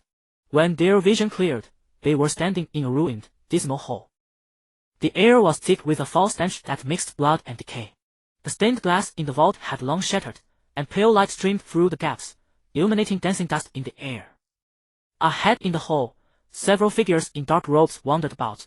Their silhouettes flickered in the shadows as they muttered spells, casting unsettling whispers. He cast an inspection skill. Shadow Cultist, Elite. Level, LV-12. HP, 7000. Attack, 43. Magic Attack, 273. Defense, 186. Skills, Shadow Bolt, Summon Shadow Fiend. Rock froze up the moment he saw that HP bar as high as 7000. These were boss level stats. He whipped his head around and roared at Yanjiu. Are you insane? An elite mob has 7000 HP. What difficulty is this? Hard or epic? His voice had turned shrill from sheer shock. Yanjiu's ears were ringing from the bellow, and he nodded with absolute seriousness. Epic. Rock opened his mouth, but not a single word came out. He felt a chill rush from the soles of his feet straight to the crown of his head. Epic. This man had actually chosen epic difficulty. Did he have no idea what that meant? An epic boss was not something a level 8 party like theirs could handle. Rock wasn't the only one. Even Silver Fox, always calm, knitted her brows. There is no way we can clear this. She analyzed the situation coolly, her tone carrying a finality that brooked no argument. At epic difficulty, the stat suppression is too severe. We might just barely deal with the elite mobs, but the final boss I doubt will even reach its second phase. That was the most crucial point. With this level and stat gap, any technique would be futile. When she finished, she looked at Yanjiu as if waiting for an explanation. Yet Yanjiu still wore that same airhead expression. He seemed utterly unaware of how insane a decision he had just made. Silver Fox's heart sank. Leaving a dungeon by force incurred an experience penalty, deducted according to dungeon progression. If they left directly without killing a single mob, they would lose 20 of their current level's maximum experience. She was just about to grit her teeth and suggest exiting the dungeon to choose another difficulty when a thought flashed through her mind like lightning. No. Something was off. A player who could finish the teleportation quest alone and unlock the main city map. A player who could grind his reputation until the city guard saluted him. A player whose level was far ahead of everyone else's. How could someone like that be a fool who knew nothing about the game? Unless he had absolute confidence. A terrifying confidence one strong enough to ignore all differences in level and stats. Silver Fox's pupils suddenly constricted. She remembered the server-wide announcement that had echoed across the entire server. She remembered that mysterious ID which had secured the epic first clear together with Tilon Pavilion. That ID was anonymous. Silver Fox looked at the man before her. That delicate, mildly puzzled face slowly merged with the awe-inspiring, mighty image in her mind, the image of one who had swept through all before him. Her throat felt dry. You are that anonymous player. Silver Fox's voice gently drifted through the eerie hall. Are you that anonymous player? No response came. Not even a moment's pause. The instant Silver Fox finished her last word, Yanjiu's figure had already moved. It was not the movement one would expect from a mage, no incantation, no glow from his staff. He surged forward without warning, like a black arrow loosed from the bow, racing straight toward the two shadow cultists wandering ahead. Wing step! Punisher's pupils contracted sharply. What kind of speed was that? But before he could grasp it, an even more shocking scene unfolded. Yanjiu's figure instantly closed the distance to one of the shadow cultists, and his withered soul staff struck downward with an unpretentious simplicity. Thud! A dull impact sound, almost comically so. Then, a blood-red number violently erupted from the cultist's head. 3930. The air seemed to freeze at that moment. Punisher's mouth hung wide open, unable to utter a single word. A 7,000 HP elite mob. Just like that. Nearly half its health gone. They had seen skilled players before. Those who could carve their way out of dozens of thousands of novice villages and open portals were elites among elites themselves. But this scene utterly overturned their understanding of the game. Fuck! Pensure reacted first, letting out a curse not out of anger, but pure shock. Yet he was truly a top-tier warrior. His body's instinct surpassed his mind's astonishment. He roared and activated charge, slamming into the other shadow cultist like a heavy war chariot before it could even react. Roar! The cultist, wounded, immediately raised its staff, rapidly condensing a mass of shadow energy. -203. A single shadow bolt struck Puncture's heavy armor precisely, draining nearly a quarter of his health. Lin Xian's casting voice quickly followed, and a soft ray of holy light descended. 193. The healing output was terrifying, instantly pulling his health back to a safe threshold. Xiao Nai swung her staff, and a fireball screamed outward, crashing into the monster Puncture was engaging. -130. -43. True damage. A perfectly average damage number. The cultist pinned by Puncture began chanting an obscure incantation, and a small purple spell circle emerged on the ground. Summon Shadow Fiend. Seeing this, Silver Fox quickly drew her longbow. A precise arrow, whistling through the air, arrived first despite being loosed later. Thwack! The arrow firmly embedded itself into the cultist's raised arm, the sharp pain cutting off his chant mid-syllable. -397. Critical hit. By now, Yanjiu had already dealt with the first cultist and was moving like a ghost, slipping behind the second one. Thud! 3973. Another heart-stopping number. The second elite mob collapsed motionlessly before it could even see the shadow of its summoned creature. The battle was over. From start to finish, less than 10 seconds had passed. The entire hall fell once more into deathly silence. Puncture stood dazedly where he was, watching the two corpses gradually dissolve into fading light particles. He abruptly turned his head, staring rigidly at Yanjiu, his handsome, almost clueless face. Bro! His Adam's apple bobbed up and down. What's your talent? That damage has to be hacking, right? He truly couldn't think of any other explanation. This went far beyond skill or equipment, it was pure statistical domination. Yanjiu blinked at his shout, seemingly pondering the question. Then, very seriously, he nodded. Melee talent. Attack enhancement type. Silver Fox and Lin Xian exchanged glances, both seeing an expression of absurdity on each other's faces. Ahem. Silver Fox cleared her throat, breaking the awkward silence. Her composed smile returned to her face as if the one who had lost composure was not her. Since Brother Yanjiu prefers not to elaborate, then let it go. Everyone has their own secrets. She cast a meaningful glance at Yanjiu. With damage like that, this epic dungeon might actually be clearable. Her words brought a slight sense of relief to Puncture and Lin Xian. Right. Who cared what talent he had or whether he was bragging? That insane damage was undeniably real. That was all that mattered. Let's move. Yanjiu paid no mind to their complex psychological shifts. For him, killing monsters and then moving on to the next location was what truly mattered. He led the way toward the deeper parts of the hall. The party resumed their advance, but the atmosphere had completely changed. Puncture and the others followed behind Yanjiu in silence, surreptitiously studying his back with the eyes one might reserve for a prehistoric creature. A mage who carried a wooden staff and bashed enemies. A mage who dealt physical damage dozens of times higher than top-tier warriors. This man called Yanjiu radiated an unmistakable eeriness from head to toe. All three, truly a top-tier team, quickly adjusted their strategy and began coordinating attacks with Yanjiu. Their efficiency was extremely high, clearing the hall's monsters in no time. Soon, everyone passed through the ruined hall and arrived before a massive stone door carved with faded murals. Within the doorway, shadow energy swelled faintly. This must be where the first boss awaited. Yanjiu did not hesitate for a moment, reaching out to push open the heavy stone door. A far more magnificent yet profoundly profane prayer chamber came into view. At the far end of the chamber, a figure draped in ornate bishop robes knelt with their back to them, before a desecrated divine statue. As though hearing movement behind him, he slowly turned around. It was a face corrupted beyond recognition by shadow energy, the skin taking on a sickly bluish-gray hue, his eyes burning with violet flames. Fallen Bishop, Solvis, Bronze Tier Boss. Level, LV 15. HP, 20000. Magic Attack, 329. Defense, 255.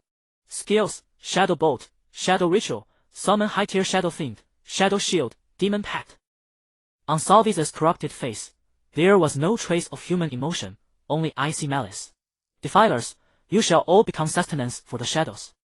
He raised the staff in his hand. Watch out, his final skill is Demonic Covenant. Yanjiu's voice rang out in the dead silent prayer room, sounding exceptionally jarring. When his health is critical, he will sacrifice himself to summon a more powerful demon. It's best to kill him before he can complete the sacrifice. Yinhu and the others felt their hearts leap in shock. Yinhu quickly coordinated their tactics. Lin Xian, hold your talent until the boss begins the sacrifice. Apply the blessings to us when he reaches half health. Panshur, focus on interrupting the boss's summoning skills. I'll break his shield. Before Yinhu's voice could fade, Yanjiu had already vanished from his spot. Winged walk. Keep up. Yinhu barked sharply. Panshur roared as he activated charge. Arriving later but striking first, his heavy tower shield slammed violently into Solviza's flank, forcefully choking back the incantation that was about to escape the boss's lips. Thud! Yanjiu's wooden staff followed closely behind, striking the back of Solviza's head. Fu 2130. Level suppression. A number far lower than the damage that had previously instant-killed elite monsters floated up from above the boss's head. Panshur bellowed as his giant axe cleaved toward Solviza's shoulder with a howling wind. Fu 18. Level suppression. Solviz let out a painful roar, retaliating with a backhand shadow bolt. The dark purple energy orb instantly bombarded Panshur's tower shield. Fu 302. Panshur's health bar visibly plummeted by a significant chunk. A soft beam of holy light descended from the heavens almost simultaneously, enveloping him with pinpoint precision. 198. Lin Xian's healing followed up in time, stabilizing his health line. Such high spell damage. There was a hint of solemnity in Lin Xian's voice. Shao Niu's fireball also crashed down. Fu 23. Level suppression. Fu 43. True damage. Yinhu's arrow shot trickly towards the wrist of Solviza's hand holding the staff. 70. Critical damage. The boss's aggro was instantly drawn by Yanjiu, who had dealt the highest damage. Solviz abandoned Panshur in front of him and turned to face Yanjiu. Raising his staff high, a ring of dark purple shield enveloped him. Shadow shield. Immediately after, the familiar summoning magic circle composed of sinister runes began to emerge beneath his feet. He's about to summon. I'm on it. The shield's light flickered violently. Yinhu's concussive shout followed closely. This was a steelbook she had obtained from a hunter in the novice village after completing a hidden quest. Concussive shout deals physical damage equal to weapon damage 100 agility, and inflicts 500 special shield breaking damage to shield skills. Crack. Fu 1073. Shield breaking damage. Yinhu smiled in pleasant surprise. It seemed that special shield breaking damage was immune to level suppression. The shadow shield shattered upon impact, dissolving into a shower of light.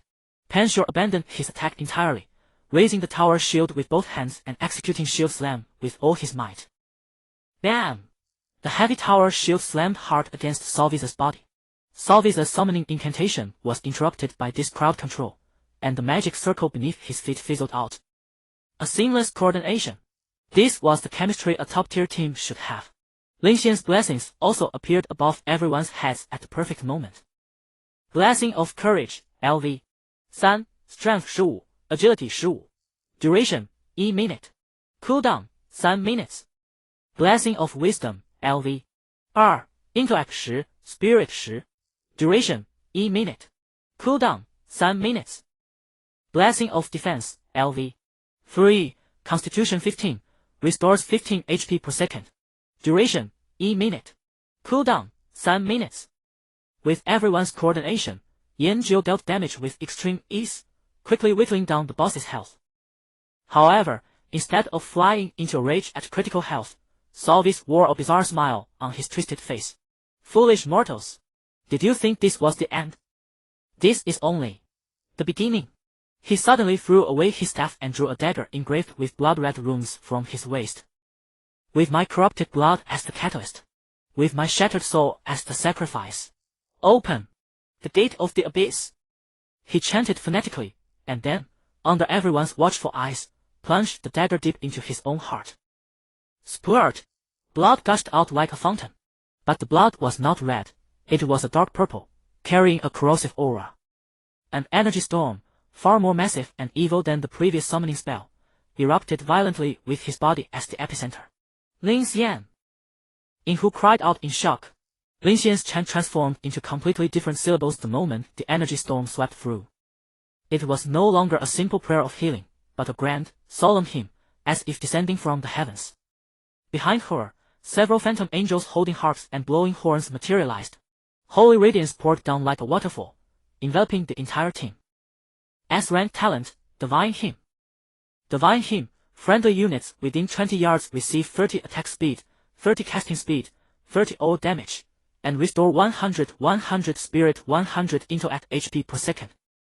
Duration, 30 seconds. Cooldown, 3 minutes.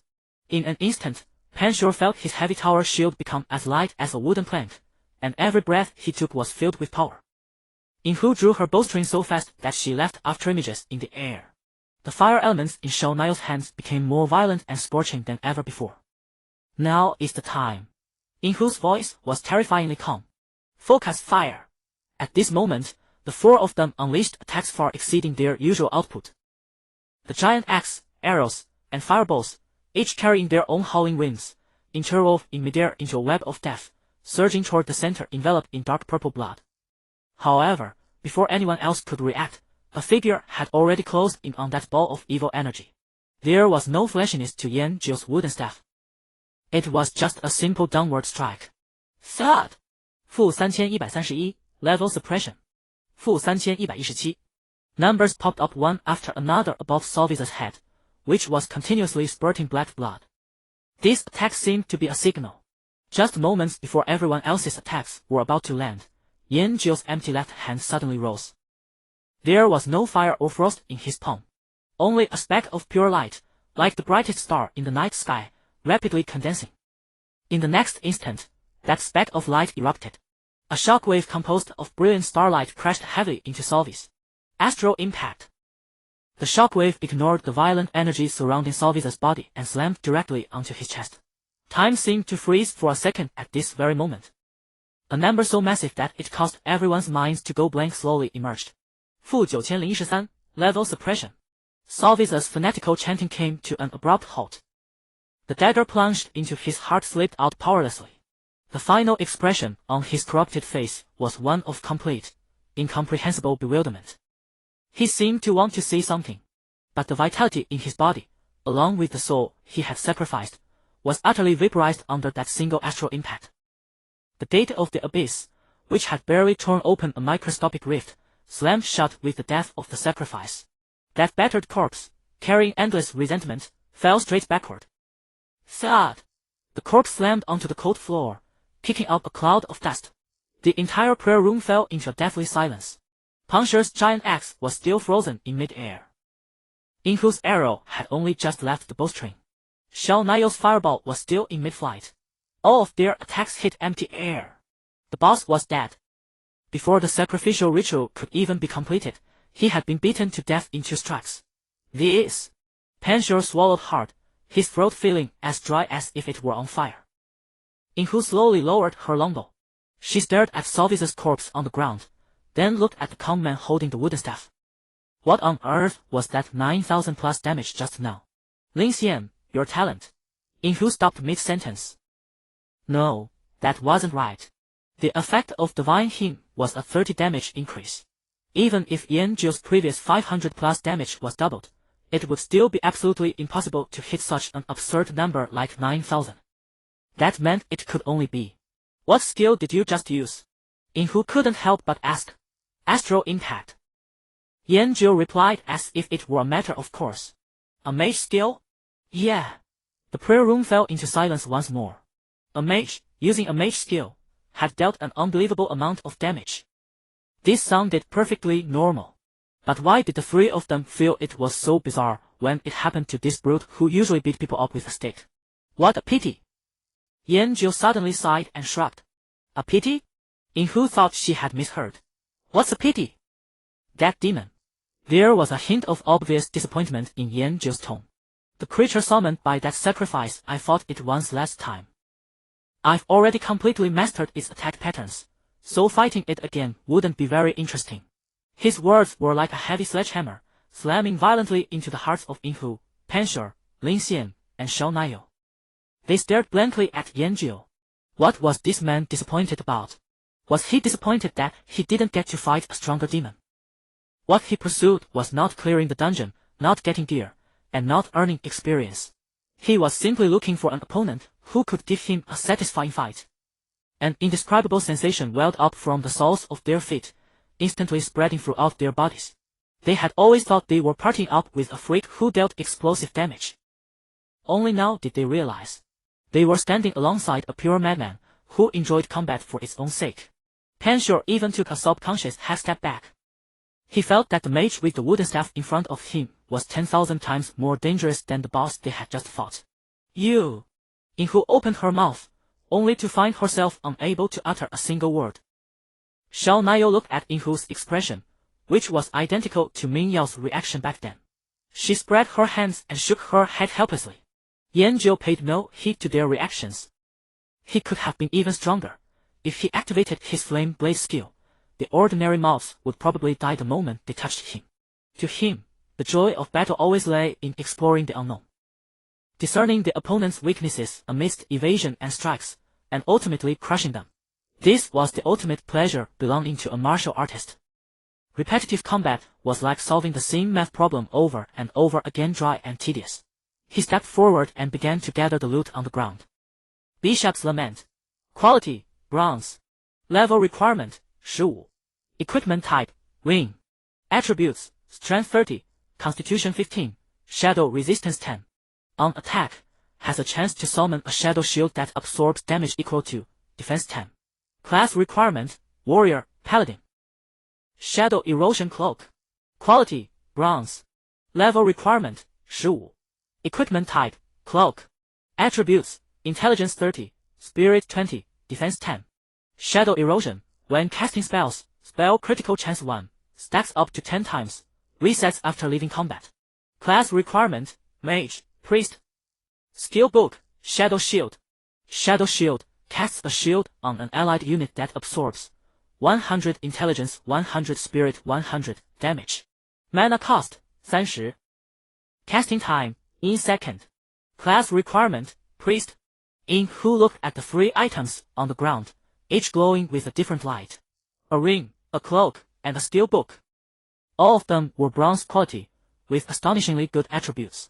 Any one of them would be enough to drive ordinary players insane. But right now, no one dared to move first. The air in the prayer room seemed to freeze solid. Finally, Inhu moved. She slowly put away her longbow, walked over to the loot, and forced herself to calm down. You contributed the most. She turned to Yanjiu, her tone as steady as she could manage. You take 2 pieces, and the 4 of us split 1.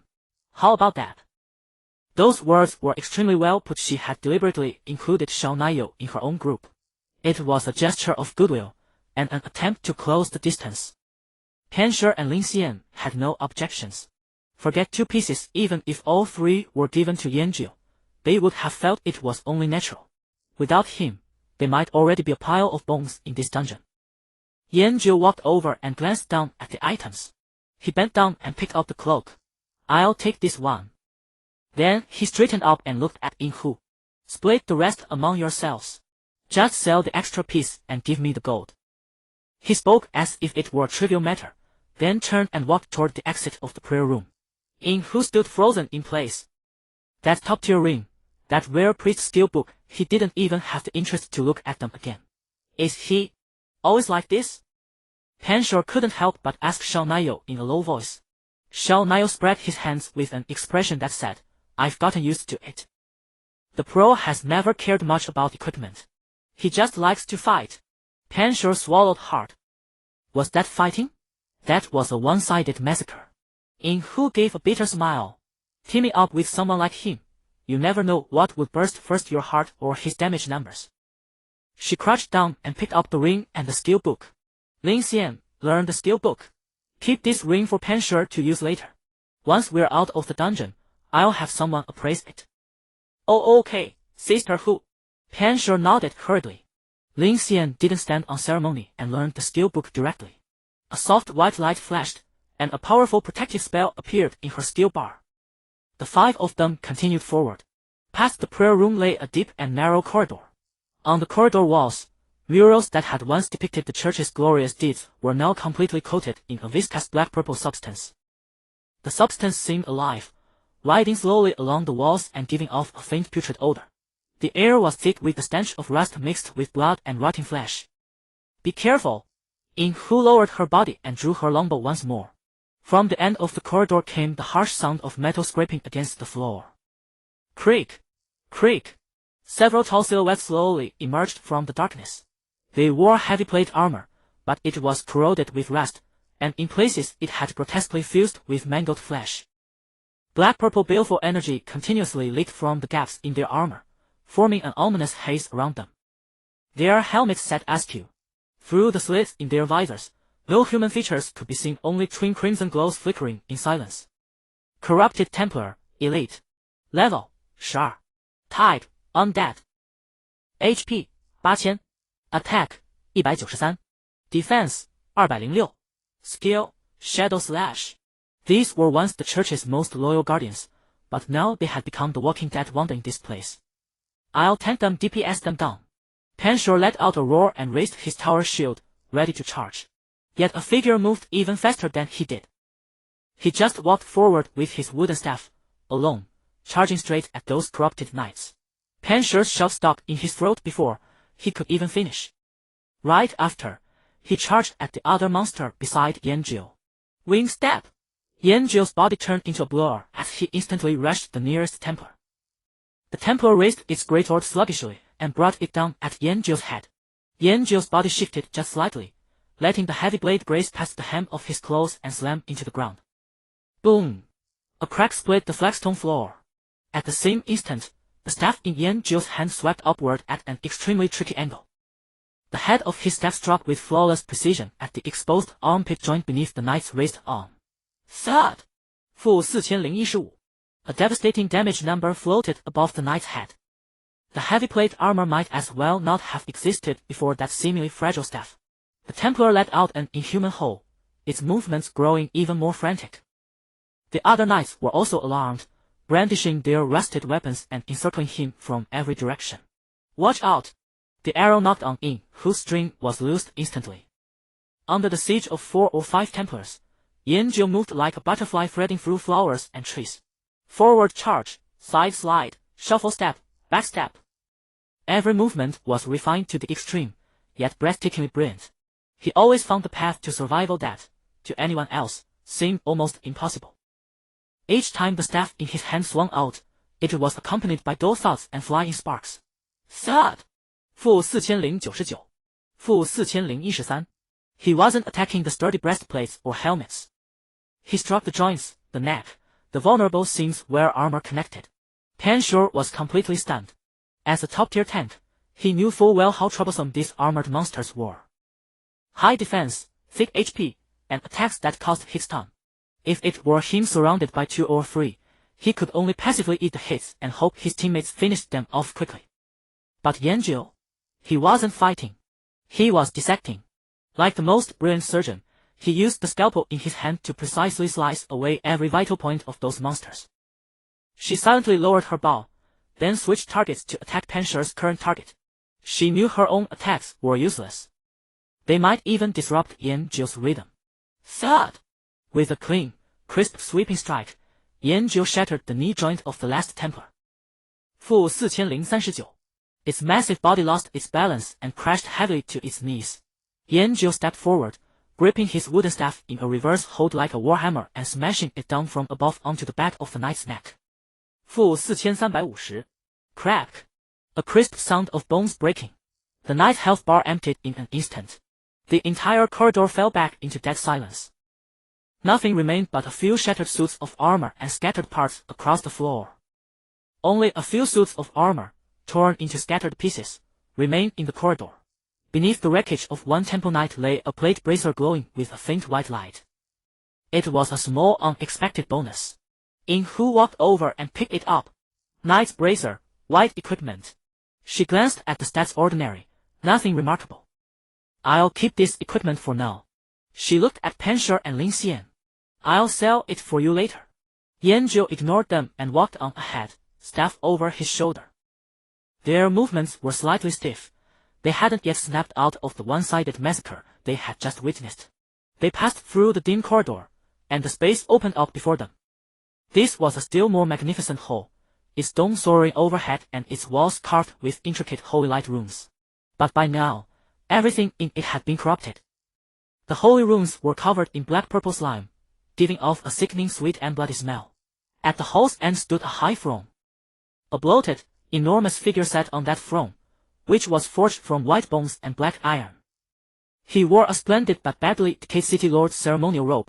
His skin was an ominous ashen gray, and black veins as twisted as earthworms pulsed slowly over his exposed flesh.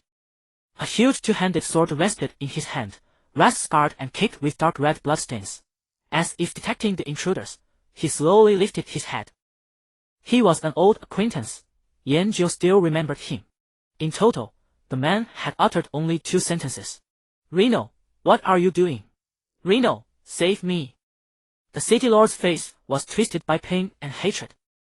Corrupted City Lord Graham, bronze boss. Race, undead. Level, LV 15. HP, 21000. Attack, 310. Defense, 350. Skills, Corrupted Cleave, Despairing Roar, Fallen Aura. It's the second boss. In Hu shouted in a low voice, swiftly drawing her longbow. "Panshur, get ready to take aggro." She issued tactics rapidly, her voice calm and professional. Panshur let out a furious roar and slammed his tower shield into the ground with a low thud, ready to charge. But at that moment, a languid voice drifted over from the side. "This one looks fairly sturdy." Yanjiu sized up the big fellow on the throne with keen interest. Those knights were too brittle, they shattered at the first touch. Not interesting. This one should be able to last several hits. I'll have some fun with him. In Hu's orders were still on her lips when they got stuck in her throat. Panshur's charge stopped dead in its tracks. Before they could react, Yanjiu was already walking along toward the throne, carrying the withered soul staff. His pace was neither fast nor tense, almost casual, as if he were strolling through his own garden. City Lord Graham on the throne let out an angry roar. He rose abruptly from the throne. His once thin frame was now enormous, exuding an overwhelming pressure. He lifted the greatsword and hacked viciously down at the tiny figure approaching hideously. Corrupted Cleave. A black sword light arced down with a shriek that split the air. Yet Yanjiu simply stepped to the left. The heavy blade smashed into the ground right in front of him, almost grazing the tip of his nose. Boom! Flagstones burst apart, sending rubble and black corrupted energy flying in every direction. Meanwhile, the wooden staff in Yanjiu's hand angled upward with an extremely delicate motion. Thud! Its head landed precisely on the gap in Graham's armor where his raised arm revealed a joint. 201. A damage number drifted slowly upward, wildly mismatched with the boss's colossal frame. Graham's actions faltered visibly. Apparently, he had not expected this cloth-robed man to hurt him so badly. Roar! Infuriated, he whipped a backhanded sweep across. Yanjiu leaned back in an iron bridge, letting the wind-lashed blade glide past his chest. At the same time, Yanjiu's step shot out again. Thud! 2008. This time, it struck the boss's kneecap. A bizarre silence settled over the hall. In Hu, Panshur, Lin Xian, and Shao Nayo all four stood there blankly, watching the scene before them. There were no earth-shaking spells. No blade-to-flesh combat. This didn't look like challenging a mighty instance boss. It looked more like an expert animal trainer teasing a clumsy black bear. Every one of Graham's attacks was massive and heavy, bearing the force to destroy everything. But every attack landed only on empty space, and Yanjiu's figure drifted through that violent storm like a casual stroll. Charging forward, sidestepping, shuffling, retreating. Every motion was minimal to the extreme, yet precise to a hair's breadth. Each time the staff in his hand struck out, a crisp thud followed. Thud! 2015. Thud! 2021. Every hit landed precisely on the boss's joints, armor seams, neck, or other weak points. Every hit also broke the boss's next action before it could unfold, leaving it briefly stiff. As a tank, Panshur understood this far better than the others. Every step Yanjiu took and every attack he made was deliberate. He was taking advantage of the boss's huge bulk and slow attack speed to constantly create chances. He was applying the smallest possible effort to achieve the most effective control. Graham went utterly berserk. Despairing roar. A visible ring of black sound waves blasted outward from his body. Careful! It's an area control skill. In Hu cried out instinctively. But Yanjiu was faster than her warning. A second before the boss opened its mouth to roar, he had already used wing step and nimbly slipped out of the skill's range. The roar ended. Yanjiu closed in again. Thud. 2030. Under these harmless-looking blows, Graham's health bar slid down slowly but steadily. He possessed terrifying destructive power, yet could not even touch the hem of his opponent's robe. That suffocating frustration and helplessness made the scarlet light in his eyes burn more wildly. Finally, when his health fell below 10%, he gave up attacking. He lifted the great sword high over his head, the tip aimed at the dome. An eerie black halo flared to life beneath his feet. Fallen aura. This was his final skill. Graham's presence surged to its peak, dense purple vapor swirling around him. He held the greatsword in both hands and poured all his strength into a single ultimate slash at Yanjiu. Yanjiu moved. Instead of retreating, he charged into that ground-splitting sword light. Wing step. His body became an afterimage. In the instant the sword edge fell, he brushed past the blade and drove into the boss's chest. A burst of movement struck the city lord in the chest. 2064. Then he reversed his grip on the wooden staff. From low to high, with all his strength, he drove it viciously into Graham's chin. Crack! The clear sound of bone fracturing rang through the hall. -3189, weak point critical. A bright red critical number rose from the city lord's head. Graham's enormous body jolted stiff. The greatsword in his hand hit the floor with a clang. He lowered his head in disbelief at the tiny figure before his chest. Then his massive body crashed to its knees. At last, it thudded heavily to the ground and scattered into specks of light in the air. The last speck of light that constituted City Lord Graham dissipated into the fall air. Henshaw slowly lowered his tower shield, its ring scraping against the ground with a soft clatter. Yin-Hu let out a long breath, her entire body relaxing. This sight was seemingly something they had begun to grow accustomed to. 3 items, each glimmering with a different radiance, lay quietly where Graham had vanished. A massive two-handed sword waved in wisps of black energy. A round shield engraved with intricate emblems. And a necklace, radiating a faint, sorrowful glow. The 4 of them stood at the entrance of the hall, none stepping forward for a time. Pensher and Lin Xian's reactions had gradually shifted from initial shock to a kind of numbness. Another boss. Another one-on-one duel. Nothing strange about it, it seemed. Yet within Yin-Hu's heart, towering waves were crashing. The longbow in her hand lowered unconsciously. What she saw was completely different from what the others perceived. Earlier, in the corridor, when Yanjiu dealt with those corrupted temple knights, she had already sensed something amiss.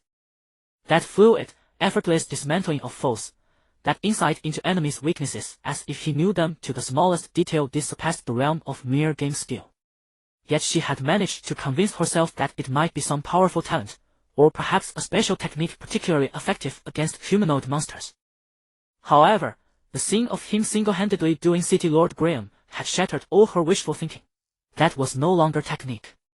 It was a battle art that could only be called perfection. Every ferocious attack from Graham was effortlessly neutralized by him with the smallest possible movements and the most economical stances.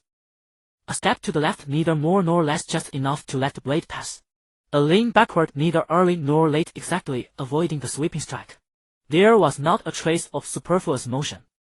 Her mind couldn't even conceive of a more efficient or precise response.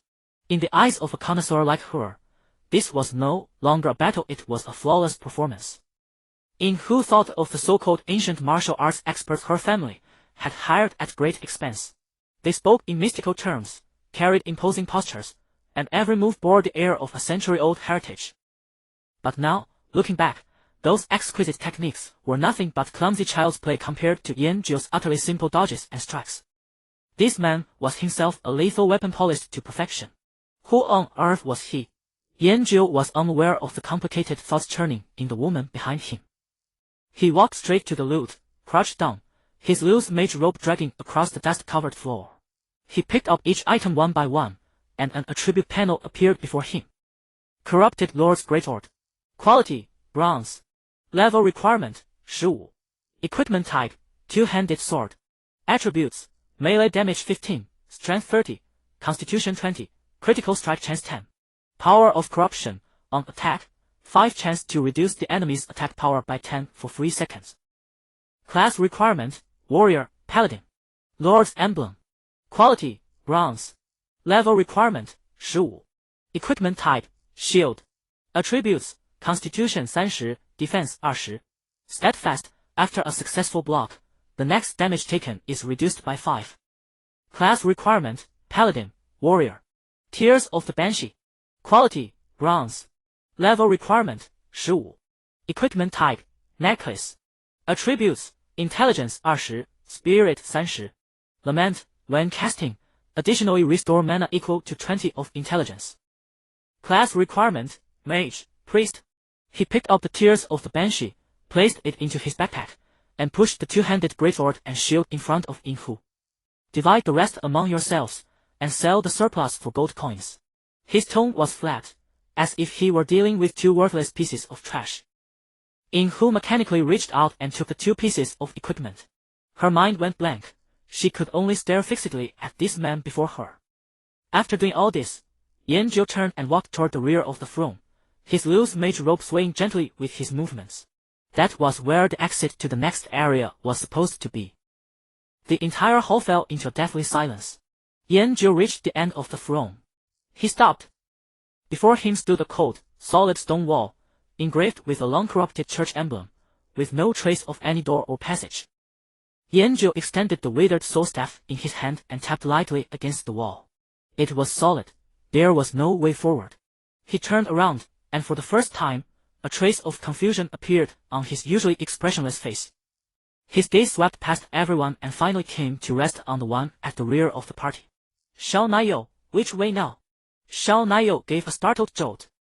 The other 3 members of the party also turned toward her in unison. I.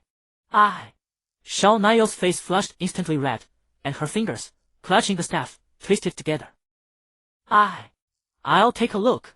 As if trying to prove something, she stammered out, then broke into a run and dashed over like a gust of wind. She ran a circle around the throne. Then she rushed to the wall, reached out her small hands, and imitated Yanjiu's earlier actions tapping here, feeling around there. The cold stone wall gave no response. Refusing to give up, she pressed nearly her entire body against the wall, trying to find a hidden mechanism among the mottled reliefs.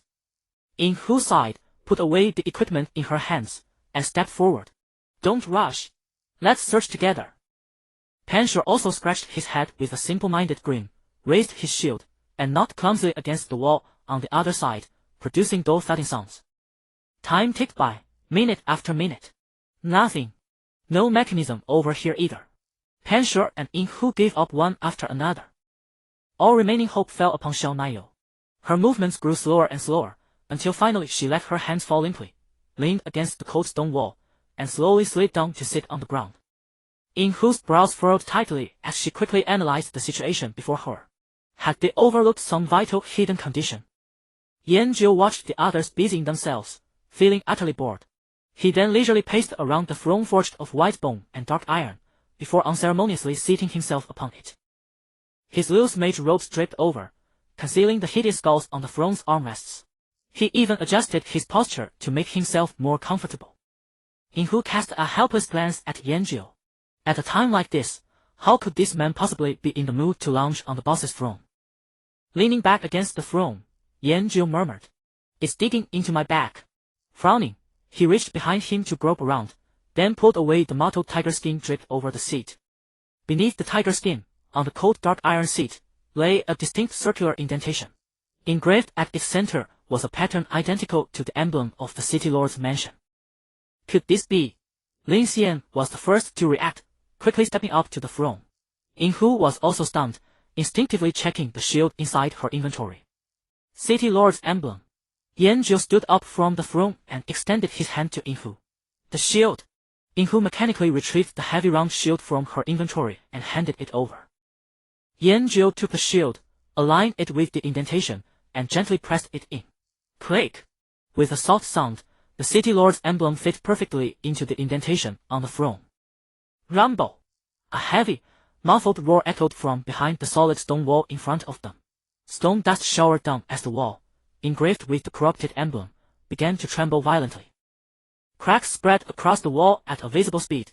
Finally, the entire wall slowly sank inward, revealing a deep, dark passage. An aura even colder and more putrid than that of the hall surged from the entrance. Panshur's mouth fell open, and he nearly lost his grip on his tower shield. This works too. Let's go. Yanjiu casually stuffed the tiger skin into his inventory, clapped his hands, and was the first to step into the pitch-black passage. Snapping out of their daze, the others immediately followed. At the end of the passage lay a circular cavern.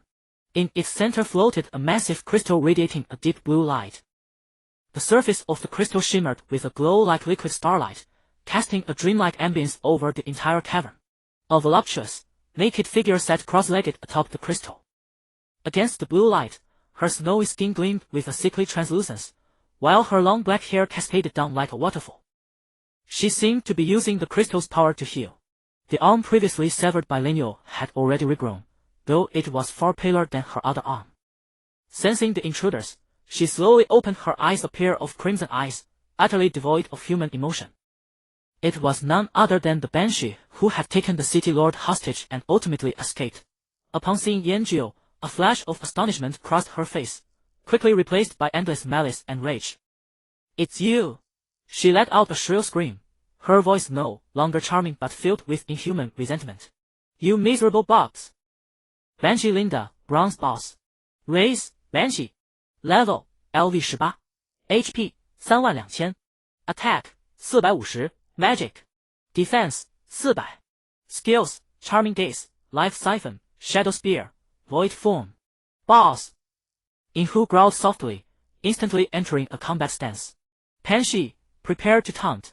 Lin Xian, buff Banshee first, and find an opportunity to activate your talent. Her commands were clear and swift. Banshee roared, slamming his tower shield heavily onto the ground, ready to receive the attack. Yet the Banshee Linda's target was never them from the very beginning. Her crimson eyes locked that onto Yanjiu at the very front of the party. It was this very man who had reduced her to such a state today. I will tear you to pieces, she screamed, her body transforming into a dark blur as she leaped down from the crystal. Her sharp claws, accompanied by a pungent, foul wind, lunged straight for Yanjiu's head. Yanjiu didn't even raise an eyebrow. The withered soul staff in his hand, whistling through the air, swept upward to precisely meet the approaching shadow. Bam! -2398. Level suppression. Linda's figure stalled in mid-air, forcefully knocked backward by the staff, tumbling back onto the crystal. Attack! Inhu commanded, an arrow already flying off her bowstring.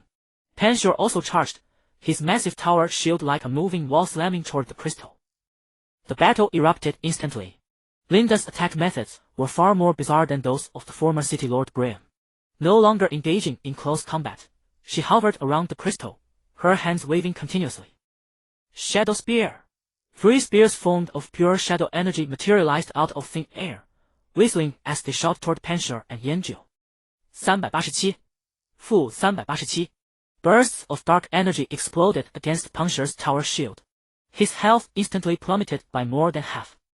Yanjiu sidestepped, dodging the attack. Lin Xian's heal and rejuvenation spells landed on him just in time. 210. 197. Her magic damage is extremely high. Inhu warned quickly while drawing her bow. -38. -101. Weakness critical. Her arrow struck Linda, only dealing double-digit damage. The Banshee spell defense was terrifyingly high. Xiao Naiyou. Inhu shouted. Oh! Oh! Xiao Naiyou finally snapped out of it and hastily raised her staff. Fireballs enveloped in black flames whistled as they flew toward Linda. 35.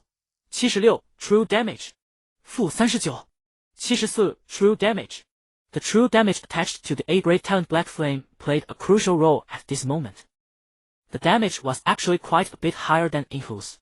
Linda let out a painful shriek and shifted her target to Xiao Naiyou. But her attacks were always precisely blocked by Banshee with his shield. The team's coordination was seamless. Yet, the one dealing the highest damage was still the man carrying the staff, constantly maneuvering around the crystal. Sad. -2102. Sad. -2411. Every single one of his strikes precisely landed during the gaps in Linda's spellcasting, causing brief stagger. Under the concentrated fire of the party, Linda's health bar slowly but steadily declined. When her health fell below 1/3, she let out a resentful roar. You all must die. She abandoned all attacks, her entire body suddenly exploding. transforming into a dense black mist impenetrable to the naked eye. Void form! Watch out! Yinhu hurriedly warned. Yanzhi's reaction was even faster. Activating Wind Walk, he lunged in front of the black mist, thrusting the withered soul staff fiercely into its center. However, this time, his ever-victorious staff struck empty air. The tip of the staff passed straight through the black mist, dealing no damage and offering no physical sensation. Physical immunity. A gray text indicator slowly floated up from the black mist. Yanzhi's movements faltered for the very first time. Punisher's charge passed straight through the black mist. Yinhu's arrows also vanished without a trace, as if shot into empty air. All physical attacks had completely lost their effect at this moment. The entire cavern instantly fell silent. The black mist began to slowly rise and condense, as if brewing some world-destroying attack. The movements of Yinhu, Punisher, and Lin Xian seemed to have been paused. In the next second, 3 heads turned in unison to look at Yanzhi and Shao Niu. In the party, there were only 2 mages. The dark mist surged, resembling a bodice, intangible nightmare that mocked everyone's attacks. Yinhu's command died abruptly in his throat. All physical attacks were rendered completely ineffective. In that fleeting instant, the entire burden of the battle shifted entirely onto the only 2 mages in the party. Lin Xian. Yinhu's voice tightened like a bowstring drawn to its absolute limit. Surrounded by holy spirits, Lin Xian once again activated the sacred hymn. Xianyu raised her staff, fine beads of sweat seeping from her palms. A fireball enveloped in an ominous black hue howled forth from the tip of her staff. It merged silently into the dark mist. -45. -86. True damage. The true damage from the black flame talent was indeed effective, but the basic magic damage was severely mitigated by the level gap. Almost at the exact same moment, a brilliant star fell from the darkness at the ceiling of the cavern. It was Yanzhi's astral impact. The light struck precisely at the center of the churning dark mist. 87. Level suppression. Yanzhi lacked the damage boost of the black flame talent. Though his equipment was superior, his damage numbers were even more dismal. The dark mist began to pulse violently, and a low, droning hum filled the entire cavern. This won't work. Punisher stated the grim reality in a low, muffled voice. We can't possibly kill it before it makes its move.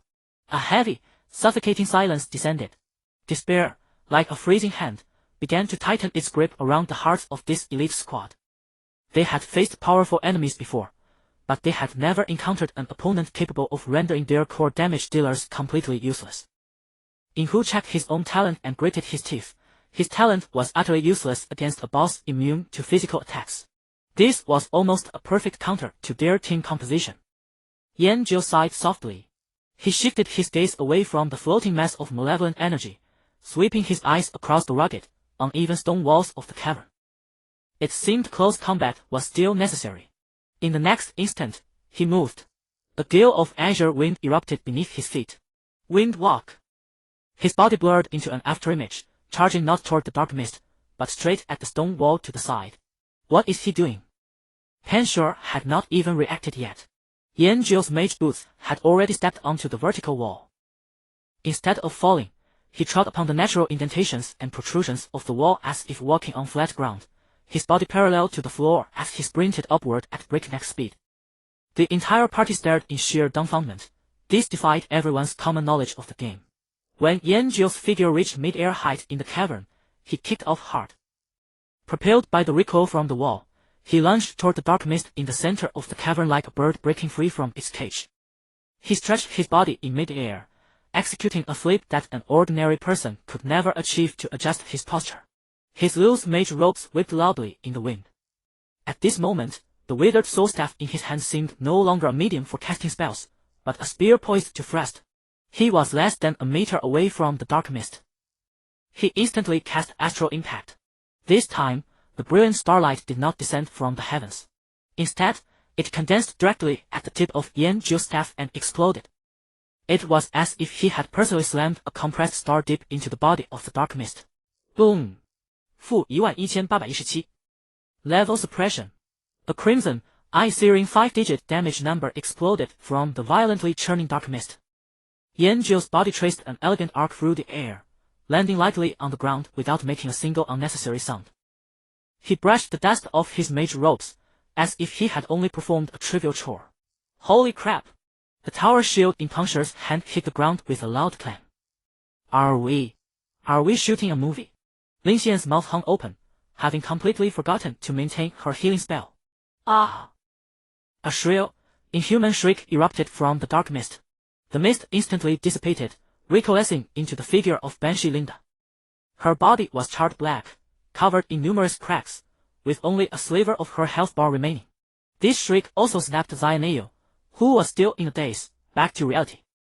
Almost instinctively, she raised her staff. A fireball wrapped in black flames wobbled through the air, striking Banshee Linda squarely in the face. 34, level suppression. 负74, true damage. Banshee Linda's last sliver of health was completely emptied.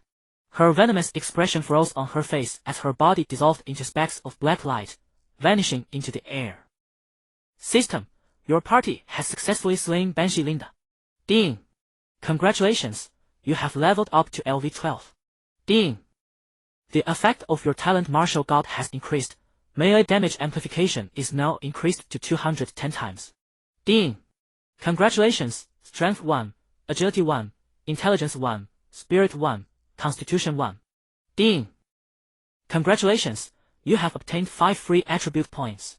Current free attribute points, 95. Ding! Congratulations, you have completed the class transfer quest, Astral Walker. Please proceed to Astrololos to complete the quest. Congratulations to Zenshendian Guild players Inhu, Panshur, Lin Xian, and players Yanjiu, Xianeo for successfully clearing the dungeon, Fallen Cathedral, Epic Difficulty.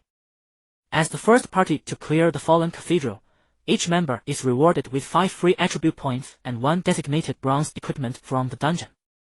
Would you like to announce your name and let your fame resound throughout the world of Huanjing? Yanjiu still chose no. He only wanted to enjoy a good fight, everything else had nothing to do with him. Xianeo also sighed and chose no. This honor had little to do with her. With her own strength, she could at most clear the Savage Bear's hideout on normal difficulty, a fact she was well aware of. Inhu and the other two had no such reservations. They nodded to Yanjiu and chose yes. Server announcement, Zenshendian Guild players Inhu, Panshur, Lin Xian, and players Anonymous, have successfully cleared the epic grade dungeon Fallen Cathedral. As the first party to clear the Fallen Cathedral, each member is rewarded with 5 free attribute points and 1 designated bronze equipment from the dungeon. 3 consecutive server-wide announcements erupted like thunderclaps across the entire world of fantasy. Yet, within this cavern where a legend had just been born, there was only a deathly silence. Panshur and Lin Xian's mouths remained wide open in an exaggerated gape. Their thoughts were still frozen on the scene from moments ago, which had utterly defied the laws of physics. Clutching her staff, Xiaonao's face flushed crimson with excitement. She stared at Yanjiu's back, her large eyes practically sparkling with adoration. Inhu didn't look at anyone. She simply stood there in silence, watching the man as he casually patted the dust off his robe, looking as if her very soul had been drained away. She was reminded of her own family. She recalled those descendants of ancient martial arts whom her father had hired with immense wealth to reside in their heavily guarded manor. Clad in flowing training robes, they spoke constantly of yin, yang, and the 5 elements, every single stance and movement carrying an air of profound mysticism. Yet looking back now, those flashy stances seemed utterly laughable compared to the techniques Yanjiu displayed while dealing with the city lord, as well as his effortless wall running. Techniques could be learned, imitated, and surpassed.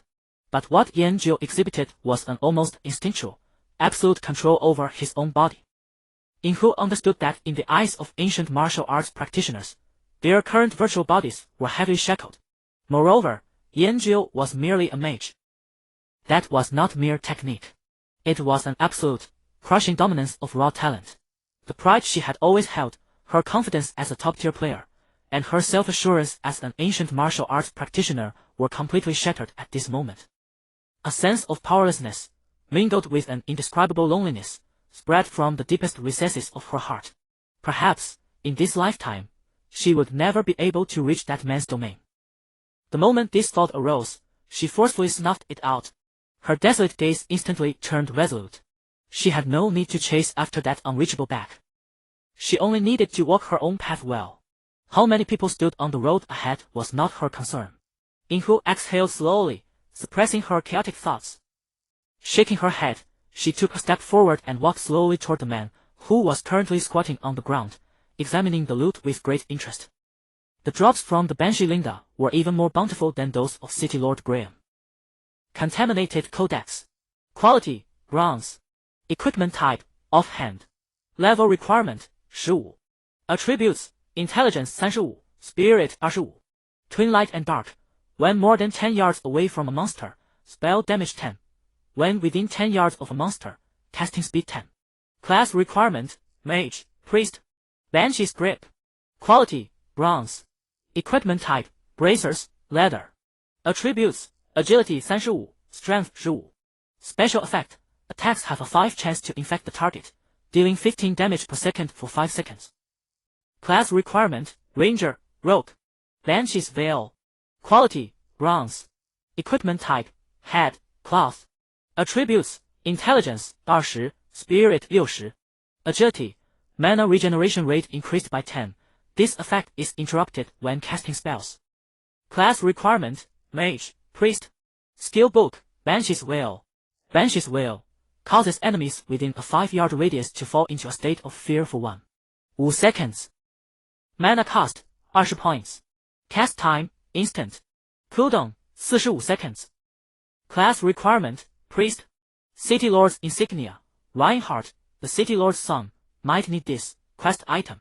Yanjiu put away the other pieces of equipment.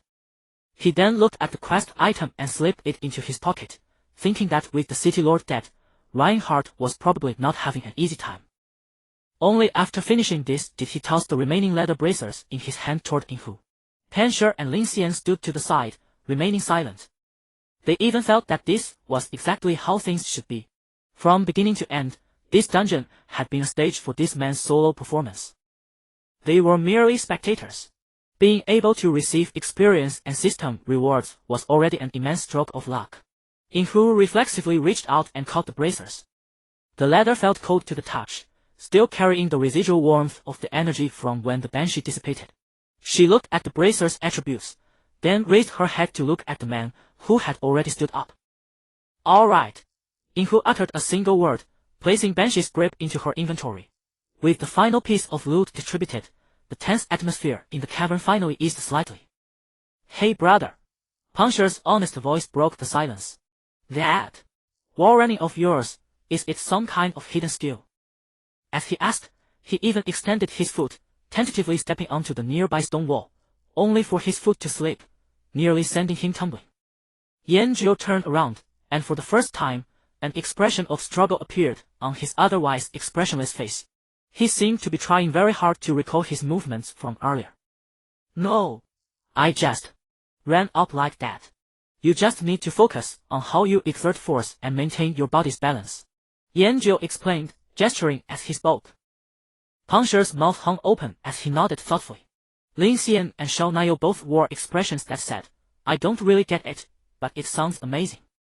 The corner of Yinhu's mouth, however, twitched uncontrollably. She composed herself and began checking the system rewards everyone had received. For clearing the dungeon, everyone received 5 free attribute points. There was also a designated bronze-grade equipment piece from within the dungeon. What are you all planning to choose for your designated equipment? Yinhu asked. As the team leader, she needed to coordinate these resources. The 3 of them began chattering in discussion, utterly unaware that the World Channel had erupted once again. World Channel. Professional sewer unclogger. Am I seeing things? Another server-wide announcement. Arrow of 10,000 miles. The fallen cathedral. Cleared again so quickly. Sky blue. The key is the names. Yinhu. Banshee? Lin Xian. What corner of the world did these gods pop out of? Yishenshu. Haven't you guys noticed? Yishenshu. These 3 aren't from Tinlang Pavilion. Yishenshu. Moreover, 2 anonymous players have appeared in the announcement once again. Longton. Baby. Holy crap. The know-it-all is back.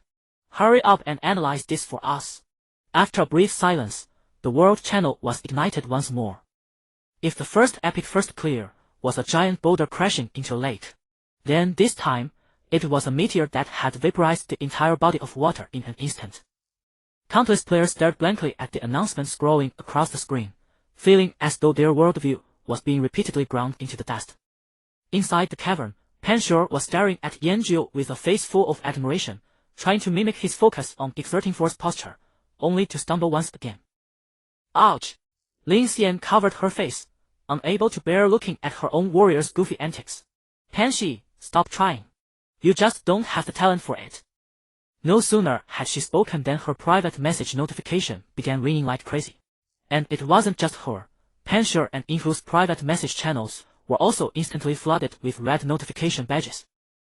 Oh my god! Lin Xian opened her system panel. Looking at the flurry of messages filled with shock and question marks from her friends in Novice Village No. 9. The expression on her small face slowly shifted from surprise to pure ecstasy. Captain! We are famous too! She waved her staff excitedly, her voice trembling. Pensure also snapped out of it. Forgetting all about trying to wall run, he hurriedly opened the world channel. When he saw the scrolling messages, his honest face instantly flushed a deep, purplish red. Holy crap! Yinghu! Panshi! Lin Xian! They're talking about us. He pointed at the virtual panel in the air, acting like a 200-pound child. Yinghu wasn't nearly as excited as them. She simply quietened down and opened the world channel, her gaze sweeping across the scrolling text line by line. Lu Ocean. Yijian Qingqing. Does anyone know Yinghu and her crew? The Luosheng Guild is willing to pay a high price to recruit them. Temple of War. Quangtu, forget about it, buddy. These guys are obviously with that anonymous powerhouse. Do you think someone who rolls with a top-tier boss would care about your pocket change? Hua Quan, I knew it. The anonymous boss is from our village. Absolutely no doubt about it. Quangtu. Hey, exactly. How could outsiders be this overpowered? It must be our boss leading the team. Wondering me, bullshit. What's so great about Village 952766? Why does every good thing have to be yours? Are we from Novice Village No. 9 not worthy of having top-tier experts? Wondering me, the Yinghu squad is a legendary power group in our Novice Village No. 9. All 4 of them have S-class talents. Can your Village 952766 even compare? Chest-shattering boulder, don't get so worked up, guys.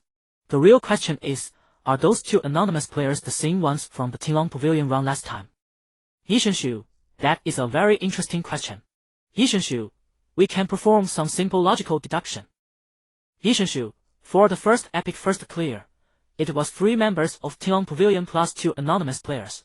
Yishenshu, for the second time, opening the main city dungeon, it was 3 members of Tinglong Pavilion plus 1 anonymous player.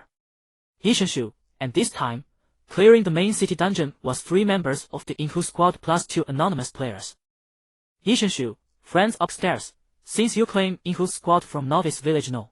9 is a 4-person team, why would only one of them choose to remain anonymous? System, player Yishenshu has been muted for 30 minutes due to excessive messaging on the world channel. The entire world channel fell into a brief, dead silence once more. Indeed, from start to finish, the only truly stable and unchanging element seemed to be that mysterious anonymous player. Or rather, those 2 anonymous players. Inside the cavern, the excitement on Pensure and Lin Xian's faces gradually froze as well. Instinctively, they turned their gazes toward the man who was currently looking down at his tribute panel, and the staff-clutching Shao Niao standing beside him with a face full of adoration. Yinghu closed the world channel. She looked at Yanjiu, who was currently gesturing to Pensure on how to step into the crevices of the stone wall. This was the player standing at the very pinnacle of fantasy, the one whom countless people speculated about and countless factions were searching for. It was this seemingly foolish man. Aside from his handsome looks, he was indeed a far cry from what she had envisioned. And to think, just moments ago, she had been smugly self-satisfied simply because she had passed the teleportation quest of the starting village. She had even wondered if she should give a leg up to this seemingly slow local player. A trace of self-deprecation appeared on Yinghu's face once again. Let's go. Time to leave. Yanjiu clapped his hands, breaking the strange silence. Wait, Yanjiu. Silver Fox called out to him, extending a hand in his direction. Ding. Player Silver Fox wants to become your friend. Yanjil nodded at Silver Fox, pressed accept, and then headed toward the glowing light gate of the dungeon exit. Little Cream followed closely behind him like a loyal little tail. The three members of the Silver Fox team exchanged glances and, with complicated feelings, followed along. Passing through the warped light gate, the harsh sunlight made them narrow their eyes. They had returned to the square before the Grand Cathedral. Yet the sight before them instantly made the Silver Fox team tense up. In the square, hundreds of heavily armored Maple Leaf City guards had formed two neat ranks. They had completely sealed off the cathedral entrance, leaving only a narrow passage wide enough for two people to walk abreast. The atmosphere was grim. At the end of the passage, beyond the guard line, more than a dozen players had gathered. Their equipment was finely crafted, gleaming with bronze and even iron-black luster, clearly elite scouts from various major guilds. At this moment, everyone's attention was fixed on Yanjil and his group, who had just appeared. Unfortunately, the distance was too great, and the soldiers blocked their view, making it impossible to see their IDs or appearances. The entire square was so quiet that a dropped pin could be heard. Only the sound of wind whipping through the banners broke the silence. What's going on here? Rock lowered his voice, his hand already gripping the tower shield on his back. Lin Xian also clutched her staff nervously. Only Yanjil remained oblivious to the situation, curiously examining the guards on both sides. Little Cream, feeling a bit frightened, quietly shrank back behind Yanjil. Just then, an NPC dressed in a grey linen robe, with a hood pulled low to conceal his face, stepped out from the ranks of guards. He walked straight up to Yanjil. "Well done, outsider."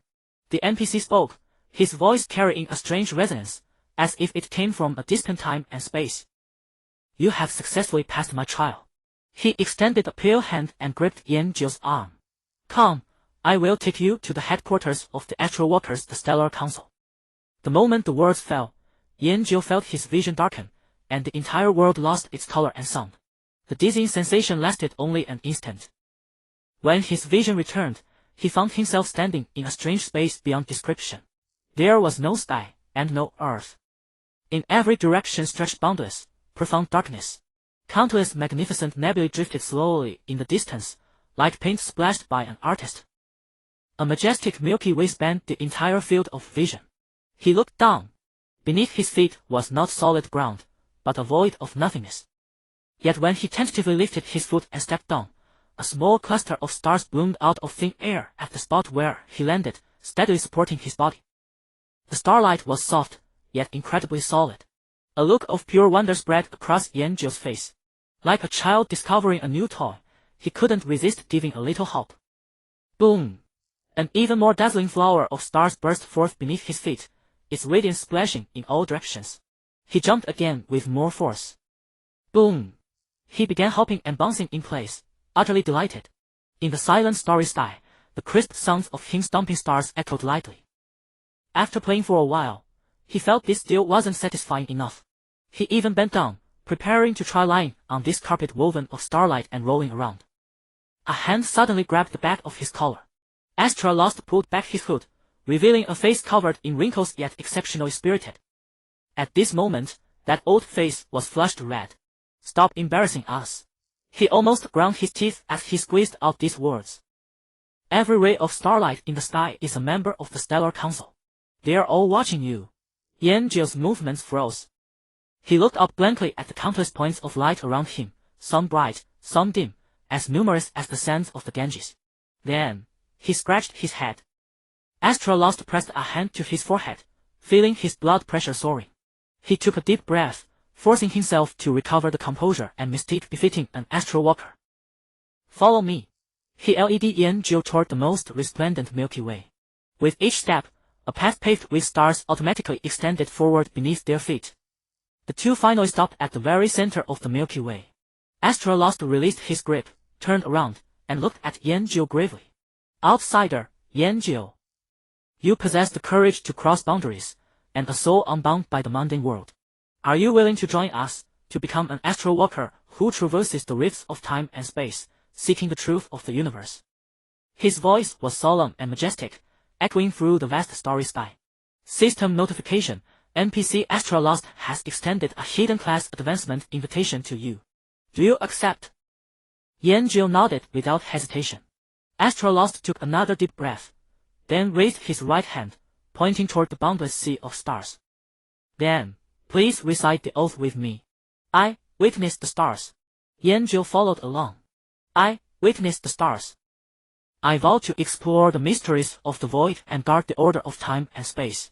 I vow to explore the mysteries of the void and guard the order of time and space. Measure the river of stars with my steps, and perceive the future with wisdom. Measure the river of stars with my steps, and perceive the future with wisdom. May the light never fade, and the journey never end. May the light never fade, and the journey never end. As the final syllable fell, the entire starry sky seemed to resonate in harmony. A brilliant beam of starlight descended from the center of the Milky Way, completely enveloping Yanjiu. Ding! Congratulations! You have successfully advanced to the hidden class, Astral Walker. Ding! Your class Mage has evolved to Astral Walker. Ding! You have obtained the class-exclusive skills, Astral Walk, Meteor Fall, Moving Cast, Passive, Astral Body, Passive. As the first player to successfully advance, you are rewarded with 10 free attribute points and a hidden skill book. Would you like to make your name public, letting your fame resound throughout the world of Illusory Realm? Still declined. World announcement, player Anonymous has successfully advanced to the hidden class, Astral Walker. As the first player to achieve this, they are rewarded with 10 free attribute points and a hidden skill book. Yanjiu looked at the hidden skill book and directly chose to learn it. Illusory Visage. You can modify your own ID and appearance. The effect is cancelled when you take damage. Duration, 1 hour. Cooldown, 1 hour. Mana cost, 100. Casting time, instant. He then began browsing his newly learned skills. Astral Walk, tear open a rift in space and teleport 8 to 10 yards in any direction. Cooldown, 10 seconds. Mana cost, 30. Casting time, instant. Meteor Fall, summon a massive meteor to strike enemies, dealing 100, spirit 100, intelligence 100, equipment spell power, star damage. Mana cost, 80. Casting time, instant. Cooldown, none. Moving cast, passive. You can cast spells while moving. Casting time is increased by 50 during movement. Astral Body, passive. Your body, baptized by starlight, has become more resilient, granting you bonus constitution equal to 50 of your spirit. The surrounding stars began to accelerate in their flow, and the vast Milky Way gradually blurred before his eyes. Astrolot's figure became ethereal, his final words seeming to travel from across time and space, echoing directly in Yanjiu's mind. Astral Walker, your journey has only just begun. Remember, within the torrent of time and space lie countless opportunities, but also equal dangers. Do not be fooled by appearances, and do not readily trust anyone. Before Yanjiu could fully process this information, the light before his eyes abruptly condensed into a single point, then faded into complete darkness. He was standing once again on that crumbling staircase, with the shattered dome of the grand cathedral of holy light overhead, and cold wind pouring through the bridge, rustling the hem of his robe. Everything seemed like nothing more than a fleeting dream. The surrounding players had long since dispersed, leaving only Little Cream waving at Yanjiu with delight. But the several brand new skills that now appeared on his attribute panel, along with the oath echoing in his mind, all proved how real the events of just now had been. Just then, an icy, emotionless system notification sounded without warning in every corner of the world of Illusory Realm, blasting violently into the ears of every player. Server announcement: as a player has successfully completed class advancement, the game progression has been advanced. The leaderboard system is now officially unlocked. May all warriors strive for greatness and etch their names into history. This announcement struck like a sudden clap of thunder. Immediately following it, a second and third announcement cascaded in rapid succession, like intense drumbeats pounding against the hearts of every player. Server announcement: the level leaderboard has been unlocked. Server announcement: the guild overall strength leaderboard has been unlocked. Server announcement: the mercenary squad leaderboard has been unlocked. Server announcement: the class leaderboard has been unlocked. Server announcement: the arena leaderboard has been unlocked. A flurry of system prompts plunged the entire world into a dead silence that lasted for several seconds. Then came a volcanic eruption of sheer frenzy. The world chat was instantly inundated by a tsunami of messages. World chat: Uncle Wang next door. Holy crap. Leaderboards. Did I hear that right? Finally, This game is starting to feel competitive. World chat player, I am your father. Damn it. It's that anonymous again. What kind of monsters are those bastards in Novice Village? No. 952766. I'm still out here struggling to survive against wild wolves, and they've already fucking obtained a hidden class. World chat player, Sweet Shrimp is best. There is definitely something wrong with this game's balance. Why does their village get all the good fortunes? We can't even get into the main city yet. World chat Wind Chaser, the point. The point is the first announcement. A player has successfully completed class advancement. Isn't this talking about that anonymous expert who just got the hidden class? World chat Professional Sewer Unclogger. Holy crap. It's him again. World chat Shattering Stones on Chest. Cut the crap. Go check the leaderboards. I want to see what kind of god is at the top of the level rankings. In a flurry, countless players opened the newly appeared leaderboard interface. The moment they clicked on the level leaderboard, the entire world chat fell into an eerie silence once again. The leaderboard interface was clean and solemn, with names clearly listed in shimmering golden font. Level leaderboard. First place, anonymous level, LV12 class, Rogue. Second place, anonymous level, LV12 class, Warrior. Third place, anonymous level, LV12 class, Astral Walker. Fourth place, Temple of War. Yen level, LV11 class, Paladin. Fifth place, Flowing Light level, LV11 class, Mage. 28th place, Silver Fox level, LV9 class, Ranger. 37th place, Min Yao level, LV9 class, Paladin. 89th place, Little Butter level, LV8 class, Mage. Following a prolonged silence, the chat exploded into a frenzy of messages. World chat 10,000 mile arrow, am I blind? The top 3 are all anonymous. World chat Blue Ocean. 7 times a night, wait. The top 3 are all LV12.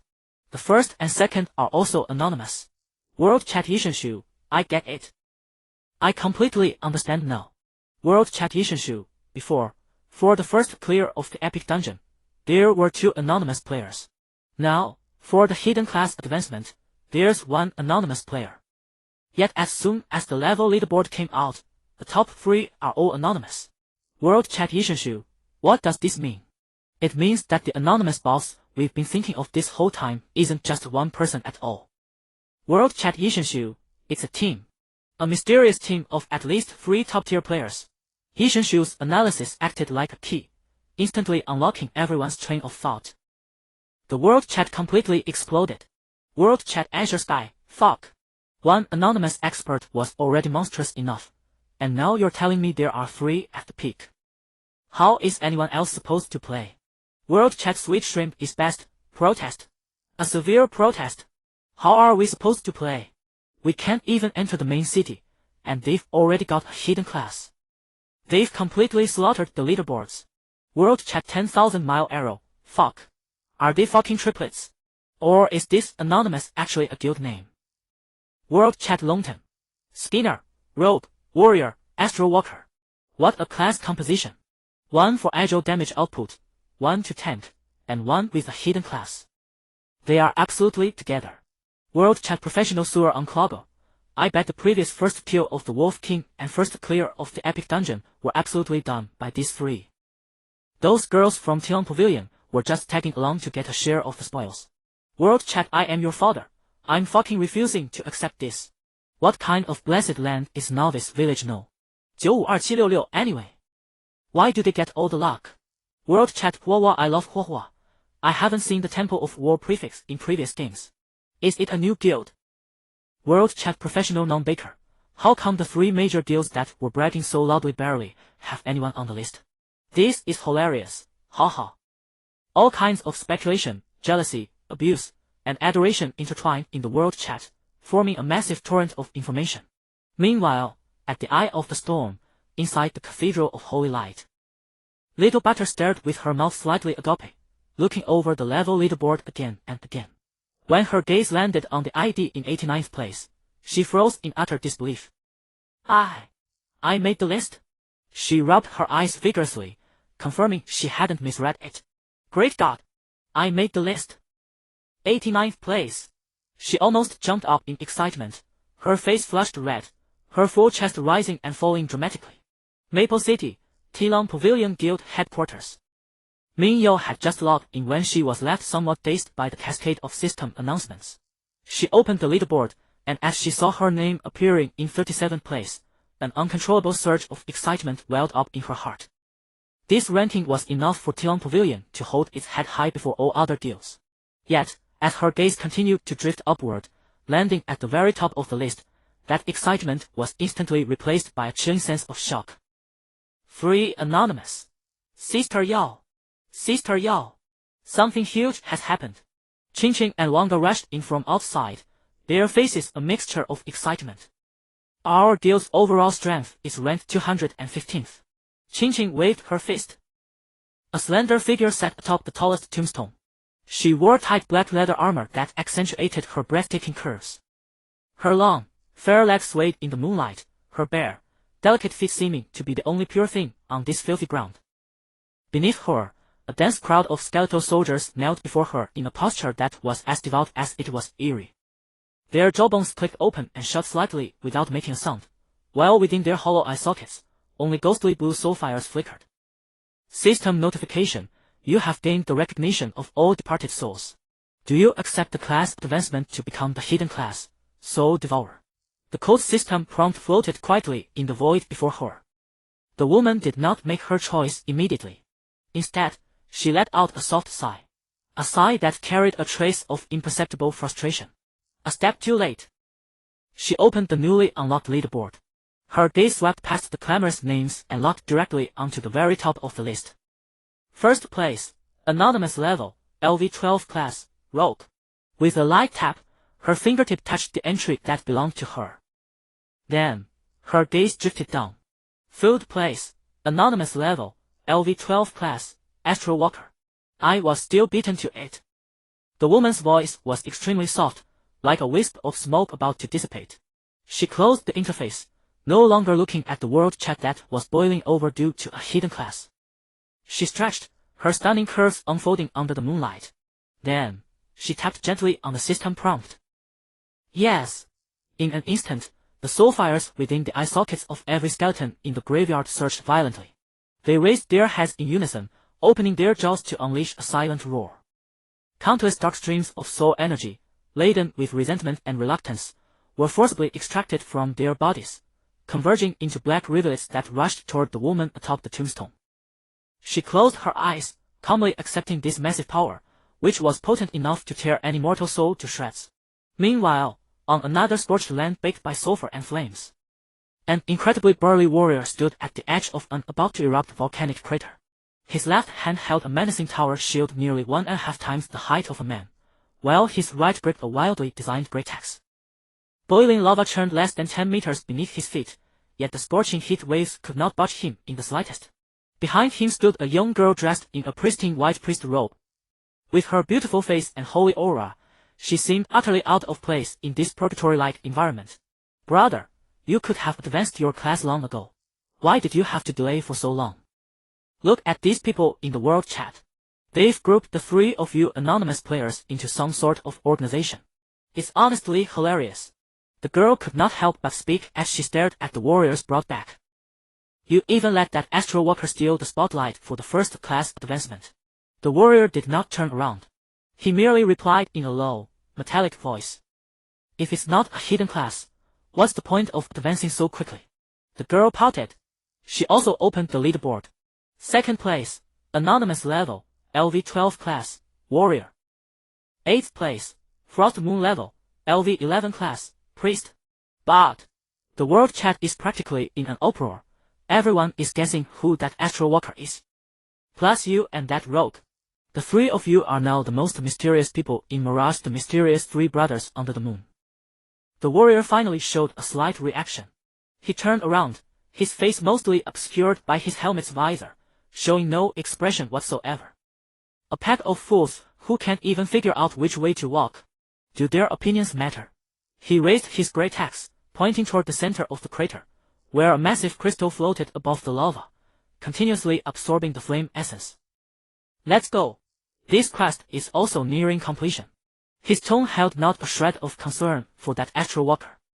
It was as if the hidden class that had stirred up a storm across the entire game was, in his eyes, nothing more than a slightly unusual pebble by the roadside.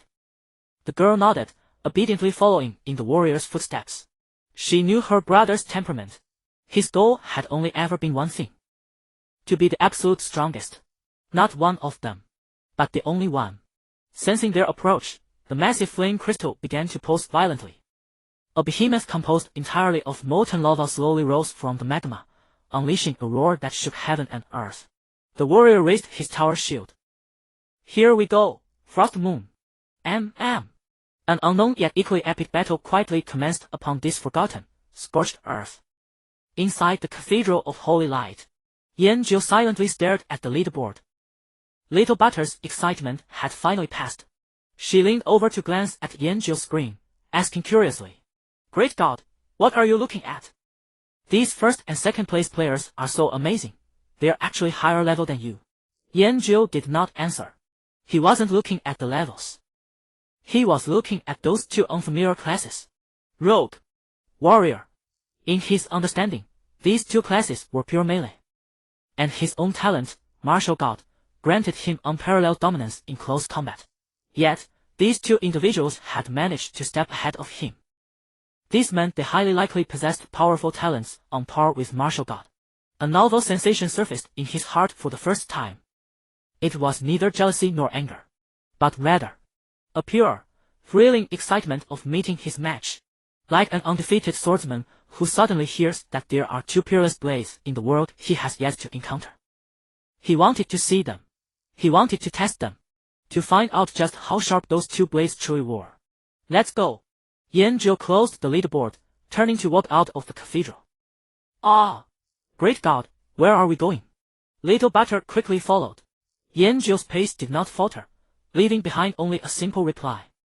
To level up, he had to be faster. He had to be stronger. He wanted to stand before those two, and then engage in a thoroughly satisfying battle. Inside Fengya City, the clamor of voices was deafening. The equipment on display was a motley assortment, mostly coarse novice cloth, with a smattering of leather and chain armor mixed in. Faces full of curiosity, excitement, and bewilderment surveyed the magnificent main city. Clearly, while Yanjiu was undergoing his class advancement, the elite players from the various novice villages had already cleared the teleport quests one after another. "Legend, where are we going now?" Xiao Naiyou followed behind Yanjiu, her big eyes sparkling with excitement. She had only just been thrilled at ranking 89th on the level leaderboard, and now she was swept up in this lively scene. "Let's go check outside the city." Yanjiu's reply was as concise as ever. The fighting spirit ignited by the leaderboard had been diluted somewhat by the pleasant surprise of class advancement, but it had not yet been extinguished. "Yay!" Xiao Naiyou waved her small fist happily. The two walked one after another toward the city gate. The surrounding players grew more and more numerous, and the clamor of discussion merged into a drone that poured into their ears. "Holy shit, is this the main city? It's way bigger than our village. Look at that NPC guard, he's so handsome, and his equipment is glowing. Have you guys seen the leaderboard? That anonymous guy is insane, he's holding 3 slots by himself. What do you mean, one person? Didn't you all read my analysis? That's a goddamn squad. A squad with 3 level 12s. How are the rest of us supposed to play?" Xiao Naiyou listened to the chatter and couldn't help stealing a glance at Yanjiu walking ahead, the corners of her mouth unconsciously lifting. This feeling the whole world was talking about it, yet only she knew the truth gave her a secret pleasure. "Legend." She trotted a couple of steps to Yanjiu's side and lowered her voice. "They're talking about you." Yanjiu's footsteps did not pause. The first and second places are also anonymous. Who do you think they are?" Xiao Naiyou asked curiously. "Could they also have amazing talents like you?" "I don't know." The two made their way through the crowded tide and soon arrived at the east gate of Fengya City. At the city gate, several well-equipped player parties were recruiting new members with arrogant pride. The bronze equipment on them gleamed, attracting many newcomers who had just entered the city. A warrior with the ID Teshuashu Edo noticed Xiao Naiyou, whose figure was striking and whose face was pretty. When he saw their equipment, his attitude immediately turned eager. "Yo, you two!" Teshuashu Edo strode over and blocked their path. He flashed a smile he thought was very handsome. You too, interested in joining our Teshua Alliance? Our guild was just founded, but the leader is a top 100 player on the level leaderboard. Stick with us, and we guarantee you'll eat well and drink well. Xiao Niao was caught off guard by the sudden recruitment and instinctively shrank back behind Yanjiu. And no thanks, I already have a party. Teshua Edo showed not the slightest embarrassment. In fact, he became even more enthusiastic. Having a party is no problem, join us together. The Teshua Alliance is thirsty for talent, especially beautiful female players. Our guild benefits are the best. The moment his words fell, a shrill voice cut in from the side. Teshua Alliance? A nobody little guild, and you dare to come out recruiting? A mage with the ID Shenyu Xingguang walked over. The gleam of his equipment was clearly a few shades brighter than that of Teshua Edo. Beautiful lady, don't listen to his bragging. Come to our Shenyu guild. Our guild leader is 45th on the level leaderboard now. That's a real big shot. Our guild's goal is to be number 1 on the entire server. A small stir ran through the crowd, for the Shenyu guild's reputation was indeed quite resounding. Teshua Edo's face immediately turned ugly. What's so great about the Shenyu guild? Compared to our Longten guild, it's nothing but shit. Another gruff voice boomed. A warrior named Longten Quanzhang shot through the crowd and planted himself in the middle of the group. He slapped his thick chest armor, producing a dull thud. Our Longten guild leader is ranked 30th, have we been bragging? To do well in this game, what do you rely on? Levels? Equipment? No information.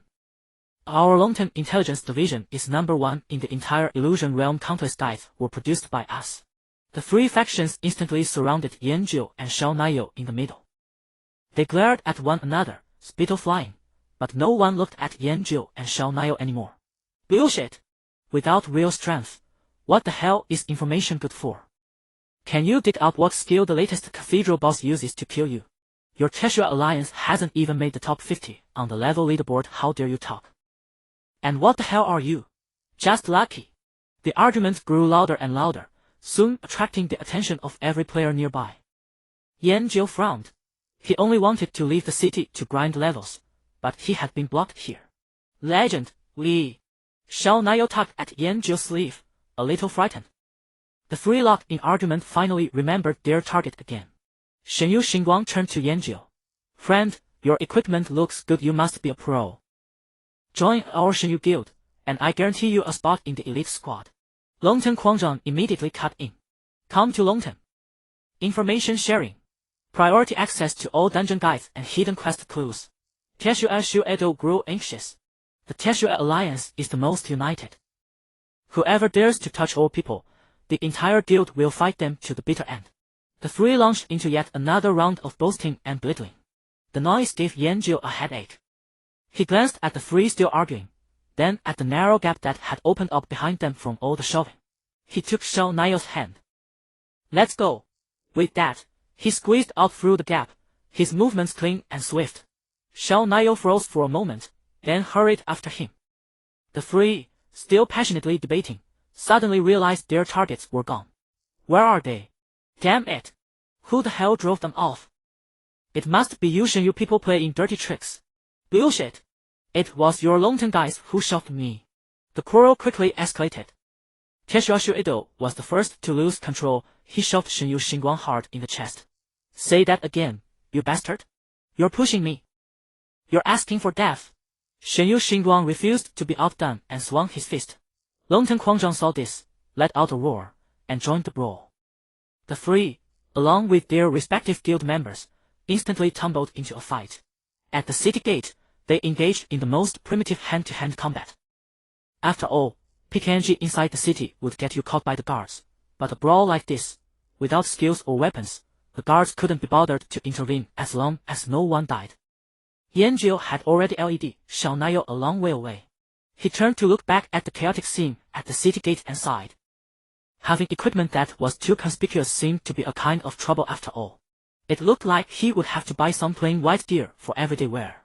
The 2 walked for a while, and the players around them gradually thinned out. The air was thick with the damp scent of grass and trees.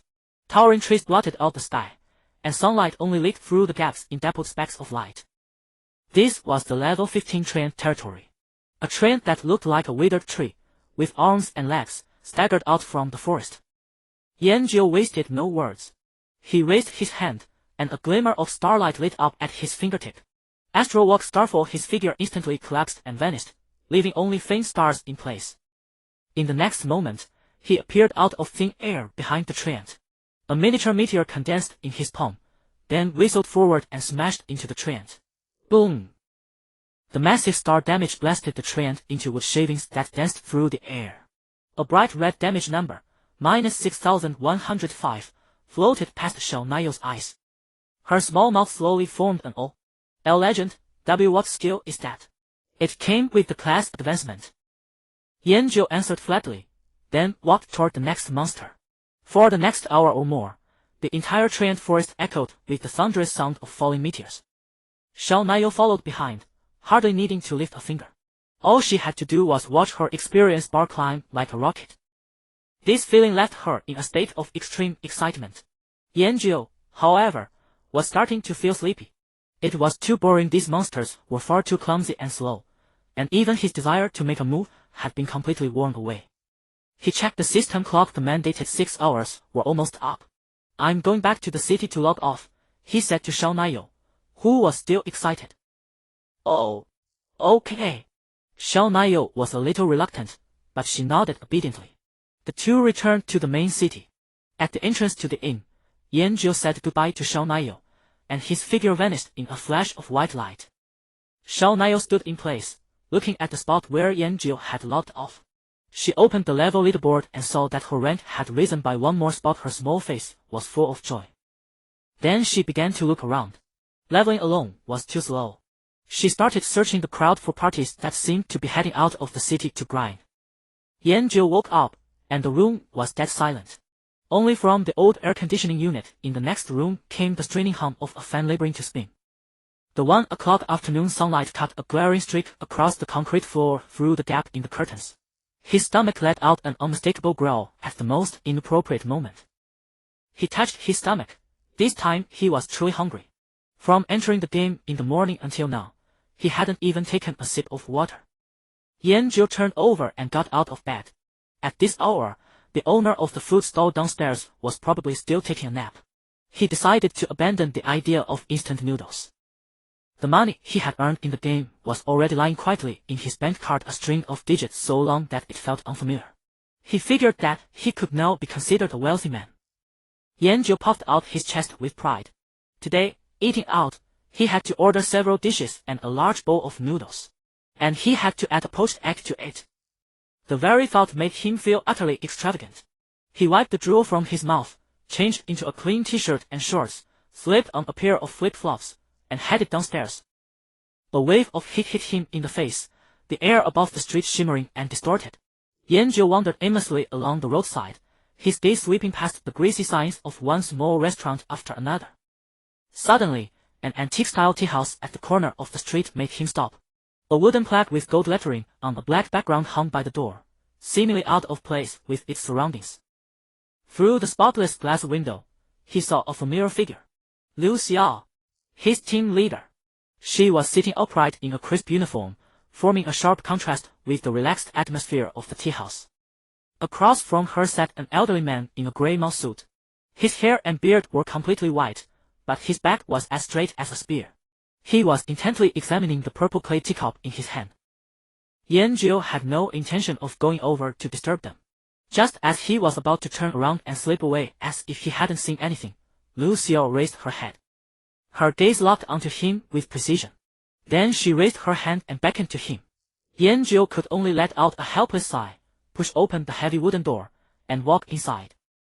Team leader. Yanjiu walked up to the table and greeted her briefly. You're finally here. Liu Xiao nodded, gesturing at the empty seat across from her. Seat. Yanjiu raised an eyebrow. You're finally here meant they had been waiting for him here.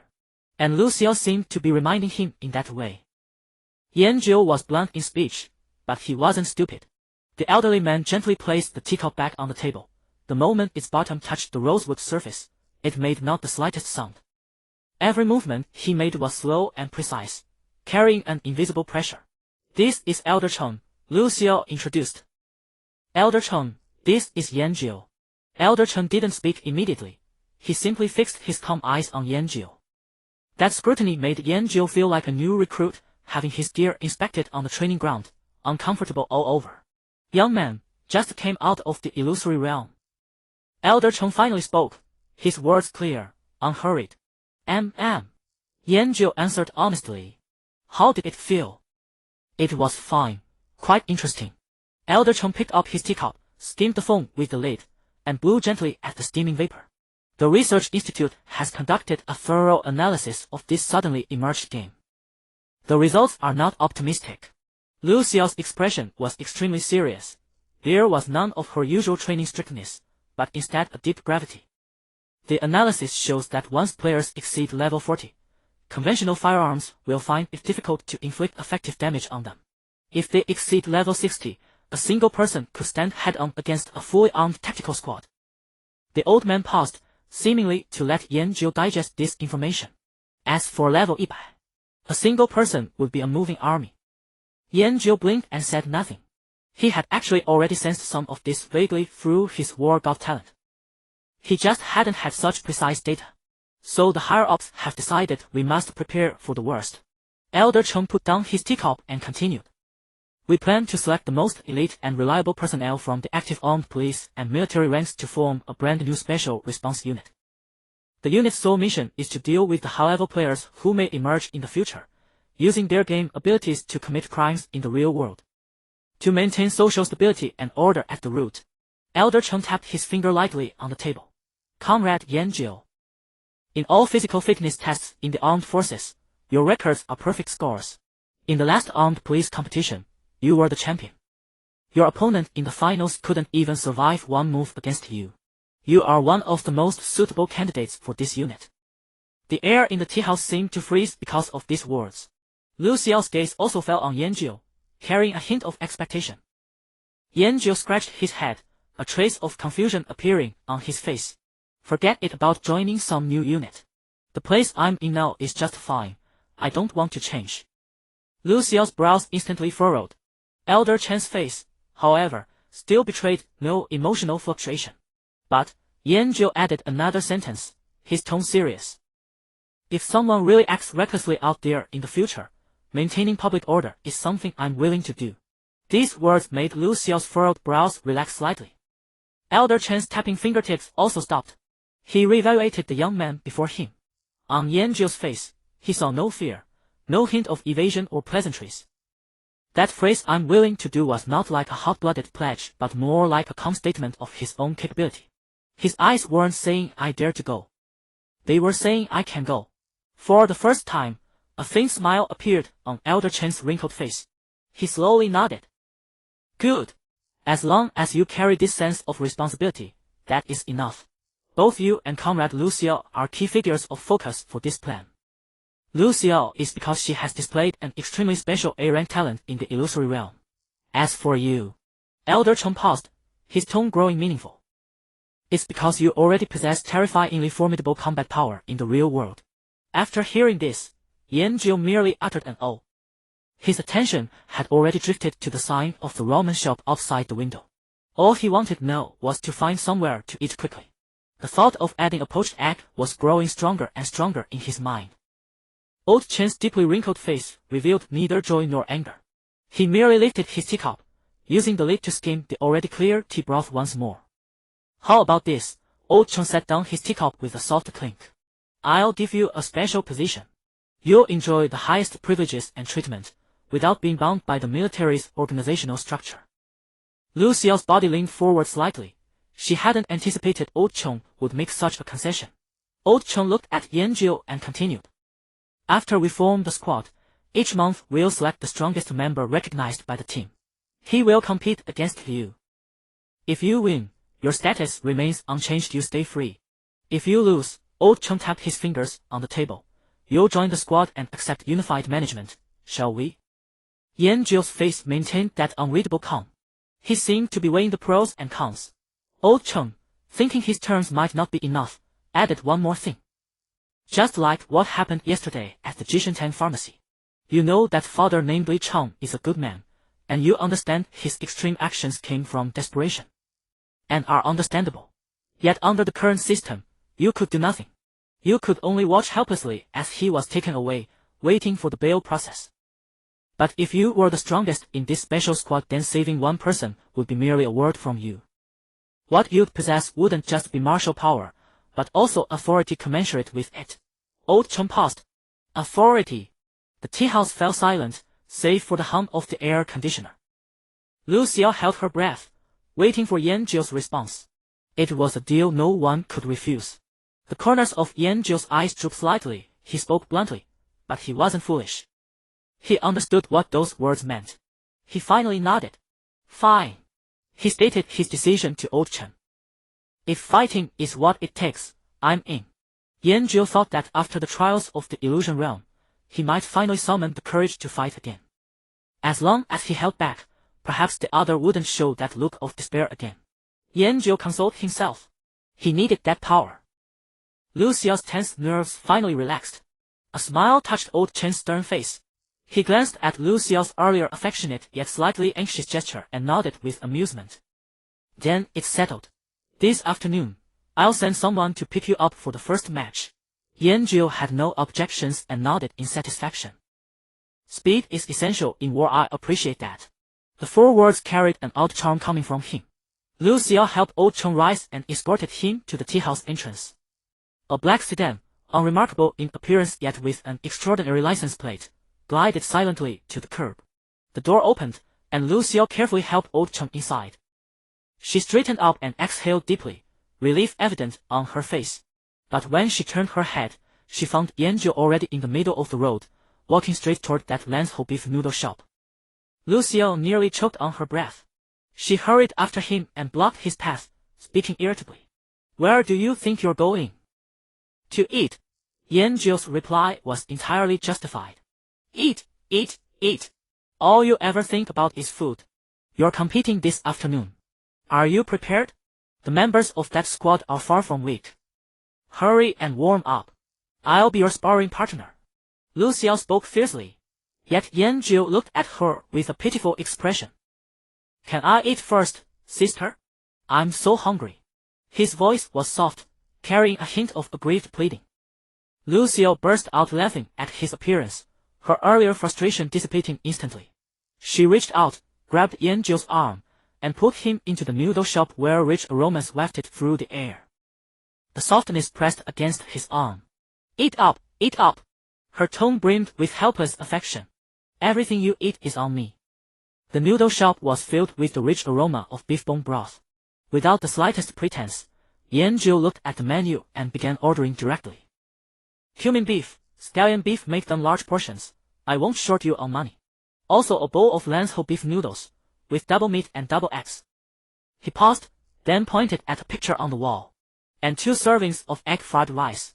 Lu Xiao sat across from him, propping her chin on one hand, watching him.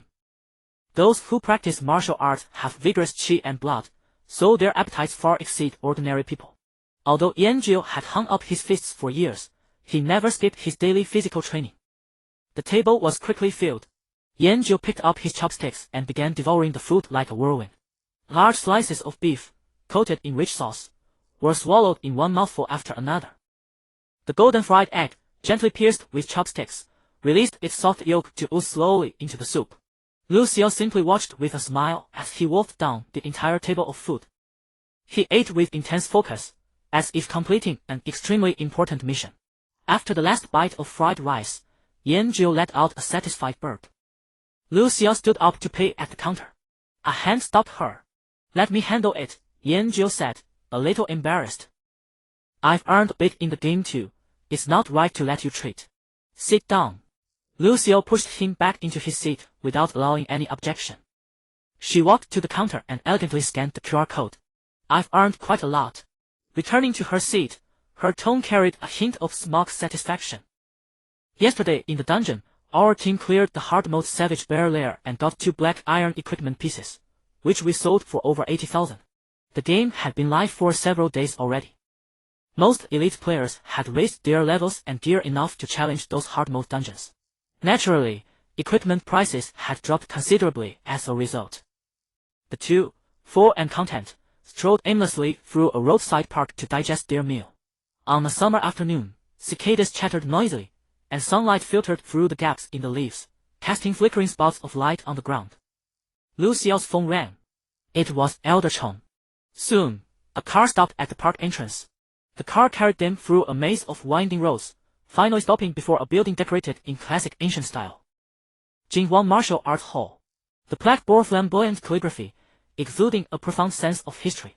Across the 9 provinces, the legacy of ancient martial arts ran deep. Those who practiced ancient martial arts were not few in number, and the military was naturally no exception. Pushing open the heavy wooden door, a spacious training ground came into view. In the center, a towering fighting platform stood out prominently. On the platform stood a muscular man with a crew cut. He was bare-chested, his bronze skin covered with fine scars. His slightly bulging temples proclaimed him a master of internal martial arts who had immersed himself in the craft for years. Lu Xiao's hand instinctively tightened around Yan Zhou's arm, a soft warmth pressing against him. "Be careful." Her voice carried a hint of tension. Yan Zhou said nothing. He simply slipped off his flip-flops and walked barefoot toward the platform, step by step. With each step, the floor trembled slightly. The bone-deep despair from before still lingered clearly before his eyes. He stopped and stood beneath the platform. The man on it saw him, grinned, and flashed a row of white teeth. He rolled his wrists, joints cracking like a string of popping beans. "You're Yan Zhou." The man's voice boomed like a bell. "Heard you're pretty tough." Yan Zhou didn't respond. He just stood there. The man didn't mind and continued. "Elder Cheng said that as long as I can beat you, the captaincy of the Special Response Unit is mine. I've been waiting for this chance for a long time. Come on, let me see just what kind of skill the National Armed Police Martial Arts Champion really has." Yan Zhou still didn't move. He looked at the man. He was too weak. Fighting him would be meaningless except to plunge this crooked man into despair. That feeling of crushing a person's faith, dignity, and even the meaning of his existence, it was too terrible. Even if the opponent were a hooligan insulting him, he would strike without hesitation, but this man was also a soldier serving the people. 2 years ago, he too had defended the country just like this man. There was no need to make a fellow comrade in arms feel that way. Yan Zhou sighed, then lowered his head and walked toward the exit. On the platform, the man's facial muscles twitched. "Who do you think you're looking down on?" His aura suddenly shifted, like a powder keg ignited. He abruptly drove his feet into the ground, actually leaving a clear crack in the hard rosewood surface. His whole body, like a shell fired from a cannon, blasted through the air with a fierce gust and appeared before Yan Zhou in an instant. A heavy punch flew straight at Yan Zhou's face. The punch's force rent the air with a piercing crack. Yan Zhou didn't even turn his head. He merely tilted his head slightly, and a fist strong enough to shatter granite whistled past his ear. Then, he casually extended his right hand, as if receiving an apple offered by a friend. That hand lightly caught the man's fist, which was still driving forward. Time seemed to stop at that moment. The crooked man strained with all his strength, his face flushed red, and veins bulging on his forehead like earthworms. His trapped fist didn't budge an inch. Yan Zhou released his hand. Because of the sudden loss of resistance, the man lost his balance, staggered backward, and fell flat on his backside. The entire hall fell into dead silence. Lu Xiao instinctively covered her mouth with her hand, stifling the gasped cry about to escape. In the corner, Elder Cheng, who had been silently watching, gave the faintest pause in the hand holding his teacup. This was not a battle between equals. It was the game of an adult against an infant. A complete, dimension-reducing strike. The crooked man sat on the ground, staring down at his own slightly trembling hands. Impossible. Absolutely impossible. He had been immersed in ancient martial arts since childhood, and had practiced internal qigong ever since he could remember. After joining the special forces, he had relied on his hard-honed skills to meet no worthy opponent. How could he have lost so miserably? He hadn't even touched the other man's clothes.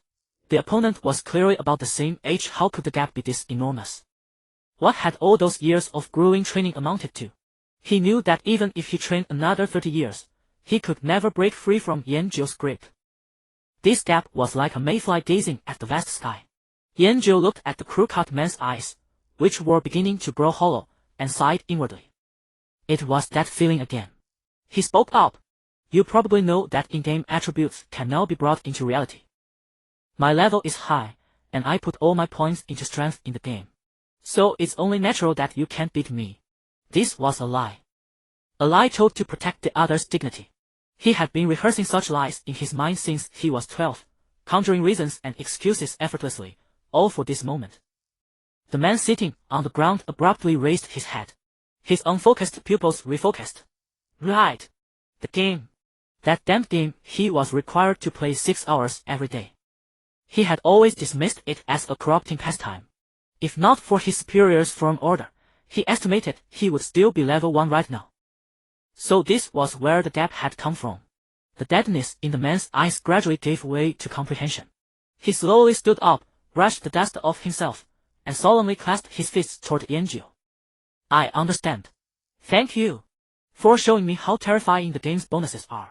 This time, I lost. The man's face reignited with fighting spirit even more blazing than before. But next time, things may be different. Yanjiu looked at him, walked over, and patted the man's sturdy shoulder. I look forward to it.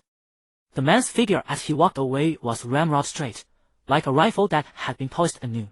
Old Cheng stepped out slowly from the corner, a faint hint of a smile hidden in the deep wrinkles of his face. He walked up to Yanjiu and handed over a black terminal that felt cold to the touch. This is my promise. If you ever run into a problem you can't solve, use it to contact me. Yanjiu took the terminal, slightly thicker than a phone, and asked no further questions. He simply nodded. Old Cheng glanced at him, then at Lucia, who was still in shock, and finally left the martial arts hall with the man named Wang Longtian. The heavy wooden door closed, shutting out the light and the clamor outside. In the training hall, only Yanjiu and Lucia remained. Lucia let out a long breath, her chest heaving.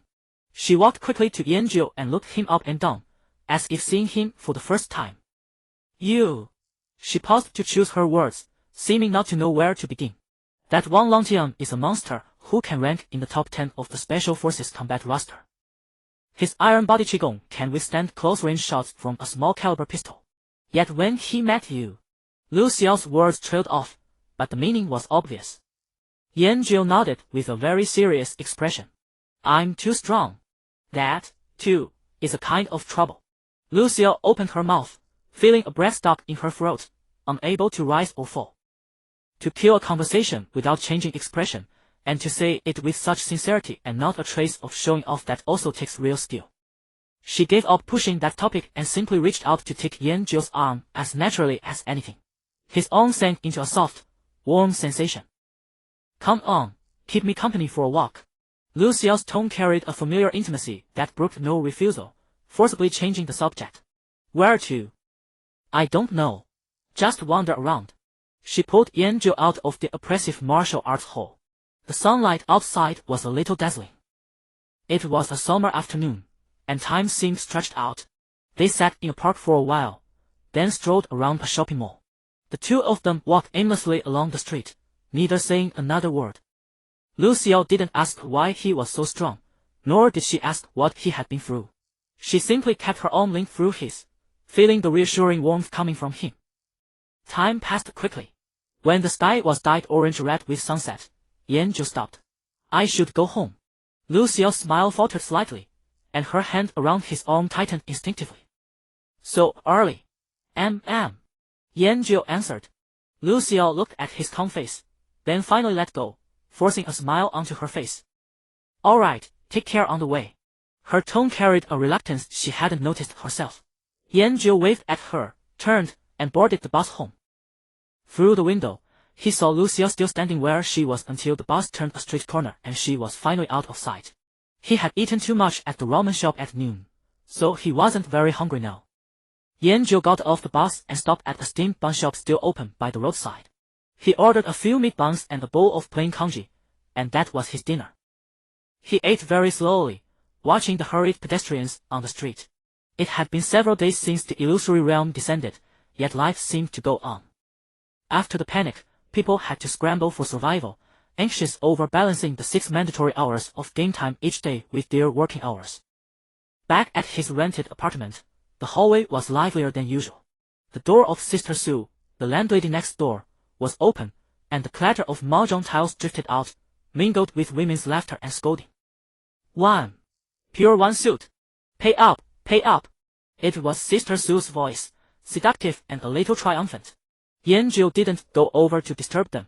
He quietly opened his own door and gently closed it. The room was dark, and he didn't turn on the light.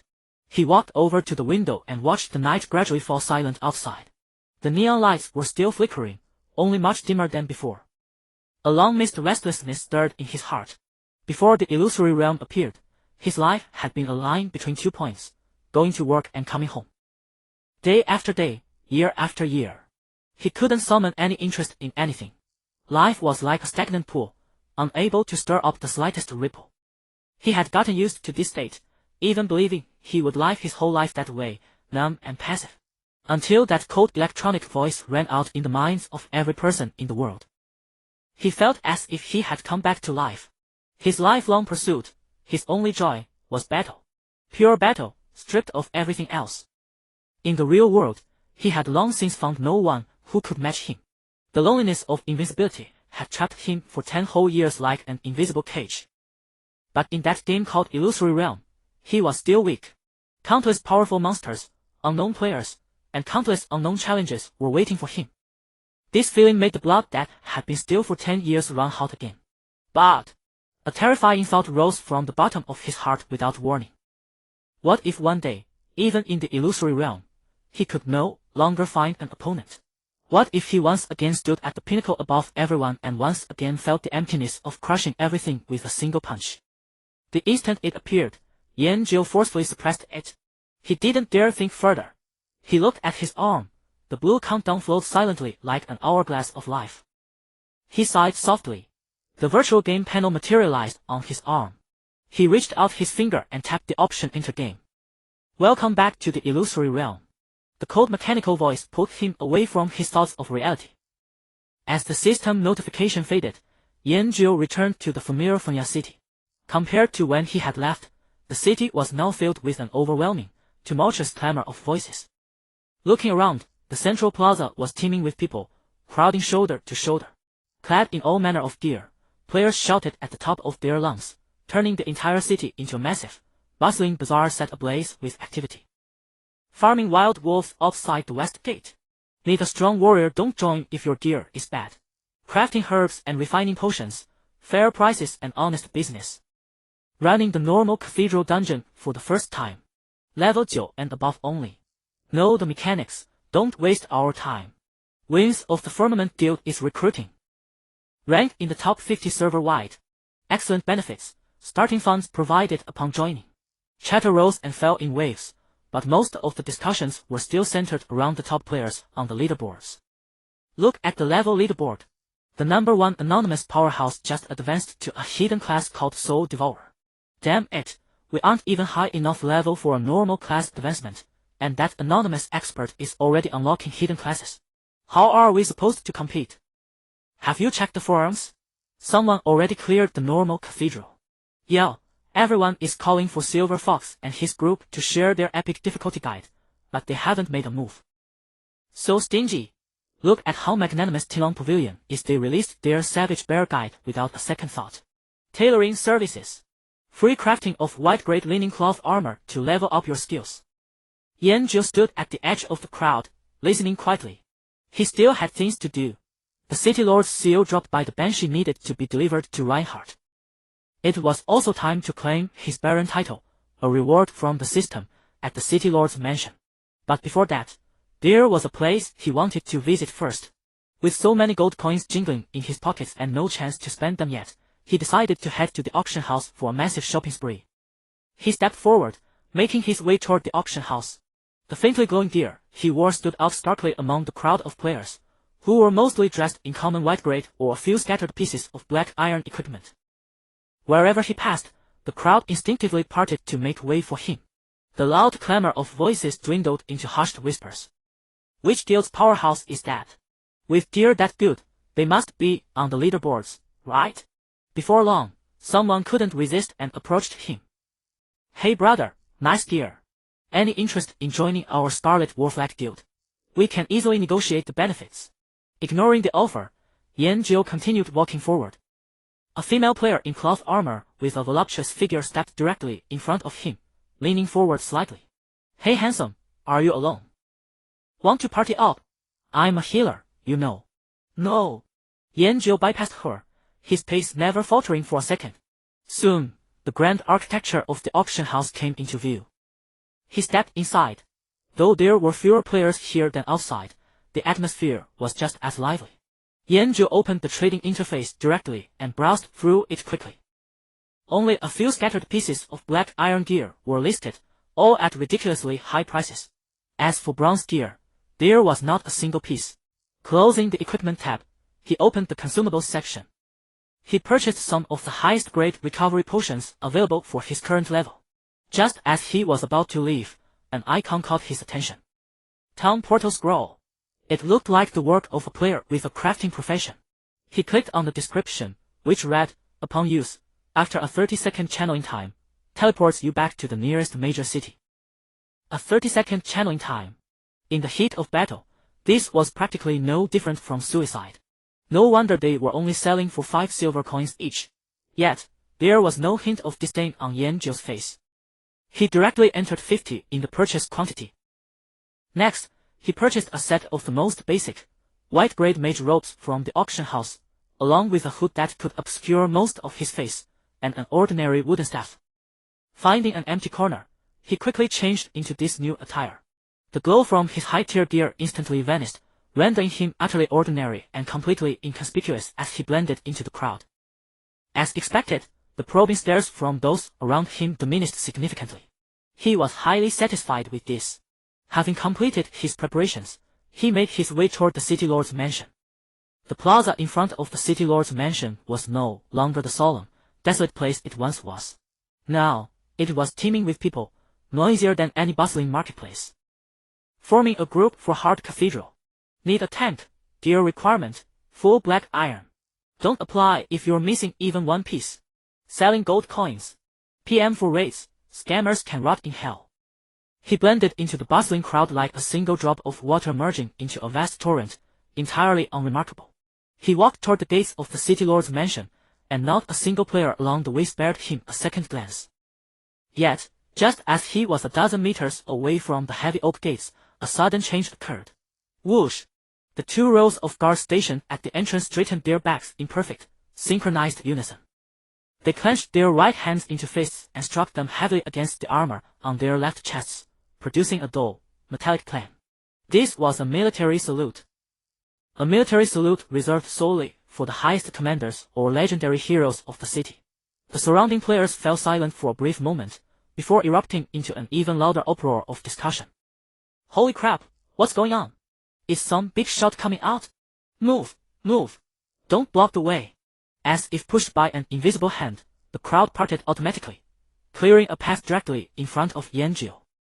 Yet, no matter how long they waited, they saw no grand carriage or distinguished figure emerge from the gates. Ultimately, their gazes fell upon the solitary figure in the white mage robes, walking quietly toward the entrance. Who is this guy? He's probably just blocking the way, what an idiot. Some players peered impatiently behind Yanjiu, trying to spot the actual powerhouse who had prompted such a grand salute from the guards. Turning a deaf ear to the murmurs and pointing fingers around him, Yanjiu stepped up the white stone stairs and pushed open the heavy gates of the City Lord's mansion under the respectful gaze of the 2 rows of guards. The heavy wooden doors shut behind him, sealing away all the noise.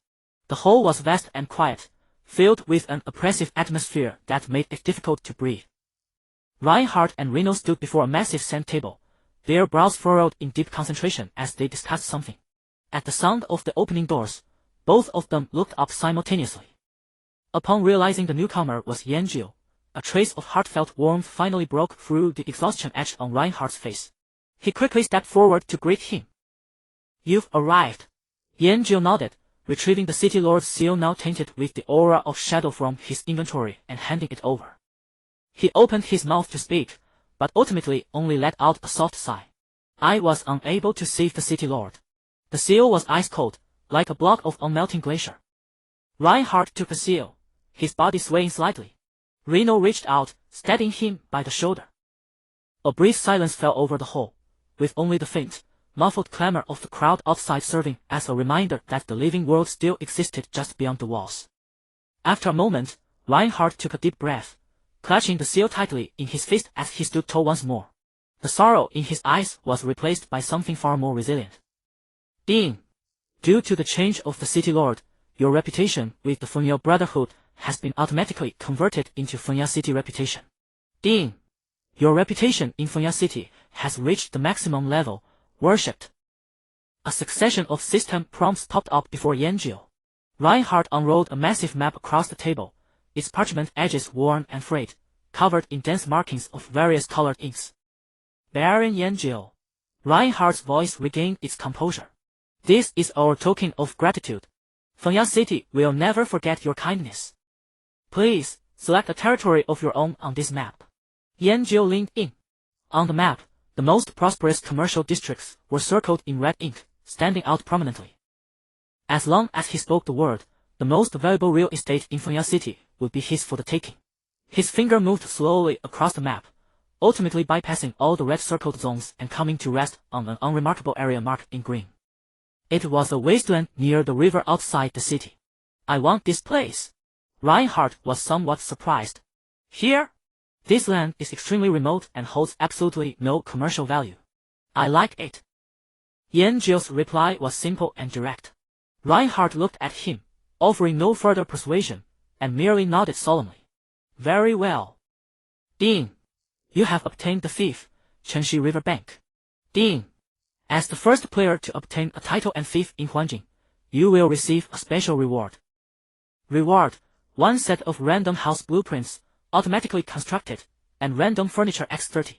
Would you like to announce your name and let your fame resound throughout the world of Huanjing? It was that familiar option once again. Looking at the yes and no buttons on the panel, a sudden thought popped into Yanjiu's mind. What if he changed his ID right now? Which name would the system announcement display? He found the idea quite amusing. Even if it displayed his real ID, appearing on the world channel occasionally didn't seem like much of a problem. He opened his skill panel and activated facial illusion. Without any hesitation, Yanjiu typed the new name he had been pondering over into the ID modification bar. Lanzhou Beef Noodles. He looked at this new name with satisfaction. Then, he raised his hand and pressed yes firmly on the system announcement prompt. In the next second, a crisp system chime rang in the ears of every single player across the entire world of Huanjing. World announcement: congratulations to player Lanzhou Beef Noodles for becoming the first player to obtain a major city title, being enfeoffed as the Baron of Fengya City. World announcement: as the first player to obtain a fief, you are rewarded with 1 random house and 30 pieces of random furniture. The world announcement echoed twice. The entire world of fantasy seemed to have been put on pause. After a brief, dead silence, the world channel was instantly submerged in a tsunami of messages. World channel Wind Chaser, what the hell? Lanzhou Beef Noodles. What kind of ridiculous name is that? World channel riding a pig on the highway. Wait, bro, did I hear that right? A peerage? A thief? You can actually play this game like that? World channel Crimson Rose. The main point is, who on earth is this Lanzhou Ramen? They aren't even on the leaderboard. World channel Grand Elder Capitalist. Ramen my foot. As a native of Lanzhou, let me state this solemnly, it is beef noodles. World channel looks good to me. I also went through the class leaderboard from top to bottom. Forget Lanzhou Ramen. There isn't even a single food-related class. World channel Grand Elder Capitalist. It's beef noodles, you idiot. Ding! Player Grand Elder Capitalist has been banned for 1 day due to inappropriate language. The messages scrolled at a dizzying speed. Countless players frantically refreshed every single leaderboard in the game, attempting to find even the slightest trace of this mysterious player. Their efforts were in vain. No such person existed. World channel Oracle Tenchu-en, interesting. It seems to be some hidden powerhouse, or perhaps a secret weapon of some guild. World channel Soaring Dragonbation, Tianquan, stop pretending. Is he from your guild? You guys hit him pretty well. World channel Oracle Tenchu-en, it's not us.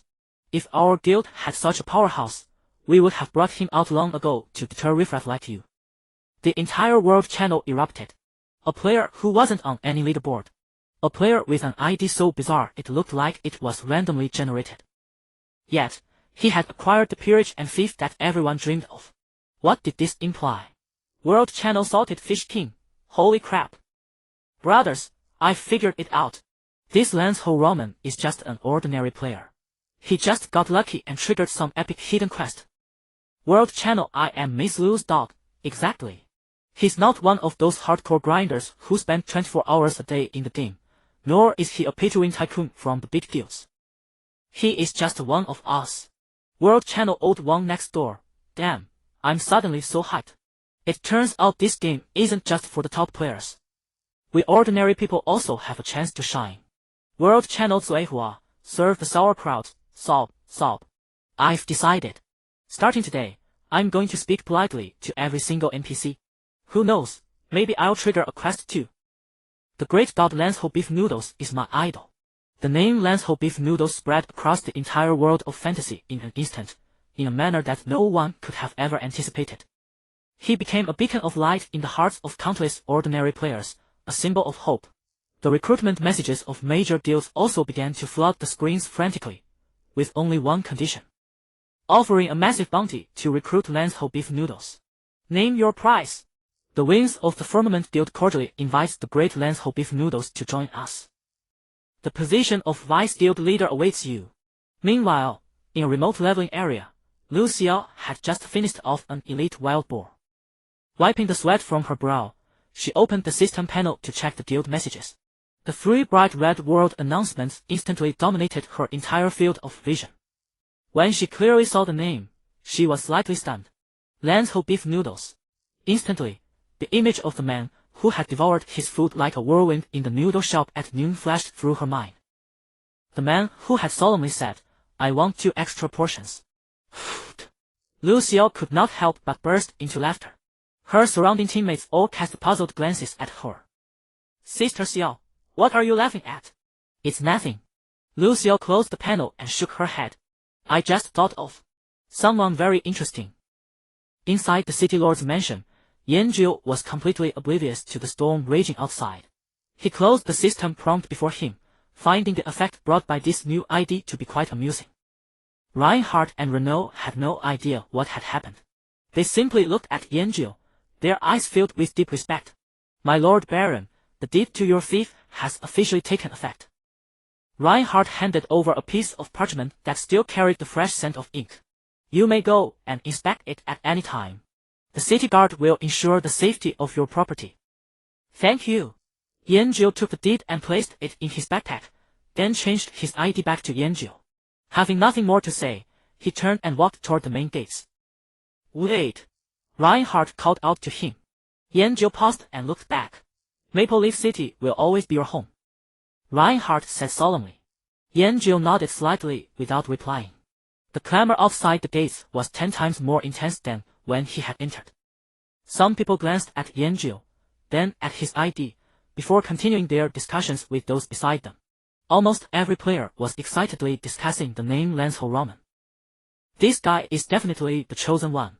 No way, I have to go look around too, maybe I'll run into him. Come on, he's definitely hiding by now.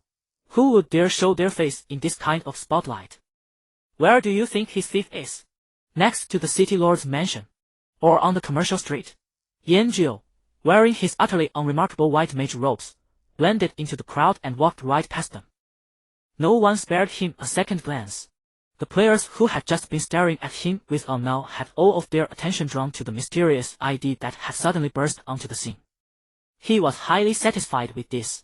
Opening his map, he located the marker for Riverside, west of the city. It was a corner situated at the very edge of the city, right against the city wall, with a gently babbling river flowing beside it.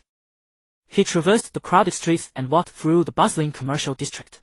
The surrounding players grew scarcer, and the architecture shifted from grand stone buildings to low wooden cabins.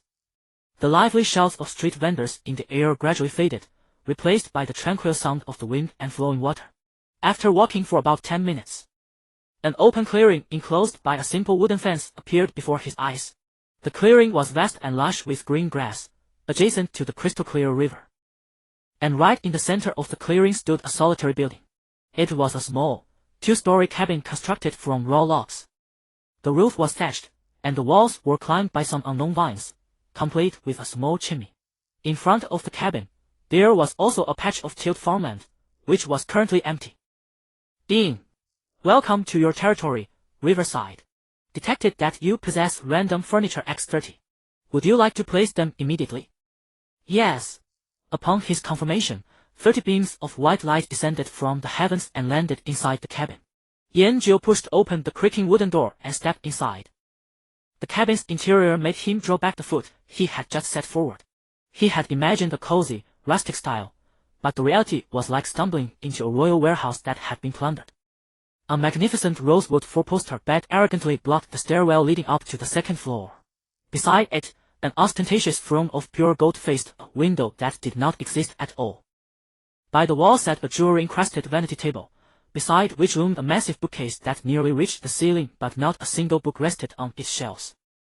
These 30 random pieces of furniture were for the most part decadently luxurious, yet also absolutely colossal. They had been forcibly crammed into the tiny two-story wooden cabin, leaving almost no place to stand. Yanjiu even wondered whether, if he forced his way in, he would get wedged in the gap between the sofa and the dining table. This system was simply too absurd. It had granted him an ordinary two-story house, but filled it with a collection of grand palace furnishings. The place was uninhabitable, and he had even planned to do a little fishing here today. Yanjiu turned around and headed back toward the city. He needed to find a craftsman, level this plot of land, and build a bigger house from scratch. No sooner had he stepped back onto the crowded street than a patrol of city guards came marching toward him. The guard captain at their head gave an abrupt jolt when he caught sight of the unassuming white mage robe Yanjiu was wearing. He stopped at once, rapped his right fist hard against the armor on his left chest. Hello! Yanjiu spoke first. Excuse me, where in town can I find someone to build a house? The guard faltered for a moment, then answered in an even more reverent tone. Honorable Baron, you may visit the Stonemasons Guild. The dwarves there are the finest craftsmen. They master both construction and forging.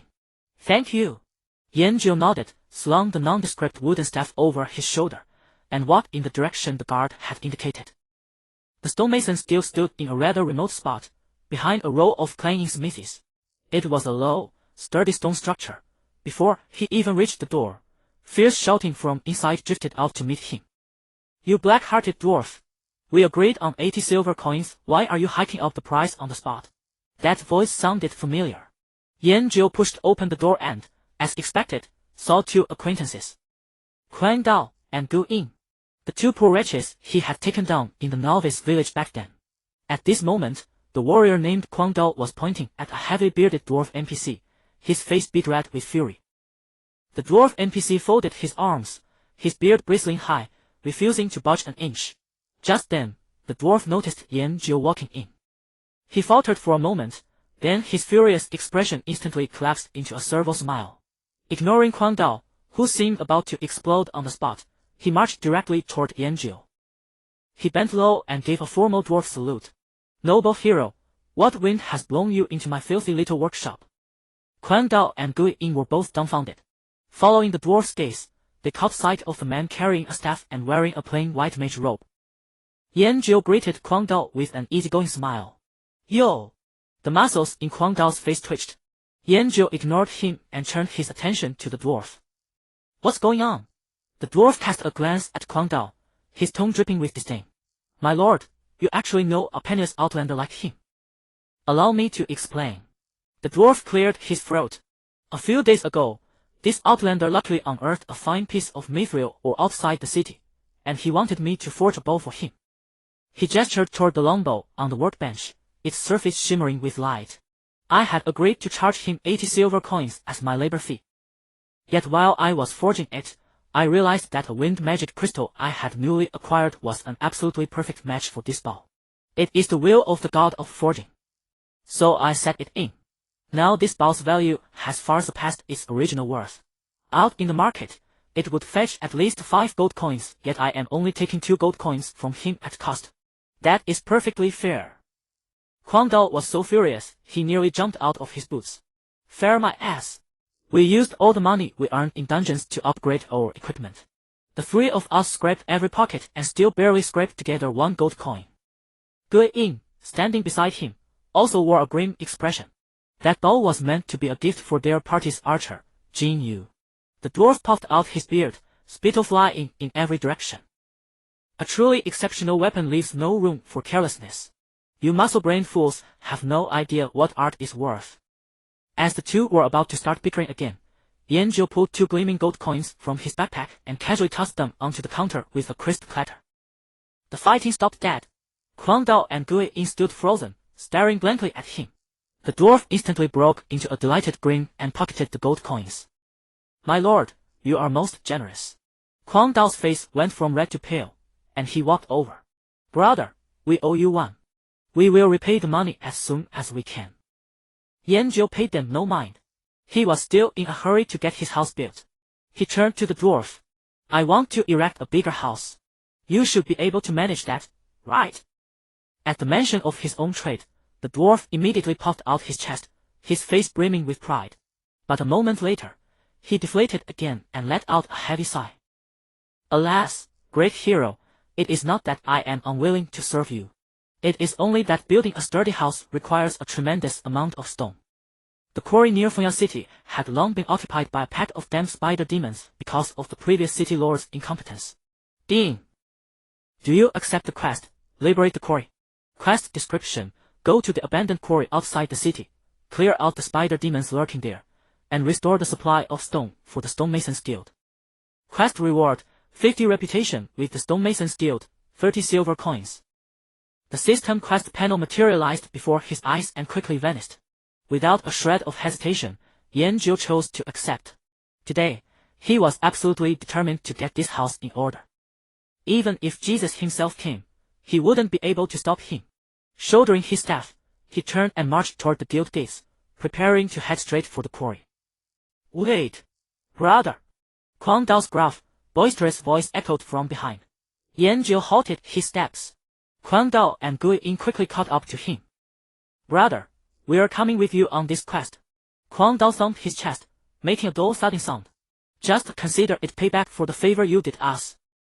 Beside him, Gui Yin nodded vigorously. The spider demons are not easy to deal with. More hands make light work. As a mage, you'll have a tough time alone. Having a few melee fighters to back you up will make things easier. Jin Yu went to restock her arrows. She'll be here any second. Yanjiu glanced at them. Party up! It didn't seem like a bad idea. Perhaps it would speed things up. At this moment, his mind was entirely occupied by his little house. Ding! Player Huang Dao has invited you to join the party. Do you accept? Yanjiu clicked accept.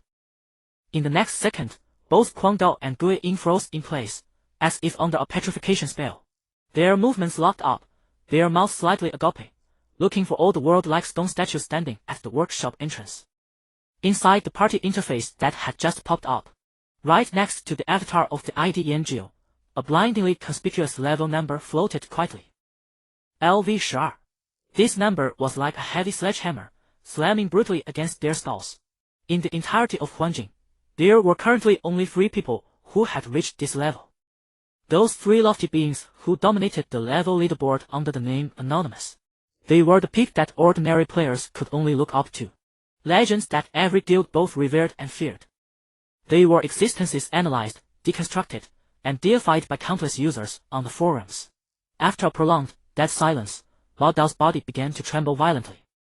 Not out of fear, but due to an uncontrollable, volcanic surge of excitement. He bounded in front of Yanjiu. Overwhelmed by sheer emotion, his voice cracked, and his form of address instantly shifted from brother to big brother. Big brother. Are you one of the 3 supremes? Yanjiu was momentarily taken aback by his sudden outburst. What are the 3 supremes? This question left Huang Dao and Gui Yin petrified once more. One of the 3 supremes himself did not know what the 3 supremes were. What kind of transcendent state of mind was this? Huang Dao felt his breathing quicken. The way he looked at Yanjiu was no longer as if he were looking at a mere player, but rather a deity walking among mortals. He swallowed hard and began to explain in a torrent of words, his tone carrying a fanatical zeal akin to a preacher. Big brother, you don't know? The forums are absolutely blowing up right now. Because the leaderboards have opened, the strength of all the top players has been laid bare for everyone to see. Aside from you three anonymous players, the top-ranked powerhouses on each class leaderboard are collectively referred to by players as the 6 peaks. Meaning 6 insurmountable peaks. But Kwang Dao's voice suddenly spiked. In front of you three level 12 giants, the 6 peaks are nothing more than dirt mounds at the foot of the mountain. So, the players have dubbed the 3 mysterious anonymous figures on the level leaderboard as the 3 supremes. Peerless, unrivaled, matchless. They have completely transcended the boundaries of mortal comprehension. 6 peaks, 3 supremes. That is the current hierarchy of top-tier power in Huanjing. We were all guessing who those 3 anonymous players were: the warrior, the hidden class astral walker, the soul devourer. I never imagined that we would actually. By this point, Kwang Dao was practically incoherent. Behind him, Gu Ying was also in a daze. To think that the person who had flashed them back in the beginner village was actually one of the 3 supremes. Hearing this, Yanjiu frowned. Had he known, he wouldn't have grouped up. He had chosen anonymity simply because he found attention troublesome, having no desire to be hounded by endless private messages and various guild invitations. However, now that he had been exposed to these 2, there was little he could do about it. Oh, he responded nonchalantly. Since it was out, so be it. It didn't really matter. Watching the 2 of them look as if they were about to fall to their knees and kowtow on the spot, Yanjiu raised an index finger to his lips. SHH. Keep it a secret for me. To Kwang Dao and Gu Ying, these casual words carried no less weight than a divine decree. Kwang Dao and Gu Ying immediately reacted like cats that had their tails stepped on, snapping out of their daze and nodding their heads like woodpeckers. We'll keep it a secret. Absolutely. Rest assured, big brother. Our lips are sealed. Inside their minds, tempestuous waves were crashing. One of the 3 supremes. To think they had actually crossed swords with one of the 3 supremes back in the beginner village. Even though they had been utterly humiliated and robbed into the dirt. This was an achievement they could boast about for the rest of their lives. The experience was simply surreal. The 3 of them walked along the paved road toward the city gates. Kwang Dao and Gu Ying flanked Yanjiu on either side, practically gluing themselves to him. The 2 had now completely transformed into Yanjiu's most loyal bodyguards and most fanatical disciples. Big brother, are you thirsty? Kwang Dao fished a water skin out of his inventory and offered it with both hands. Big brother, are you hungry? I bought this from the best tavern in the city. Gu Ying immediately followed suit, pulling out a glistening roast chicken wrapped in oil paper. Yanjiu offered an awkward laugh and waved his hands repeatedly. This sudden surge of enthusiasm made him feel entirely self-conscious. Amidst this bizarre atmosphere, the 3 of them quickly arrived at the majestic city gates. A fiery red figure was already waiting there. It was Jin Yu. Seeing the trio approach, she rushed straight up to Yanjiu. The shyness and blushing from their chance encounter back in the beginner village had been completely shattered and erased by the heavyweight title of 3 supremes. Only a single thought remained in her head. How do I become as strong as you, boss? Her question was direct and frank, her eyes devoid of romantic yearning, filled only with a hunger for power. Yanjiu was taken aback by the question. He scratched his head subconsciously. Grow stronger? He was merely playing the game in the most straightforward way. I just killed a boss, which triggered a hidden class change quest. And I leveled up quickly because I cleared a few epic tier dungeons. His matter-of-fact answer made it sound like the most ordinary trifle. Yet, to the ears of Jin Yu and the other 2, it was nothing short of a thunderclap. It really was him, the anonymous powerhouse who had caused such an uproar in beginner village. No. 952766 was indeed none other than him. First clear of an epic dungeon. At this moment, all the clues fell perfectly into place. The light in Jin Yu's eyes grew even brighter. She took another step forward, leaning in so close she was almost pressing against Yanjiu. What about the other 2 anonymous powerhouses? Are they your teammates? A party made up of the 3 supremes. You guys are terrifying. Kwang Dao and Gu Ying also pricked up their ears, their faces painted with anticipation and curiosity. Yanjiu shook his head. No. The person who went anonymous with me when we cleared the dungeon was just a friend. The lively, adorable face of Shao Niyo flashed across his mind. She is only level 8 right now. She shouldn't be one of those 3 supremes you mentioned. The expressions on the faces of Jin Yu and the others were a sight to behold: shock, bewilderment, and sheer disbelief. The person who had achieved the epic first clear alongside the boss was actually just a level 8 novice. Let's go. Aren't we supposed to be heading to the quarry? Yanzhou broke them out of their petrified state and led the way out of the city. Snapping back to reality, the 3 quickly hurried after him. Along the way, they stopped asking about how to grow stronger. Instead, they chattered away, discussing the identities of the other 2 mysterious 3 supremes. Their wild theories and unbridled enthusiasm showed no signs of waning. Seizing the opportunity, Yanzhou added the 3 as friends. Passing through the city gates, they walked past the suburban farmlands. The sounds of human chatter and the warmth of bustling life gradually faded, replaced by the silence of the wilderness and the earthy scent of soil. After walking for another half hour or so, the terrain began to grow rugged. A bizarre odor, a mix of rot and sulfur, drifted over with the wind. The once vibrant green grass was covered by vast swathes of grayish-white, thread-like fibers, looking as though a filthy shroud had been draped over the earth. The trees lining both sides of the path had long since withered. From their gnarled, twisted branches hung fist-sized white egg-sacs, swaying gently in the breeze. It's just ahead. Huang Dao wiped the smile from his face and drew the long blade from his back, his expression turning solemn. The group pressed on for another few hundred meters, and their field of vision suddenly opened up. A massive, sunken crater-like valley appeared before them. This was the abandoned quarry, once the largest source of stone for Maple Leaf City. But now, it had been transformed into a nest of spider demons. As far as the eye could see, everything was a dull grayish-white. Colossal spider webs, like layers of tattered shrouds, connected the valley's cliffs to the ground, blotting out the sky. On the ground, thick layers of webbing piled atop one another. Stepping on them felt sticky yet springy, and with every step, disgusting white threads clung to their feet. The air was thick with a nauseating, putrid stench. Occasionally, the skeletal remains of beasts, picked clean of flesh and wrapped in webbing, could be seen hanging high upon the cliffs. Countless spider demons of varying sizes crawled through this white world. The smaller ones were merely the size of hounds, while the larger ones loomed as massive as bulls. They possessed the segmented limbs and abdomen of spiders, yet their upper bodies were human-like torsos equipped with 2 pairs of razor-sharp forepaws. Hiss! The nearest spider demon spotted the intruders. It let out a sharp, piercing screech, its crimson compound eyes locking onto Yanzhou and the other 3. Spider Demon Sentry. Race, Spider Demon. Level, LV12. HP, 3500. Attack, 125. Defense, 99. Skill, Web Bind. The screech of the arachnid guard pierced the dead silence of the valley. Without a moment's hesitation, its 8-jointed limbs scurried rapidly across the sticky web, transforming into a grey blur as it charged straight toward the 4 of them.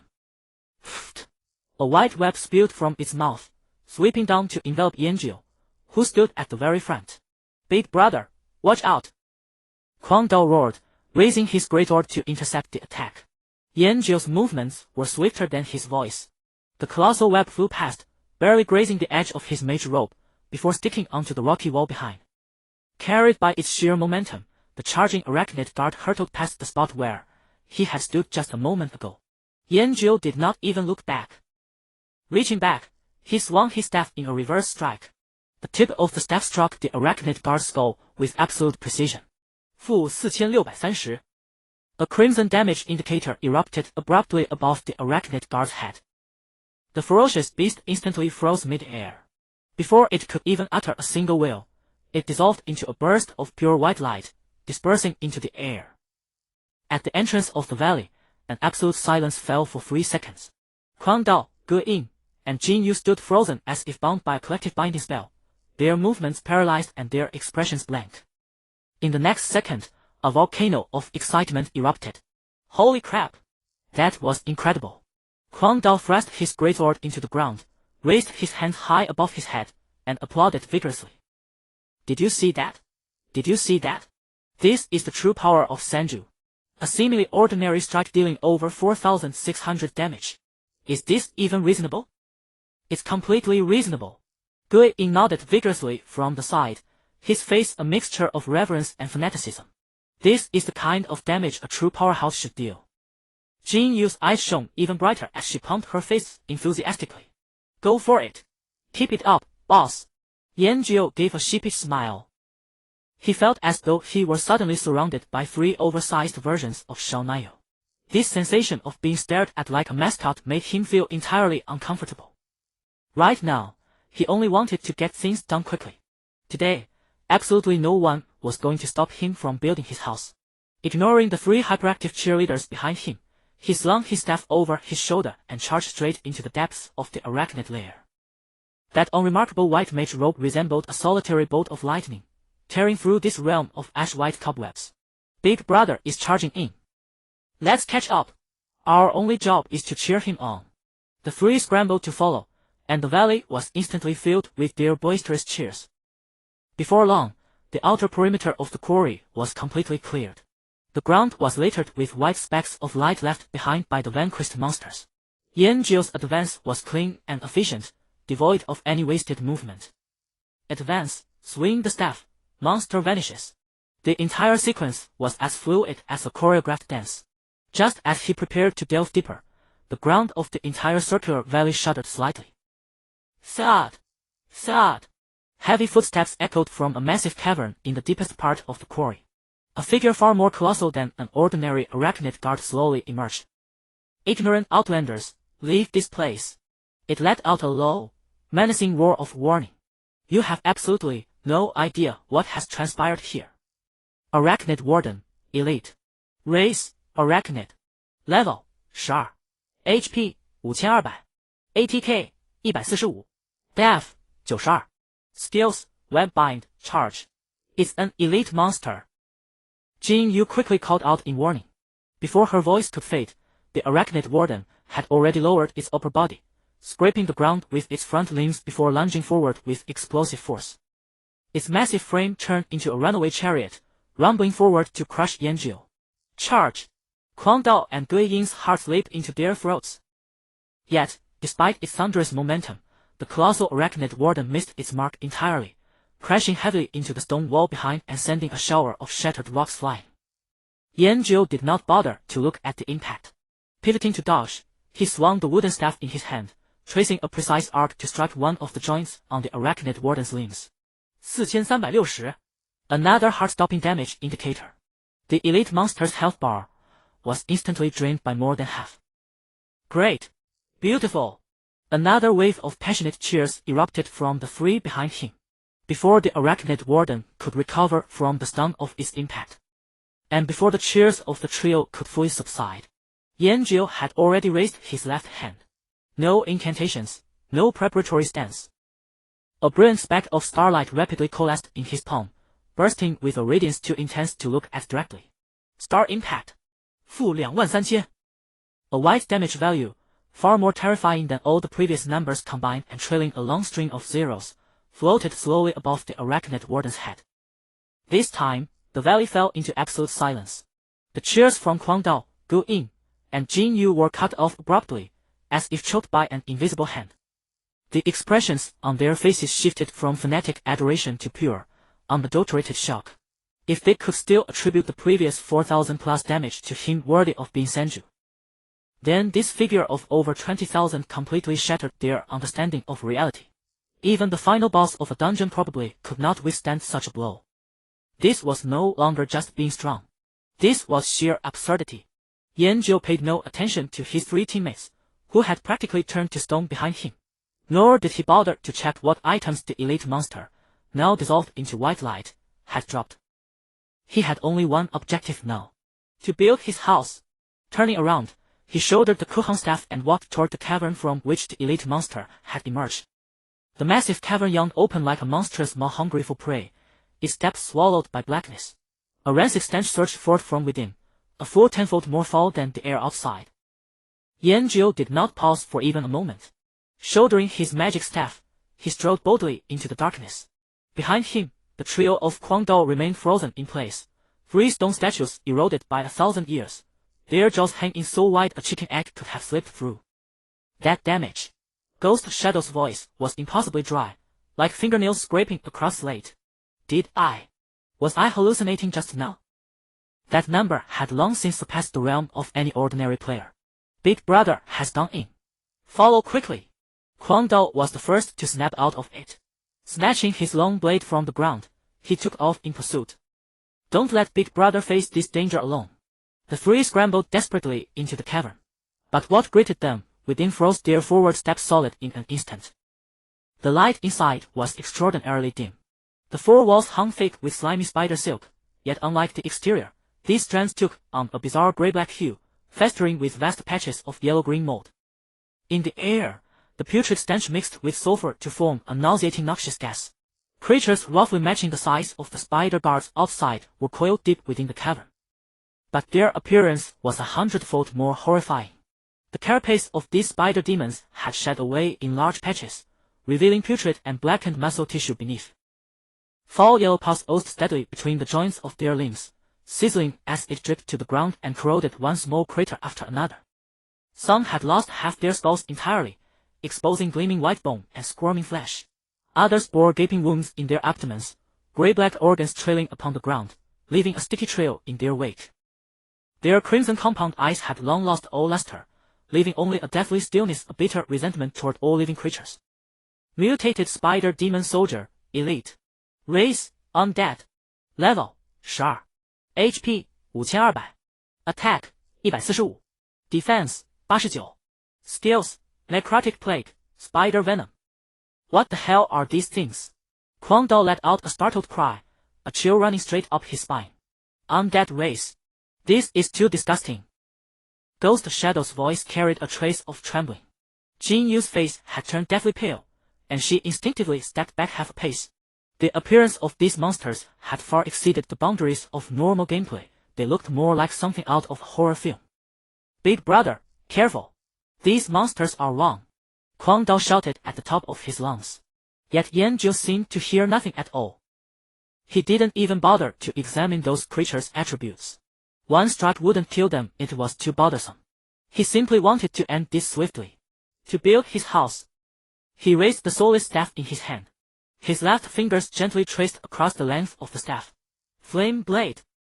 A sphere of crimson flame erupted from nothing, instantly enveloping the entire staff. The fire held its form, dense and tangible, transforming the plain wooden rod into a burning war spear. The shouts of Kwang Dao's trio caught in their throats. They watched in stunned silence as the figure wreathed in flames performed an act that would sear itself into their memories forever. Yanjiu's figure vanished abruptly from where he stood. No warning whatsoever. Only a few fading embers of starlight remained behind.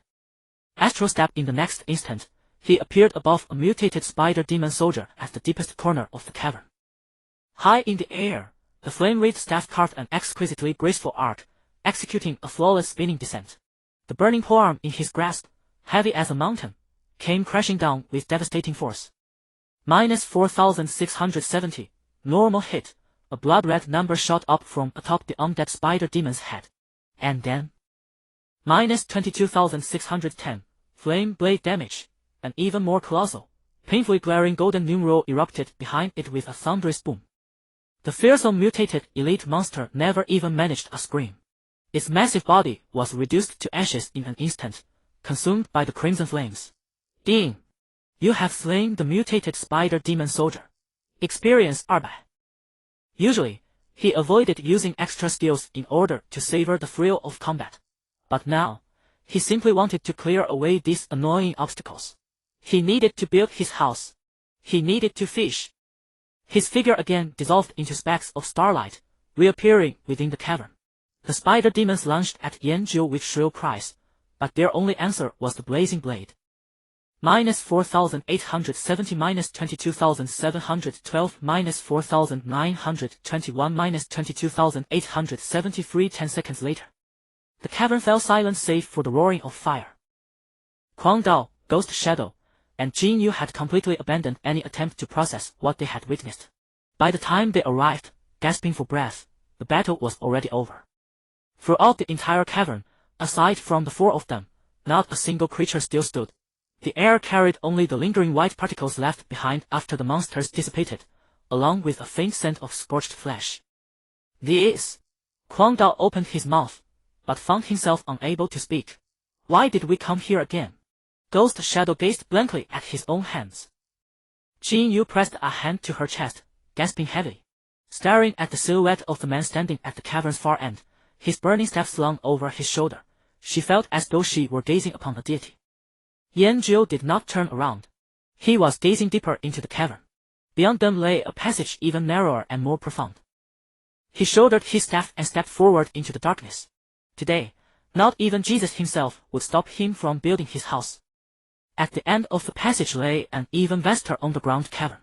Here, the sticky spider silk was gone, replaced by jagged rocks and chill stone walls. At the heart of the cavern rested a massive coffin carved from obsidian. Wisps of black mist seeped endlessly through the cracks of the coffin, writhing and coiling in the air as if alive. The three of them rushed in, gasping for breath, past the monster remains strewn across the floor, and saw exactly that bizarre scene. Yanzhou stood before the coffin that exuded an ominous aura. The burning staff in his hand was the only source of light in this dead, silent darkness. The leaping flames stretched his shadow long and thin. "Boss!" Huang Dao shouted, anxiety written all over his face. "That thing is not right, keep your distance." Gui Ying and Jin Yu also clenched their weapons nervously, their bodies taut. Just then, creak! A teeth-grating sound rang out as the heavy obsidian coffin lid slowly slid aside. Thicker black mist gushed out like a geyser. A limb so rotten it was almost beyond recognition reached out from the coffin and slammed heavily onto the edge. Then came a second, a third. 8 arms in all. A huge, twisted figure slowly rose from the coffin. Its lower body was still that of a spider, but its upper body bore 8 arms, each tipped with a ghostly blue claw that glimmered faintly. Its body was rotten to the extreme. Large chunks of carapace had fallen away, revealing writhing black tissue underneath. With its rise, an endless pressure instantly engulfed the entire cavern. Elder Linkargus, Black Iron rank boss. Race, undead. Level, Shar. HP, 9000. Attack, 170. Defense, 142. Skills, Wrath of the Scourge, Bloodthirsty Swarm, Shadow Bolt. A Black Iron rank boss. A Black Iron rank boss. Jin Yu blurted out in shock. Huang Dao's expression also turned grave in an instant. He held his long blade across his chest, assuming a defensive posture. "Boss, I'll hold it off. You find a chance to deal damage." "Go in, you." Huang Dao's tactical deployment had just begun. Before his voice faded, Yanzhou, standing in front of the coffin, suddenly turned ethereal. All that remained where he stood were a few dying embers of starlight. The words Huang Dao was about to utter got stuck in his throat. He froze. Where was he? The next second, Yanzhou's figure appeared like a phantom directly above the head of the boss Linkargus. The flaming longstaff in his hand traced a burning arc simple, direct, and with no wasted motion. Boom! -4921. A blood-red damage number burst out fiercely above the boss's head. Linkardus's enormous body jolted violently. Its 8 arms clawed madly at the air overhead, only to grasp nothing. Right behind came the added damage from the staff's flame edge. 22873. A colossal golden number erupted, dwarfing the entire cavern into obscurity. Elder Linkardus's massive body, which had just risen, froze on the spot. Before it could even let out a wordy roar, it was completely devoured by crimson flames and scattered into ashes drifting through the air. Ding! Quest, Liberate the Quarry completed. Please proceed to the Stonemason's Guild to turn in the quest. The entire world seemed as if a mute button had been pressed. Huang Dao was still frozen in that ready-to-charge pose, his entire body turned into a statue. The dagger in Gui Ying's hand fell to the ground with a sharp clatter. Yanzhou landed back on the ground. The flames on the staff slowly died out, returning it to the unremarkable wooden staff it had been. He did not even glance at the few radiant pieces of equipment the boss had dropped. With a casual wave, he swept them all into his backpack. Then, a scroll radiating a soft white light appeared in his hand. He crushed the scroll without hesitation. "I'm heading back first." He turned around and casually offered a greeting to the 3 statues that had already turned to stone. As the recall channel finished, his body turned into a streak of light shooting into the sky and vanished without a trace. Only the 3 of them remained, staring blankly at one another in the empty, dead silent cavern. After a long silence, "What just happened?" Gui Ying's voice was dry and raspy, carrying a sleepwalking trance. Quang Dao slowly lowered the long blade in his hand and plopped down onto the ground. He looked at where the boss had vanished, then at where Yan Jiu had vanished, his face wearing an expression of utter blankness. We were here to help fight the boss, weren't we?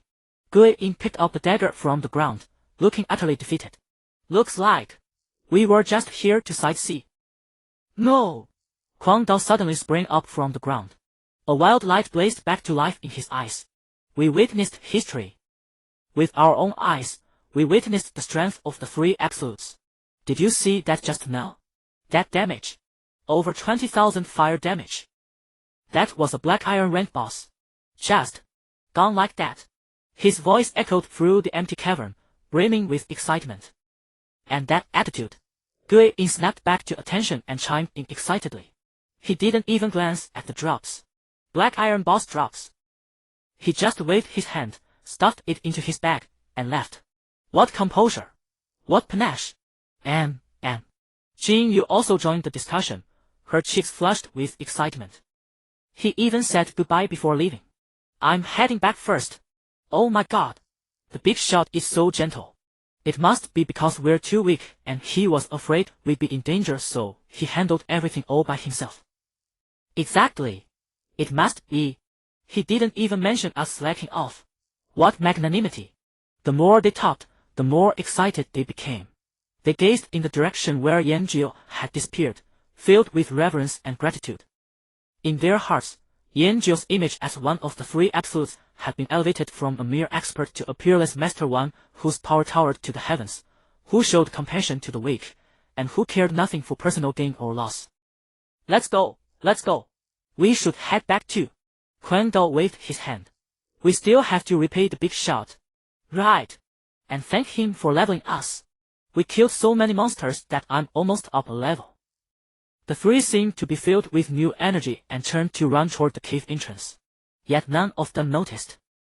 At the bottom of the obsidian coffin from earlier, a barely perceptible room, darker than the deepest night, flickered silently once before swiftly vanishing again. As the light faded, Yan Jiu's boots stepped onto the hard flagstone road of the main city. He did not pause for a moment. The clamor of players and the calls of street vendors around him were automatically filtered out. He got his bearings, then set off in long strides toward the stonemason's guild. All he wanted now was to turn in his quest, and then build a house. Inside the stonemason's guild, the ring of hammers resounded. The air was saturated with the smell of stone dust. A stocky dwarf, stripped to the waist, was swinging a massive stone hammer at a block of granite, sweat streaming down his knotted muscles. Yan Jiu walked straight up to him. Turning in a quest, the hammer in the dwarf Mage's hand paused momentarily. He looked up, his dust-covered face carrying a trace of displeasure at being interrupted.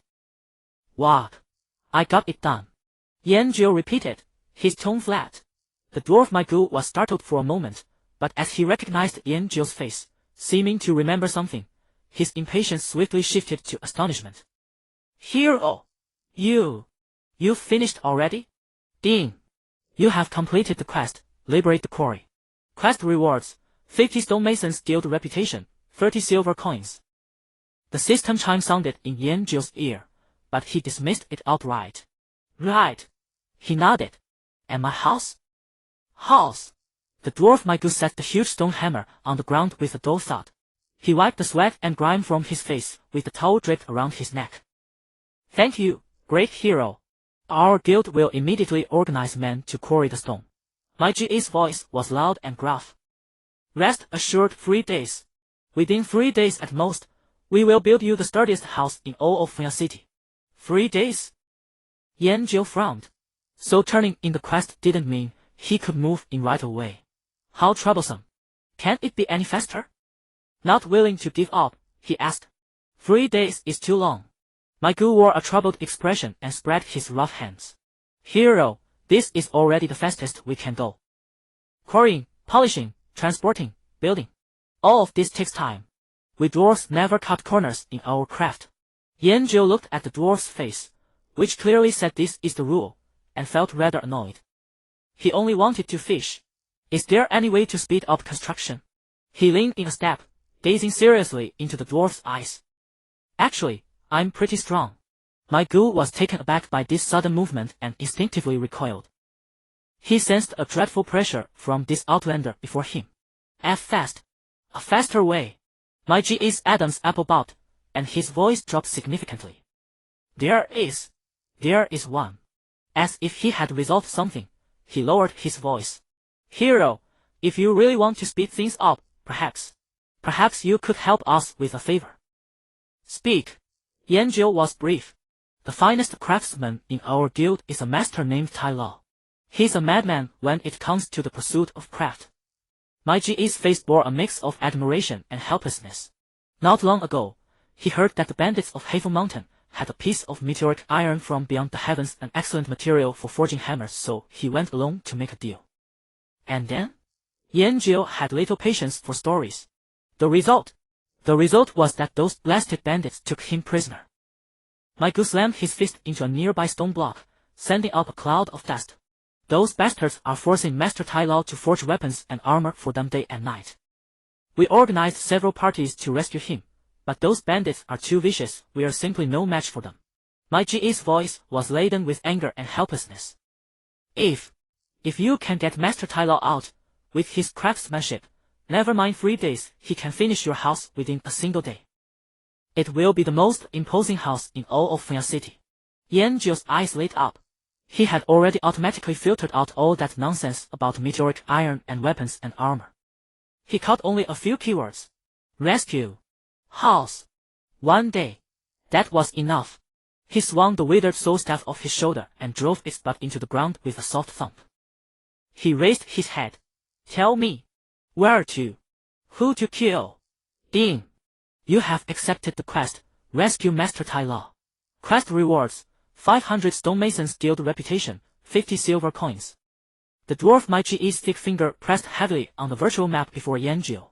A crimson skull marker appeared over a rugged mountain range north of the city. Heifang Mountain. That's the bandits' lair. Yanjiu did not reply. He simply put away the map and turned to leave. The movement was clean and decisive, without a trace of hesitation. He dashed straight out of the stoneworkers' guild entrance, stirring a breeze that scattered the blueprint sheets on the ground. My ghoul remained frozen in his pointing pose, stunned. He watched the rapidly shrinking figure, opened his mouth as if to speak, but in the end could only shake his head helplessly. Through the bustling streets, past the grand city gate, Yanjiu's pace did not pause for a single moment. His mind was occupied by a single thought. Rescue the man, then build the house.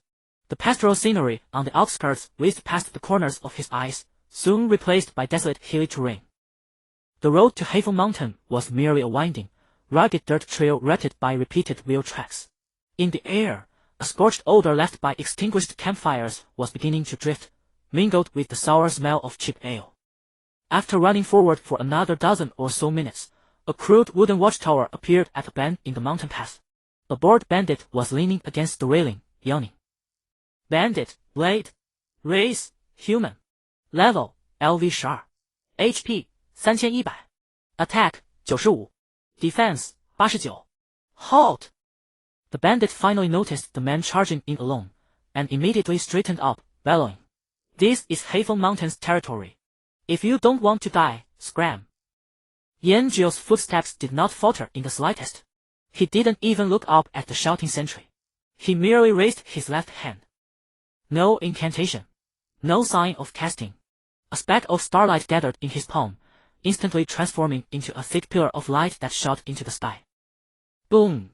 The bandit on the wooden watchtower, who hadn't reacted in time, was instantly reduced to flying debris in the dazzling white light. Stellar Walk. Star Impact. -25127. A massive damage number slowly drifted among the scattered splinters. A sharp alarm instantly pierced the silence of the mountain forest. Enemy attack! Enemy attack! Someone's coming up! At the end of the mountain path, a stockade gate made of thick logs was violently pushed open. A dozen bandits wielding curved sabers and wearing fierce expressions swarmed out from inside. Who's the blind bastard who dares to make trouble on Heaven Mountain?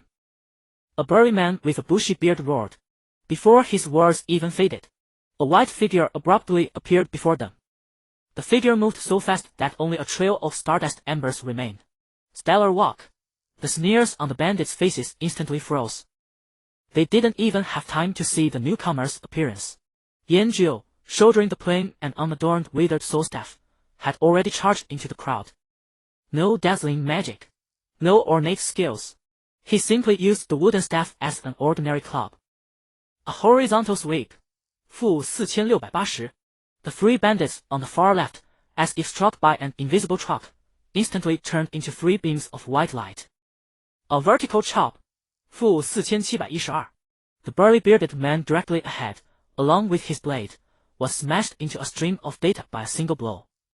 The entire process was eerily quiet. No screams, no loud clashing of weapons. Only the dull whistle of the staff swinging through the air, and the faint crackle of monsters dissolving into light. The remaining bandits were completely frozen in terror. They stared at the figure strolling leisurely among them, feeling they weren't facing a mage. It was a god of war draped in a mage's robe. Demon! He's a demon! One bandit, on the verge of collapse, let out a desperate cry, dropped his weapon, and turned to flee back into the stockade. Yanjiu swung the staff backhanded, the butt of the staff precisely striking the bandit's back. -4755. Another beam of white light rose. In just over 10 seconds, there was not a single standing bandit at the gate of the stockade. Yanjiu shouldered the staff and kicked open the gate, which was made of thick wooden planks. The scene inside the stockade unfolded into a wide view. This place was more like a huge open-air forging workshop. In the center of the stockade, a massive furnace blazed with raging flames, distorting the surrounding air with heat. Dozens of craftsmen dressed as bandits were hammering around anvils, sending sparks flying.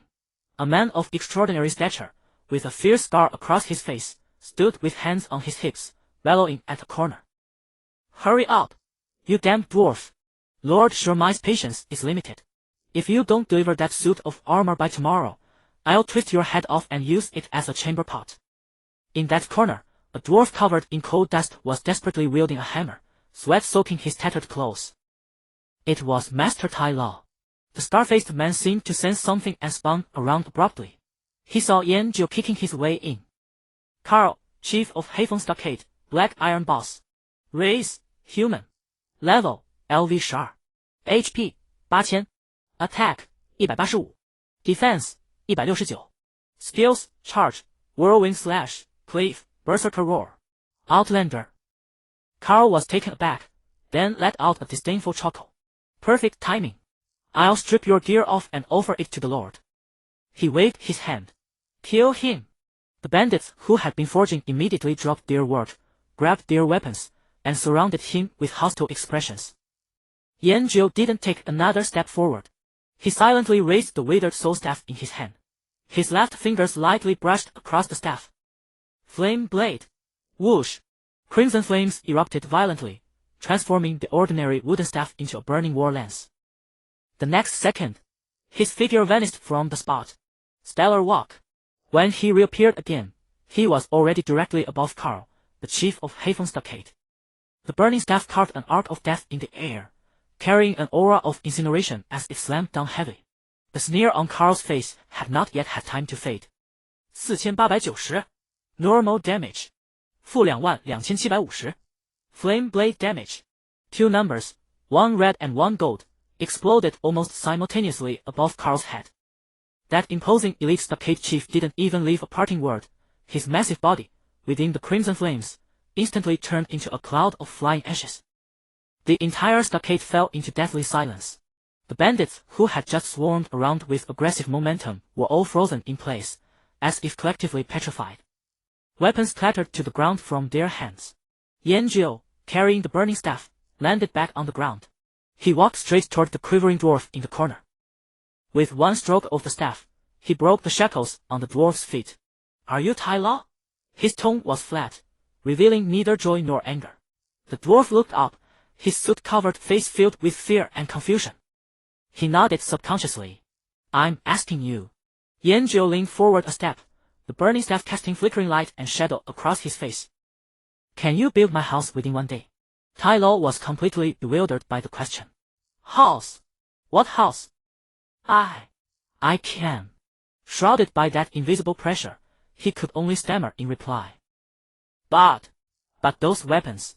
As if remembering something, Tai Lo urgently pointed to the black armor that was beginning to take shape near the furnace.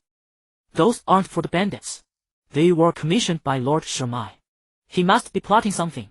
Yanjiu tilted his head. Shimai? Never heard of him. Does that have anything to do with me? He shouldered the staff and turned to walk out of the stockade. Let's go. Don't delay my house building. Ding. You have completed the quest, rescue Master Tai Lo. Tai La's mouth was still open, the final syllable of the word conspiracy not yet fully escaping his lips. He stared at the figure, who was shouldering a burning staff and turning to leave, his mind completely blank.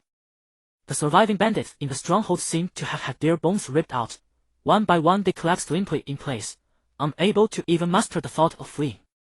This was no longer a battle. It was a one-sided slaughter. The moment Yanjiu turned his head, the temperature plummeted. A freezing shadow, heavy with the breath of death, burst outward from the place where Carl, the chief of Heifeng's stronghold, had just been reduced to ashes. A twisted, translucent soul rose slowly from where Carl had vanished. On its face still lingered the terror and unwillingness of the instant of death. Before that wisp of soul could drift away, the air above it split open without warning into a pitch-black rift. An indescribable malformed of pure darkness thrust out from the rift and swallowed the wailing soul in a single gulp. The sound of chewing echoed clearly through the deathly still stronghold. Then, an intricate and sinister runic teleportation array flared to life on the ground, its ghostly purple light casting the entire stronghold into a scene of spectral dread. Foolish outlander. A low, venomous wail resounded in everyone's mind. You actually killed my puppet. Feel my wrath. The teleportation array blazed with overwhelming light. A figure formed entirely of twisted shadow energy slowly rose from the array. It had no fixed form, like a mass of black mist that writhed and shifted endlessly. Only a vague humanoid silhouette and a pair of eyes gleaming with scarlet points of light could be discerned. Night Lord's Phantom, Bronze Boss. Race, Spirit Body. Level, LV12. HP, 20,000. Attack, 202. Defense, 219. Skills, Shadow Charge, Corrode Earth, Shadow Spider Swarm. The dwarf Tai Lo, who had just steadied himself, collapsed again. He stared in despair at the monster emerging from the teleportation array. A bronze rank boss. It was over. They were dead for sure. The monster hovered in midair, its surrounding black mist surging endlessly. It seemed to relish this feeling of sowing fear. It was just about to deliver an even more intimidating line. But Yanjiu had already lost patience. Another one. Can't a person even build a house in peace? He did not even bother to use Flame Blade, because he found it troublesome. A dazzling point of starlight gathered rapidly in his palm, blooming with a radiance too blinding to behold, as if it could purify all darkness. Astral Walk. Star Impact. Tremble, mortals. Before my great. The night shadow's roar came to an abrupt halt as Yanjiu's figure vanished, leaving only scattered starlight. It only saw a palm before its eyes, and a stretch of pure white. A pillar of light thick enough to pierce heaven and earth tore through every shred of darkness before it and, with unreasonable ruthlessness, swallowed it completely in an instant. Boom! -25,127. Another 5-digit damage number floated up from the bronze boss's head. That arrogant soul body of pure shadow was utterly vaporized in the holy starlight, without managing to let out even a single scream, leaving not a wisp of black mist behind. Ding! Congratulations! You have reached LV13. Ding! Talent War God effect enhanced. Melee damage amplification increased to 220 times. Ding! Congratulations! Strength 1, Agility 1, Intelligence 1, Spirit 1, Constitution 1. Ding! Congratulations! You gain 5 free attribute points. Current free attribute points, 205. Ding! You have incurred the Night Lord's hatred. Night Lord's favorability, 500. The stronghold fell once more into a silence that felt eternal. The light of the teleportation array went out. The icy breath of death also dissipated without a trace. Only the crackling flames in the forge remained, proof that everything that had just happened was not an illusion. Yanjiu withdrew his left hand expressionlessly, extinguishing the flame on his staff. Then, he put a drop dagger and a heavy armor helmet into his backpack. He turned around and looked once more at the utterly dumbfounded dwarf Tai Lo. Let's go. His tone carried a hint of urging. Come on, let's go. Go build my house. Tai Lao sat blankly on the ground, looking at Yanjiu, then at the now empty teleportation array. A strangled, gurgling sound caught in his throat, as if something were stuck there. He felt as though his worldview had been shattered, reassembled, and then smashed to pieces again within just a few minutes. What had he just seen?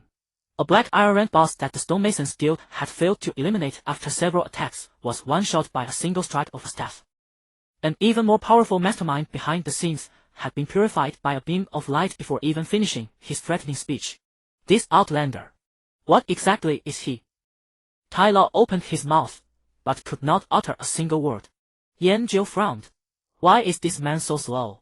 He walked over, grabbed the short but sturdy dwarf Tai Lao, and lifted him off the ground like a chicken. Don't waste time. With that, he shouldered his staff, carried the dwarf, and strode swiftly out of the stronghold. The surviving bandits lay prostrate on the ground, not daring to raise their heads, their bodies shaking like sieves. They only prayed that this god of slaughter would leave quickly and never come back. Only when Yanjiu's figure had completely disappeared through the stronghold's gate did a slightly bolder bandit dare to sneak a glance upward. He stared at the scattered wreckage and the long-extinguished teleportation array, his face a mix of relief at having narrowly escaped death and an indelible fear. On the mountain path, Yanjiu grabbed the dwarf Tai Lao by the collar and strode forward with long, vigorous steps. Suspended in midair, Tai Lao kicked his feet wildly, like a duck seized by the neck. The wind whistled past his ears. "Yes, sir." Tai La's voice was torn and distorted by the gale. I can walk on my own." Yanjiu's steps paused for a moment, then he released his grip. Tai Lao fell hard to the ground, kicking up a small cloud of dust. Yanjiu let out a faint sigh. If he were using his real-world body, he could carry this little dwarf for several miles without even catching his breath. This body was still far too weak. The two of them walked one behind the other in silence, heading toward Fengyang City. Tai Lao wanted to speak several times, to ask about the terrifying Lord of the Dark Night, to talk about the schemes of that Lord Shermai. But every time he looked at the figure ahead carrying a staff on his shoulder, he swallowed all his words back down. It was an indescribably suffocating pressure. As if speaking even one extra word would be a desecration of this killing god's time. Soon, the towering silhouette of Fengyang City appeared on the horizon. When the two stepped into the stonemasons guild once more, the clanging sound of hammering inside came to an abrupt halt. Tai Lao! My goo, the dwarf who had been swinging a hammer, was the first to notice the familiar figure. His stone hammer crashed to the ground with a clatter. It's Master Tai Lao. Master is back. All the dwarves who had been busy working stopped what they were doing, crowding around Tai Lao with joyful cheers. After the brief commotion, the dwarves moved as if they had rehearsed it beforehand. In perfect unison, they turned toward Yanjiu and bowed deeply, offering the most solemn courtesy of the dwarven race. Ding! You have completed the quest, Rescue Master Tai Lao Ding. You have received the quest reward, Stonemasons Guild Reputation 500, Silver Coins 50. Ding! Your reputation with the Stonemasons Guild has reached. Respected Yanjiu paid no attention to the system notification sounds. There was only one thing on his mind now. He looked at Tai Lao, who was surrounded by his fellow dwarfs. My house. Jolted by the question, Tai Lao snapped back to his senses. He squeezed out from the encircling crowd, thumping his dust-covered chest, his face brimming with the excitement of surviving by the skin of his teeth and an incomparable confidence. Don't worry, warrior. His voice was loud and firm. With me, Tai Lao, here. I promise you one day. Within just one day. I will build you the strongest, most magnificent house in all of Fengyang City. One day. Yanjiu's brows furrowed again. He wanted to be sitting quietly in his own house, fishing peacefully, before returning to the real world. One day was still too long. He scratched his head, took a step forward, and stared at Tai Lao with great seriousness. Can't it be done even faster? The entire stonemasons guild fell silent in an instant. Every dwarf looked at Yanjiu as if he were some kind of monster. Raising the city's most magnificent house in one day was already lightning fast. And this man was still not satisfied. The confidence on Tai La's face visibly collapsed.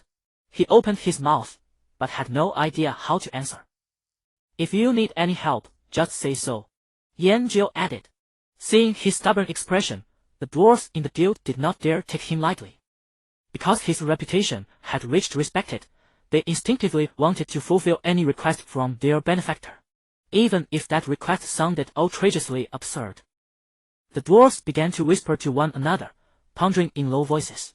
They genuinely racked their brains, trying to think of ways to speed up the progress for Yanjiu. After a moment, a somewhat older dwarf stepped forward. "Warrior, my grandmother lives in Xinhua town outside the city.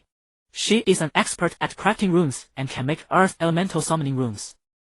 If you bring 5 roasted quails and a bottle of Fuya honey brew to visit her, she should be willing to sell you a summoning rune for 1 gold coin. With an earth elemental helping to carry materials, our speed will be at least a few hours faster." This suggestion was like opening a floodgate of words. Another dwarf immediately chimed in. "I heard that in the highland mountains to the east, a pack of kobolds has made its lair. Those creatures got a magical item called the Hand of the Earth from somewhere. It can cut through the hardest rock like slicing tofu. If you, hero, can bring it back, the speed of our stone processing will also be faster by several hours. And also, in the swamp south of the city, there is a type of extremely sticky slime. Their mucus is the best construction adhesive. On the snowy mountaintop to the north, there is an ice crystal flower. Grind it into powder and mix it into the stone, and it can make the walls solidify instantly." One dwarf after another eagerly voiced their ideas. In their eyes, these were all troublesome chores with little reward. But before this man, none of it seemed to be a problem at all. A series of quest notifications kept appearing before Yanjiu's eyes. He did not hesitate in the least. He merely drove the withered soul staff downward, its butt hitting the ground with a soft thud. He raised his head and swept his gaze across all the expectant dwarves in front of him. "Don't worry. Leave it all to me." The wind in Xinhua town carried a cloying floral sweetness. Yanjiu passed beneath the crooked old tree at the town entrance, carrying 5 golden quails glistening with roasted oil. The old NPC woman in town sat in her rocking chair with half-closed eyes, only slowly blinking them open when she caught the rich aroma of the maple leaf honey brew. She accepted the gift and gold coins, then handed Yanjiu a yellowed rune paper with her wrinkled hands. Yanjiu spent another 5 gold coins to buy a few extra sheets for later use. The next stop, the Highland Mountains. Deep within the dark mine tunnels, the acrid stench of sulfur mingled with damp earth filled the air. "Don't touch that. It belongs to us." A kobold overseer wearing a miner's helmet, taller than his kind, charged forward screaming, brandishing his pickaxe. Yanjiu ignored his shrieking. The withered soul staff traced a simple, direct arc in his hand. Bam! The kobold overseer's body crumpled as though struck by a battering ram, flattening instantly before being sent flying backward into the mine wall, reduced to a pile of gore. Deep in the cavern, a metallic gauntlet the size of a human torso, embedded in a stone pedestal, glowed with a faint ochre light. Earth Hand. Yanjiu walked over and yanked it from the pedestal. Southward, the swamp bubbled with green foam. Yanjiu had barely stood at the swamp's edge when a massive translucent slime surged up from the muck. He stepped forward and struck its core with his flaming staff the moment it undulated toward him. The slime's body seized, then exploded, leaving only a thick viscous residue. In the northern snow-capped mountains, the bitter wind sliced light blades. Yanjiu chained astral walk with winged step, downing 8 mana recovery potions along the way. At last reaching the summit, he found a crystalline flower seemingly carved from frost blooming silently at the cliff's edge. He reached out and plucked it. 4 hours passed. When Yanjiu returned to the Mason Guild with his staff slung over his shoulder and dust coating him from head to toe, the dwarves had already completed all preparations. Blueprints sprawled across the long table. The house's foundation had been laid by the riverside, its primary load-bearing structure already in place. One dwarf held parchment and sketched rapidly with a charcoal pencil, muttering to himself. The wardrobe goes here, the bed against the load-bearing wall. This fishing chair must give it the best viewing spot. He meticulously charted every piece of furniture, ensuring they would fit perfectly within the new house. Once construction finished, Yanjiu could simply release them from his inventory. Then, construction began in earnest. Roar! As the rune paper activated, an earth elemental over 3 meters tall erupted from the ground with a furious bellow. Its massive frame hauled multiple tons of stone yet moved with startling agility. Another dwarf donned Earth Hand, and the previously unyielding granite yielded like soft tofu, quickly carved into perfect blocks. Thick slime mucus served as the finest adhesive. Ground ice crystal flour powder mixed in caused the freshly laid walls to harden instantly into impervious stone. The entire worksite transformed into a symphony of magic.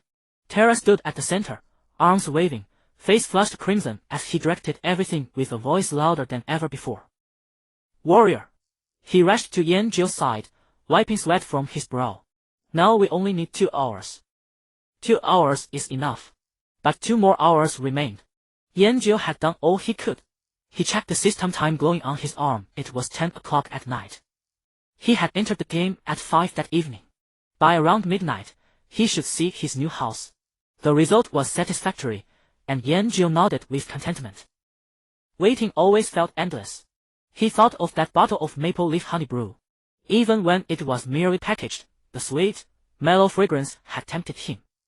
He turned toward the breath of Maple Tavern. Inside, warm light mingled with the aroma of ale. A bard played the lute in the corner, singing ancient ballads of heroes and dragons. Yanjio spotted a familiar figure at once. Knight Commander Reno sat alone at the bar, slowly polishing his dark gray surrender blade. Reno noticed him and raised his glass in greeting. Yanjio walked over and took a seat beside him. A glass of honey brew, he told the bartender, then turned to Reno. How is your wound healing? Reno laughed heartily at this, his booming voice full of vigor, as though he had never suffered grave injuries. As long as the holy light watches over me, I shall never fall. He sheathed the surrender blade and drained a hearty mouth of ale. Setting down his glass, his smile slowly faded. However, the city may not remain peaceful these days. Lord Reinhardt has discovered traces of the death plague in villages outside the walls. Reno's voice grew heavy. Furthermore, we do not know which nobles were bewitched and controlled by that banshee. They are like bombs planted throughout Maple Leaf City, ready to detonate against Reinhardt or those around him at any moment. Yanjio took a sip of the honey brew as it slid sweetly down his throat. He asked curiously, can't the surrender blade detect it? Reno let out a heavy sigh. If we could, a mere scratch from the surrender blade should break the banshee's mental hold.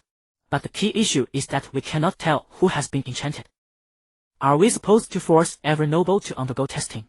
That would shatter Maple Leaf City's foundations instantly, collapsing an already fragile situation.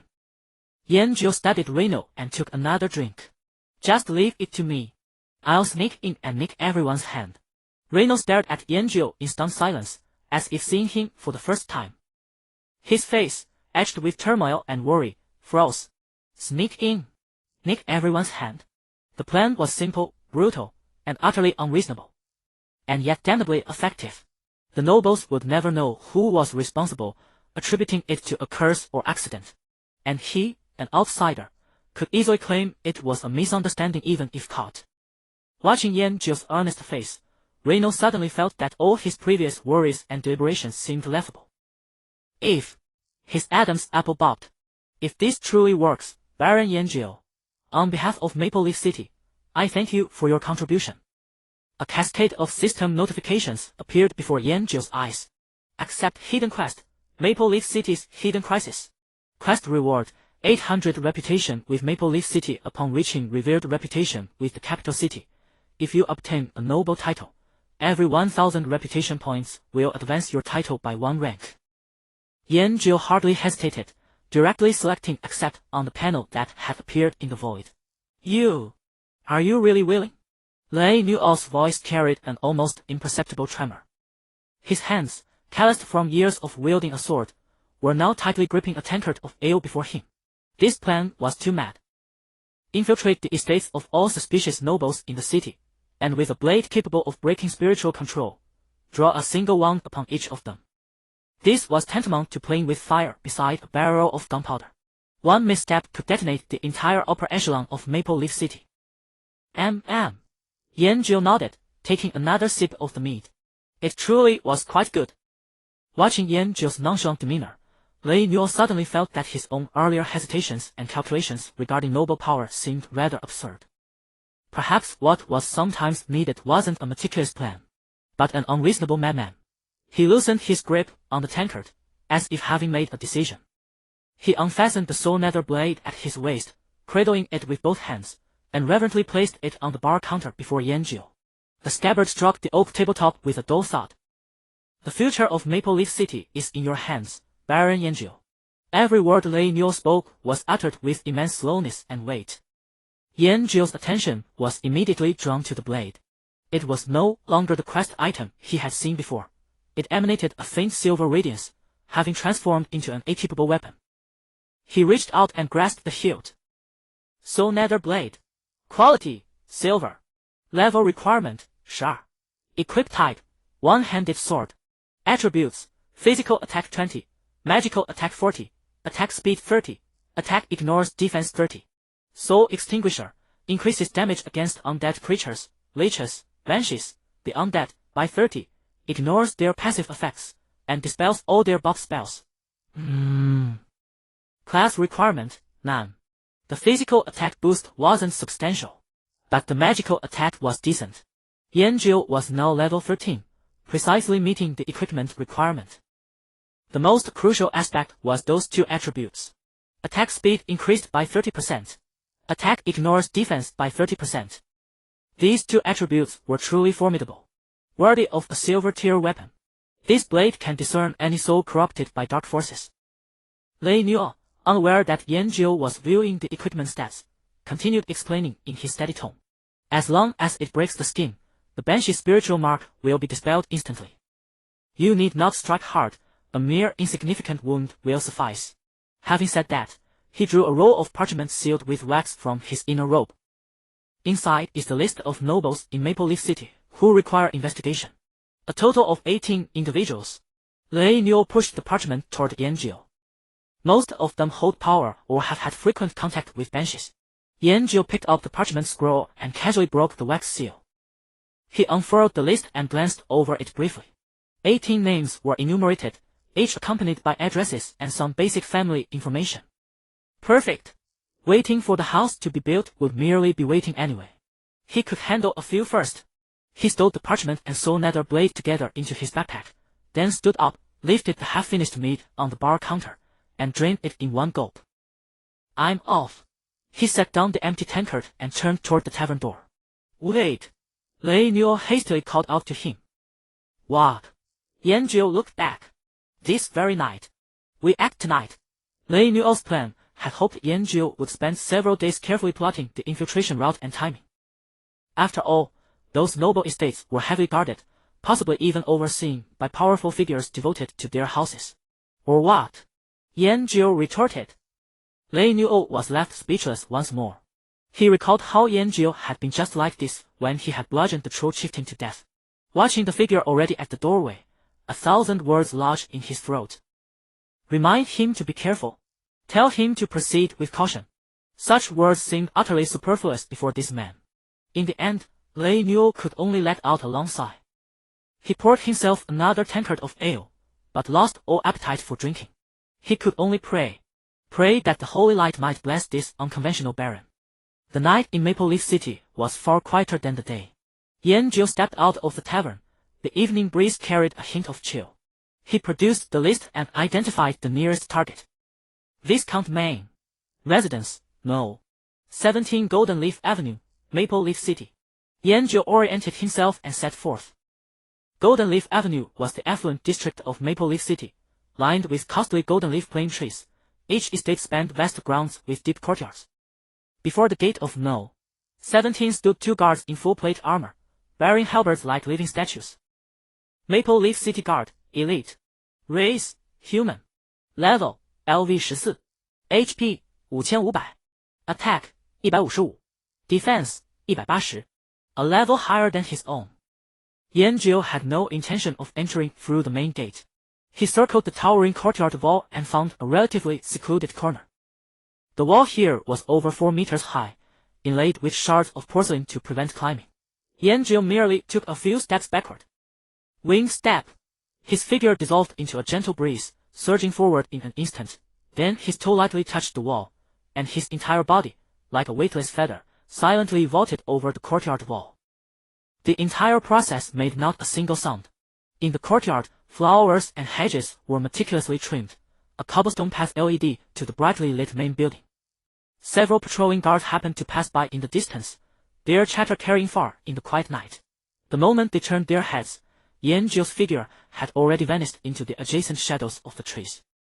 He was like a ghost prowling the shadows. Relying solely on timing and speed, he flawlessly evaded all patrolling guards. He soon arrived beneath a window of the main building. Pressing his ear against the glass, he could clearly hear the conversation within. "Father, are you truly resolved to yield half the profits of our family's trade caravans to that mister of unknown origin?" A youthful voice spoke, brimming with indignation. "Silence!" An aged yet authoritative voice rebuked. "The wisdom of that lord is beyond your comprehension. He shall lead us toward unprecedented glory. That hothead Reinhardt knows not how to govern this city." He ceased eavesdropping. He had confirmed Viscount Main's location. He circled to the opposite side of the main building, found an unlocked window, gave it a gentle push, and slipped inside. Within lay a study. The air was deep in the scent of old books and ink. Yanjiu drew the black soul-nether blade from his backpack. Gripping the sword, he silently pushed open the study door and proceeded toward the room from whence the voices had come. 2 attendants stood at the doorway. Yanjiu did not pause. His figure flashed past like lightning. Astral walk. The 2 attendants failed to even register the disturbance. Only scattered starlight in the corners attested to Yanjiu's passage. Yanjiu pushed open the ornate oak door before him. In the room, an elderly man in splendid robes with graying hair stood with his back to the doorway, reprimanding a dejected young man before him. It was Viscount Main indeed. "How many times must I tell you not to question my decisions?" Before he could finish speaking, a cold sensation suddenly rose from the back of his hand. He instinctively looked down. A slender trace of blood appeared on his wrinkled hand. A wisp of dark aura escaped from the wound, emitting a mournful shriek before dissipating into the air. Viscount Main's body convulsed violently. His once clouded eyes instantly regained a measure of clarity. What was I just doing?" He gazed blankly at his own hands, then looked at his son before him, whose face was etched with astonishment. His mind was in complete disarray. "Who's there?" He spun around abruptly. Behind him, no one stood, and at that very moment, Yanjiu was already on the street outside the No. 17 estate. He reopened the list and drew a light stroke through Viscount Main with his finger. 17 remained. Under the night, Goldenleaf Avenue's flagstone road reflected a cold, faint gleam. Yanjiu walked through the empty street, weighing the black soul-destroying blade in his hand. The blade felt far better in his hand than that withered soul staff. The weight, the balance, and the icy metallic touch made it hard to put down. There weren't many blades a mage could wield. He had to find a way to swindle this weapon out of Reno's hands. It was clearly tailor-made for him. Yanjiu opened the list and found the second name. Count Rodney. Address, No. 9 Silvermoon Street. The mansion on Silvermoon Street was far more low-key than those on Goldenleaf Avenue, but its defenses were much tighter. Faint magical light shimmered over the courtyard wall warning rooms. Yanjiu merely glanced at them. He did not choose to climb the wall. He walked into a dark alley beside the mansion. Astral walk. His body turned into specks of starlight, passed straight through the magic-infused wall, and reappeared in the shadow of a rockery inside the courtyard. Not far away, 2 demon wolfhounds bared their fangs and sniffed the air warily, low growls rumbling in their throats. Yanjiu did not move. He waited for a patrol of guards to pass. Borne by the wind, he slid silently across the lawn and pressed close to the base of the main building. Count Rodney's bedroom was on the 2nd floor. The window was shut tight. Yanjiu looked up, judged the height, tapped his toes lightly against the wall, and rose straight upward in defiance of common sense, his hands easily catching the windowsill. He peered in through the window gap. A fat figure lay on a large bed draped in velvet, snoring like thunder.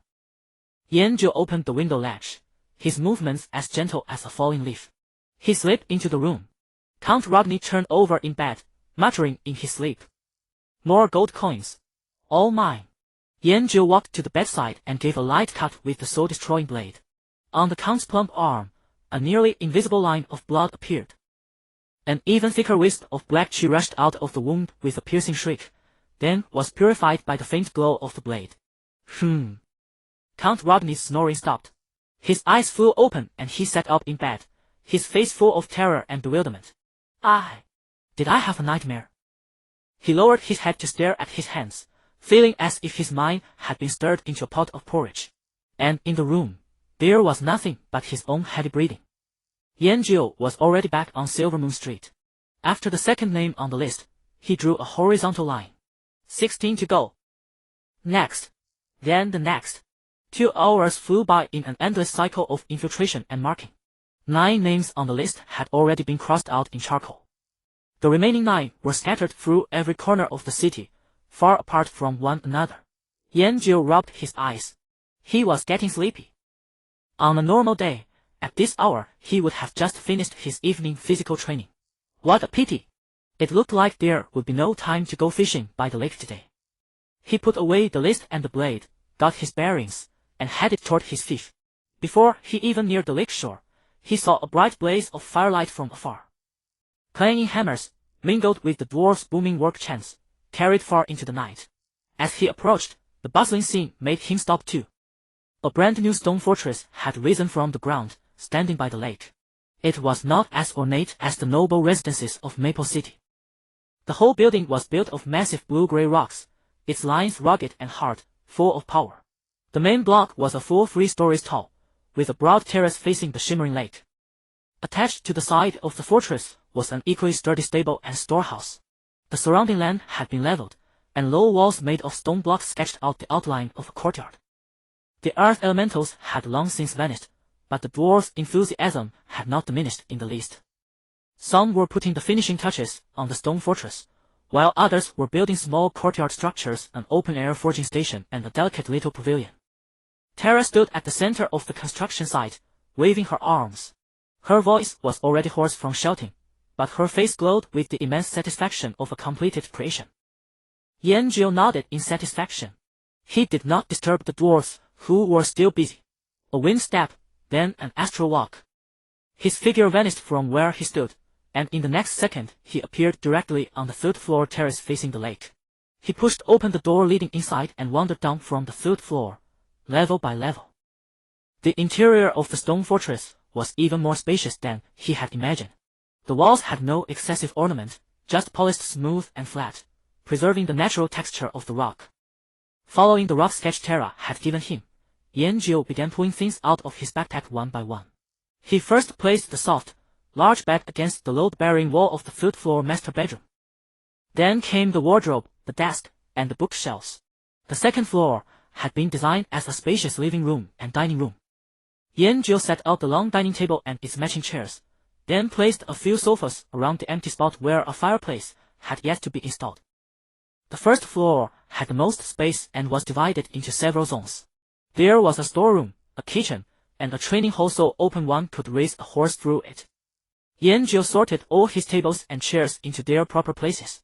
Finally, he set the fishing chair he had been longing for in front of the largest glass window in the 1st floor living room. He put the chair down and adjusted its angle. From here, he could just see the quietest stretch of water at the center of the lake. Looking at this new home he had filled with his own hands, Yanjiu hummed a tuneless song in sheer delight. He walked over to the fishing chair and settled into it comfortably. Still humming, he selected Log Out on the system panel. Exiting the illusory realm. His consciousness detached from the cold stone fortress, returning to the familiar bedroom with its stifling warmth. Yanjiu sat up from the bed and stretched his limbs. His joints emitted soft cracks. He cast a glance at the digital clock on the wall 0017 in the morning. Rather than lying back down, he walked bare-chested toward the open space in the center of the room. He spread his legs and sank into a horse stance. Set after set of fist techniques flowed from his arms. Sweat traced the sharp contours of his muscles, splattering dark blooms across the wooden floor. This body was his most familiar weapon.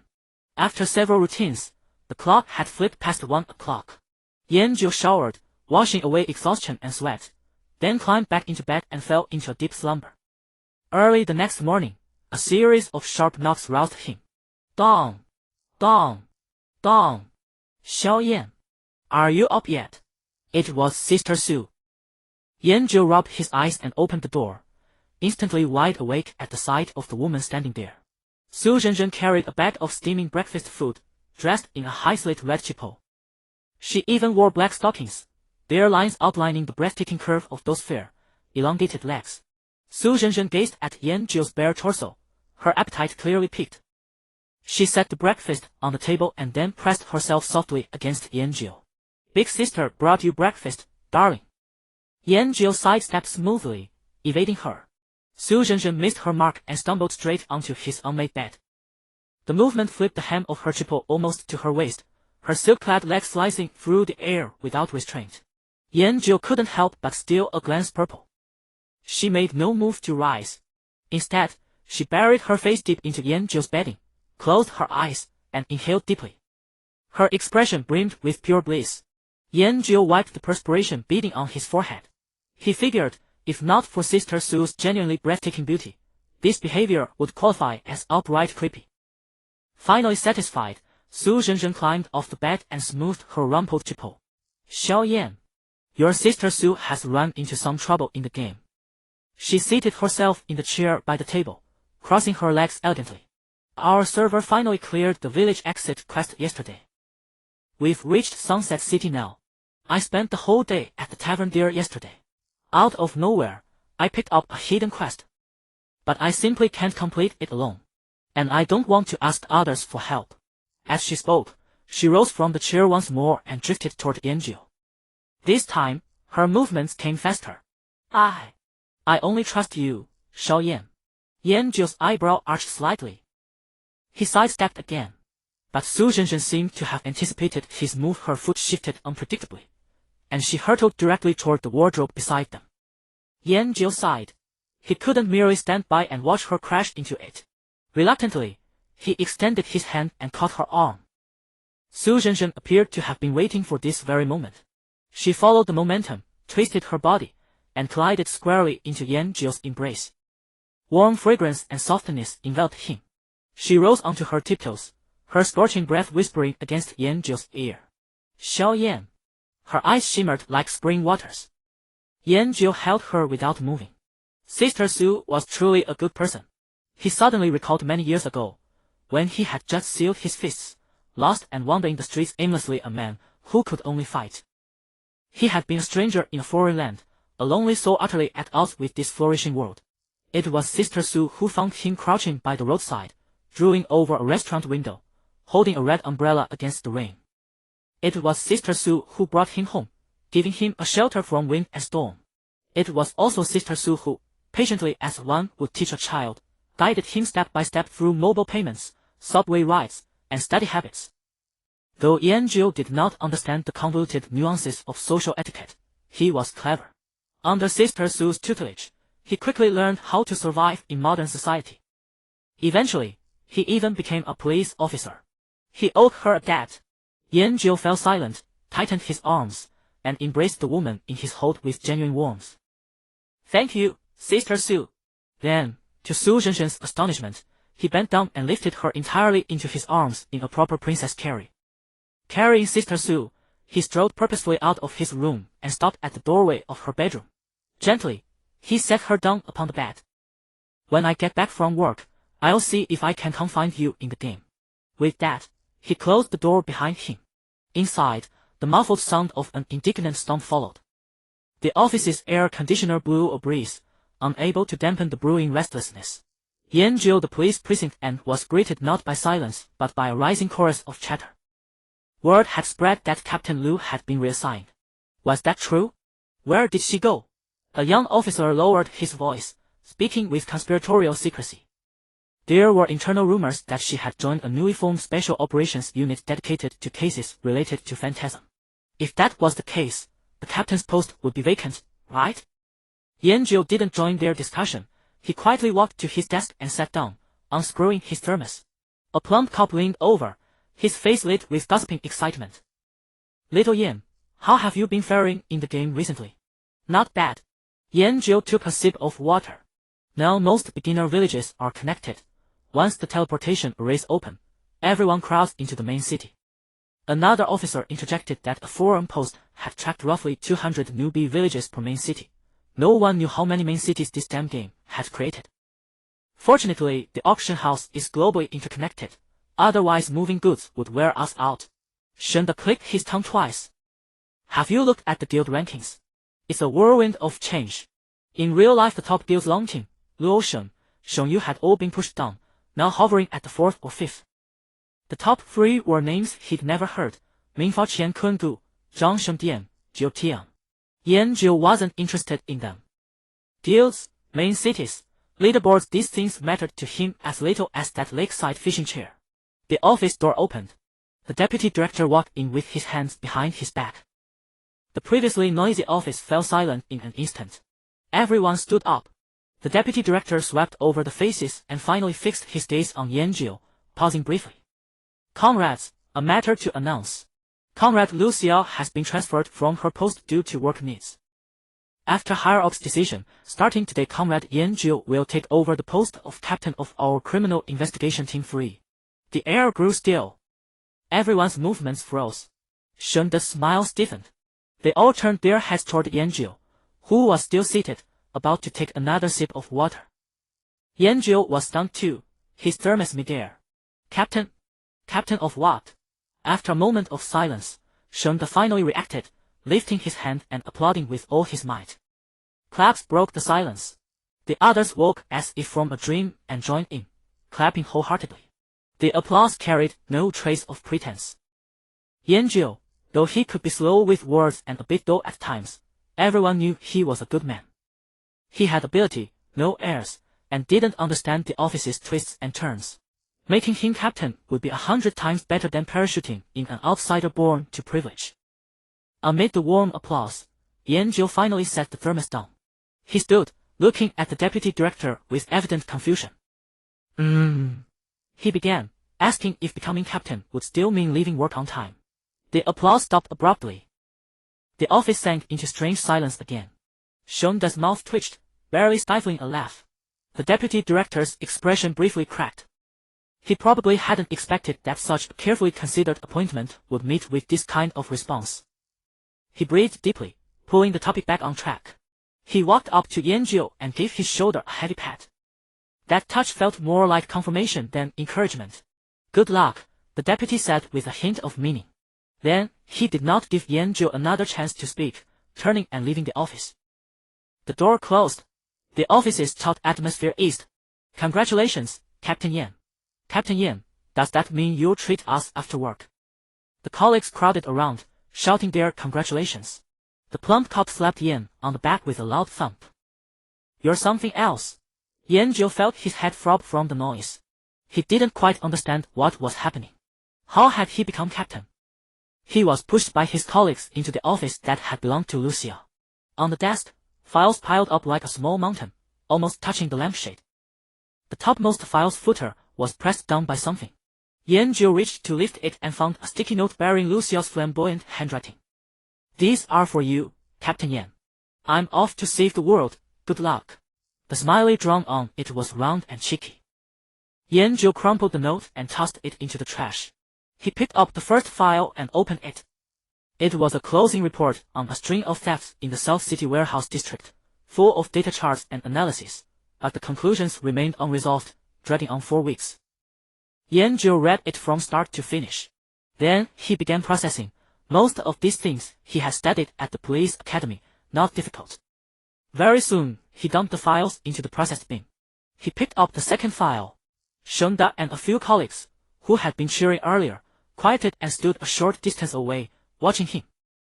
Time passed slowly.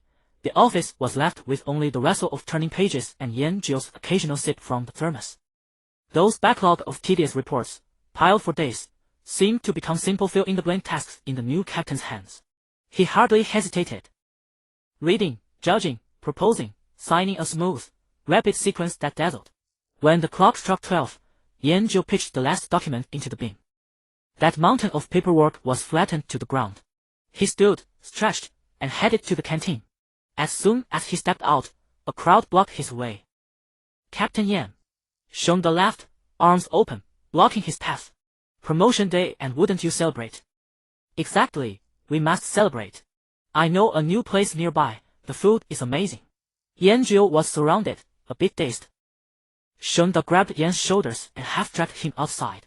Come on, today we'll make Captain Yan spend a lot. A crowd surged out of the precinct. The restaurant was not far, its decor old-world and elegant, and as soon as they entered, the thick scent of hot pot broth filled the air. Shen De LED dimmed to a private room, slapping the menu on the table. Today Captain Yan pays no courtesy needed. The colleagues cheered. A few young officers were still cautious, whispering over the menu. Shunda snatched it back, and looked to Yanjiu. Yanjiu boldly pushed the menu aside and said, "Order whatever you like." Shunda, given permission by Yan, opened his mouth wide and called to the waiter. "Bring us all the signature dishes, the snowflake beef, premium beef tripe, deep sea shrimp, 2 portions of each. And open a case of beer." Yanjiu sat at the head, watching them clown around. He wasn't really comfortable with such a lively scene. All he felt was hunger. While waiting for the dishes, the topic naturally turned to him. "Captain Yan, never thought you'd take Liu's post." "Yeah, I thought they'd parachute in someone from the city bureau." Yanjiu took a sip of sour plum juice. "I didn't expect it either." Shunda slipped him a piece of freshly heated tripe. "Kid, you're the real deal. But it's fine, having a comrade as captain is better than an outsider. From now on our team free will all rely on you to protect us." Yanjiu chewed the tripe with a crunch. "I can't protect you all." He swallowed and added, "I only know how to work." The room's atmosphere cooled a touch at that. Shunda quickly steered the mood. "Listen up, folks. This is pragmatism. Let's toast to the new captain and to Team Free's future under Captain Yan." Everyone raised their cups. Captain Yan is grand. Captain Yan is mighty. Yanjiu felt a touch of helplessness but raised his cup to clink with them. A huge glass of sour plum juice was drained in one go. Dishes kept arriving, soon filling the table. They ate with feverish enthusiasm. Yanjiu hardly spoke. He ate with refined manners, yet his speed was astonishing. A plate of beef disappeared after others had only taken a few bites. One plate of prawns, and he peeled half of it by himself. The whole table gradually stopped eating, watching him consume the rest in a swift, ruthless rush. An hour later, the table was a mess of cups and dishes. Everyone leaned back, rubbing their full bellies, satisfied.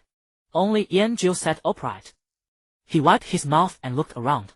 "All full?" "Yes, full." Shunda belched. "Captain Yan, this meal was a real splurge for you." Yanjiu gestured toward the door. "Waiter." The waiter pushed the door and asked, "Sir, what would you like?" Yanjiu pointed to the table. "Bring me 2 more plates of free delicacy dumplings." The room grew quiet, everyone staring in disbelief. He dipped the dumplings in vinegar, one by one, unhurriedly. After finishing the last dumpling, that familiar sense of steadiness settled in his stomach. He stood up. "I'm full." He walked to the door, swiped the bill. Then, under the colleagues' complicated gazes, he wandered out of the restaurant. Behind him, Shunda's wistful remark arrived. "Our new captain, his appetite is truly impressive." Yanjiu walked under the afternoon sun, the street crowded with people. He felt great. The work is done. The meal is eaten. Now he can go home. Yanjiu staggered back to his rented apartment. The hallway was empty and quiet, with only his own footsteps echoing. Peeling wall plaster cast mottled shadows. Sister Sue's door next door was tightly shut. No light seeped through the crack, and there was no sound at all. She must be in the game. Yanjiu did not disturb her. He turned the knob of his own door and walked in. The room was filled with still, heavy air. He took off his uniform, which still smelled of hot pot, draped it casually over the back of a chair, and stepped into the bathroom for a shower. The water poured down over his head, washing away the fatigue and noise after lunch. He dried himself off, wearing only a pair of shorts, and lay down on the bed. The blue countdown on his arm was still pulsing silently. Without hesitation, he let his consciousness sink into that familiar sea of stars. "Welcome back to illusory realm." The moment the icy mechanical voice faded, the stars before his eyes swiftly receded. A damp lake breeze brushed across his cheeks, carrying the fresh scent of waterweed. Yanjiu opened his eyes. He was lying in that familiar fishing chair, not far away, the lake lapped against the shore, shimmering with ripples of light. He rolled over comfortably and stretched. Facing the endless lake view, he let out a whistle, and the crisp sound startled several waterfall into the air. Just then, a message notification flickered at the edge of his vision. It was Silver Fox. "Boss, you're online." Yanjiu's reply was as terse as a full stop. "That batch of equipment we brought out of the dungeon earlier has all been sold. Silver Fox's message popped up again quickly. We sold it for 67 gold coins in total. We are giving you 65 gold, and the rest is split among the three of us and Little Cream. Is that alright? Okay. Yanjiu replied. It seemed that as players gradually left the starter village and streamed into the main city, the production and circulation of gold coins had picked up considerably. Yanjiu did not reply again. He rose from the fishing chair and stretched his limbs. Today's goal was very clear. First, get a fishing rod. Then finish the quest for Reynolds. Then ask around about how to get to Sunset City. He walked out of the manor. He had just reached the Grand Manor gate when he stopped. A piece of parchment was fixed to the heavy wooden door with a thumbtack. A line of ancient, ornate script read: Manor construction cost list, total 80 gold coins. Baronial status discount, 50. Amount due, 40 gold coins. Please pay at the stonemason's guild within 3 days. Yanjiu scratched his head. He looked back at the spacious, striking stone manor, then at the bill at the door. 40 gold coins for a place this big didn't seem too bad, after all. He turned and walked back inside, taking the money pouch Silver Fox had just mailed from the mailbox by the entrance. It was heavy, exactly 65 gold coins. He hefted the pouch and headed for the stonemason's guild. Inside, the guild was a hubbub of stonework, the air thick with stone dust. A squat, stocky one-eyed dwarf sat behind the counter, focused on tapping a piece of stone with a small hammer. Business. The dwarf did not look up, his voice rough. Payment. Yanjiu slapped the bill he had torn from the door onto the counter. The dwarf finally stopped what he was doing. Seeing Yanjiu, he hurriedly rose and bowed to him. Then he took the bill, squinted his one eye into a slit, and read it carefully from start to finish. Lakeside Manor, 40 gold coins. Yanjiu counted out 40 coins from the pouch and placed them on the counter. The gold clinked together with a crisp, ringing sound. The dwarf's one eye flashed with surprise. He put the coins away, dropped them into a wooden chest under the counter with a thud, then bowed to Yanjiu. Welcome back, honored hero. Yanjiu then asked out of curiosity, can you forge swords or daggers for mages here? The dwarf gave him an odd look. No. Then he picked up his little hammer and resumed tapping away. Yanjiu paid no mind to his manner and left the guild. He touched the pitch-black long blade at his waist. The hilt of the soul-extinguishing blade was cold to the touch. Next, it was time to deal with Reynolds' quest. The night wind rose, sweeping a few withered leaves from the street corner. Yanjiu walked out of the stonemason's guild, the pouch of coins in his hand considerably lighter. He hefted the hilt of the soul-extinguishing blade at his waist, a chill crept through his palm. Time to get to work. The remaining 9 nobles were scattered across the various districts of Maple Leaf City, from the bustling commercial quarter to the secluded Scholar's Tower, separated by great distances. Yanjiu did not call for a carriage. He set off on foot, and his figure soon merged into the shadows of the streets. Wing step. A gentle breeze stirred. His phone left an afterimage in place, and an instant later, he appeared at the far end of the alley dozens of meters away. The next target was a baron obsessed with alchemy. His mansion was more like a giant alchemical workshop than a home. Even the air carried an acrid, medicinal reek. The courtyard wall was covered with sharp metal thorns, from which several clanging alarm bells hung. Yanjiu walked a full circle around the mansion. He stopped at an unremarkable side wall and vaulted over it. Beyond lay a narrow, damp passage. Without a shred of hesitation, he moved through the darkness, flawlessly dodging every patrolling alchemical golem.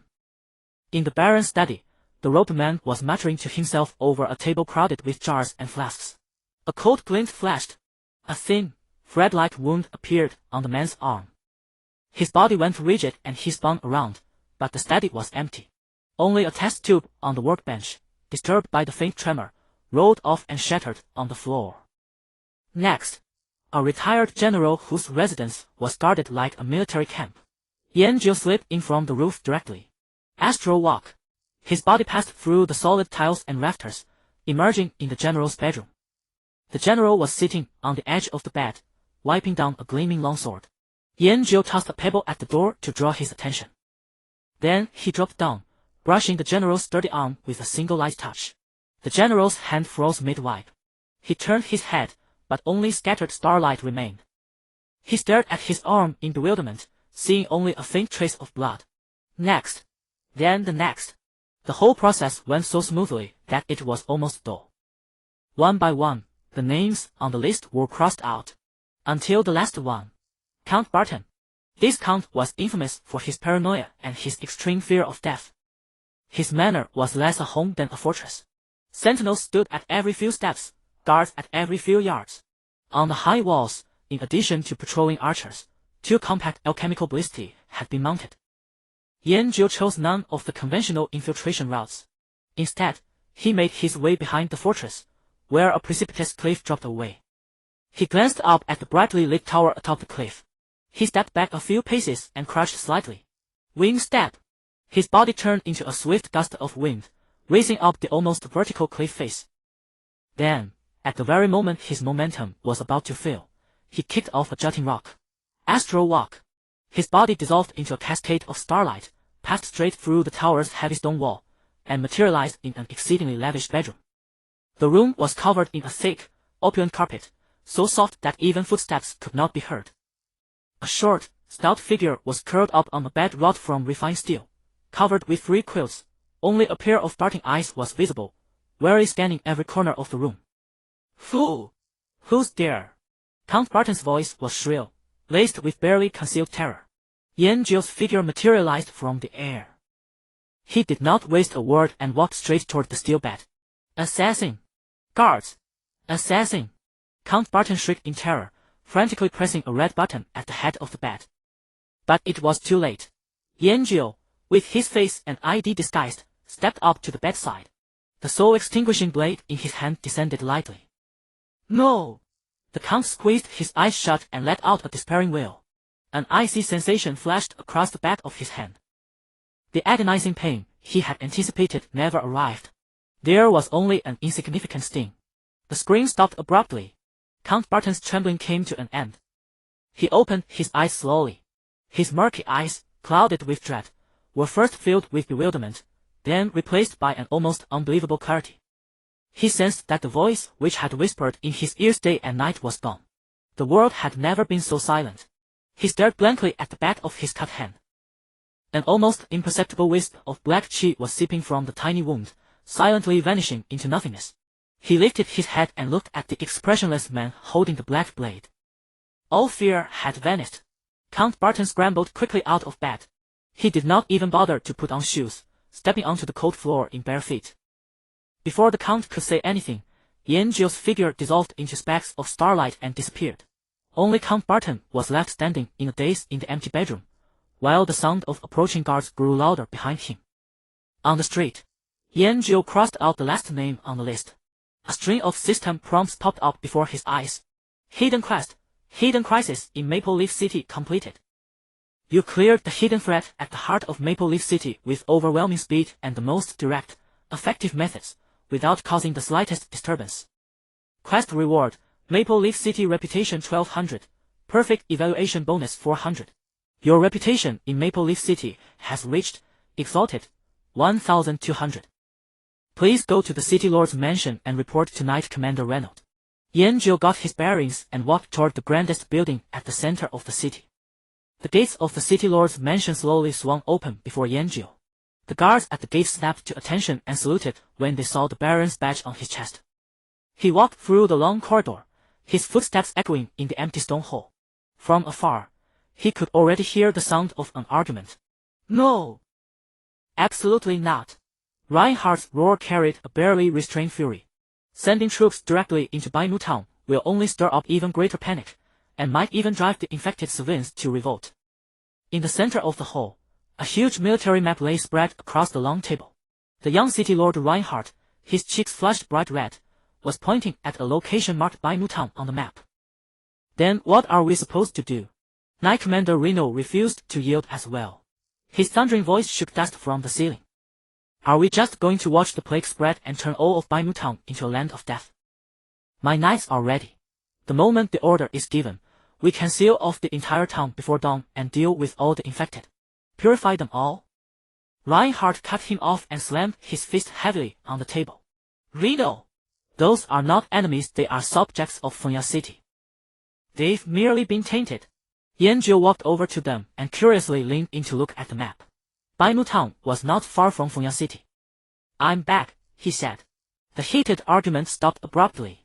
Reinhardt and Reno turned at the same time to stare at the man who had suddenly appeared. "The mission is done." Yanjiu pulled out the list of nobles, every name on it crossed out, along with the pitch-black soul-extinguishing blade, from his backpack.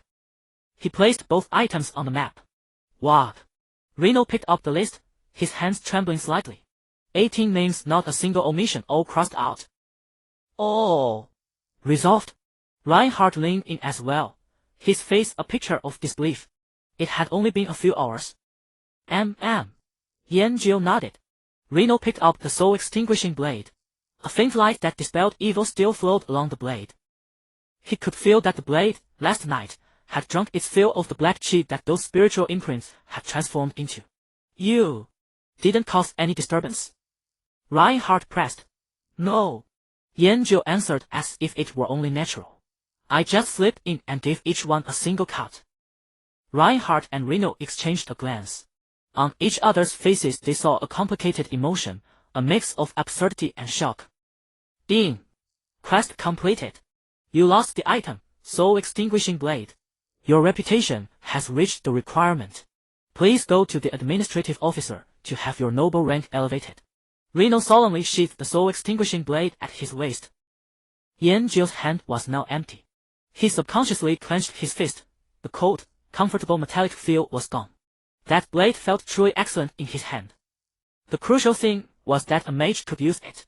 The more he looked at the blade at Reno's waist, the more he liked it. "Knight Commander Reno," Yanjiu spoke. Baron Yanjiu, please speak." Reno put away the list on the map and made a knightly salute.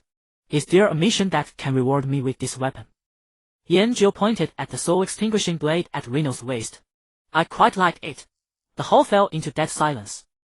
Reinhardt opened his mouth, as if to say something, but in the end no words came out. Reno was equally stunned. Never had he imagined that someone would ask the Holy Knight Order for a silver-grade weapon in such a blunt manner. This was against all rules. This was simply. Reno looked at Yanjiu's face, which was written all over with earnestness, then glanced at Reinhardt. This time, it was not shock that appeared on Reinhardt's face, but a hint of deep thought. He glanced at Baimu Town on the map, then at Yanjiu. An insane idea took shape in his mind. It was exactly like the time he had entrusted Yanjiu with saving Fengyang City. "Baron Yanjiu, you heard what was said just now. Baimu Town has seen an outbreak of the necromantic plague. We suspect its source is very likely connected to that banshee from before a final scheme she left behind." Reno immediately understood what Reinhardt meant. He picked up the conversation and said in his deep, heavy voice, "My plan is to seal off the town at once and purify all the infected. It will cost lives, but it is the fastest way to keep the plague in check." Lord Reinhardt, on the other hand, hopes to find the source of the plague without causing large-scale casualties and solve the problem at its root. However, Baimu Town is now shrouded in the breath of death.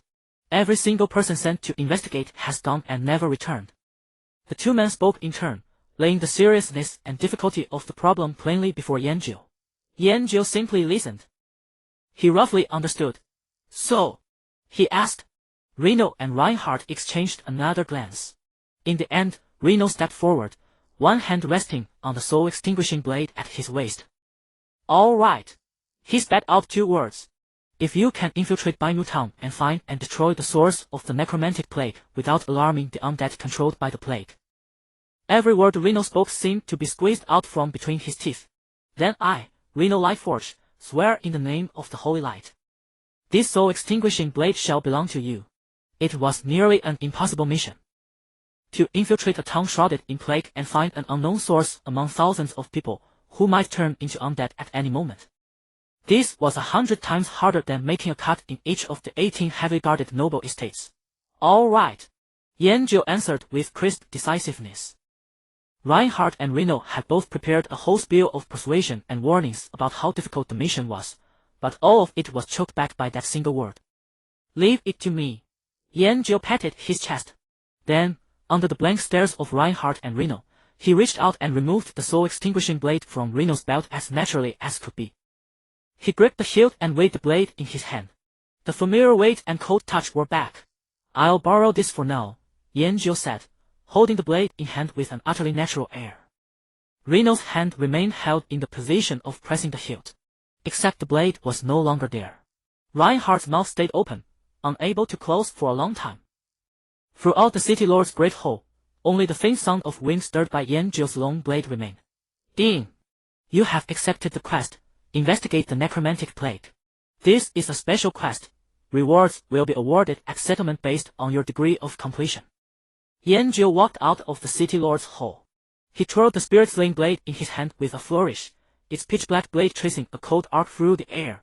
Then, with a crisp clang, he sheathed it cleanly. With the spirit-slaying blade in hand, amplified by the war god's boost, a single strike could deal over 10,000 damage, and adding flame blade would make it even more terrifying. The streets outside the city lord's manor were bustling with noise and excitement. What a pity! The equipment pieces that had dropped in the cathedral dungeon earlier were still too low level to equip now. He had no choice but to leave them lying in the corner of his backpack. He opened his friends list, where only a few names lay scattered and lonely. There is strength in numbers. Following this simplest of principles, he sent messages to all his few friends. Little Cream's avatar was gray. She was probably still grinding away for her exams. Lucia had set herself to do not disturb, likely enforcing military-style management even in the game. The only ones still online were Silver Fox and Mingyao. There were also Mad Blade, Ghost Shadow, and Jin Yu, whom he had just added yesterday. Without overthinking it, Yanjiu composed a message and sent it to everyone. "Does any of you know anything about the necrotic plague?" The first to reply was Mad Blade. "Necrotic plague? Never heard of it, brother Yanjiu." Ghost Shadow also replied quickly. "Boss, want to come grind with us? We just found a spot. Leveling is super fast." "No thanks." Yanjiu declined swiftly. Right after, Jin Yu sent a message. "Yeah, boss, come play with us."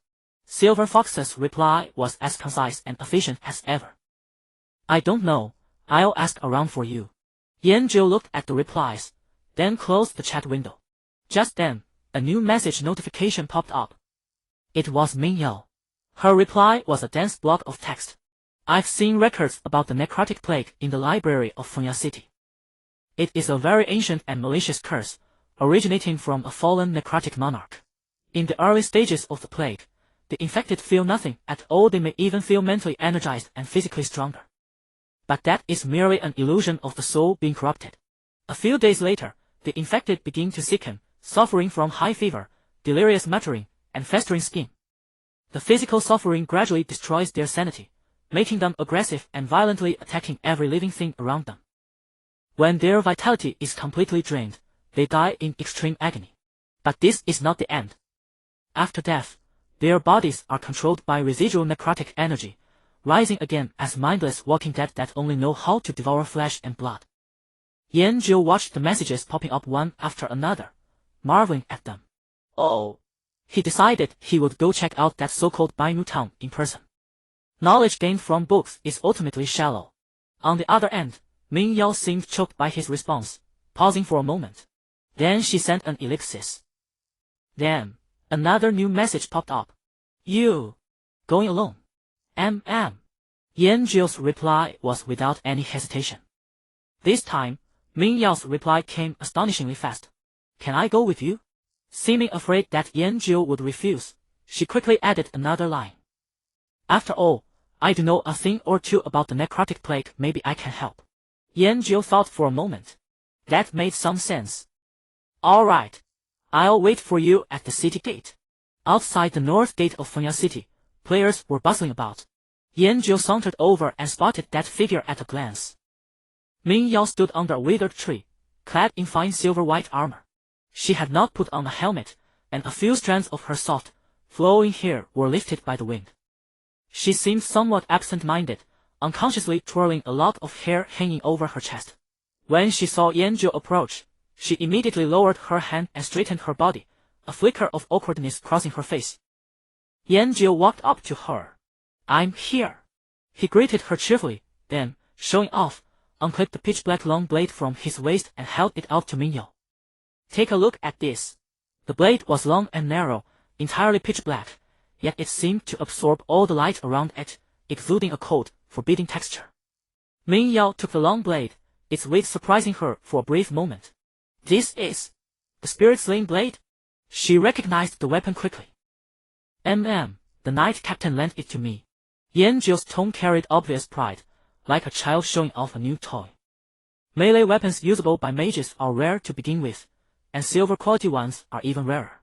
Ming Yao returned the blade and added another sentence. This is a one-handed weapon. You could pair it with an offhand, like a codex or a magic core, to boost your stats considerably. Yanjiu thought for a moment.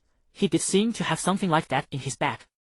The codex had dropped in the cathedral dungeon, but unfortunately, his level wasn't high enough. He needed level 15 to equip it. Ming Yao was not to be outdone, as if she wanted to close the distance between herself and Yanjiu. She raised her left arm, and a silver shield patterned with irises materialized instantly on her forearm, its edge radiating a faint golden halo. I've changed classes too. Her voice carried an uncontainable joy. Sanctuary Knight. It's a hidden class of the Paladin. The combat style is to construct a protective domain, with the shield and fight within that domain. It suits my talent perfectly. To complete this class change, she had been waiting on Bishop Tilia hand and foot for the past 2 days, nearly treating him like her own grandfather, and had run her legs off to finish all the quests. Yanjiu nodded. Impressive. He reattached the spirit-slaying blade to his waist with a brisk motion. The two of them were the quiet type. At that moment, the scene fell rather quiet. It was Ming Yao who broke the silence first, as if she didn't want the newly warmed atmosphere to cool down. Let's go. The road to Baimu Town is not short. Along the way, Ming Yao was unusually talkative. She seemed determined to let out all the words she had stored up over the past 2 days. So, for this trip to Baimu Town, do you have any plans? No. Yanjiu answered quickly. Let's go in and see what the situation is first. Ming Yao was silent for a moment. Sometimes she envied Little Cream not only because she could always stick close to Yanjiu, but also because of her formidable ability to make small talk out of nothing. I've looked up some information. The source of the necrotic plague is usually either an object imbued with powerful necrotic energy, or a spellcaster. She still analyzed dutifully. What we're looking for could be an altar, a cursed relic, or a necromancer hiding in the shadows. Oh. Yanjiu acknowledged, indicating he had heard. The road ahead grew increasingly desolate. In the farmland along the roadside, there were no farmers working, only withered yellow weeds swaying in the wind. In the air, a faint, elusive stench of decay began to spread. Ming Yao truly had talked far more today than usual. By the way, that Astral Walker class of yours is a hidden mage class, right? Are its skills completely different from other mages? Pretty good. What level are you now? After asking, Ming Yao realized it was somewhat inappropriate among players. Levels are visible when teaming up. She was about to apologize when she heard Yanjiu's answer. Level 13. Ming Yao felt she was going to be talked to death by him. Suddenly she felt she had become a little closer to him, yet also a little farther away. The two continued walking forward. The sunlight stretched their shadows long. As they neared Baimu Town, Ming Yao's desire to chat finally faded, replaced by a grave weariness. On the horizon ahead, the silhouette of a small town was already visible. At the entrance of the town stood a crooked wooden sign, its faded paint reading Baimu Town. The closer one drew, the more obvious that faint, elusive stench of decay became seeping up from beneath the earth in thin wisps and curling around one's ankles. Yet the scene inside the town was the complete opposite of that aura. On the street, children were chasing and playing, their crisp laughter ringing through the air. A woman by the roadside leaned against her doorframe, chatting with a neighbor about everyday matters, a contented smile on her face. A burly man carrying a sack of flour walked past them and gave the two a friendly nod. Everything looked perfectly normal, almost too peaceful. The people here all seemed to be in remarkably high spirits, Ming Yao murmured, her hand instinctively resting on the sword hilt at her waist. They're pretty lively. Yanjiu's response was matter of fact. He felt the atmosphere here was even better than in Fenya City, without the oppressive weight of a big city. Perhaps only players could sense this peculiar aura. We'd better find the mayor first and ask what's going on, Ming Yao suggested. In a place like this, the official in charge should know the most. Fine. Yanjiu had no objection. With someone else handling the route and using their head, he was content to stay idle. They asked an old woman tending flowers by the roadside where the mayor lived. She enthusiastically pointed them the way, her face crinkling into a warm smile. The mayor lives in the biggest house in the center of town. You'll see it at a glance. The mayor's house was indeed hard to miss. It was a 2-story stone house, far more imposing than the wooden cabins around it. They walked up to the door, and Yan-Jiu knocked. After quite a while, the door cracked open. A haggard middle-aged man with sunken eyes poked his head out and glanced at them cautiously. "Who are you?" His voice was hoarse, heavy with exhaustion. Ming Yao stepped forward and displayed her paladin insignia. "We are adventurers from Funya City, sent by Knight Captain Reno to investigate the plague in Baimu Town." At the name Knight Captain Reno, the man's stiff body relaxed a little. He pulled the door open and let them in. "Please, come in."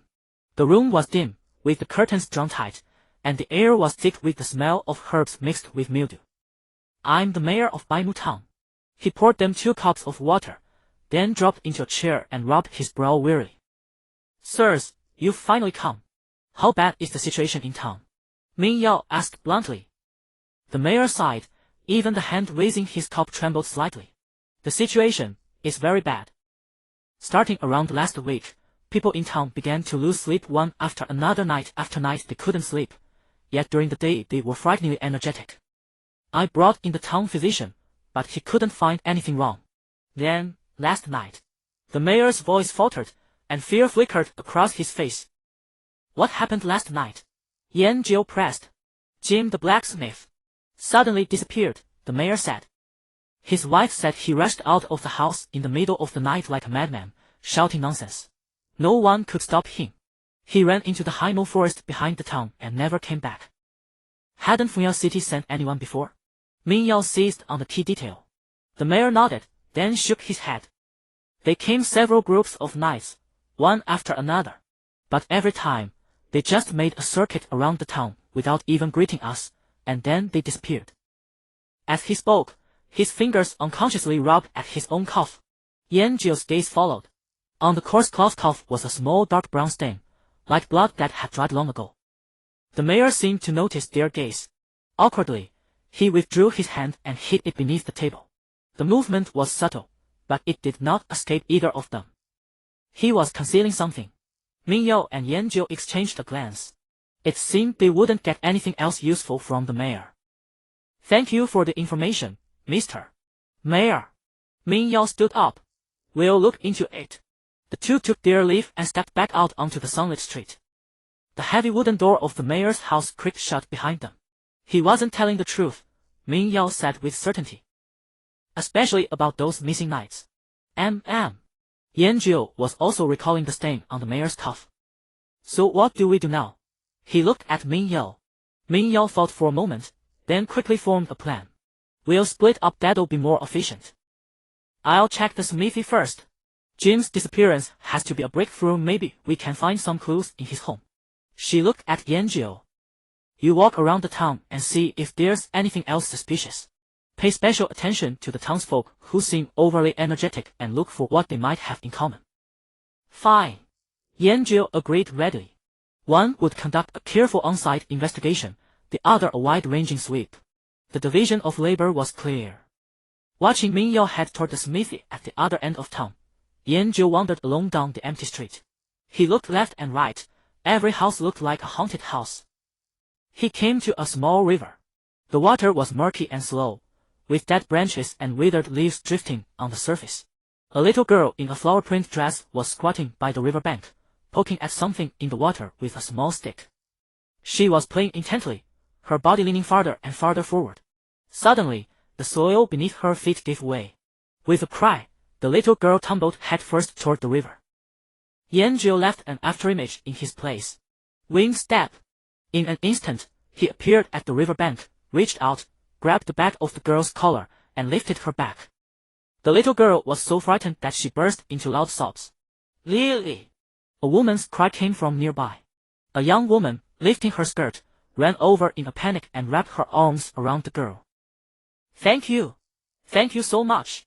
If not for you, my Lily would have..." The woman babbled incoherently, bowing to Yan-Jiu again and again. It was nothing. Yanjiu waved a hand.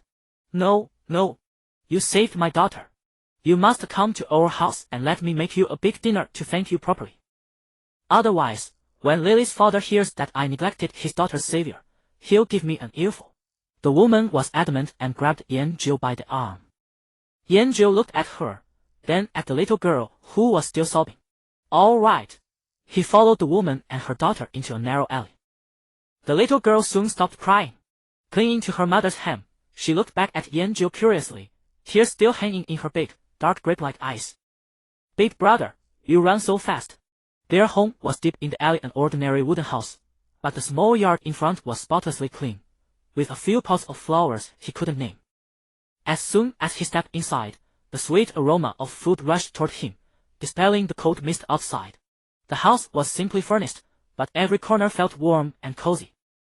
A portrait of the family of three hung on the wall, clumsily painted yet full of affection. Have a seat. Lily's father should be home soon. I'll fix some food for you. The woman greeted him warmly. Yanjiu sat down on a wooden chair, gazing at the warm little house. Something tight inside him seemed to loosen, almost imperceptibly. Before long, the door opened and a tall, sturdy man walked in. His gait was a little odd, his right leg dragging slightly. Honey, you're back. The woman hurried over and told him what had just happened.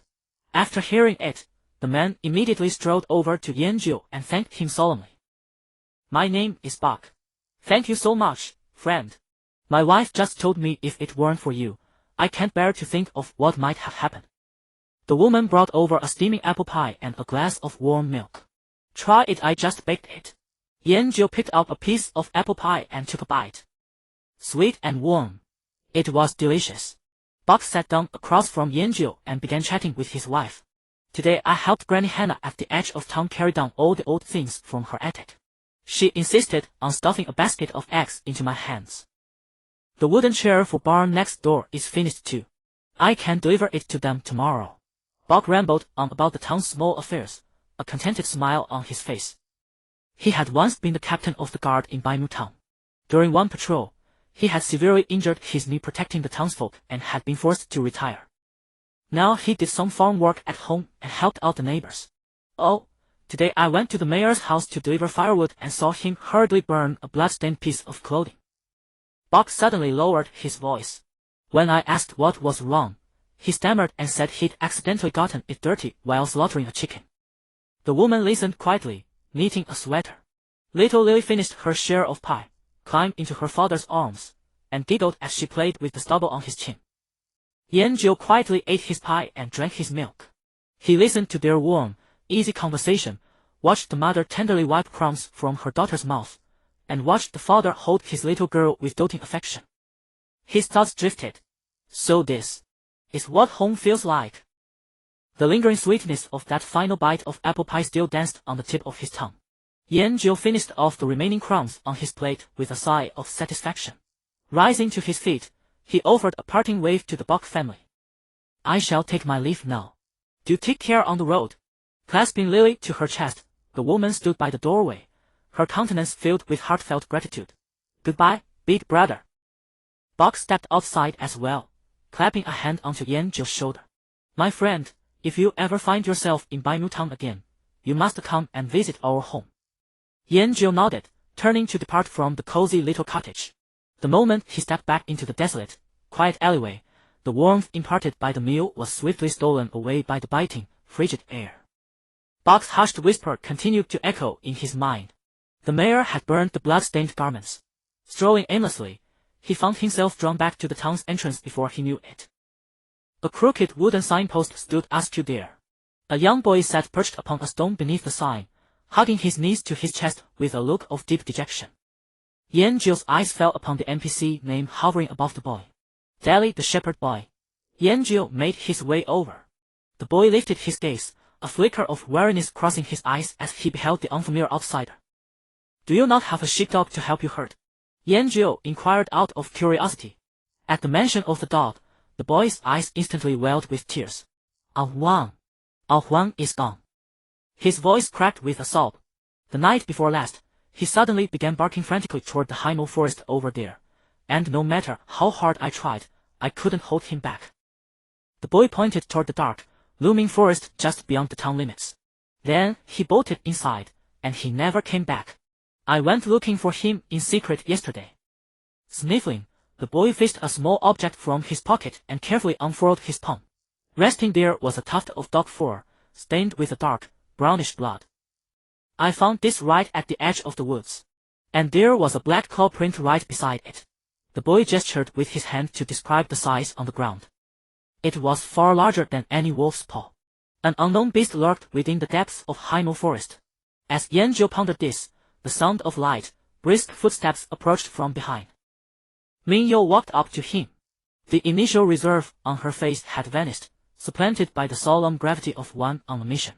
I've made a discovery on my end. Dispensing with pleasantries, she went straight to the point. The blacksmith's shop was deserted, but I found this in an adjacent house that has long stood vacant. She retrieved a notebook with a yellowed cover from her inventory and handed it to Yanjiu. This is the journal of Martha, the town's missing apothecary. The townsfolk claim she vanished last week. Yanjiu flipped open the journal. The handwriting was elegant at first, but it grew increasingly hurried and chaotic toward the final pages. The initial entries consisted of various potion recipes and mundane daily logs.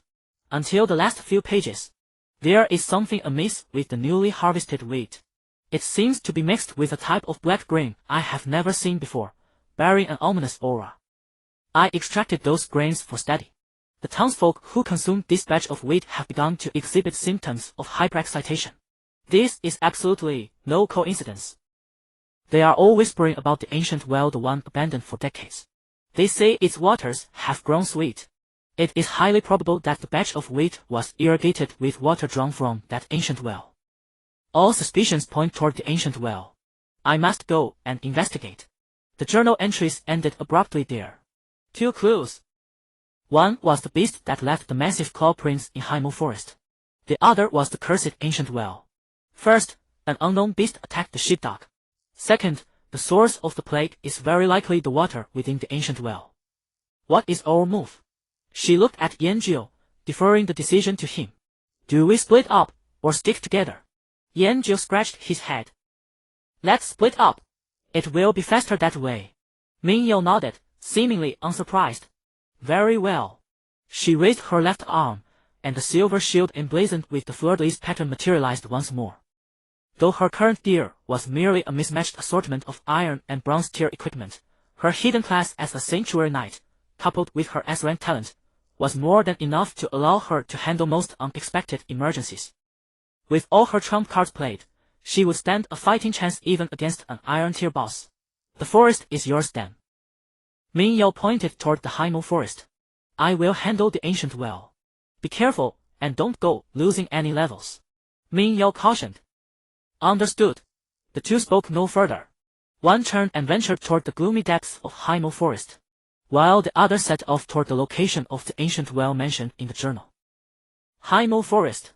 Just from the name alone, one could tell it was no pleasant place. The moment Yanjiu stepped into the woods, the sunlight was utterly shut out by the dense, interlocking canopy overhead.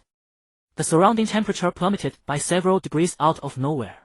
The air was thick with the damp, pungent odor of decaying leaves. He continued to saunter forward, but ultimately could not resist drawing the pitch-black soul-slaying blade. The narrow, elongated blade seemed capable of absorbing all surrounding light, gleaming with a heart-chilling, icy texture. Splendid, he murmured softly, casually spinning the blade. The black edge sliced through the dim woods, whipping up a sharp, whistling gust of wind. Humming a discordant tune, he seemed to be in an exceptionally fine mood. To him, this sinister environment was no different from a casual stroll in his own backyard. A shadow wolf lurking in the underbrush suddenly lunged out, opening its gaping, blood-red maw as it snapped at his neck. Yanjiu merely sidestepped, swinging the soul-slaying blade with a backhand sweep as a flash of blade light erupted. The level 10 common monster traced a high arc through the air, crashing heavily against a distant tree trunk before dissolving into a beam of white light and vanishing. Throughout the entire sequence, his footsteps never once faltered. Occasionally, blind monsters would launch sneak attacks from the shadows, only to meet a fate no different from the first shadow wolf. They were either blasted to ash by his spells, or instantly slain by a casual slash of his blade. not even worthy of making him glance at the damage numbers. As he ventured deeper, the scenery within the forest grew increasingly bizarre. Normal beasts had vanished entirely. Even the chirping of insects and the songs of birds had died out completely. An eerie, deathly silence hung in the air, broken only by the dry rustling of his boots stepping on withered leaves. Animal carcasses began to appear along the path, their bones still clinging to ragged, gnawed flesh that emitted a putrid stench. Yanjiu halted his steps. He stopped humming. Squatting down, he examined the carcass of a wild boar lying on the ground.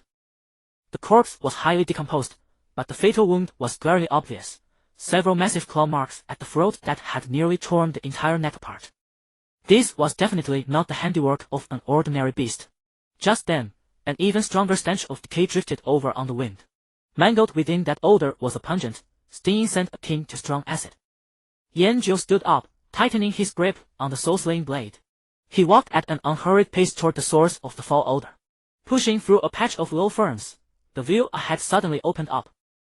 It was a small clearing. In the center of the clearing, a monster far larger than any ordinary wolf was busy devouring something. The monster's form resembled a wolf, but its fur had mostly sloughed off, exposing the dark red, rotting flesh and grim white bones beneath.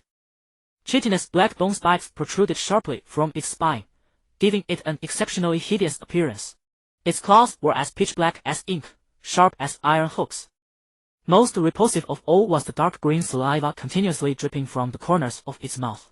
As the saliva dripped onto the ground, it instantly corroded the earth into small, hissing pits of black smoke. Sensing the disturbance behind it, the creature slowly turned its head. Within its hollow eye sockets, 2 clusters of eerie green soulfire burned. Corrosive Black Wolf, Elite. Race, Undead. Level, 13. HP, 6700. Attack, 165. Defense, 119. Skill, Corrosive Bite. The corrosive black wolf dropped the leg bone of some unknown creature from its jaws, crouching low on all fours as a low, grating growl like grinding stones rumbled from its throat. It had locked its sights on this new prey. In the next instant, the black wolf's hind legs exploded with power, transforming into a streak of black lightning as it lunged at Yanjiu. Its sharp claws tore through the air with a piercing screech. Corrosive Bite. Within its gaping maw, a thick, dark green glow coated its fangs, and a rancid stench rushed over him. Faced with the lethal strike of this elite monster, Yanjiu's response was simple to the absolute extreme. He merely took a light step to the left. Just that single step. The corrosive black wolf's fierce pounce brushed past the edge of his claws, hitting nothing but air. The immense momentum sent the wolf rolling awkwardly across the dirt. Before it could even readjust its stance, a cold, black flash of a blade instantly magnified in its field of vision. Yanjiu did not even use any skills, merely executing a simple turn and swinging his blade in stride. The motion was fluid and effortless, as if practiced 1,000 times over. The edge of the soul-slaying blade silently sliced through the corrosive black wolf's midsection. 9370. A bright red, shocking damage number drifted up from the corrosive black wolf's head. Its HP was instantly depleted to 0. The black wolf's forward charge came to an abrupt halt. It froze rigid in place.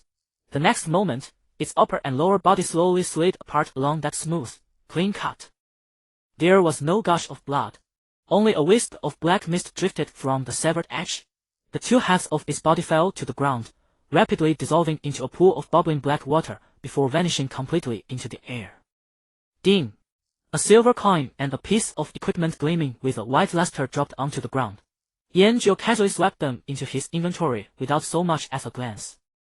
He retracted his long blade, spinning it into a beautiful flourish with satisfaction, before sheathing it cleanly with a sharp clack. Still, a blade feels the most comfortable to use. He thought to himself with delight. He set off, continuing deeper into the forest.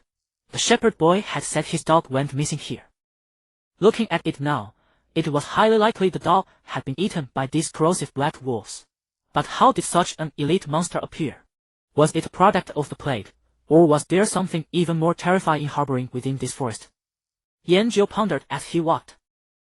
The stench of decay within the forest was so thick it had almost materialized. Yanjiu did not halt his steps. Wherever he walked, he left behind a trail of dissolving black water. Another corrosive black wolf lunged from the shadows to his side, only to be casually sliced into by his blade. These creatures were far too weak. They were not even worthy of being warmed up. This forest was absurdly vast. After walking for so long, he had not seen a single soul. Actually, that was not quite true. He had seen plenty of ghostly apparitions. Kicking aside a decaying beast bone near his foot, he continued deeper into the woods. Ah Huan, the shepherd boy's dog, Jim, who had gone missing from the blacksmith's forge. They had all ventured into this blackwood forest. In all likelihood, they had already become part of the black water on the ground. Ahead, the trees began to thin out. Yanjiu paused momentarily. He parted the final tangle of overlapping branches. A small clearing opened up before his eyes. In the center of the clearing stood a solitary wooden cabin. A hunter's cabin. The dwelling was dilapidated, with half of its thatched roof collapsed and its wooden walls covered in moss. In front of the cabin, two massive beasts were devouring the carcass of a deer. They were a size larger than the previous corrosive black wolves, with far more rotting flesh on their bodies and thicker, longer bone spurs protruding from their spines. Ground's corrosive wolfhound, elite. Race, undead. Level, 13. HP, 6700. Attack, 251. Defense, 49. Skill, corrosive bite. Their attack power was terrifyingly high, but their defense was as fragile as paper. Yanjiu shifted his gaze away from the two wolfhounds. A hunched hunter clad in tattered leather armor was leaning against the cabin's doorframe. In his hands was a longbow, and within his hollow eye sockets burned the same eerie green sapphire. Floating above his head was a line of crimson text. Hunter Ground, Black Iron Great Boss. Race, undead. Level, 15. HP, 15000. Attack, 199. Defense, 190. Skills, aimed shot, concussive shot, volley. Finally, a decent opponent, he thought. Yanjiu thought to himself, his grip tightening slightly on the spirit-slain blade. The two corrosive wolfhounds noticed him as well. They ceased feeding, raised their heads, and let out menacing growls from their throats. Hunter Ground also slowly stood upright and raised the longbow in his hand, knocking an arrow condensed from black mist onto the string. 3 pairs of eyes burning with soulfire locked onto the uninvited guest simultaneously. Yanjiu's figure vanished from where he stood. Wind walk. In the next instant, he appeared beside the corrosive wolfhound on the left. The beast did not even have time to turn. A pitch-black flash of his blade swept across with a soft, air-rending sound. 8554. -9154. Exaggerated damage numbers floated above the wolfhound and the boss. Its massive body stiffened for a brief moment before collapsing to the ground like a pile of mud, quickly dissolving into black water. Almost simultaneously, the arrow in Hunter Ground's hand flew off the string. The black arrow whistled through the air, hurtling directly toward the spot where Yanjiu had just appeared. Concussive shot. Unfortunately, it struck empty air. Amidst a flurry of star-like points of light, Yanjiu's figure vanished once more. Astral walk. He materialized behind the other corrosive wolfhound. The beast was still dazed by the sudden demise of its companion. Sensing the murderous intent behind it, the wolfhound whipped its head around. It was greeted by the icy edge of the spirit-slaying blade. Another slash. 9554. The other hound met the exact same fate, dissolving into a puddle of black water. From the moment Yanjiu struck to the elimination of the two elite corrosive wolfhounds, the entire process took less than 3 seconds. It was incredibly fast. The soulfire in Hunter Ground's eye sockets flickered violently.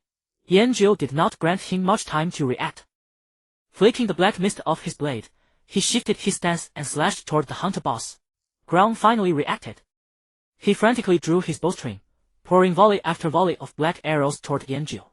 The arrows interwove in the air, forming a massive web of death. Volley!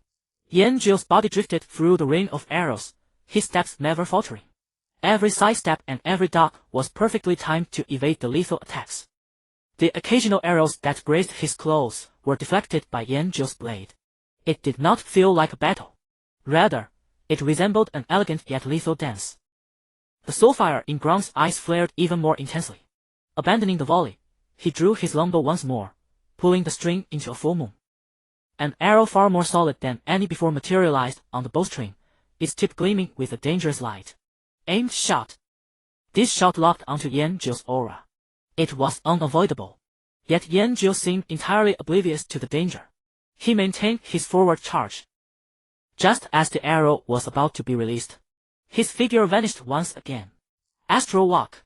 The target of the aimed shot had vanished into thin air. Ground's movement stiffened. What are you looking for? A calm voice echoed right beside his ear.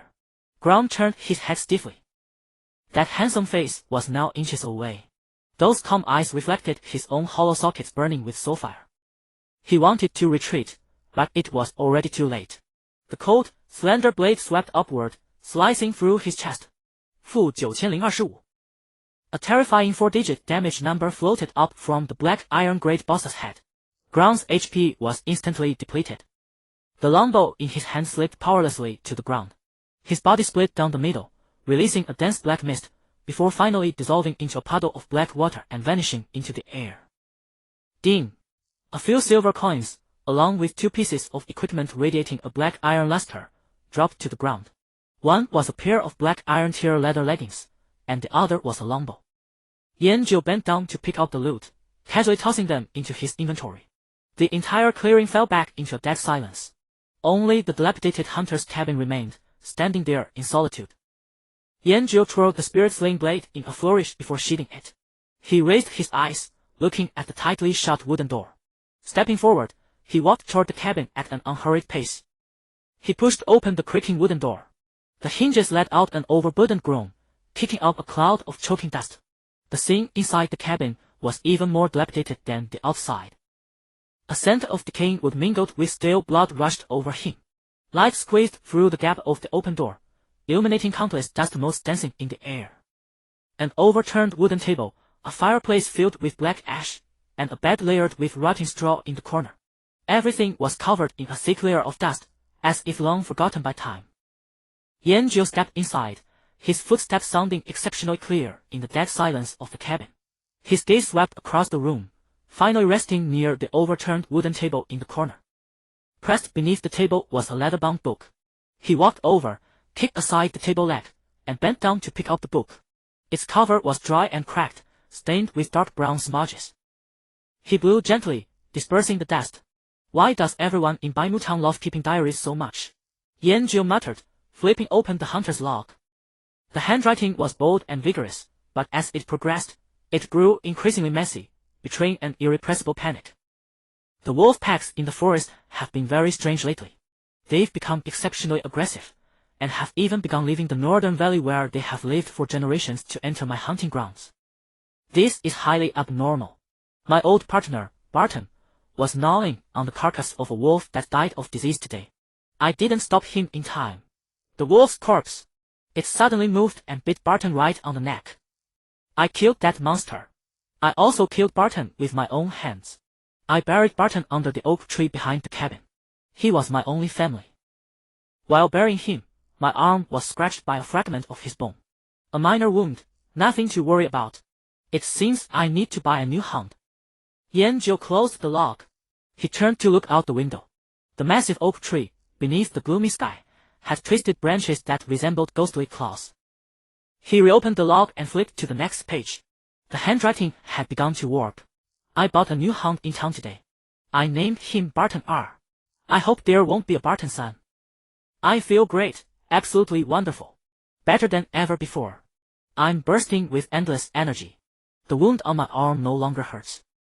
I've decided to head to the northern valley to see what on earth those wolf pups are up to. On the final page of the log, there was only a single scribbled word that was almost illegible, less a word and more a symbol carved with all his remaining strength. Hungry. Yanjiu's finger lightly brushed over the word hungry. He closed the despair-filled log and gently placed it back where it belonged. The cabin was terrifyingly quiet. He could almost picture how the hunter named Ground had, step by step, transformed from a lonely huntsman into a mindless monster within this very cabin. From the grief of burying his beloved dog, to the euphoria after infection, and finally to being consumed by hunger. A soft sigh dissolved into the dust. Yanjiu turned around, no longer looking back at the cabin filled with sorrowful memories. He stepped out of the wooden door and re-entered the gloomy blackwood forest. This time, he had a clear direction. The northern valley. The hunter's cabin disappeared behind him. Yanjiu walked toward the northern valley mentioned in Ground's journal. The farther north he went, the thicker the rotting stench in the forest became, until it almost condensed into a tangible malice that clung to his skin. The corroded black wolves no longer appeared only in twos and threes. They gathered in packs, surging out from the shadows of the forest, their ghostly green soul fires spreading into one continuous stretch, like river lanterns on the night of the ghost festival. More than a dozen corroded black wolves surrounded him in a ring. Low growls rose and fell from every direction, and dark green saliva hissed and sizzled as it corroded the ground. Yanjiu stopped. He swept his gaze across the circle and slid the soul-slaying blade back into its sheath. Just the right time to test out something new, he murmured to himself. He had never really put this passive, mobile casting, to serious use before. The wolves moved, lunging at him from all directions at once. Claws tore through the air, dragging a stinking wind behind them. Instead of retreating, Yanjiu surged forward one fierce step. Then he leaped. His body began to spin in midair. A scorching energy gathered in his mouth. Dragon breath. Crimson flames erupted from his mouth in a violent torrent. Because of the passive effect of mobile casting, the dragon breath did not stop channeling as Yanjiu spun.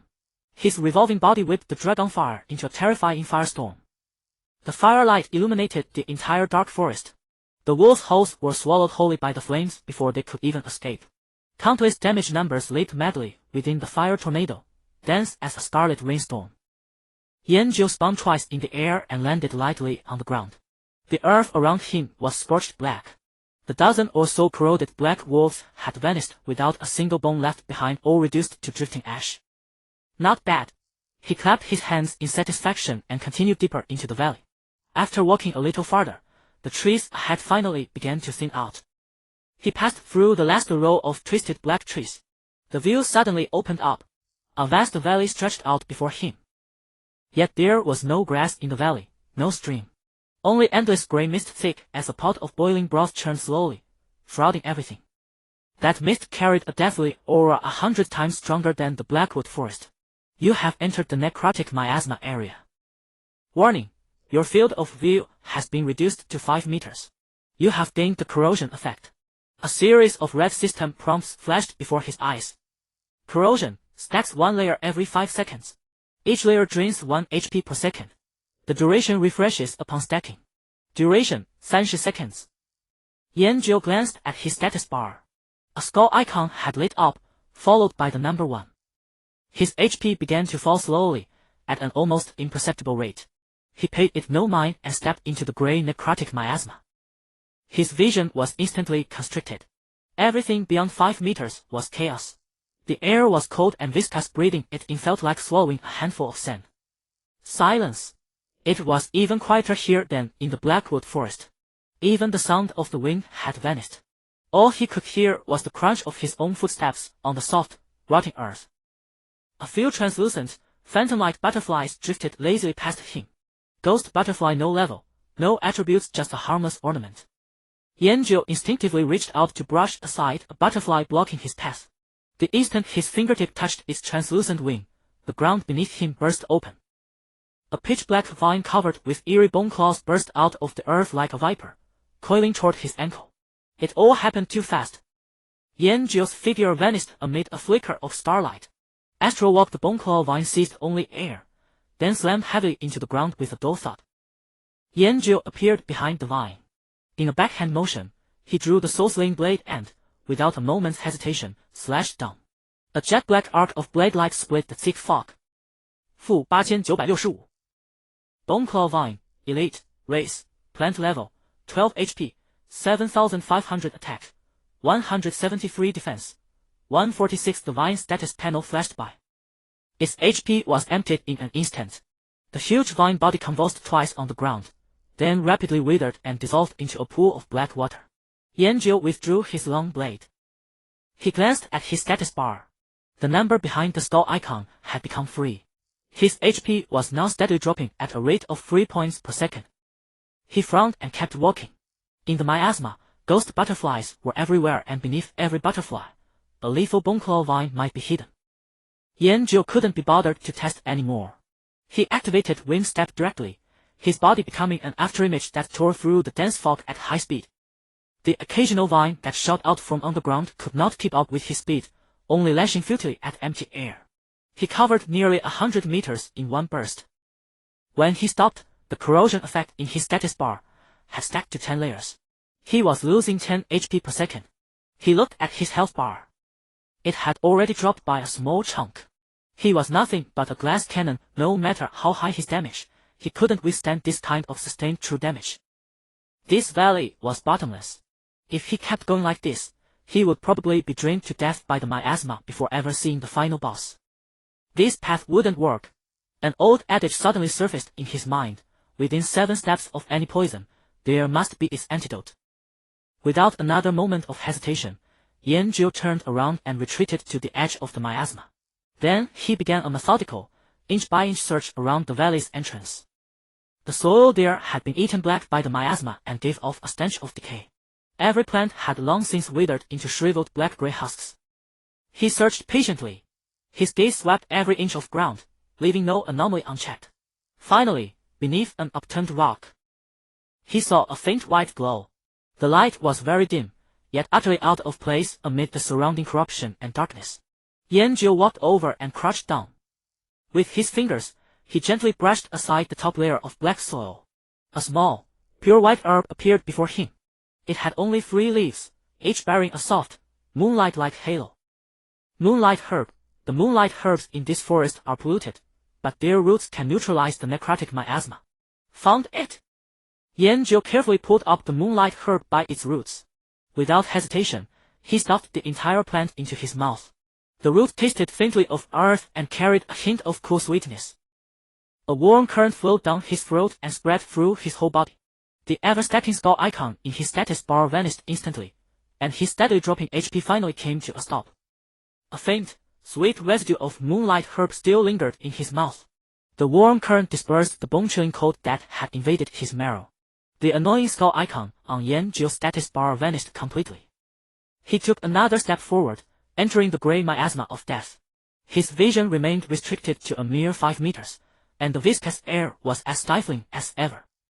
Yet, the sensation of constant corrosion was gone. Suddenly, the ground beneath his feet erupted. Another skeletal clawvine burst through the soil, its pitch-black talons whipping toward his calf. This time, Yanzhou did not dodge. Drawing his weapon with a backhand sweep, the spirit-slaying blade carved a dark arc through the dense fog. Fu 9011. The massive vine froze mid-air before rapidly wearing into a pool of black water. He sheathed his blade in one fluid, seamless motion, and continued forward. Along the way, skeletal clawvines repeatedly ambushed him from underground, meeting the exact same fate as the first. Occasionally, pitch-black beetles bristling with spiked shells crawled out from the decaying soil. Mutated stone beetle, common. Race, insect. Level, LV-12. HP, 5000. Attack, 105. Defense, 219. These creatures possessed decent defense, but before the spirit-slaying blade, they were as fragile as paper. In his wake, he left behind dissolving black water and shattered fragments of carapace. The miasma deep within the valley seemed to thin out slightly. The path ahead gradually cleared. As he stepped through the last swirling veil of grey mist, a manually cleared, abandoned campsite came into view. A few tattered tents lay askew on the ground, their canvas riddled with corrosive holes. Scattered across the earth were charred crucibles, shattered glass bottles, and various metallic instruments of unrecognizable purpose. In addition to the stench of the deathly miasma, a pungent chemical odor hung in the air. In the center of the camp, over a dozen monsters wandered aimlessly in all directions. Some were scrawny wolf pups with shedding fur, bizarrely twisted limbs, and oozing pus. Deformed wolf pup. Race, undead. Level, LV-15. HP, 6000. Attack, 155. Defense, 129. Skills, hole, plague infection. There were also several other monsters, far more massive in size. Their bodies looked like grotesque patchworks of multiple wolf heads stitched together haphazardly. Countless eyes were scattered randomly across their flesh, and purulent blood seeped continuously from the stitched seams. Wolf head stitch monster, elite. Race, undead. Level, 15. HP, 8500. Attack, 295. Defense, 0. Skills, corrosive bite, charge. Their levels were all merely level 15. No level suppression was triggered. Yanjiu shrugged. The monsters soon noticed the intruder. Ow! A deformed wolf pup threw back its head and let out a piercing howl. Howl! An invisible sound wave rippled outward. Instantly, every monster in the camp was startled. Their movements turned frenzied, and within their hollow eyes, eerie green soul fires ignited in unison. Over a dozen pairs of soul fires locked onto him simultaneously. He slid the spirit-slaying blade back into its sheath. The next second, he transformed into a gust of wind, charging headlong into the horde of monsters. Wind walk. The clumsy frames of the wolf-head stage monsters pivoted instantly. Lowering their heads, they lunged at him with their piled wolf heads. Charge! Yanjiu's figure darted gracefully among the beasts, his footwork impossibly light. He easily sidestepped the heavy impact of a charging stage monster. Every monster was drawn to him, trailing behind in a chaotic torrent. The deformed wolf pup's plague infection skill took effect, spreading plumes of green toxic mist beneath their paws. Yanjiu's health pool began to dwindle at a slow, steady pace. Somewhat annoying. Without pausing, he continued to run in circles around the campsite. The monsters behind him swelled in number, resembling a massive, rolling ball of flesh that relentlessly pursued him. The timing was just right. Yanjiu took a sudden leap forward, launching himself into the air.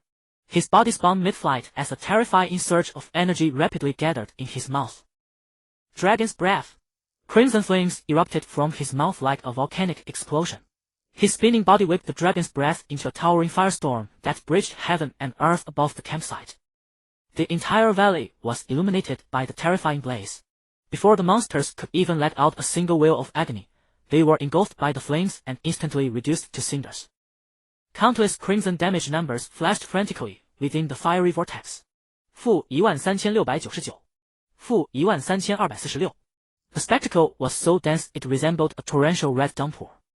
Spinning twice in the air, Yanjiu landed gracefully back on the ground the moment the flames dissipated. The earth around his landing spot was scorched black. Not a single bone remained of the dozen-plus elite monsters. They had all been reduced to ash. Not bad, he muttered, dusting off his hands, highly satisfied with the results of casting on the move. The entire campsite fell into absolute silence. A few silver coins and several pieces of equipment lay scattered across the charred ground, shimmering faintly. Unhurriedly, Yanjiu gathered the loot and tossed them into his inventory. His attention was soon drawn to a corner in the deepest part of the camp. There stood an iron cage, its door wrenched open. Inside, dry straw was strewn across the floor, stained with dark brown, dried blood.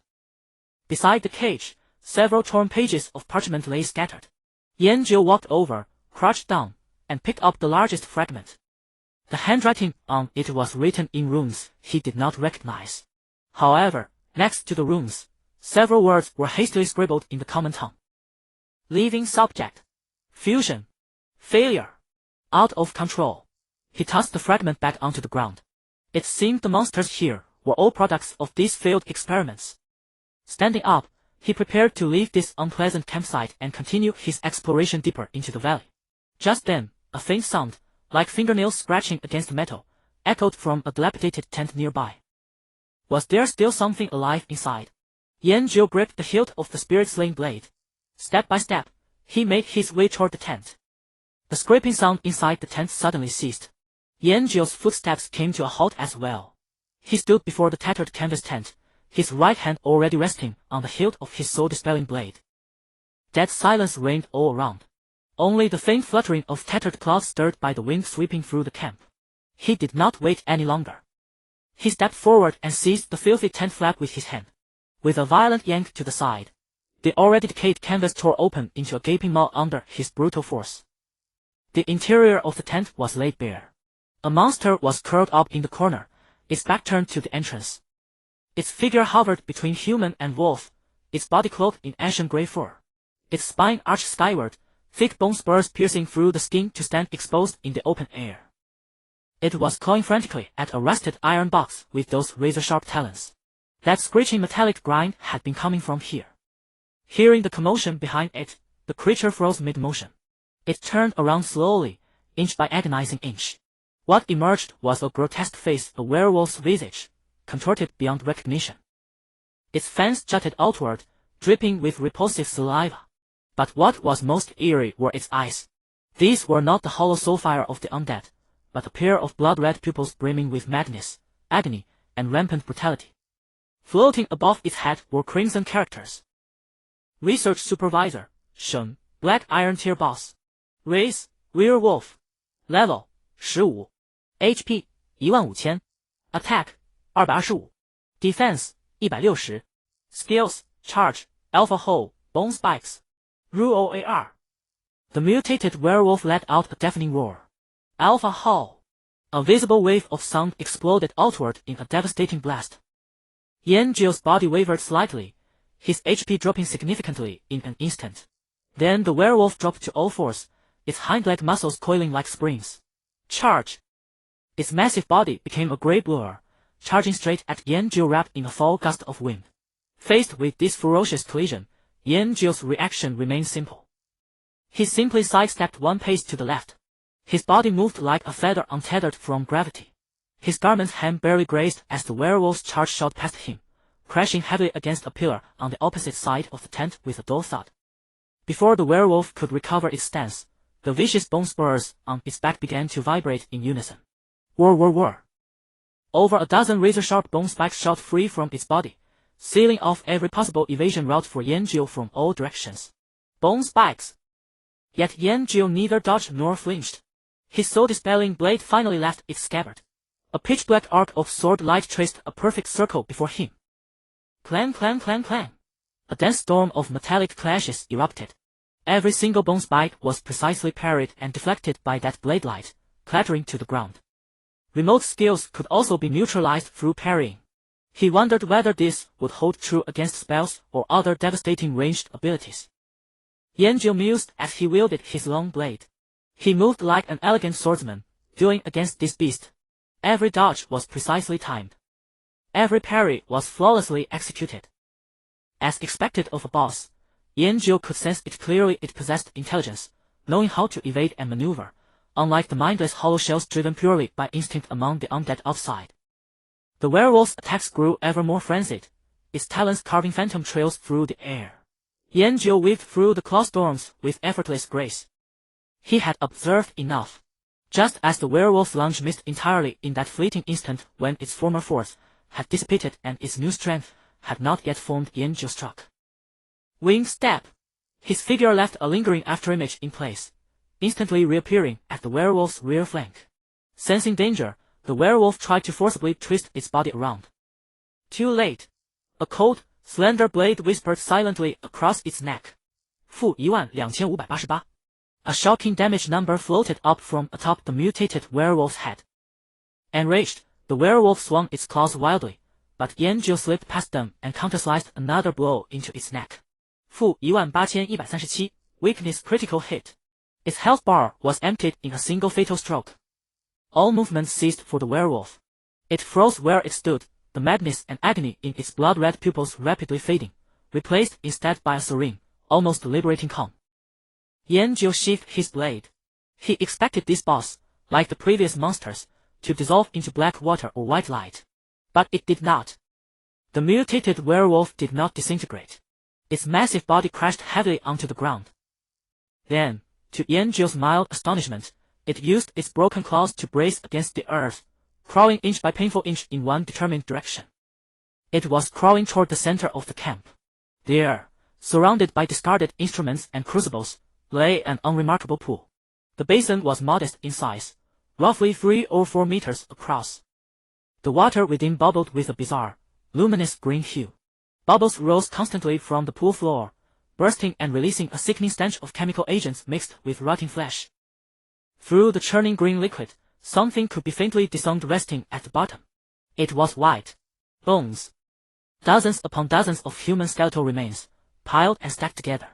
The mutated werewolf dragged its decapitated neck, persistently, crawling inch by agonizing inch toward that green pool.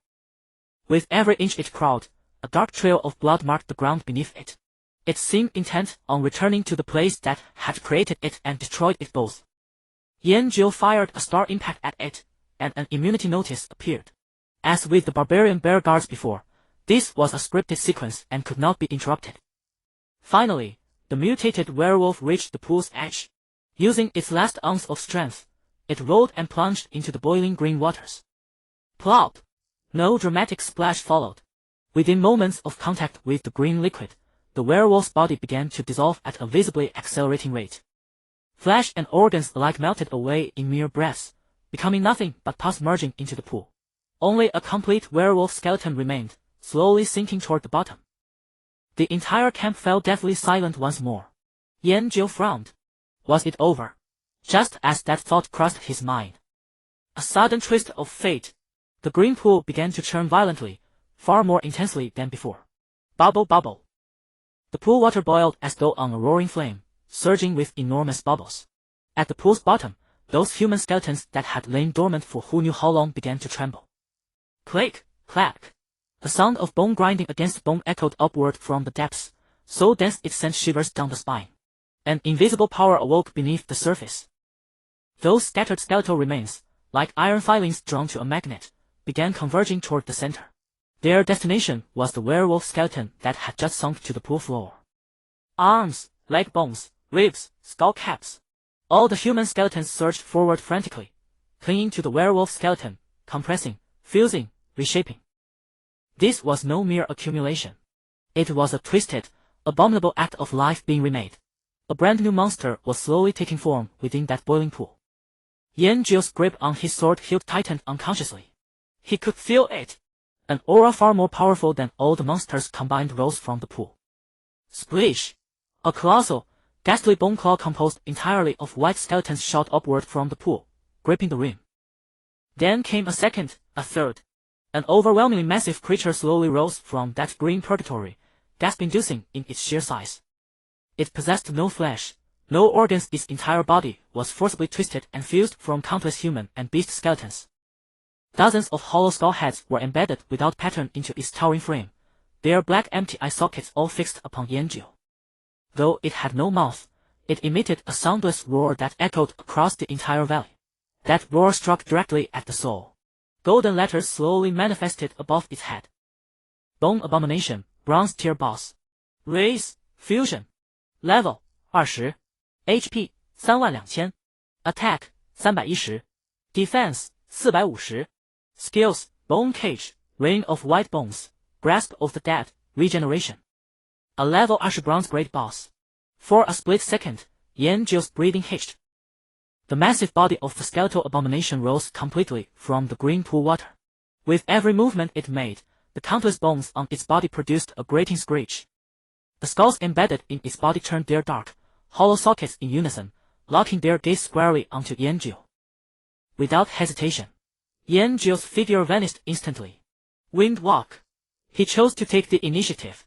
An afterimage shattered the dead silence of the camp, appearing instantly at the flank of the skeletal abomination. The soul-extinguishing blade in his hand, carrying an unstoppable momentum, slashed down fiercely toward the monster's knee joint, which was twisted from leg bones and ribs. He needed to cripple its mobility first. Blade clashed with white bone. A dull metallic screech rang out. -3821. Level Suppression. A red damage number floated up unhurriedly from above the skeletal abomination's head. Roar. The skeletal abomination unleashed a piercing shriek as its massive skeletal claw, pieced together entirely from arm and finger bones, swept forward with a howling wind. Yanjiu instinctively leaped backward, narrowly evading the heavy, powerful strike. The skeletal claw slammed heavily onto the spot where he had been standing just moments before. Boom! The ground cracked open, scattering debris everywhere. If this blow had connected with his meager defense, he would have likely been turned into a corpse on the spot. Having missed its strike, the skeletal abomination's massive body began to turn, the hollow sockets of dozens of skulls locking onto Yanjiu once more. It raised its other skeletal claw. The claw spread open, aiming directly at Yanjiu. Bone Cage. Clack, clack, clack. The ground beneath Yanjiu's feet shuddered violently. 4 walls of pale bone erupted from the earth, closing shut instantly to form an airtight bone cage, trapping him securely inside. The bones on the walls were still writhing, sharp bone spikes continuously protruding from the depths, compressing the space within. Almost at the same time, the dozens of skulls on the skeletal abomination's massive body opened their jaws in unison.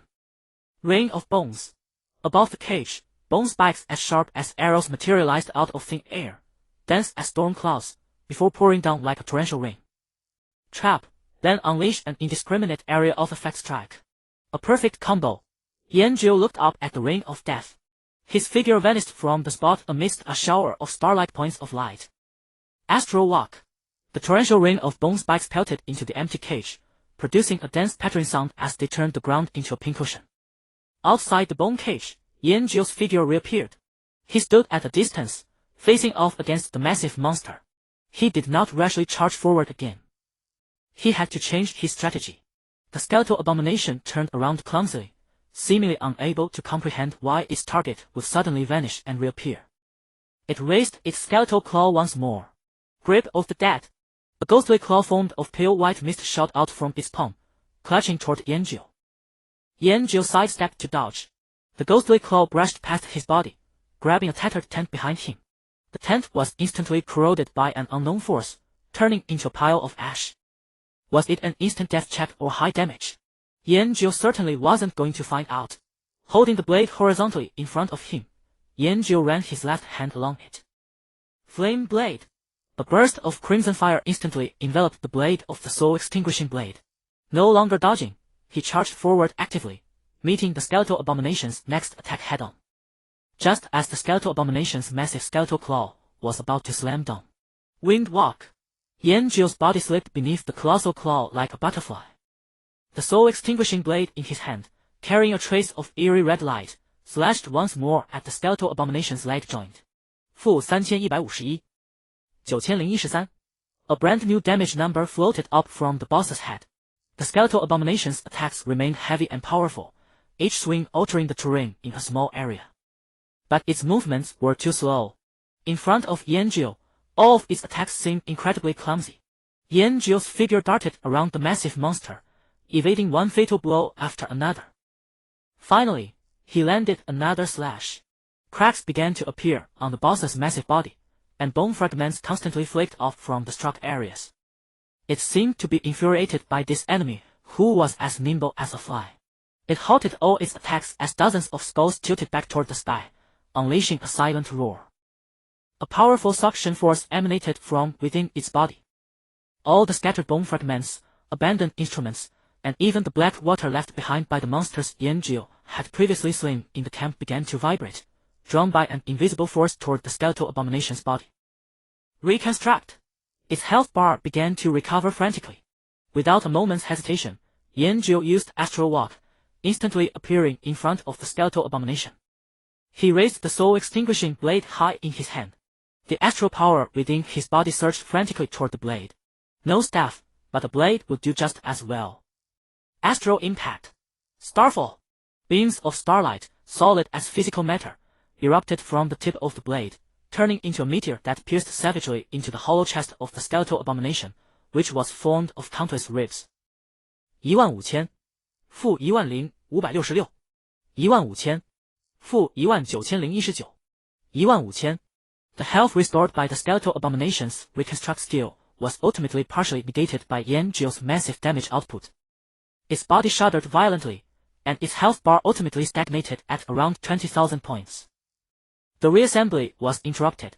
The bone abomination's health had halted at around 20,000 points, but Yanjiu's mana had also drained by a chunk. He could not afford to let this monster try the same trick again. A war of attrition worked against him. The bone abomination's sluggish mind seemed unable to understand why its recovery had been interrupted.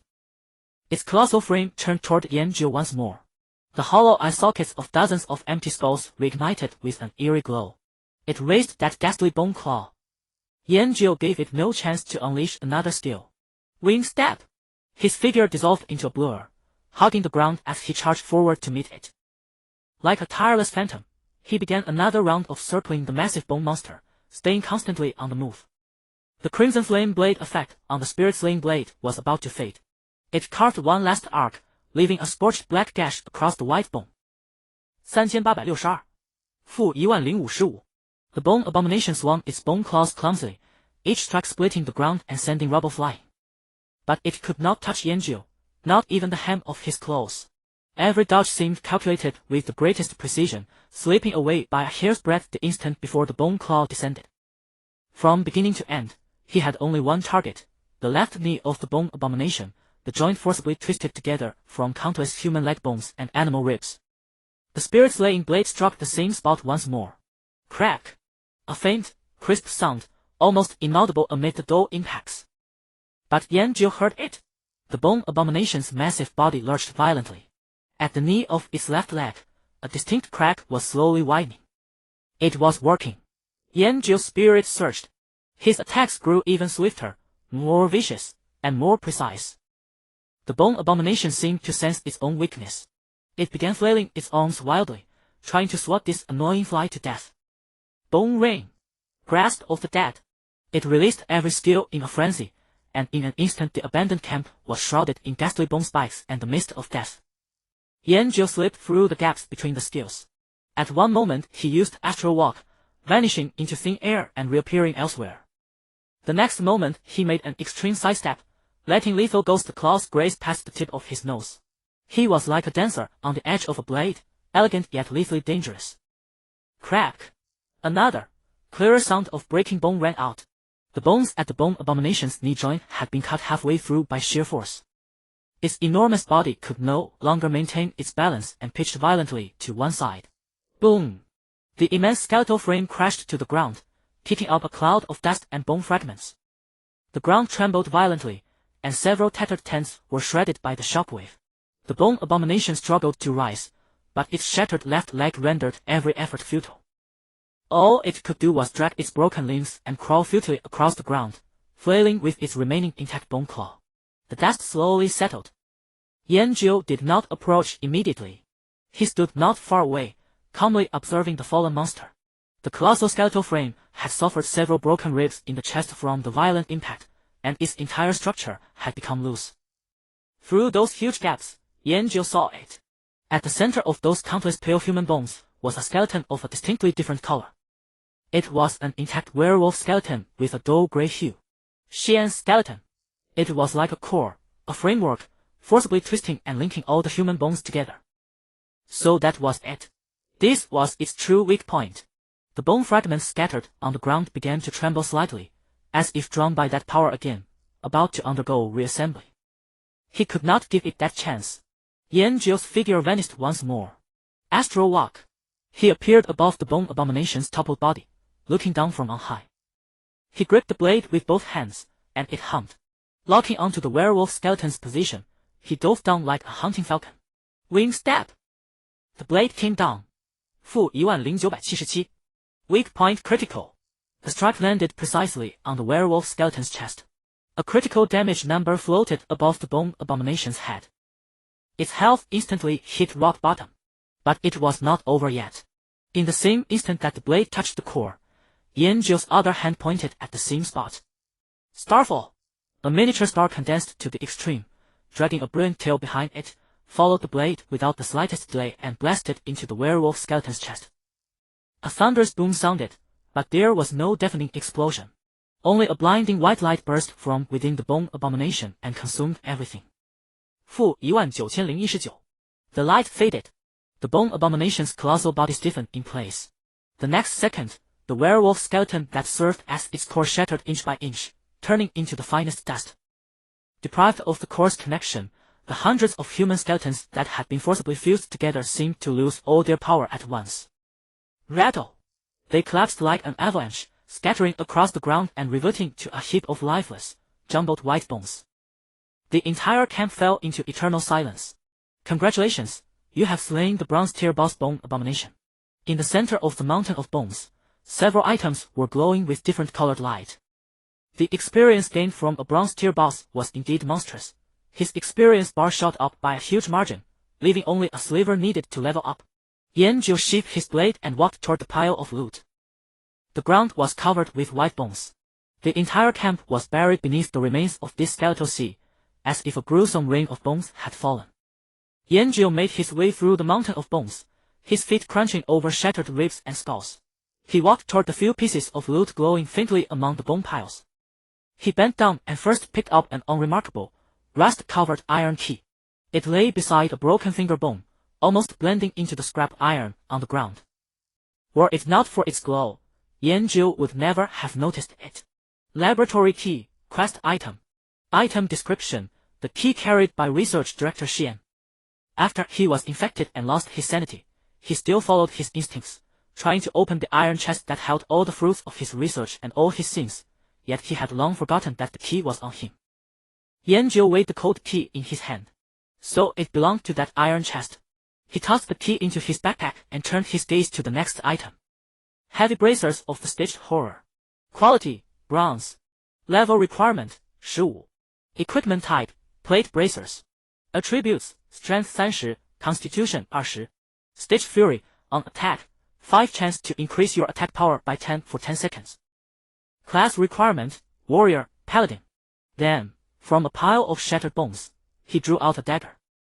The dagger had an extraordinary shape, with a long, narrow blade. At the guard was a small wolf head carving, its jaws wide open as if in a silent roar. Xian's shadow dagger. Quality, bronze. Level requirement, 15. Equipment type, dagger. Attributes, agility 23, strength 15, attack speed 20. Child of shadows. While stealth, mana regeneration rate 100, movement speed 30. Ambush, the first attack while stealth has a 10 chance to stun the target for 1 second. Class requirement, rogue, assassin. Another exceptional piece. A dual-effect bronze weapon with considerable stat bonuses. Even in the late game, it would still serve some purpose. Elegy of the Dead. Quality, bronze. Level requirement, 15. Equipment type, two-handed staff. Attributes, intelligence 40, spirit 20. Soul siphon, your damaging spells have a 5 chance to restore 10 of the damage dealt as health. Class requirement, mage, priest. After sweeping up all the loot, Yanjiu straightened up. Except for the pool still bubbling with eerie green liquid, the entire camp was left in desolation and silence. He turned and looked at the tattered canvas tent in the corner of the camp. The iron chest Xian had desperately clawed at in his final moments was still there. He walked over again. The lock on the iron chest gave a soft click. Yanjiu pulled out the rusted key, tossed it aside, and lifted the heavy iron lid. There was no gold or treasure in the chest, nor any powerful equipment. There was only a thick stack of manuscripts, their edges yellowed and curled, covered in dense symbols and writing. Beside the manuscripts lay a thumb-sized glass vial filled with a silvery powder that glinted faintly in the dim light. He reached in, took out the manuscripts and the small bottle, and stuffed them into his backpack. Just then, a system notification rang by his ear. Your friend Ming Yao has sent you a message. He opened the message window. How are things on your end? I need some help here. Yanjiu closed the interface, turned to glance at the bone-covered camp, and did not linger. I'll be right there. Fortunately, there were still 2 stalks of moonlight grass left. Passing through the poisonous miasma and the eerie woods, he soon re-entered Bainu town. At the town center, Ming Yao stood in the empty street, carefully polishing the blade of her knight's longsword with a white cloth. Hearing footsteps, she stopped and looked up. You're back. Seeing Yanjiu, Ming Yao immediately straightened up and sheathed her longsword. Did you find anything? Yanjiu asked. An abandoned underground river. Ming Yao answered quickly, without wasting a single word. I followed the underground river and found a hidden passage leading to the town cemetery. A trace of fatigue still lingered on her face. The graveyard keeper attacked me the moment he saw me, and he summoned every undead creature nearby. I dealt with them all. But something inside the cemetery is not right. She paused, as if searching for her words. There is a stronger force deep in the tomb, so I didn't dare go closer. Just dealing with that graveyard keeper alone used up all my trump cards. Ming Yao stated her situation frankly. If I went any deeper, I would most likely die in there. She looked at Yanjiu. So I retreated and waited for you to come so we could enter together. Yanjiu acknowledged. He walked up to Ming Yao, took out the thick stack of manuscripts from his backpack, and thrust them directly into her hands. Ming Yao caught them instinctively. What's this? I found them in that camp. They should be the notes on the necromantic plague. Yanjiu explained briefly. You keep them. I can't be bothered to read. Ming Yao held the musty manuscripts, looked at Yanjiu's matter-of-fact expression, and finally put them into her own backpack. The two walked one behind the other through the empty streets toward the cemetery shrouded in a deathly aura. I found something too. On the way, Yanjiu briefly recounted to Ming Yao his encounter in the Haimo forest and the incident with the bone abomination. At the entrance to the graveyard, the air hummed with a strange resonance, as though countless invisible insects were beating their wings. The surge of powerful energy was almost tangible, sending prickling stings across the skin. Ming Yao's grip tightened on her sword hilt. Merely standing at the entrance, she could feel the oppressive weight of that power, several times more intense than what she had faced from the Tomb Guardian. No wonder she had chosen to retreat without hesitation. Yet Yanjiu acted as though nothing were wrong, already stepping down toward the stairs. "Wait!" Ming Yao called out to him. Yanjiu turned back, a hint of inquiry on his face. "I'll lead." Ming Yao raised her left arm, and the iris shield materialized before her, radiating a gentle holy light. "My defense is high, I can provide cover for you." She refused to trail behind anymore, watching this man's back as he dealt with everything on his own.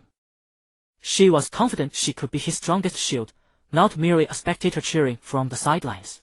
Yanjiu glanced at her, then at the shield hovering before her. "Fine." Contrary to the imagined scene of corpses littering the ground, the deeper tomb was unervingly vast and empty. Only a handful of skeletons draped in tattered cultist robes wandered aimlessly in the corners. The energy radiating from them was entirely out of sync with the overwhelming power permeating the environment. Yanjiu walked past Ming Yao. "Let me handle this." Before his words had finished echoing, his figure had already dissolved into a blur. Wind stepped, a pitch-black blade flashed straight through the air and vanished. Those scattered undead cultists never even had time to react before being cleaved in two, reduced to a scattered pile of bone fragments. -10397. The entire exchange lasted no more than 3 seconds. Ming Yao, shield raised in a defensive posture, looked almost absurd. She silently lowered her arm. Yanjiu sheathed his blade and began scanning the vast emptiness of the tomb. It was eerily clean. Yet that powerful energy pulse genuinely filled every inch of space. Didn't the Tomb Guardian drop anything special? Yanjiu kicked at a fragment of bone at his feet and asked. Ming Yao shook her head. Only a few pieces of black iron equipment. The two fell into silence. The clue here seemed to have gone cold once more. Ming Yao stood still, her brows knitting slightly. A veteran gamer's instinct told her that at moments like this, something must have been overlooked. When in doubt, consult the quest text. She suddenly remembered something and retrieved from her backpack that stack of yellowed manuscripts Yanjiu had handed her. "I haven't had a chance to read this you gave me." Holding the stack of paper that exhaled a musty, death-like aroma, she began flipping through it rapidly. Shang's handwriting, once neat and precise, grew increasingly frantic and illegible. Ming Yao read swiftly, her expression shifting with every line on the page. From confusion to shock, then to dawning comprehension. "So that's how it was," she murmured. "What is it?" Yanjiu walked over. Ming Yao held up the manuscript toward him. "This place was founded by the Shadow Bishop Omar." "Omar?" Yanjiu recognized the name. It was the Shadow Cult Bishop he had slain earlier. "Correct." Ming Yao nodded. The notes say Omar secretly established a base in the valley, intending to research a new form of necrotic plague. However, during one experiment, a werewolf pup used for testing accidentally escaped. It infected the wolf packs in Blackwood Forest. Ming Yao continued explaining. Originally, Shang could barely hold the camp with the remaining survivors. But then Lord Omar suddenly went silent, causing unrest within. Yanjiu scratched his head. He was, after all, the culprit. Later, word came from the city that Omar had died. Not long after, the succubus in the city also lost contact, and supplies were completely cut off. With the threat of infected wolf packs outside, infighting broke out inside the camp over dwindling resources. After all, these people had no ability to traverse the toxic mist. Forced into desperation, Shang locked all his research reports and logs into that iron chest. Ming Yao turned to the final page of the manuscript and read aloud a line written in blood. "This is the last of the powder. I must protect it. Everything connected. The origin of the plague, the creatures in Blackwood Forest, the frenzied townsfolk, the terrifying valley, and this bizarre underground tomb." Every thread pointed back to the Shadow Bishop whom Yanjiu had already eliminated. Ming Yao turned another page of the thick manuscript, her fingertips tracing the erratic, unhinged scrawl. Shang mentioned in his logs that when Omar built this base, he simultaneously activated this tomb. Her pace was measured, as though carefully assembling a complex chain of logic. He said this was where Omar conducted his high-tier rituals, the very core of the plague plan. Why would a researcher know a bishop's most classified secrets? Yanjiu raised a practical question. Because Shang was Emmar's most trusted apprentice.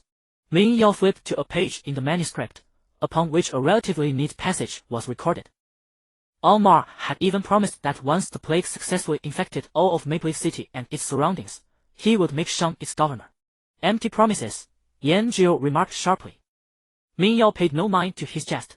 Towards the end, Shang's mental state had become severely unstable. His sanity was slipping away, but his sole obsession was protecting that iron chest, safeguarding his final research. That research is this vial of powder. She looked up at Yanjiu. The energy field in this tomb is strange powerful, yet lacking a source. It resembles more of a massive seal. And seals or ritual activations don't necessarily require traditional keys. This powder might be an alchemical product, a catalyst for a certain ritual, or perhaps it is the key itself. Yanjiu retrieved from his backpack the thumb-sized glass vial. Within the dim tomb, the silver powder inside seemed to resonate faintly with the invisible energy in the air. Is it this? Give it here. Ming Yao extended her hand. Yanjiu passed her the vial. Ming Yao took the cold glass bottle but did not open it immediately. She raised her iris shield, the holy light illuminating the ground around them. She began searching carefully through the center of the vast, empty tomb. What are you looking for? Yanjiu followed behind, growing somewhat impatient. A ritual array, or some similar marking. Ming Yao replied. He watched Ming Yao inspect the stone tiles on the ground inch by inch, like an archaeologist. The humming within the tomb seemed to grow stronger. At last, Ming Yao stopped before an unremarkable stone tile. This tile was indistinguishable from the surrounding ground, but with the shield's holy light, one could discern etchings finer than hair, almost worn smooth. Found it! Ming Yao crouched and gently brushed the dust away with her fingers. A complex circular array composed of innumerable geometric figures and unknown symbols emerged. At the center of this array lay a small depression. Ming Yao flipped the manuscript to a page where a matching symbol was drawn in the corner. Shang had, in his unconscious state, recorded this crucial clue. She uncorked the glass vial. A peculiar scent, mingling metal and herbs, drifted forth. Without hesitation, she aligned the bottle's mouth with the depression at the array's center and carefully poured the silver powder inside. The moment the powder settled into the groove, nothing happened. No glow, no sound. It simply lay there quietly. Silence. Yanjiu had just pulled a bottle of honey wine from his pack, intending to drink straight from it, when a sudden change occurred. The invisible energy throughout the tomb, as though finding its outlet, surged frantically toward the ground array. Hum! A low resonance echoed from deep below. The silver powder in the depression ignited instantly, transforming into liquid silver flame that raced along the hair-thin etchings on the stone tiles. In the blink of an eye, the entire circular array blazed with silver light. Ancient and arcane runes lit up one after another, radiating formidable magical pulses. Creak! Creak! The ground began to quake violently, the stone beneath their feet groaning in an agonizing grind. The massive circular stone slab beneath Yanjiu and Ming Yao was slowly descending. A bottomless spiral staircase appeared before them. A frigid black wind, thick with the stench of death and decay, erupted upward from below. The wind carried the characteristic rot of undead creatures, mingled with a faint trace of sulfur. Ming Yao tightened her grip on her knife sword, and the light of her iris shield enveloped them both. Yanjiu stowed his wine bottle and drew the spirit-extinguishing blade. Its dark blade reflected no light beneath the silver glow of the array. He gazed downward. Endless darkness. There's something valuable down there, he said. Ming Yao stepped ahead and took the first step. Let's go. The spiral staircase wound downward, appearing as though it had no end. A freezing wind surged from below, carrying the stench of death and decay, causing Yanjiu's robe to flutter loudly. The holy light emanating from the iris shield was the sole source of illumination in this endless darkness, lighting up only a small area beneath their feet. It is very deep here. Ming Yao's voice echoed through the narrow staircase, carrying a hint of emptiness. MHM. Yanjiu walked behind her, holding the soul-slaying blade in his hand, its tip nearly scraping the ground. The darkness did not cause him any discomfort. Instead, It brought an inexplicable sense of familiarity. The material of the staircase gradually transitioned from rough stone to polished obsidian. Distorted reliefs began to appear on the walls, depicting scenes of undead sacrifices. Finally, the staircase reached its end. A massive subterranean cavern opened up before them. This place was more than 10 times more spacious than the tombs above. The vault of the cavern was so high that its ceiling was lost in the endless darkness. In the very center of the cavern stood a colossal altar constructed from bones and black rock. Upon the altar, a thick purple arm, as massive as a giant python, was bound tightly by dozens of pitch-black chains engraved with runes. The arm was still pulsing slightly, and with each beat, ripples of purple energy rippled through the surrounding air.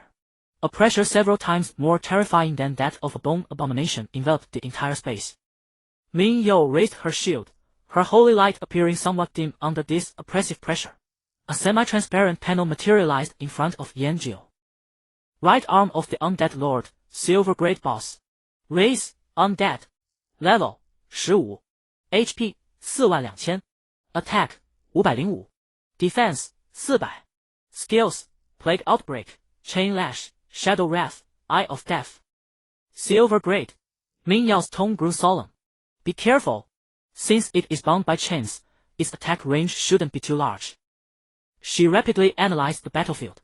We can maintain our distance and wear it down with ranged skills. That is the safest approach. Yanjiu glanced at the still pulsing purple arm. It has a lot of health. Having said that, he took a step forward.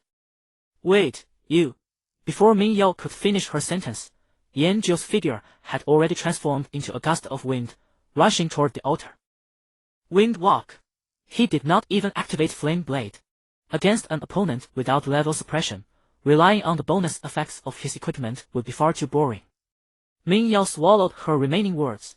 She should have expected this. Talking tactics with this man was like playing a lute to a cow. She hesitated no longer. The iris shield in her left hand erupted with brilliant light as a pair of magnificent golden wings of light suddenly unfurled behind her.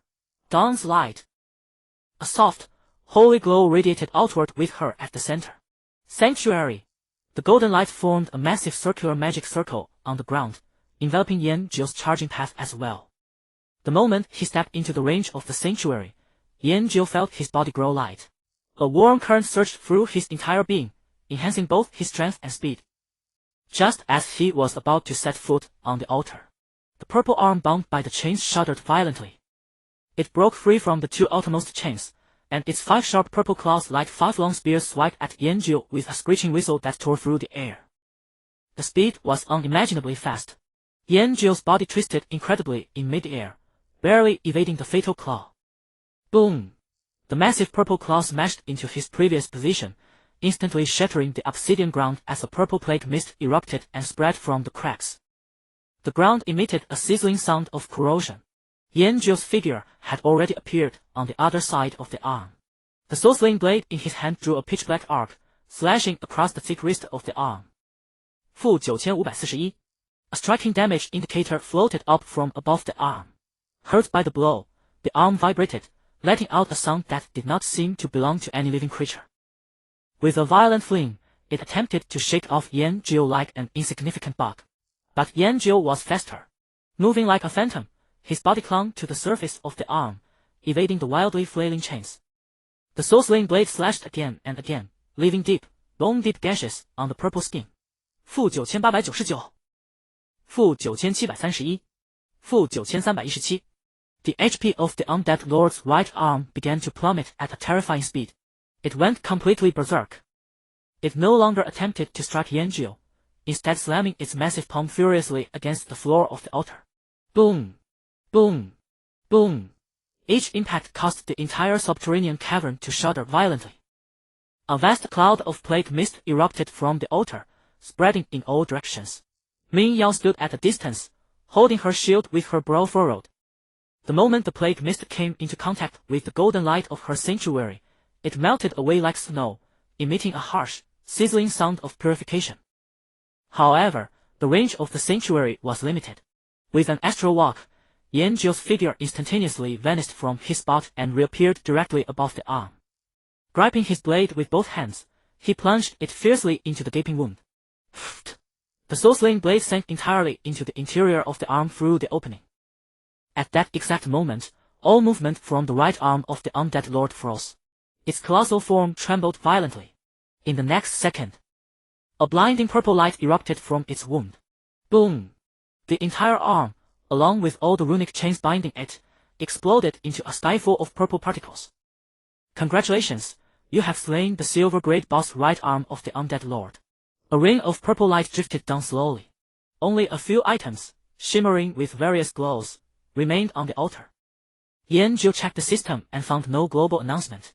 This meant that the two of them were not the first to slay a silver-grade boss. It seemed that, just like with the bronze-grade boss, when the system made the announcement, he was either at work or asleep. Yanjiu's figure reappeared. He flicked the purple blood off his blade and walked toward the loot. Ming Yao silently deactivated her sanctuary and wings of light. She walked over. Could you let me finish speaking next time? There was a trace of helplessness in her voice. Ming Yao sighed softly, stowing away the iris shield. She felt like a worrying mother, while he was the genius son who always did whatever he pleased yet somehow managed to score first place every time. Yanjiu had already stepped onto the altar built of obsidian and bones. The purple light particles left behind by the exploded right arm of the undead lord were slowly dispersing like fireflies.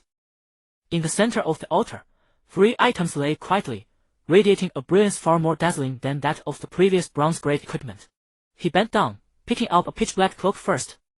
The material of the cloak was peculiar, as if woven from solidified shadows, and upon closer inspection, it seemed to be riding. Abyssal Phantom Cloak. Quality, silver. Level requirement, 15. Equipment type, cloak. Attributes, agility 60, constitution 45. Void Veil. Remaining stationary for more than 3 seconds will automatically enter stealth. Moving or attacking will break this effect. Corrosion Aura. Reduces the defense of all enemies within a 5-meter radius by 10. Class requirement, Rogue. Ring of the Plague Sovereign. Quality, silver. Level requirement, 15. Equipment type, ring. Attributes, strength 55, agility 55. Plague Touch. Your attacks have a 10 chance to inflict the lesser plague effect on the target, dealing 100 true damage per second for 5 seconds. This effect cannot stack. Class requirement, warrior, rogue. Another top-tier item. Without hesitation, Yanjiu tossed the ring into his bag and looked at the third piece of equipment. It was a heavy silver breastplate. In the center of the breastplate, broken runic chains formed the hideous visage of a cyclops. Breastplate of the Bound Tyrant. Quality, silver. Level requirement, 15. Equipment type, plate chest piece. Attributes, constitution 70, physical defense 50, magic defense 50. Unyielding will. When your HP drops below 30, you immediately gain a shield equal to 20 of your maximum HP, lasting for 10 seconds. Cooldown, 5 minutes. Class requirement, warrior, paladin. These attributes. Ming Yao's heart skipped a beat. The power of this breastplate exceeded her imagination. It was more than a grade higher than the bronze-grade equipment she currently wore. Silver-grade equipment was truly terrifying. With this, her survivability would undergo a qualitative leap. Thank you, she whispered to Yanjiu's retreating back. Your quest, investigate the undead plate completed. Proceed to Maple City's manor to claim your reward. The mission is done. Yanjiu clapped his hands together and prepared to turn away. The quest was complete, which meant everything in this place had come to an end. Ming Yao nodded, about to say something. The entire altar no. The whole underground void suddenly quaked without warning. Boom! Great cracks split open from within the altar built of bones and obsidian.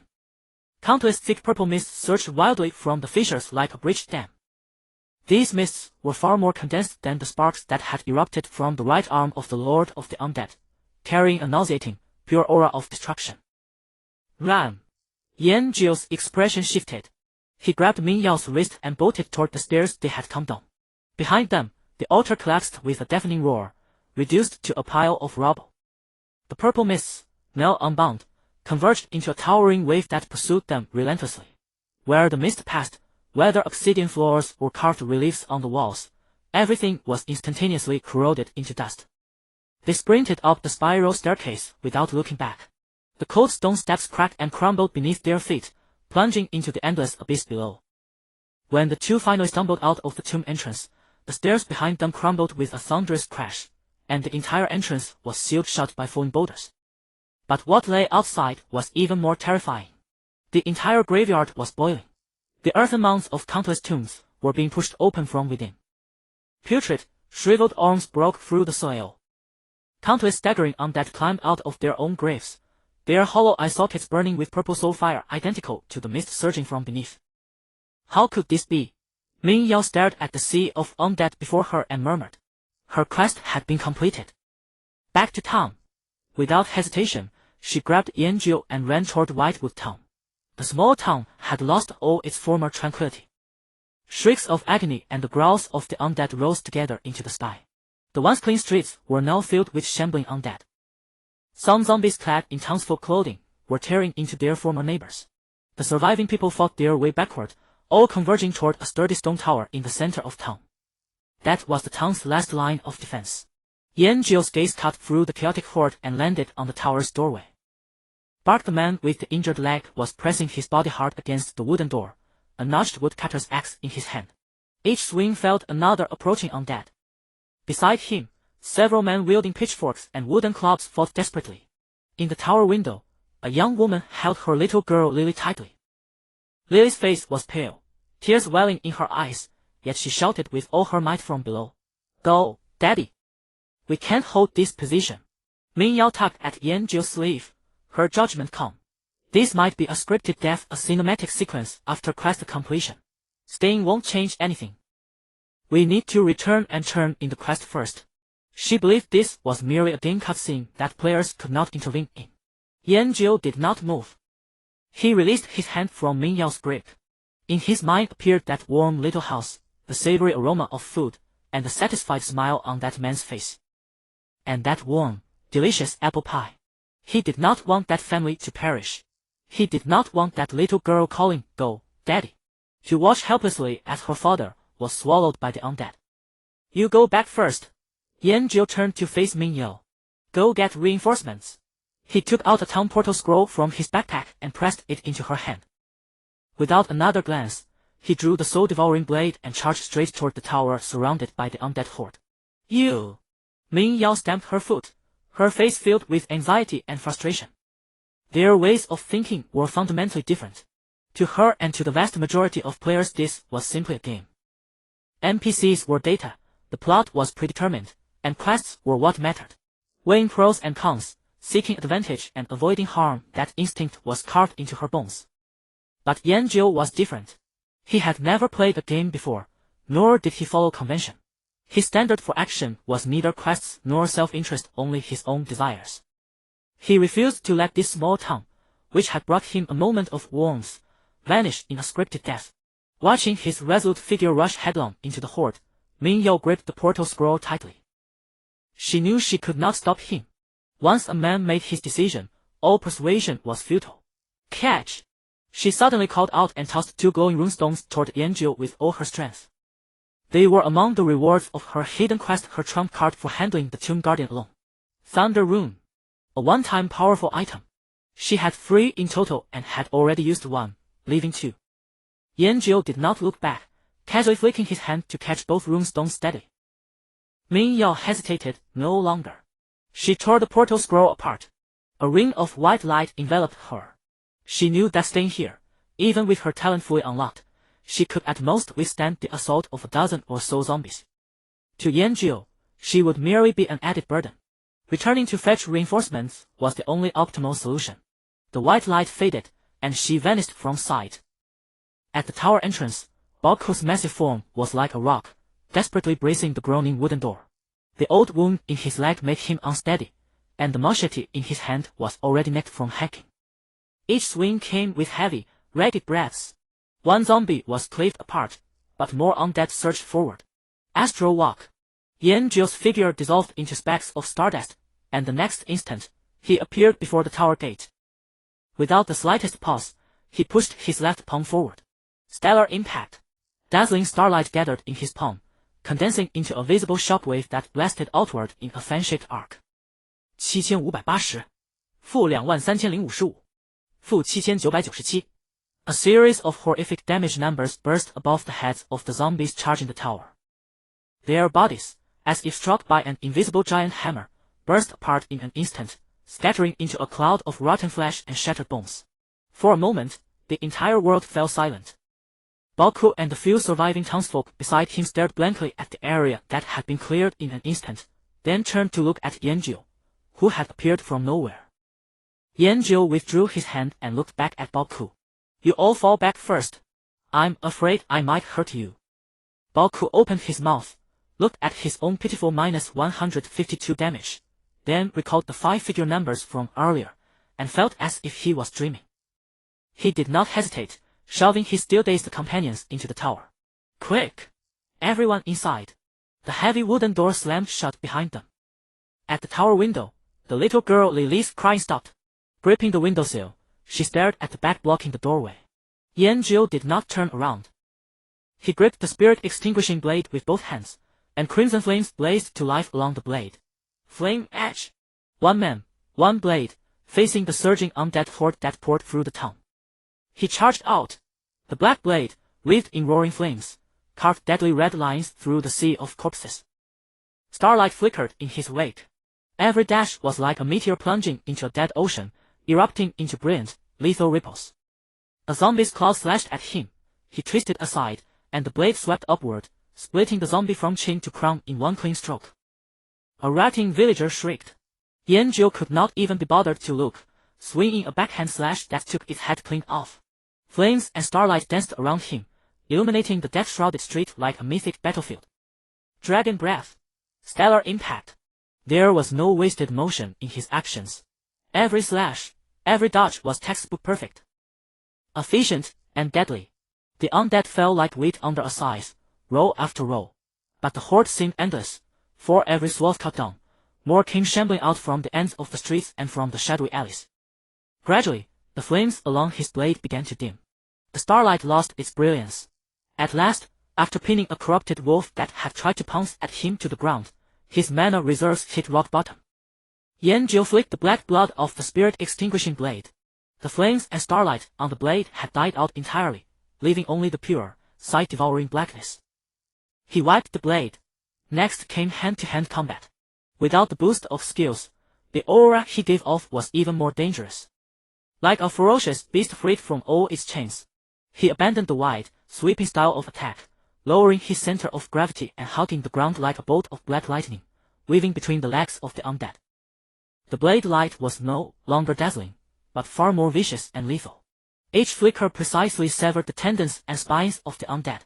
The crippled undead were left behind him, to be trampled by the advancing horde. Time flowed by amid the tireless slaughter. From the forest, more corrupted beasts joined the fight.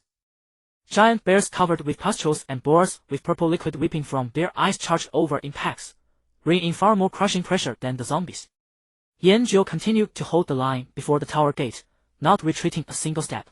These undead and monsters dropped no items, not even a single point of experience. This was a battle with no gain whatsoever, pure attrition. But he was stubborn. All because of that delicious apple pie. All because of the little girl who shouted, "Daddy, you can do it." The arm holding the blade began to feel numb and sore. His stamina was draining rapidly. Just then, a strange sensation rose from the earth beneath his feet. Ding! Your tenacity and perseverance have moved the surrounding earth elementals. You have learned the skill, Earth Shield. Earth Shield, summon an earth elemental shield to protect yourself, absorbing 100 intelligence, 100 spirit damage. When the shield breaks, it deals earth element damage equal to its maximum absorption to enemies within 5 meters around him. Yanjiu glanced at the system notification, then at his completely empty mana bar. Learned, but unable to cast. Even with equipment that restored mana, the battle was so intense that his mana consumption far outpaced recovery. Even with the necklace's mana recovery reducing mana costs by up to 80, and natural mana regeneration factored in, such reckless skill usage had completely drained Yanjiu's mana. An elite corrupted giant bear roared and charged at him, its massive paw swinging down with a fetid wind. Yanjiu stopped holding back. He instantly pulled an ancient-looking scroll from his backpack. It was a scroll he had bought during the house-building quest. Earth Elemental Summoning Scroll. In his hand, the scroll dissolved into light. Boom! The ground in front of him swelled upward violently. A 3-meter-tall earthen giant made of rock roared as it tore itself out of the earth, meeting the corrupted bear's paw with its huge rock fist. Taking advantage of the moment the bear was halted, Yanjiu whipped out the 2 rune stones Ming Yao had thrown to him. Thunder Rune. Without hesitation, he crashed both rune stones at once. Zap! Dazzling electric light exploded from his hands, transforming into 2 wildly dancing lightning serpents that instantly shot into the densest part of the horde. Wherever the lightning passed, swaths of ordinary undead were reduced to charred husks. It cleared a brief open space. Seizing that precious opening, Yanjiu hastily fished a deep blue potion out of his backpack, twisted off the cap, and downed it in one gulp. The cool liquid slid down his throat, and a warm surge rushed through his limbs and bones. His dried-up mana pool began to visibly recover. He slammed his left palm into the ground. Earth Shield. Hum!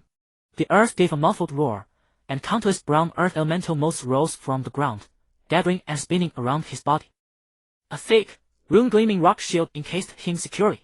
Having done all that, he gripped the spirit-extinguishing blade once more and faced the elite corrupted bear that had just torn the earthen giant to shreds.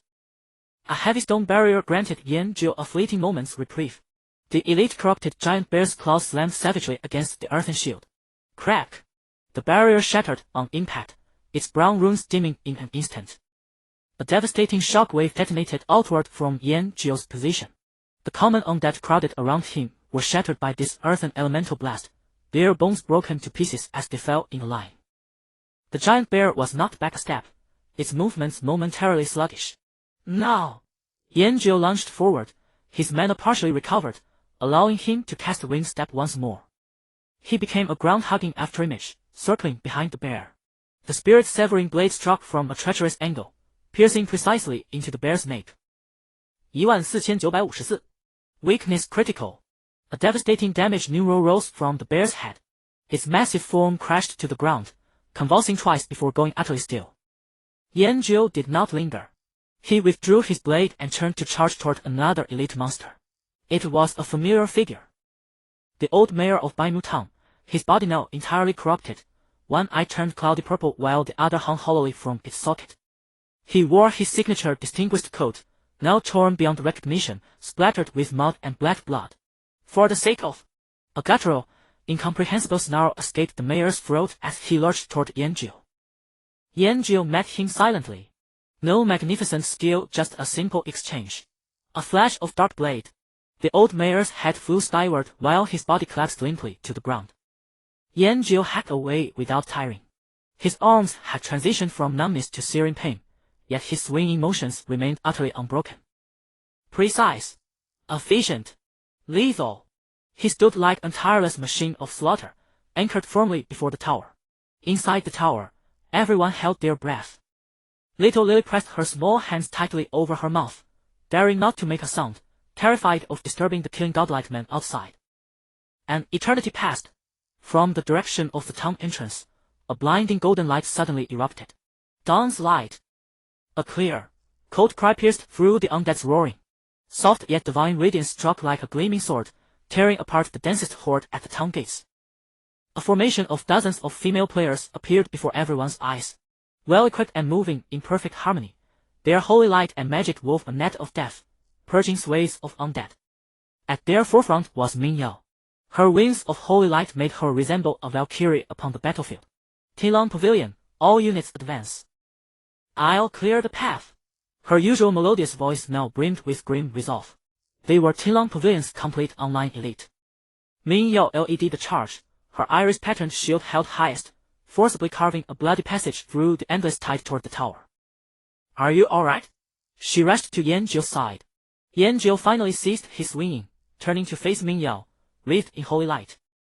Acceptable, he replied. With those words, Yanjiu could no longer sustain himself and collapsed onto the ground. His weapon hand trembled uncontrollably, barely able to maintain his grip on the spirit-severing blade. He drew a high-tier mana recovery potion from his backpack, unscrewed the cap with trembling hands, and drained it in one gulp. Hold this position. Ming Yao did not reply further. Instead, she directed Tilong Pavilion's members to rapidly form a solid defensive line before the tower. Boom! The tower door burst open from within. Bok charged out first, brandishing his notched axe. Brothers! We cannot keep hiding behind others. For Lily! For Bainu Town! Kill! Surviving townsfolk, armed with pitchforks, wooden clubs, and even stones, followed Bok into battle. Their damage contribution was negligible, yet their presence greatly bolstered morale, just as the battle tipped into delicate equilibrium. From beyond the town came the rhythmic thunder of horse hoofs. On the horizon, the banner of Maple Leaf City appeared. It's the Knights! The Night Order has arrived! Someone within the tower cried out through tears of joy. Knight Commander Reno led the vanguard. Behind him, Bishop Kelly and Reinhardt brought the heavily armored knights charging into the chaotic battlefield like an iron torrent. Purify this corruption. Bishop Kelly raised his holy emblem high. Vast sheets of divine light rained down like rain. The undead shrieked and turned to ash within the holy radiance. The situation reversed in an instant. Yanjio's mana and stamina had recovered somewhat. He rose to his feet once more. Now, there was no need to desperately defend the tower. He hefted his pitch-black long blade and, without hesitation, charged back into the horde. This time, he was no longer fighting alone. Beside him fought the elites of Tiong Pavilion, the knights of Maple Leaf City, and the fearless townsfolk of Bainu. Like the sharpest spearhead, he drove straight into the heart of the undead army. Starlight and flame ignited upon his blade once more. This was a protracted and bloody slaughter. When the last corrupted beast was pinned to the ground by Commander Reno's greatsword, the entire Bainu town finally fell into deathly silence. The air grew thick with the pungent stench of blood, charred flesh, and the fresh scent left by holy purification. Yanjio collapsed onto the ground. He did not reach for a recovery potion. Instead, he drew a bottle of honey wine from his backpack. He pulled the cork, tilted his head back, and poured the cool, sweet liquor down his throat in one long draught. The wine slid down his throat, carrying a faint, cool sweetness that washed the exhaustion from every limb. The hand that still gripped the blade kept trembling lightly, beyond his control. Only the crackling of burning wood remained, along with a strange freshness lingering in the air after being cleansed by holy light. A girl in a pale green mage robe, with a stunning figure, hurried over. It was Long Gu. Her staff glowed with a gentle light, and a warm healing energy settled over Yanjio. A warm current, brimming with vitality, slowly poured into his body, soothing the soreness and tearing pain deep within his muscles. Are you alright? Before Long Gu could finish, more girls swarmed over, surrounding him in a tight circle in an instant. The chattering nearly lifted the roof. Handsome, add me as a friend. Even better looking up close. You worked so hard, pro. Quick, drink a potion. We were really scared to death just now. Cutie, you held this place all by yourself so cool. Yanjio was at a loss before the scene. They were not looking at him the way one looked at a player. The lecherous daisies were more like a pack of hungry wolves staring at a newborn lamb. The blood and dust on Yanjio, at that moment, somehow made him look even more masculine and charming. Thank you, everyone. The little lamb, Yanjio, unused to such a scene, could only offer a simple thank you.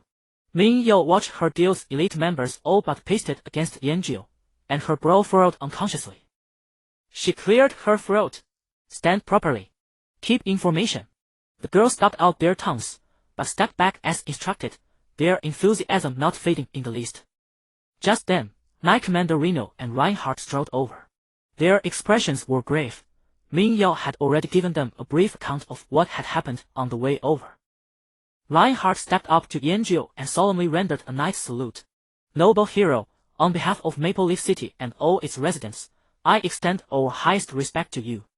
His every movement was precise and full of sincerity. If you hadn't held the undead back here, and they had gathered into a tide and broken out of Whitewood Town, our entire Maple Leaf City would have been destroyed. Yanjio was taken aback. Didn't I fail the quest? That investigate the undead plague quest, though it showed as completed, had set off a disaster that felt more like the punishment for failure. No, you did not fail. Reinhardt shook his head, his expression turning extremely solemn. What you destroyed was a piece of the Undead Lord's body. The Undead Lord. Yanjio had seen that name on the boss panel. Reinhardt went on to explain. About 70 years ago, the Flame Kingdom launched a brazen surprise attack on the Forest Kingdom to seize the mineral veins along the border. In that war, The Flame Kingdom's army inadvertently shattered another seal located at the border between the two kingdoms. From that day onward, the undead lord's body was scattered and lost. This must be reported to the royal capital at once. Reinhardt looked at the devastation of Whitewood Town and added, the sealed land where the Forest Kingdom and the Flame Kingdom meet has now become an undead wasteland. Rumors say the heart of the undead lord lies deep within that ruin. But the two kingdoms have been hostile for years, and neither is willing to throw its full strength into cleaning up that mess, so the undead there have only grown more powerful. Yanjiu listened, then nodded thoughtfully.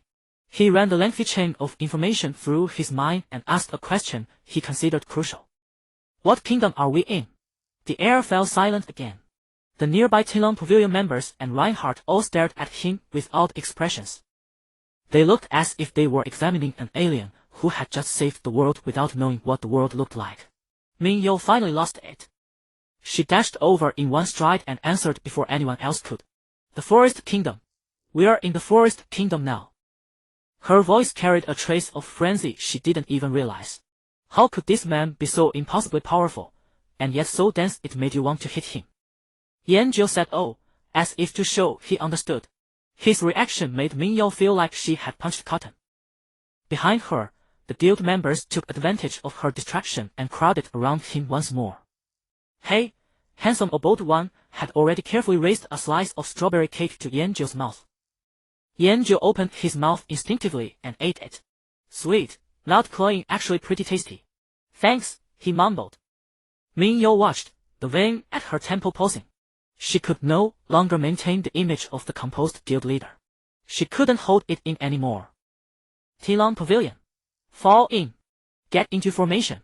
Squad 1, guard against an enemy ambush and stay on alert. Squad 2, clear the battlefield. Squad 3, restore everyone's condition. Orders rattled out of her mouth like rapid fire. No! The girls flinched, not daring to dawdle, and scattered in an instant, frantically carrying out her orders. The world was quiet at last. At last, the world fell silent. The battered wooden door of the tower creaked open from inside. Residents emerged, supporting a white-haired old man. Behind him was the young woman, tightly holding Lily's hand. More surviving townsfolk filed out of the tower, one after another.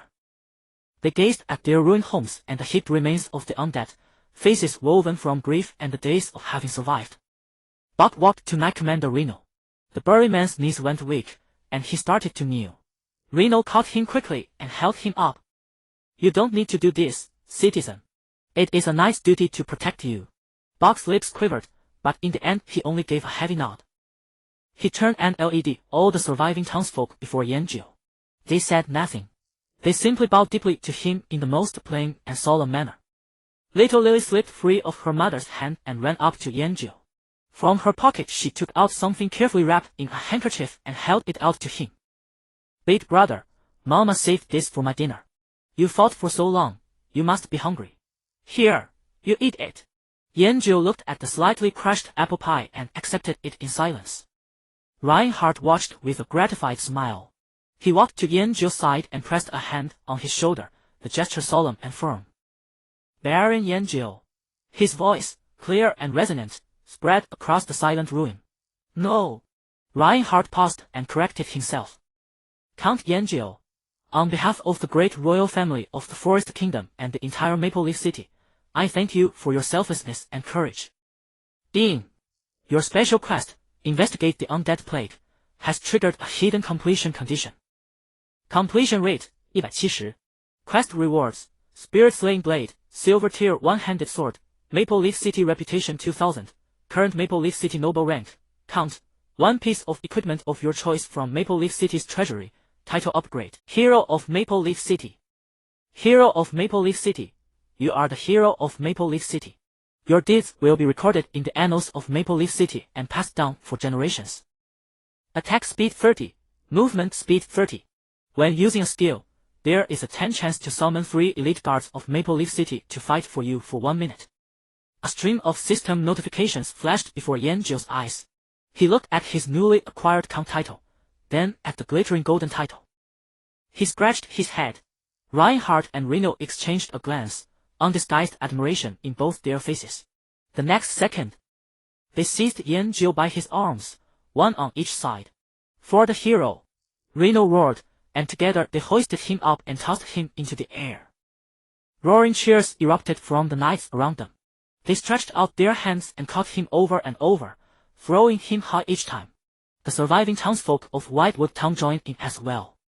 Rising and falling in the air, Yan-Jiu stared at the cheering, excited faces below, feeling dizzy. He even felt several soft hands groping him in the chaos. Those hands belonged to the Tian Pavilion members Ming-Yo had just scolded. Their faces wore sly, lecherous smiles. Once everything was finally settled, Yan-Jiu returned to Maple Leaf City. The surging crowds and clamorous hawkers made him feel as if he had stepped into another world after that desperate battle. Spider Cave Elite Run, forming group. Need a strong tank. Don't join if your gear or awareness is poor. Newly forged black iron staff, high intellect bonus and spell crit selling cheap. Leveling blacksmithing. Buying all kinds of ore in bulk, free smithing for any weapon. Buying herbs in bulk, as many as you can sell me price negotiable. Does anyone know where the cooking skill trainer is? Tian Pavilion is recruiting. Female players only. The guild leader leads dungeon runs, and there are tons of perks. Yan-Jiu strolled along the broad stone-paved street. He still had the unfinished bottle of honey mead in his hand, taking a sweet now and then. The warmth of the mead drove out the last lingering chill in his body. He hummed a tuneless ditty as he headed toward his estate. He lay comfortably on the fishing chair in his own estate. The lake at dusk wore a mosaic of broken gold under the setting sun. A breeze passed, carrying the mingled scent of damp air and meadow grass, tired cheeks. Sadly, after all that bustle, he forgot to buy a fishing rod. Yan-Jiu really did not feel like moving. He just wanted to lie here quietly, not thinking about anything. He instinctively reached for the spot where his backpack lay. The honey wine was finished. Fine. Tomorrow, he would deal with it. Every cell in his body was screaming in protest, refusing to follow any more commands. He glanced at the game interface. 6 hours of play had already passed. Yan-Jiu chose to log off. Yan-Jiu opened his eyes. The room in reality was already shrouded in darkness. Beyond the window, only the neon of distant towers flickered, carving the night into patches of color. He was somewhat dazed. In the virtual realm it had been merely a quiet evening. In reality, it was the dead of night. A fierce sense of rupture welled up from the depths of his being. The body in the game trembled, hands quivering with fatigue nearly to the point of collapse. Yet the real body was filled with explosive strength, every inch of muscle taut and powerful. He rose to his feet and moved to the open space in the center of the room. Without hesitation, he assumed a stance. The wind of his punches roared through the quiet, pressing with a heavy oppression. After a few sets of punches, a light sheen of sweat appeared. The dissonance between spirit and flesh finally loosened somewhat. He stepped into the bathroom and turned on the shower. The warm water washed over his body, washing away the last trace of gloom lingering after that brutal fight. Lying on the bed, almost the moment his head touched the pillow, sleep swept over him. The next morning, Yan-Jiu woke by the clock of his biological rhythm. He got dressed and prepared to go out. As he opened the door of the rented room, a figure blocked the doorway, the landlady Sujia. The woman wore only a translucent silk nightgown, her curves subtly visible, and the air grew thick with a seductive fragrance. Xiao Yan, what's your ID? Yesterday I knocked on your door and you didn't answer. Are you in the game? Tell your sister, we could keep each other company in the game too. She spoke as she swayed her senior's waist, nearly pressing against Yan-Jiu's body. Yan-Jiu stepped back half a pace, keeping a distance. Yan-Jiu, he answered simply. Then, he flashed a slightly goofy smile at Sujia, turned sideways and squeezed out through the door gap, hurrying toward the stairs. Only after turning the corner and leaving that cloying fragrance behind did Yan-Jiu's cheeks heat with an involuntary flush. His previous life had been a still, undisturbed pool, and nothing in it had ever stirred any interest in him. The appearance of the illusion gradually gave him a sense of being human in every sense. The morning streets were washed clean by sanitation trucks, exuding a fresh cement scent. Yan-Jiu walked unsteadily along. He slid into the breakfast shop he frequented, where the air was thick with the aroma of soy milk and fried dough twists. Boss, 2 bowls of soy milk. Also 6 yuan worth of fried dough sticks, 2 scallion pancakes, 4 big meat buns, 3 eggs. He found a window seat, and the steaming dishes were quickly brought to him. The warmth of the soy milk slid down his throat, driving away the last trace of illusory fatigue. After he had eaten his fill, he walked toward the police station with contentment. As he stepped into the Field Criminal Investigation Team's doorway, the previously noisy office fell silent for a moment. "Good morning, Yan Team. The captain has arrived." A few young officers stood up at once, greeting him with cautious courtesy. Yan Jiu waved a hand. "You guys go ahead with your chat, I won't interfere." The tense atmosphere in the office immediately eased, and the others returned to their banter, voices lowered on purpose. Yan Jiu did not walk toward the spacious private office. He went straight to his old desk, pulled out a chair, opened the thermos, and listened leisurely to his colleagues' chatter. He found that he still preferred this position, able to hear the bustle, to feel the liveliness. The game's worldview has been laid bare. Shonda lowered his voice. A spark of excitement can't be hidden on his face. "Jin, Sun, Hai, Yan, Shan, Tian, and in total 7 nations. We players are like beans, scattered at random into each nation's far corners," added another officer, Shaoli. "That's right. For the Flame Nation there are hundreds of towns recorded on the forum. And that doesn't count the undiscovered ones." "Holy crap!" a young officer buried in the forum suddenly exclaimed, drawing all eyes. "Everyone, come and look. A fierce player has appeared on the forum." He excitedly held his phone aloft. Someone posted that by completing a hidden task, he has already entered the national capital early. It isn't Maple Leaf City's newbie capital. It's the real national capital, the capital of the mountain nation, the Crackstone City. Is that for real? Shonda was the first to crowd forward, and the others pressed in too. The young officer opened the screenshots from the post. One grand image after another appeared on the small phone screen. It was a city impossible to describe in words. The entire city-state seemed carved directly from a toweringly majestic mountain. A colossal waterfall thundered down from a cliff of unimaginable height, and the mist above the city formed a rainbow that never faded. The outlines of buildings merged with the textures of rock, broad stone bridges spanning deep chasms, connecting the city's districts. Patrolling guards on the streets wore heavy obsidian armor, wielding mountain-shaped great axes. "I can't believe it." Shonda's Adam's apple bobbed. "That guard's level, a 30-level elite. How can one even play when you beat entering?" The poster quickly kept posting more. "Brothers, the capital has arrived, but it feels as if it's not here at all. The NPCs here are so arrogant they ignore people. I came from the Hill City. Over there the reputation isn't enough, and here I can't pick up any side quests. Now we can only have the main quest NPCs run my errands. Other places won't open, shops won't open for me." The others clicked in agreement with a grumble. Yanjiu was drawn to those screenshots as well. He stood up and walked over. The onlookers parted to let him reach the front, respectfully making a path. Shonda saw him and asked, "Yan Team, how have you been these 2 days? What level are you now?" Yanjiu laughed heartily. "Not much. Just went to a place to fish." He told the truth. At the lake by his own estate, the lounging chair was ready, only missing a fishing rod.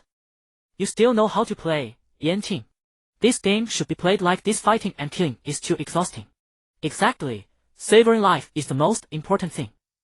The crowd showered more praise. Yanjiu felt a little embarrassed by their words, scratched his head, and walked into the office that once belonged to Lucia, closing the door to shut out the noisy chatter outside. On the desk, in the wastebasket he had emptied yesterday, a fresh stack of reports had appeared. Yanjiu systematically approved the documents, then booted up the dust-covered computer in his office. The PC tower let out an aged rumble as the screen sluggishly lit up, even the Windows startup chime sounding somewhat out of tune. After a brief search, Yanjiu quickly located the largest online community for Mirage the Dreamweaver forum. The webpage loaded, instantly flooding the screen with a myriad of posts. Hot Fred spilling the tea on that mysterious powerhouse who single-handedly crushed the scourge of the undead. Complete with photos and videos, he's absolutely breathtaking. Featured comprehensive guide to stat builds for all classes. V3. In, work in progress. Help, why is the village chief in my starting area such a profiteer? He cuts the quest rewards in half. Where is the justice? Chit-chat, any girls in the kingdom of heaven? Let's form a permanent party and look fabulous together. Data analysis comprehensive reputation system guide, from code to exalted, teaching you how to butter up NPCs into lifelong friends. Recruitment. The Dynasty Guild is actively recruiting skilled PvP players, with priority given to those from the Flame Kingdom faction. Yanjio's fingertip paused on the mouse. He clicked open the most popular gossip thread. The poster was Tilong Pavilion's #1 cutie. Sisters, let me tell you, I saw a god today. Right in Bainu town, we were about to be overwhelmed by the undead, when suddenly, a man descended from the heavens. The post was filled with glittering emoticons and various exaggerated adjectives, portraying him as a taciturn, earth-shatteringly handsome savior. In reality, they were the ones who had descended from above to rescue Yanjio, he thought. Below the text, several highly pixelated screenshots were attached. In the images, a blurry figure stood atop a mountain of corpses and a sea of blood, surrounded by specks of starlight. The comment section had already amassed tens of thousands of replies. OP, stop keeping us in suspense. What's his ID? With those special effects, could he be an astral walker? Is he one of the 3 paragons? That's way too cool. Requesting a front-facing photo. Please share the coordinates to run into him. Yanjio expressionlessly closed the thread. Fortunately, he had used illusionary guise to hide his ID at the time. Otherwise, with the big mouth of Tilong Pavilion, he would have become famous sooner or later. He then clicked on the analytical post regarding the reputation system. Utilizing rigorous formulas and numerous case studies, the post detailed the significance of reputation. Reputation 100-500, neutral. NPCs will offer you simple quests. Reputation 500-3000, respected. NPCs will treat you as a friend, willingly answer most of your questions, and offer discounts in shops. Reputation 3000, exalted. NPCs will tell you everything they know without reservation, and may even proactively present you with rare gifts, significantly increasing the chance of triggering hidden quests. Yanjio stared at the word respected, deep in thought. He browsed a few more threads concerning class stat allocations, the strength scaling of warriors, the intelligence thresholds of mages, and the mathematical relationship between an assassin's agility and critical strike rate. Every post was meticulously detailed and filled with complex calculations. Time slipped away quietly as he immersed himself in these minutiae. The hour hand of the wall clock pointed steadily at 12. Quitting time.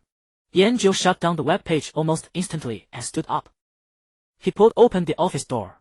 Outside, Shunda and the others were still animatedly discussing the in-game national wars. I'm off. Yanjio gave a brief nod of farewell. Take care, Captain Yan. Goodbye, Captain. The crowd stopped talking immediately, bidding him a respectful farewell. Yanjio waved his hand and walked out of the police station alone. On the streets, the midday rush hour traffic merged into a slowly flowing river of steel. Yanjio strolled leisurely along the roadside, planning his next steps upon returning home. First, he needed to find a way to acquire a fishing rod in the game. Second, he had to ask Reinhardt how to travel between towns via long-distance teleportation. Third, which he had only just remembered. He needed to ask Sujia which nation she was in. After all, she had invited him to keep her company in the game. Yanjio soon returned to the old rental building. He pulled out his keys and unlocked the door. The living room was unlit, illuminated only by a massive projection screen, whose shifting light and shadow danced across the graceful curves of a body on the sofa. In the air lingered that familiar, alluring scent of perfume. His landlady, Sujia, was reclining on the sofa. Her silk nightgown was as thin as a cicada's wing, and her fair, slender legs were casually crossed. Hearing the door open, she lazily raised her head. Xiao Yan, you're back. Yanjio gave a soft grunt of assent and closed the door behind him. Instead of heading to his room, he walked straight toward her. Sujia. He spoke. Sujia's eyes lit up. She sat up, the strap of her nightgown slipping off her shoulder to reveal a generous expanse of porcelain white skin. What is it? Yanjio stood at a safe distance, making no move to step closer. Which nation are you in the game? He asked directly. Sujia was taken aback. Then, an irrepressible joy rippled across her face. Her entire being seemed to glow. The Flame Kingdom, she replied, her voice carrying a hint of playful coquetry. Why, Xiao Yan, do you finally know how to show some care for your big sister? Swaying her hips, she prepared to rise from the sofa, clearly intending to press herself against him. Come, let me give you a massage. You must be exhausted after working all day. Yanjiu nodded. Just as Sujie thought he had agreed, her body rising barely half an inch off the sofa, Yanjiu reached out and gently pressed her shoulder, halting her movement.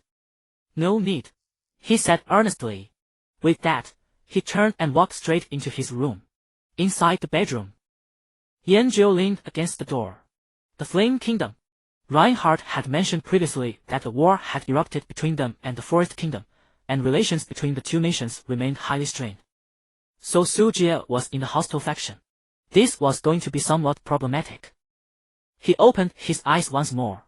Yanjiu sat up from the fishing chair he had been longing for, stretching his limbs. First, he needed a fishing rod. Everything else could wait for later. Rising to his feet, he changed into a set of white robes. Humming an out-of-tune melody, he made his way toward the heart of Fengya City. As he crossed the lush, verdant lawn of his private manor, the clamor of the city surged over him like a rising tide. The auction house was teeming with crowds, and the stream of information on the light screens refreshed at a speed almost imperceptible to the naked eye. Yanjiu navigated the interface with practiced ease, first restocking a batch of recovery potions.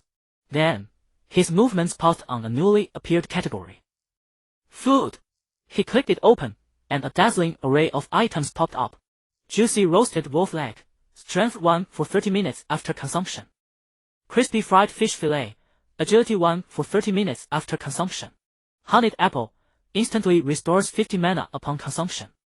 The player's life professions had already developed to such an extent. Yanjiu glanced at the glittering gold digits resting in the corner of his inventory. It would be a waste not to spend it. Without the slightest hesitation, he waved his hand generously. 10 portions of roasted wolf legs, 10 portions of fried fish fillets, and 20 honeyed apples. He also spotted player brewed beer and fruit juice.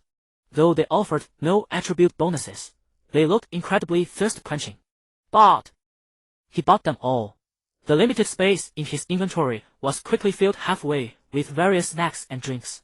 Closing the food page with satisfaction, he finally remembered the true purpose of his trip. He typed fishing rod into the search bar. A single item popped up. Ordinary wooden fishing rod. Quality, common, white. Required level, none. Price, 20 copper coins. Yanjiu clicked purchase without hesitation. Done. He then casually browsed the equipment section. Iron equipment was no longer rare, with prices generally stabilizing around 10 gold coins. Clearly, as a massive influx of players entered the main city, the output of low-level dungeons had begun to reach saturation. Bronze equipment, however, remained a rarity. On the rare occasion one was listed, it would be snatched up instantly before he could even read its attributes. Those large guilds, like ravenous beasts, greedily devoured every piece of equipment on the market that could boost their strength. Yanjiu opened his inventory, where 2 pieces of equipment radiating a silvery glow lay quietly in the corner. They were the 2 items dropped by the Lord of the Undead. A cloak and a ring, but both boosted agility and strength, and they were class restricted. For a magic user like him, they were utterly useless. It would be far more practical to convert them into gold coins. He dragged the 2 pieces of equipment into the auction slots, preparing to set a suitable price for them.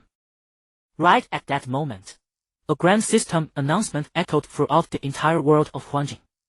World announcement, as the Zhoutian Guild has become the first to acquire a guild territory token, registration for the guild hegemony war is about to open. Guild leaders, please proceed to the guild administration office in your respective nation's main city to register. Event name, Guild Hegemony War. Participation requirements, Guild level 3 or above. Participant count, 30,300 players. Event time, June 16, 2039. Qualifying matches begin tomorrow. Event rewards. First place, level 15 silver custom equipment box 3. Custom hidden class skill book 3. Guild territory token 1. Second place, level 15 silver custom equipment box 1. Bronze custom equipment box 2. Hidden class skill book 1. Guild territory token 1. Third place, level 15 bronze custom equipment box 3. Guild territory token 1. 10th place, Guild territory token 1. Dead silence. After a brief moment of absolute quiet, the world chat exploded instantly. The speed of the scrolling messages was more than 10 times faster than that of the auction house. World Longbadeo, fuck. A guild war. What the hell did those bastards from Jyotian do? World Lu Ocean Evo, the guild territory token. That was supposed to be the reward for our hidden quest. Jyotian beat us to it. World Fanglong Drafen, holy crap, holy crap, holy crap. 3 silver items. 3 hidden skill books. The rewards for first place are absolutely insane. World Shenyu Tianfa, Jyotian Guild, very well. You have successfully captured everyone's attention. World Yaiju Rangia, selling melon seeds, peanuts, and mineral water in the front row. Can some big shot explain what this guild territory token is actually used for? World Itianshu, to the guy above. In previous games, a guild territory was basically your own base. You could build all kinds of functional facilities inside, like guild warehouses, training grounds, and alchemy labs. The benefits are beyond your imagination. This token is the ticket to the next version's hegemony. I just don't know what it'll be like in Huangjing. World Washiluk Sijit Go. If you don't know, then shut the hell up. World Longten Kwangshen. Heh, interesting. It seems our old friends are finally losing their patience. World Chijushan Goso. Damn it, our guild only has 21 members. We don't even qualify to register. I'm crying. World Dai Xiaokuei. Wow. A fight. Will there be a live stream to watch? World Kwangdo. Level 10 powerful berserker looking for a guild. All 3 players in our team are highly skilled. Any top 10 guilds willing to take us in? World Luisho. Before the troops move, the provisions must go first. Selling various potions and food. Discounts for bulk purchases. World Wangzhou Kaisa, brothers of the Yan Kingdom. Let those from other nations see who the true rulers are. Register, we must register. World Gi Qian, anyone taking bets? I'm betting on the Zanshandian guild to win. Odds are 1 to 3. The world chat had degenerated into a completely boiling pot of chaos. Jealousy, greed, excitement, and battle intent. The emotions of all the players had been set ablaze by this sudden announcement. Yan Zhou pulled a honeyed apple from his inventory, munching on it with satisfying crunches as he walked out of the auction house. The crowd outside was even more fanatical than before. Flushed with excitement, everyone's face glowed with a feverish red as they gathered in small groups, eagerly discussing the recent announcement. The Guild War event. Yan Zhou cared little for the event itself. Yet those 3 class-specific hidden skill books had sparked an intense curiosity in him. He remembered the skill called Illusory Visage. A skill that could temper even with system announcements so overpowered it was almost blatantly unreasonable. If he could unearth a few more trinkets like that, he would be able to do as he pleased in this game. Yan Zhou took a bite of the honey apple in his hand and mulled it over, while across Fengyang City, guild recruitment advertisements blared at full volume. Just as he pondered whether to slip into a guild, 2 avatars lit up on his private message interface at almost the same instant. He tapped the Silver Fox avatar first. Silver Fox, big shot, interested in joining our War God Hall. Silver Fox, we're the 2nd-ranked guild on the entire server. As for benefits, I guarantee you'll be satisfied. Yan Zhou looked at that message, then tapped Ming Yao's avatar. Ming Yao, can you come to Tinglong Pavilion and help out? Ming Yao, we want that guild territory token. Yan Zhou didn't reply to either side right away. His fingers danced over the interface, sending both of them the same question. Yan Zhou, how will the hidden skill books be divided? Silver Fox's reply came quickly. Silver Fox, that may be a bit difficult, big shout. Silver Fox, the guild's core elites are all watching those skill books. I can't make that decision alone. Silver Fox, I need to discuss it with the guild leader, but he's in a meeting right now. On the other side, Ming Yao's reply was refreshingly brief. It was a single sentence. Ming Yao, aside from the token, everything else is yours. Yan Zhou looked at the 2 vastly different replies. He didn't hesitate. Tinglong Pavilion might be a women-only guild, but the terms Ming Yao offered were full of sincerity. Besides, he had only just received their kindness in Baimu Town. Yan Zhou, okay. He sent Ming Yao that single word. Almost instantly, a guild invitation popped up. Ding! Player Ming Yao invites you to join the guild Tinglong Pavilion. Do you accept? Yan Zhou looked at the invitation, yet his hand stopped. He sent Ming Yao a message. Give me a moment. I'm changing my ID. Min Yao replied with a stream of question marks. Paying no heed, Yanjiu recalled the outrageously popular thread on the forum. He also recalled the way those girls of Tilang Pavilion looked at him as if they wanted to devour him alive. He had no intention of entering the guild only to be stared at by hundreds of girls. Yanjiu's fingertip lightly touched the skill icon for illusory visage. A virtual panel unfolded before him. After a moment of thought, he began tinkering with his face. Thinner eyebrows, wider eyes, a sharper chin.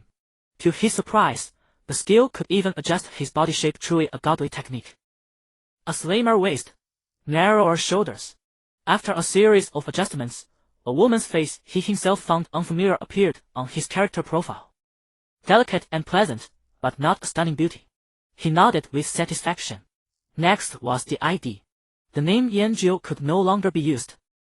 He looked down at the half-eaten honey apple in his hand. In the ID change field, he typed honey apple. Only then did he click accept invitation with a clear conscience. He messaged Min Yao. I've joined. Honey apple is me. Ding. Welcome honey apple to Tilang Pavilion. You have entered the guild channel. At almost the same moment, the previously quiet guild channel was instantly flooded with messages. Guild Wanggu, huh? The guild leader brought in a newbie. Guild sweetheart, honey apple. Such a cute name. I love honey apples too. Guild city stunning dance. Welcome, newbie. Clap. Scatter petals. Guild Min Yao. Guild Min Yao, Attention all members. Guild Min Yao, this is honey apple, the powerful reinforcement invited for this guild war.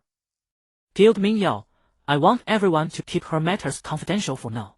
Don't spread it outside. Guild cat loving fish, wow. A reinforcement personally invited by the guild leader must be a big shot. Guild moonlit solo drinker, greetings, big shot. Do you need a sidekick? Guild Min Yao, everyone, be quiet. Min Yao's words instantly silenced the channel. Guild Min Yao, Apple, where are you now? I'll go find you. Yanjiu or rather, Honey Apple now replied. Guild Honey Apple, outside the auction house. Guild Min Yao, don't move. Yanjiu closed the chat channel. He leaned against the massive stone pillar at the auction house entrance, took out the wooden fishing rod he had just bought, and swung it idly back and forth. Before long, Min Yao, garbed in battle armor and radiating heroic vigor, strode hurriedly through the crowd with several core guild members. She looked around. Where is she? Longgu beside her craned her neck. I don't see her, guild leader. What does your reinforcement look like? Min Yao frowned. She opened the guild member list and tapped on the ID Honey Apple. A faint green dot appeared above the girl leaning against the pillar, casually waving a fishing rod. Min Yao froze in her steps. The girls behind her followed her gaze and saw before them a girl in the most ordinary novice robe, delicate in appearance, even a little aloof. She also held a white-quality fishing rod that looked unmistakably cheap. This was the powerful reinforcement the guild leader had mentioned. Min Yao's private message arrived almost immediately. Min Yao, what's going on? Yanjiu did not reply in text. He simply sent her a screenshot of the detailed description for the Phantom Fist skill. There was a moment of silence from Min Yao's end. Min Yao, this skill. Can I learn it? Honey Apple, it was obtained from a hidden skill book. Min Yao fell silent once more. This time, her silence lasted even longer. Yanjiu could almost picture the extraordinarily complex expression on that sharp-featured woman's face on the other end of the screen. She finally understood why he had been so obsessed with those 3 hidden skill books. Who wouldn't want such a useful skill? Just as Min Yao was still processing this astonishing revelation, the guild channel, which had fallen quiet, erupted once again. Guild cat who loves fish, holy crap. Sisters! Look at the guild rankings. Guild drinking alone under the moon.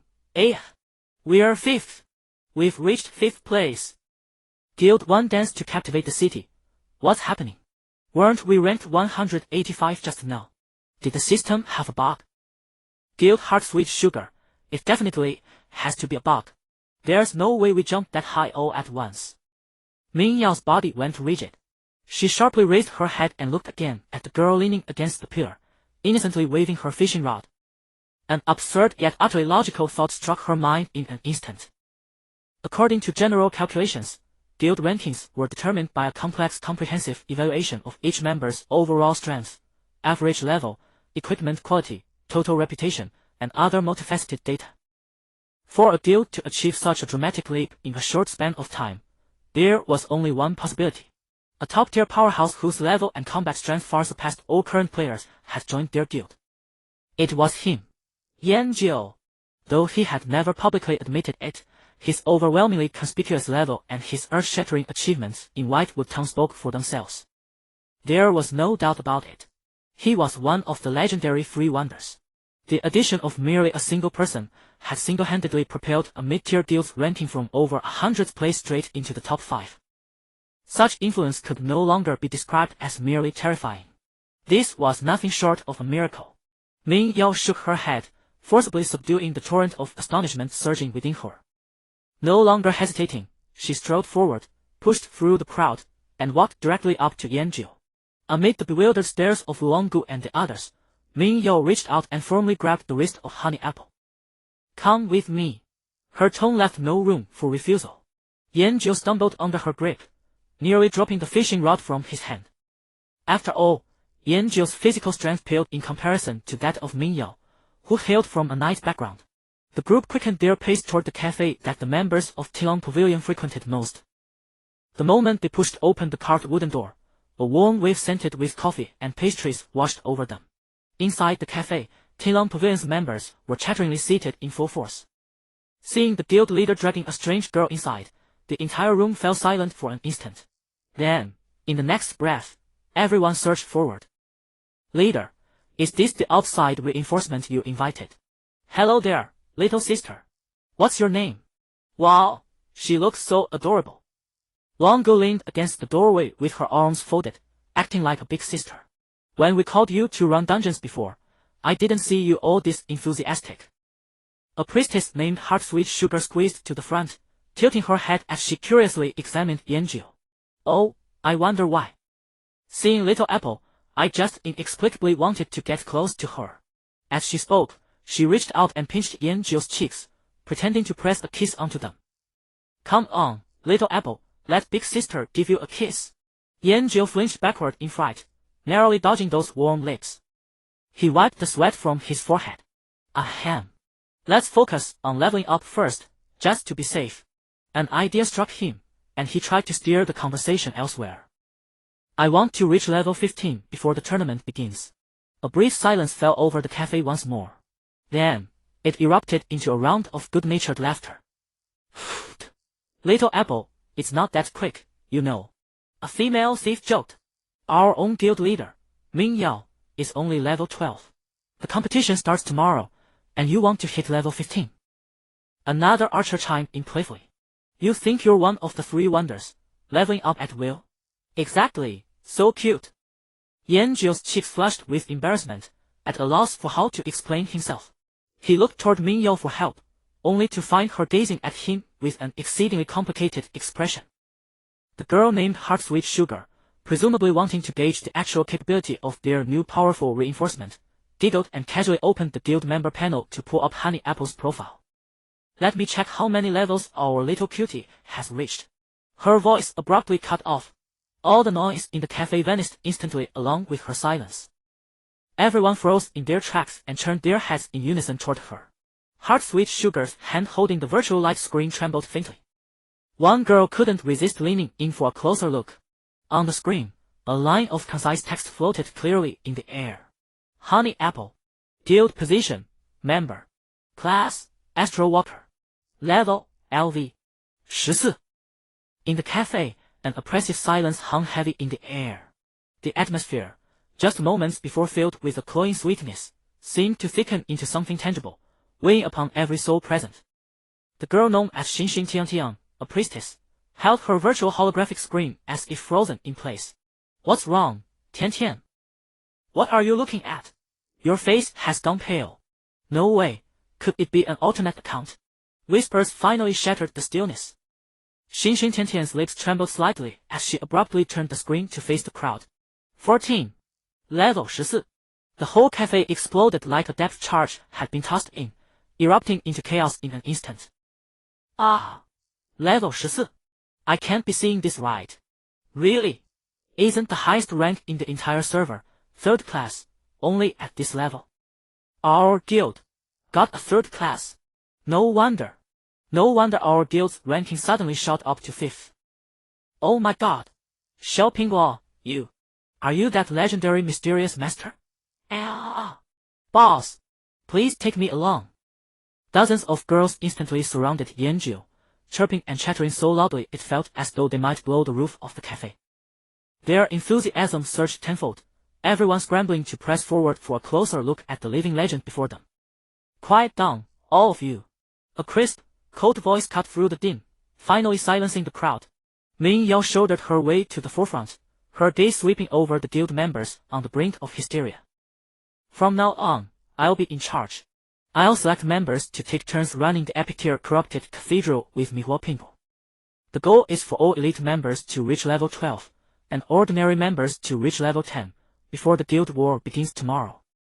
The girls drew in a collective breath, then burst into raucous cheers. Long life the guild leader. Can we actually reach level 12? With a 3rd class among us, there's definitely no problem. Ming Yao raised her hand, signaling for silence. For this operation, all equipment and drops will be prioritized for Mihuo Pinnacle. The rest will be distributed evenly by the guild, and no one is to raise objections. The decision caused everyone to pause, but no one voiced opposition. They all understood that securing someone of such stature must have cost the guild dearly. Just then, Yanjiu's private message chimed. It was from Ming Yao. Ming Yao, for every instance you clear, I will personally pay you 10 gold coins as compensation. All equipment from the instance is yours, and if you have anything you don't need, the guild will purchase it at a premium above market price. How does that sound to you? Yanjiu read the message. 10 gold coins per run, grinding all day, that would be a substantial income. Mihuo Pinnacle, sure. Mihuo Pinnacle. However, once I reach level 15, I might not want to run it anymore. Mihuo Pinnacle, we'll see about that when the time comes. Ming Yao, alright. Ming Yao nodded, seemingly unsurprised by his response. She quickly selected the first batch of team members from the crowd. They were the same ones who had been crowding most eagerly just now, including Xinxin Tiantian all at levels 8 or 9, still far from the threshold for profession advancement, mere outcomes. The members of Tilong Pavilion marched noisily toward the instance entrance, drawing quite a few curious glances. The 5 of them soon entered the cathedral instance, where the 4 girls nervously rubbed their hands and looked around. Is this really the instance? It feels so terrifying. Can we really make it? I'm not even level 10 yet. Don't worry, we have Apple Boss. Yanjiu walked confidently at the front, equipped with his full gear, and this time wielding the soul-cutting blade, which made him significantly stronger than before. The instance began. Facing the undead monsters he once had to struggle against, Yanjiu now couldn't be bothered to use his skills. He simply strolled along at his leisure. His long blade swept casually through the air, carving lethal arcs of black light. The grotesque undead didn't even manage to get within 2 meters of him before wailing into dust. Wow!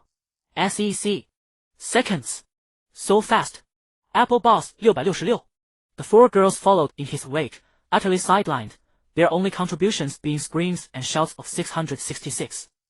They felt less like they were running an instance and more like they had purchased the most expensive VIP sightseeing tickets to watch a spectacular display of slaughter. Yanjiu's movements never faltered. With everything falling before him like a scythe through ripe wheat, he soon found himself standing before the final boss, the succubus Linda. This time, free from the immense pressure of challenging a higher-level encounter, Yanjiu even had the leisure to observe the surrounding decorations, making a mental note to replicate the style in his future manner. The battle ended without any suspense. As the succubus let out a piercing shriek and dissolved into motes of light, the system chime announcing completion rang out. Yanjiu glanced at his experience bar. After a full run, it had only increased by about a quarter. Solo runs were simply faster. However, Ming Yao had helped him considerably, and he didn't mind spending some time repaying the favor. The rewards from this run were quite substantial. The girls excitedly eyed the loot, chirping and chatting among themselves. Wow! I hit level 10. Gained over a level from just 1 run. Me too. This is awesome. Thanks, Apple Boss. equipment dropped from previous bosses, either already owned or mismatched to his class. He simply handed over to the girls, instructing them to pass it to Mingyao. He cast his gaze upon the items dropped by succubus Linda. The others were useless to him, but one item caught his eye. He reached down and picked it up. Madam's ball gown / Lord's noble belt. Transforms based on player gender. Quality, bronze. Level requirement, 15. Equipment type, cloth belt.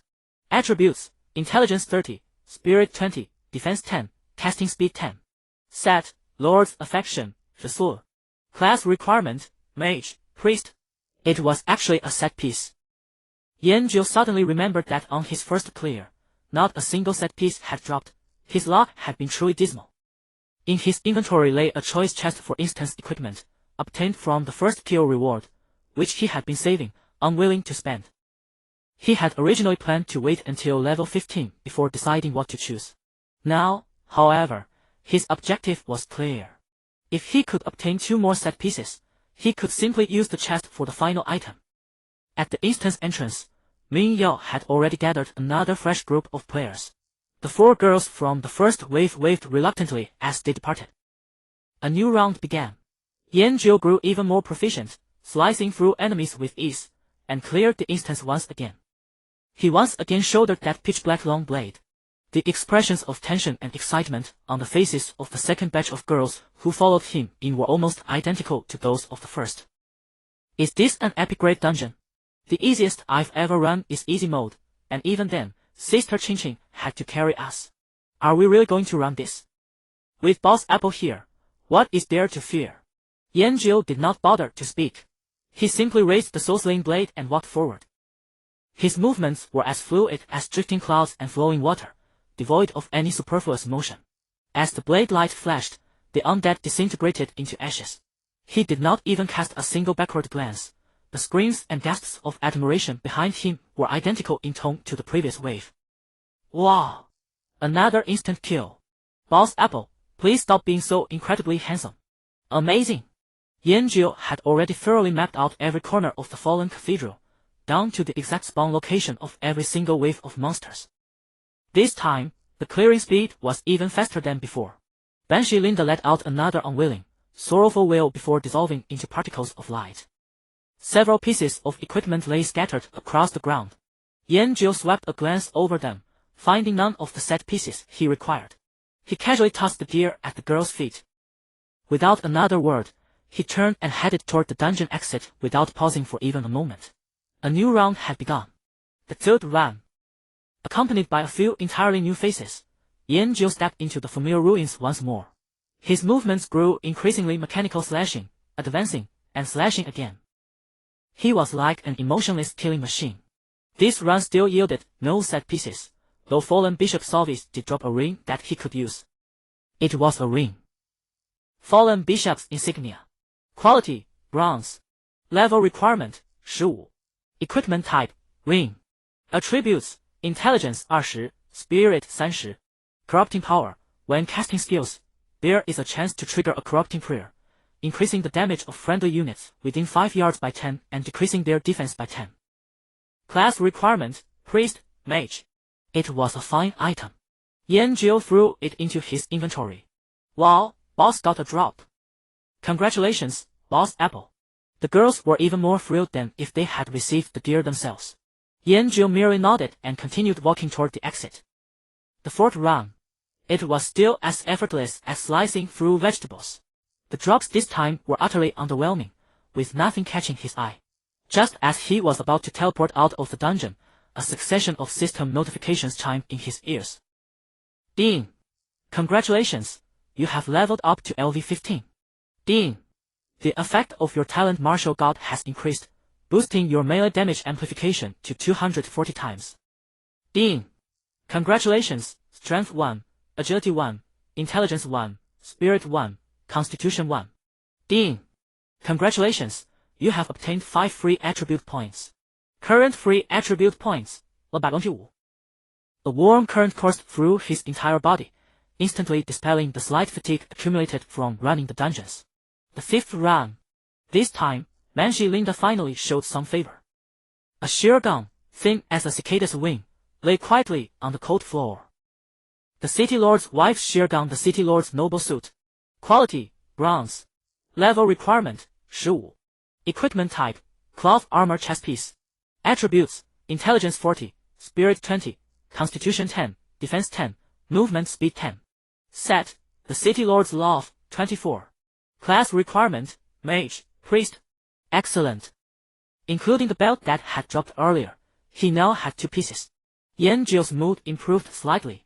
The 6th run. Nothing dropped. Only the girls were enthusiastically picking up the discarded gear. The 7th run. Yanjio could not help but begin to yawn. He felt as though he were not playing a game, but rather working a shift on a factory assembly line. The banshee collapsed to the ground. Another belt appeared on the floor. The City Lord's wife's gown sash. He already had one. Yanjio's face darkened slightly as he casually tossed it to the girls in the party. The 8th run. Yanjio's patience was wearing extremely thin. He even began to reminisce about the days spent analyzing dry data threads back at the police station. At least then, he did not have to repeat the exact same motions over and over like this. With a shrill shriek, Banshee Linda once again dissolved into a shower of light. A pair of gloves emitting a soft glow appeared among the dropped items. Yanjio's spirits lifted. The City Lord's wife's dress gloves. The City Lord's noble leather gloves. Quality, bronze. Level requirement, 15. Equipment type, cloth armor gloves. Attributes, intelligence 20, spirit 30, defense 10, critical strike rate 10. Set, the City Lord's love, 34. Class requirement, mage, priest. Finally.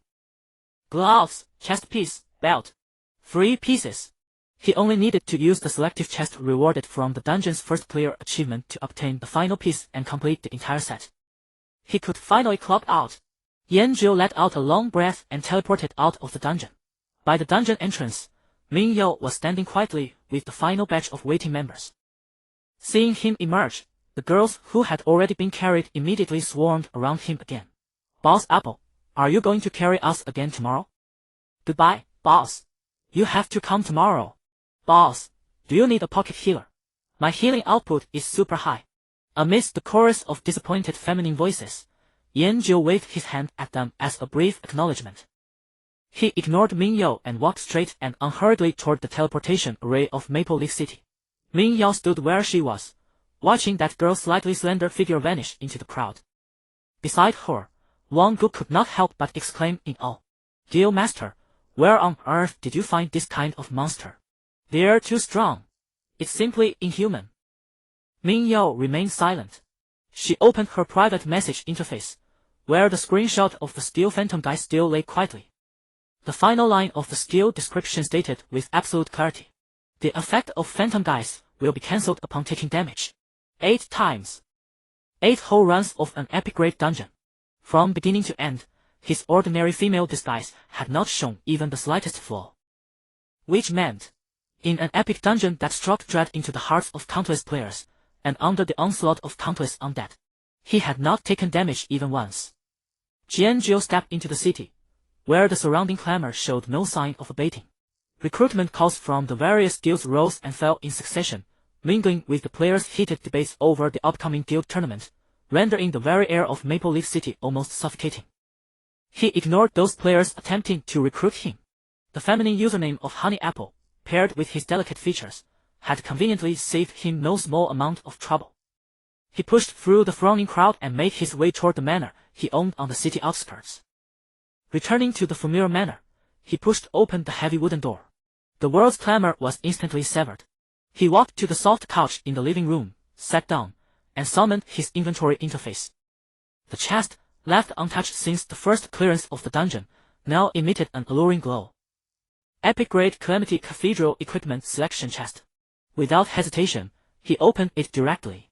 A dazzling array of equipment options materialized, every single one a potential drop from the Calamity Cathedral. His finger slid across the virtual light screen, quickly locking onto a target, a pair of shoes with an exquisite silhouette. Madam Mayor's formal heels. Lord Mayor's noble leather shoes. Rarity, bronze. Level requirement, 15. Type, cloth shoes. Stats, intelligence 20, spirit 20, defense 10, spell damage 10. Set, Mayor's love, 14. Class requirement, Mage, Priest. This was it.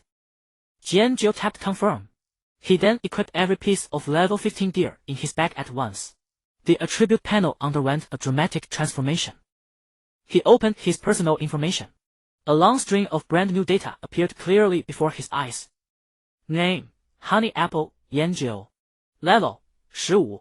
Class, Astral Walker. Talent, Martial God, SSS-rank, unique.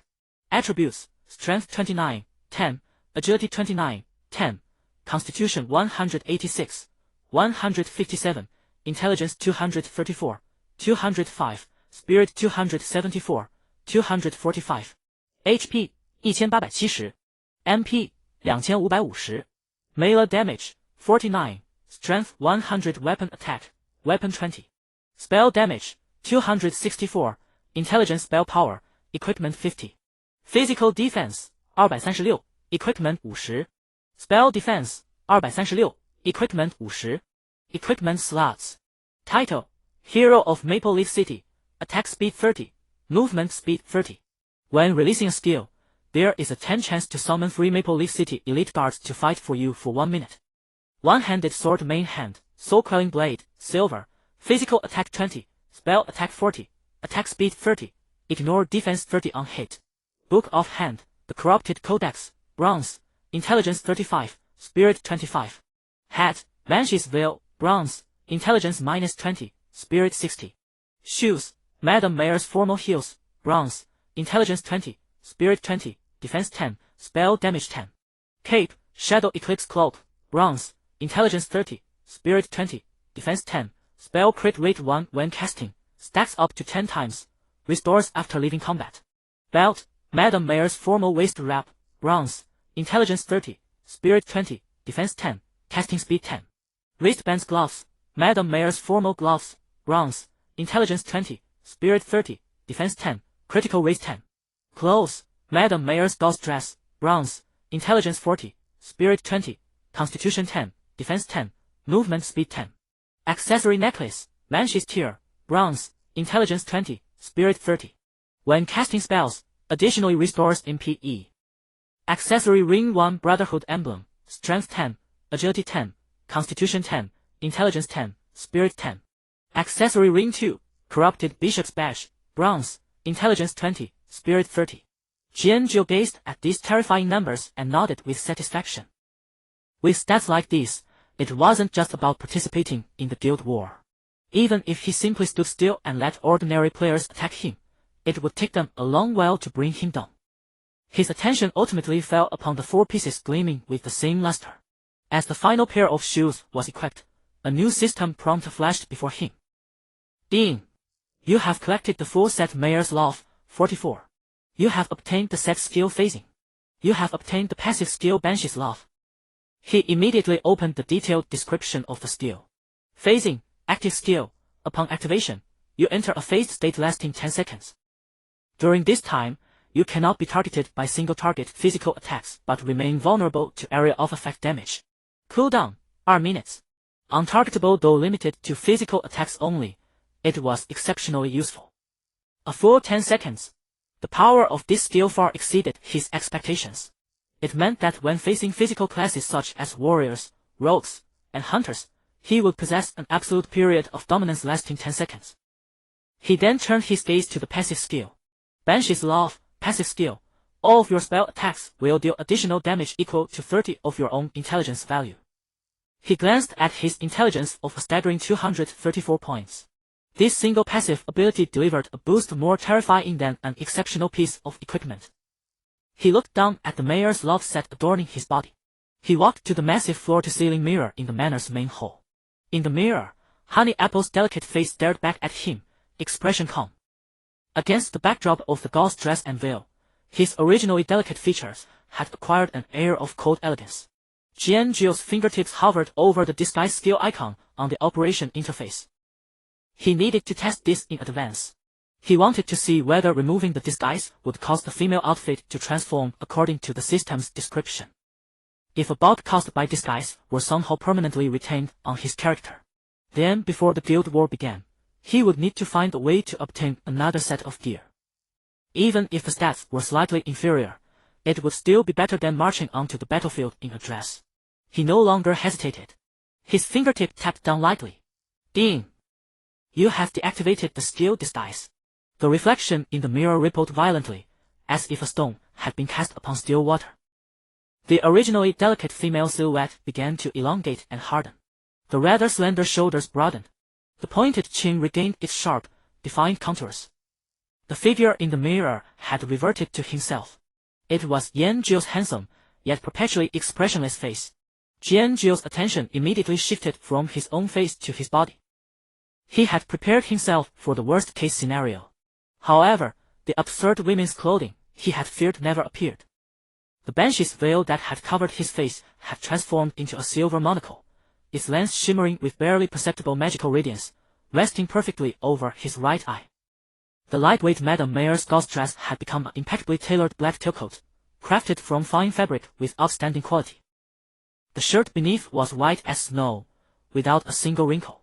The formal waist wrap around his waist had transformed into an exquisitely crafted black leather belt with an antique silver buckle. The formal gloves had changed from lace material to sleek black leather gloves that fit his hands perfectly. Finally, those high heels that had worried him the most had become a pair of gleaming black leather shoes, classic in design, understated yet elegant. The entire set had transformed from feminine grace into a classical European aristocratic formal wear brimming with vintage charm. Yanjio studied himself in the mirror. Handsome, upright, paired with the monocle, he even possessed a touch of refined scoundrel charisma. He tried moving his limbs.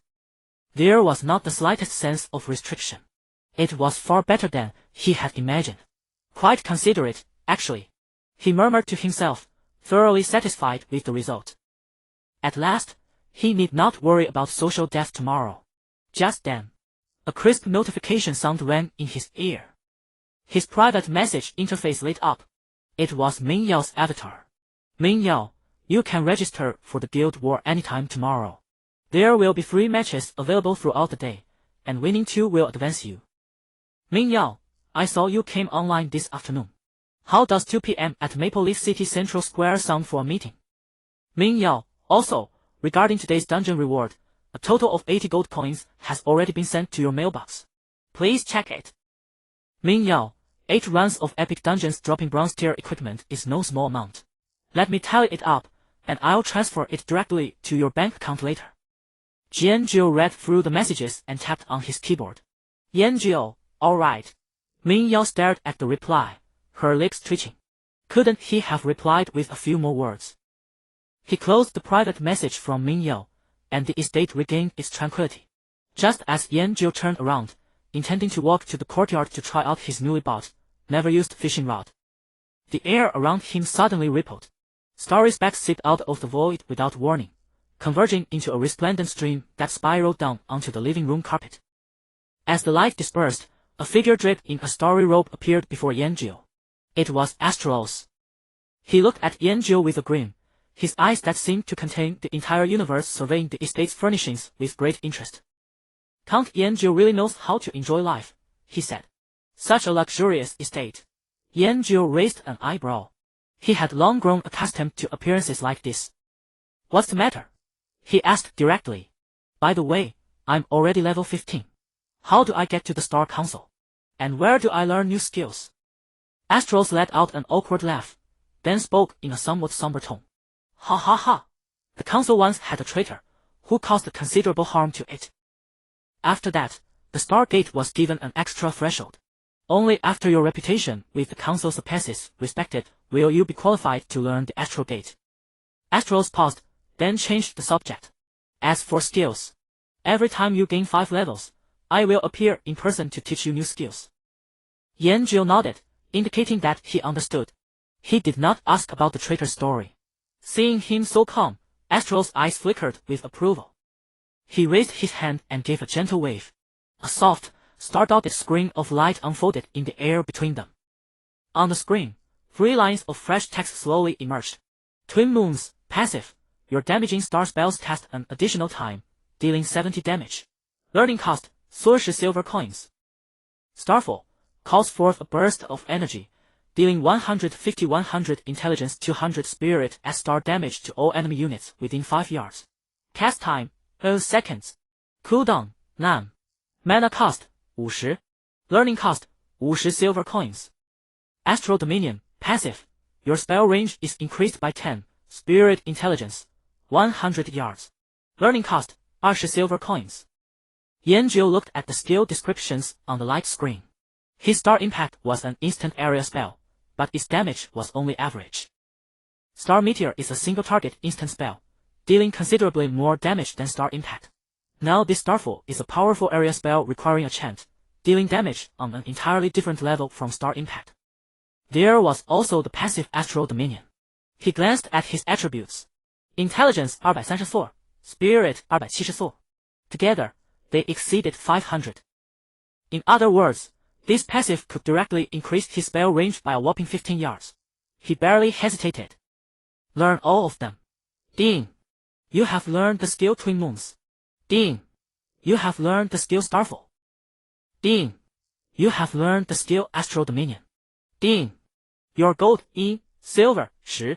A series of notification sounds rang out. Yanjiu felt the newly acquired knowledge about wielding star energy in his mind. Now, he didn't even need to get as close to enemies as before. Relying solely on these spells, he could stand at an absolutely safe distance and blast enemies into smithereens. Astral's figure dispersed into starlight, and the living room returned to its former tranquility. Yanjiu stood up, crossed the spacious hall, and pushed open the back door to the courtyard. He planned to test his newly learned skills. An ordinary mage's casting range was usually around 35 yards. He raised his hand and felt his mana gathering at an unprecedented speed. With the boost of the passive skill Astral Dominion, his maximum casting range had reached a terrifying 50 yards. This meant that he could launch a lethal attack before most enemies even noticed his position. At the edge of the courtyard lawn, a wild rabbit was leisurely nibbling on grass. Yanjiu locked onto it as his target. He began chanting the incantation for Starfall. The complex incantation flowed through his mind. His powerful spirit stat compressed the original 2-second cast time to under 1 second. It was almost instantaneous. Above the rabbit, space warped violently, and a dazzling pillar of star energy slammed down. Boom! The ground quaked slightly. 2 bright crimson damage numbers burst from the point where the rabbit had turned into a flash of light. -932. -74. Banshee's laugh. Then came the second attack triggered by the Twin Moon's passive. -652. -74. The total damage exceeded 1700. This was only the damage an area spell dealt to a single target. Yanjiu stared at the result, lost in brief thought. He needed a benchmark to assess his true combat strength. He opened his friends list and found a few familiar names. He first opened a private chat with Ming Yao, tapping his fingers on the virtual keyboard. Yanjiu, what are your health and magic defense? The reply was almost instant. Ming Yao, 2700 health, 215 magic defense. Without replying to her question, Yanjiu clicked on another avatar. The Vice President of War God Ho, In Hu. Yanjiu, what are your health and magic resistance? In Hu. In Hu, 2000 health, 167 magic resistance.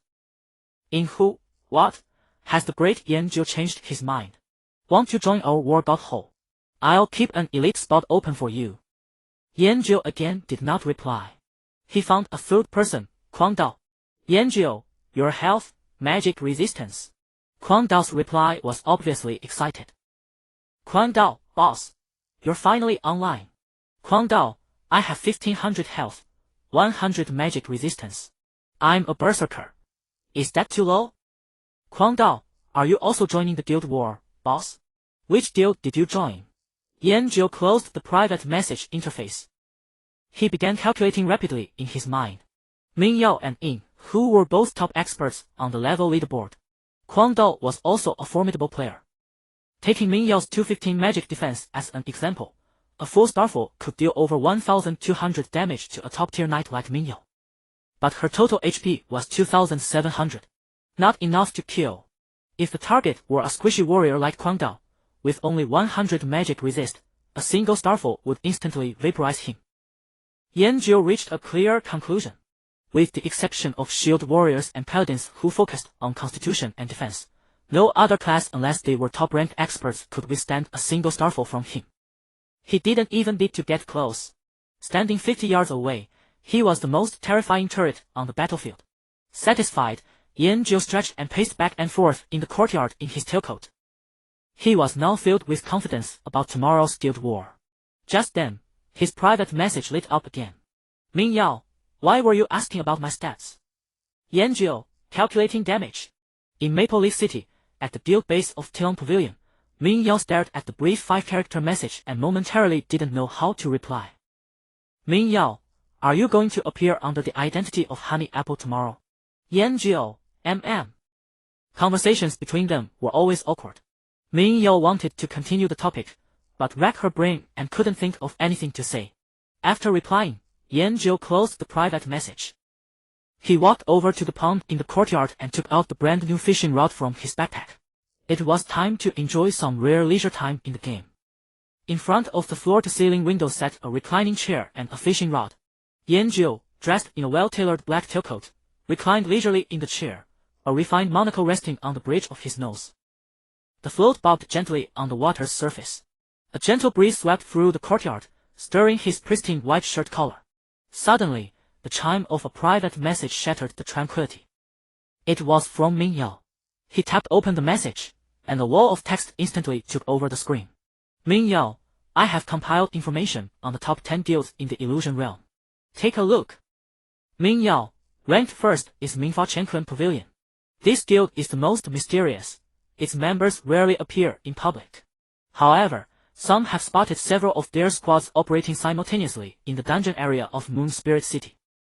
5 to a squad, they move in perfect alignment, silent and highly efficient, resembling rigorously trained soldiers.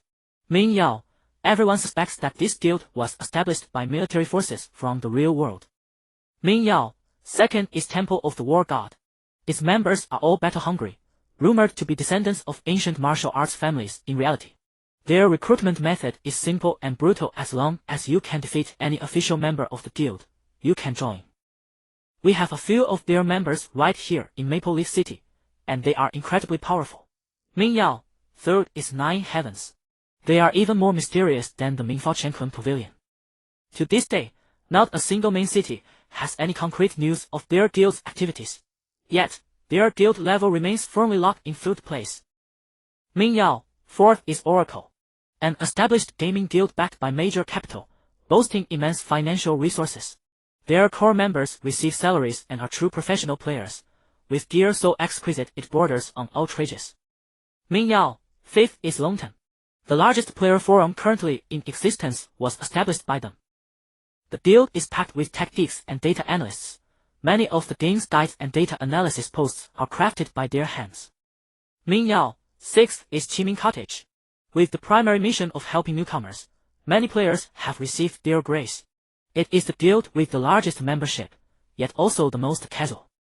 Most of them spend their days fishing, mining, and enjoying the scenery. However, do not provoke them. Their prestige within the game is immense. Ming Yao, seventh is Luoshan. The guild leader is a highly popular and beautiful streamer in the real world. The guild is almost entirely composed of her fans, boasting incredible cohesion. Do not underestimate them for their leader. This crowd is capable of anything. Ming Yao, eighth is Scarlet Twilight. A pure player killing guild and the most notorious red name organization in the illusion. They take pleasure in hunting down solo players, operating with absolutely no moral bottom line. They are the public enemy of most ordinary players. Ming Yao, ninth is Wind Whisperers. Composed of top-tier rogues and rangers, they are the best information brokers among players, as well as the most lethal assassins. As long as you can afford their price, they can deliver anyone's coordinates or their head. Ming Yao, 10th is Sulphone Cottage. Most of their members hold lifestyle professions, and their individual combat capabilities are average. No one knows how they managed to climb to 10th place, but they were just pushed out of the top 10 guilds by us.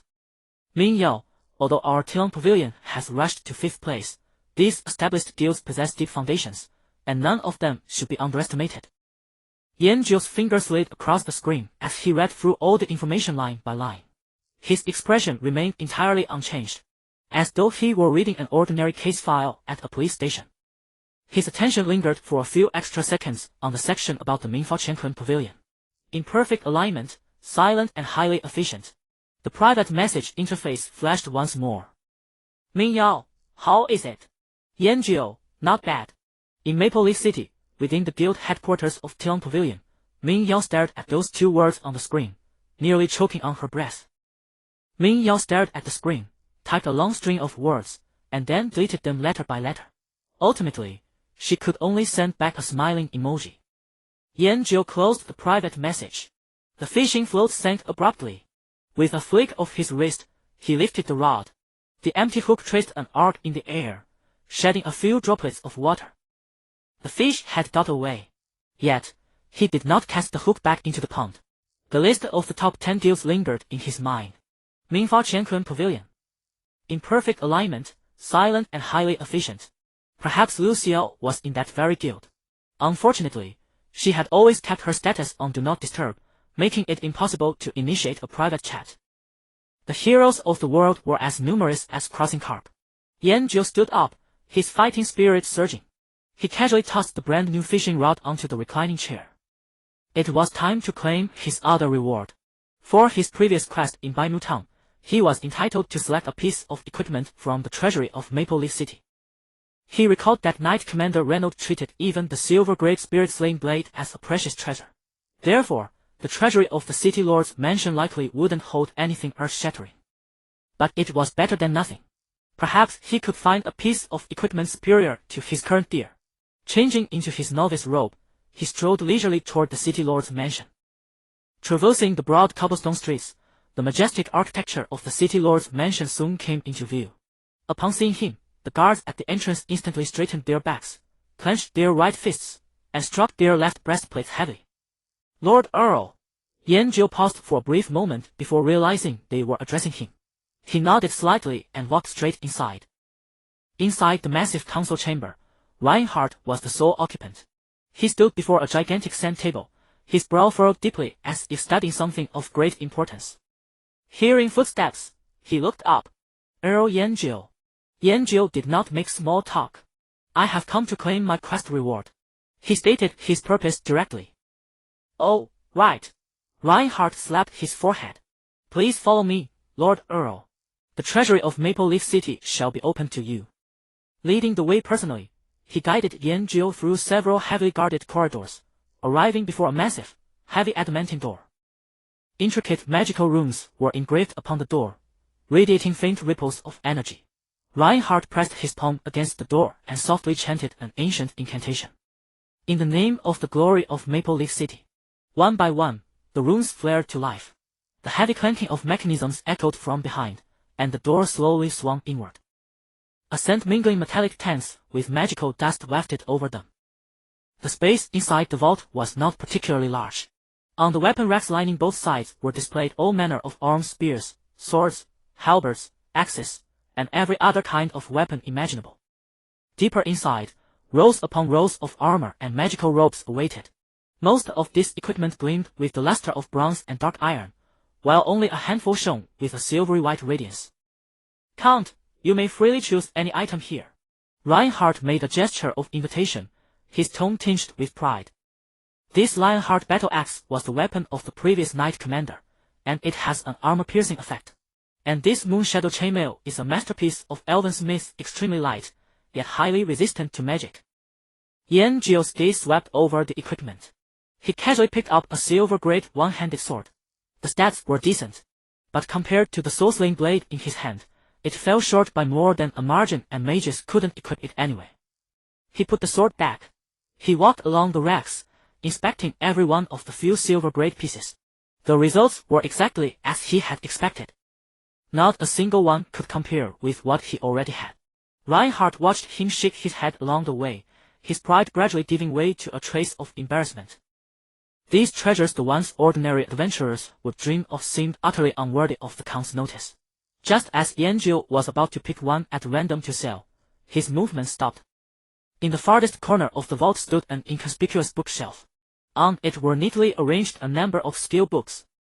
Skill books? Yanjiu walked over. Power Strike. whirlwind slash, berserk, rain of fire, healing spring.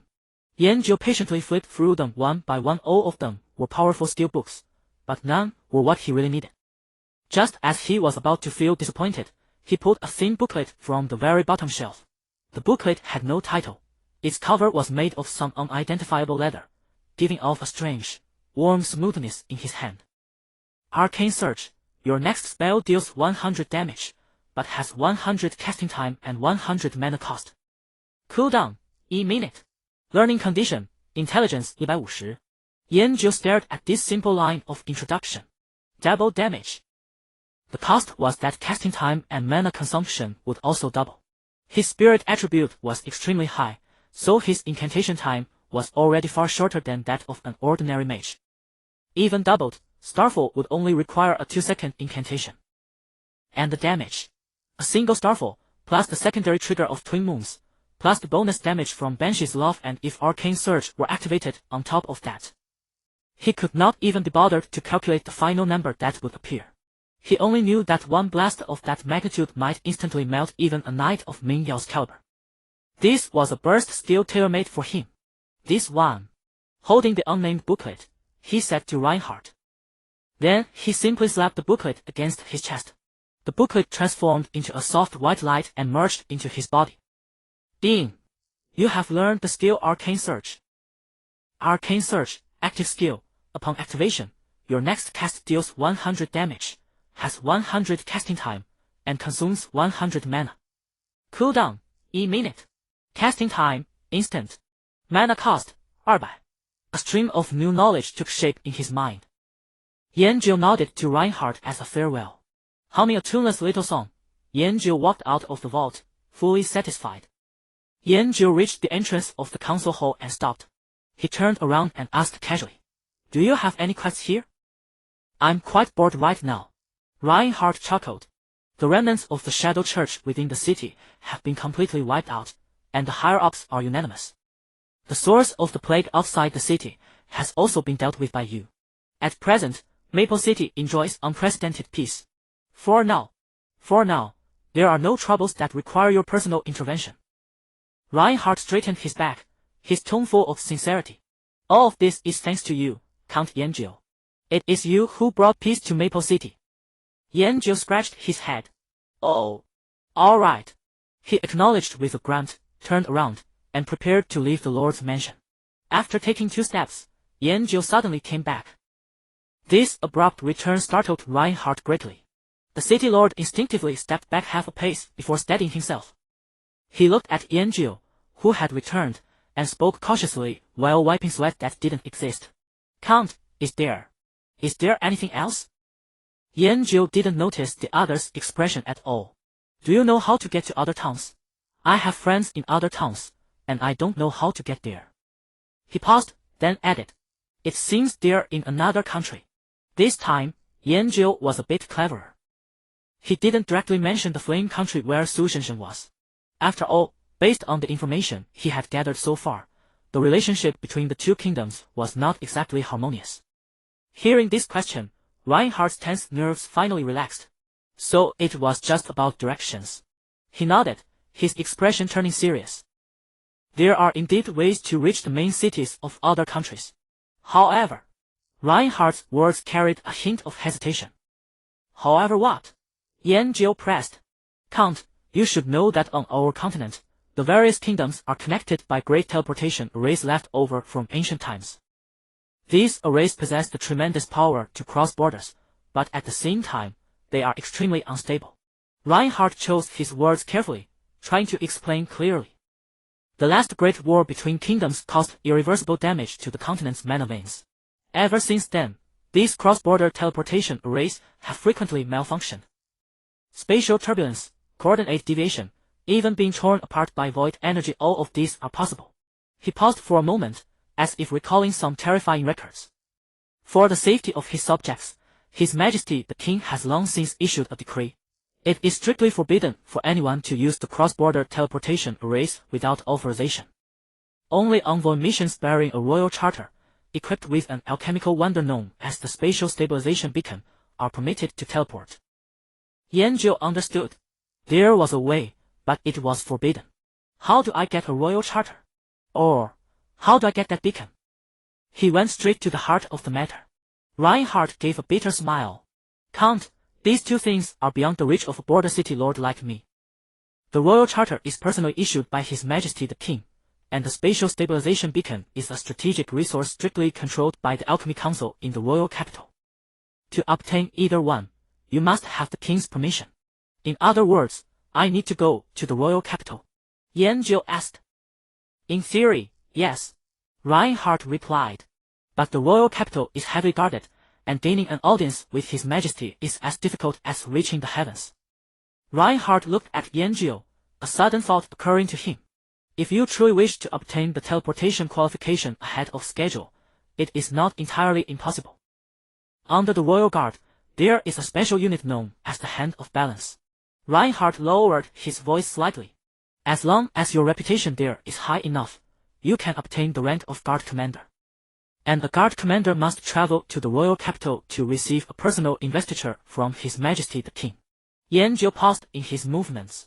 The Hand of Balance. He recalled how he had stood up for Shao Niu earlier at the dungeon entrance. When he cleared out the guild that was blocking the entrance, a long string of reputation gains had flashed across his system notifications. What was that guild called again? Black Hand? Blood Hand?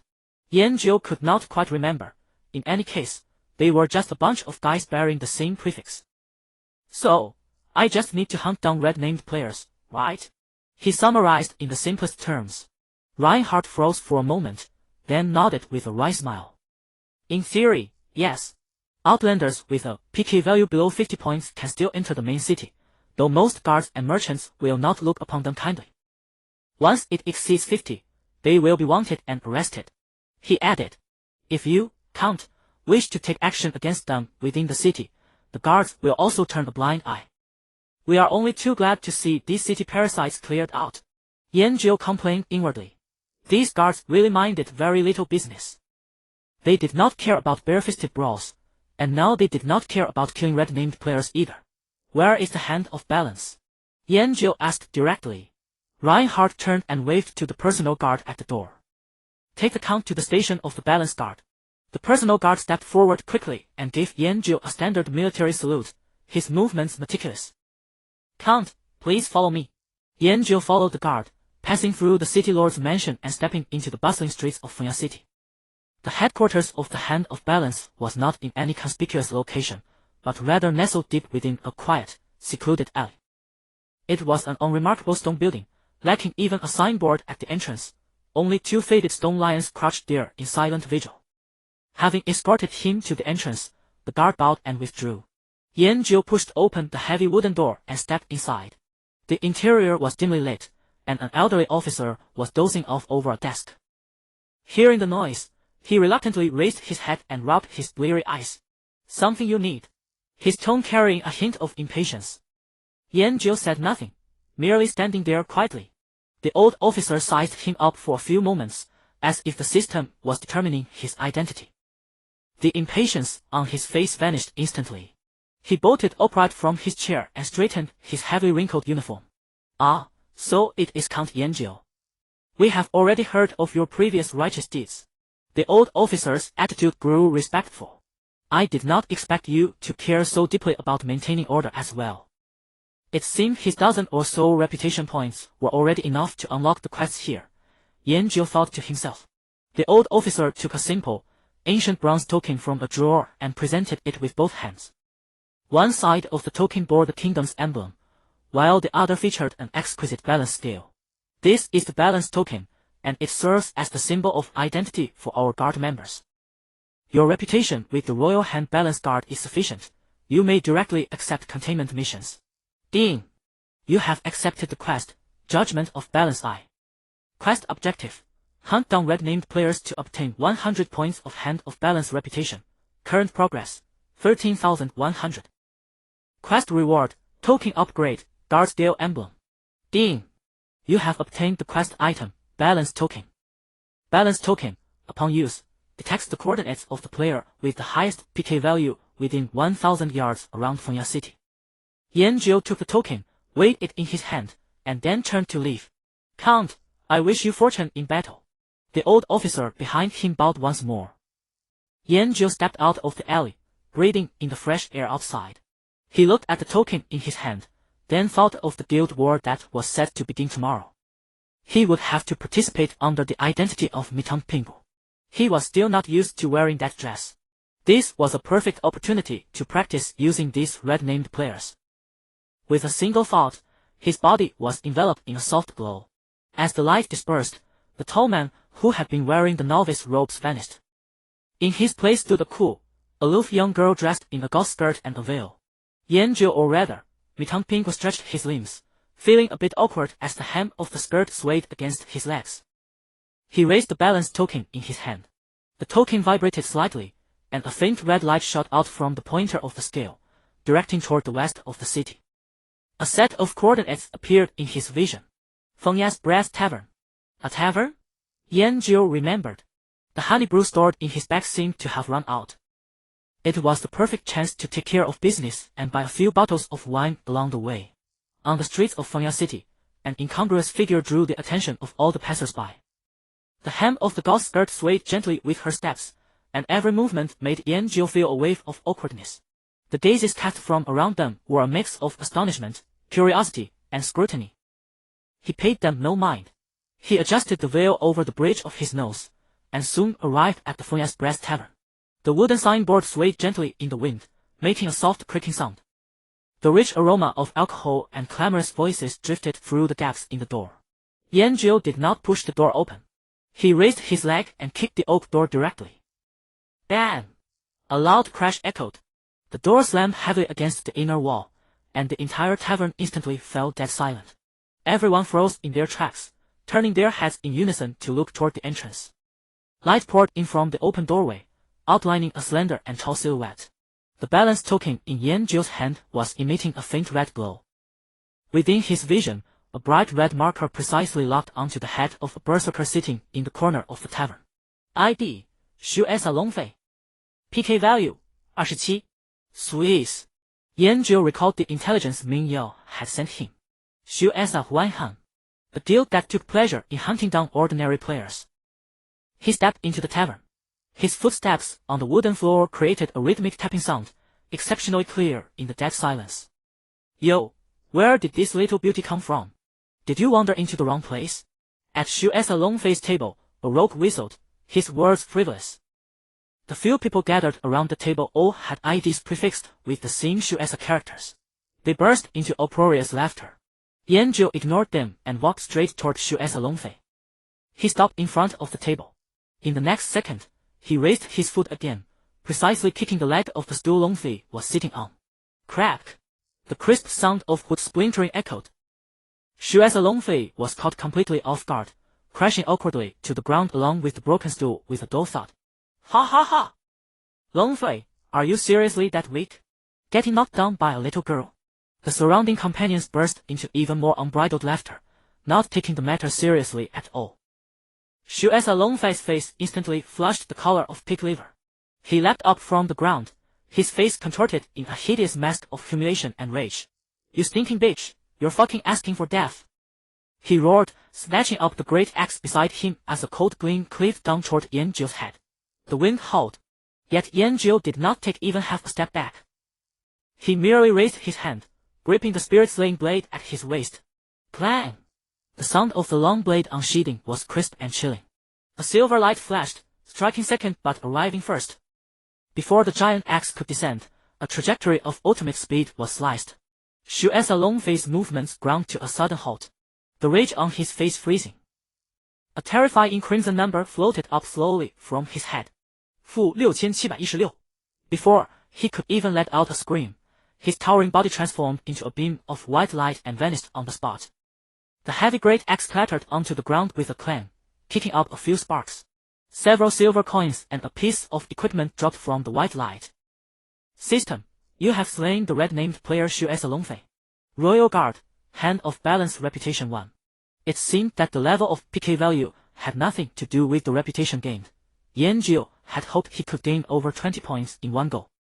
Yanjiu flicked away the phantom specks of light clinging to the blade. He had swapped out several pieces of equipment that boosted strength and agility, and his melee damage had indeed dropped significantly. However, the boost to his spell damage was a qualitative leap. Inside the tavern, the laughter died down. Everyone looked like ducks being choked by their necks, staring blankly at the equipment on the ground and then at the slender girl standing in place. You dare kill someone from our Shuesa? The remaining 3 members of the Shuesa guild finally snapped out of it, rising to their feet in a mixture of shock and fury.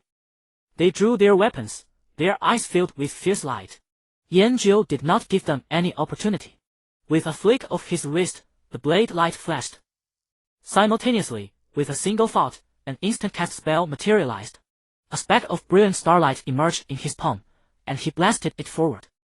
Boom! A miniature star, carrying an aura of destruction, smashed right into the midst of the 3. Blade light swept past. 6370. Starfall. Minus 19,810. Closest distance not reached, damage bonus reduced. The starlight exploded, and Yanjiu immediately followed with another slash. 6397.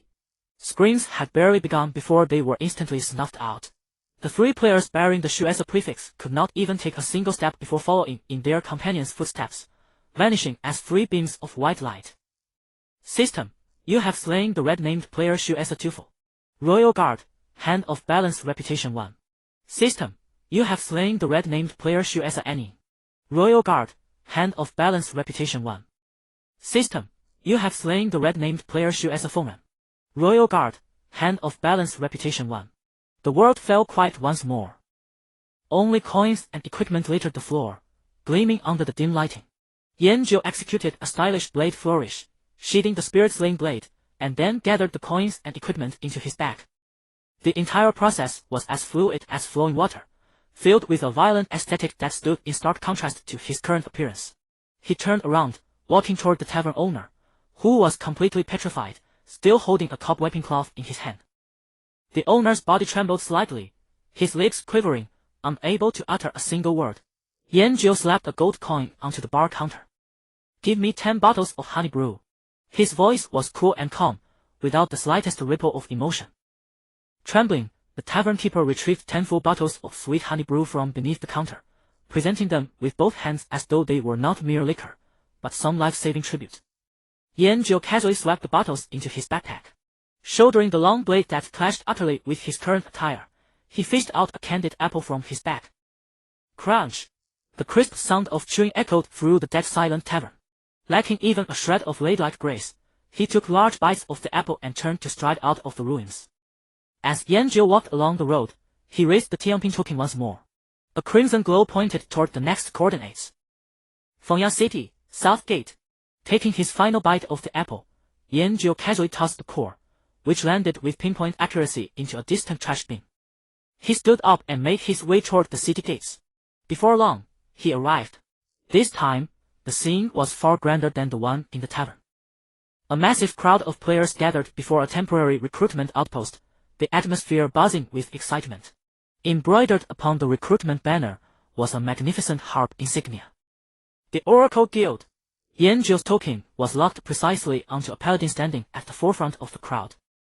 The paladin was superbly equipped, his silver-white armor gleaming brilliantly under the sunlight as he spoke passionately, spray flying, introducing the guild's benefits to the newcomers.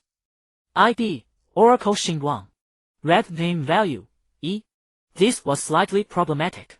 After all, the Oracle Guild was an established powerhouse, always presenting itself as an elite, law-abiding organization. Unlike Scarlet Twilight, which was universally detested like rats crossing the street, striking in broad daylight for a mere single point of red name value seemed somewhat excessive. Standing on the periphery of the crowd, Yanjiu observed silently. The paladin named Oracle Xingguang was still preaching fervently. Join our Oracle. You will receive the most professional dungeon guidance and the highest priority in gear distribution. We have the strongest financial backing as long as you have the strength. Your compensation will absolutely be top tier across the entire server. Gasps of awe and yearning erupted from the surrounding novice players. Yanjiu took a step forward, advancing slowly. His slender figure parted the crowd, his gauze skirt brushing against the players' legs, causing a minor stir. Many turned to look, their faces filled with awe and admiration. Yet, he walked straight up to the paladin. Right at the peak of his speech, Oracle Xingguang suddenly felt his vision dim as a girl clad in a gauze skirt blocked the light before him. He froze slightly, about to speak, but the girl's actions were swifter than his thoughts. No incantations, no flashes of steel.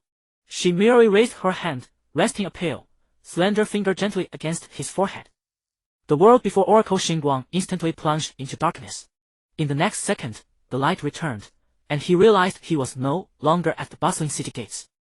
Cold stone walls surrounded him, and the air was thick with a damp, musty odor. Rows of iron bars cut him off from the outside world. Ding! System detection. Your red name value is 1, a minor offense. According to the laws of the Tianping Guard, you will serve a 1-hour sentence here. Offline time does not count toward the duration. Place of incarceration, Tianping Guard prison. Oracle Xingguang was utterly dumbfounded. He stared blankly at the system notification, his mind completely blank. What? What happened to me? Wasn't I just recruiting people? How did I end up in prison? Meanwhile, back at the city gates. Under the astonished gazes of the crowd, the once unrivaled elite paladin of the Oracle Guild was merely tapped by the mysterious girl. A cool light sparked at her fingertip, and he vanished in a flash of white light. 6731. This time, he didn't even drop any equipment.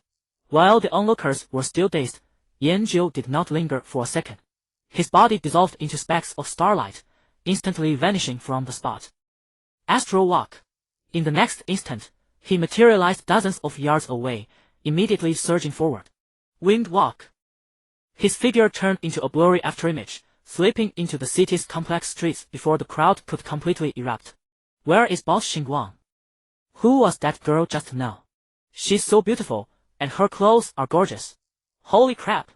Boss Xingguang got insta-killed, instantly killing a full health paladin. Is this a joke? Over 6000 damage.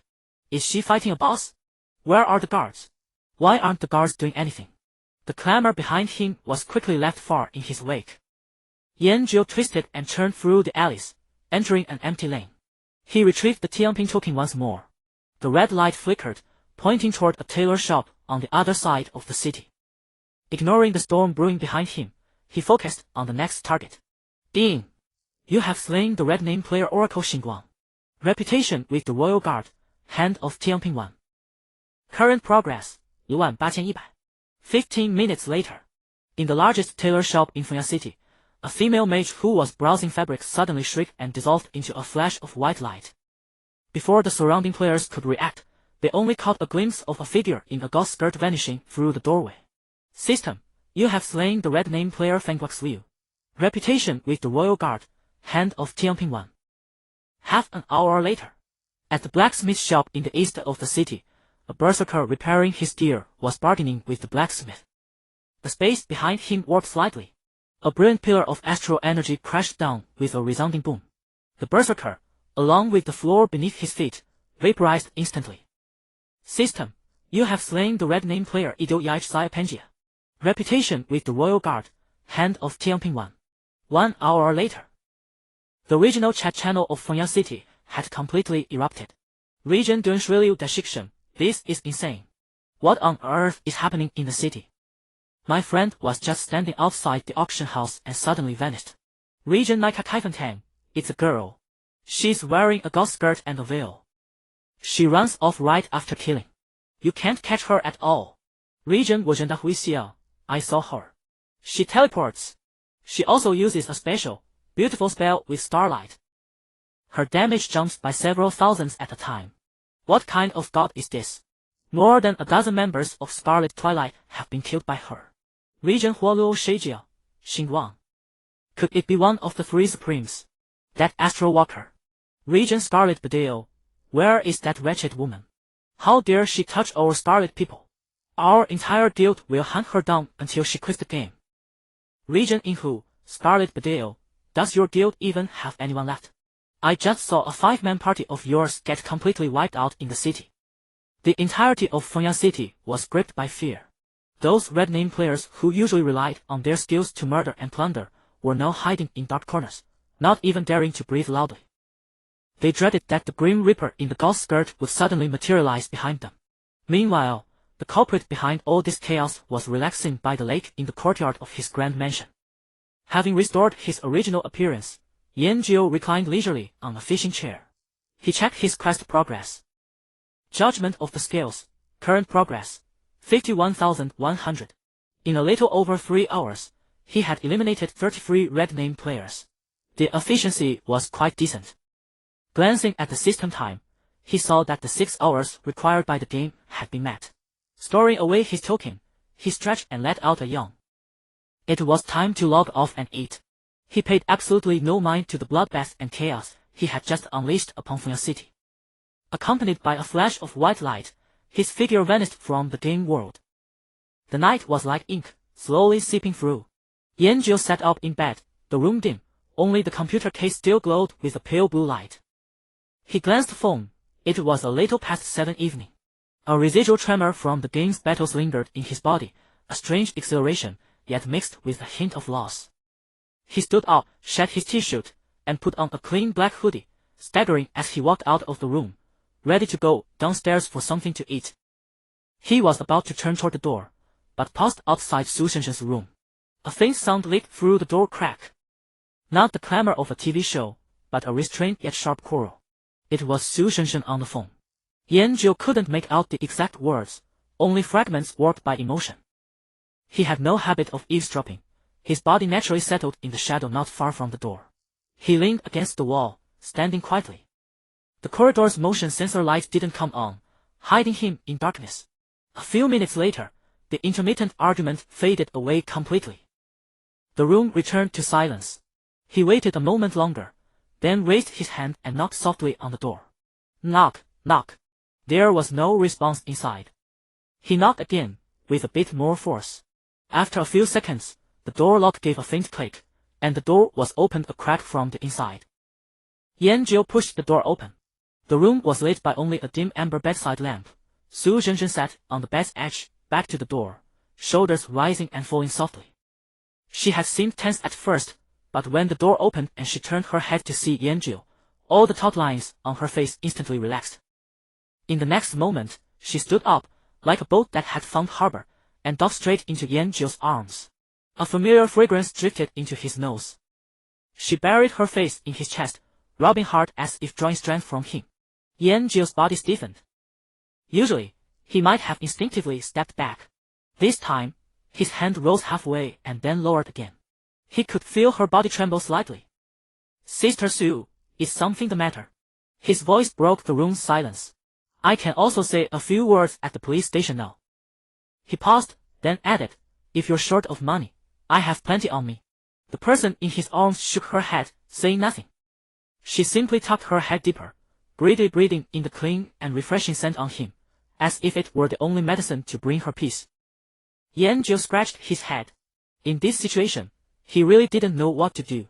Those martial arts moves were of no use now. He fell silent for a moment, abandoning those complex guesses and choosing the simplest approach. Sister Su, in my eyes, you are my only family. His tone was earnest, as if delivering an important report. If there's anything, just tell me. Believe me. The person in his arms finally stirred. Su Shenshen slowly raised her head, eyes still glistening with a trace of moisture, but she let out a soft, bright laugh.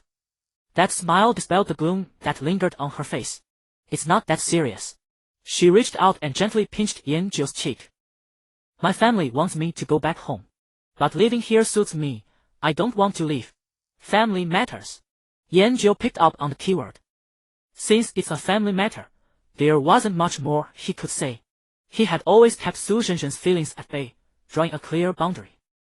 Yet he also regarded her as the person closest to him in this world. If Su Shenshen really left, the thought made his heart suddenly hollow. Like a stone that had waited in place for years, suddenly moved, leaving only a damp imprint. A strange feeling. He had never felt this before. Yanjiu's heart inexplicably grew restless, a restlessness that logic could not explain. He didn't like this loss of control. So he chose the simplest remedy again, eating. Shall we go eat together? He asked Su Shenshen. Su Shenshen looked at him, the smile in her eyes deeper, like a lake full of stars. She sweetly smiled at Yanjiu. Sure. Yes. She loosened her grip and stepped back from his embrace. Last time at Tianxinglu, to be honest, I wasn't full, he added. Su Zhenzhen looked at him again, her smile deeper, like a lake full of stars. She sweetly smiled at Yanjiu. Sure. She stepped forward again, naturally winding her arm around Yanjiu's, the motion smooth and unhesitating. A warm, soft sensation ran along his arm, carrying a familiar fragrance. Su Zhenzhen nearly leaned half of her body onto him, eager to be pressed close to him. I'll listen to you. Yanjiu did not pull away. He simply led her out of the room, through the living room, downstairs. The night breeze carried the early autumn chill, brushing against their faces. Yanjiu did not choose to drive to some fancy restaurant. With practiced ease, he led Su Zhenzhen into a narrow alley behind the complex. Deeper in the alley, lights blazing and voices loud. An open-air stall stretched across, with a dozen greasy folding tables and uneven plastic stools. The air smelled of cumin, chili, and charcoal, pungent and choking, yet full of life. A bald-headed boss, bare-chested with an oil-stained apron tied around his waist, bustled at the grill, sweating heavily. He saw Yanjiu, grinning, showing a mouthful of smoke-yellowed teeth. Xiaoyan, you're coming here this late? The boss's voice was loud and robust. He flicked the skewers in his hand, hot oil sparks splashing on the ground. Then his gaze landed on Su Zhenzhen beside Yanjiu. The boss paused for a moment. He looked from Su Zhenzhen to Yanjiu, a goofy yet gossip-loving smile spreading across his face. Alright then, Xiaoyan. Found a girlfriend. Very pretty. Su Zhenzhen's cheeks flushed slightly. She instinctively tightened her grip on Yanjiu's arm, but offered no explanation. Yanjiu didn't argue this time either. He pulled Su Zhenzhen to a relatively clean corner table, sat down, and began ordering. 2 bowls of beef noodles. 1 small, 1 large. Add double portions of beef and tripe. 20 lamb skewers, extra chili. Stir-fry some greens. And a portion of mouth-watering chicken. He spoke so quickly, without a pause, as if reciting a well-worn code. The boss laughed warmly. All right. Coming right away. Su Zhenzhen rested her chin on her hand, watching Yanjiu across from her, silent. The dim, yellow bulb light spilled from above, softening his rugged features a little. The stall's efficiency was impressive. Soon, 2 steaming bowls of beef noodles were set before them. Thick slices of beef and tripe piled into little hills, almost covering the noodles below. Then came sizzling lamb skewers, bright green fried vegetables, and the ruby-red plate of mouth-watering chicken, filling the small tables one by one. Yanjiu picked up his chopsticks and began eating without ceremony, lifting a large mouthful of noodles and slurping it into his mouth. They ate ravenously. Su Zhenzhen, swept up in the mood, took a bite of a freshly grilled lamb skewer, chewing in small nibbles. The spiciness and the meat fragrance blossomed on the tongue, washing away the last trace of gloom in her heart. Sister Su, Yanjiu muttered while shoving beef into his mouth. Since the last time at Tianxinglu, I've noticed it. You are not an ordinary person. He swallowed, took another sip of the broth, then continued. But I will say it again. I can definitely help you. His tone was calm, yet with an unassailable certainty. About your family matters, I may not have a say. But whenever you need me, 1 call is enough. I'll be there at once. Su Zhenzhen stopped chewing. She looked at the man across from her, buried in his meal. He offered no romantic words, no vows of eternal loyalty. He spoke a fact so simple it was almost blunt, yet utterly reliable. Su Zhenzhen suddenly stood up. She extended a slender finger and tapped Yanjiu on the forehead lightly. Boop, the sound was crisp. Okay. She smiled. Yanjiu touched his forehead, somewhat dazed. The meal ended quickly. Su Zhenzhen graciously finished that small bowl of noodles completely. Yanjiu, like a bottomless pit, devoured the large bowl of noodles and all the remaining dishes on the table. He leaned back in his chair, wiping his mouth with satisfaction. After paying, Su Zhenzhen took Yanjiu's hand, her palm warm and soft. Come with me to stroll around the neighborhood. I've lived here for so long and haven't looked around carefully yet. There's a hint of coquettishness in her request. Yanjiu did not refuse. He allowed Su Zhenzhen to lead him out of the brightly lit alley and into the torrent of the city at night. The two had no destination, they simply strolled along the sidewalk. The glow of neon lights painted the sky a hazy purple, replacing the stars and moon. They walked through the bustling pedestrian street, where speakers along the roadside blared noisy pop music, and fashionably dressed young men and women laughed as they passed by. A couple paused before an ice cream shop, the boy awkwardly dabbing cream from the girl's lips with a napkin while she beamed, her eyes curving into crescents. Yanjiu's steps faltered briefly. He glanced at Su Zhenzhen beside him, her gaze drifting curiously toward the refined pastries in the shop window, her profile softened by the kaleidoscope of lights surrounding them. An unfamiliar emotion, sharp as a fine needle, pricked his heart. In his youth, his world had been nothing but the sweat of the martial arts school and the dull thud of heavy bags. After he sealed his fists upon reaching adulthood, a thick layer of ice encased all his passion and perception. He grew accustomed to solitude, to shutting out every emotion. Yet now, that solid ice seemed to develop a hairline fracture. He could not identify what it was. Only that a restlessness lingered in his chest, an unrelenting pressure trapped between rising and falling. They moved through the pedestrian street and into a quiet park. The evening park held few people, only a handful of couples nestled on benches, whispering sweet words to one another. Wind rustled through the treetops. Neither spoke. Su Zhenzhen only gripped his arm tighter, leaning her full weight against him as though drawing warmth from his presence. Yanjiu remained still. Like a silent statue, he accompanied her down the long shaded path until they found themselves back at the apartment building where they lived. Under the dim yellow streetlights, their shadows stretched long. At the entrance, Su Zhenzhen paused and slowly released her grip on Yanjiu's arm, reluctance in the gesture. Just as her hand was about to fully withdraw, Yanjiu caught her wrist in his. His grip was firm yet gentle, inescapable. Su Zhenzhen looked up to meet his gaze. Yanjiu said nothing. He would not repeat that promise of help a third time. He simply looked at her with a concentration she had never witnessed before in its clumsiness of expression, yet unwavering in his resolve. Su Zhenzhen smiled suddenly and shook her head without speaking. This time, she took initiative, using her other hand to gently pry his fingers loose one by one. Then she offered him a brilliant smile, entirely free of shadow. Good night. She turned and entered her apartment, the door clicking shut behind her. Yanjiu stood alone in the corridor, his hand still curled in the shape of his grasp, as though he could still feel the warmth and slender curve of her wrist. After a long moment, he lowered his hand and returned to his room. Stripping off his shirt revealed a lean, powerful frame, every muscle carved with precision, radiating explosive strength. As he always did, he began practicing his form in the open space of the room. The movements carried force like a roaring tiger, each strike tearing through the air with a low, guttural whistle. Sweat dampened his short hair and traced the sharp lines of his face. The routines that usually brought him peace could not quell the inexplicable restlessness tonight. He finished his form and entered the bathroom. Icy water poured over him, stripping away body heat yet failing to dampen the burning anxiety within. After showering, he collapsed onto the bed and killed the light. Darkness swallowed the room. He forced his eyes shut, commanding his body into stillness. Before he knew how much time had passed, as drowsiness crept in, a barely audible sound drifted from outside his door. The whisper of suitcase wheels on polished floor, deliberately soft, measured, suppressed. Yanjiu did not move. His breathing remained steady. Only in the dark did his eyes open. A quiet sigh escaped him. He had no family of his own, so he could not fully grasp what it meant to be bound by them. As an outsider, he knew he had no right to intervene in family matters. Perhaps her father simply lay dying, wanting his daughter at his bedside in his final moments. Or perhaps a relative was critically ill, demanding her immediate presence.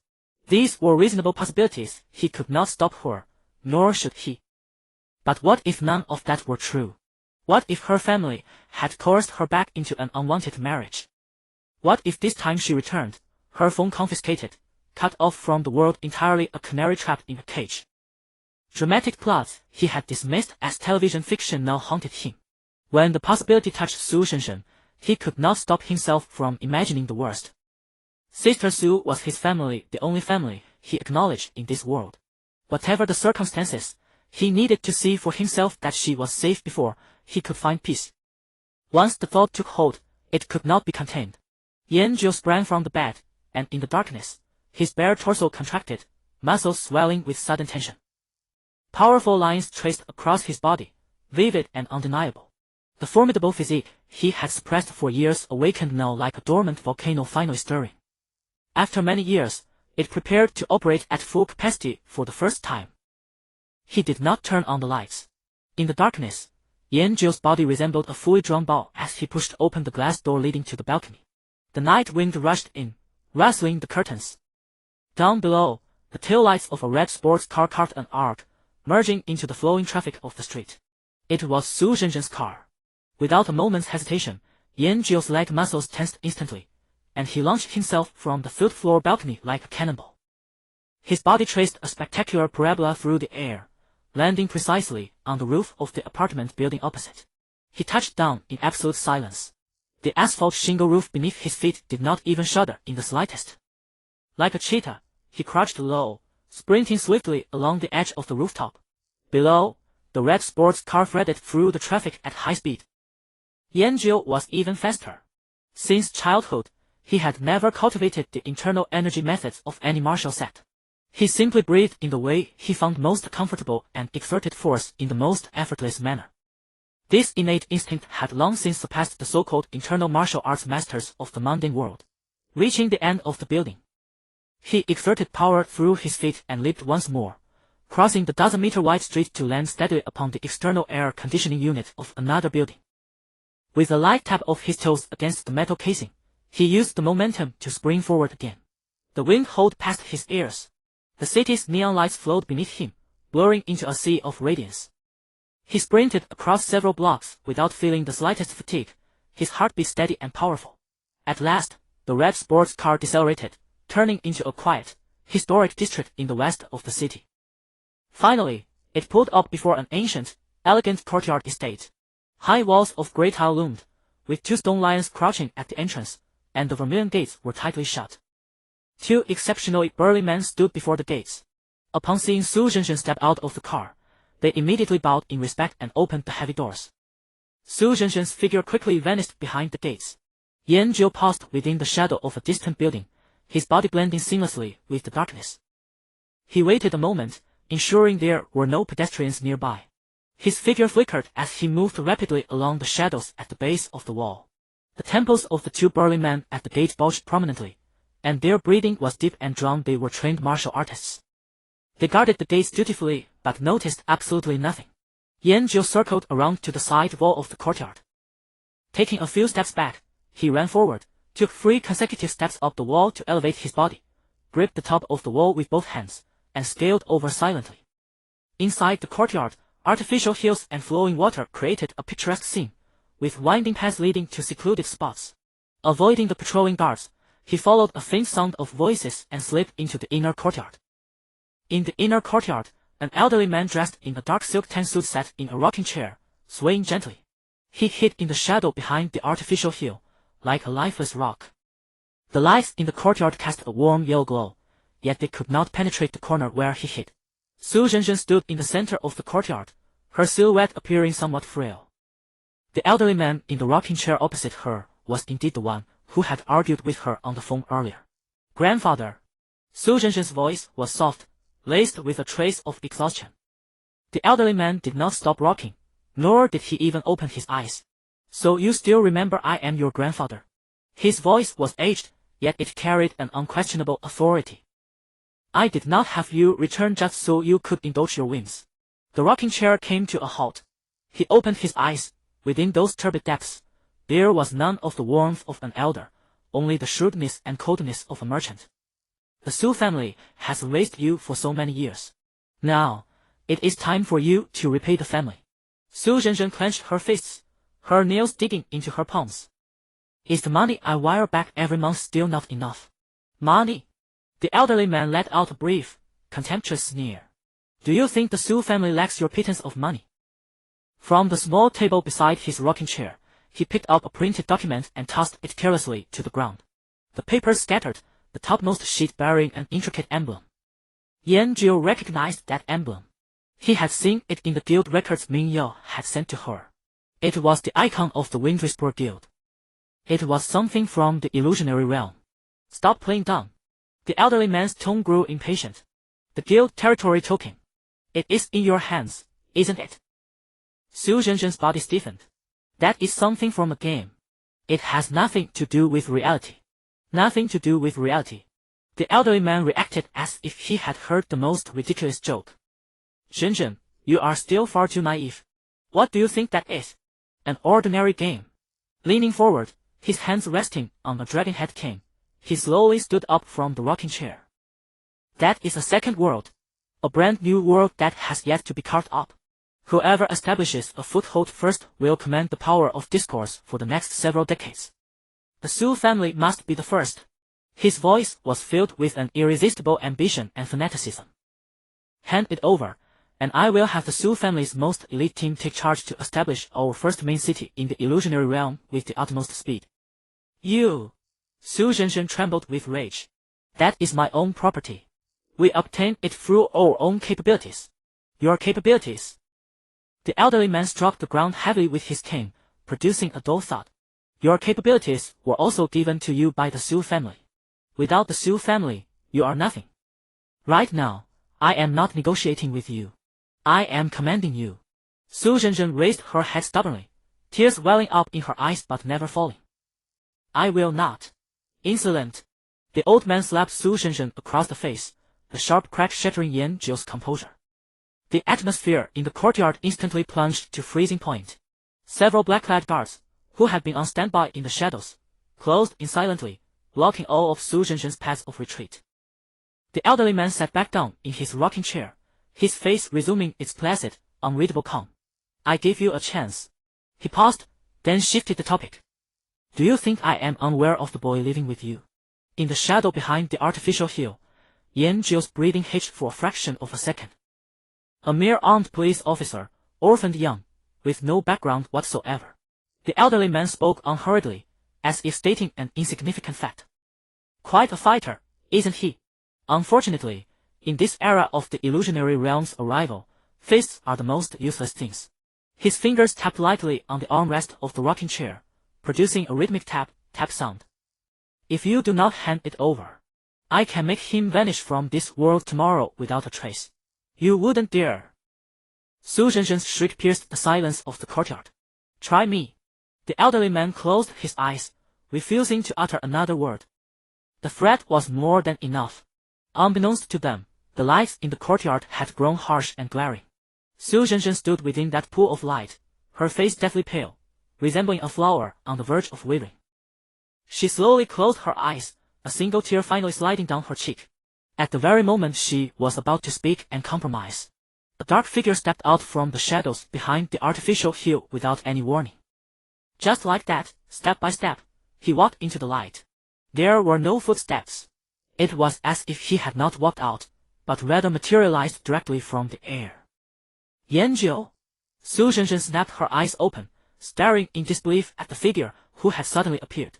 How did you? The black-clad guards also reacted, immediately adopting defensive stances. Who goes there? The leading burly man barked, charging toward Yan Zhou. His massive, palm leaf-like hand swept through the air, reaching for Yan Zhou's shoulder with a gust of wind. Yan Zhou did not even look at him. His body did not sway in the slightest. Just at the moment the hand was about to touch him, he casually raised his own hand. Crack! A crisp sound rang out, one that did not seem like it could be produced by flesh and bone. Yan Zhou's hand caught the opponent's wrist with absolute precision. The burly man's momentum ground to an abrupt halt. The ferocity on his face instantly morphed into terror and bewilderment. He tried to pull his hand back, only to find his wrist welded shut as if by iron pincers, completely unable to budge. Snap! Yan Zhou exerted force through his 5 fingers. The sound of bones fracturing echoed clearly in the silent courtyard, sending a chilling shiver down the spine. The burly man, nearly 9 meters tall, did not even have time to scream before he collapsed to the ground, clutching his arm which was twisted at a grotesque angle, convulsing in agony. The remaining guards froze in their tracks. They looked at their fallen companion, and then at the man standing there without a single change in expression. A wave of cold dread surged from the soles of their feet straight to their crowns. Yan Zhou dusted off his hands. Using his fists was meant for humans. These creatures did not even qualify as human. The elderly man in the rocking chair also opened his eyes. For the first time, shock surfaced within his turbid pupils. Yanjiu released his grip, acting as if he had merely performed a trivial task. He walked up to Su Zhenshen. He did not look at the shivering guards, nor did he look at the pale-faced old man. He simply extended his hand toward Su Zhenshen. "Let's go." Su Zhenshen stared at him blankly, looking at his calm face and his outstretched hand. All the fear, grievance, and despair in her heart were completely swept away at this moment by an overwhelming sense of security. She placed her cold hand into his warm palm. "You want to leave?" The elderly man finally spoke, his voice dry and grim. "What kind of place do you think this is? To come and go as you please?" Yanjiu finally turned his head, facing the elderly man sitting in the rocking chair directly. "What did you just say?" His tone was flat, as if inquiring about the weather. "Who did you see was going to vanish?" Under his gaze, the elderly man's heart suddenly constricted. What kind of feeling was that? It was not like being targeted by a wild beast, nor was it like being held at gunpoint. It was a purer form of suppression, stemming from the very hierarchy of life. As if he were not a high and mighty ruler wielding family power, but rather an ant that could be crushed to death at any moment. "Young man, do not be too arrogant." The elderly man braced himself, squeezing out a sentence from between his teeth. "There are some consequences you cannot afford to bear." Taking Su Zhenshen by the hand, Yanjiu turned and walked away. He answered the old man's threat with his actions. "Halt!" 2 guards immediately stepped forward, blocking Yanjiu's path. Several more figures emerged from the other corners of the courtyard, surrounding him and Su Zhenshen.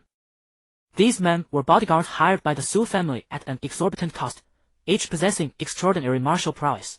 Yanjiu, holding Su Zhenshen's hand, did not halt his steps and continued walking outward. Seeing this, one of the guards wasted no further words. Sinking his stance, he unleashed a fierce whip kick aimed directly at Yanjiu's knee. Yanjiu's leg did not even budge. He merely raised his other foot, planting the sole of his shoe squarely onto his opponent's oncoming shin. Crack! The crisp sound of fracturing bone sent a collective shiver through everyone in the courtyard. The guard's leg bent at a grotesque angle. Screaming in agony, he was sent flying backward, slamming heavily into the rockery before falling completely still. Not a single speck of dust soiled the sole of Yanjiu's shoe. He had crippled a man as effortlessly as kicking aside a stray pebble on the roadside. The footsteps of the remaining guards froze in place. They stared at Yanjiu as if looking at a monster emerging from the depths of purgatory. Holding Su Zhenshen, Yanjiu threaded through their rigid figures, continuing his march toward the main gate. "Useless fools!" The old man on the rocking chair bellowed in fury. He struck the armrest in anger. 2 sharp claps rang out. 3 dark shadows, like phantoms, materialized from the deepest recesses of the courtyard. They landed silently on the ground, completely blocking Yanjiu's path. The aura radiating from these 3 was starkly different from that of the previous guards. It was a condensed, murderous intent belonging to ancient martial artists, refined over decades of dedication. One of them, wearing a training uniform and sporting a goatee, curled his lips into a disdainful sneer. "Young man, playing the hero to save a damsel in distress is a noble endeavor. Unfortunately, one must possess the capability to back it up. You are simply not worthy." Before his voice could fade, his figure suddenly blurred. Executing a strange footwork, he transformed into a residual shadow, instantly slipping behind Yanjiu. His speed broke past the limits of ordinary human vision. He was a top-tier expert who had perfectly integrated the agility attribute inherited from the illusionary realm with real-world ancient martial movement techniques. A frigid dagger slid from his sleeve, thrusting silently toward the center of Yanjiu's back. This single strike concentrated the entirety of his life's cultivation. Yet, the dagger froze in mid-air. Yanjiu did not even turn his head. He merely reached back and precisely clamped down on the wrist holding the weapon. Then, releasing his grip on Su Zhenshen, he pivoted his body with the momentum. His free hand clenched into a fist, thrusting forward in a seemingly ordinary, unassuming manner. Bam! The fist struck the ancient martial expert squarely in the chest. There was no earth-shattering explosion. Only a dull, heavy thud like a sledgehammer striking wet rawhide. The expert's body instantly doubled over like a shrimp.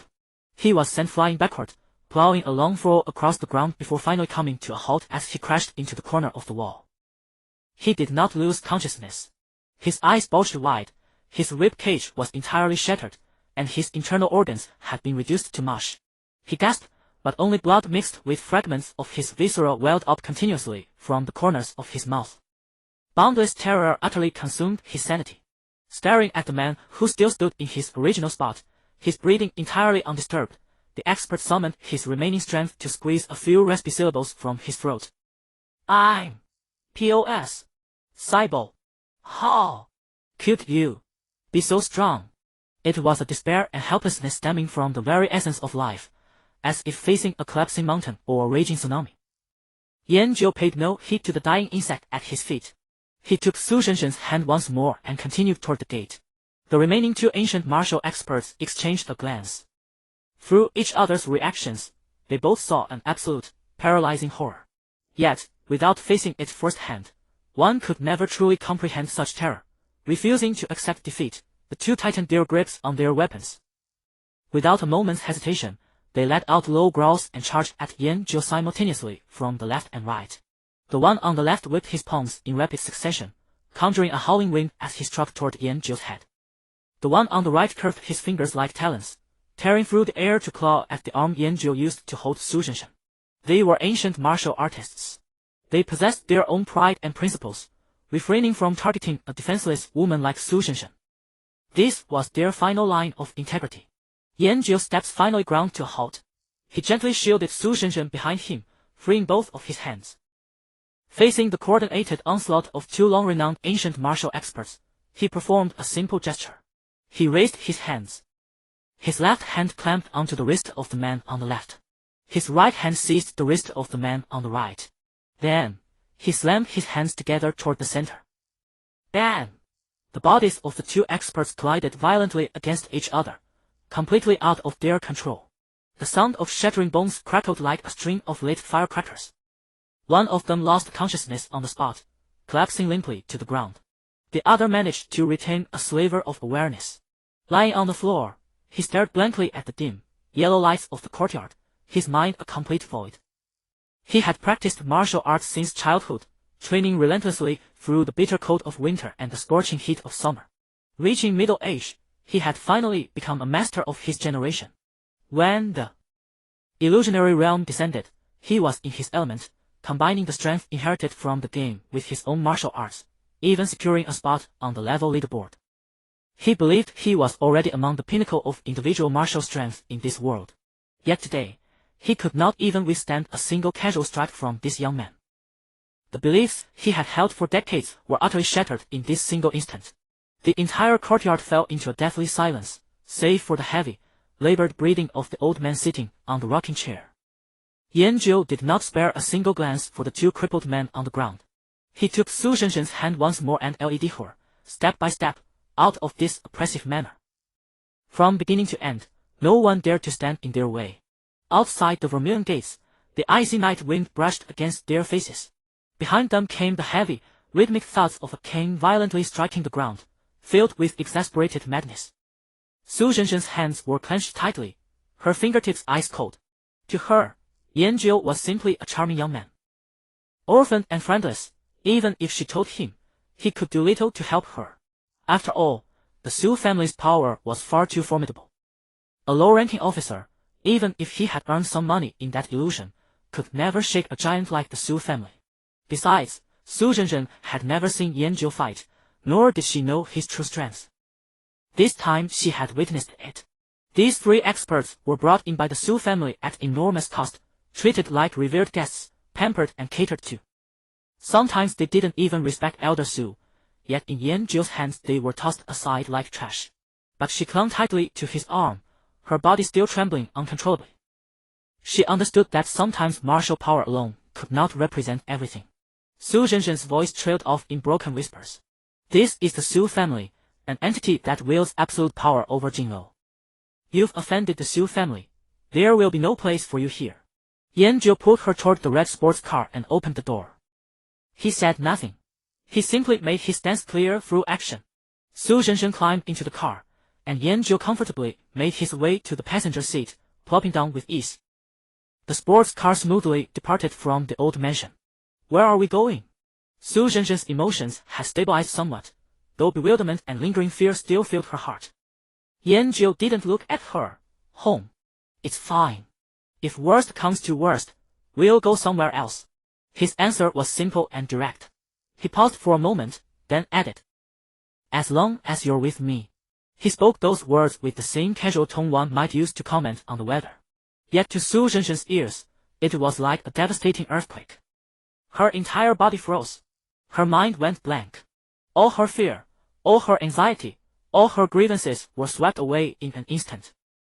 Only those words, so plain yet almost clumsy, echoed repeatedly in her mind. She sat there, dazed, watching him drive. The sports car cut through the night and soon returned to their rental apartment building. The two of them went upstairs one after the other. Yanjiu opened the door and stepped inside first. Su Zhenzhen followed behind. The moment the door clicked shut with a soft snap, she could no longer restrain her emotions. She rushed forward from behind with all her strength, wrapping her arms tightly around his back. Her cheek pressed against his broad, solid back muscles, feeling that reassuring warmth. This time she did not cry. She simply held him, holding on with all her might. Yanjiu's body remained frozen in place. He could feel her trembling, entirely different from the fear-induced shaking back at the Su estate. Su Zhenzhen slowly released her grip, walked around to his front, and looked up. In the dim living room, a strange flush colored her cheeks. Take me. Her request was modest, tinged with a hint of pleading, yet unmistakably clear. Yanjiu did not respond this time. He simply bent down, slid his arms beneath her knees and back, and lifted her into his arms. Su Zhenzhen gasped softly, instinctively wrapping her arms around his neck. His movements were steady. He held her as gently as if she were a bundle of cotton. The world began to spin before her eyes. The familiar living room, the corridor all dissolved into blurred patches of color. Yanjiu kicked open her bedroom door with his foot. The curtains were not fully drawn, and cold moonlight streamed through the gap, painting a narrow silver stripe on the floor. He walked to the bedside and gently laid her on the soft mattress. The mattress sank slightly under his weight. He did not pull away immediately. Leaning over her, he propped himself up on one hand beside her. The distance between them grew exceedingly close. His clean, fresh scent, mingled with the cool night breeze they had picked up outside, enveloped her completely. Su Zhenzhen's breathing quickened. Her hand slipped from his neck to rest on his firm chest, clearly feeling the contour of muscles beneath the thin fabric. And that steady, powerful heartbeat. Yanjiu's other hand found the zipper at the back of her dress. Zzzt, the sound of the metal zipper sliding echoed endlessly in the silent room. The cold air immediately touched her bare back. She shivered involuntarily. The next moment, a scorching warmth descended upon her. Su Zhenzhen glanced and couldn't help but say, "It's not right, that size." Yanjiu did not reply. His weight, his breath, completely engulfed her. All thoughts were stripped away. Only the most primal sensations remained. She closed her eyes, her long eyelashes fluttering like butterfly wings. The sound of clothes being shed came in intermittent rustles. His kiss fell upon her with undeniable dominance. Rough, clumsy, yet carrying a fatal attraction. She let out a muffled groan, quickly swallowed. But that sharp sting was soon replaced by an unprecedented sense of being utterly fulfilled. She wrapped her arms around his neck, like a vine clinging to a mighty tree. In this storm, the only thing she could grasp was him. He was too powerful. Not merely the strength others could see outside, but this most primal, masculine conquest. Su Zhenzhen abandoned all thought. All the grievances, fears, and despair deep within her heart were thoroughly shattered and released in this ultimate surrender. She did not know how much time had passed. From begging him to stop, to enjoying it, and finally falling completely silent. Until a faint whitish glow appeared on the horizon outside the window. This prolonged encounter finally subsided. The following morning, sunlight filtered through the gaps in the curtains, casting several bright spots in the room. Su Zhenzhen struggled to sit up from the bed. Her entire body felt as though it had been dismantled and reassembled. Every bone ached with soreness. She glanced at the disheveled bed. On the white sheets, a faint crimson mark bloomed stubbornly like a plum blossom in the snow. Her cheeks instantly grew burning hot. Fragments of the previous night's frenzy flooded her mind uncontrollably. Biting her lip, she pushed herself up with her arms, attempting to sit. The moment her legs bore weight, they turned to jelly, and she fell heavily back onto the bed. Su Zhenzhen lay face down, burying her face in the pillow, letting out a faint, delicate whimper. Yanjiu was simply too powerful. Too powerful to be human. Alone, she could scarcely endure it. At this rate, she would be heading to the hospital tomorrow. After resting briefly, Su Zhenzhen supported herself against the wall and walked trembling out of the bedroom. The empty living room had no one there. Just as she stepped out of the bedroom, the door behind her opened. Yanjiu was carrying the breakfast he had just bought, the soy milk still steaming hot. Pushing the door open and entering, he caught sight of Su Zhenzhen leaning against the wall, taking halting, trembling steps as her legs shook uncontrollably. Setting the breakfast down, Yanjiu closed the distance between them in a few strides. Without a word, he bent down, scooped her up in his arms, and cradled her against him once more. Where do you want to go? His movement was so natural, as if he had practiced it 1,000 times. Su Zhenzhen's cheeks instantly flushed crimson as she buried her face in his chest. To the restroom. Holding her close, Yanjiu turned and walked toward the bathroom. He carried her straight to the toilet. Su Zhenzhen's face was so flushed it looked as though it might bleed. Put me down. Like this. I can't pee. Yanjiu uttered a soft acknowledgement and gently set her down as requested. Beholding her shy and flustered demeanor, he could not resist leaning down to plant another kiss on her. I'll head to work after breakfast. Su Zhenzhen, like a newlywed bride, nodded obediently. Okay. Be careful on your way. Having finished his simple breakfast, Yanjiu hummed a tuneless melody and walked out the front door. He felt the thick layer of ice encasing his heart melt just a little more. It seemed he was becoming more and more like a real human being. Reaching the ground floor, he retrieved the black terminal given to him by Elder Cheng from his pocket. The screen lit up as he dialed the sole number saved on it. The call was answered almost instantly. Speak. The voice on the other end was as steady and composed as ever. Yanjiu was brief and to the point. The Su family of Jinlou tried to kill me. I gave them a lesson. Also, I need to ensure the safety of one person. Silence hung on the other end for a brief moment. Understood. A trivial matter. Anything else? No. The line went dead. Slipping the terminal away, Yanjiu vanished into the early morning street corner. Meanwhile, at the Su family manor, the old man had not slept all night, his eyes heavily bloodshot. He sat in his rocking chair. The bloodstains in the courtyard from the previous night had not been fully cleared away, and a faint, metallic scent of rust lingered in the air. He picked up the phone and dialed the number of the Jinzhou police chief. When the call connected, the chief's warm, enthusiastic voice came through. Elder Su, what brings me to your mind so early in the morning? I haven't even slept off last night's wine yet. A sinister smile forced its way onto the old man's face. Chief Song, look into someone for me. A kid named Yanjiu, former armed police. I want him gone from Jinzhou immediately. Chief Zhang was still laughing on the other end. A minor issue, Elder Su, you. He cut himself off mid-sentence, suddenly choking as if someone had grabbed him by the throat. Who did you say he was? Yanjiu. On the other end of the line, the breathing instantly grew heavy. Silence. A deathly silence. A few seconds later, Chief Zhang's voice sounded again, but its tone had completely warped, filled with sheer terror and detachment. Elder Su, I cannot investigate this man. I know nothing, and don't ever call me again. Beep! Beep! Beep! The line was abruptly disconnected. Clutching the phone, the old man was left in utter bewilderment.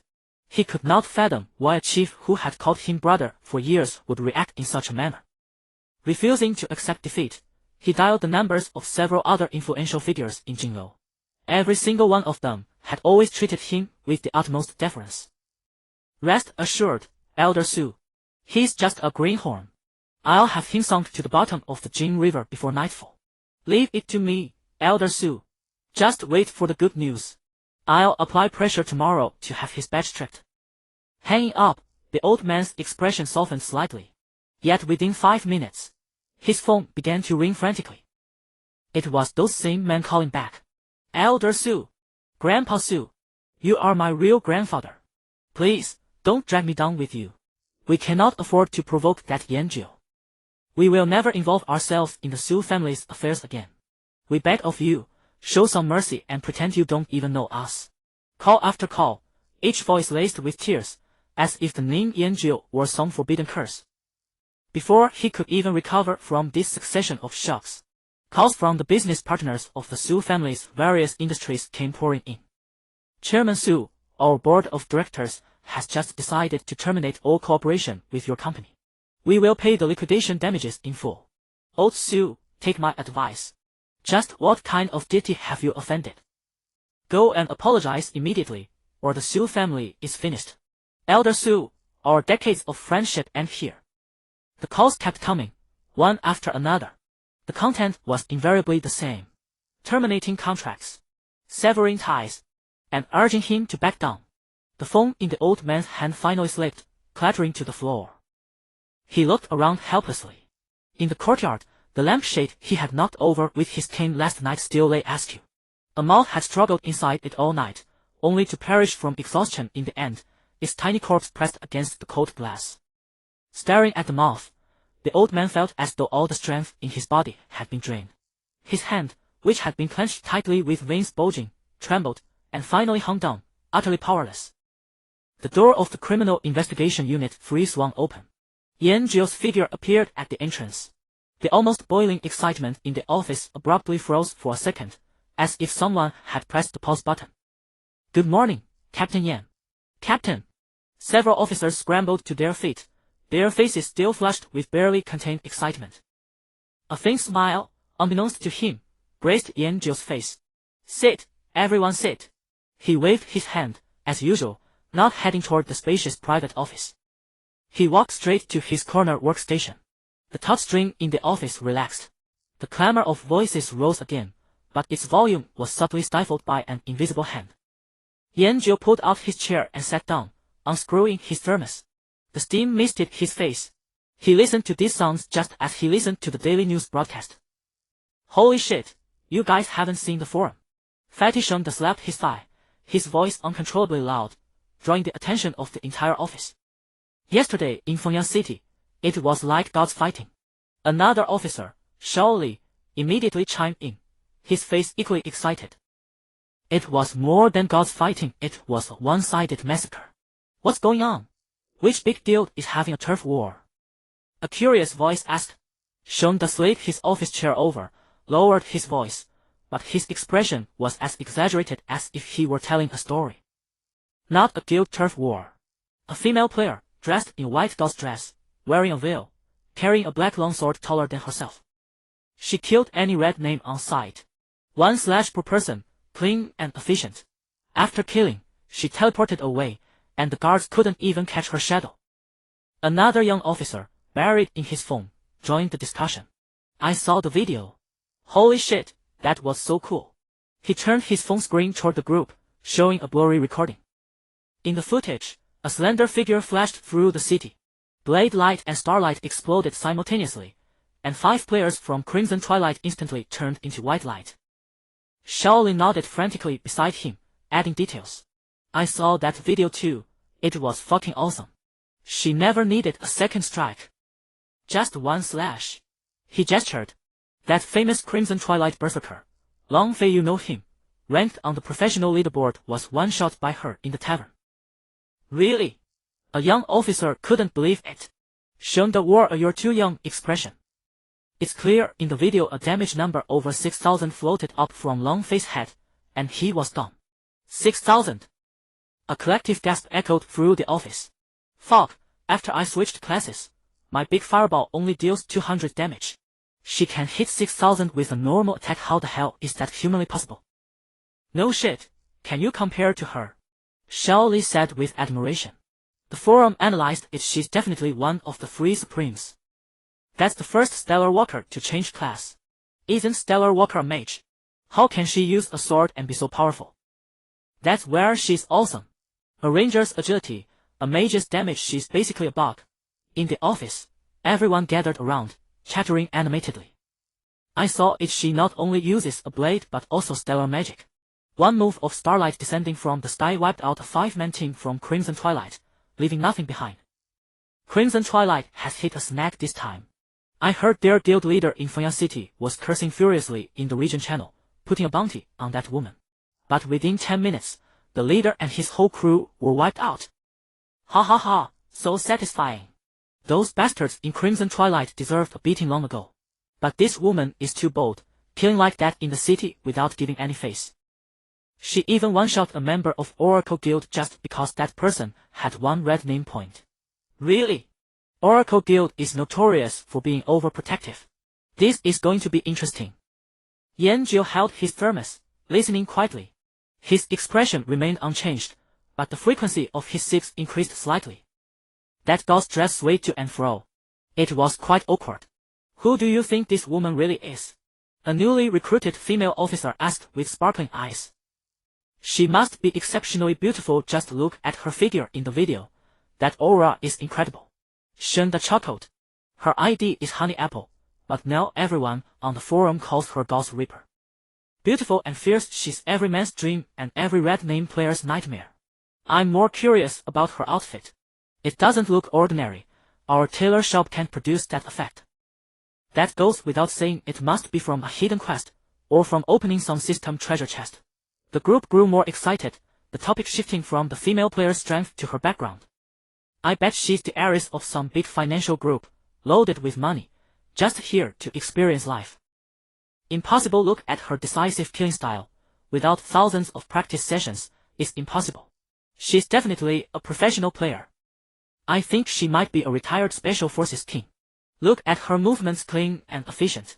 She must be a dragon king in real life too. Upon hearing this, Yanjiu nearly choked on his tea. The discussion quieted down a little because of his subtle movement. Shunda's gaze swept around and finally landed on the leisurely Yanjiu in the corner. Captain Yan, what do you think? He moved his chair closer to Yanjiu, a look of inquiry on his face. What do you think this Ghost Reaper is after? Just cleaning up red names. That's the most thankless job in the game, offends people and brings little actual gain. Everyone's eyes focused sharply on Yanjiu. Yanjiu was silent for a moment. He was thinking that the judgment of the Scales quest didn't give much reputation. Killing a red name only gave 1 point.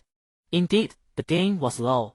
He looked up, meeting their expectant gazes, and gave his analysis very seriously.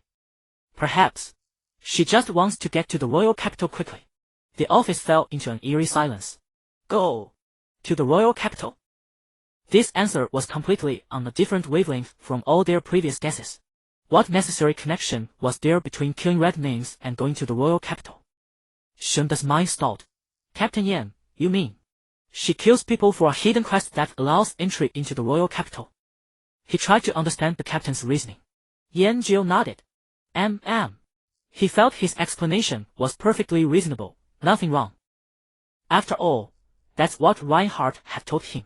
The atmosphere in the office grew even stranger. Everyone exchanged glances. They had expected to hear some profound analysis about game balance and player psychology. Instead, they got an answer that was completely irrelevant. Shaoli scratched his head, the first to break the silence. As expected of Captain Yan, his thought process is just different from ours. We're still on the 2nd level, thinking she's out for fame. Captain Yan is already on the 5th level, seeing right through her ultimate goal. Shunda also caught on, slapping his thigh. Right. Why didn't I think of that? It must be. Fenya City is just a beginner's capital. The real good stuff is in the royal capitals of each nation. This goddess player is definitely heading for higher level maps. Brilliant. Absolutely brilliant. This perspective just opened up.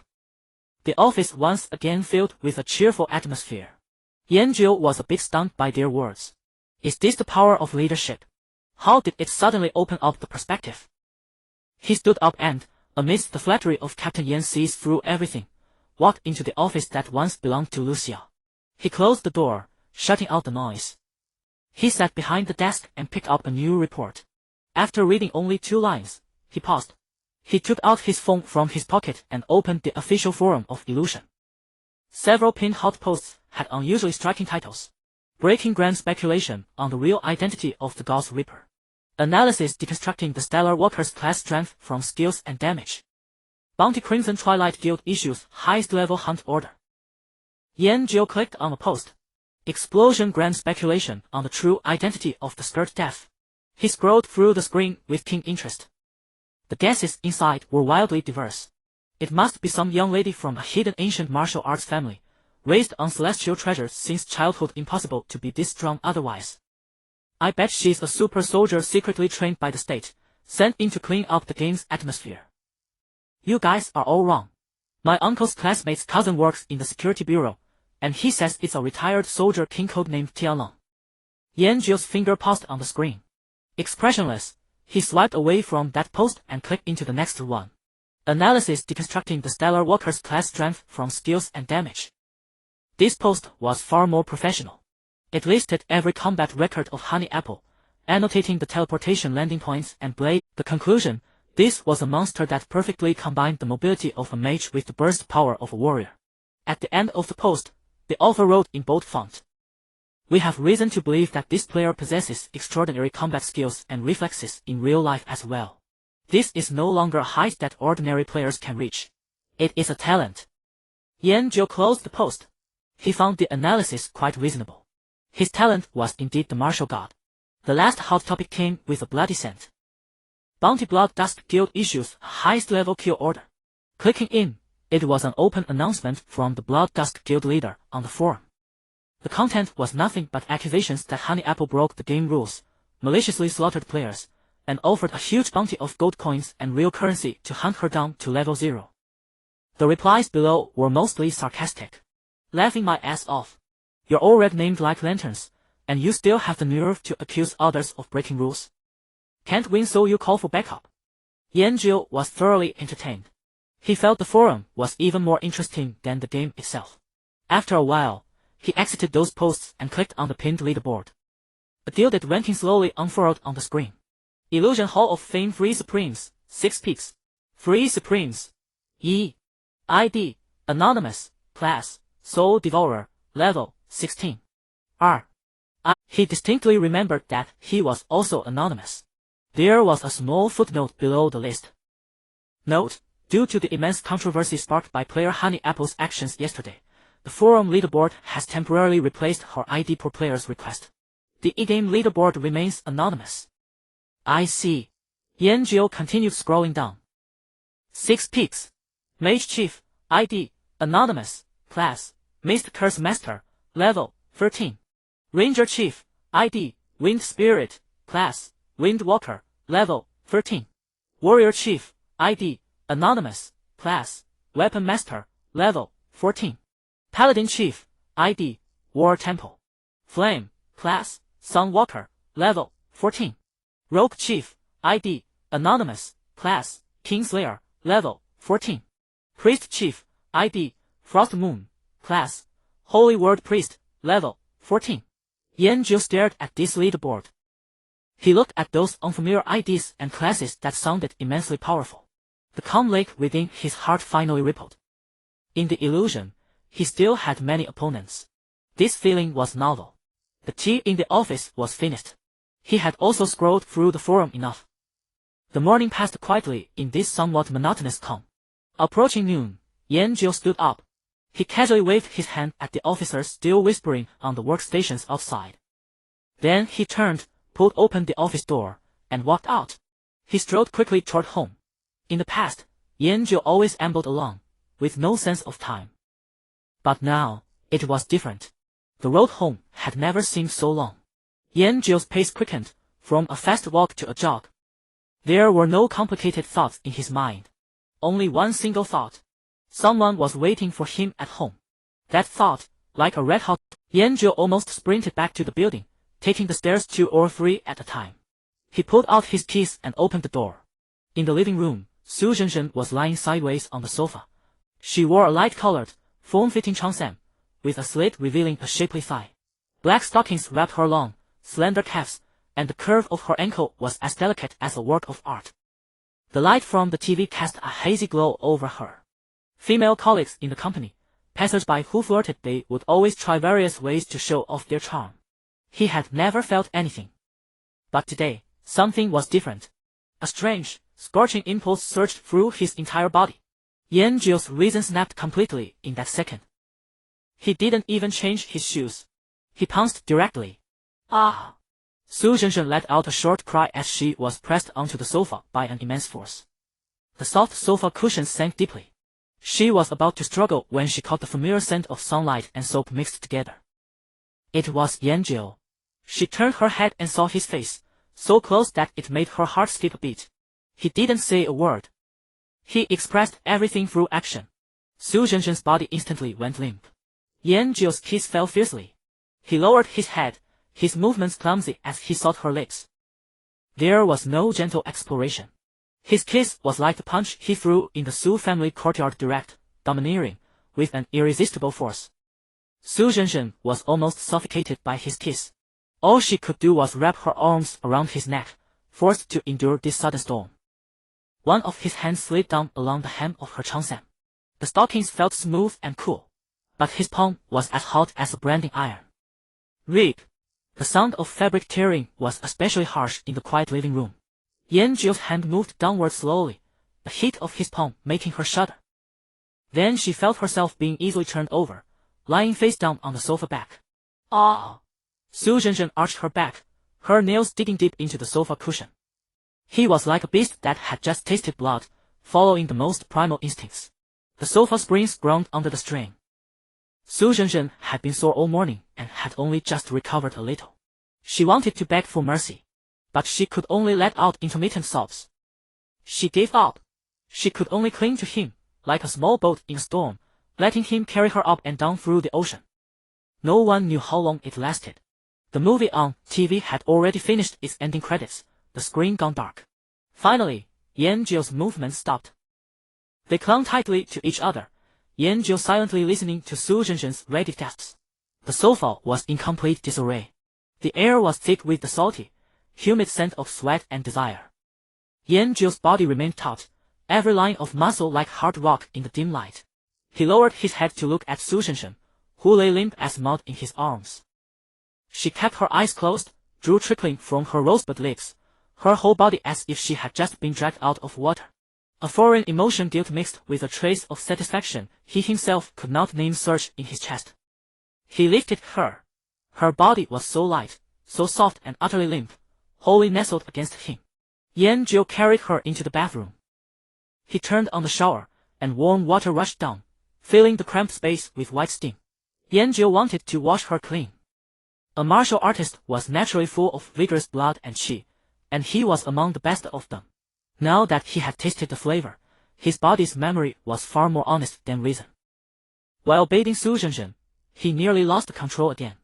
That familiar urge, the one that could burn his reason to ashes, rose once more from his lower abdomen. He forced himself to turn his head away, staring at the cold tiles on the wall. He began to recite in his mind the internal energy technique he had never once memorized before.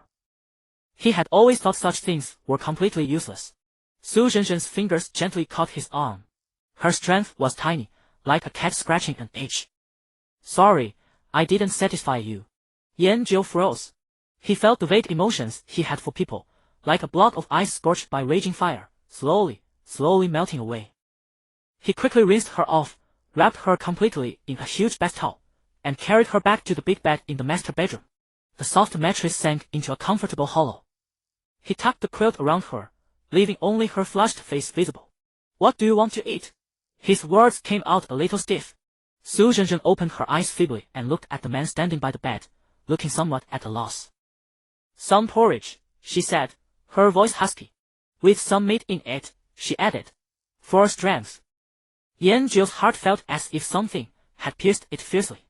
Guilt flooded over him like a tide, drowning him completely. He felt like an unbridled beast. He decided he wouldn't do that anymore. At least, not so often. He turned, strode quickly out of the bedroom, even forgetting to close the door. He went downstairs, not to his usual fast food spot. He found a seafood restaurant on the corner that looked very clean. He ordered the most expensive seafood porridge and carefully packed it into an insulated thermos. For himself, he hastily wolfed down 2 bowls of seafood fried rice in the restaurant. His mind was full of Su Zhenzhen. He couldn't even taste the food. Thermos in hand, he rushed home as fast as possible. Su Zhenzhen was still in the same position as when he left, as if even moving was too much effort. He walked to the bedside and opened the thermos. The rich, savory fragrance of seafood porridge instantly filled the room. He scooped up a spoonful, blew on it, and brought it to Su Zhenzhen's lips. Su Zhenzhen looked at him, then opened her mouth. Yan Jiu fed her mouthful after mouthful. She ate tiny bites. In the whole room, only the soft clink of the spoon against the bowl remained. A bowl of porridge was soon empty. Su Zhenzhen's complexion seemed to have become a little more rosy. Sister Su, did you get enough game time today? Yan Jiu had asked a very practical question. Su Zhenzhen did not answer. She simply extended an arm from under the quilt and gently hugged Yan Jiu's waist. Her cheek pressed against his chest, feeling the firm, scorching muscles beneath the thin fabric. I was waiting for you to come back so we could play together, wasn't I? Her voice was muffled. This way, we can come back together. Yan Jiu's body stiffened again. He had never thought that someone would wait for him. Even less had he thought someone would adjust their own schedule just to keep pace with him. It was a strange feeling, but not a bad one. He nodded, making a single sound. He didn't speak again, simply letting her hold him.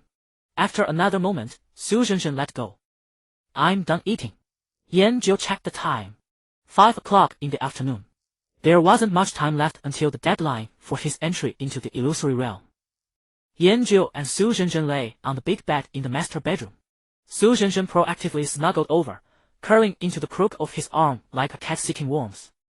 She held Yan Jiu. They closed their eyes together. In an instant, consciousness was pulled away, plunging into a torrent woven of data and starlight. Welcome back to the illusory realm, the code system notification tone rang in his ears. Yan Jiu opened his eyes. He was still sitting in that comfortable fishing chair by the pond of his own estate. The maple leaves in the courtyard were bathed in a warm orange-red glow in the twilight of the game world. All was peaceful. That peace was shattered by a series of urgent notification chimes. On his private message interface, the avatar belonging to Ming Yao was blinking red at an almost frantic pace, as if it were about to jump out of the screen. Yan Jiu opened it.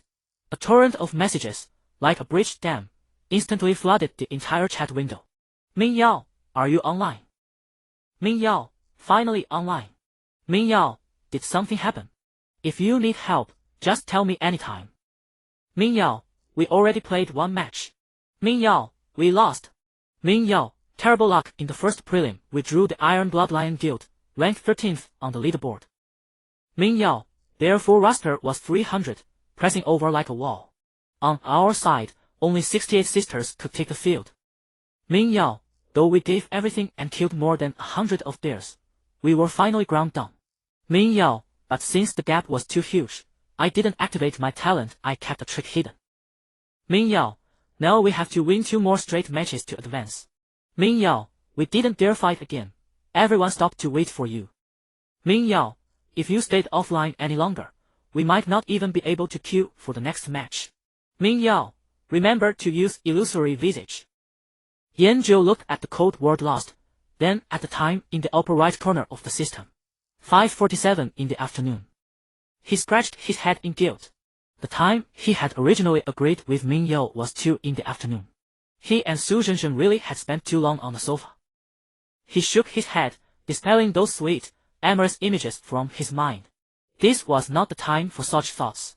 He immediately replied to Ming Yao. Yan Jiu, okay, I'll be right there. He stood up, without the slightest hesitation. He lightly tapped the familiar icon on his skill bar. Illusory visage. A virtual panel unfolded in front of him, light and shadow flowing.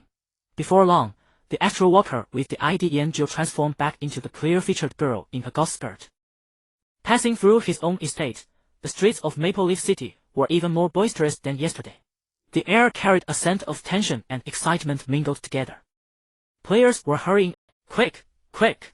Head to the guild warehouse for supplies, the next match is about to begin. Any healers out there? Our team is short a healer. Great benefits, easily negotiable. The entire main city had become one huge battlefield. Yan Jiu, or rather, Honey Apple, wrapped in her gauze dress that looked utterly out of place amid the militaristic clamor, kept her head low and hurried through the surging mass of players. Soon, someone recognized Yan Jiu. Look! It's the Gauze Reaper. Big shot! Please take a photo with us. Countless players quickly swarmed toward him. Yan Jiu, helpless, used an astral walk and vanished, leaving only specks of starlight and the shrieking players in his place.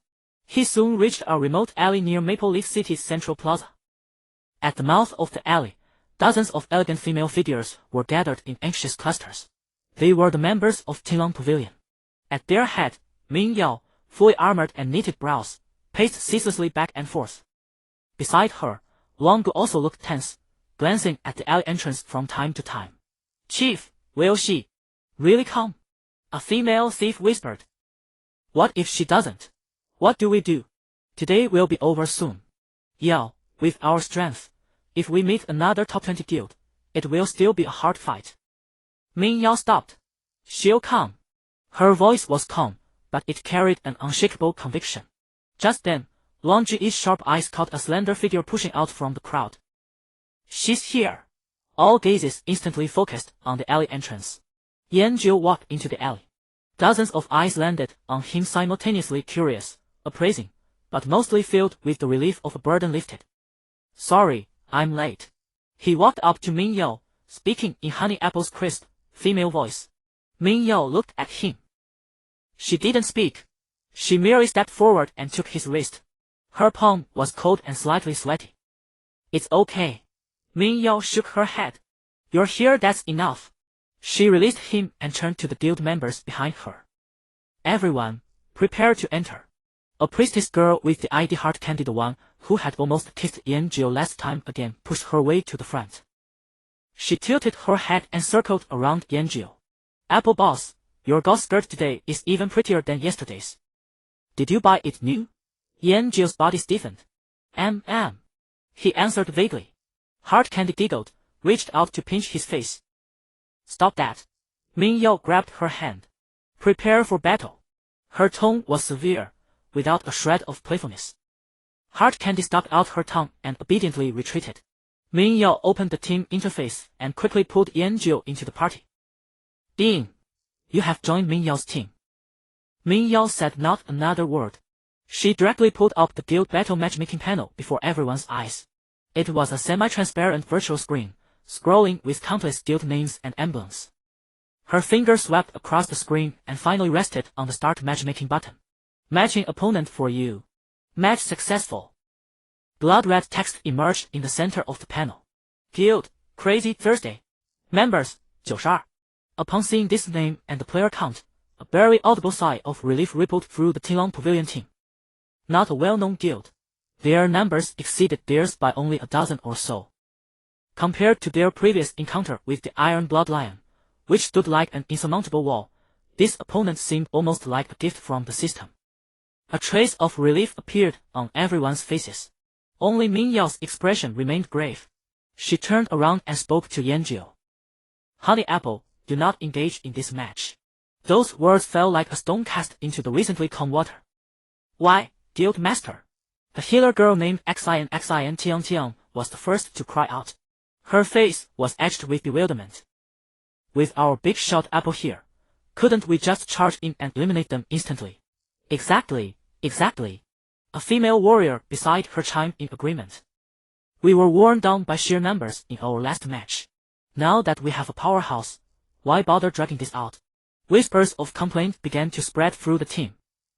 This was a very normal player mentality. With the top-tier equipment in hand, naturally one wanted to crush opponents in the most straightforward and brutal way possible. Yanjiu also found this arrangement somewhat strange.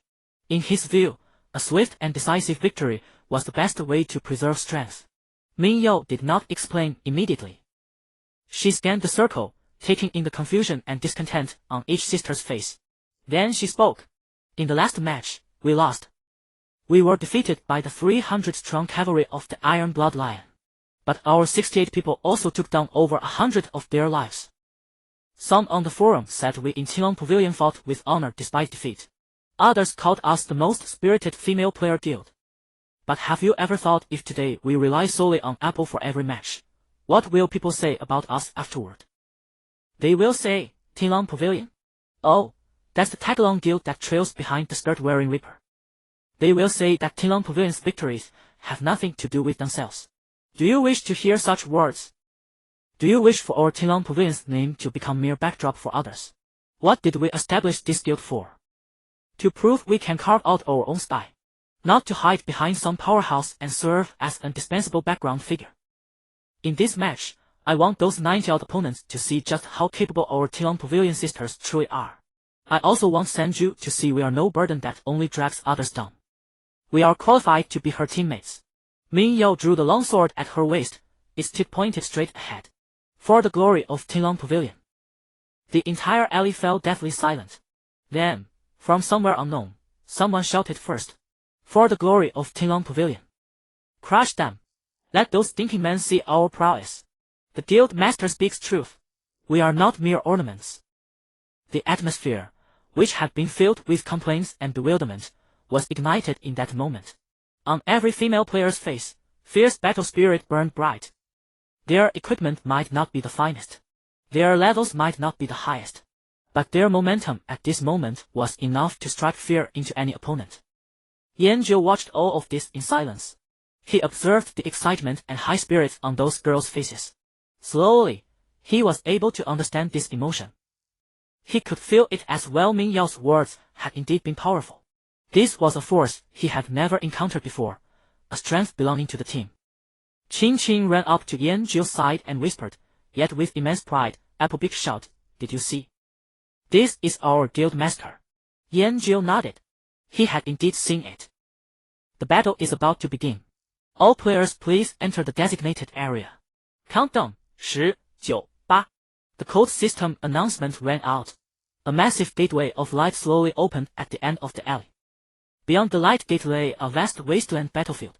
On the other end, the 90-plus members of Crazy Thursday had already formed their battle lines. Tilong Pavilion, charge!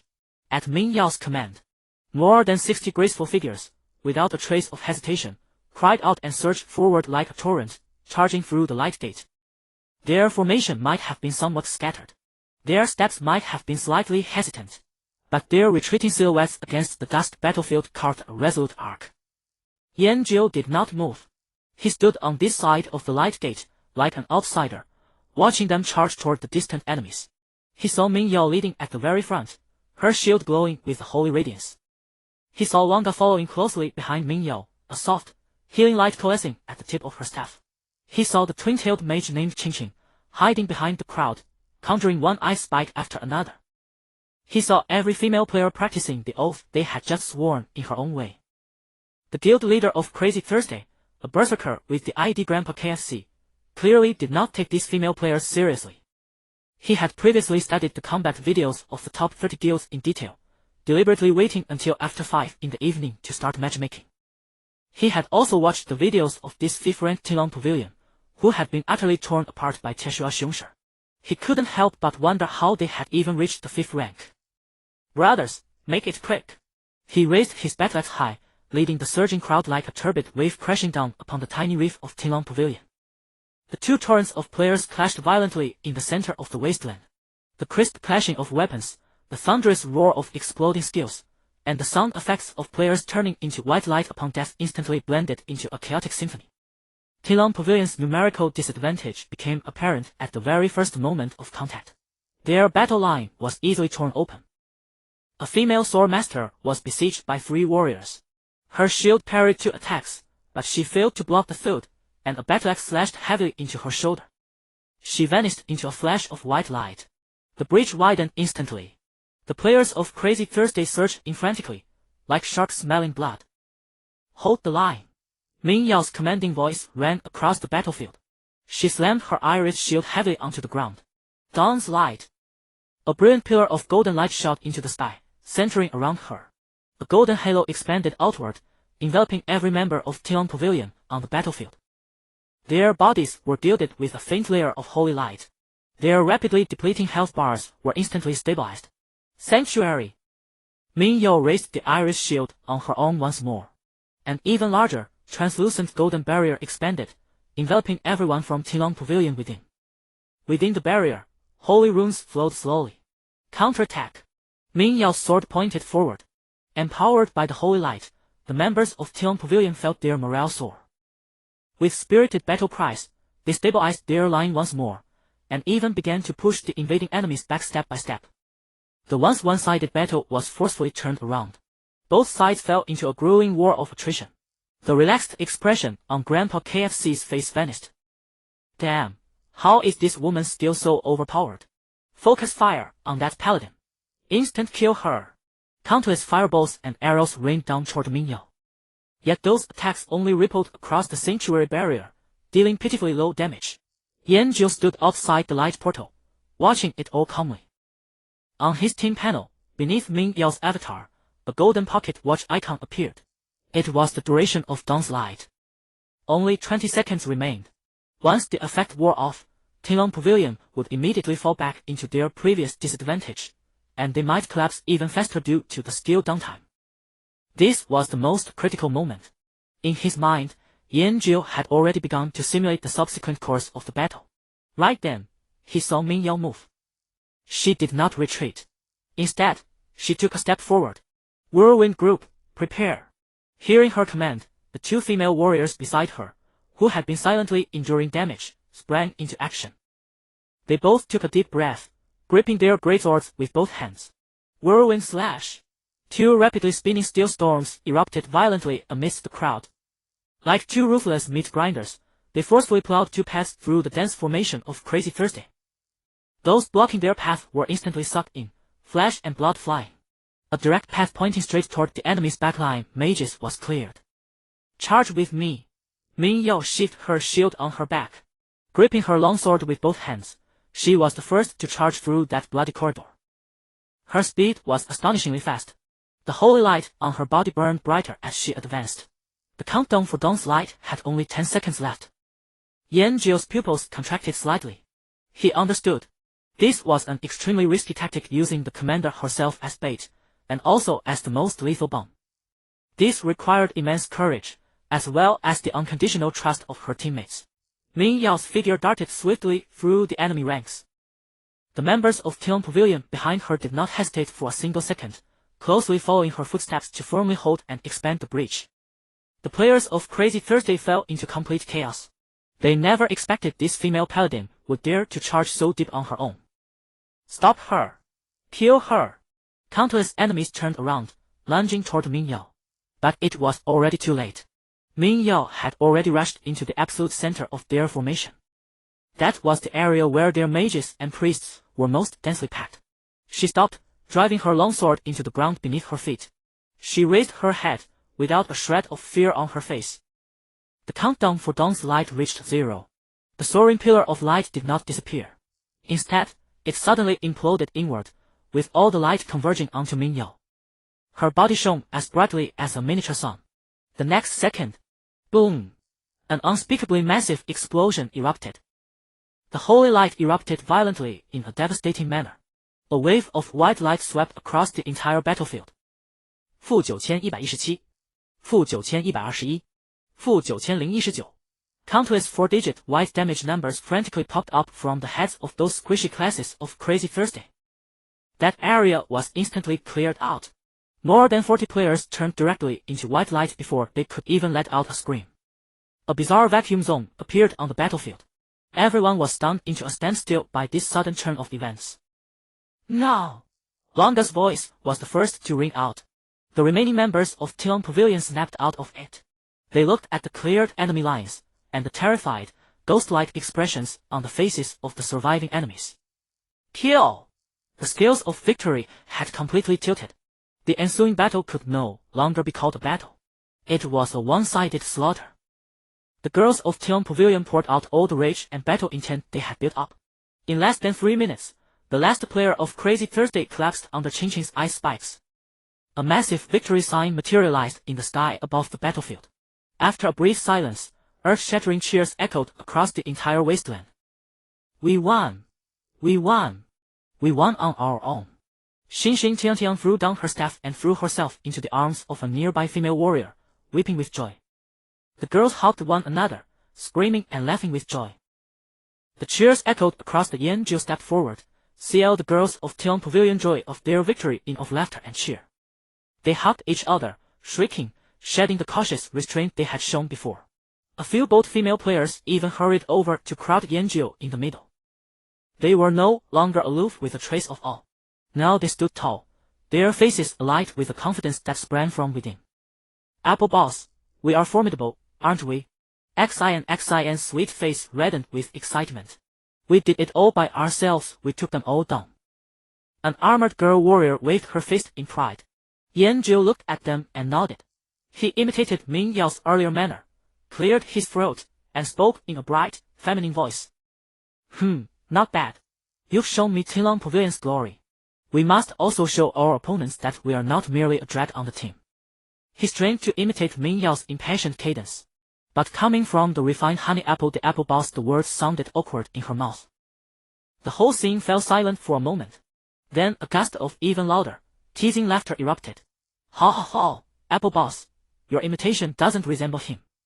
When the guild leader speaks, he's far more imposing than you. Qingqing laughed, clutching her belly, her twin tail swaying. Yanjiu stood there awkwardly, not knowing how to respond. Ming Yao walked over, a hint of a wry smile on her face. She patted Yanjiu on the shoulder. All right, enough messing around. Get ready for the next round. Her presence quickly quieted the scene. Everyone stood up straight again, the smiles fading into a look of anticipation and resolve. Ming Yao opened the matchmaking panel once more. This was the final preliminaries match. If we won, we would advance. Everyone held their breath, instinctively quieting themselves. Match found. A line of new text appeared on the light screen. Seeing the name Shuai Huanghan, the previously heated mood instantly cooled. The air seemed to freeze. Shuai Huanghan. A female Sith's voice trembled. Is that the rank 10, infamous Shuai Huanghan? How could we be matched with them? Panic, like a plague, spread through the squad. The newly built confidence shattered at the name Shuai Huanghan. Not only was there a gap in strength, but there was also a deterrent in reputation. The players of Shuai Huanghan were infamous for ruthless tactics and venomous words. Out in the wild, they were the nightmare of all lone players. On the battlefield, they were merciless slaughterers. When facing the 13th ranked Iron Blood Lion previously, a 300-man squad had ground Qinglong Pavilion into dust. Now this squad was the 8th ranked, also a full-strength team. Despair loomed over everyone. Ming Yao's face grew unusually pale. She knew that at this moment, any words meant to rally morale would be but pale. The truth lay plain before them. This was a fight almost certain to be lost. She uttered no more grand boasts. She simply turned, her voice taking on an utterly grave tone. Everyone, listen to my command. Then she looked toward the silent figure at the back, the silhouette in a gauzy dress. She nodded sharply toward Yanjiu. That note carried all the trust and faith. Yanjiu nodded in return. The light gate unfolded before them. This time, beyond the gate was no wasteland, but a dense, shadowy forest. Towering trees blotted out the sky, with only specks of light filtering through the leaves, casting flickering shadows on the ground. Everyone, hold position. Ming Yao issued the first order. Yanjiu did not linger. Alone, he shouldered the soul-slaying blade, which hardly fit his gentle, girl-like image, and walked through the light gate, heading straight into the forest depths. Apple boss. A female player couldn't help but speak up to remind him. Ming Yao raised her hand, stopping her. We'll follow behind, keep your distance, be ready to assist at any moment. She, with the remaining Qinglong Pavilion members, carefully followed Yanjiu behind him along the forest's edge, seeking cover. Shuai Huanghan has branches in every main city. Those who participate in guild battles are the elites among the elites. In Yanjiu's guild information, 2 IDs from Fengya City stood out. Shuai Tianlu, Shuai Longfei. These 2 names sounded familiar to him. Both had fallen at his hands yesterday. Yanjiu felt that revealing all his cards in the qualifiers wouldn't be wise. He preferred to use some small tactics now to solve the problem. He easily climbed a towering tree, hidden among the dense canopy tens of meters high. The view opened at once. He quickly spotted the Shuai Huanghan team's formation. As he expected, the other side paid Qinglong Pavilion no mind. The 300-strong main force was split into 5 squads of 60, moving through the forest in a cone-like sweep. The distances between them were wide, clearly aiming to locate the group of female players as quickly as possible and then toy with them. He slid down from the tree in near silence. He crept toward the closest 60-man squad, approaching quietly. He hid behind a dense shrub, watching as the team passed by close enough to hear their chatter. Now! Yanjiu's figure dissolved into a field of starlight. Astral walk. In the next moment, He appeared at the center of that 60-man squad. He drew a sharp breath. Then his body began to whirl at high speed. Dragon breath. A crimson flame spewed from his mouth, and as he spun, formed a deadly fire dragon cyclone. What the hell is that? Enemy attack. Healer! Heal us! The Blood Twilight players finally reacted. But it was too late. The scorching flames swallowed them in an instant. -57320, 37620, 21860. The dense damage numbers jumped frenetically. That 60-man squad didn't even have time to mount a proper defense. They wailed and dissolved into a ring of white light. It lasted no more than 3 seconds. Yanjiu stopped spinning and landed gracefully. He equipped an earth shield to prevent stray shots from hitting him and dispelling his illusory form. The flames faded, leaving behind a patch of charred earth, with only a few peripheral warriors and knights staring at him in shock. Yanjiu gave them no chance. He gripped the soul-slaying blade and charged forward. With a swing of his blade, he dispatched the remaining few as if cutting melons, sending them back to the grave. The whole sequence flowed like water. He shook the mote of void light from the blade, not pausing for a moment. He headed toward the second squad. In the same fashion, firestorms rose in another part of the forest, scorching the air. One by one, the 60-man squads vanished. Soon only 2 squads remained. In the forest, the Blood Twilight Guild's battleground channel had exploded into chaos. Because inside the arena only the battleground channel could be used, private messages and guild channels were inaccessible, leaving the Blood Twilight Guild utterly bewildered.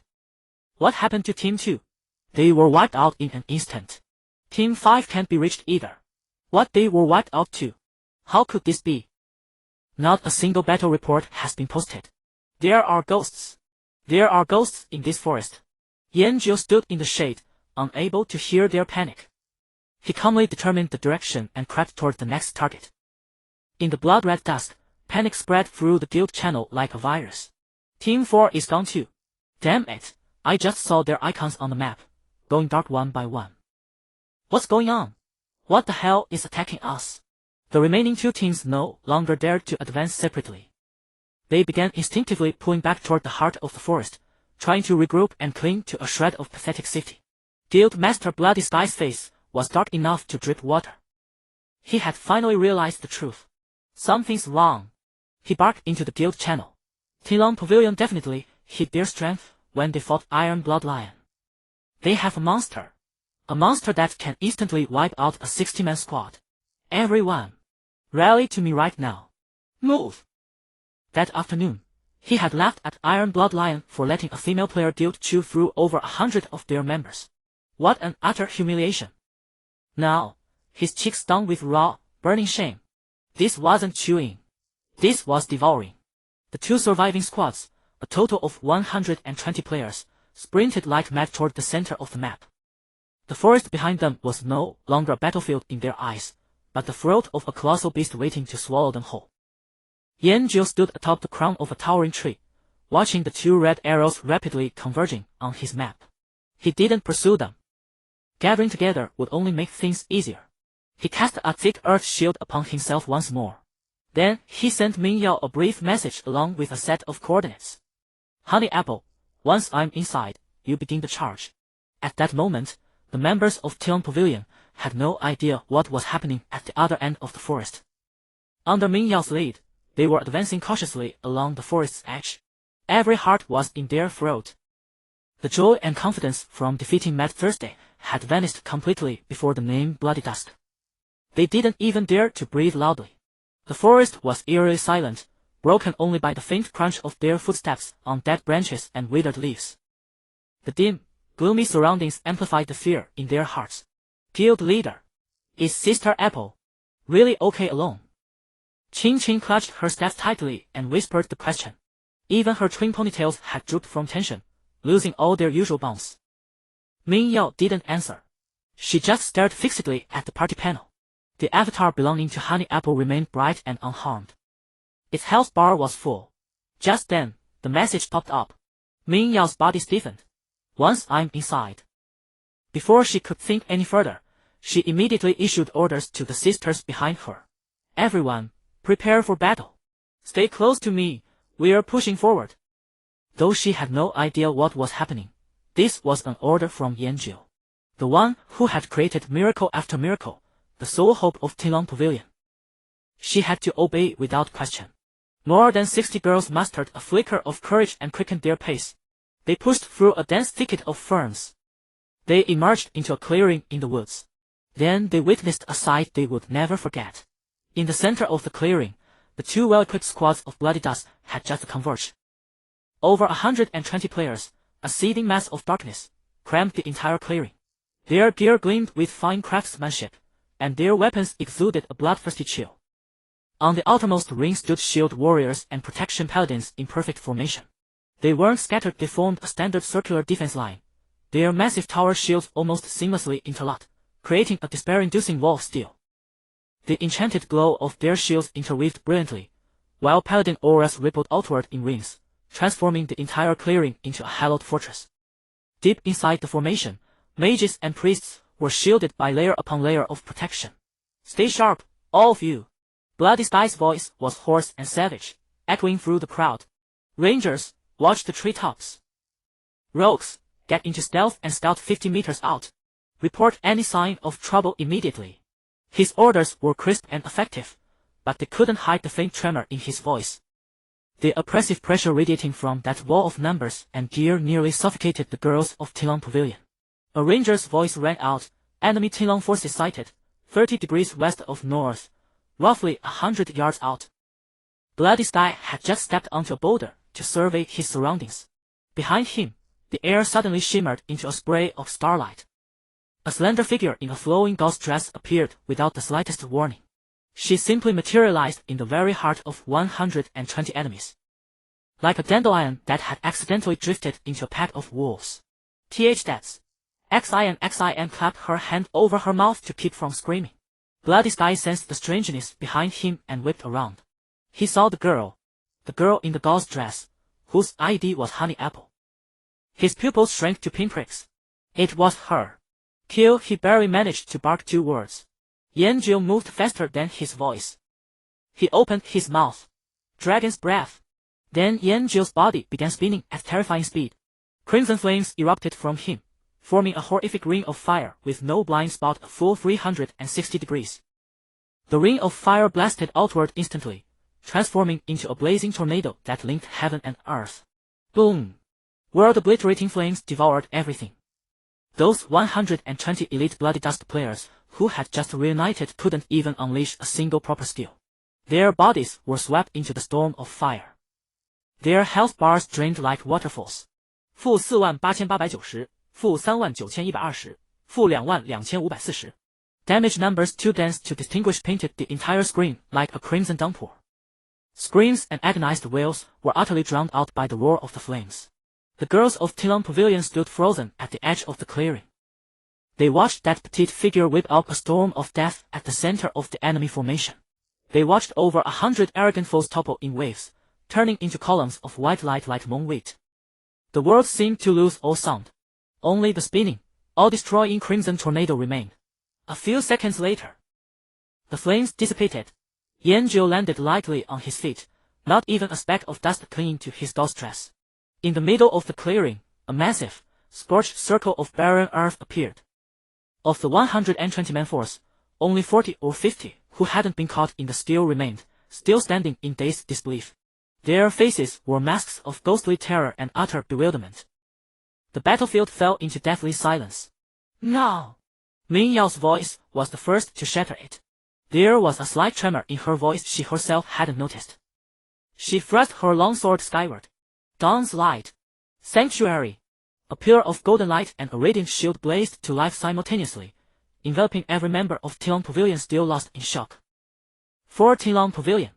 Charge! She was the first to dash forward.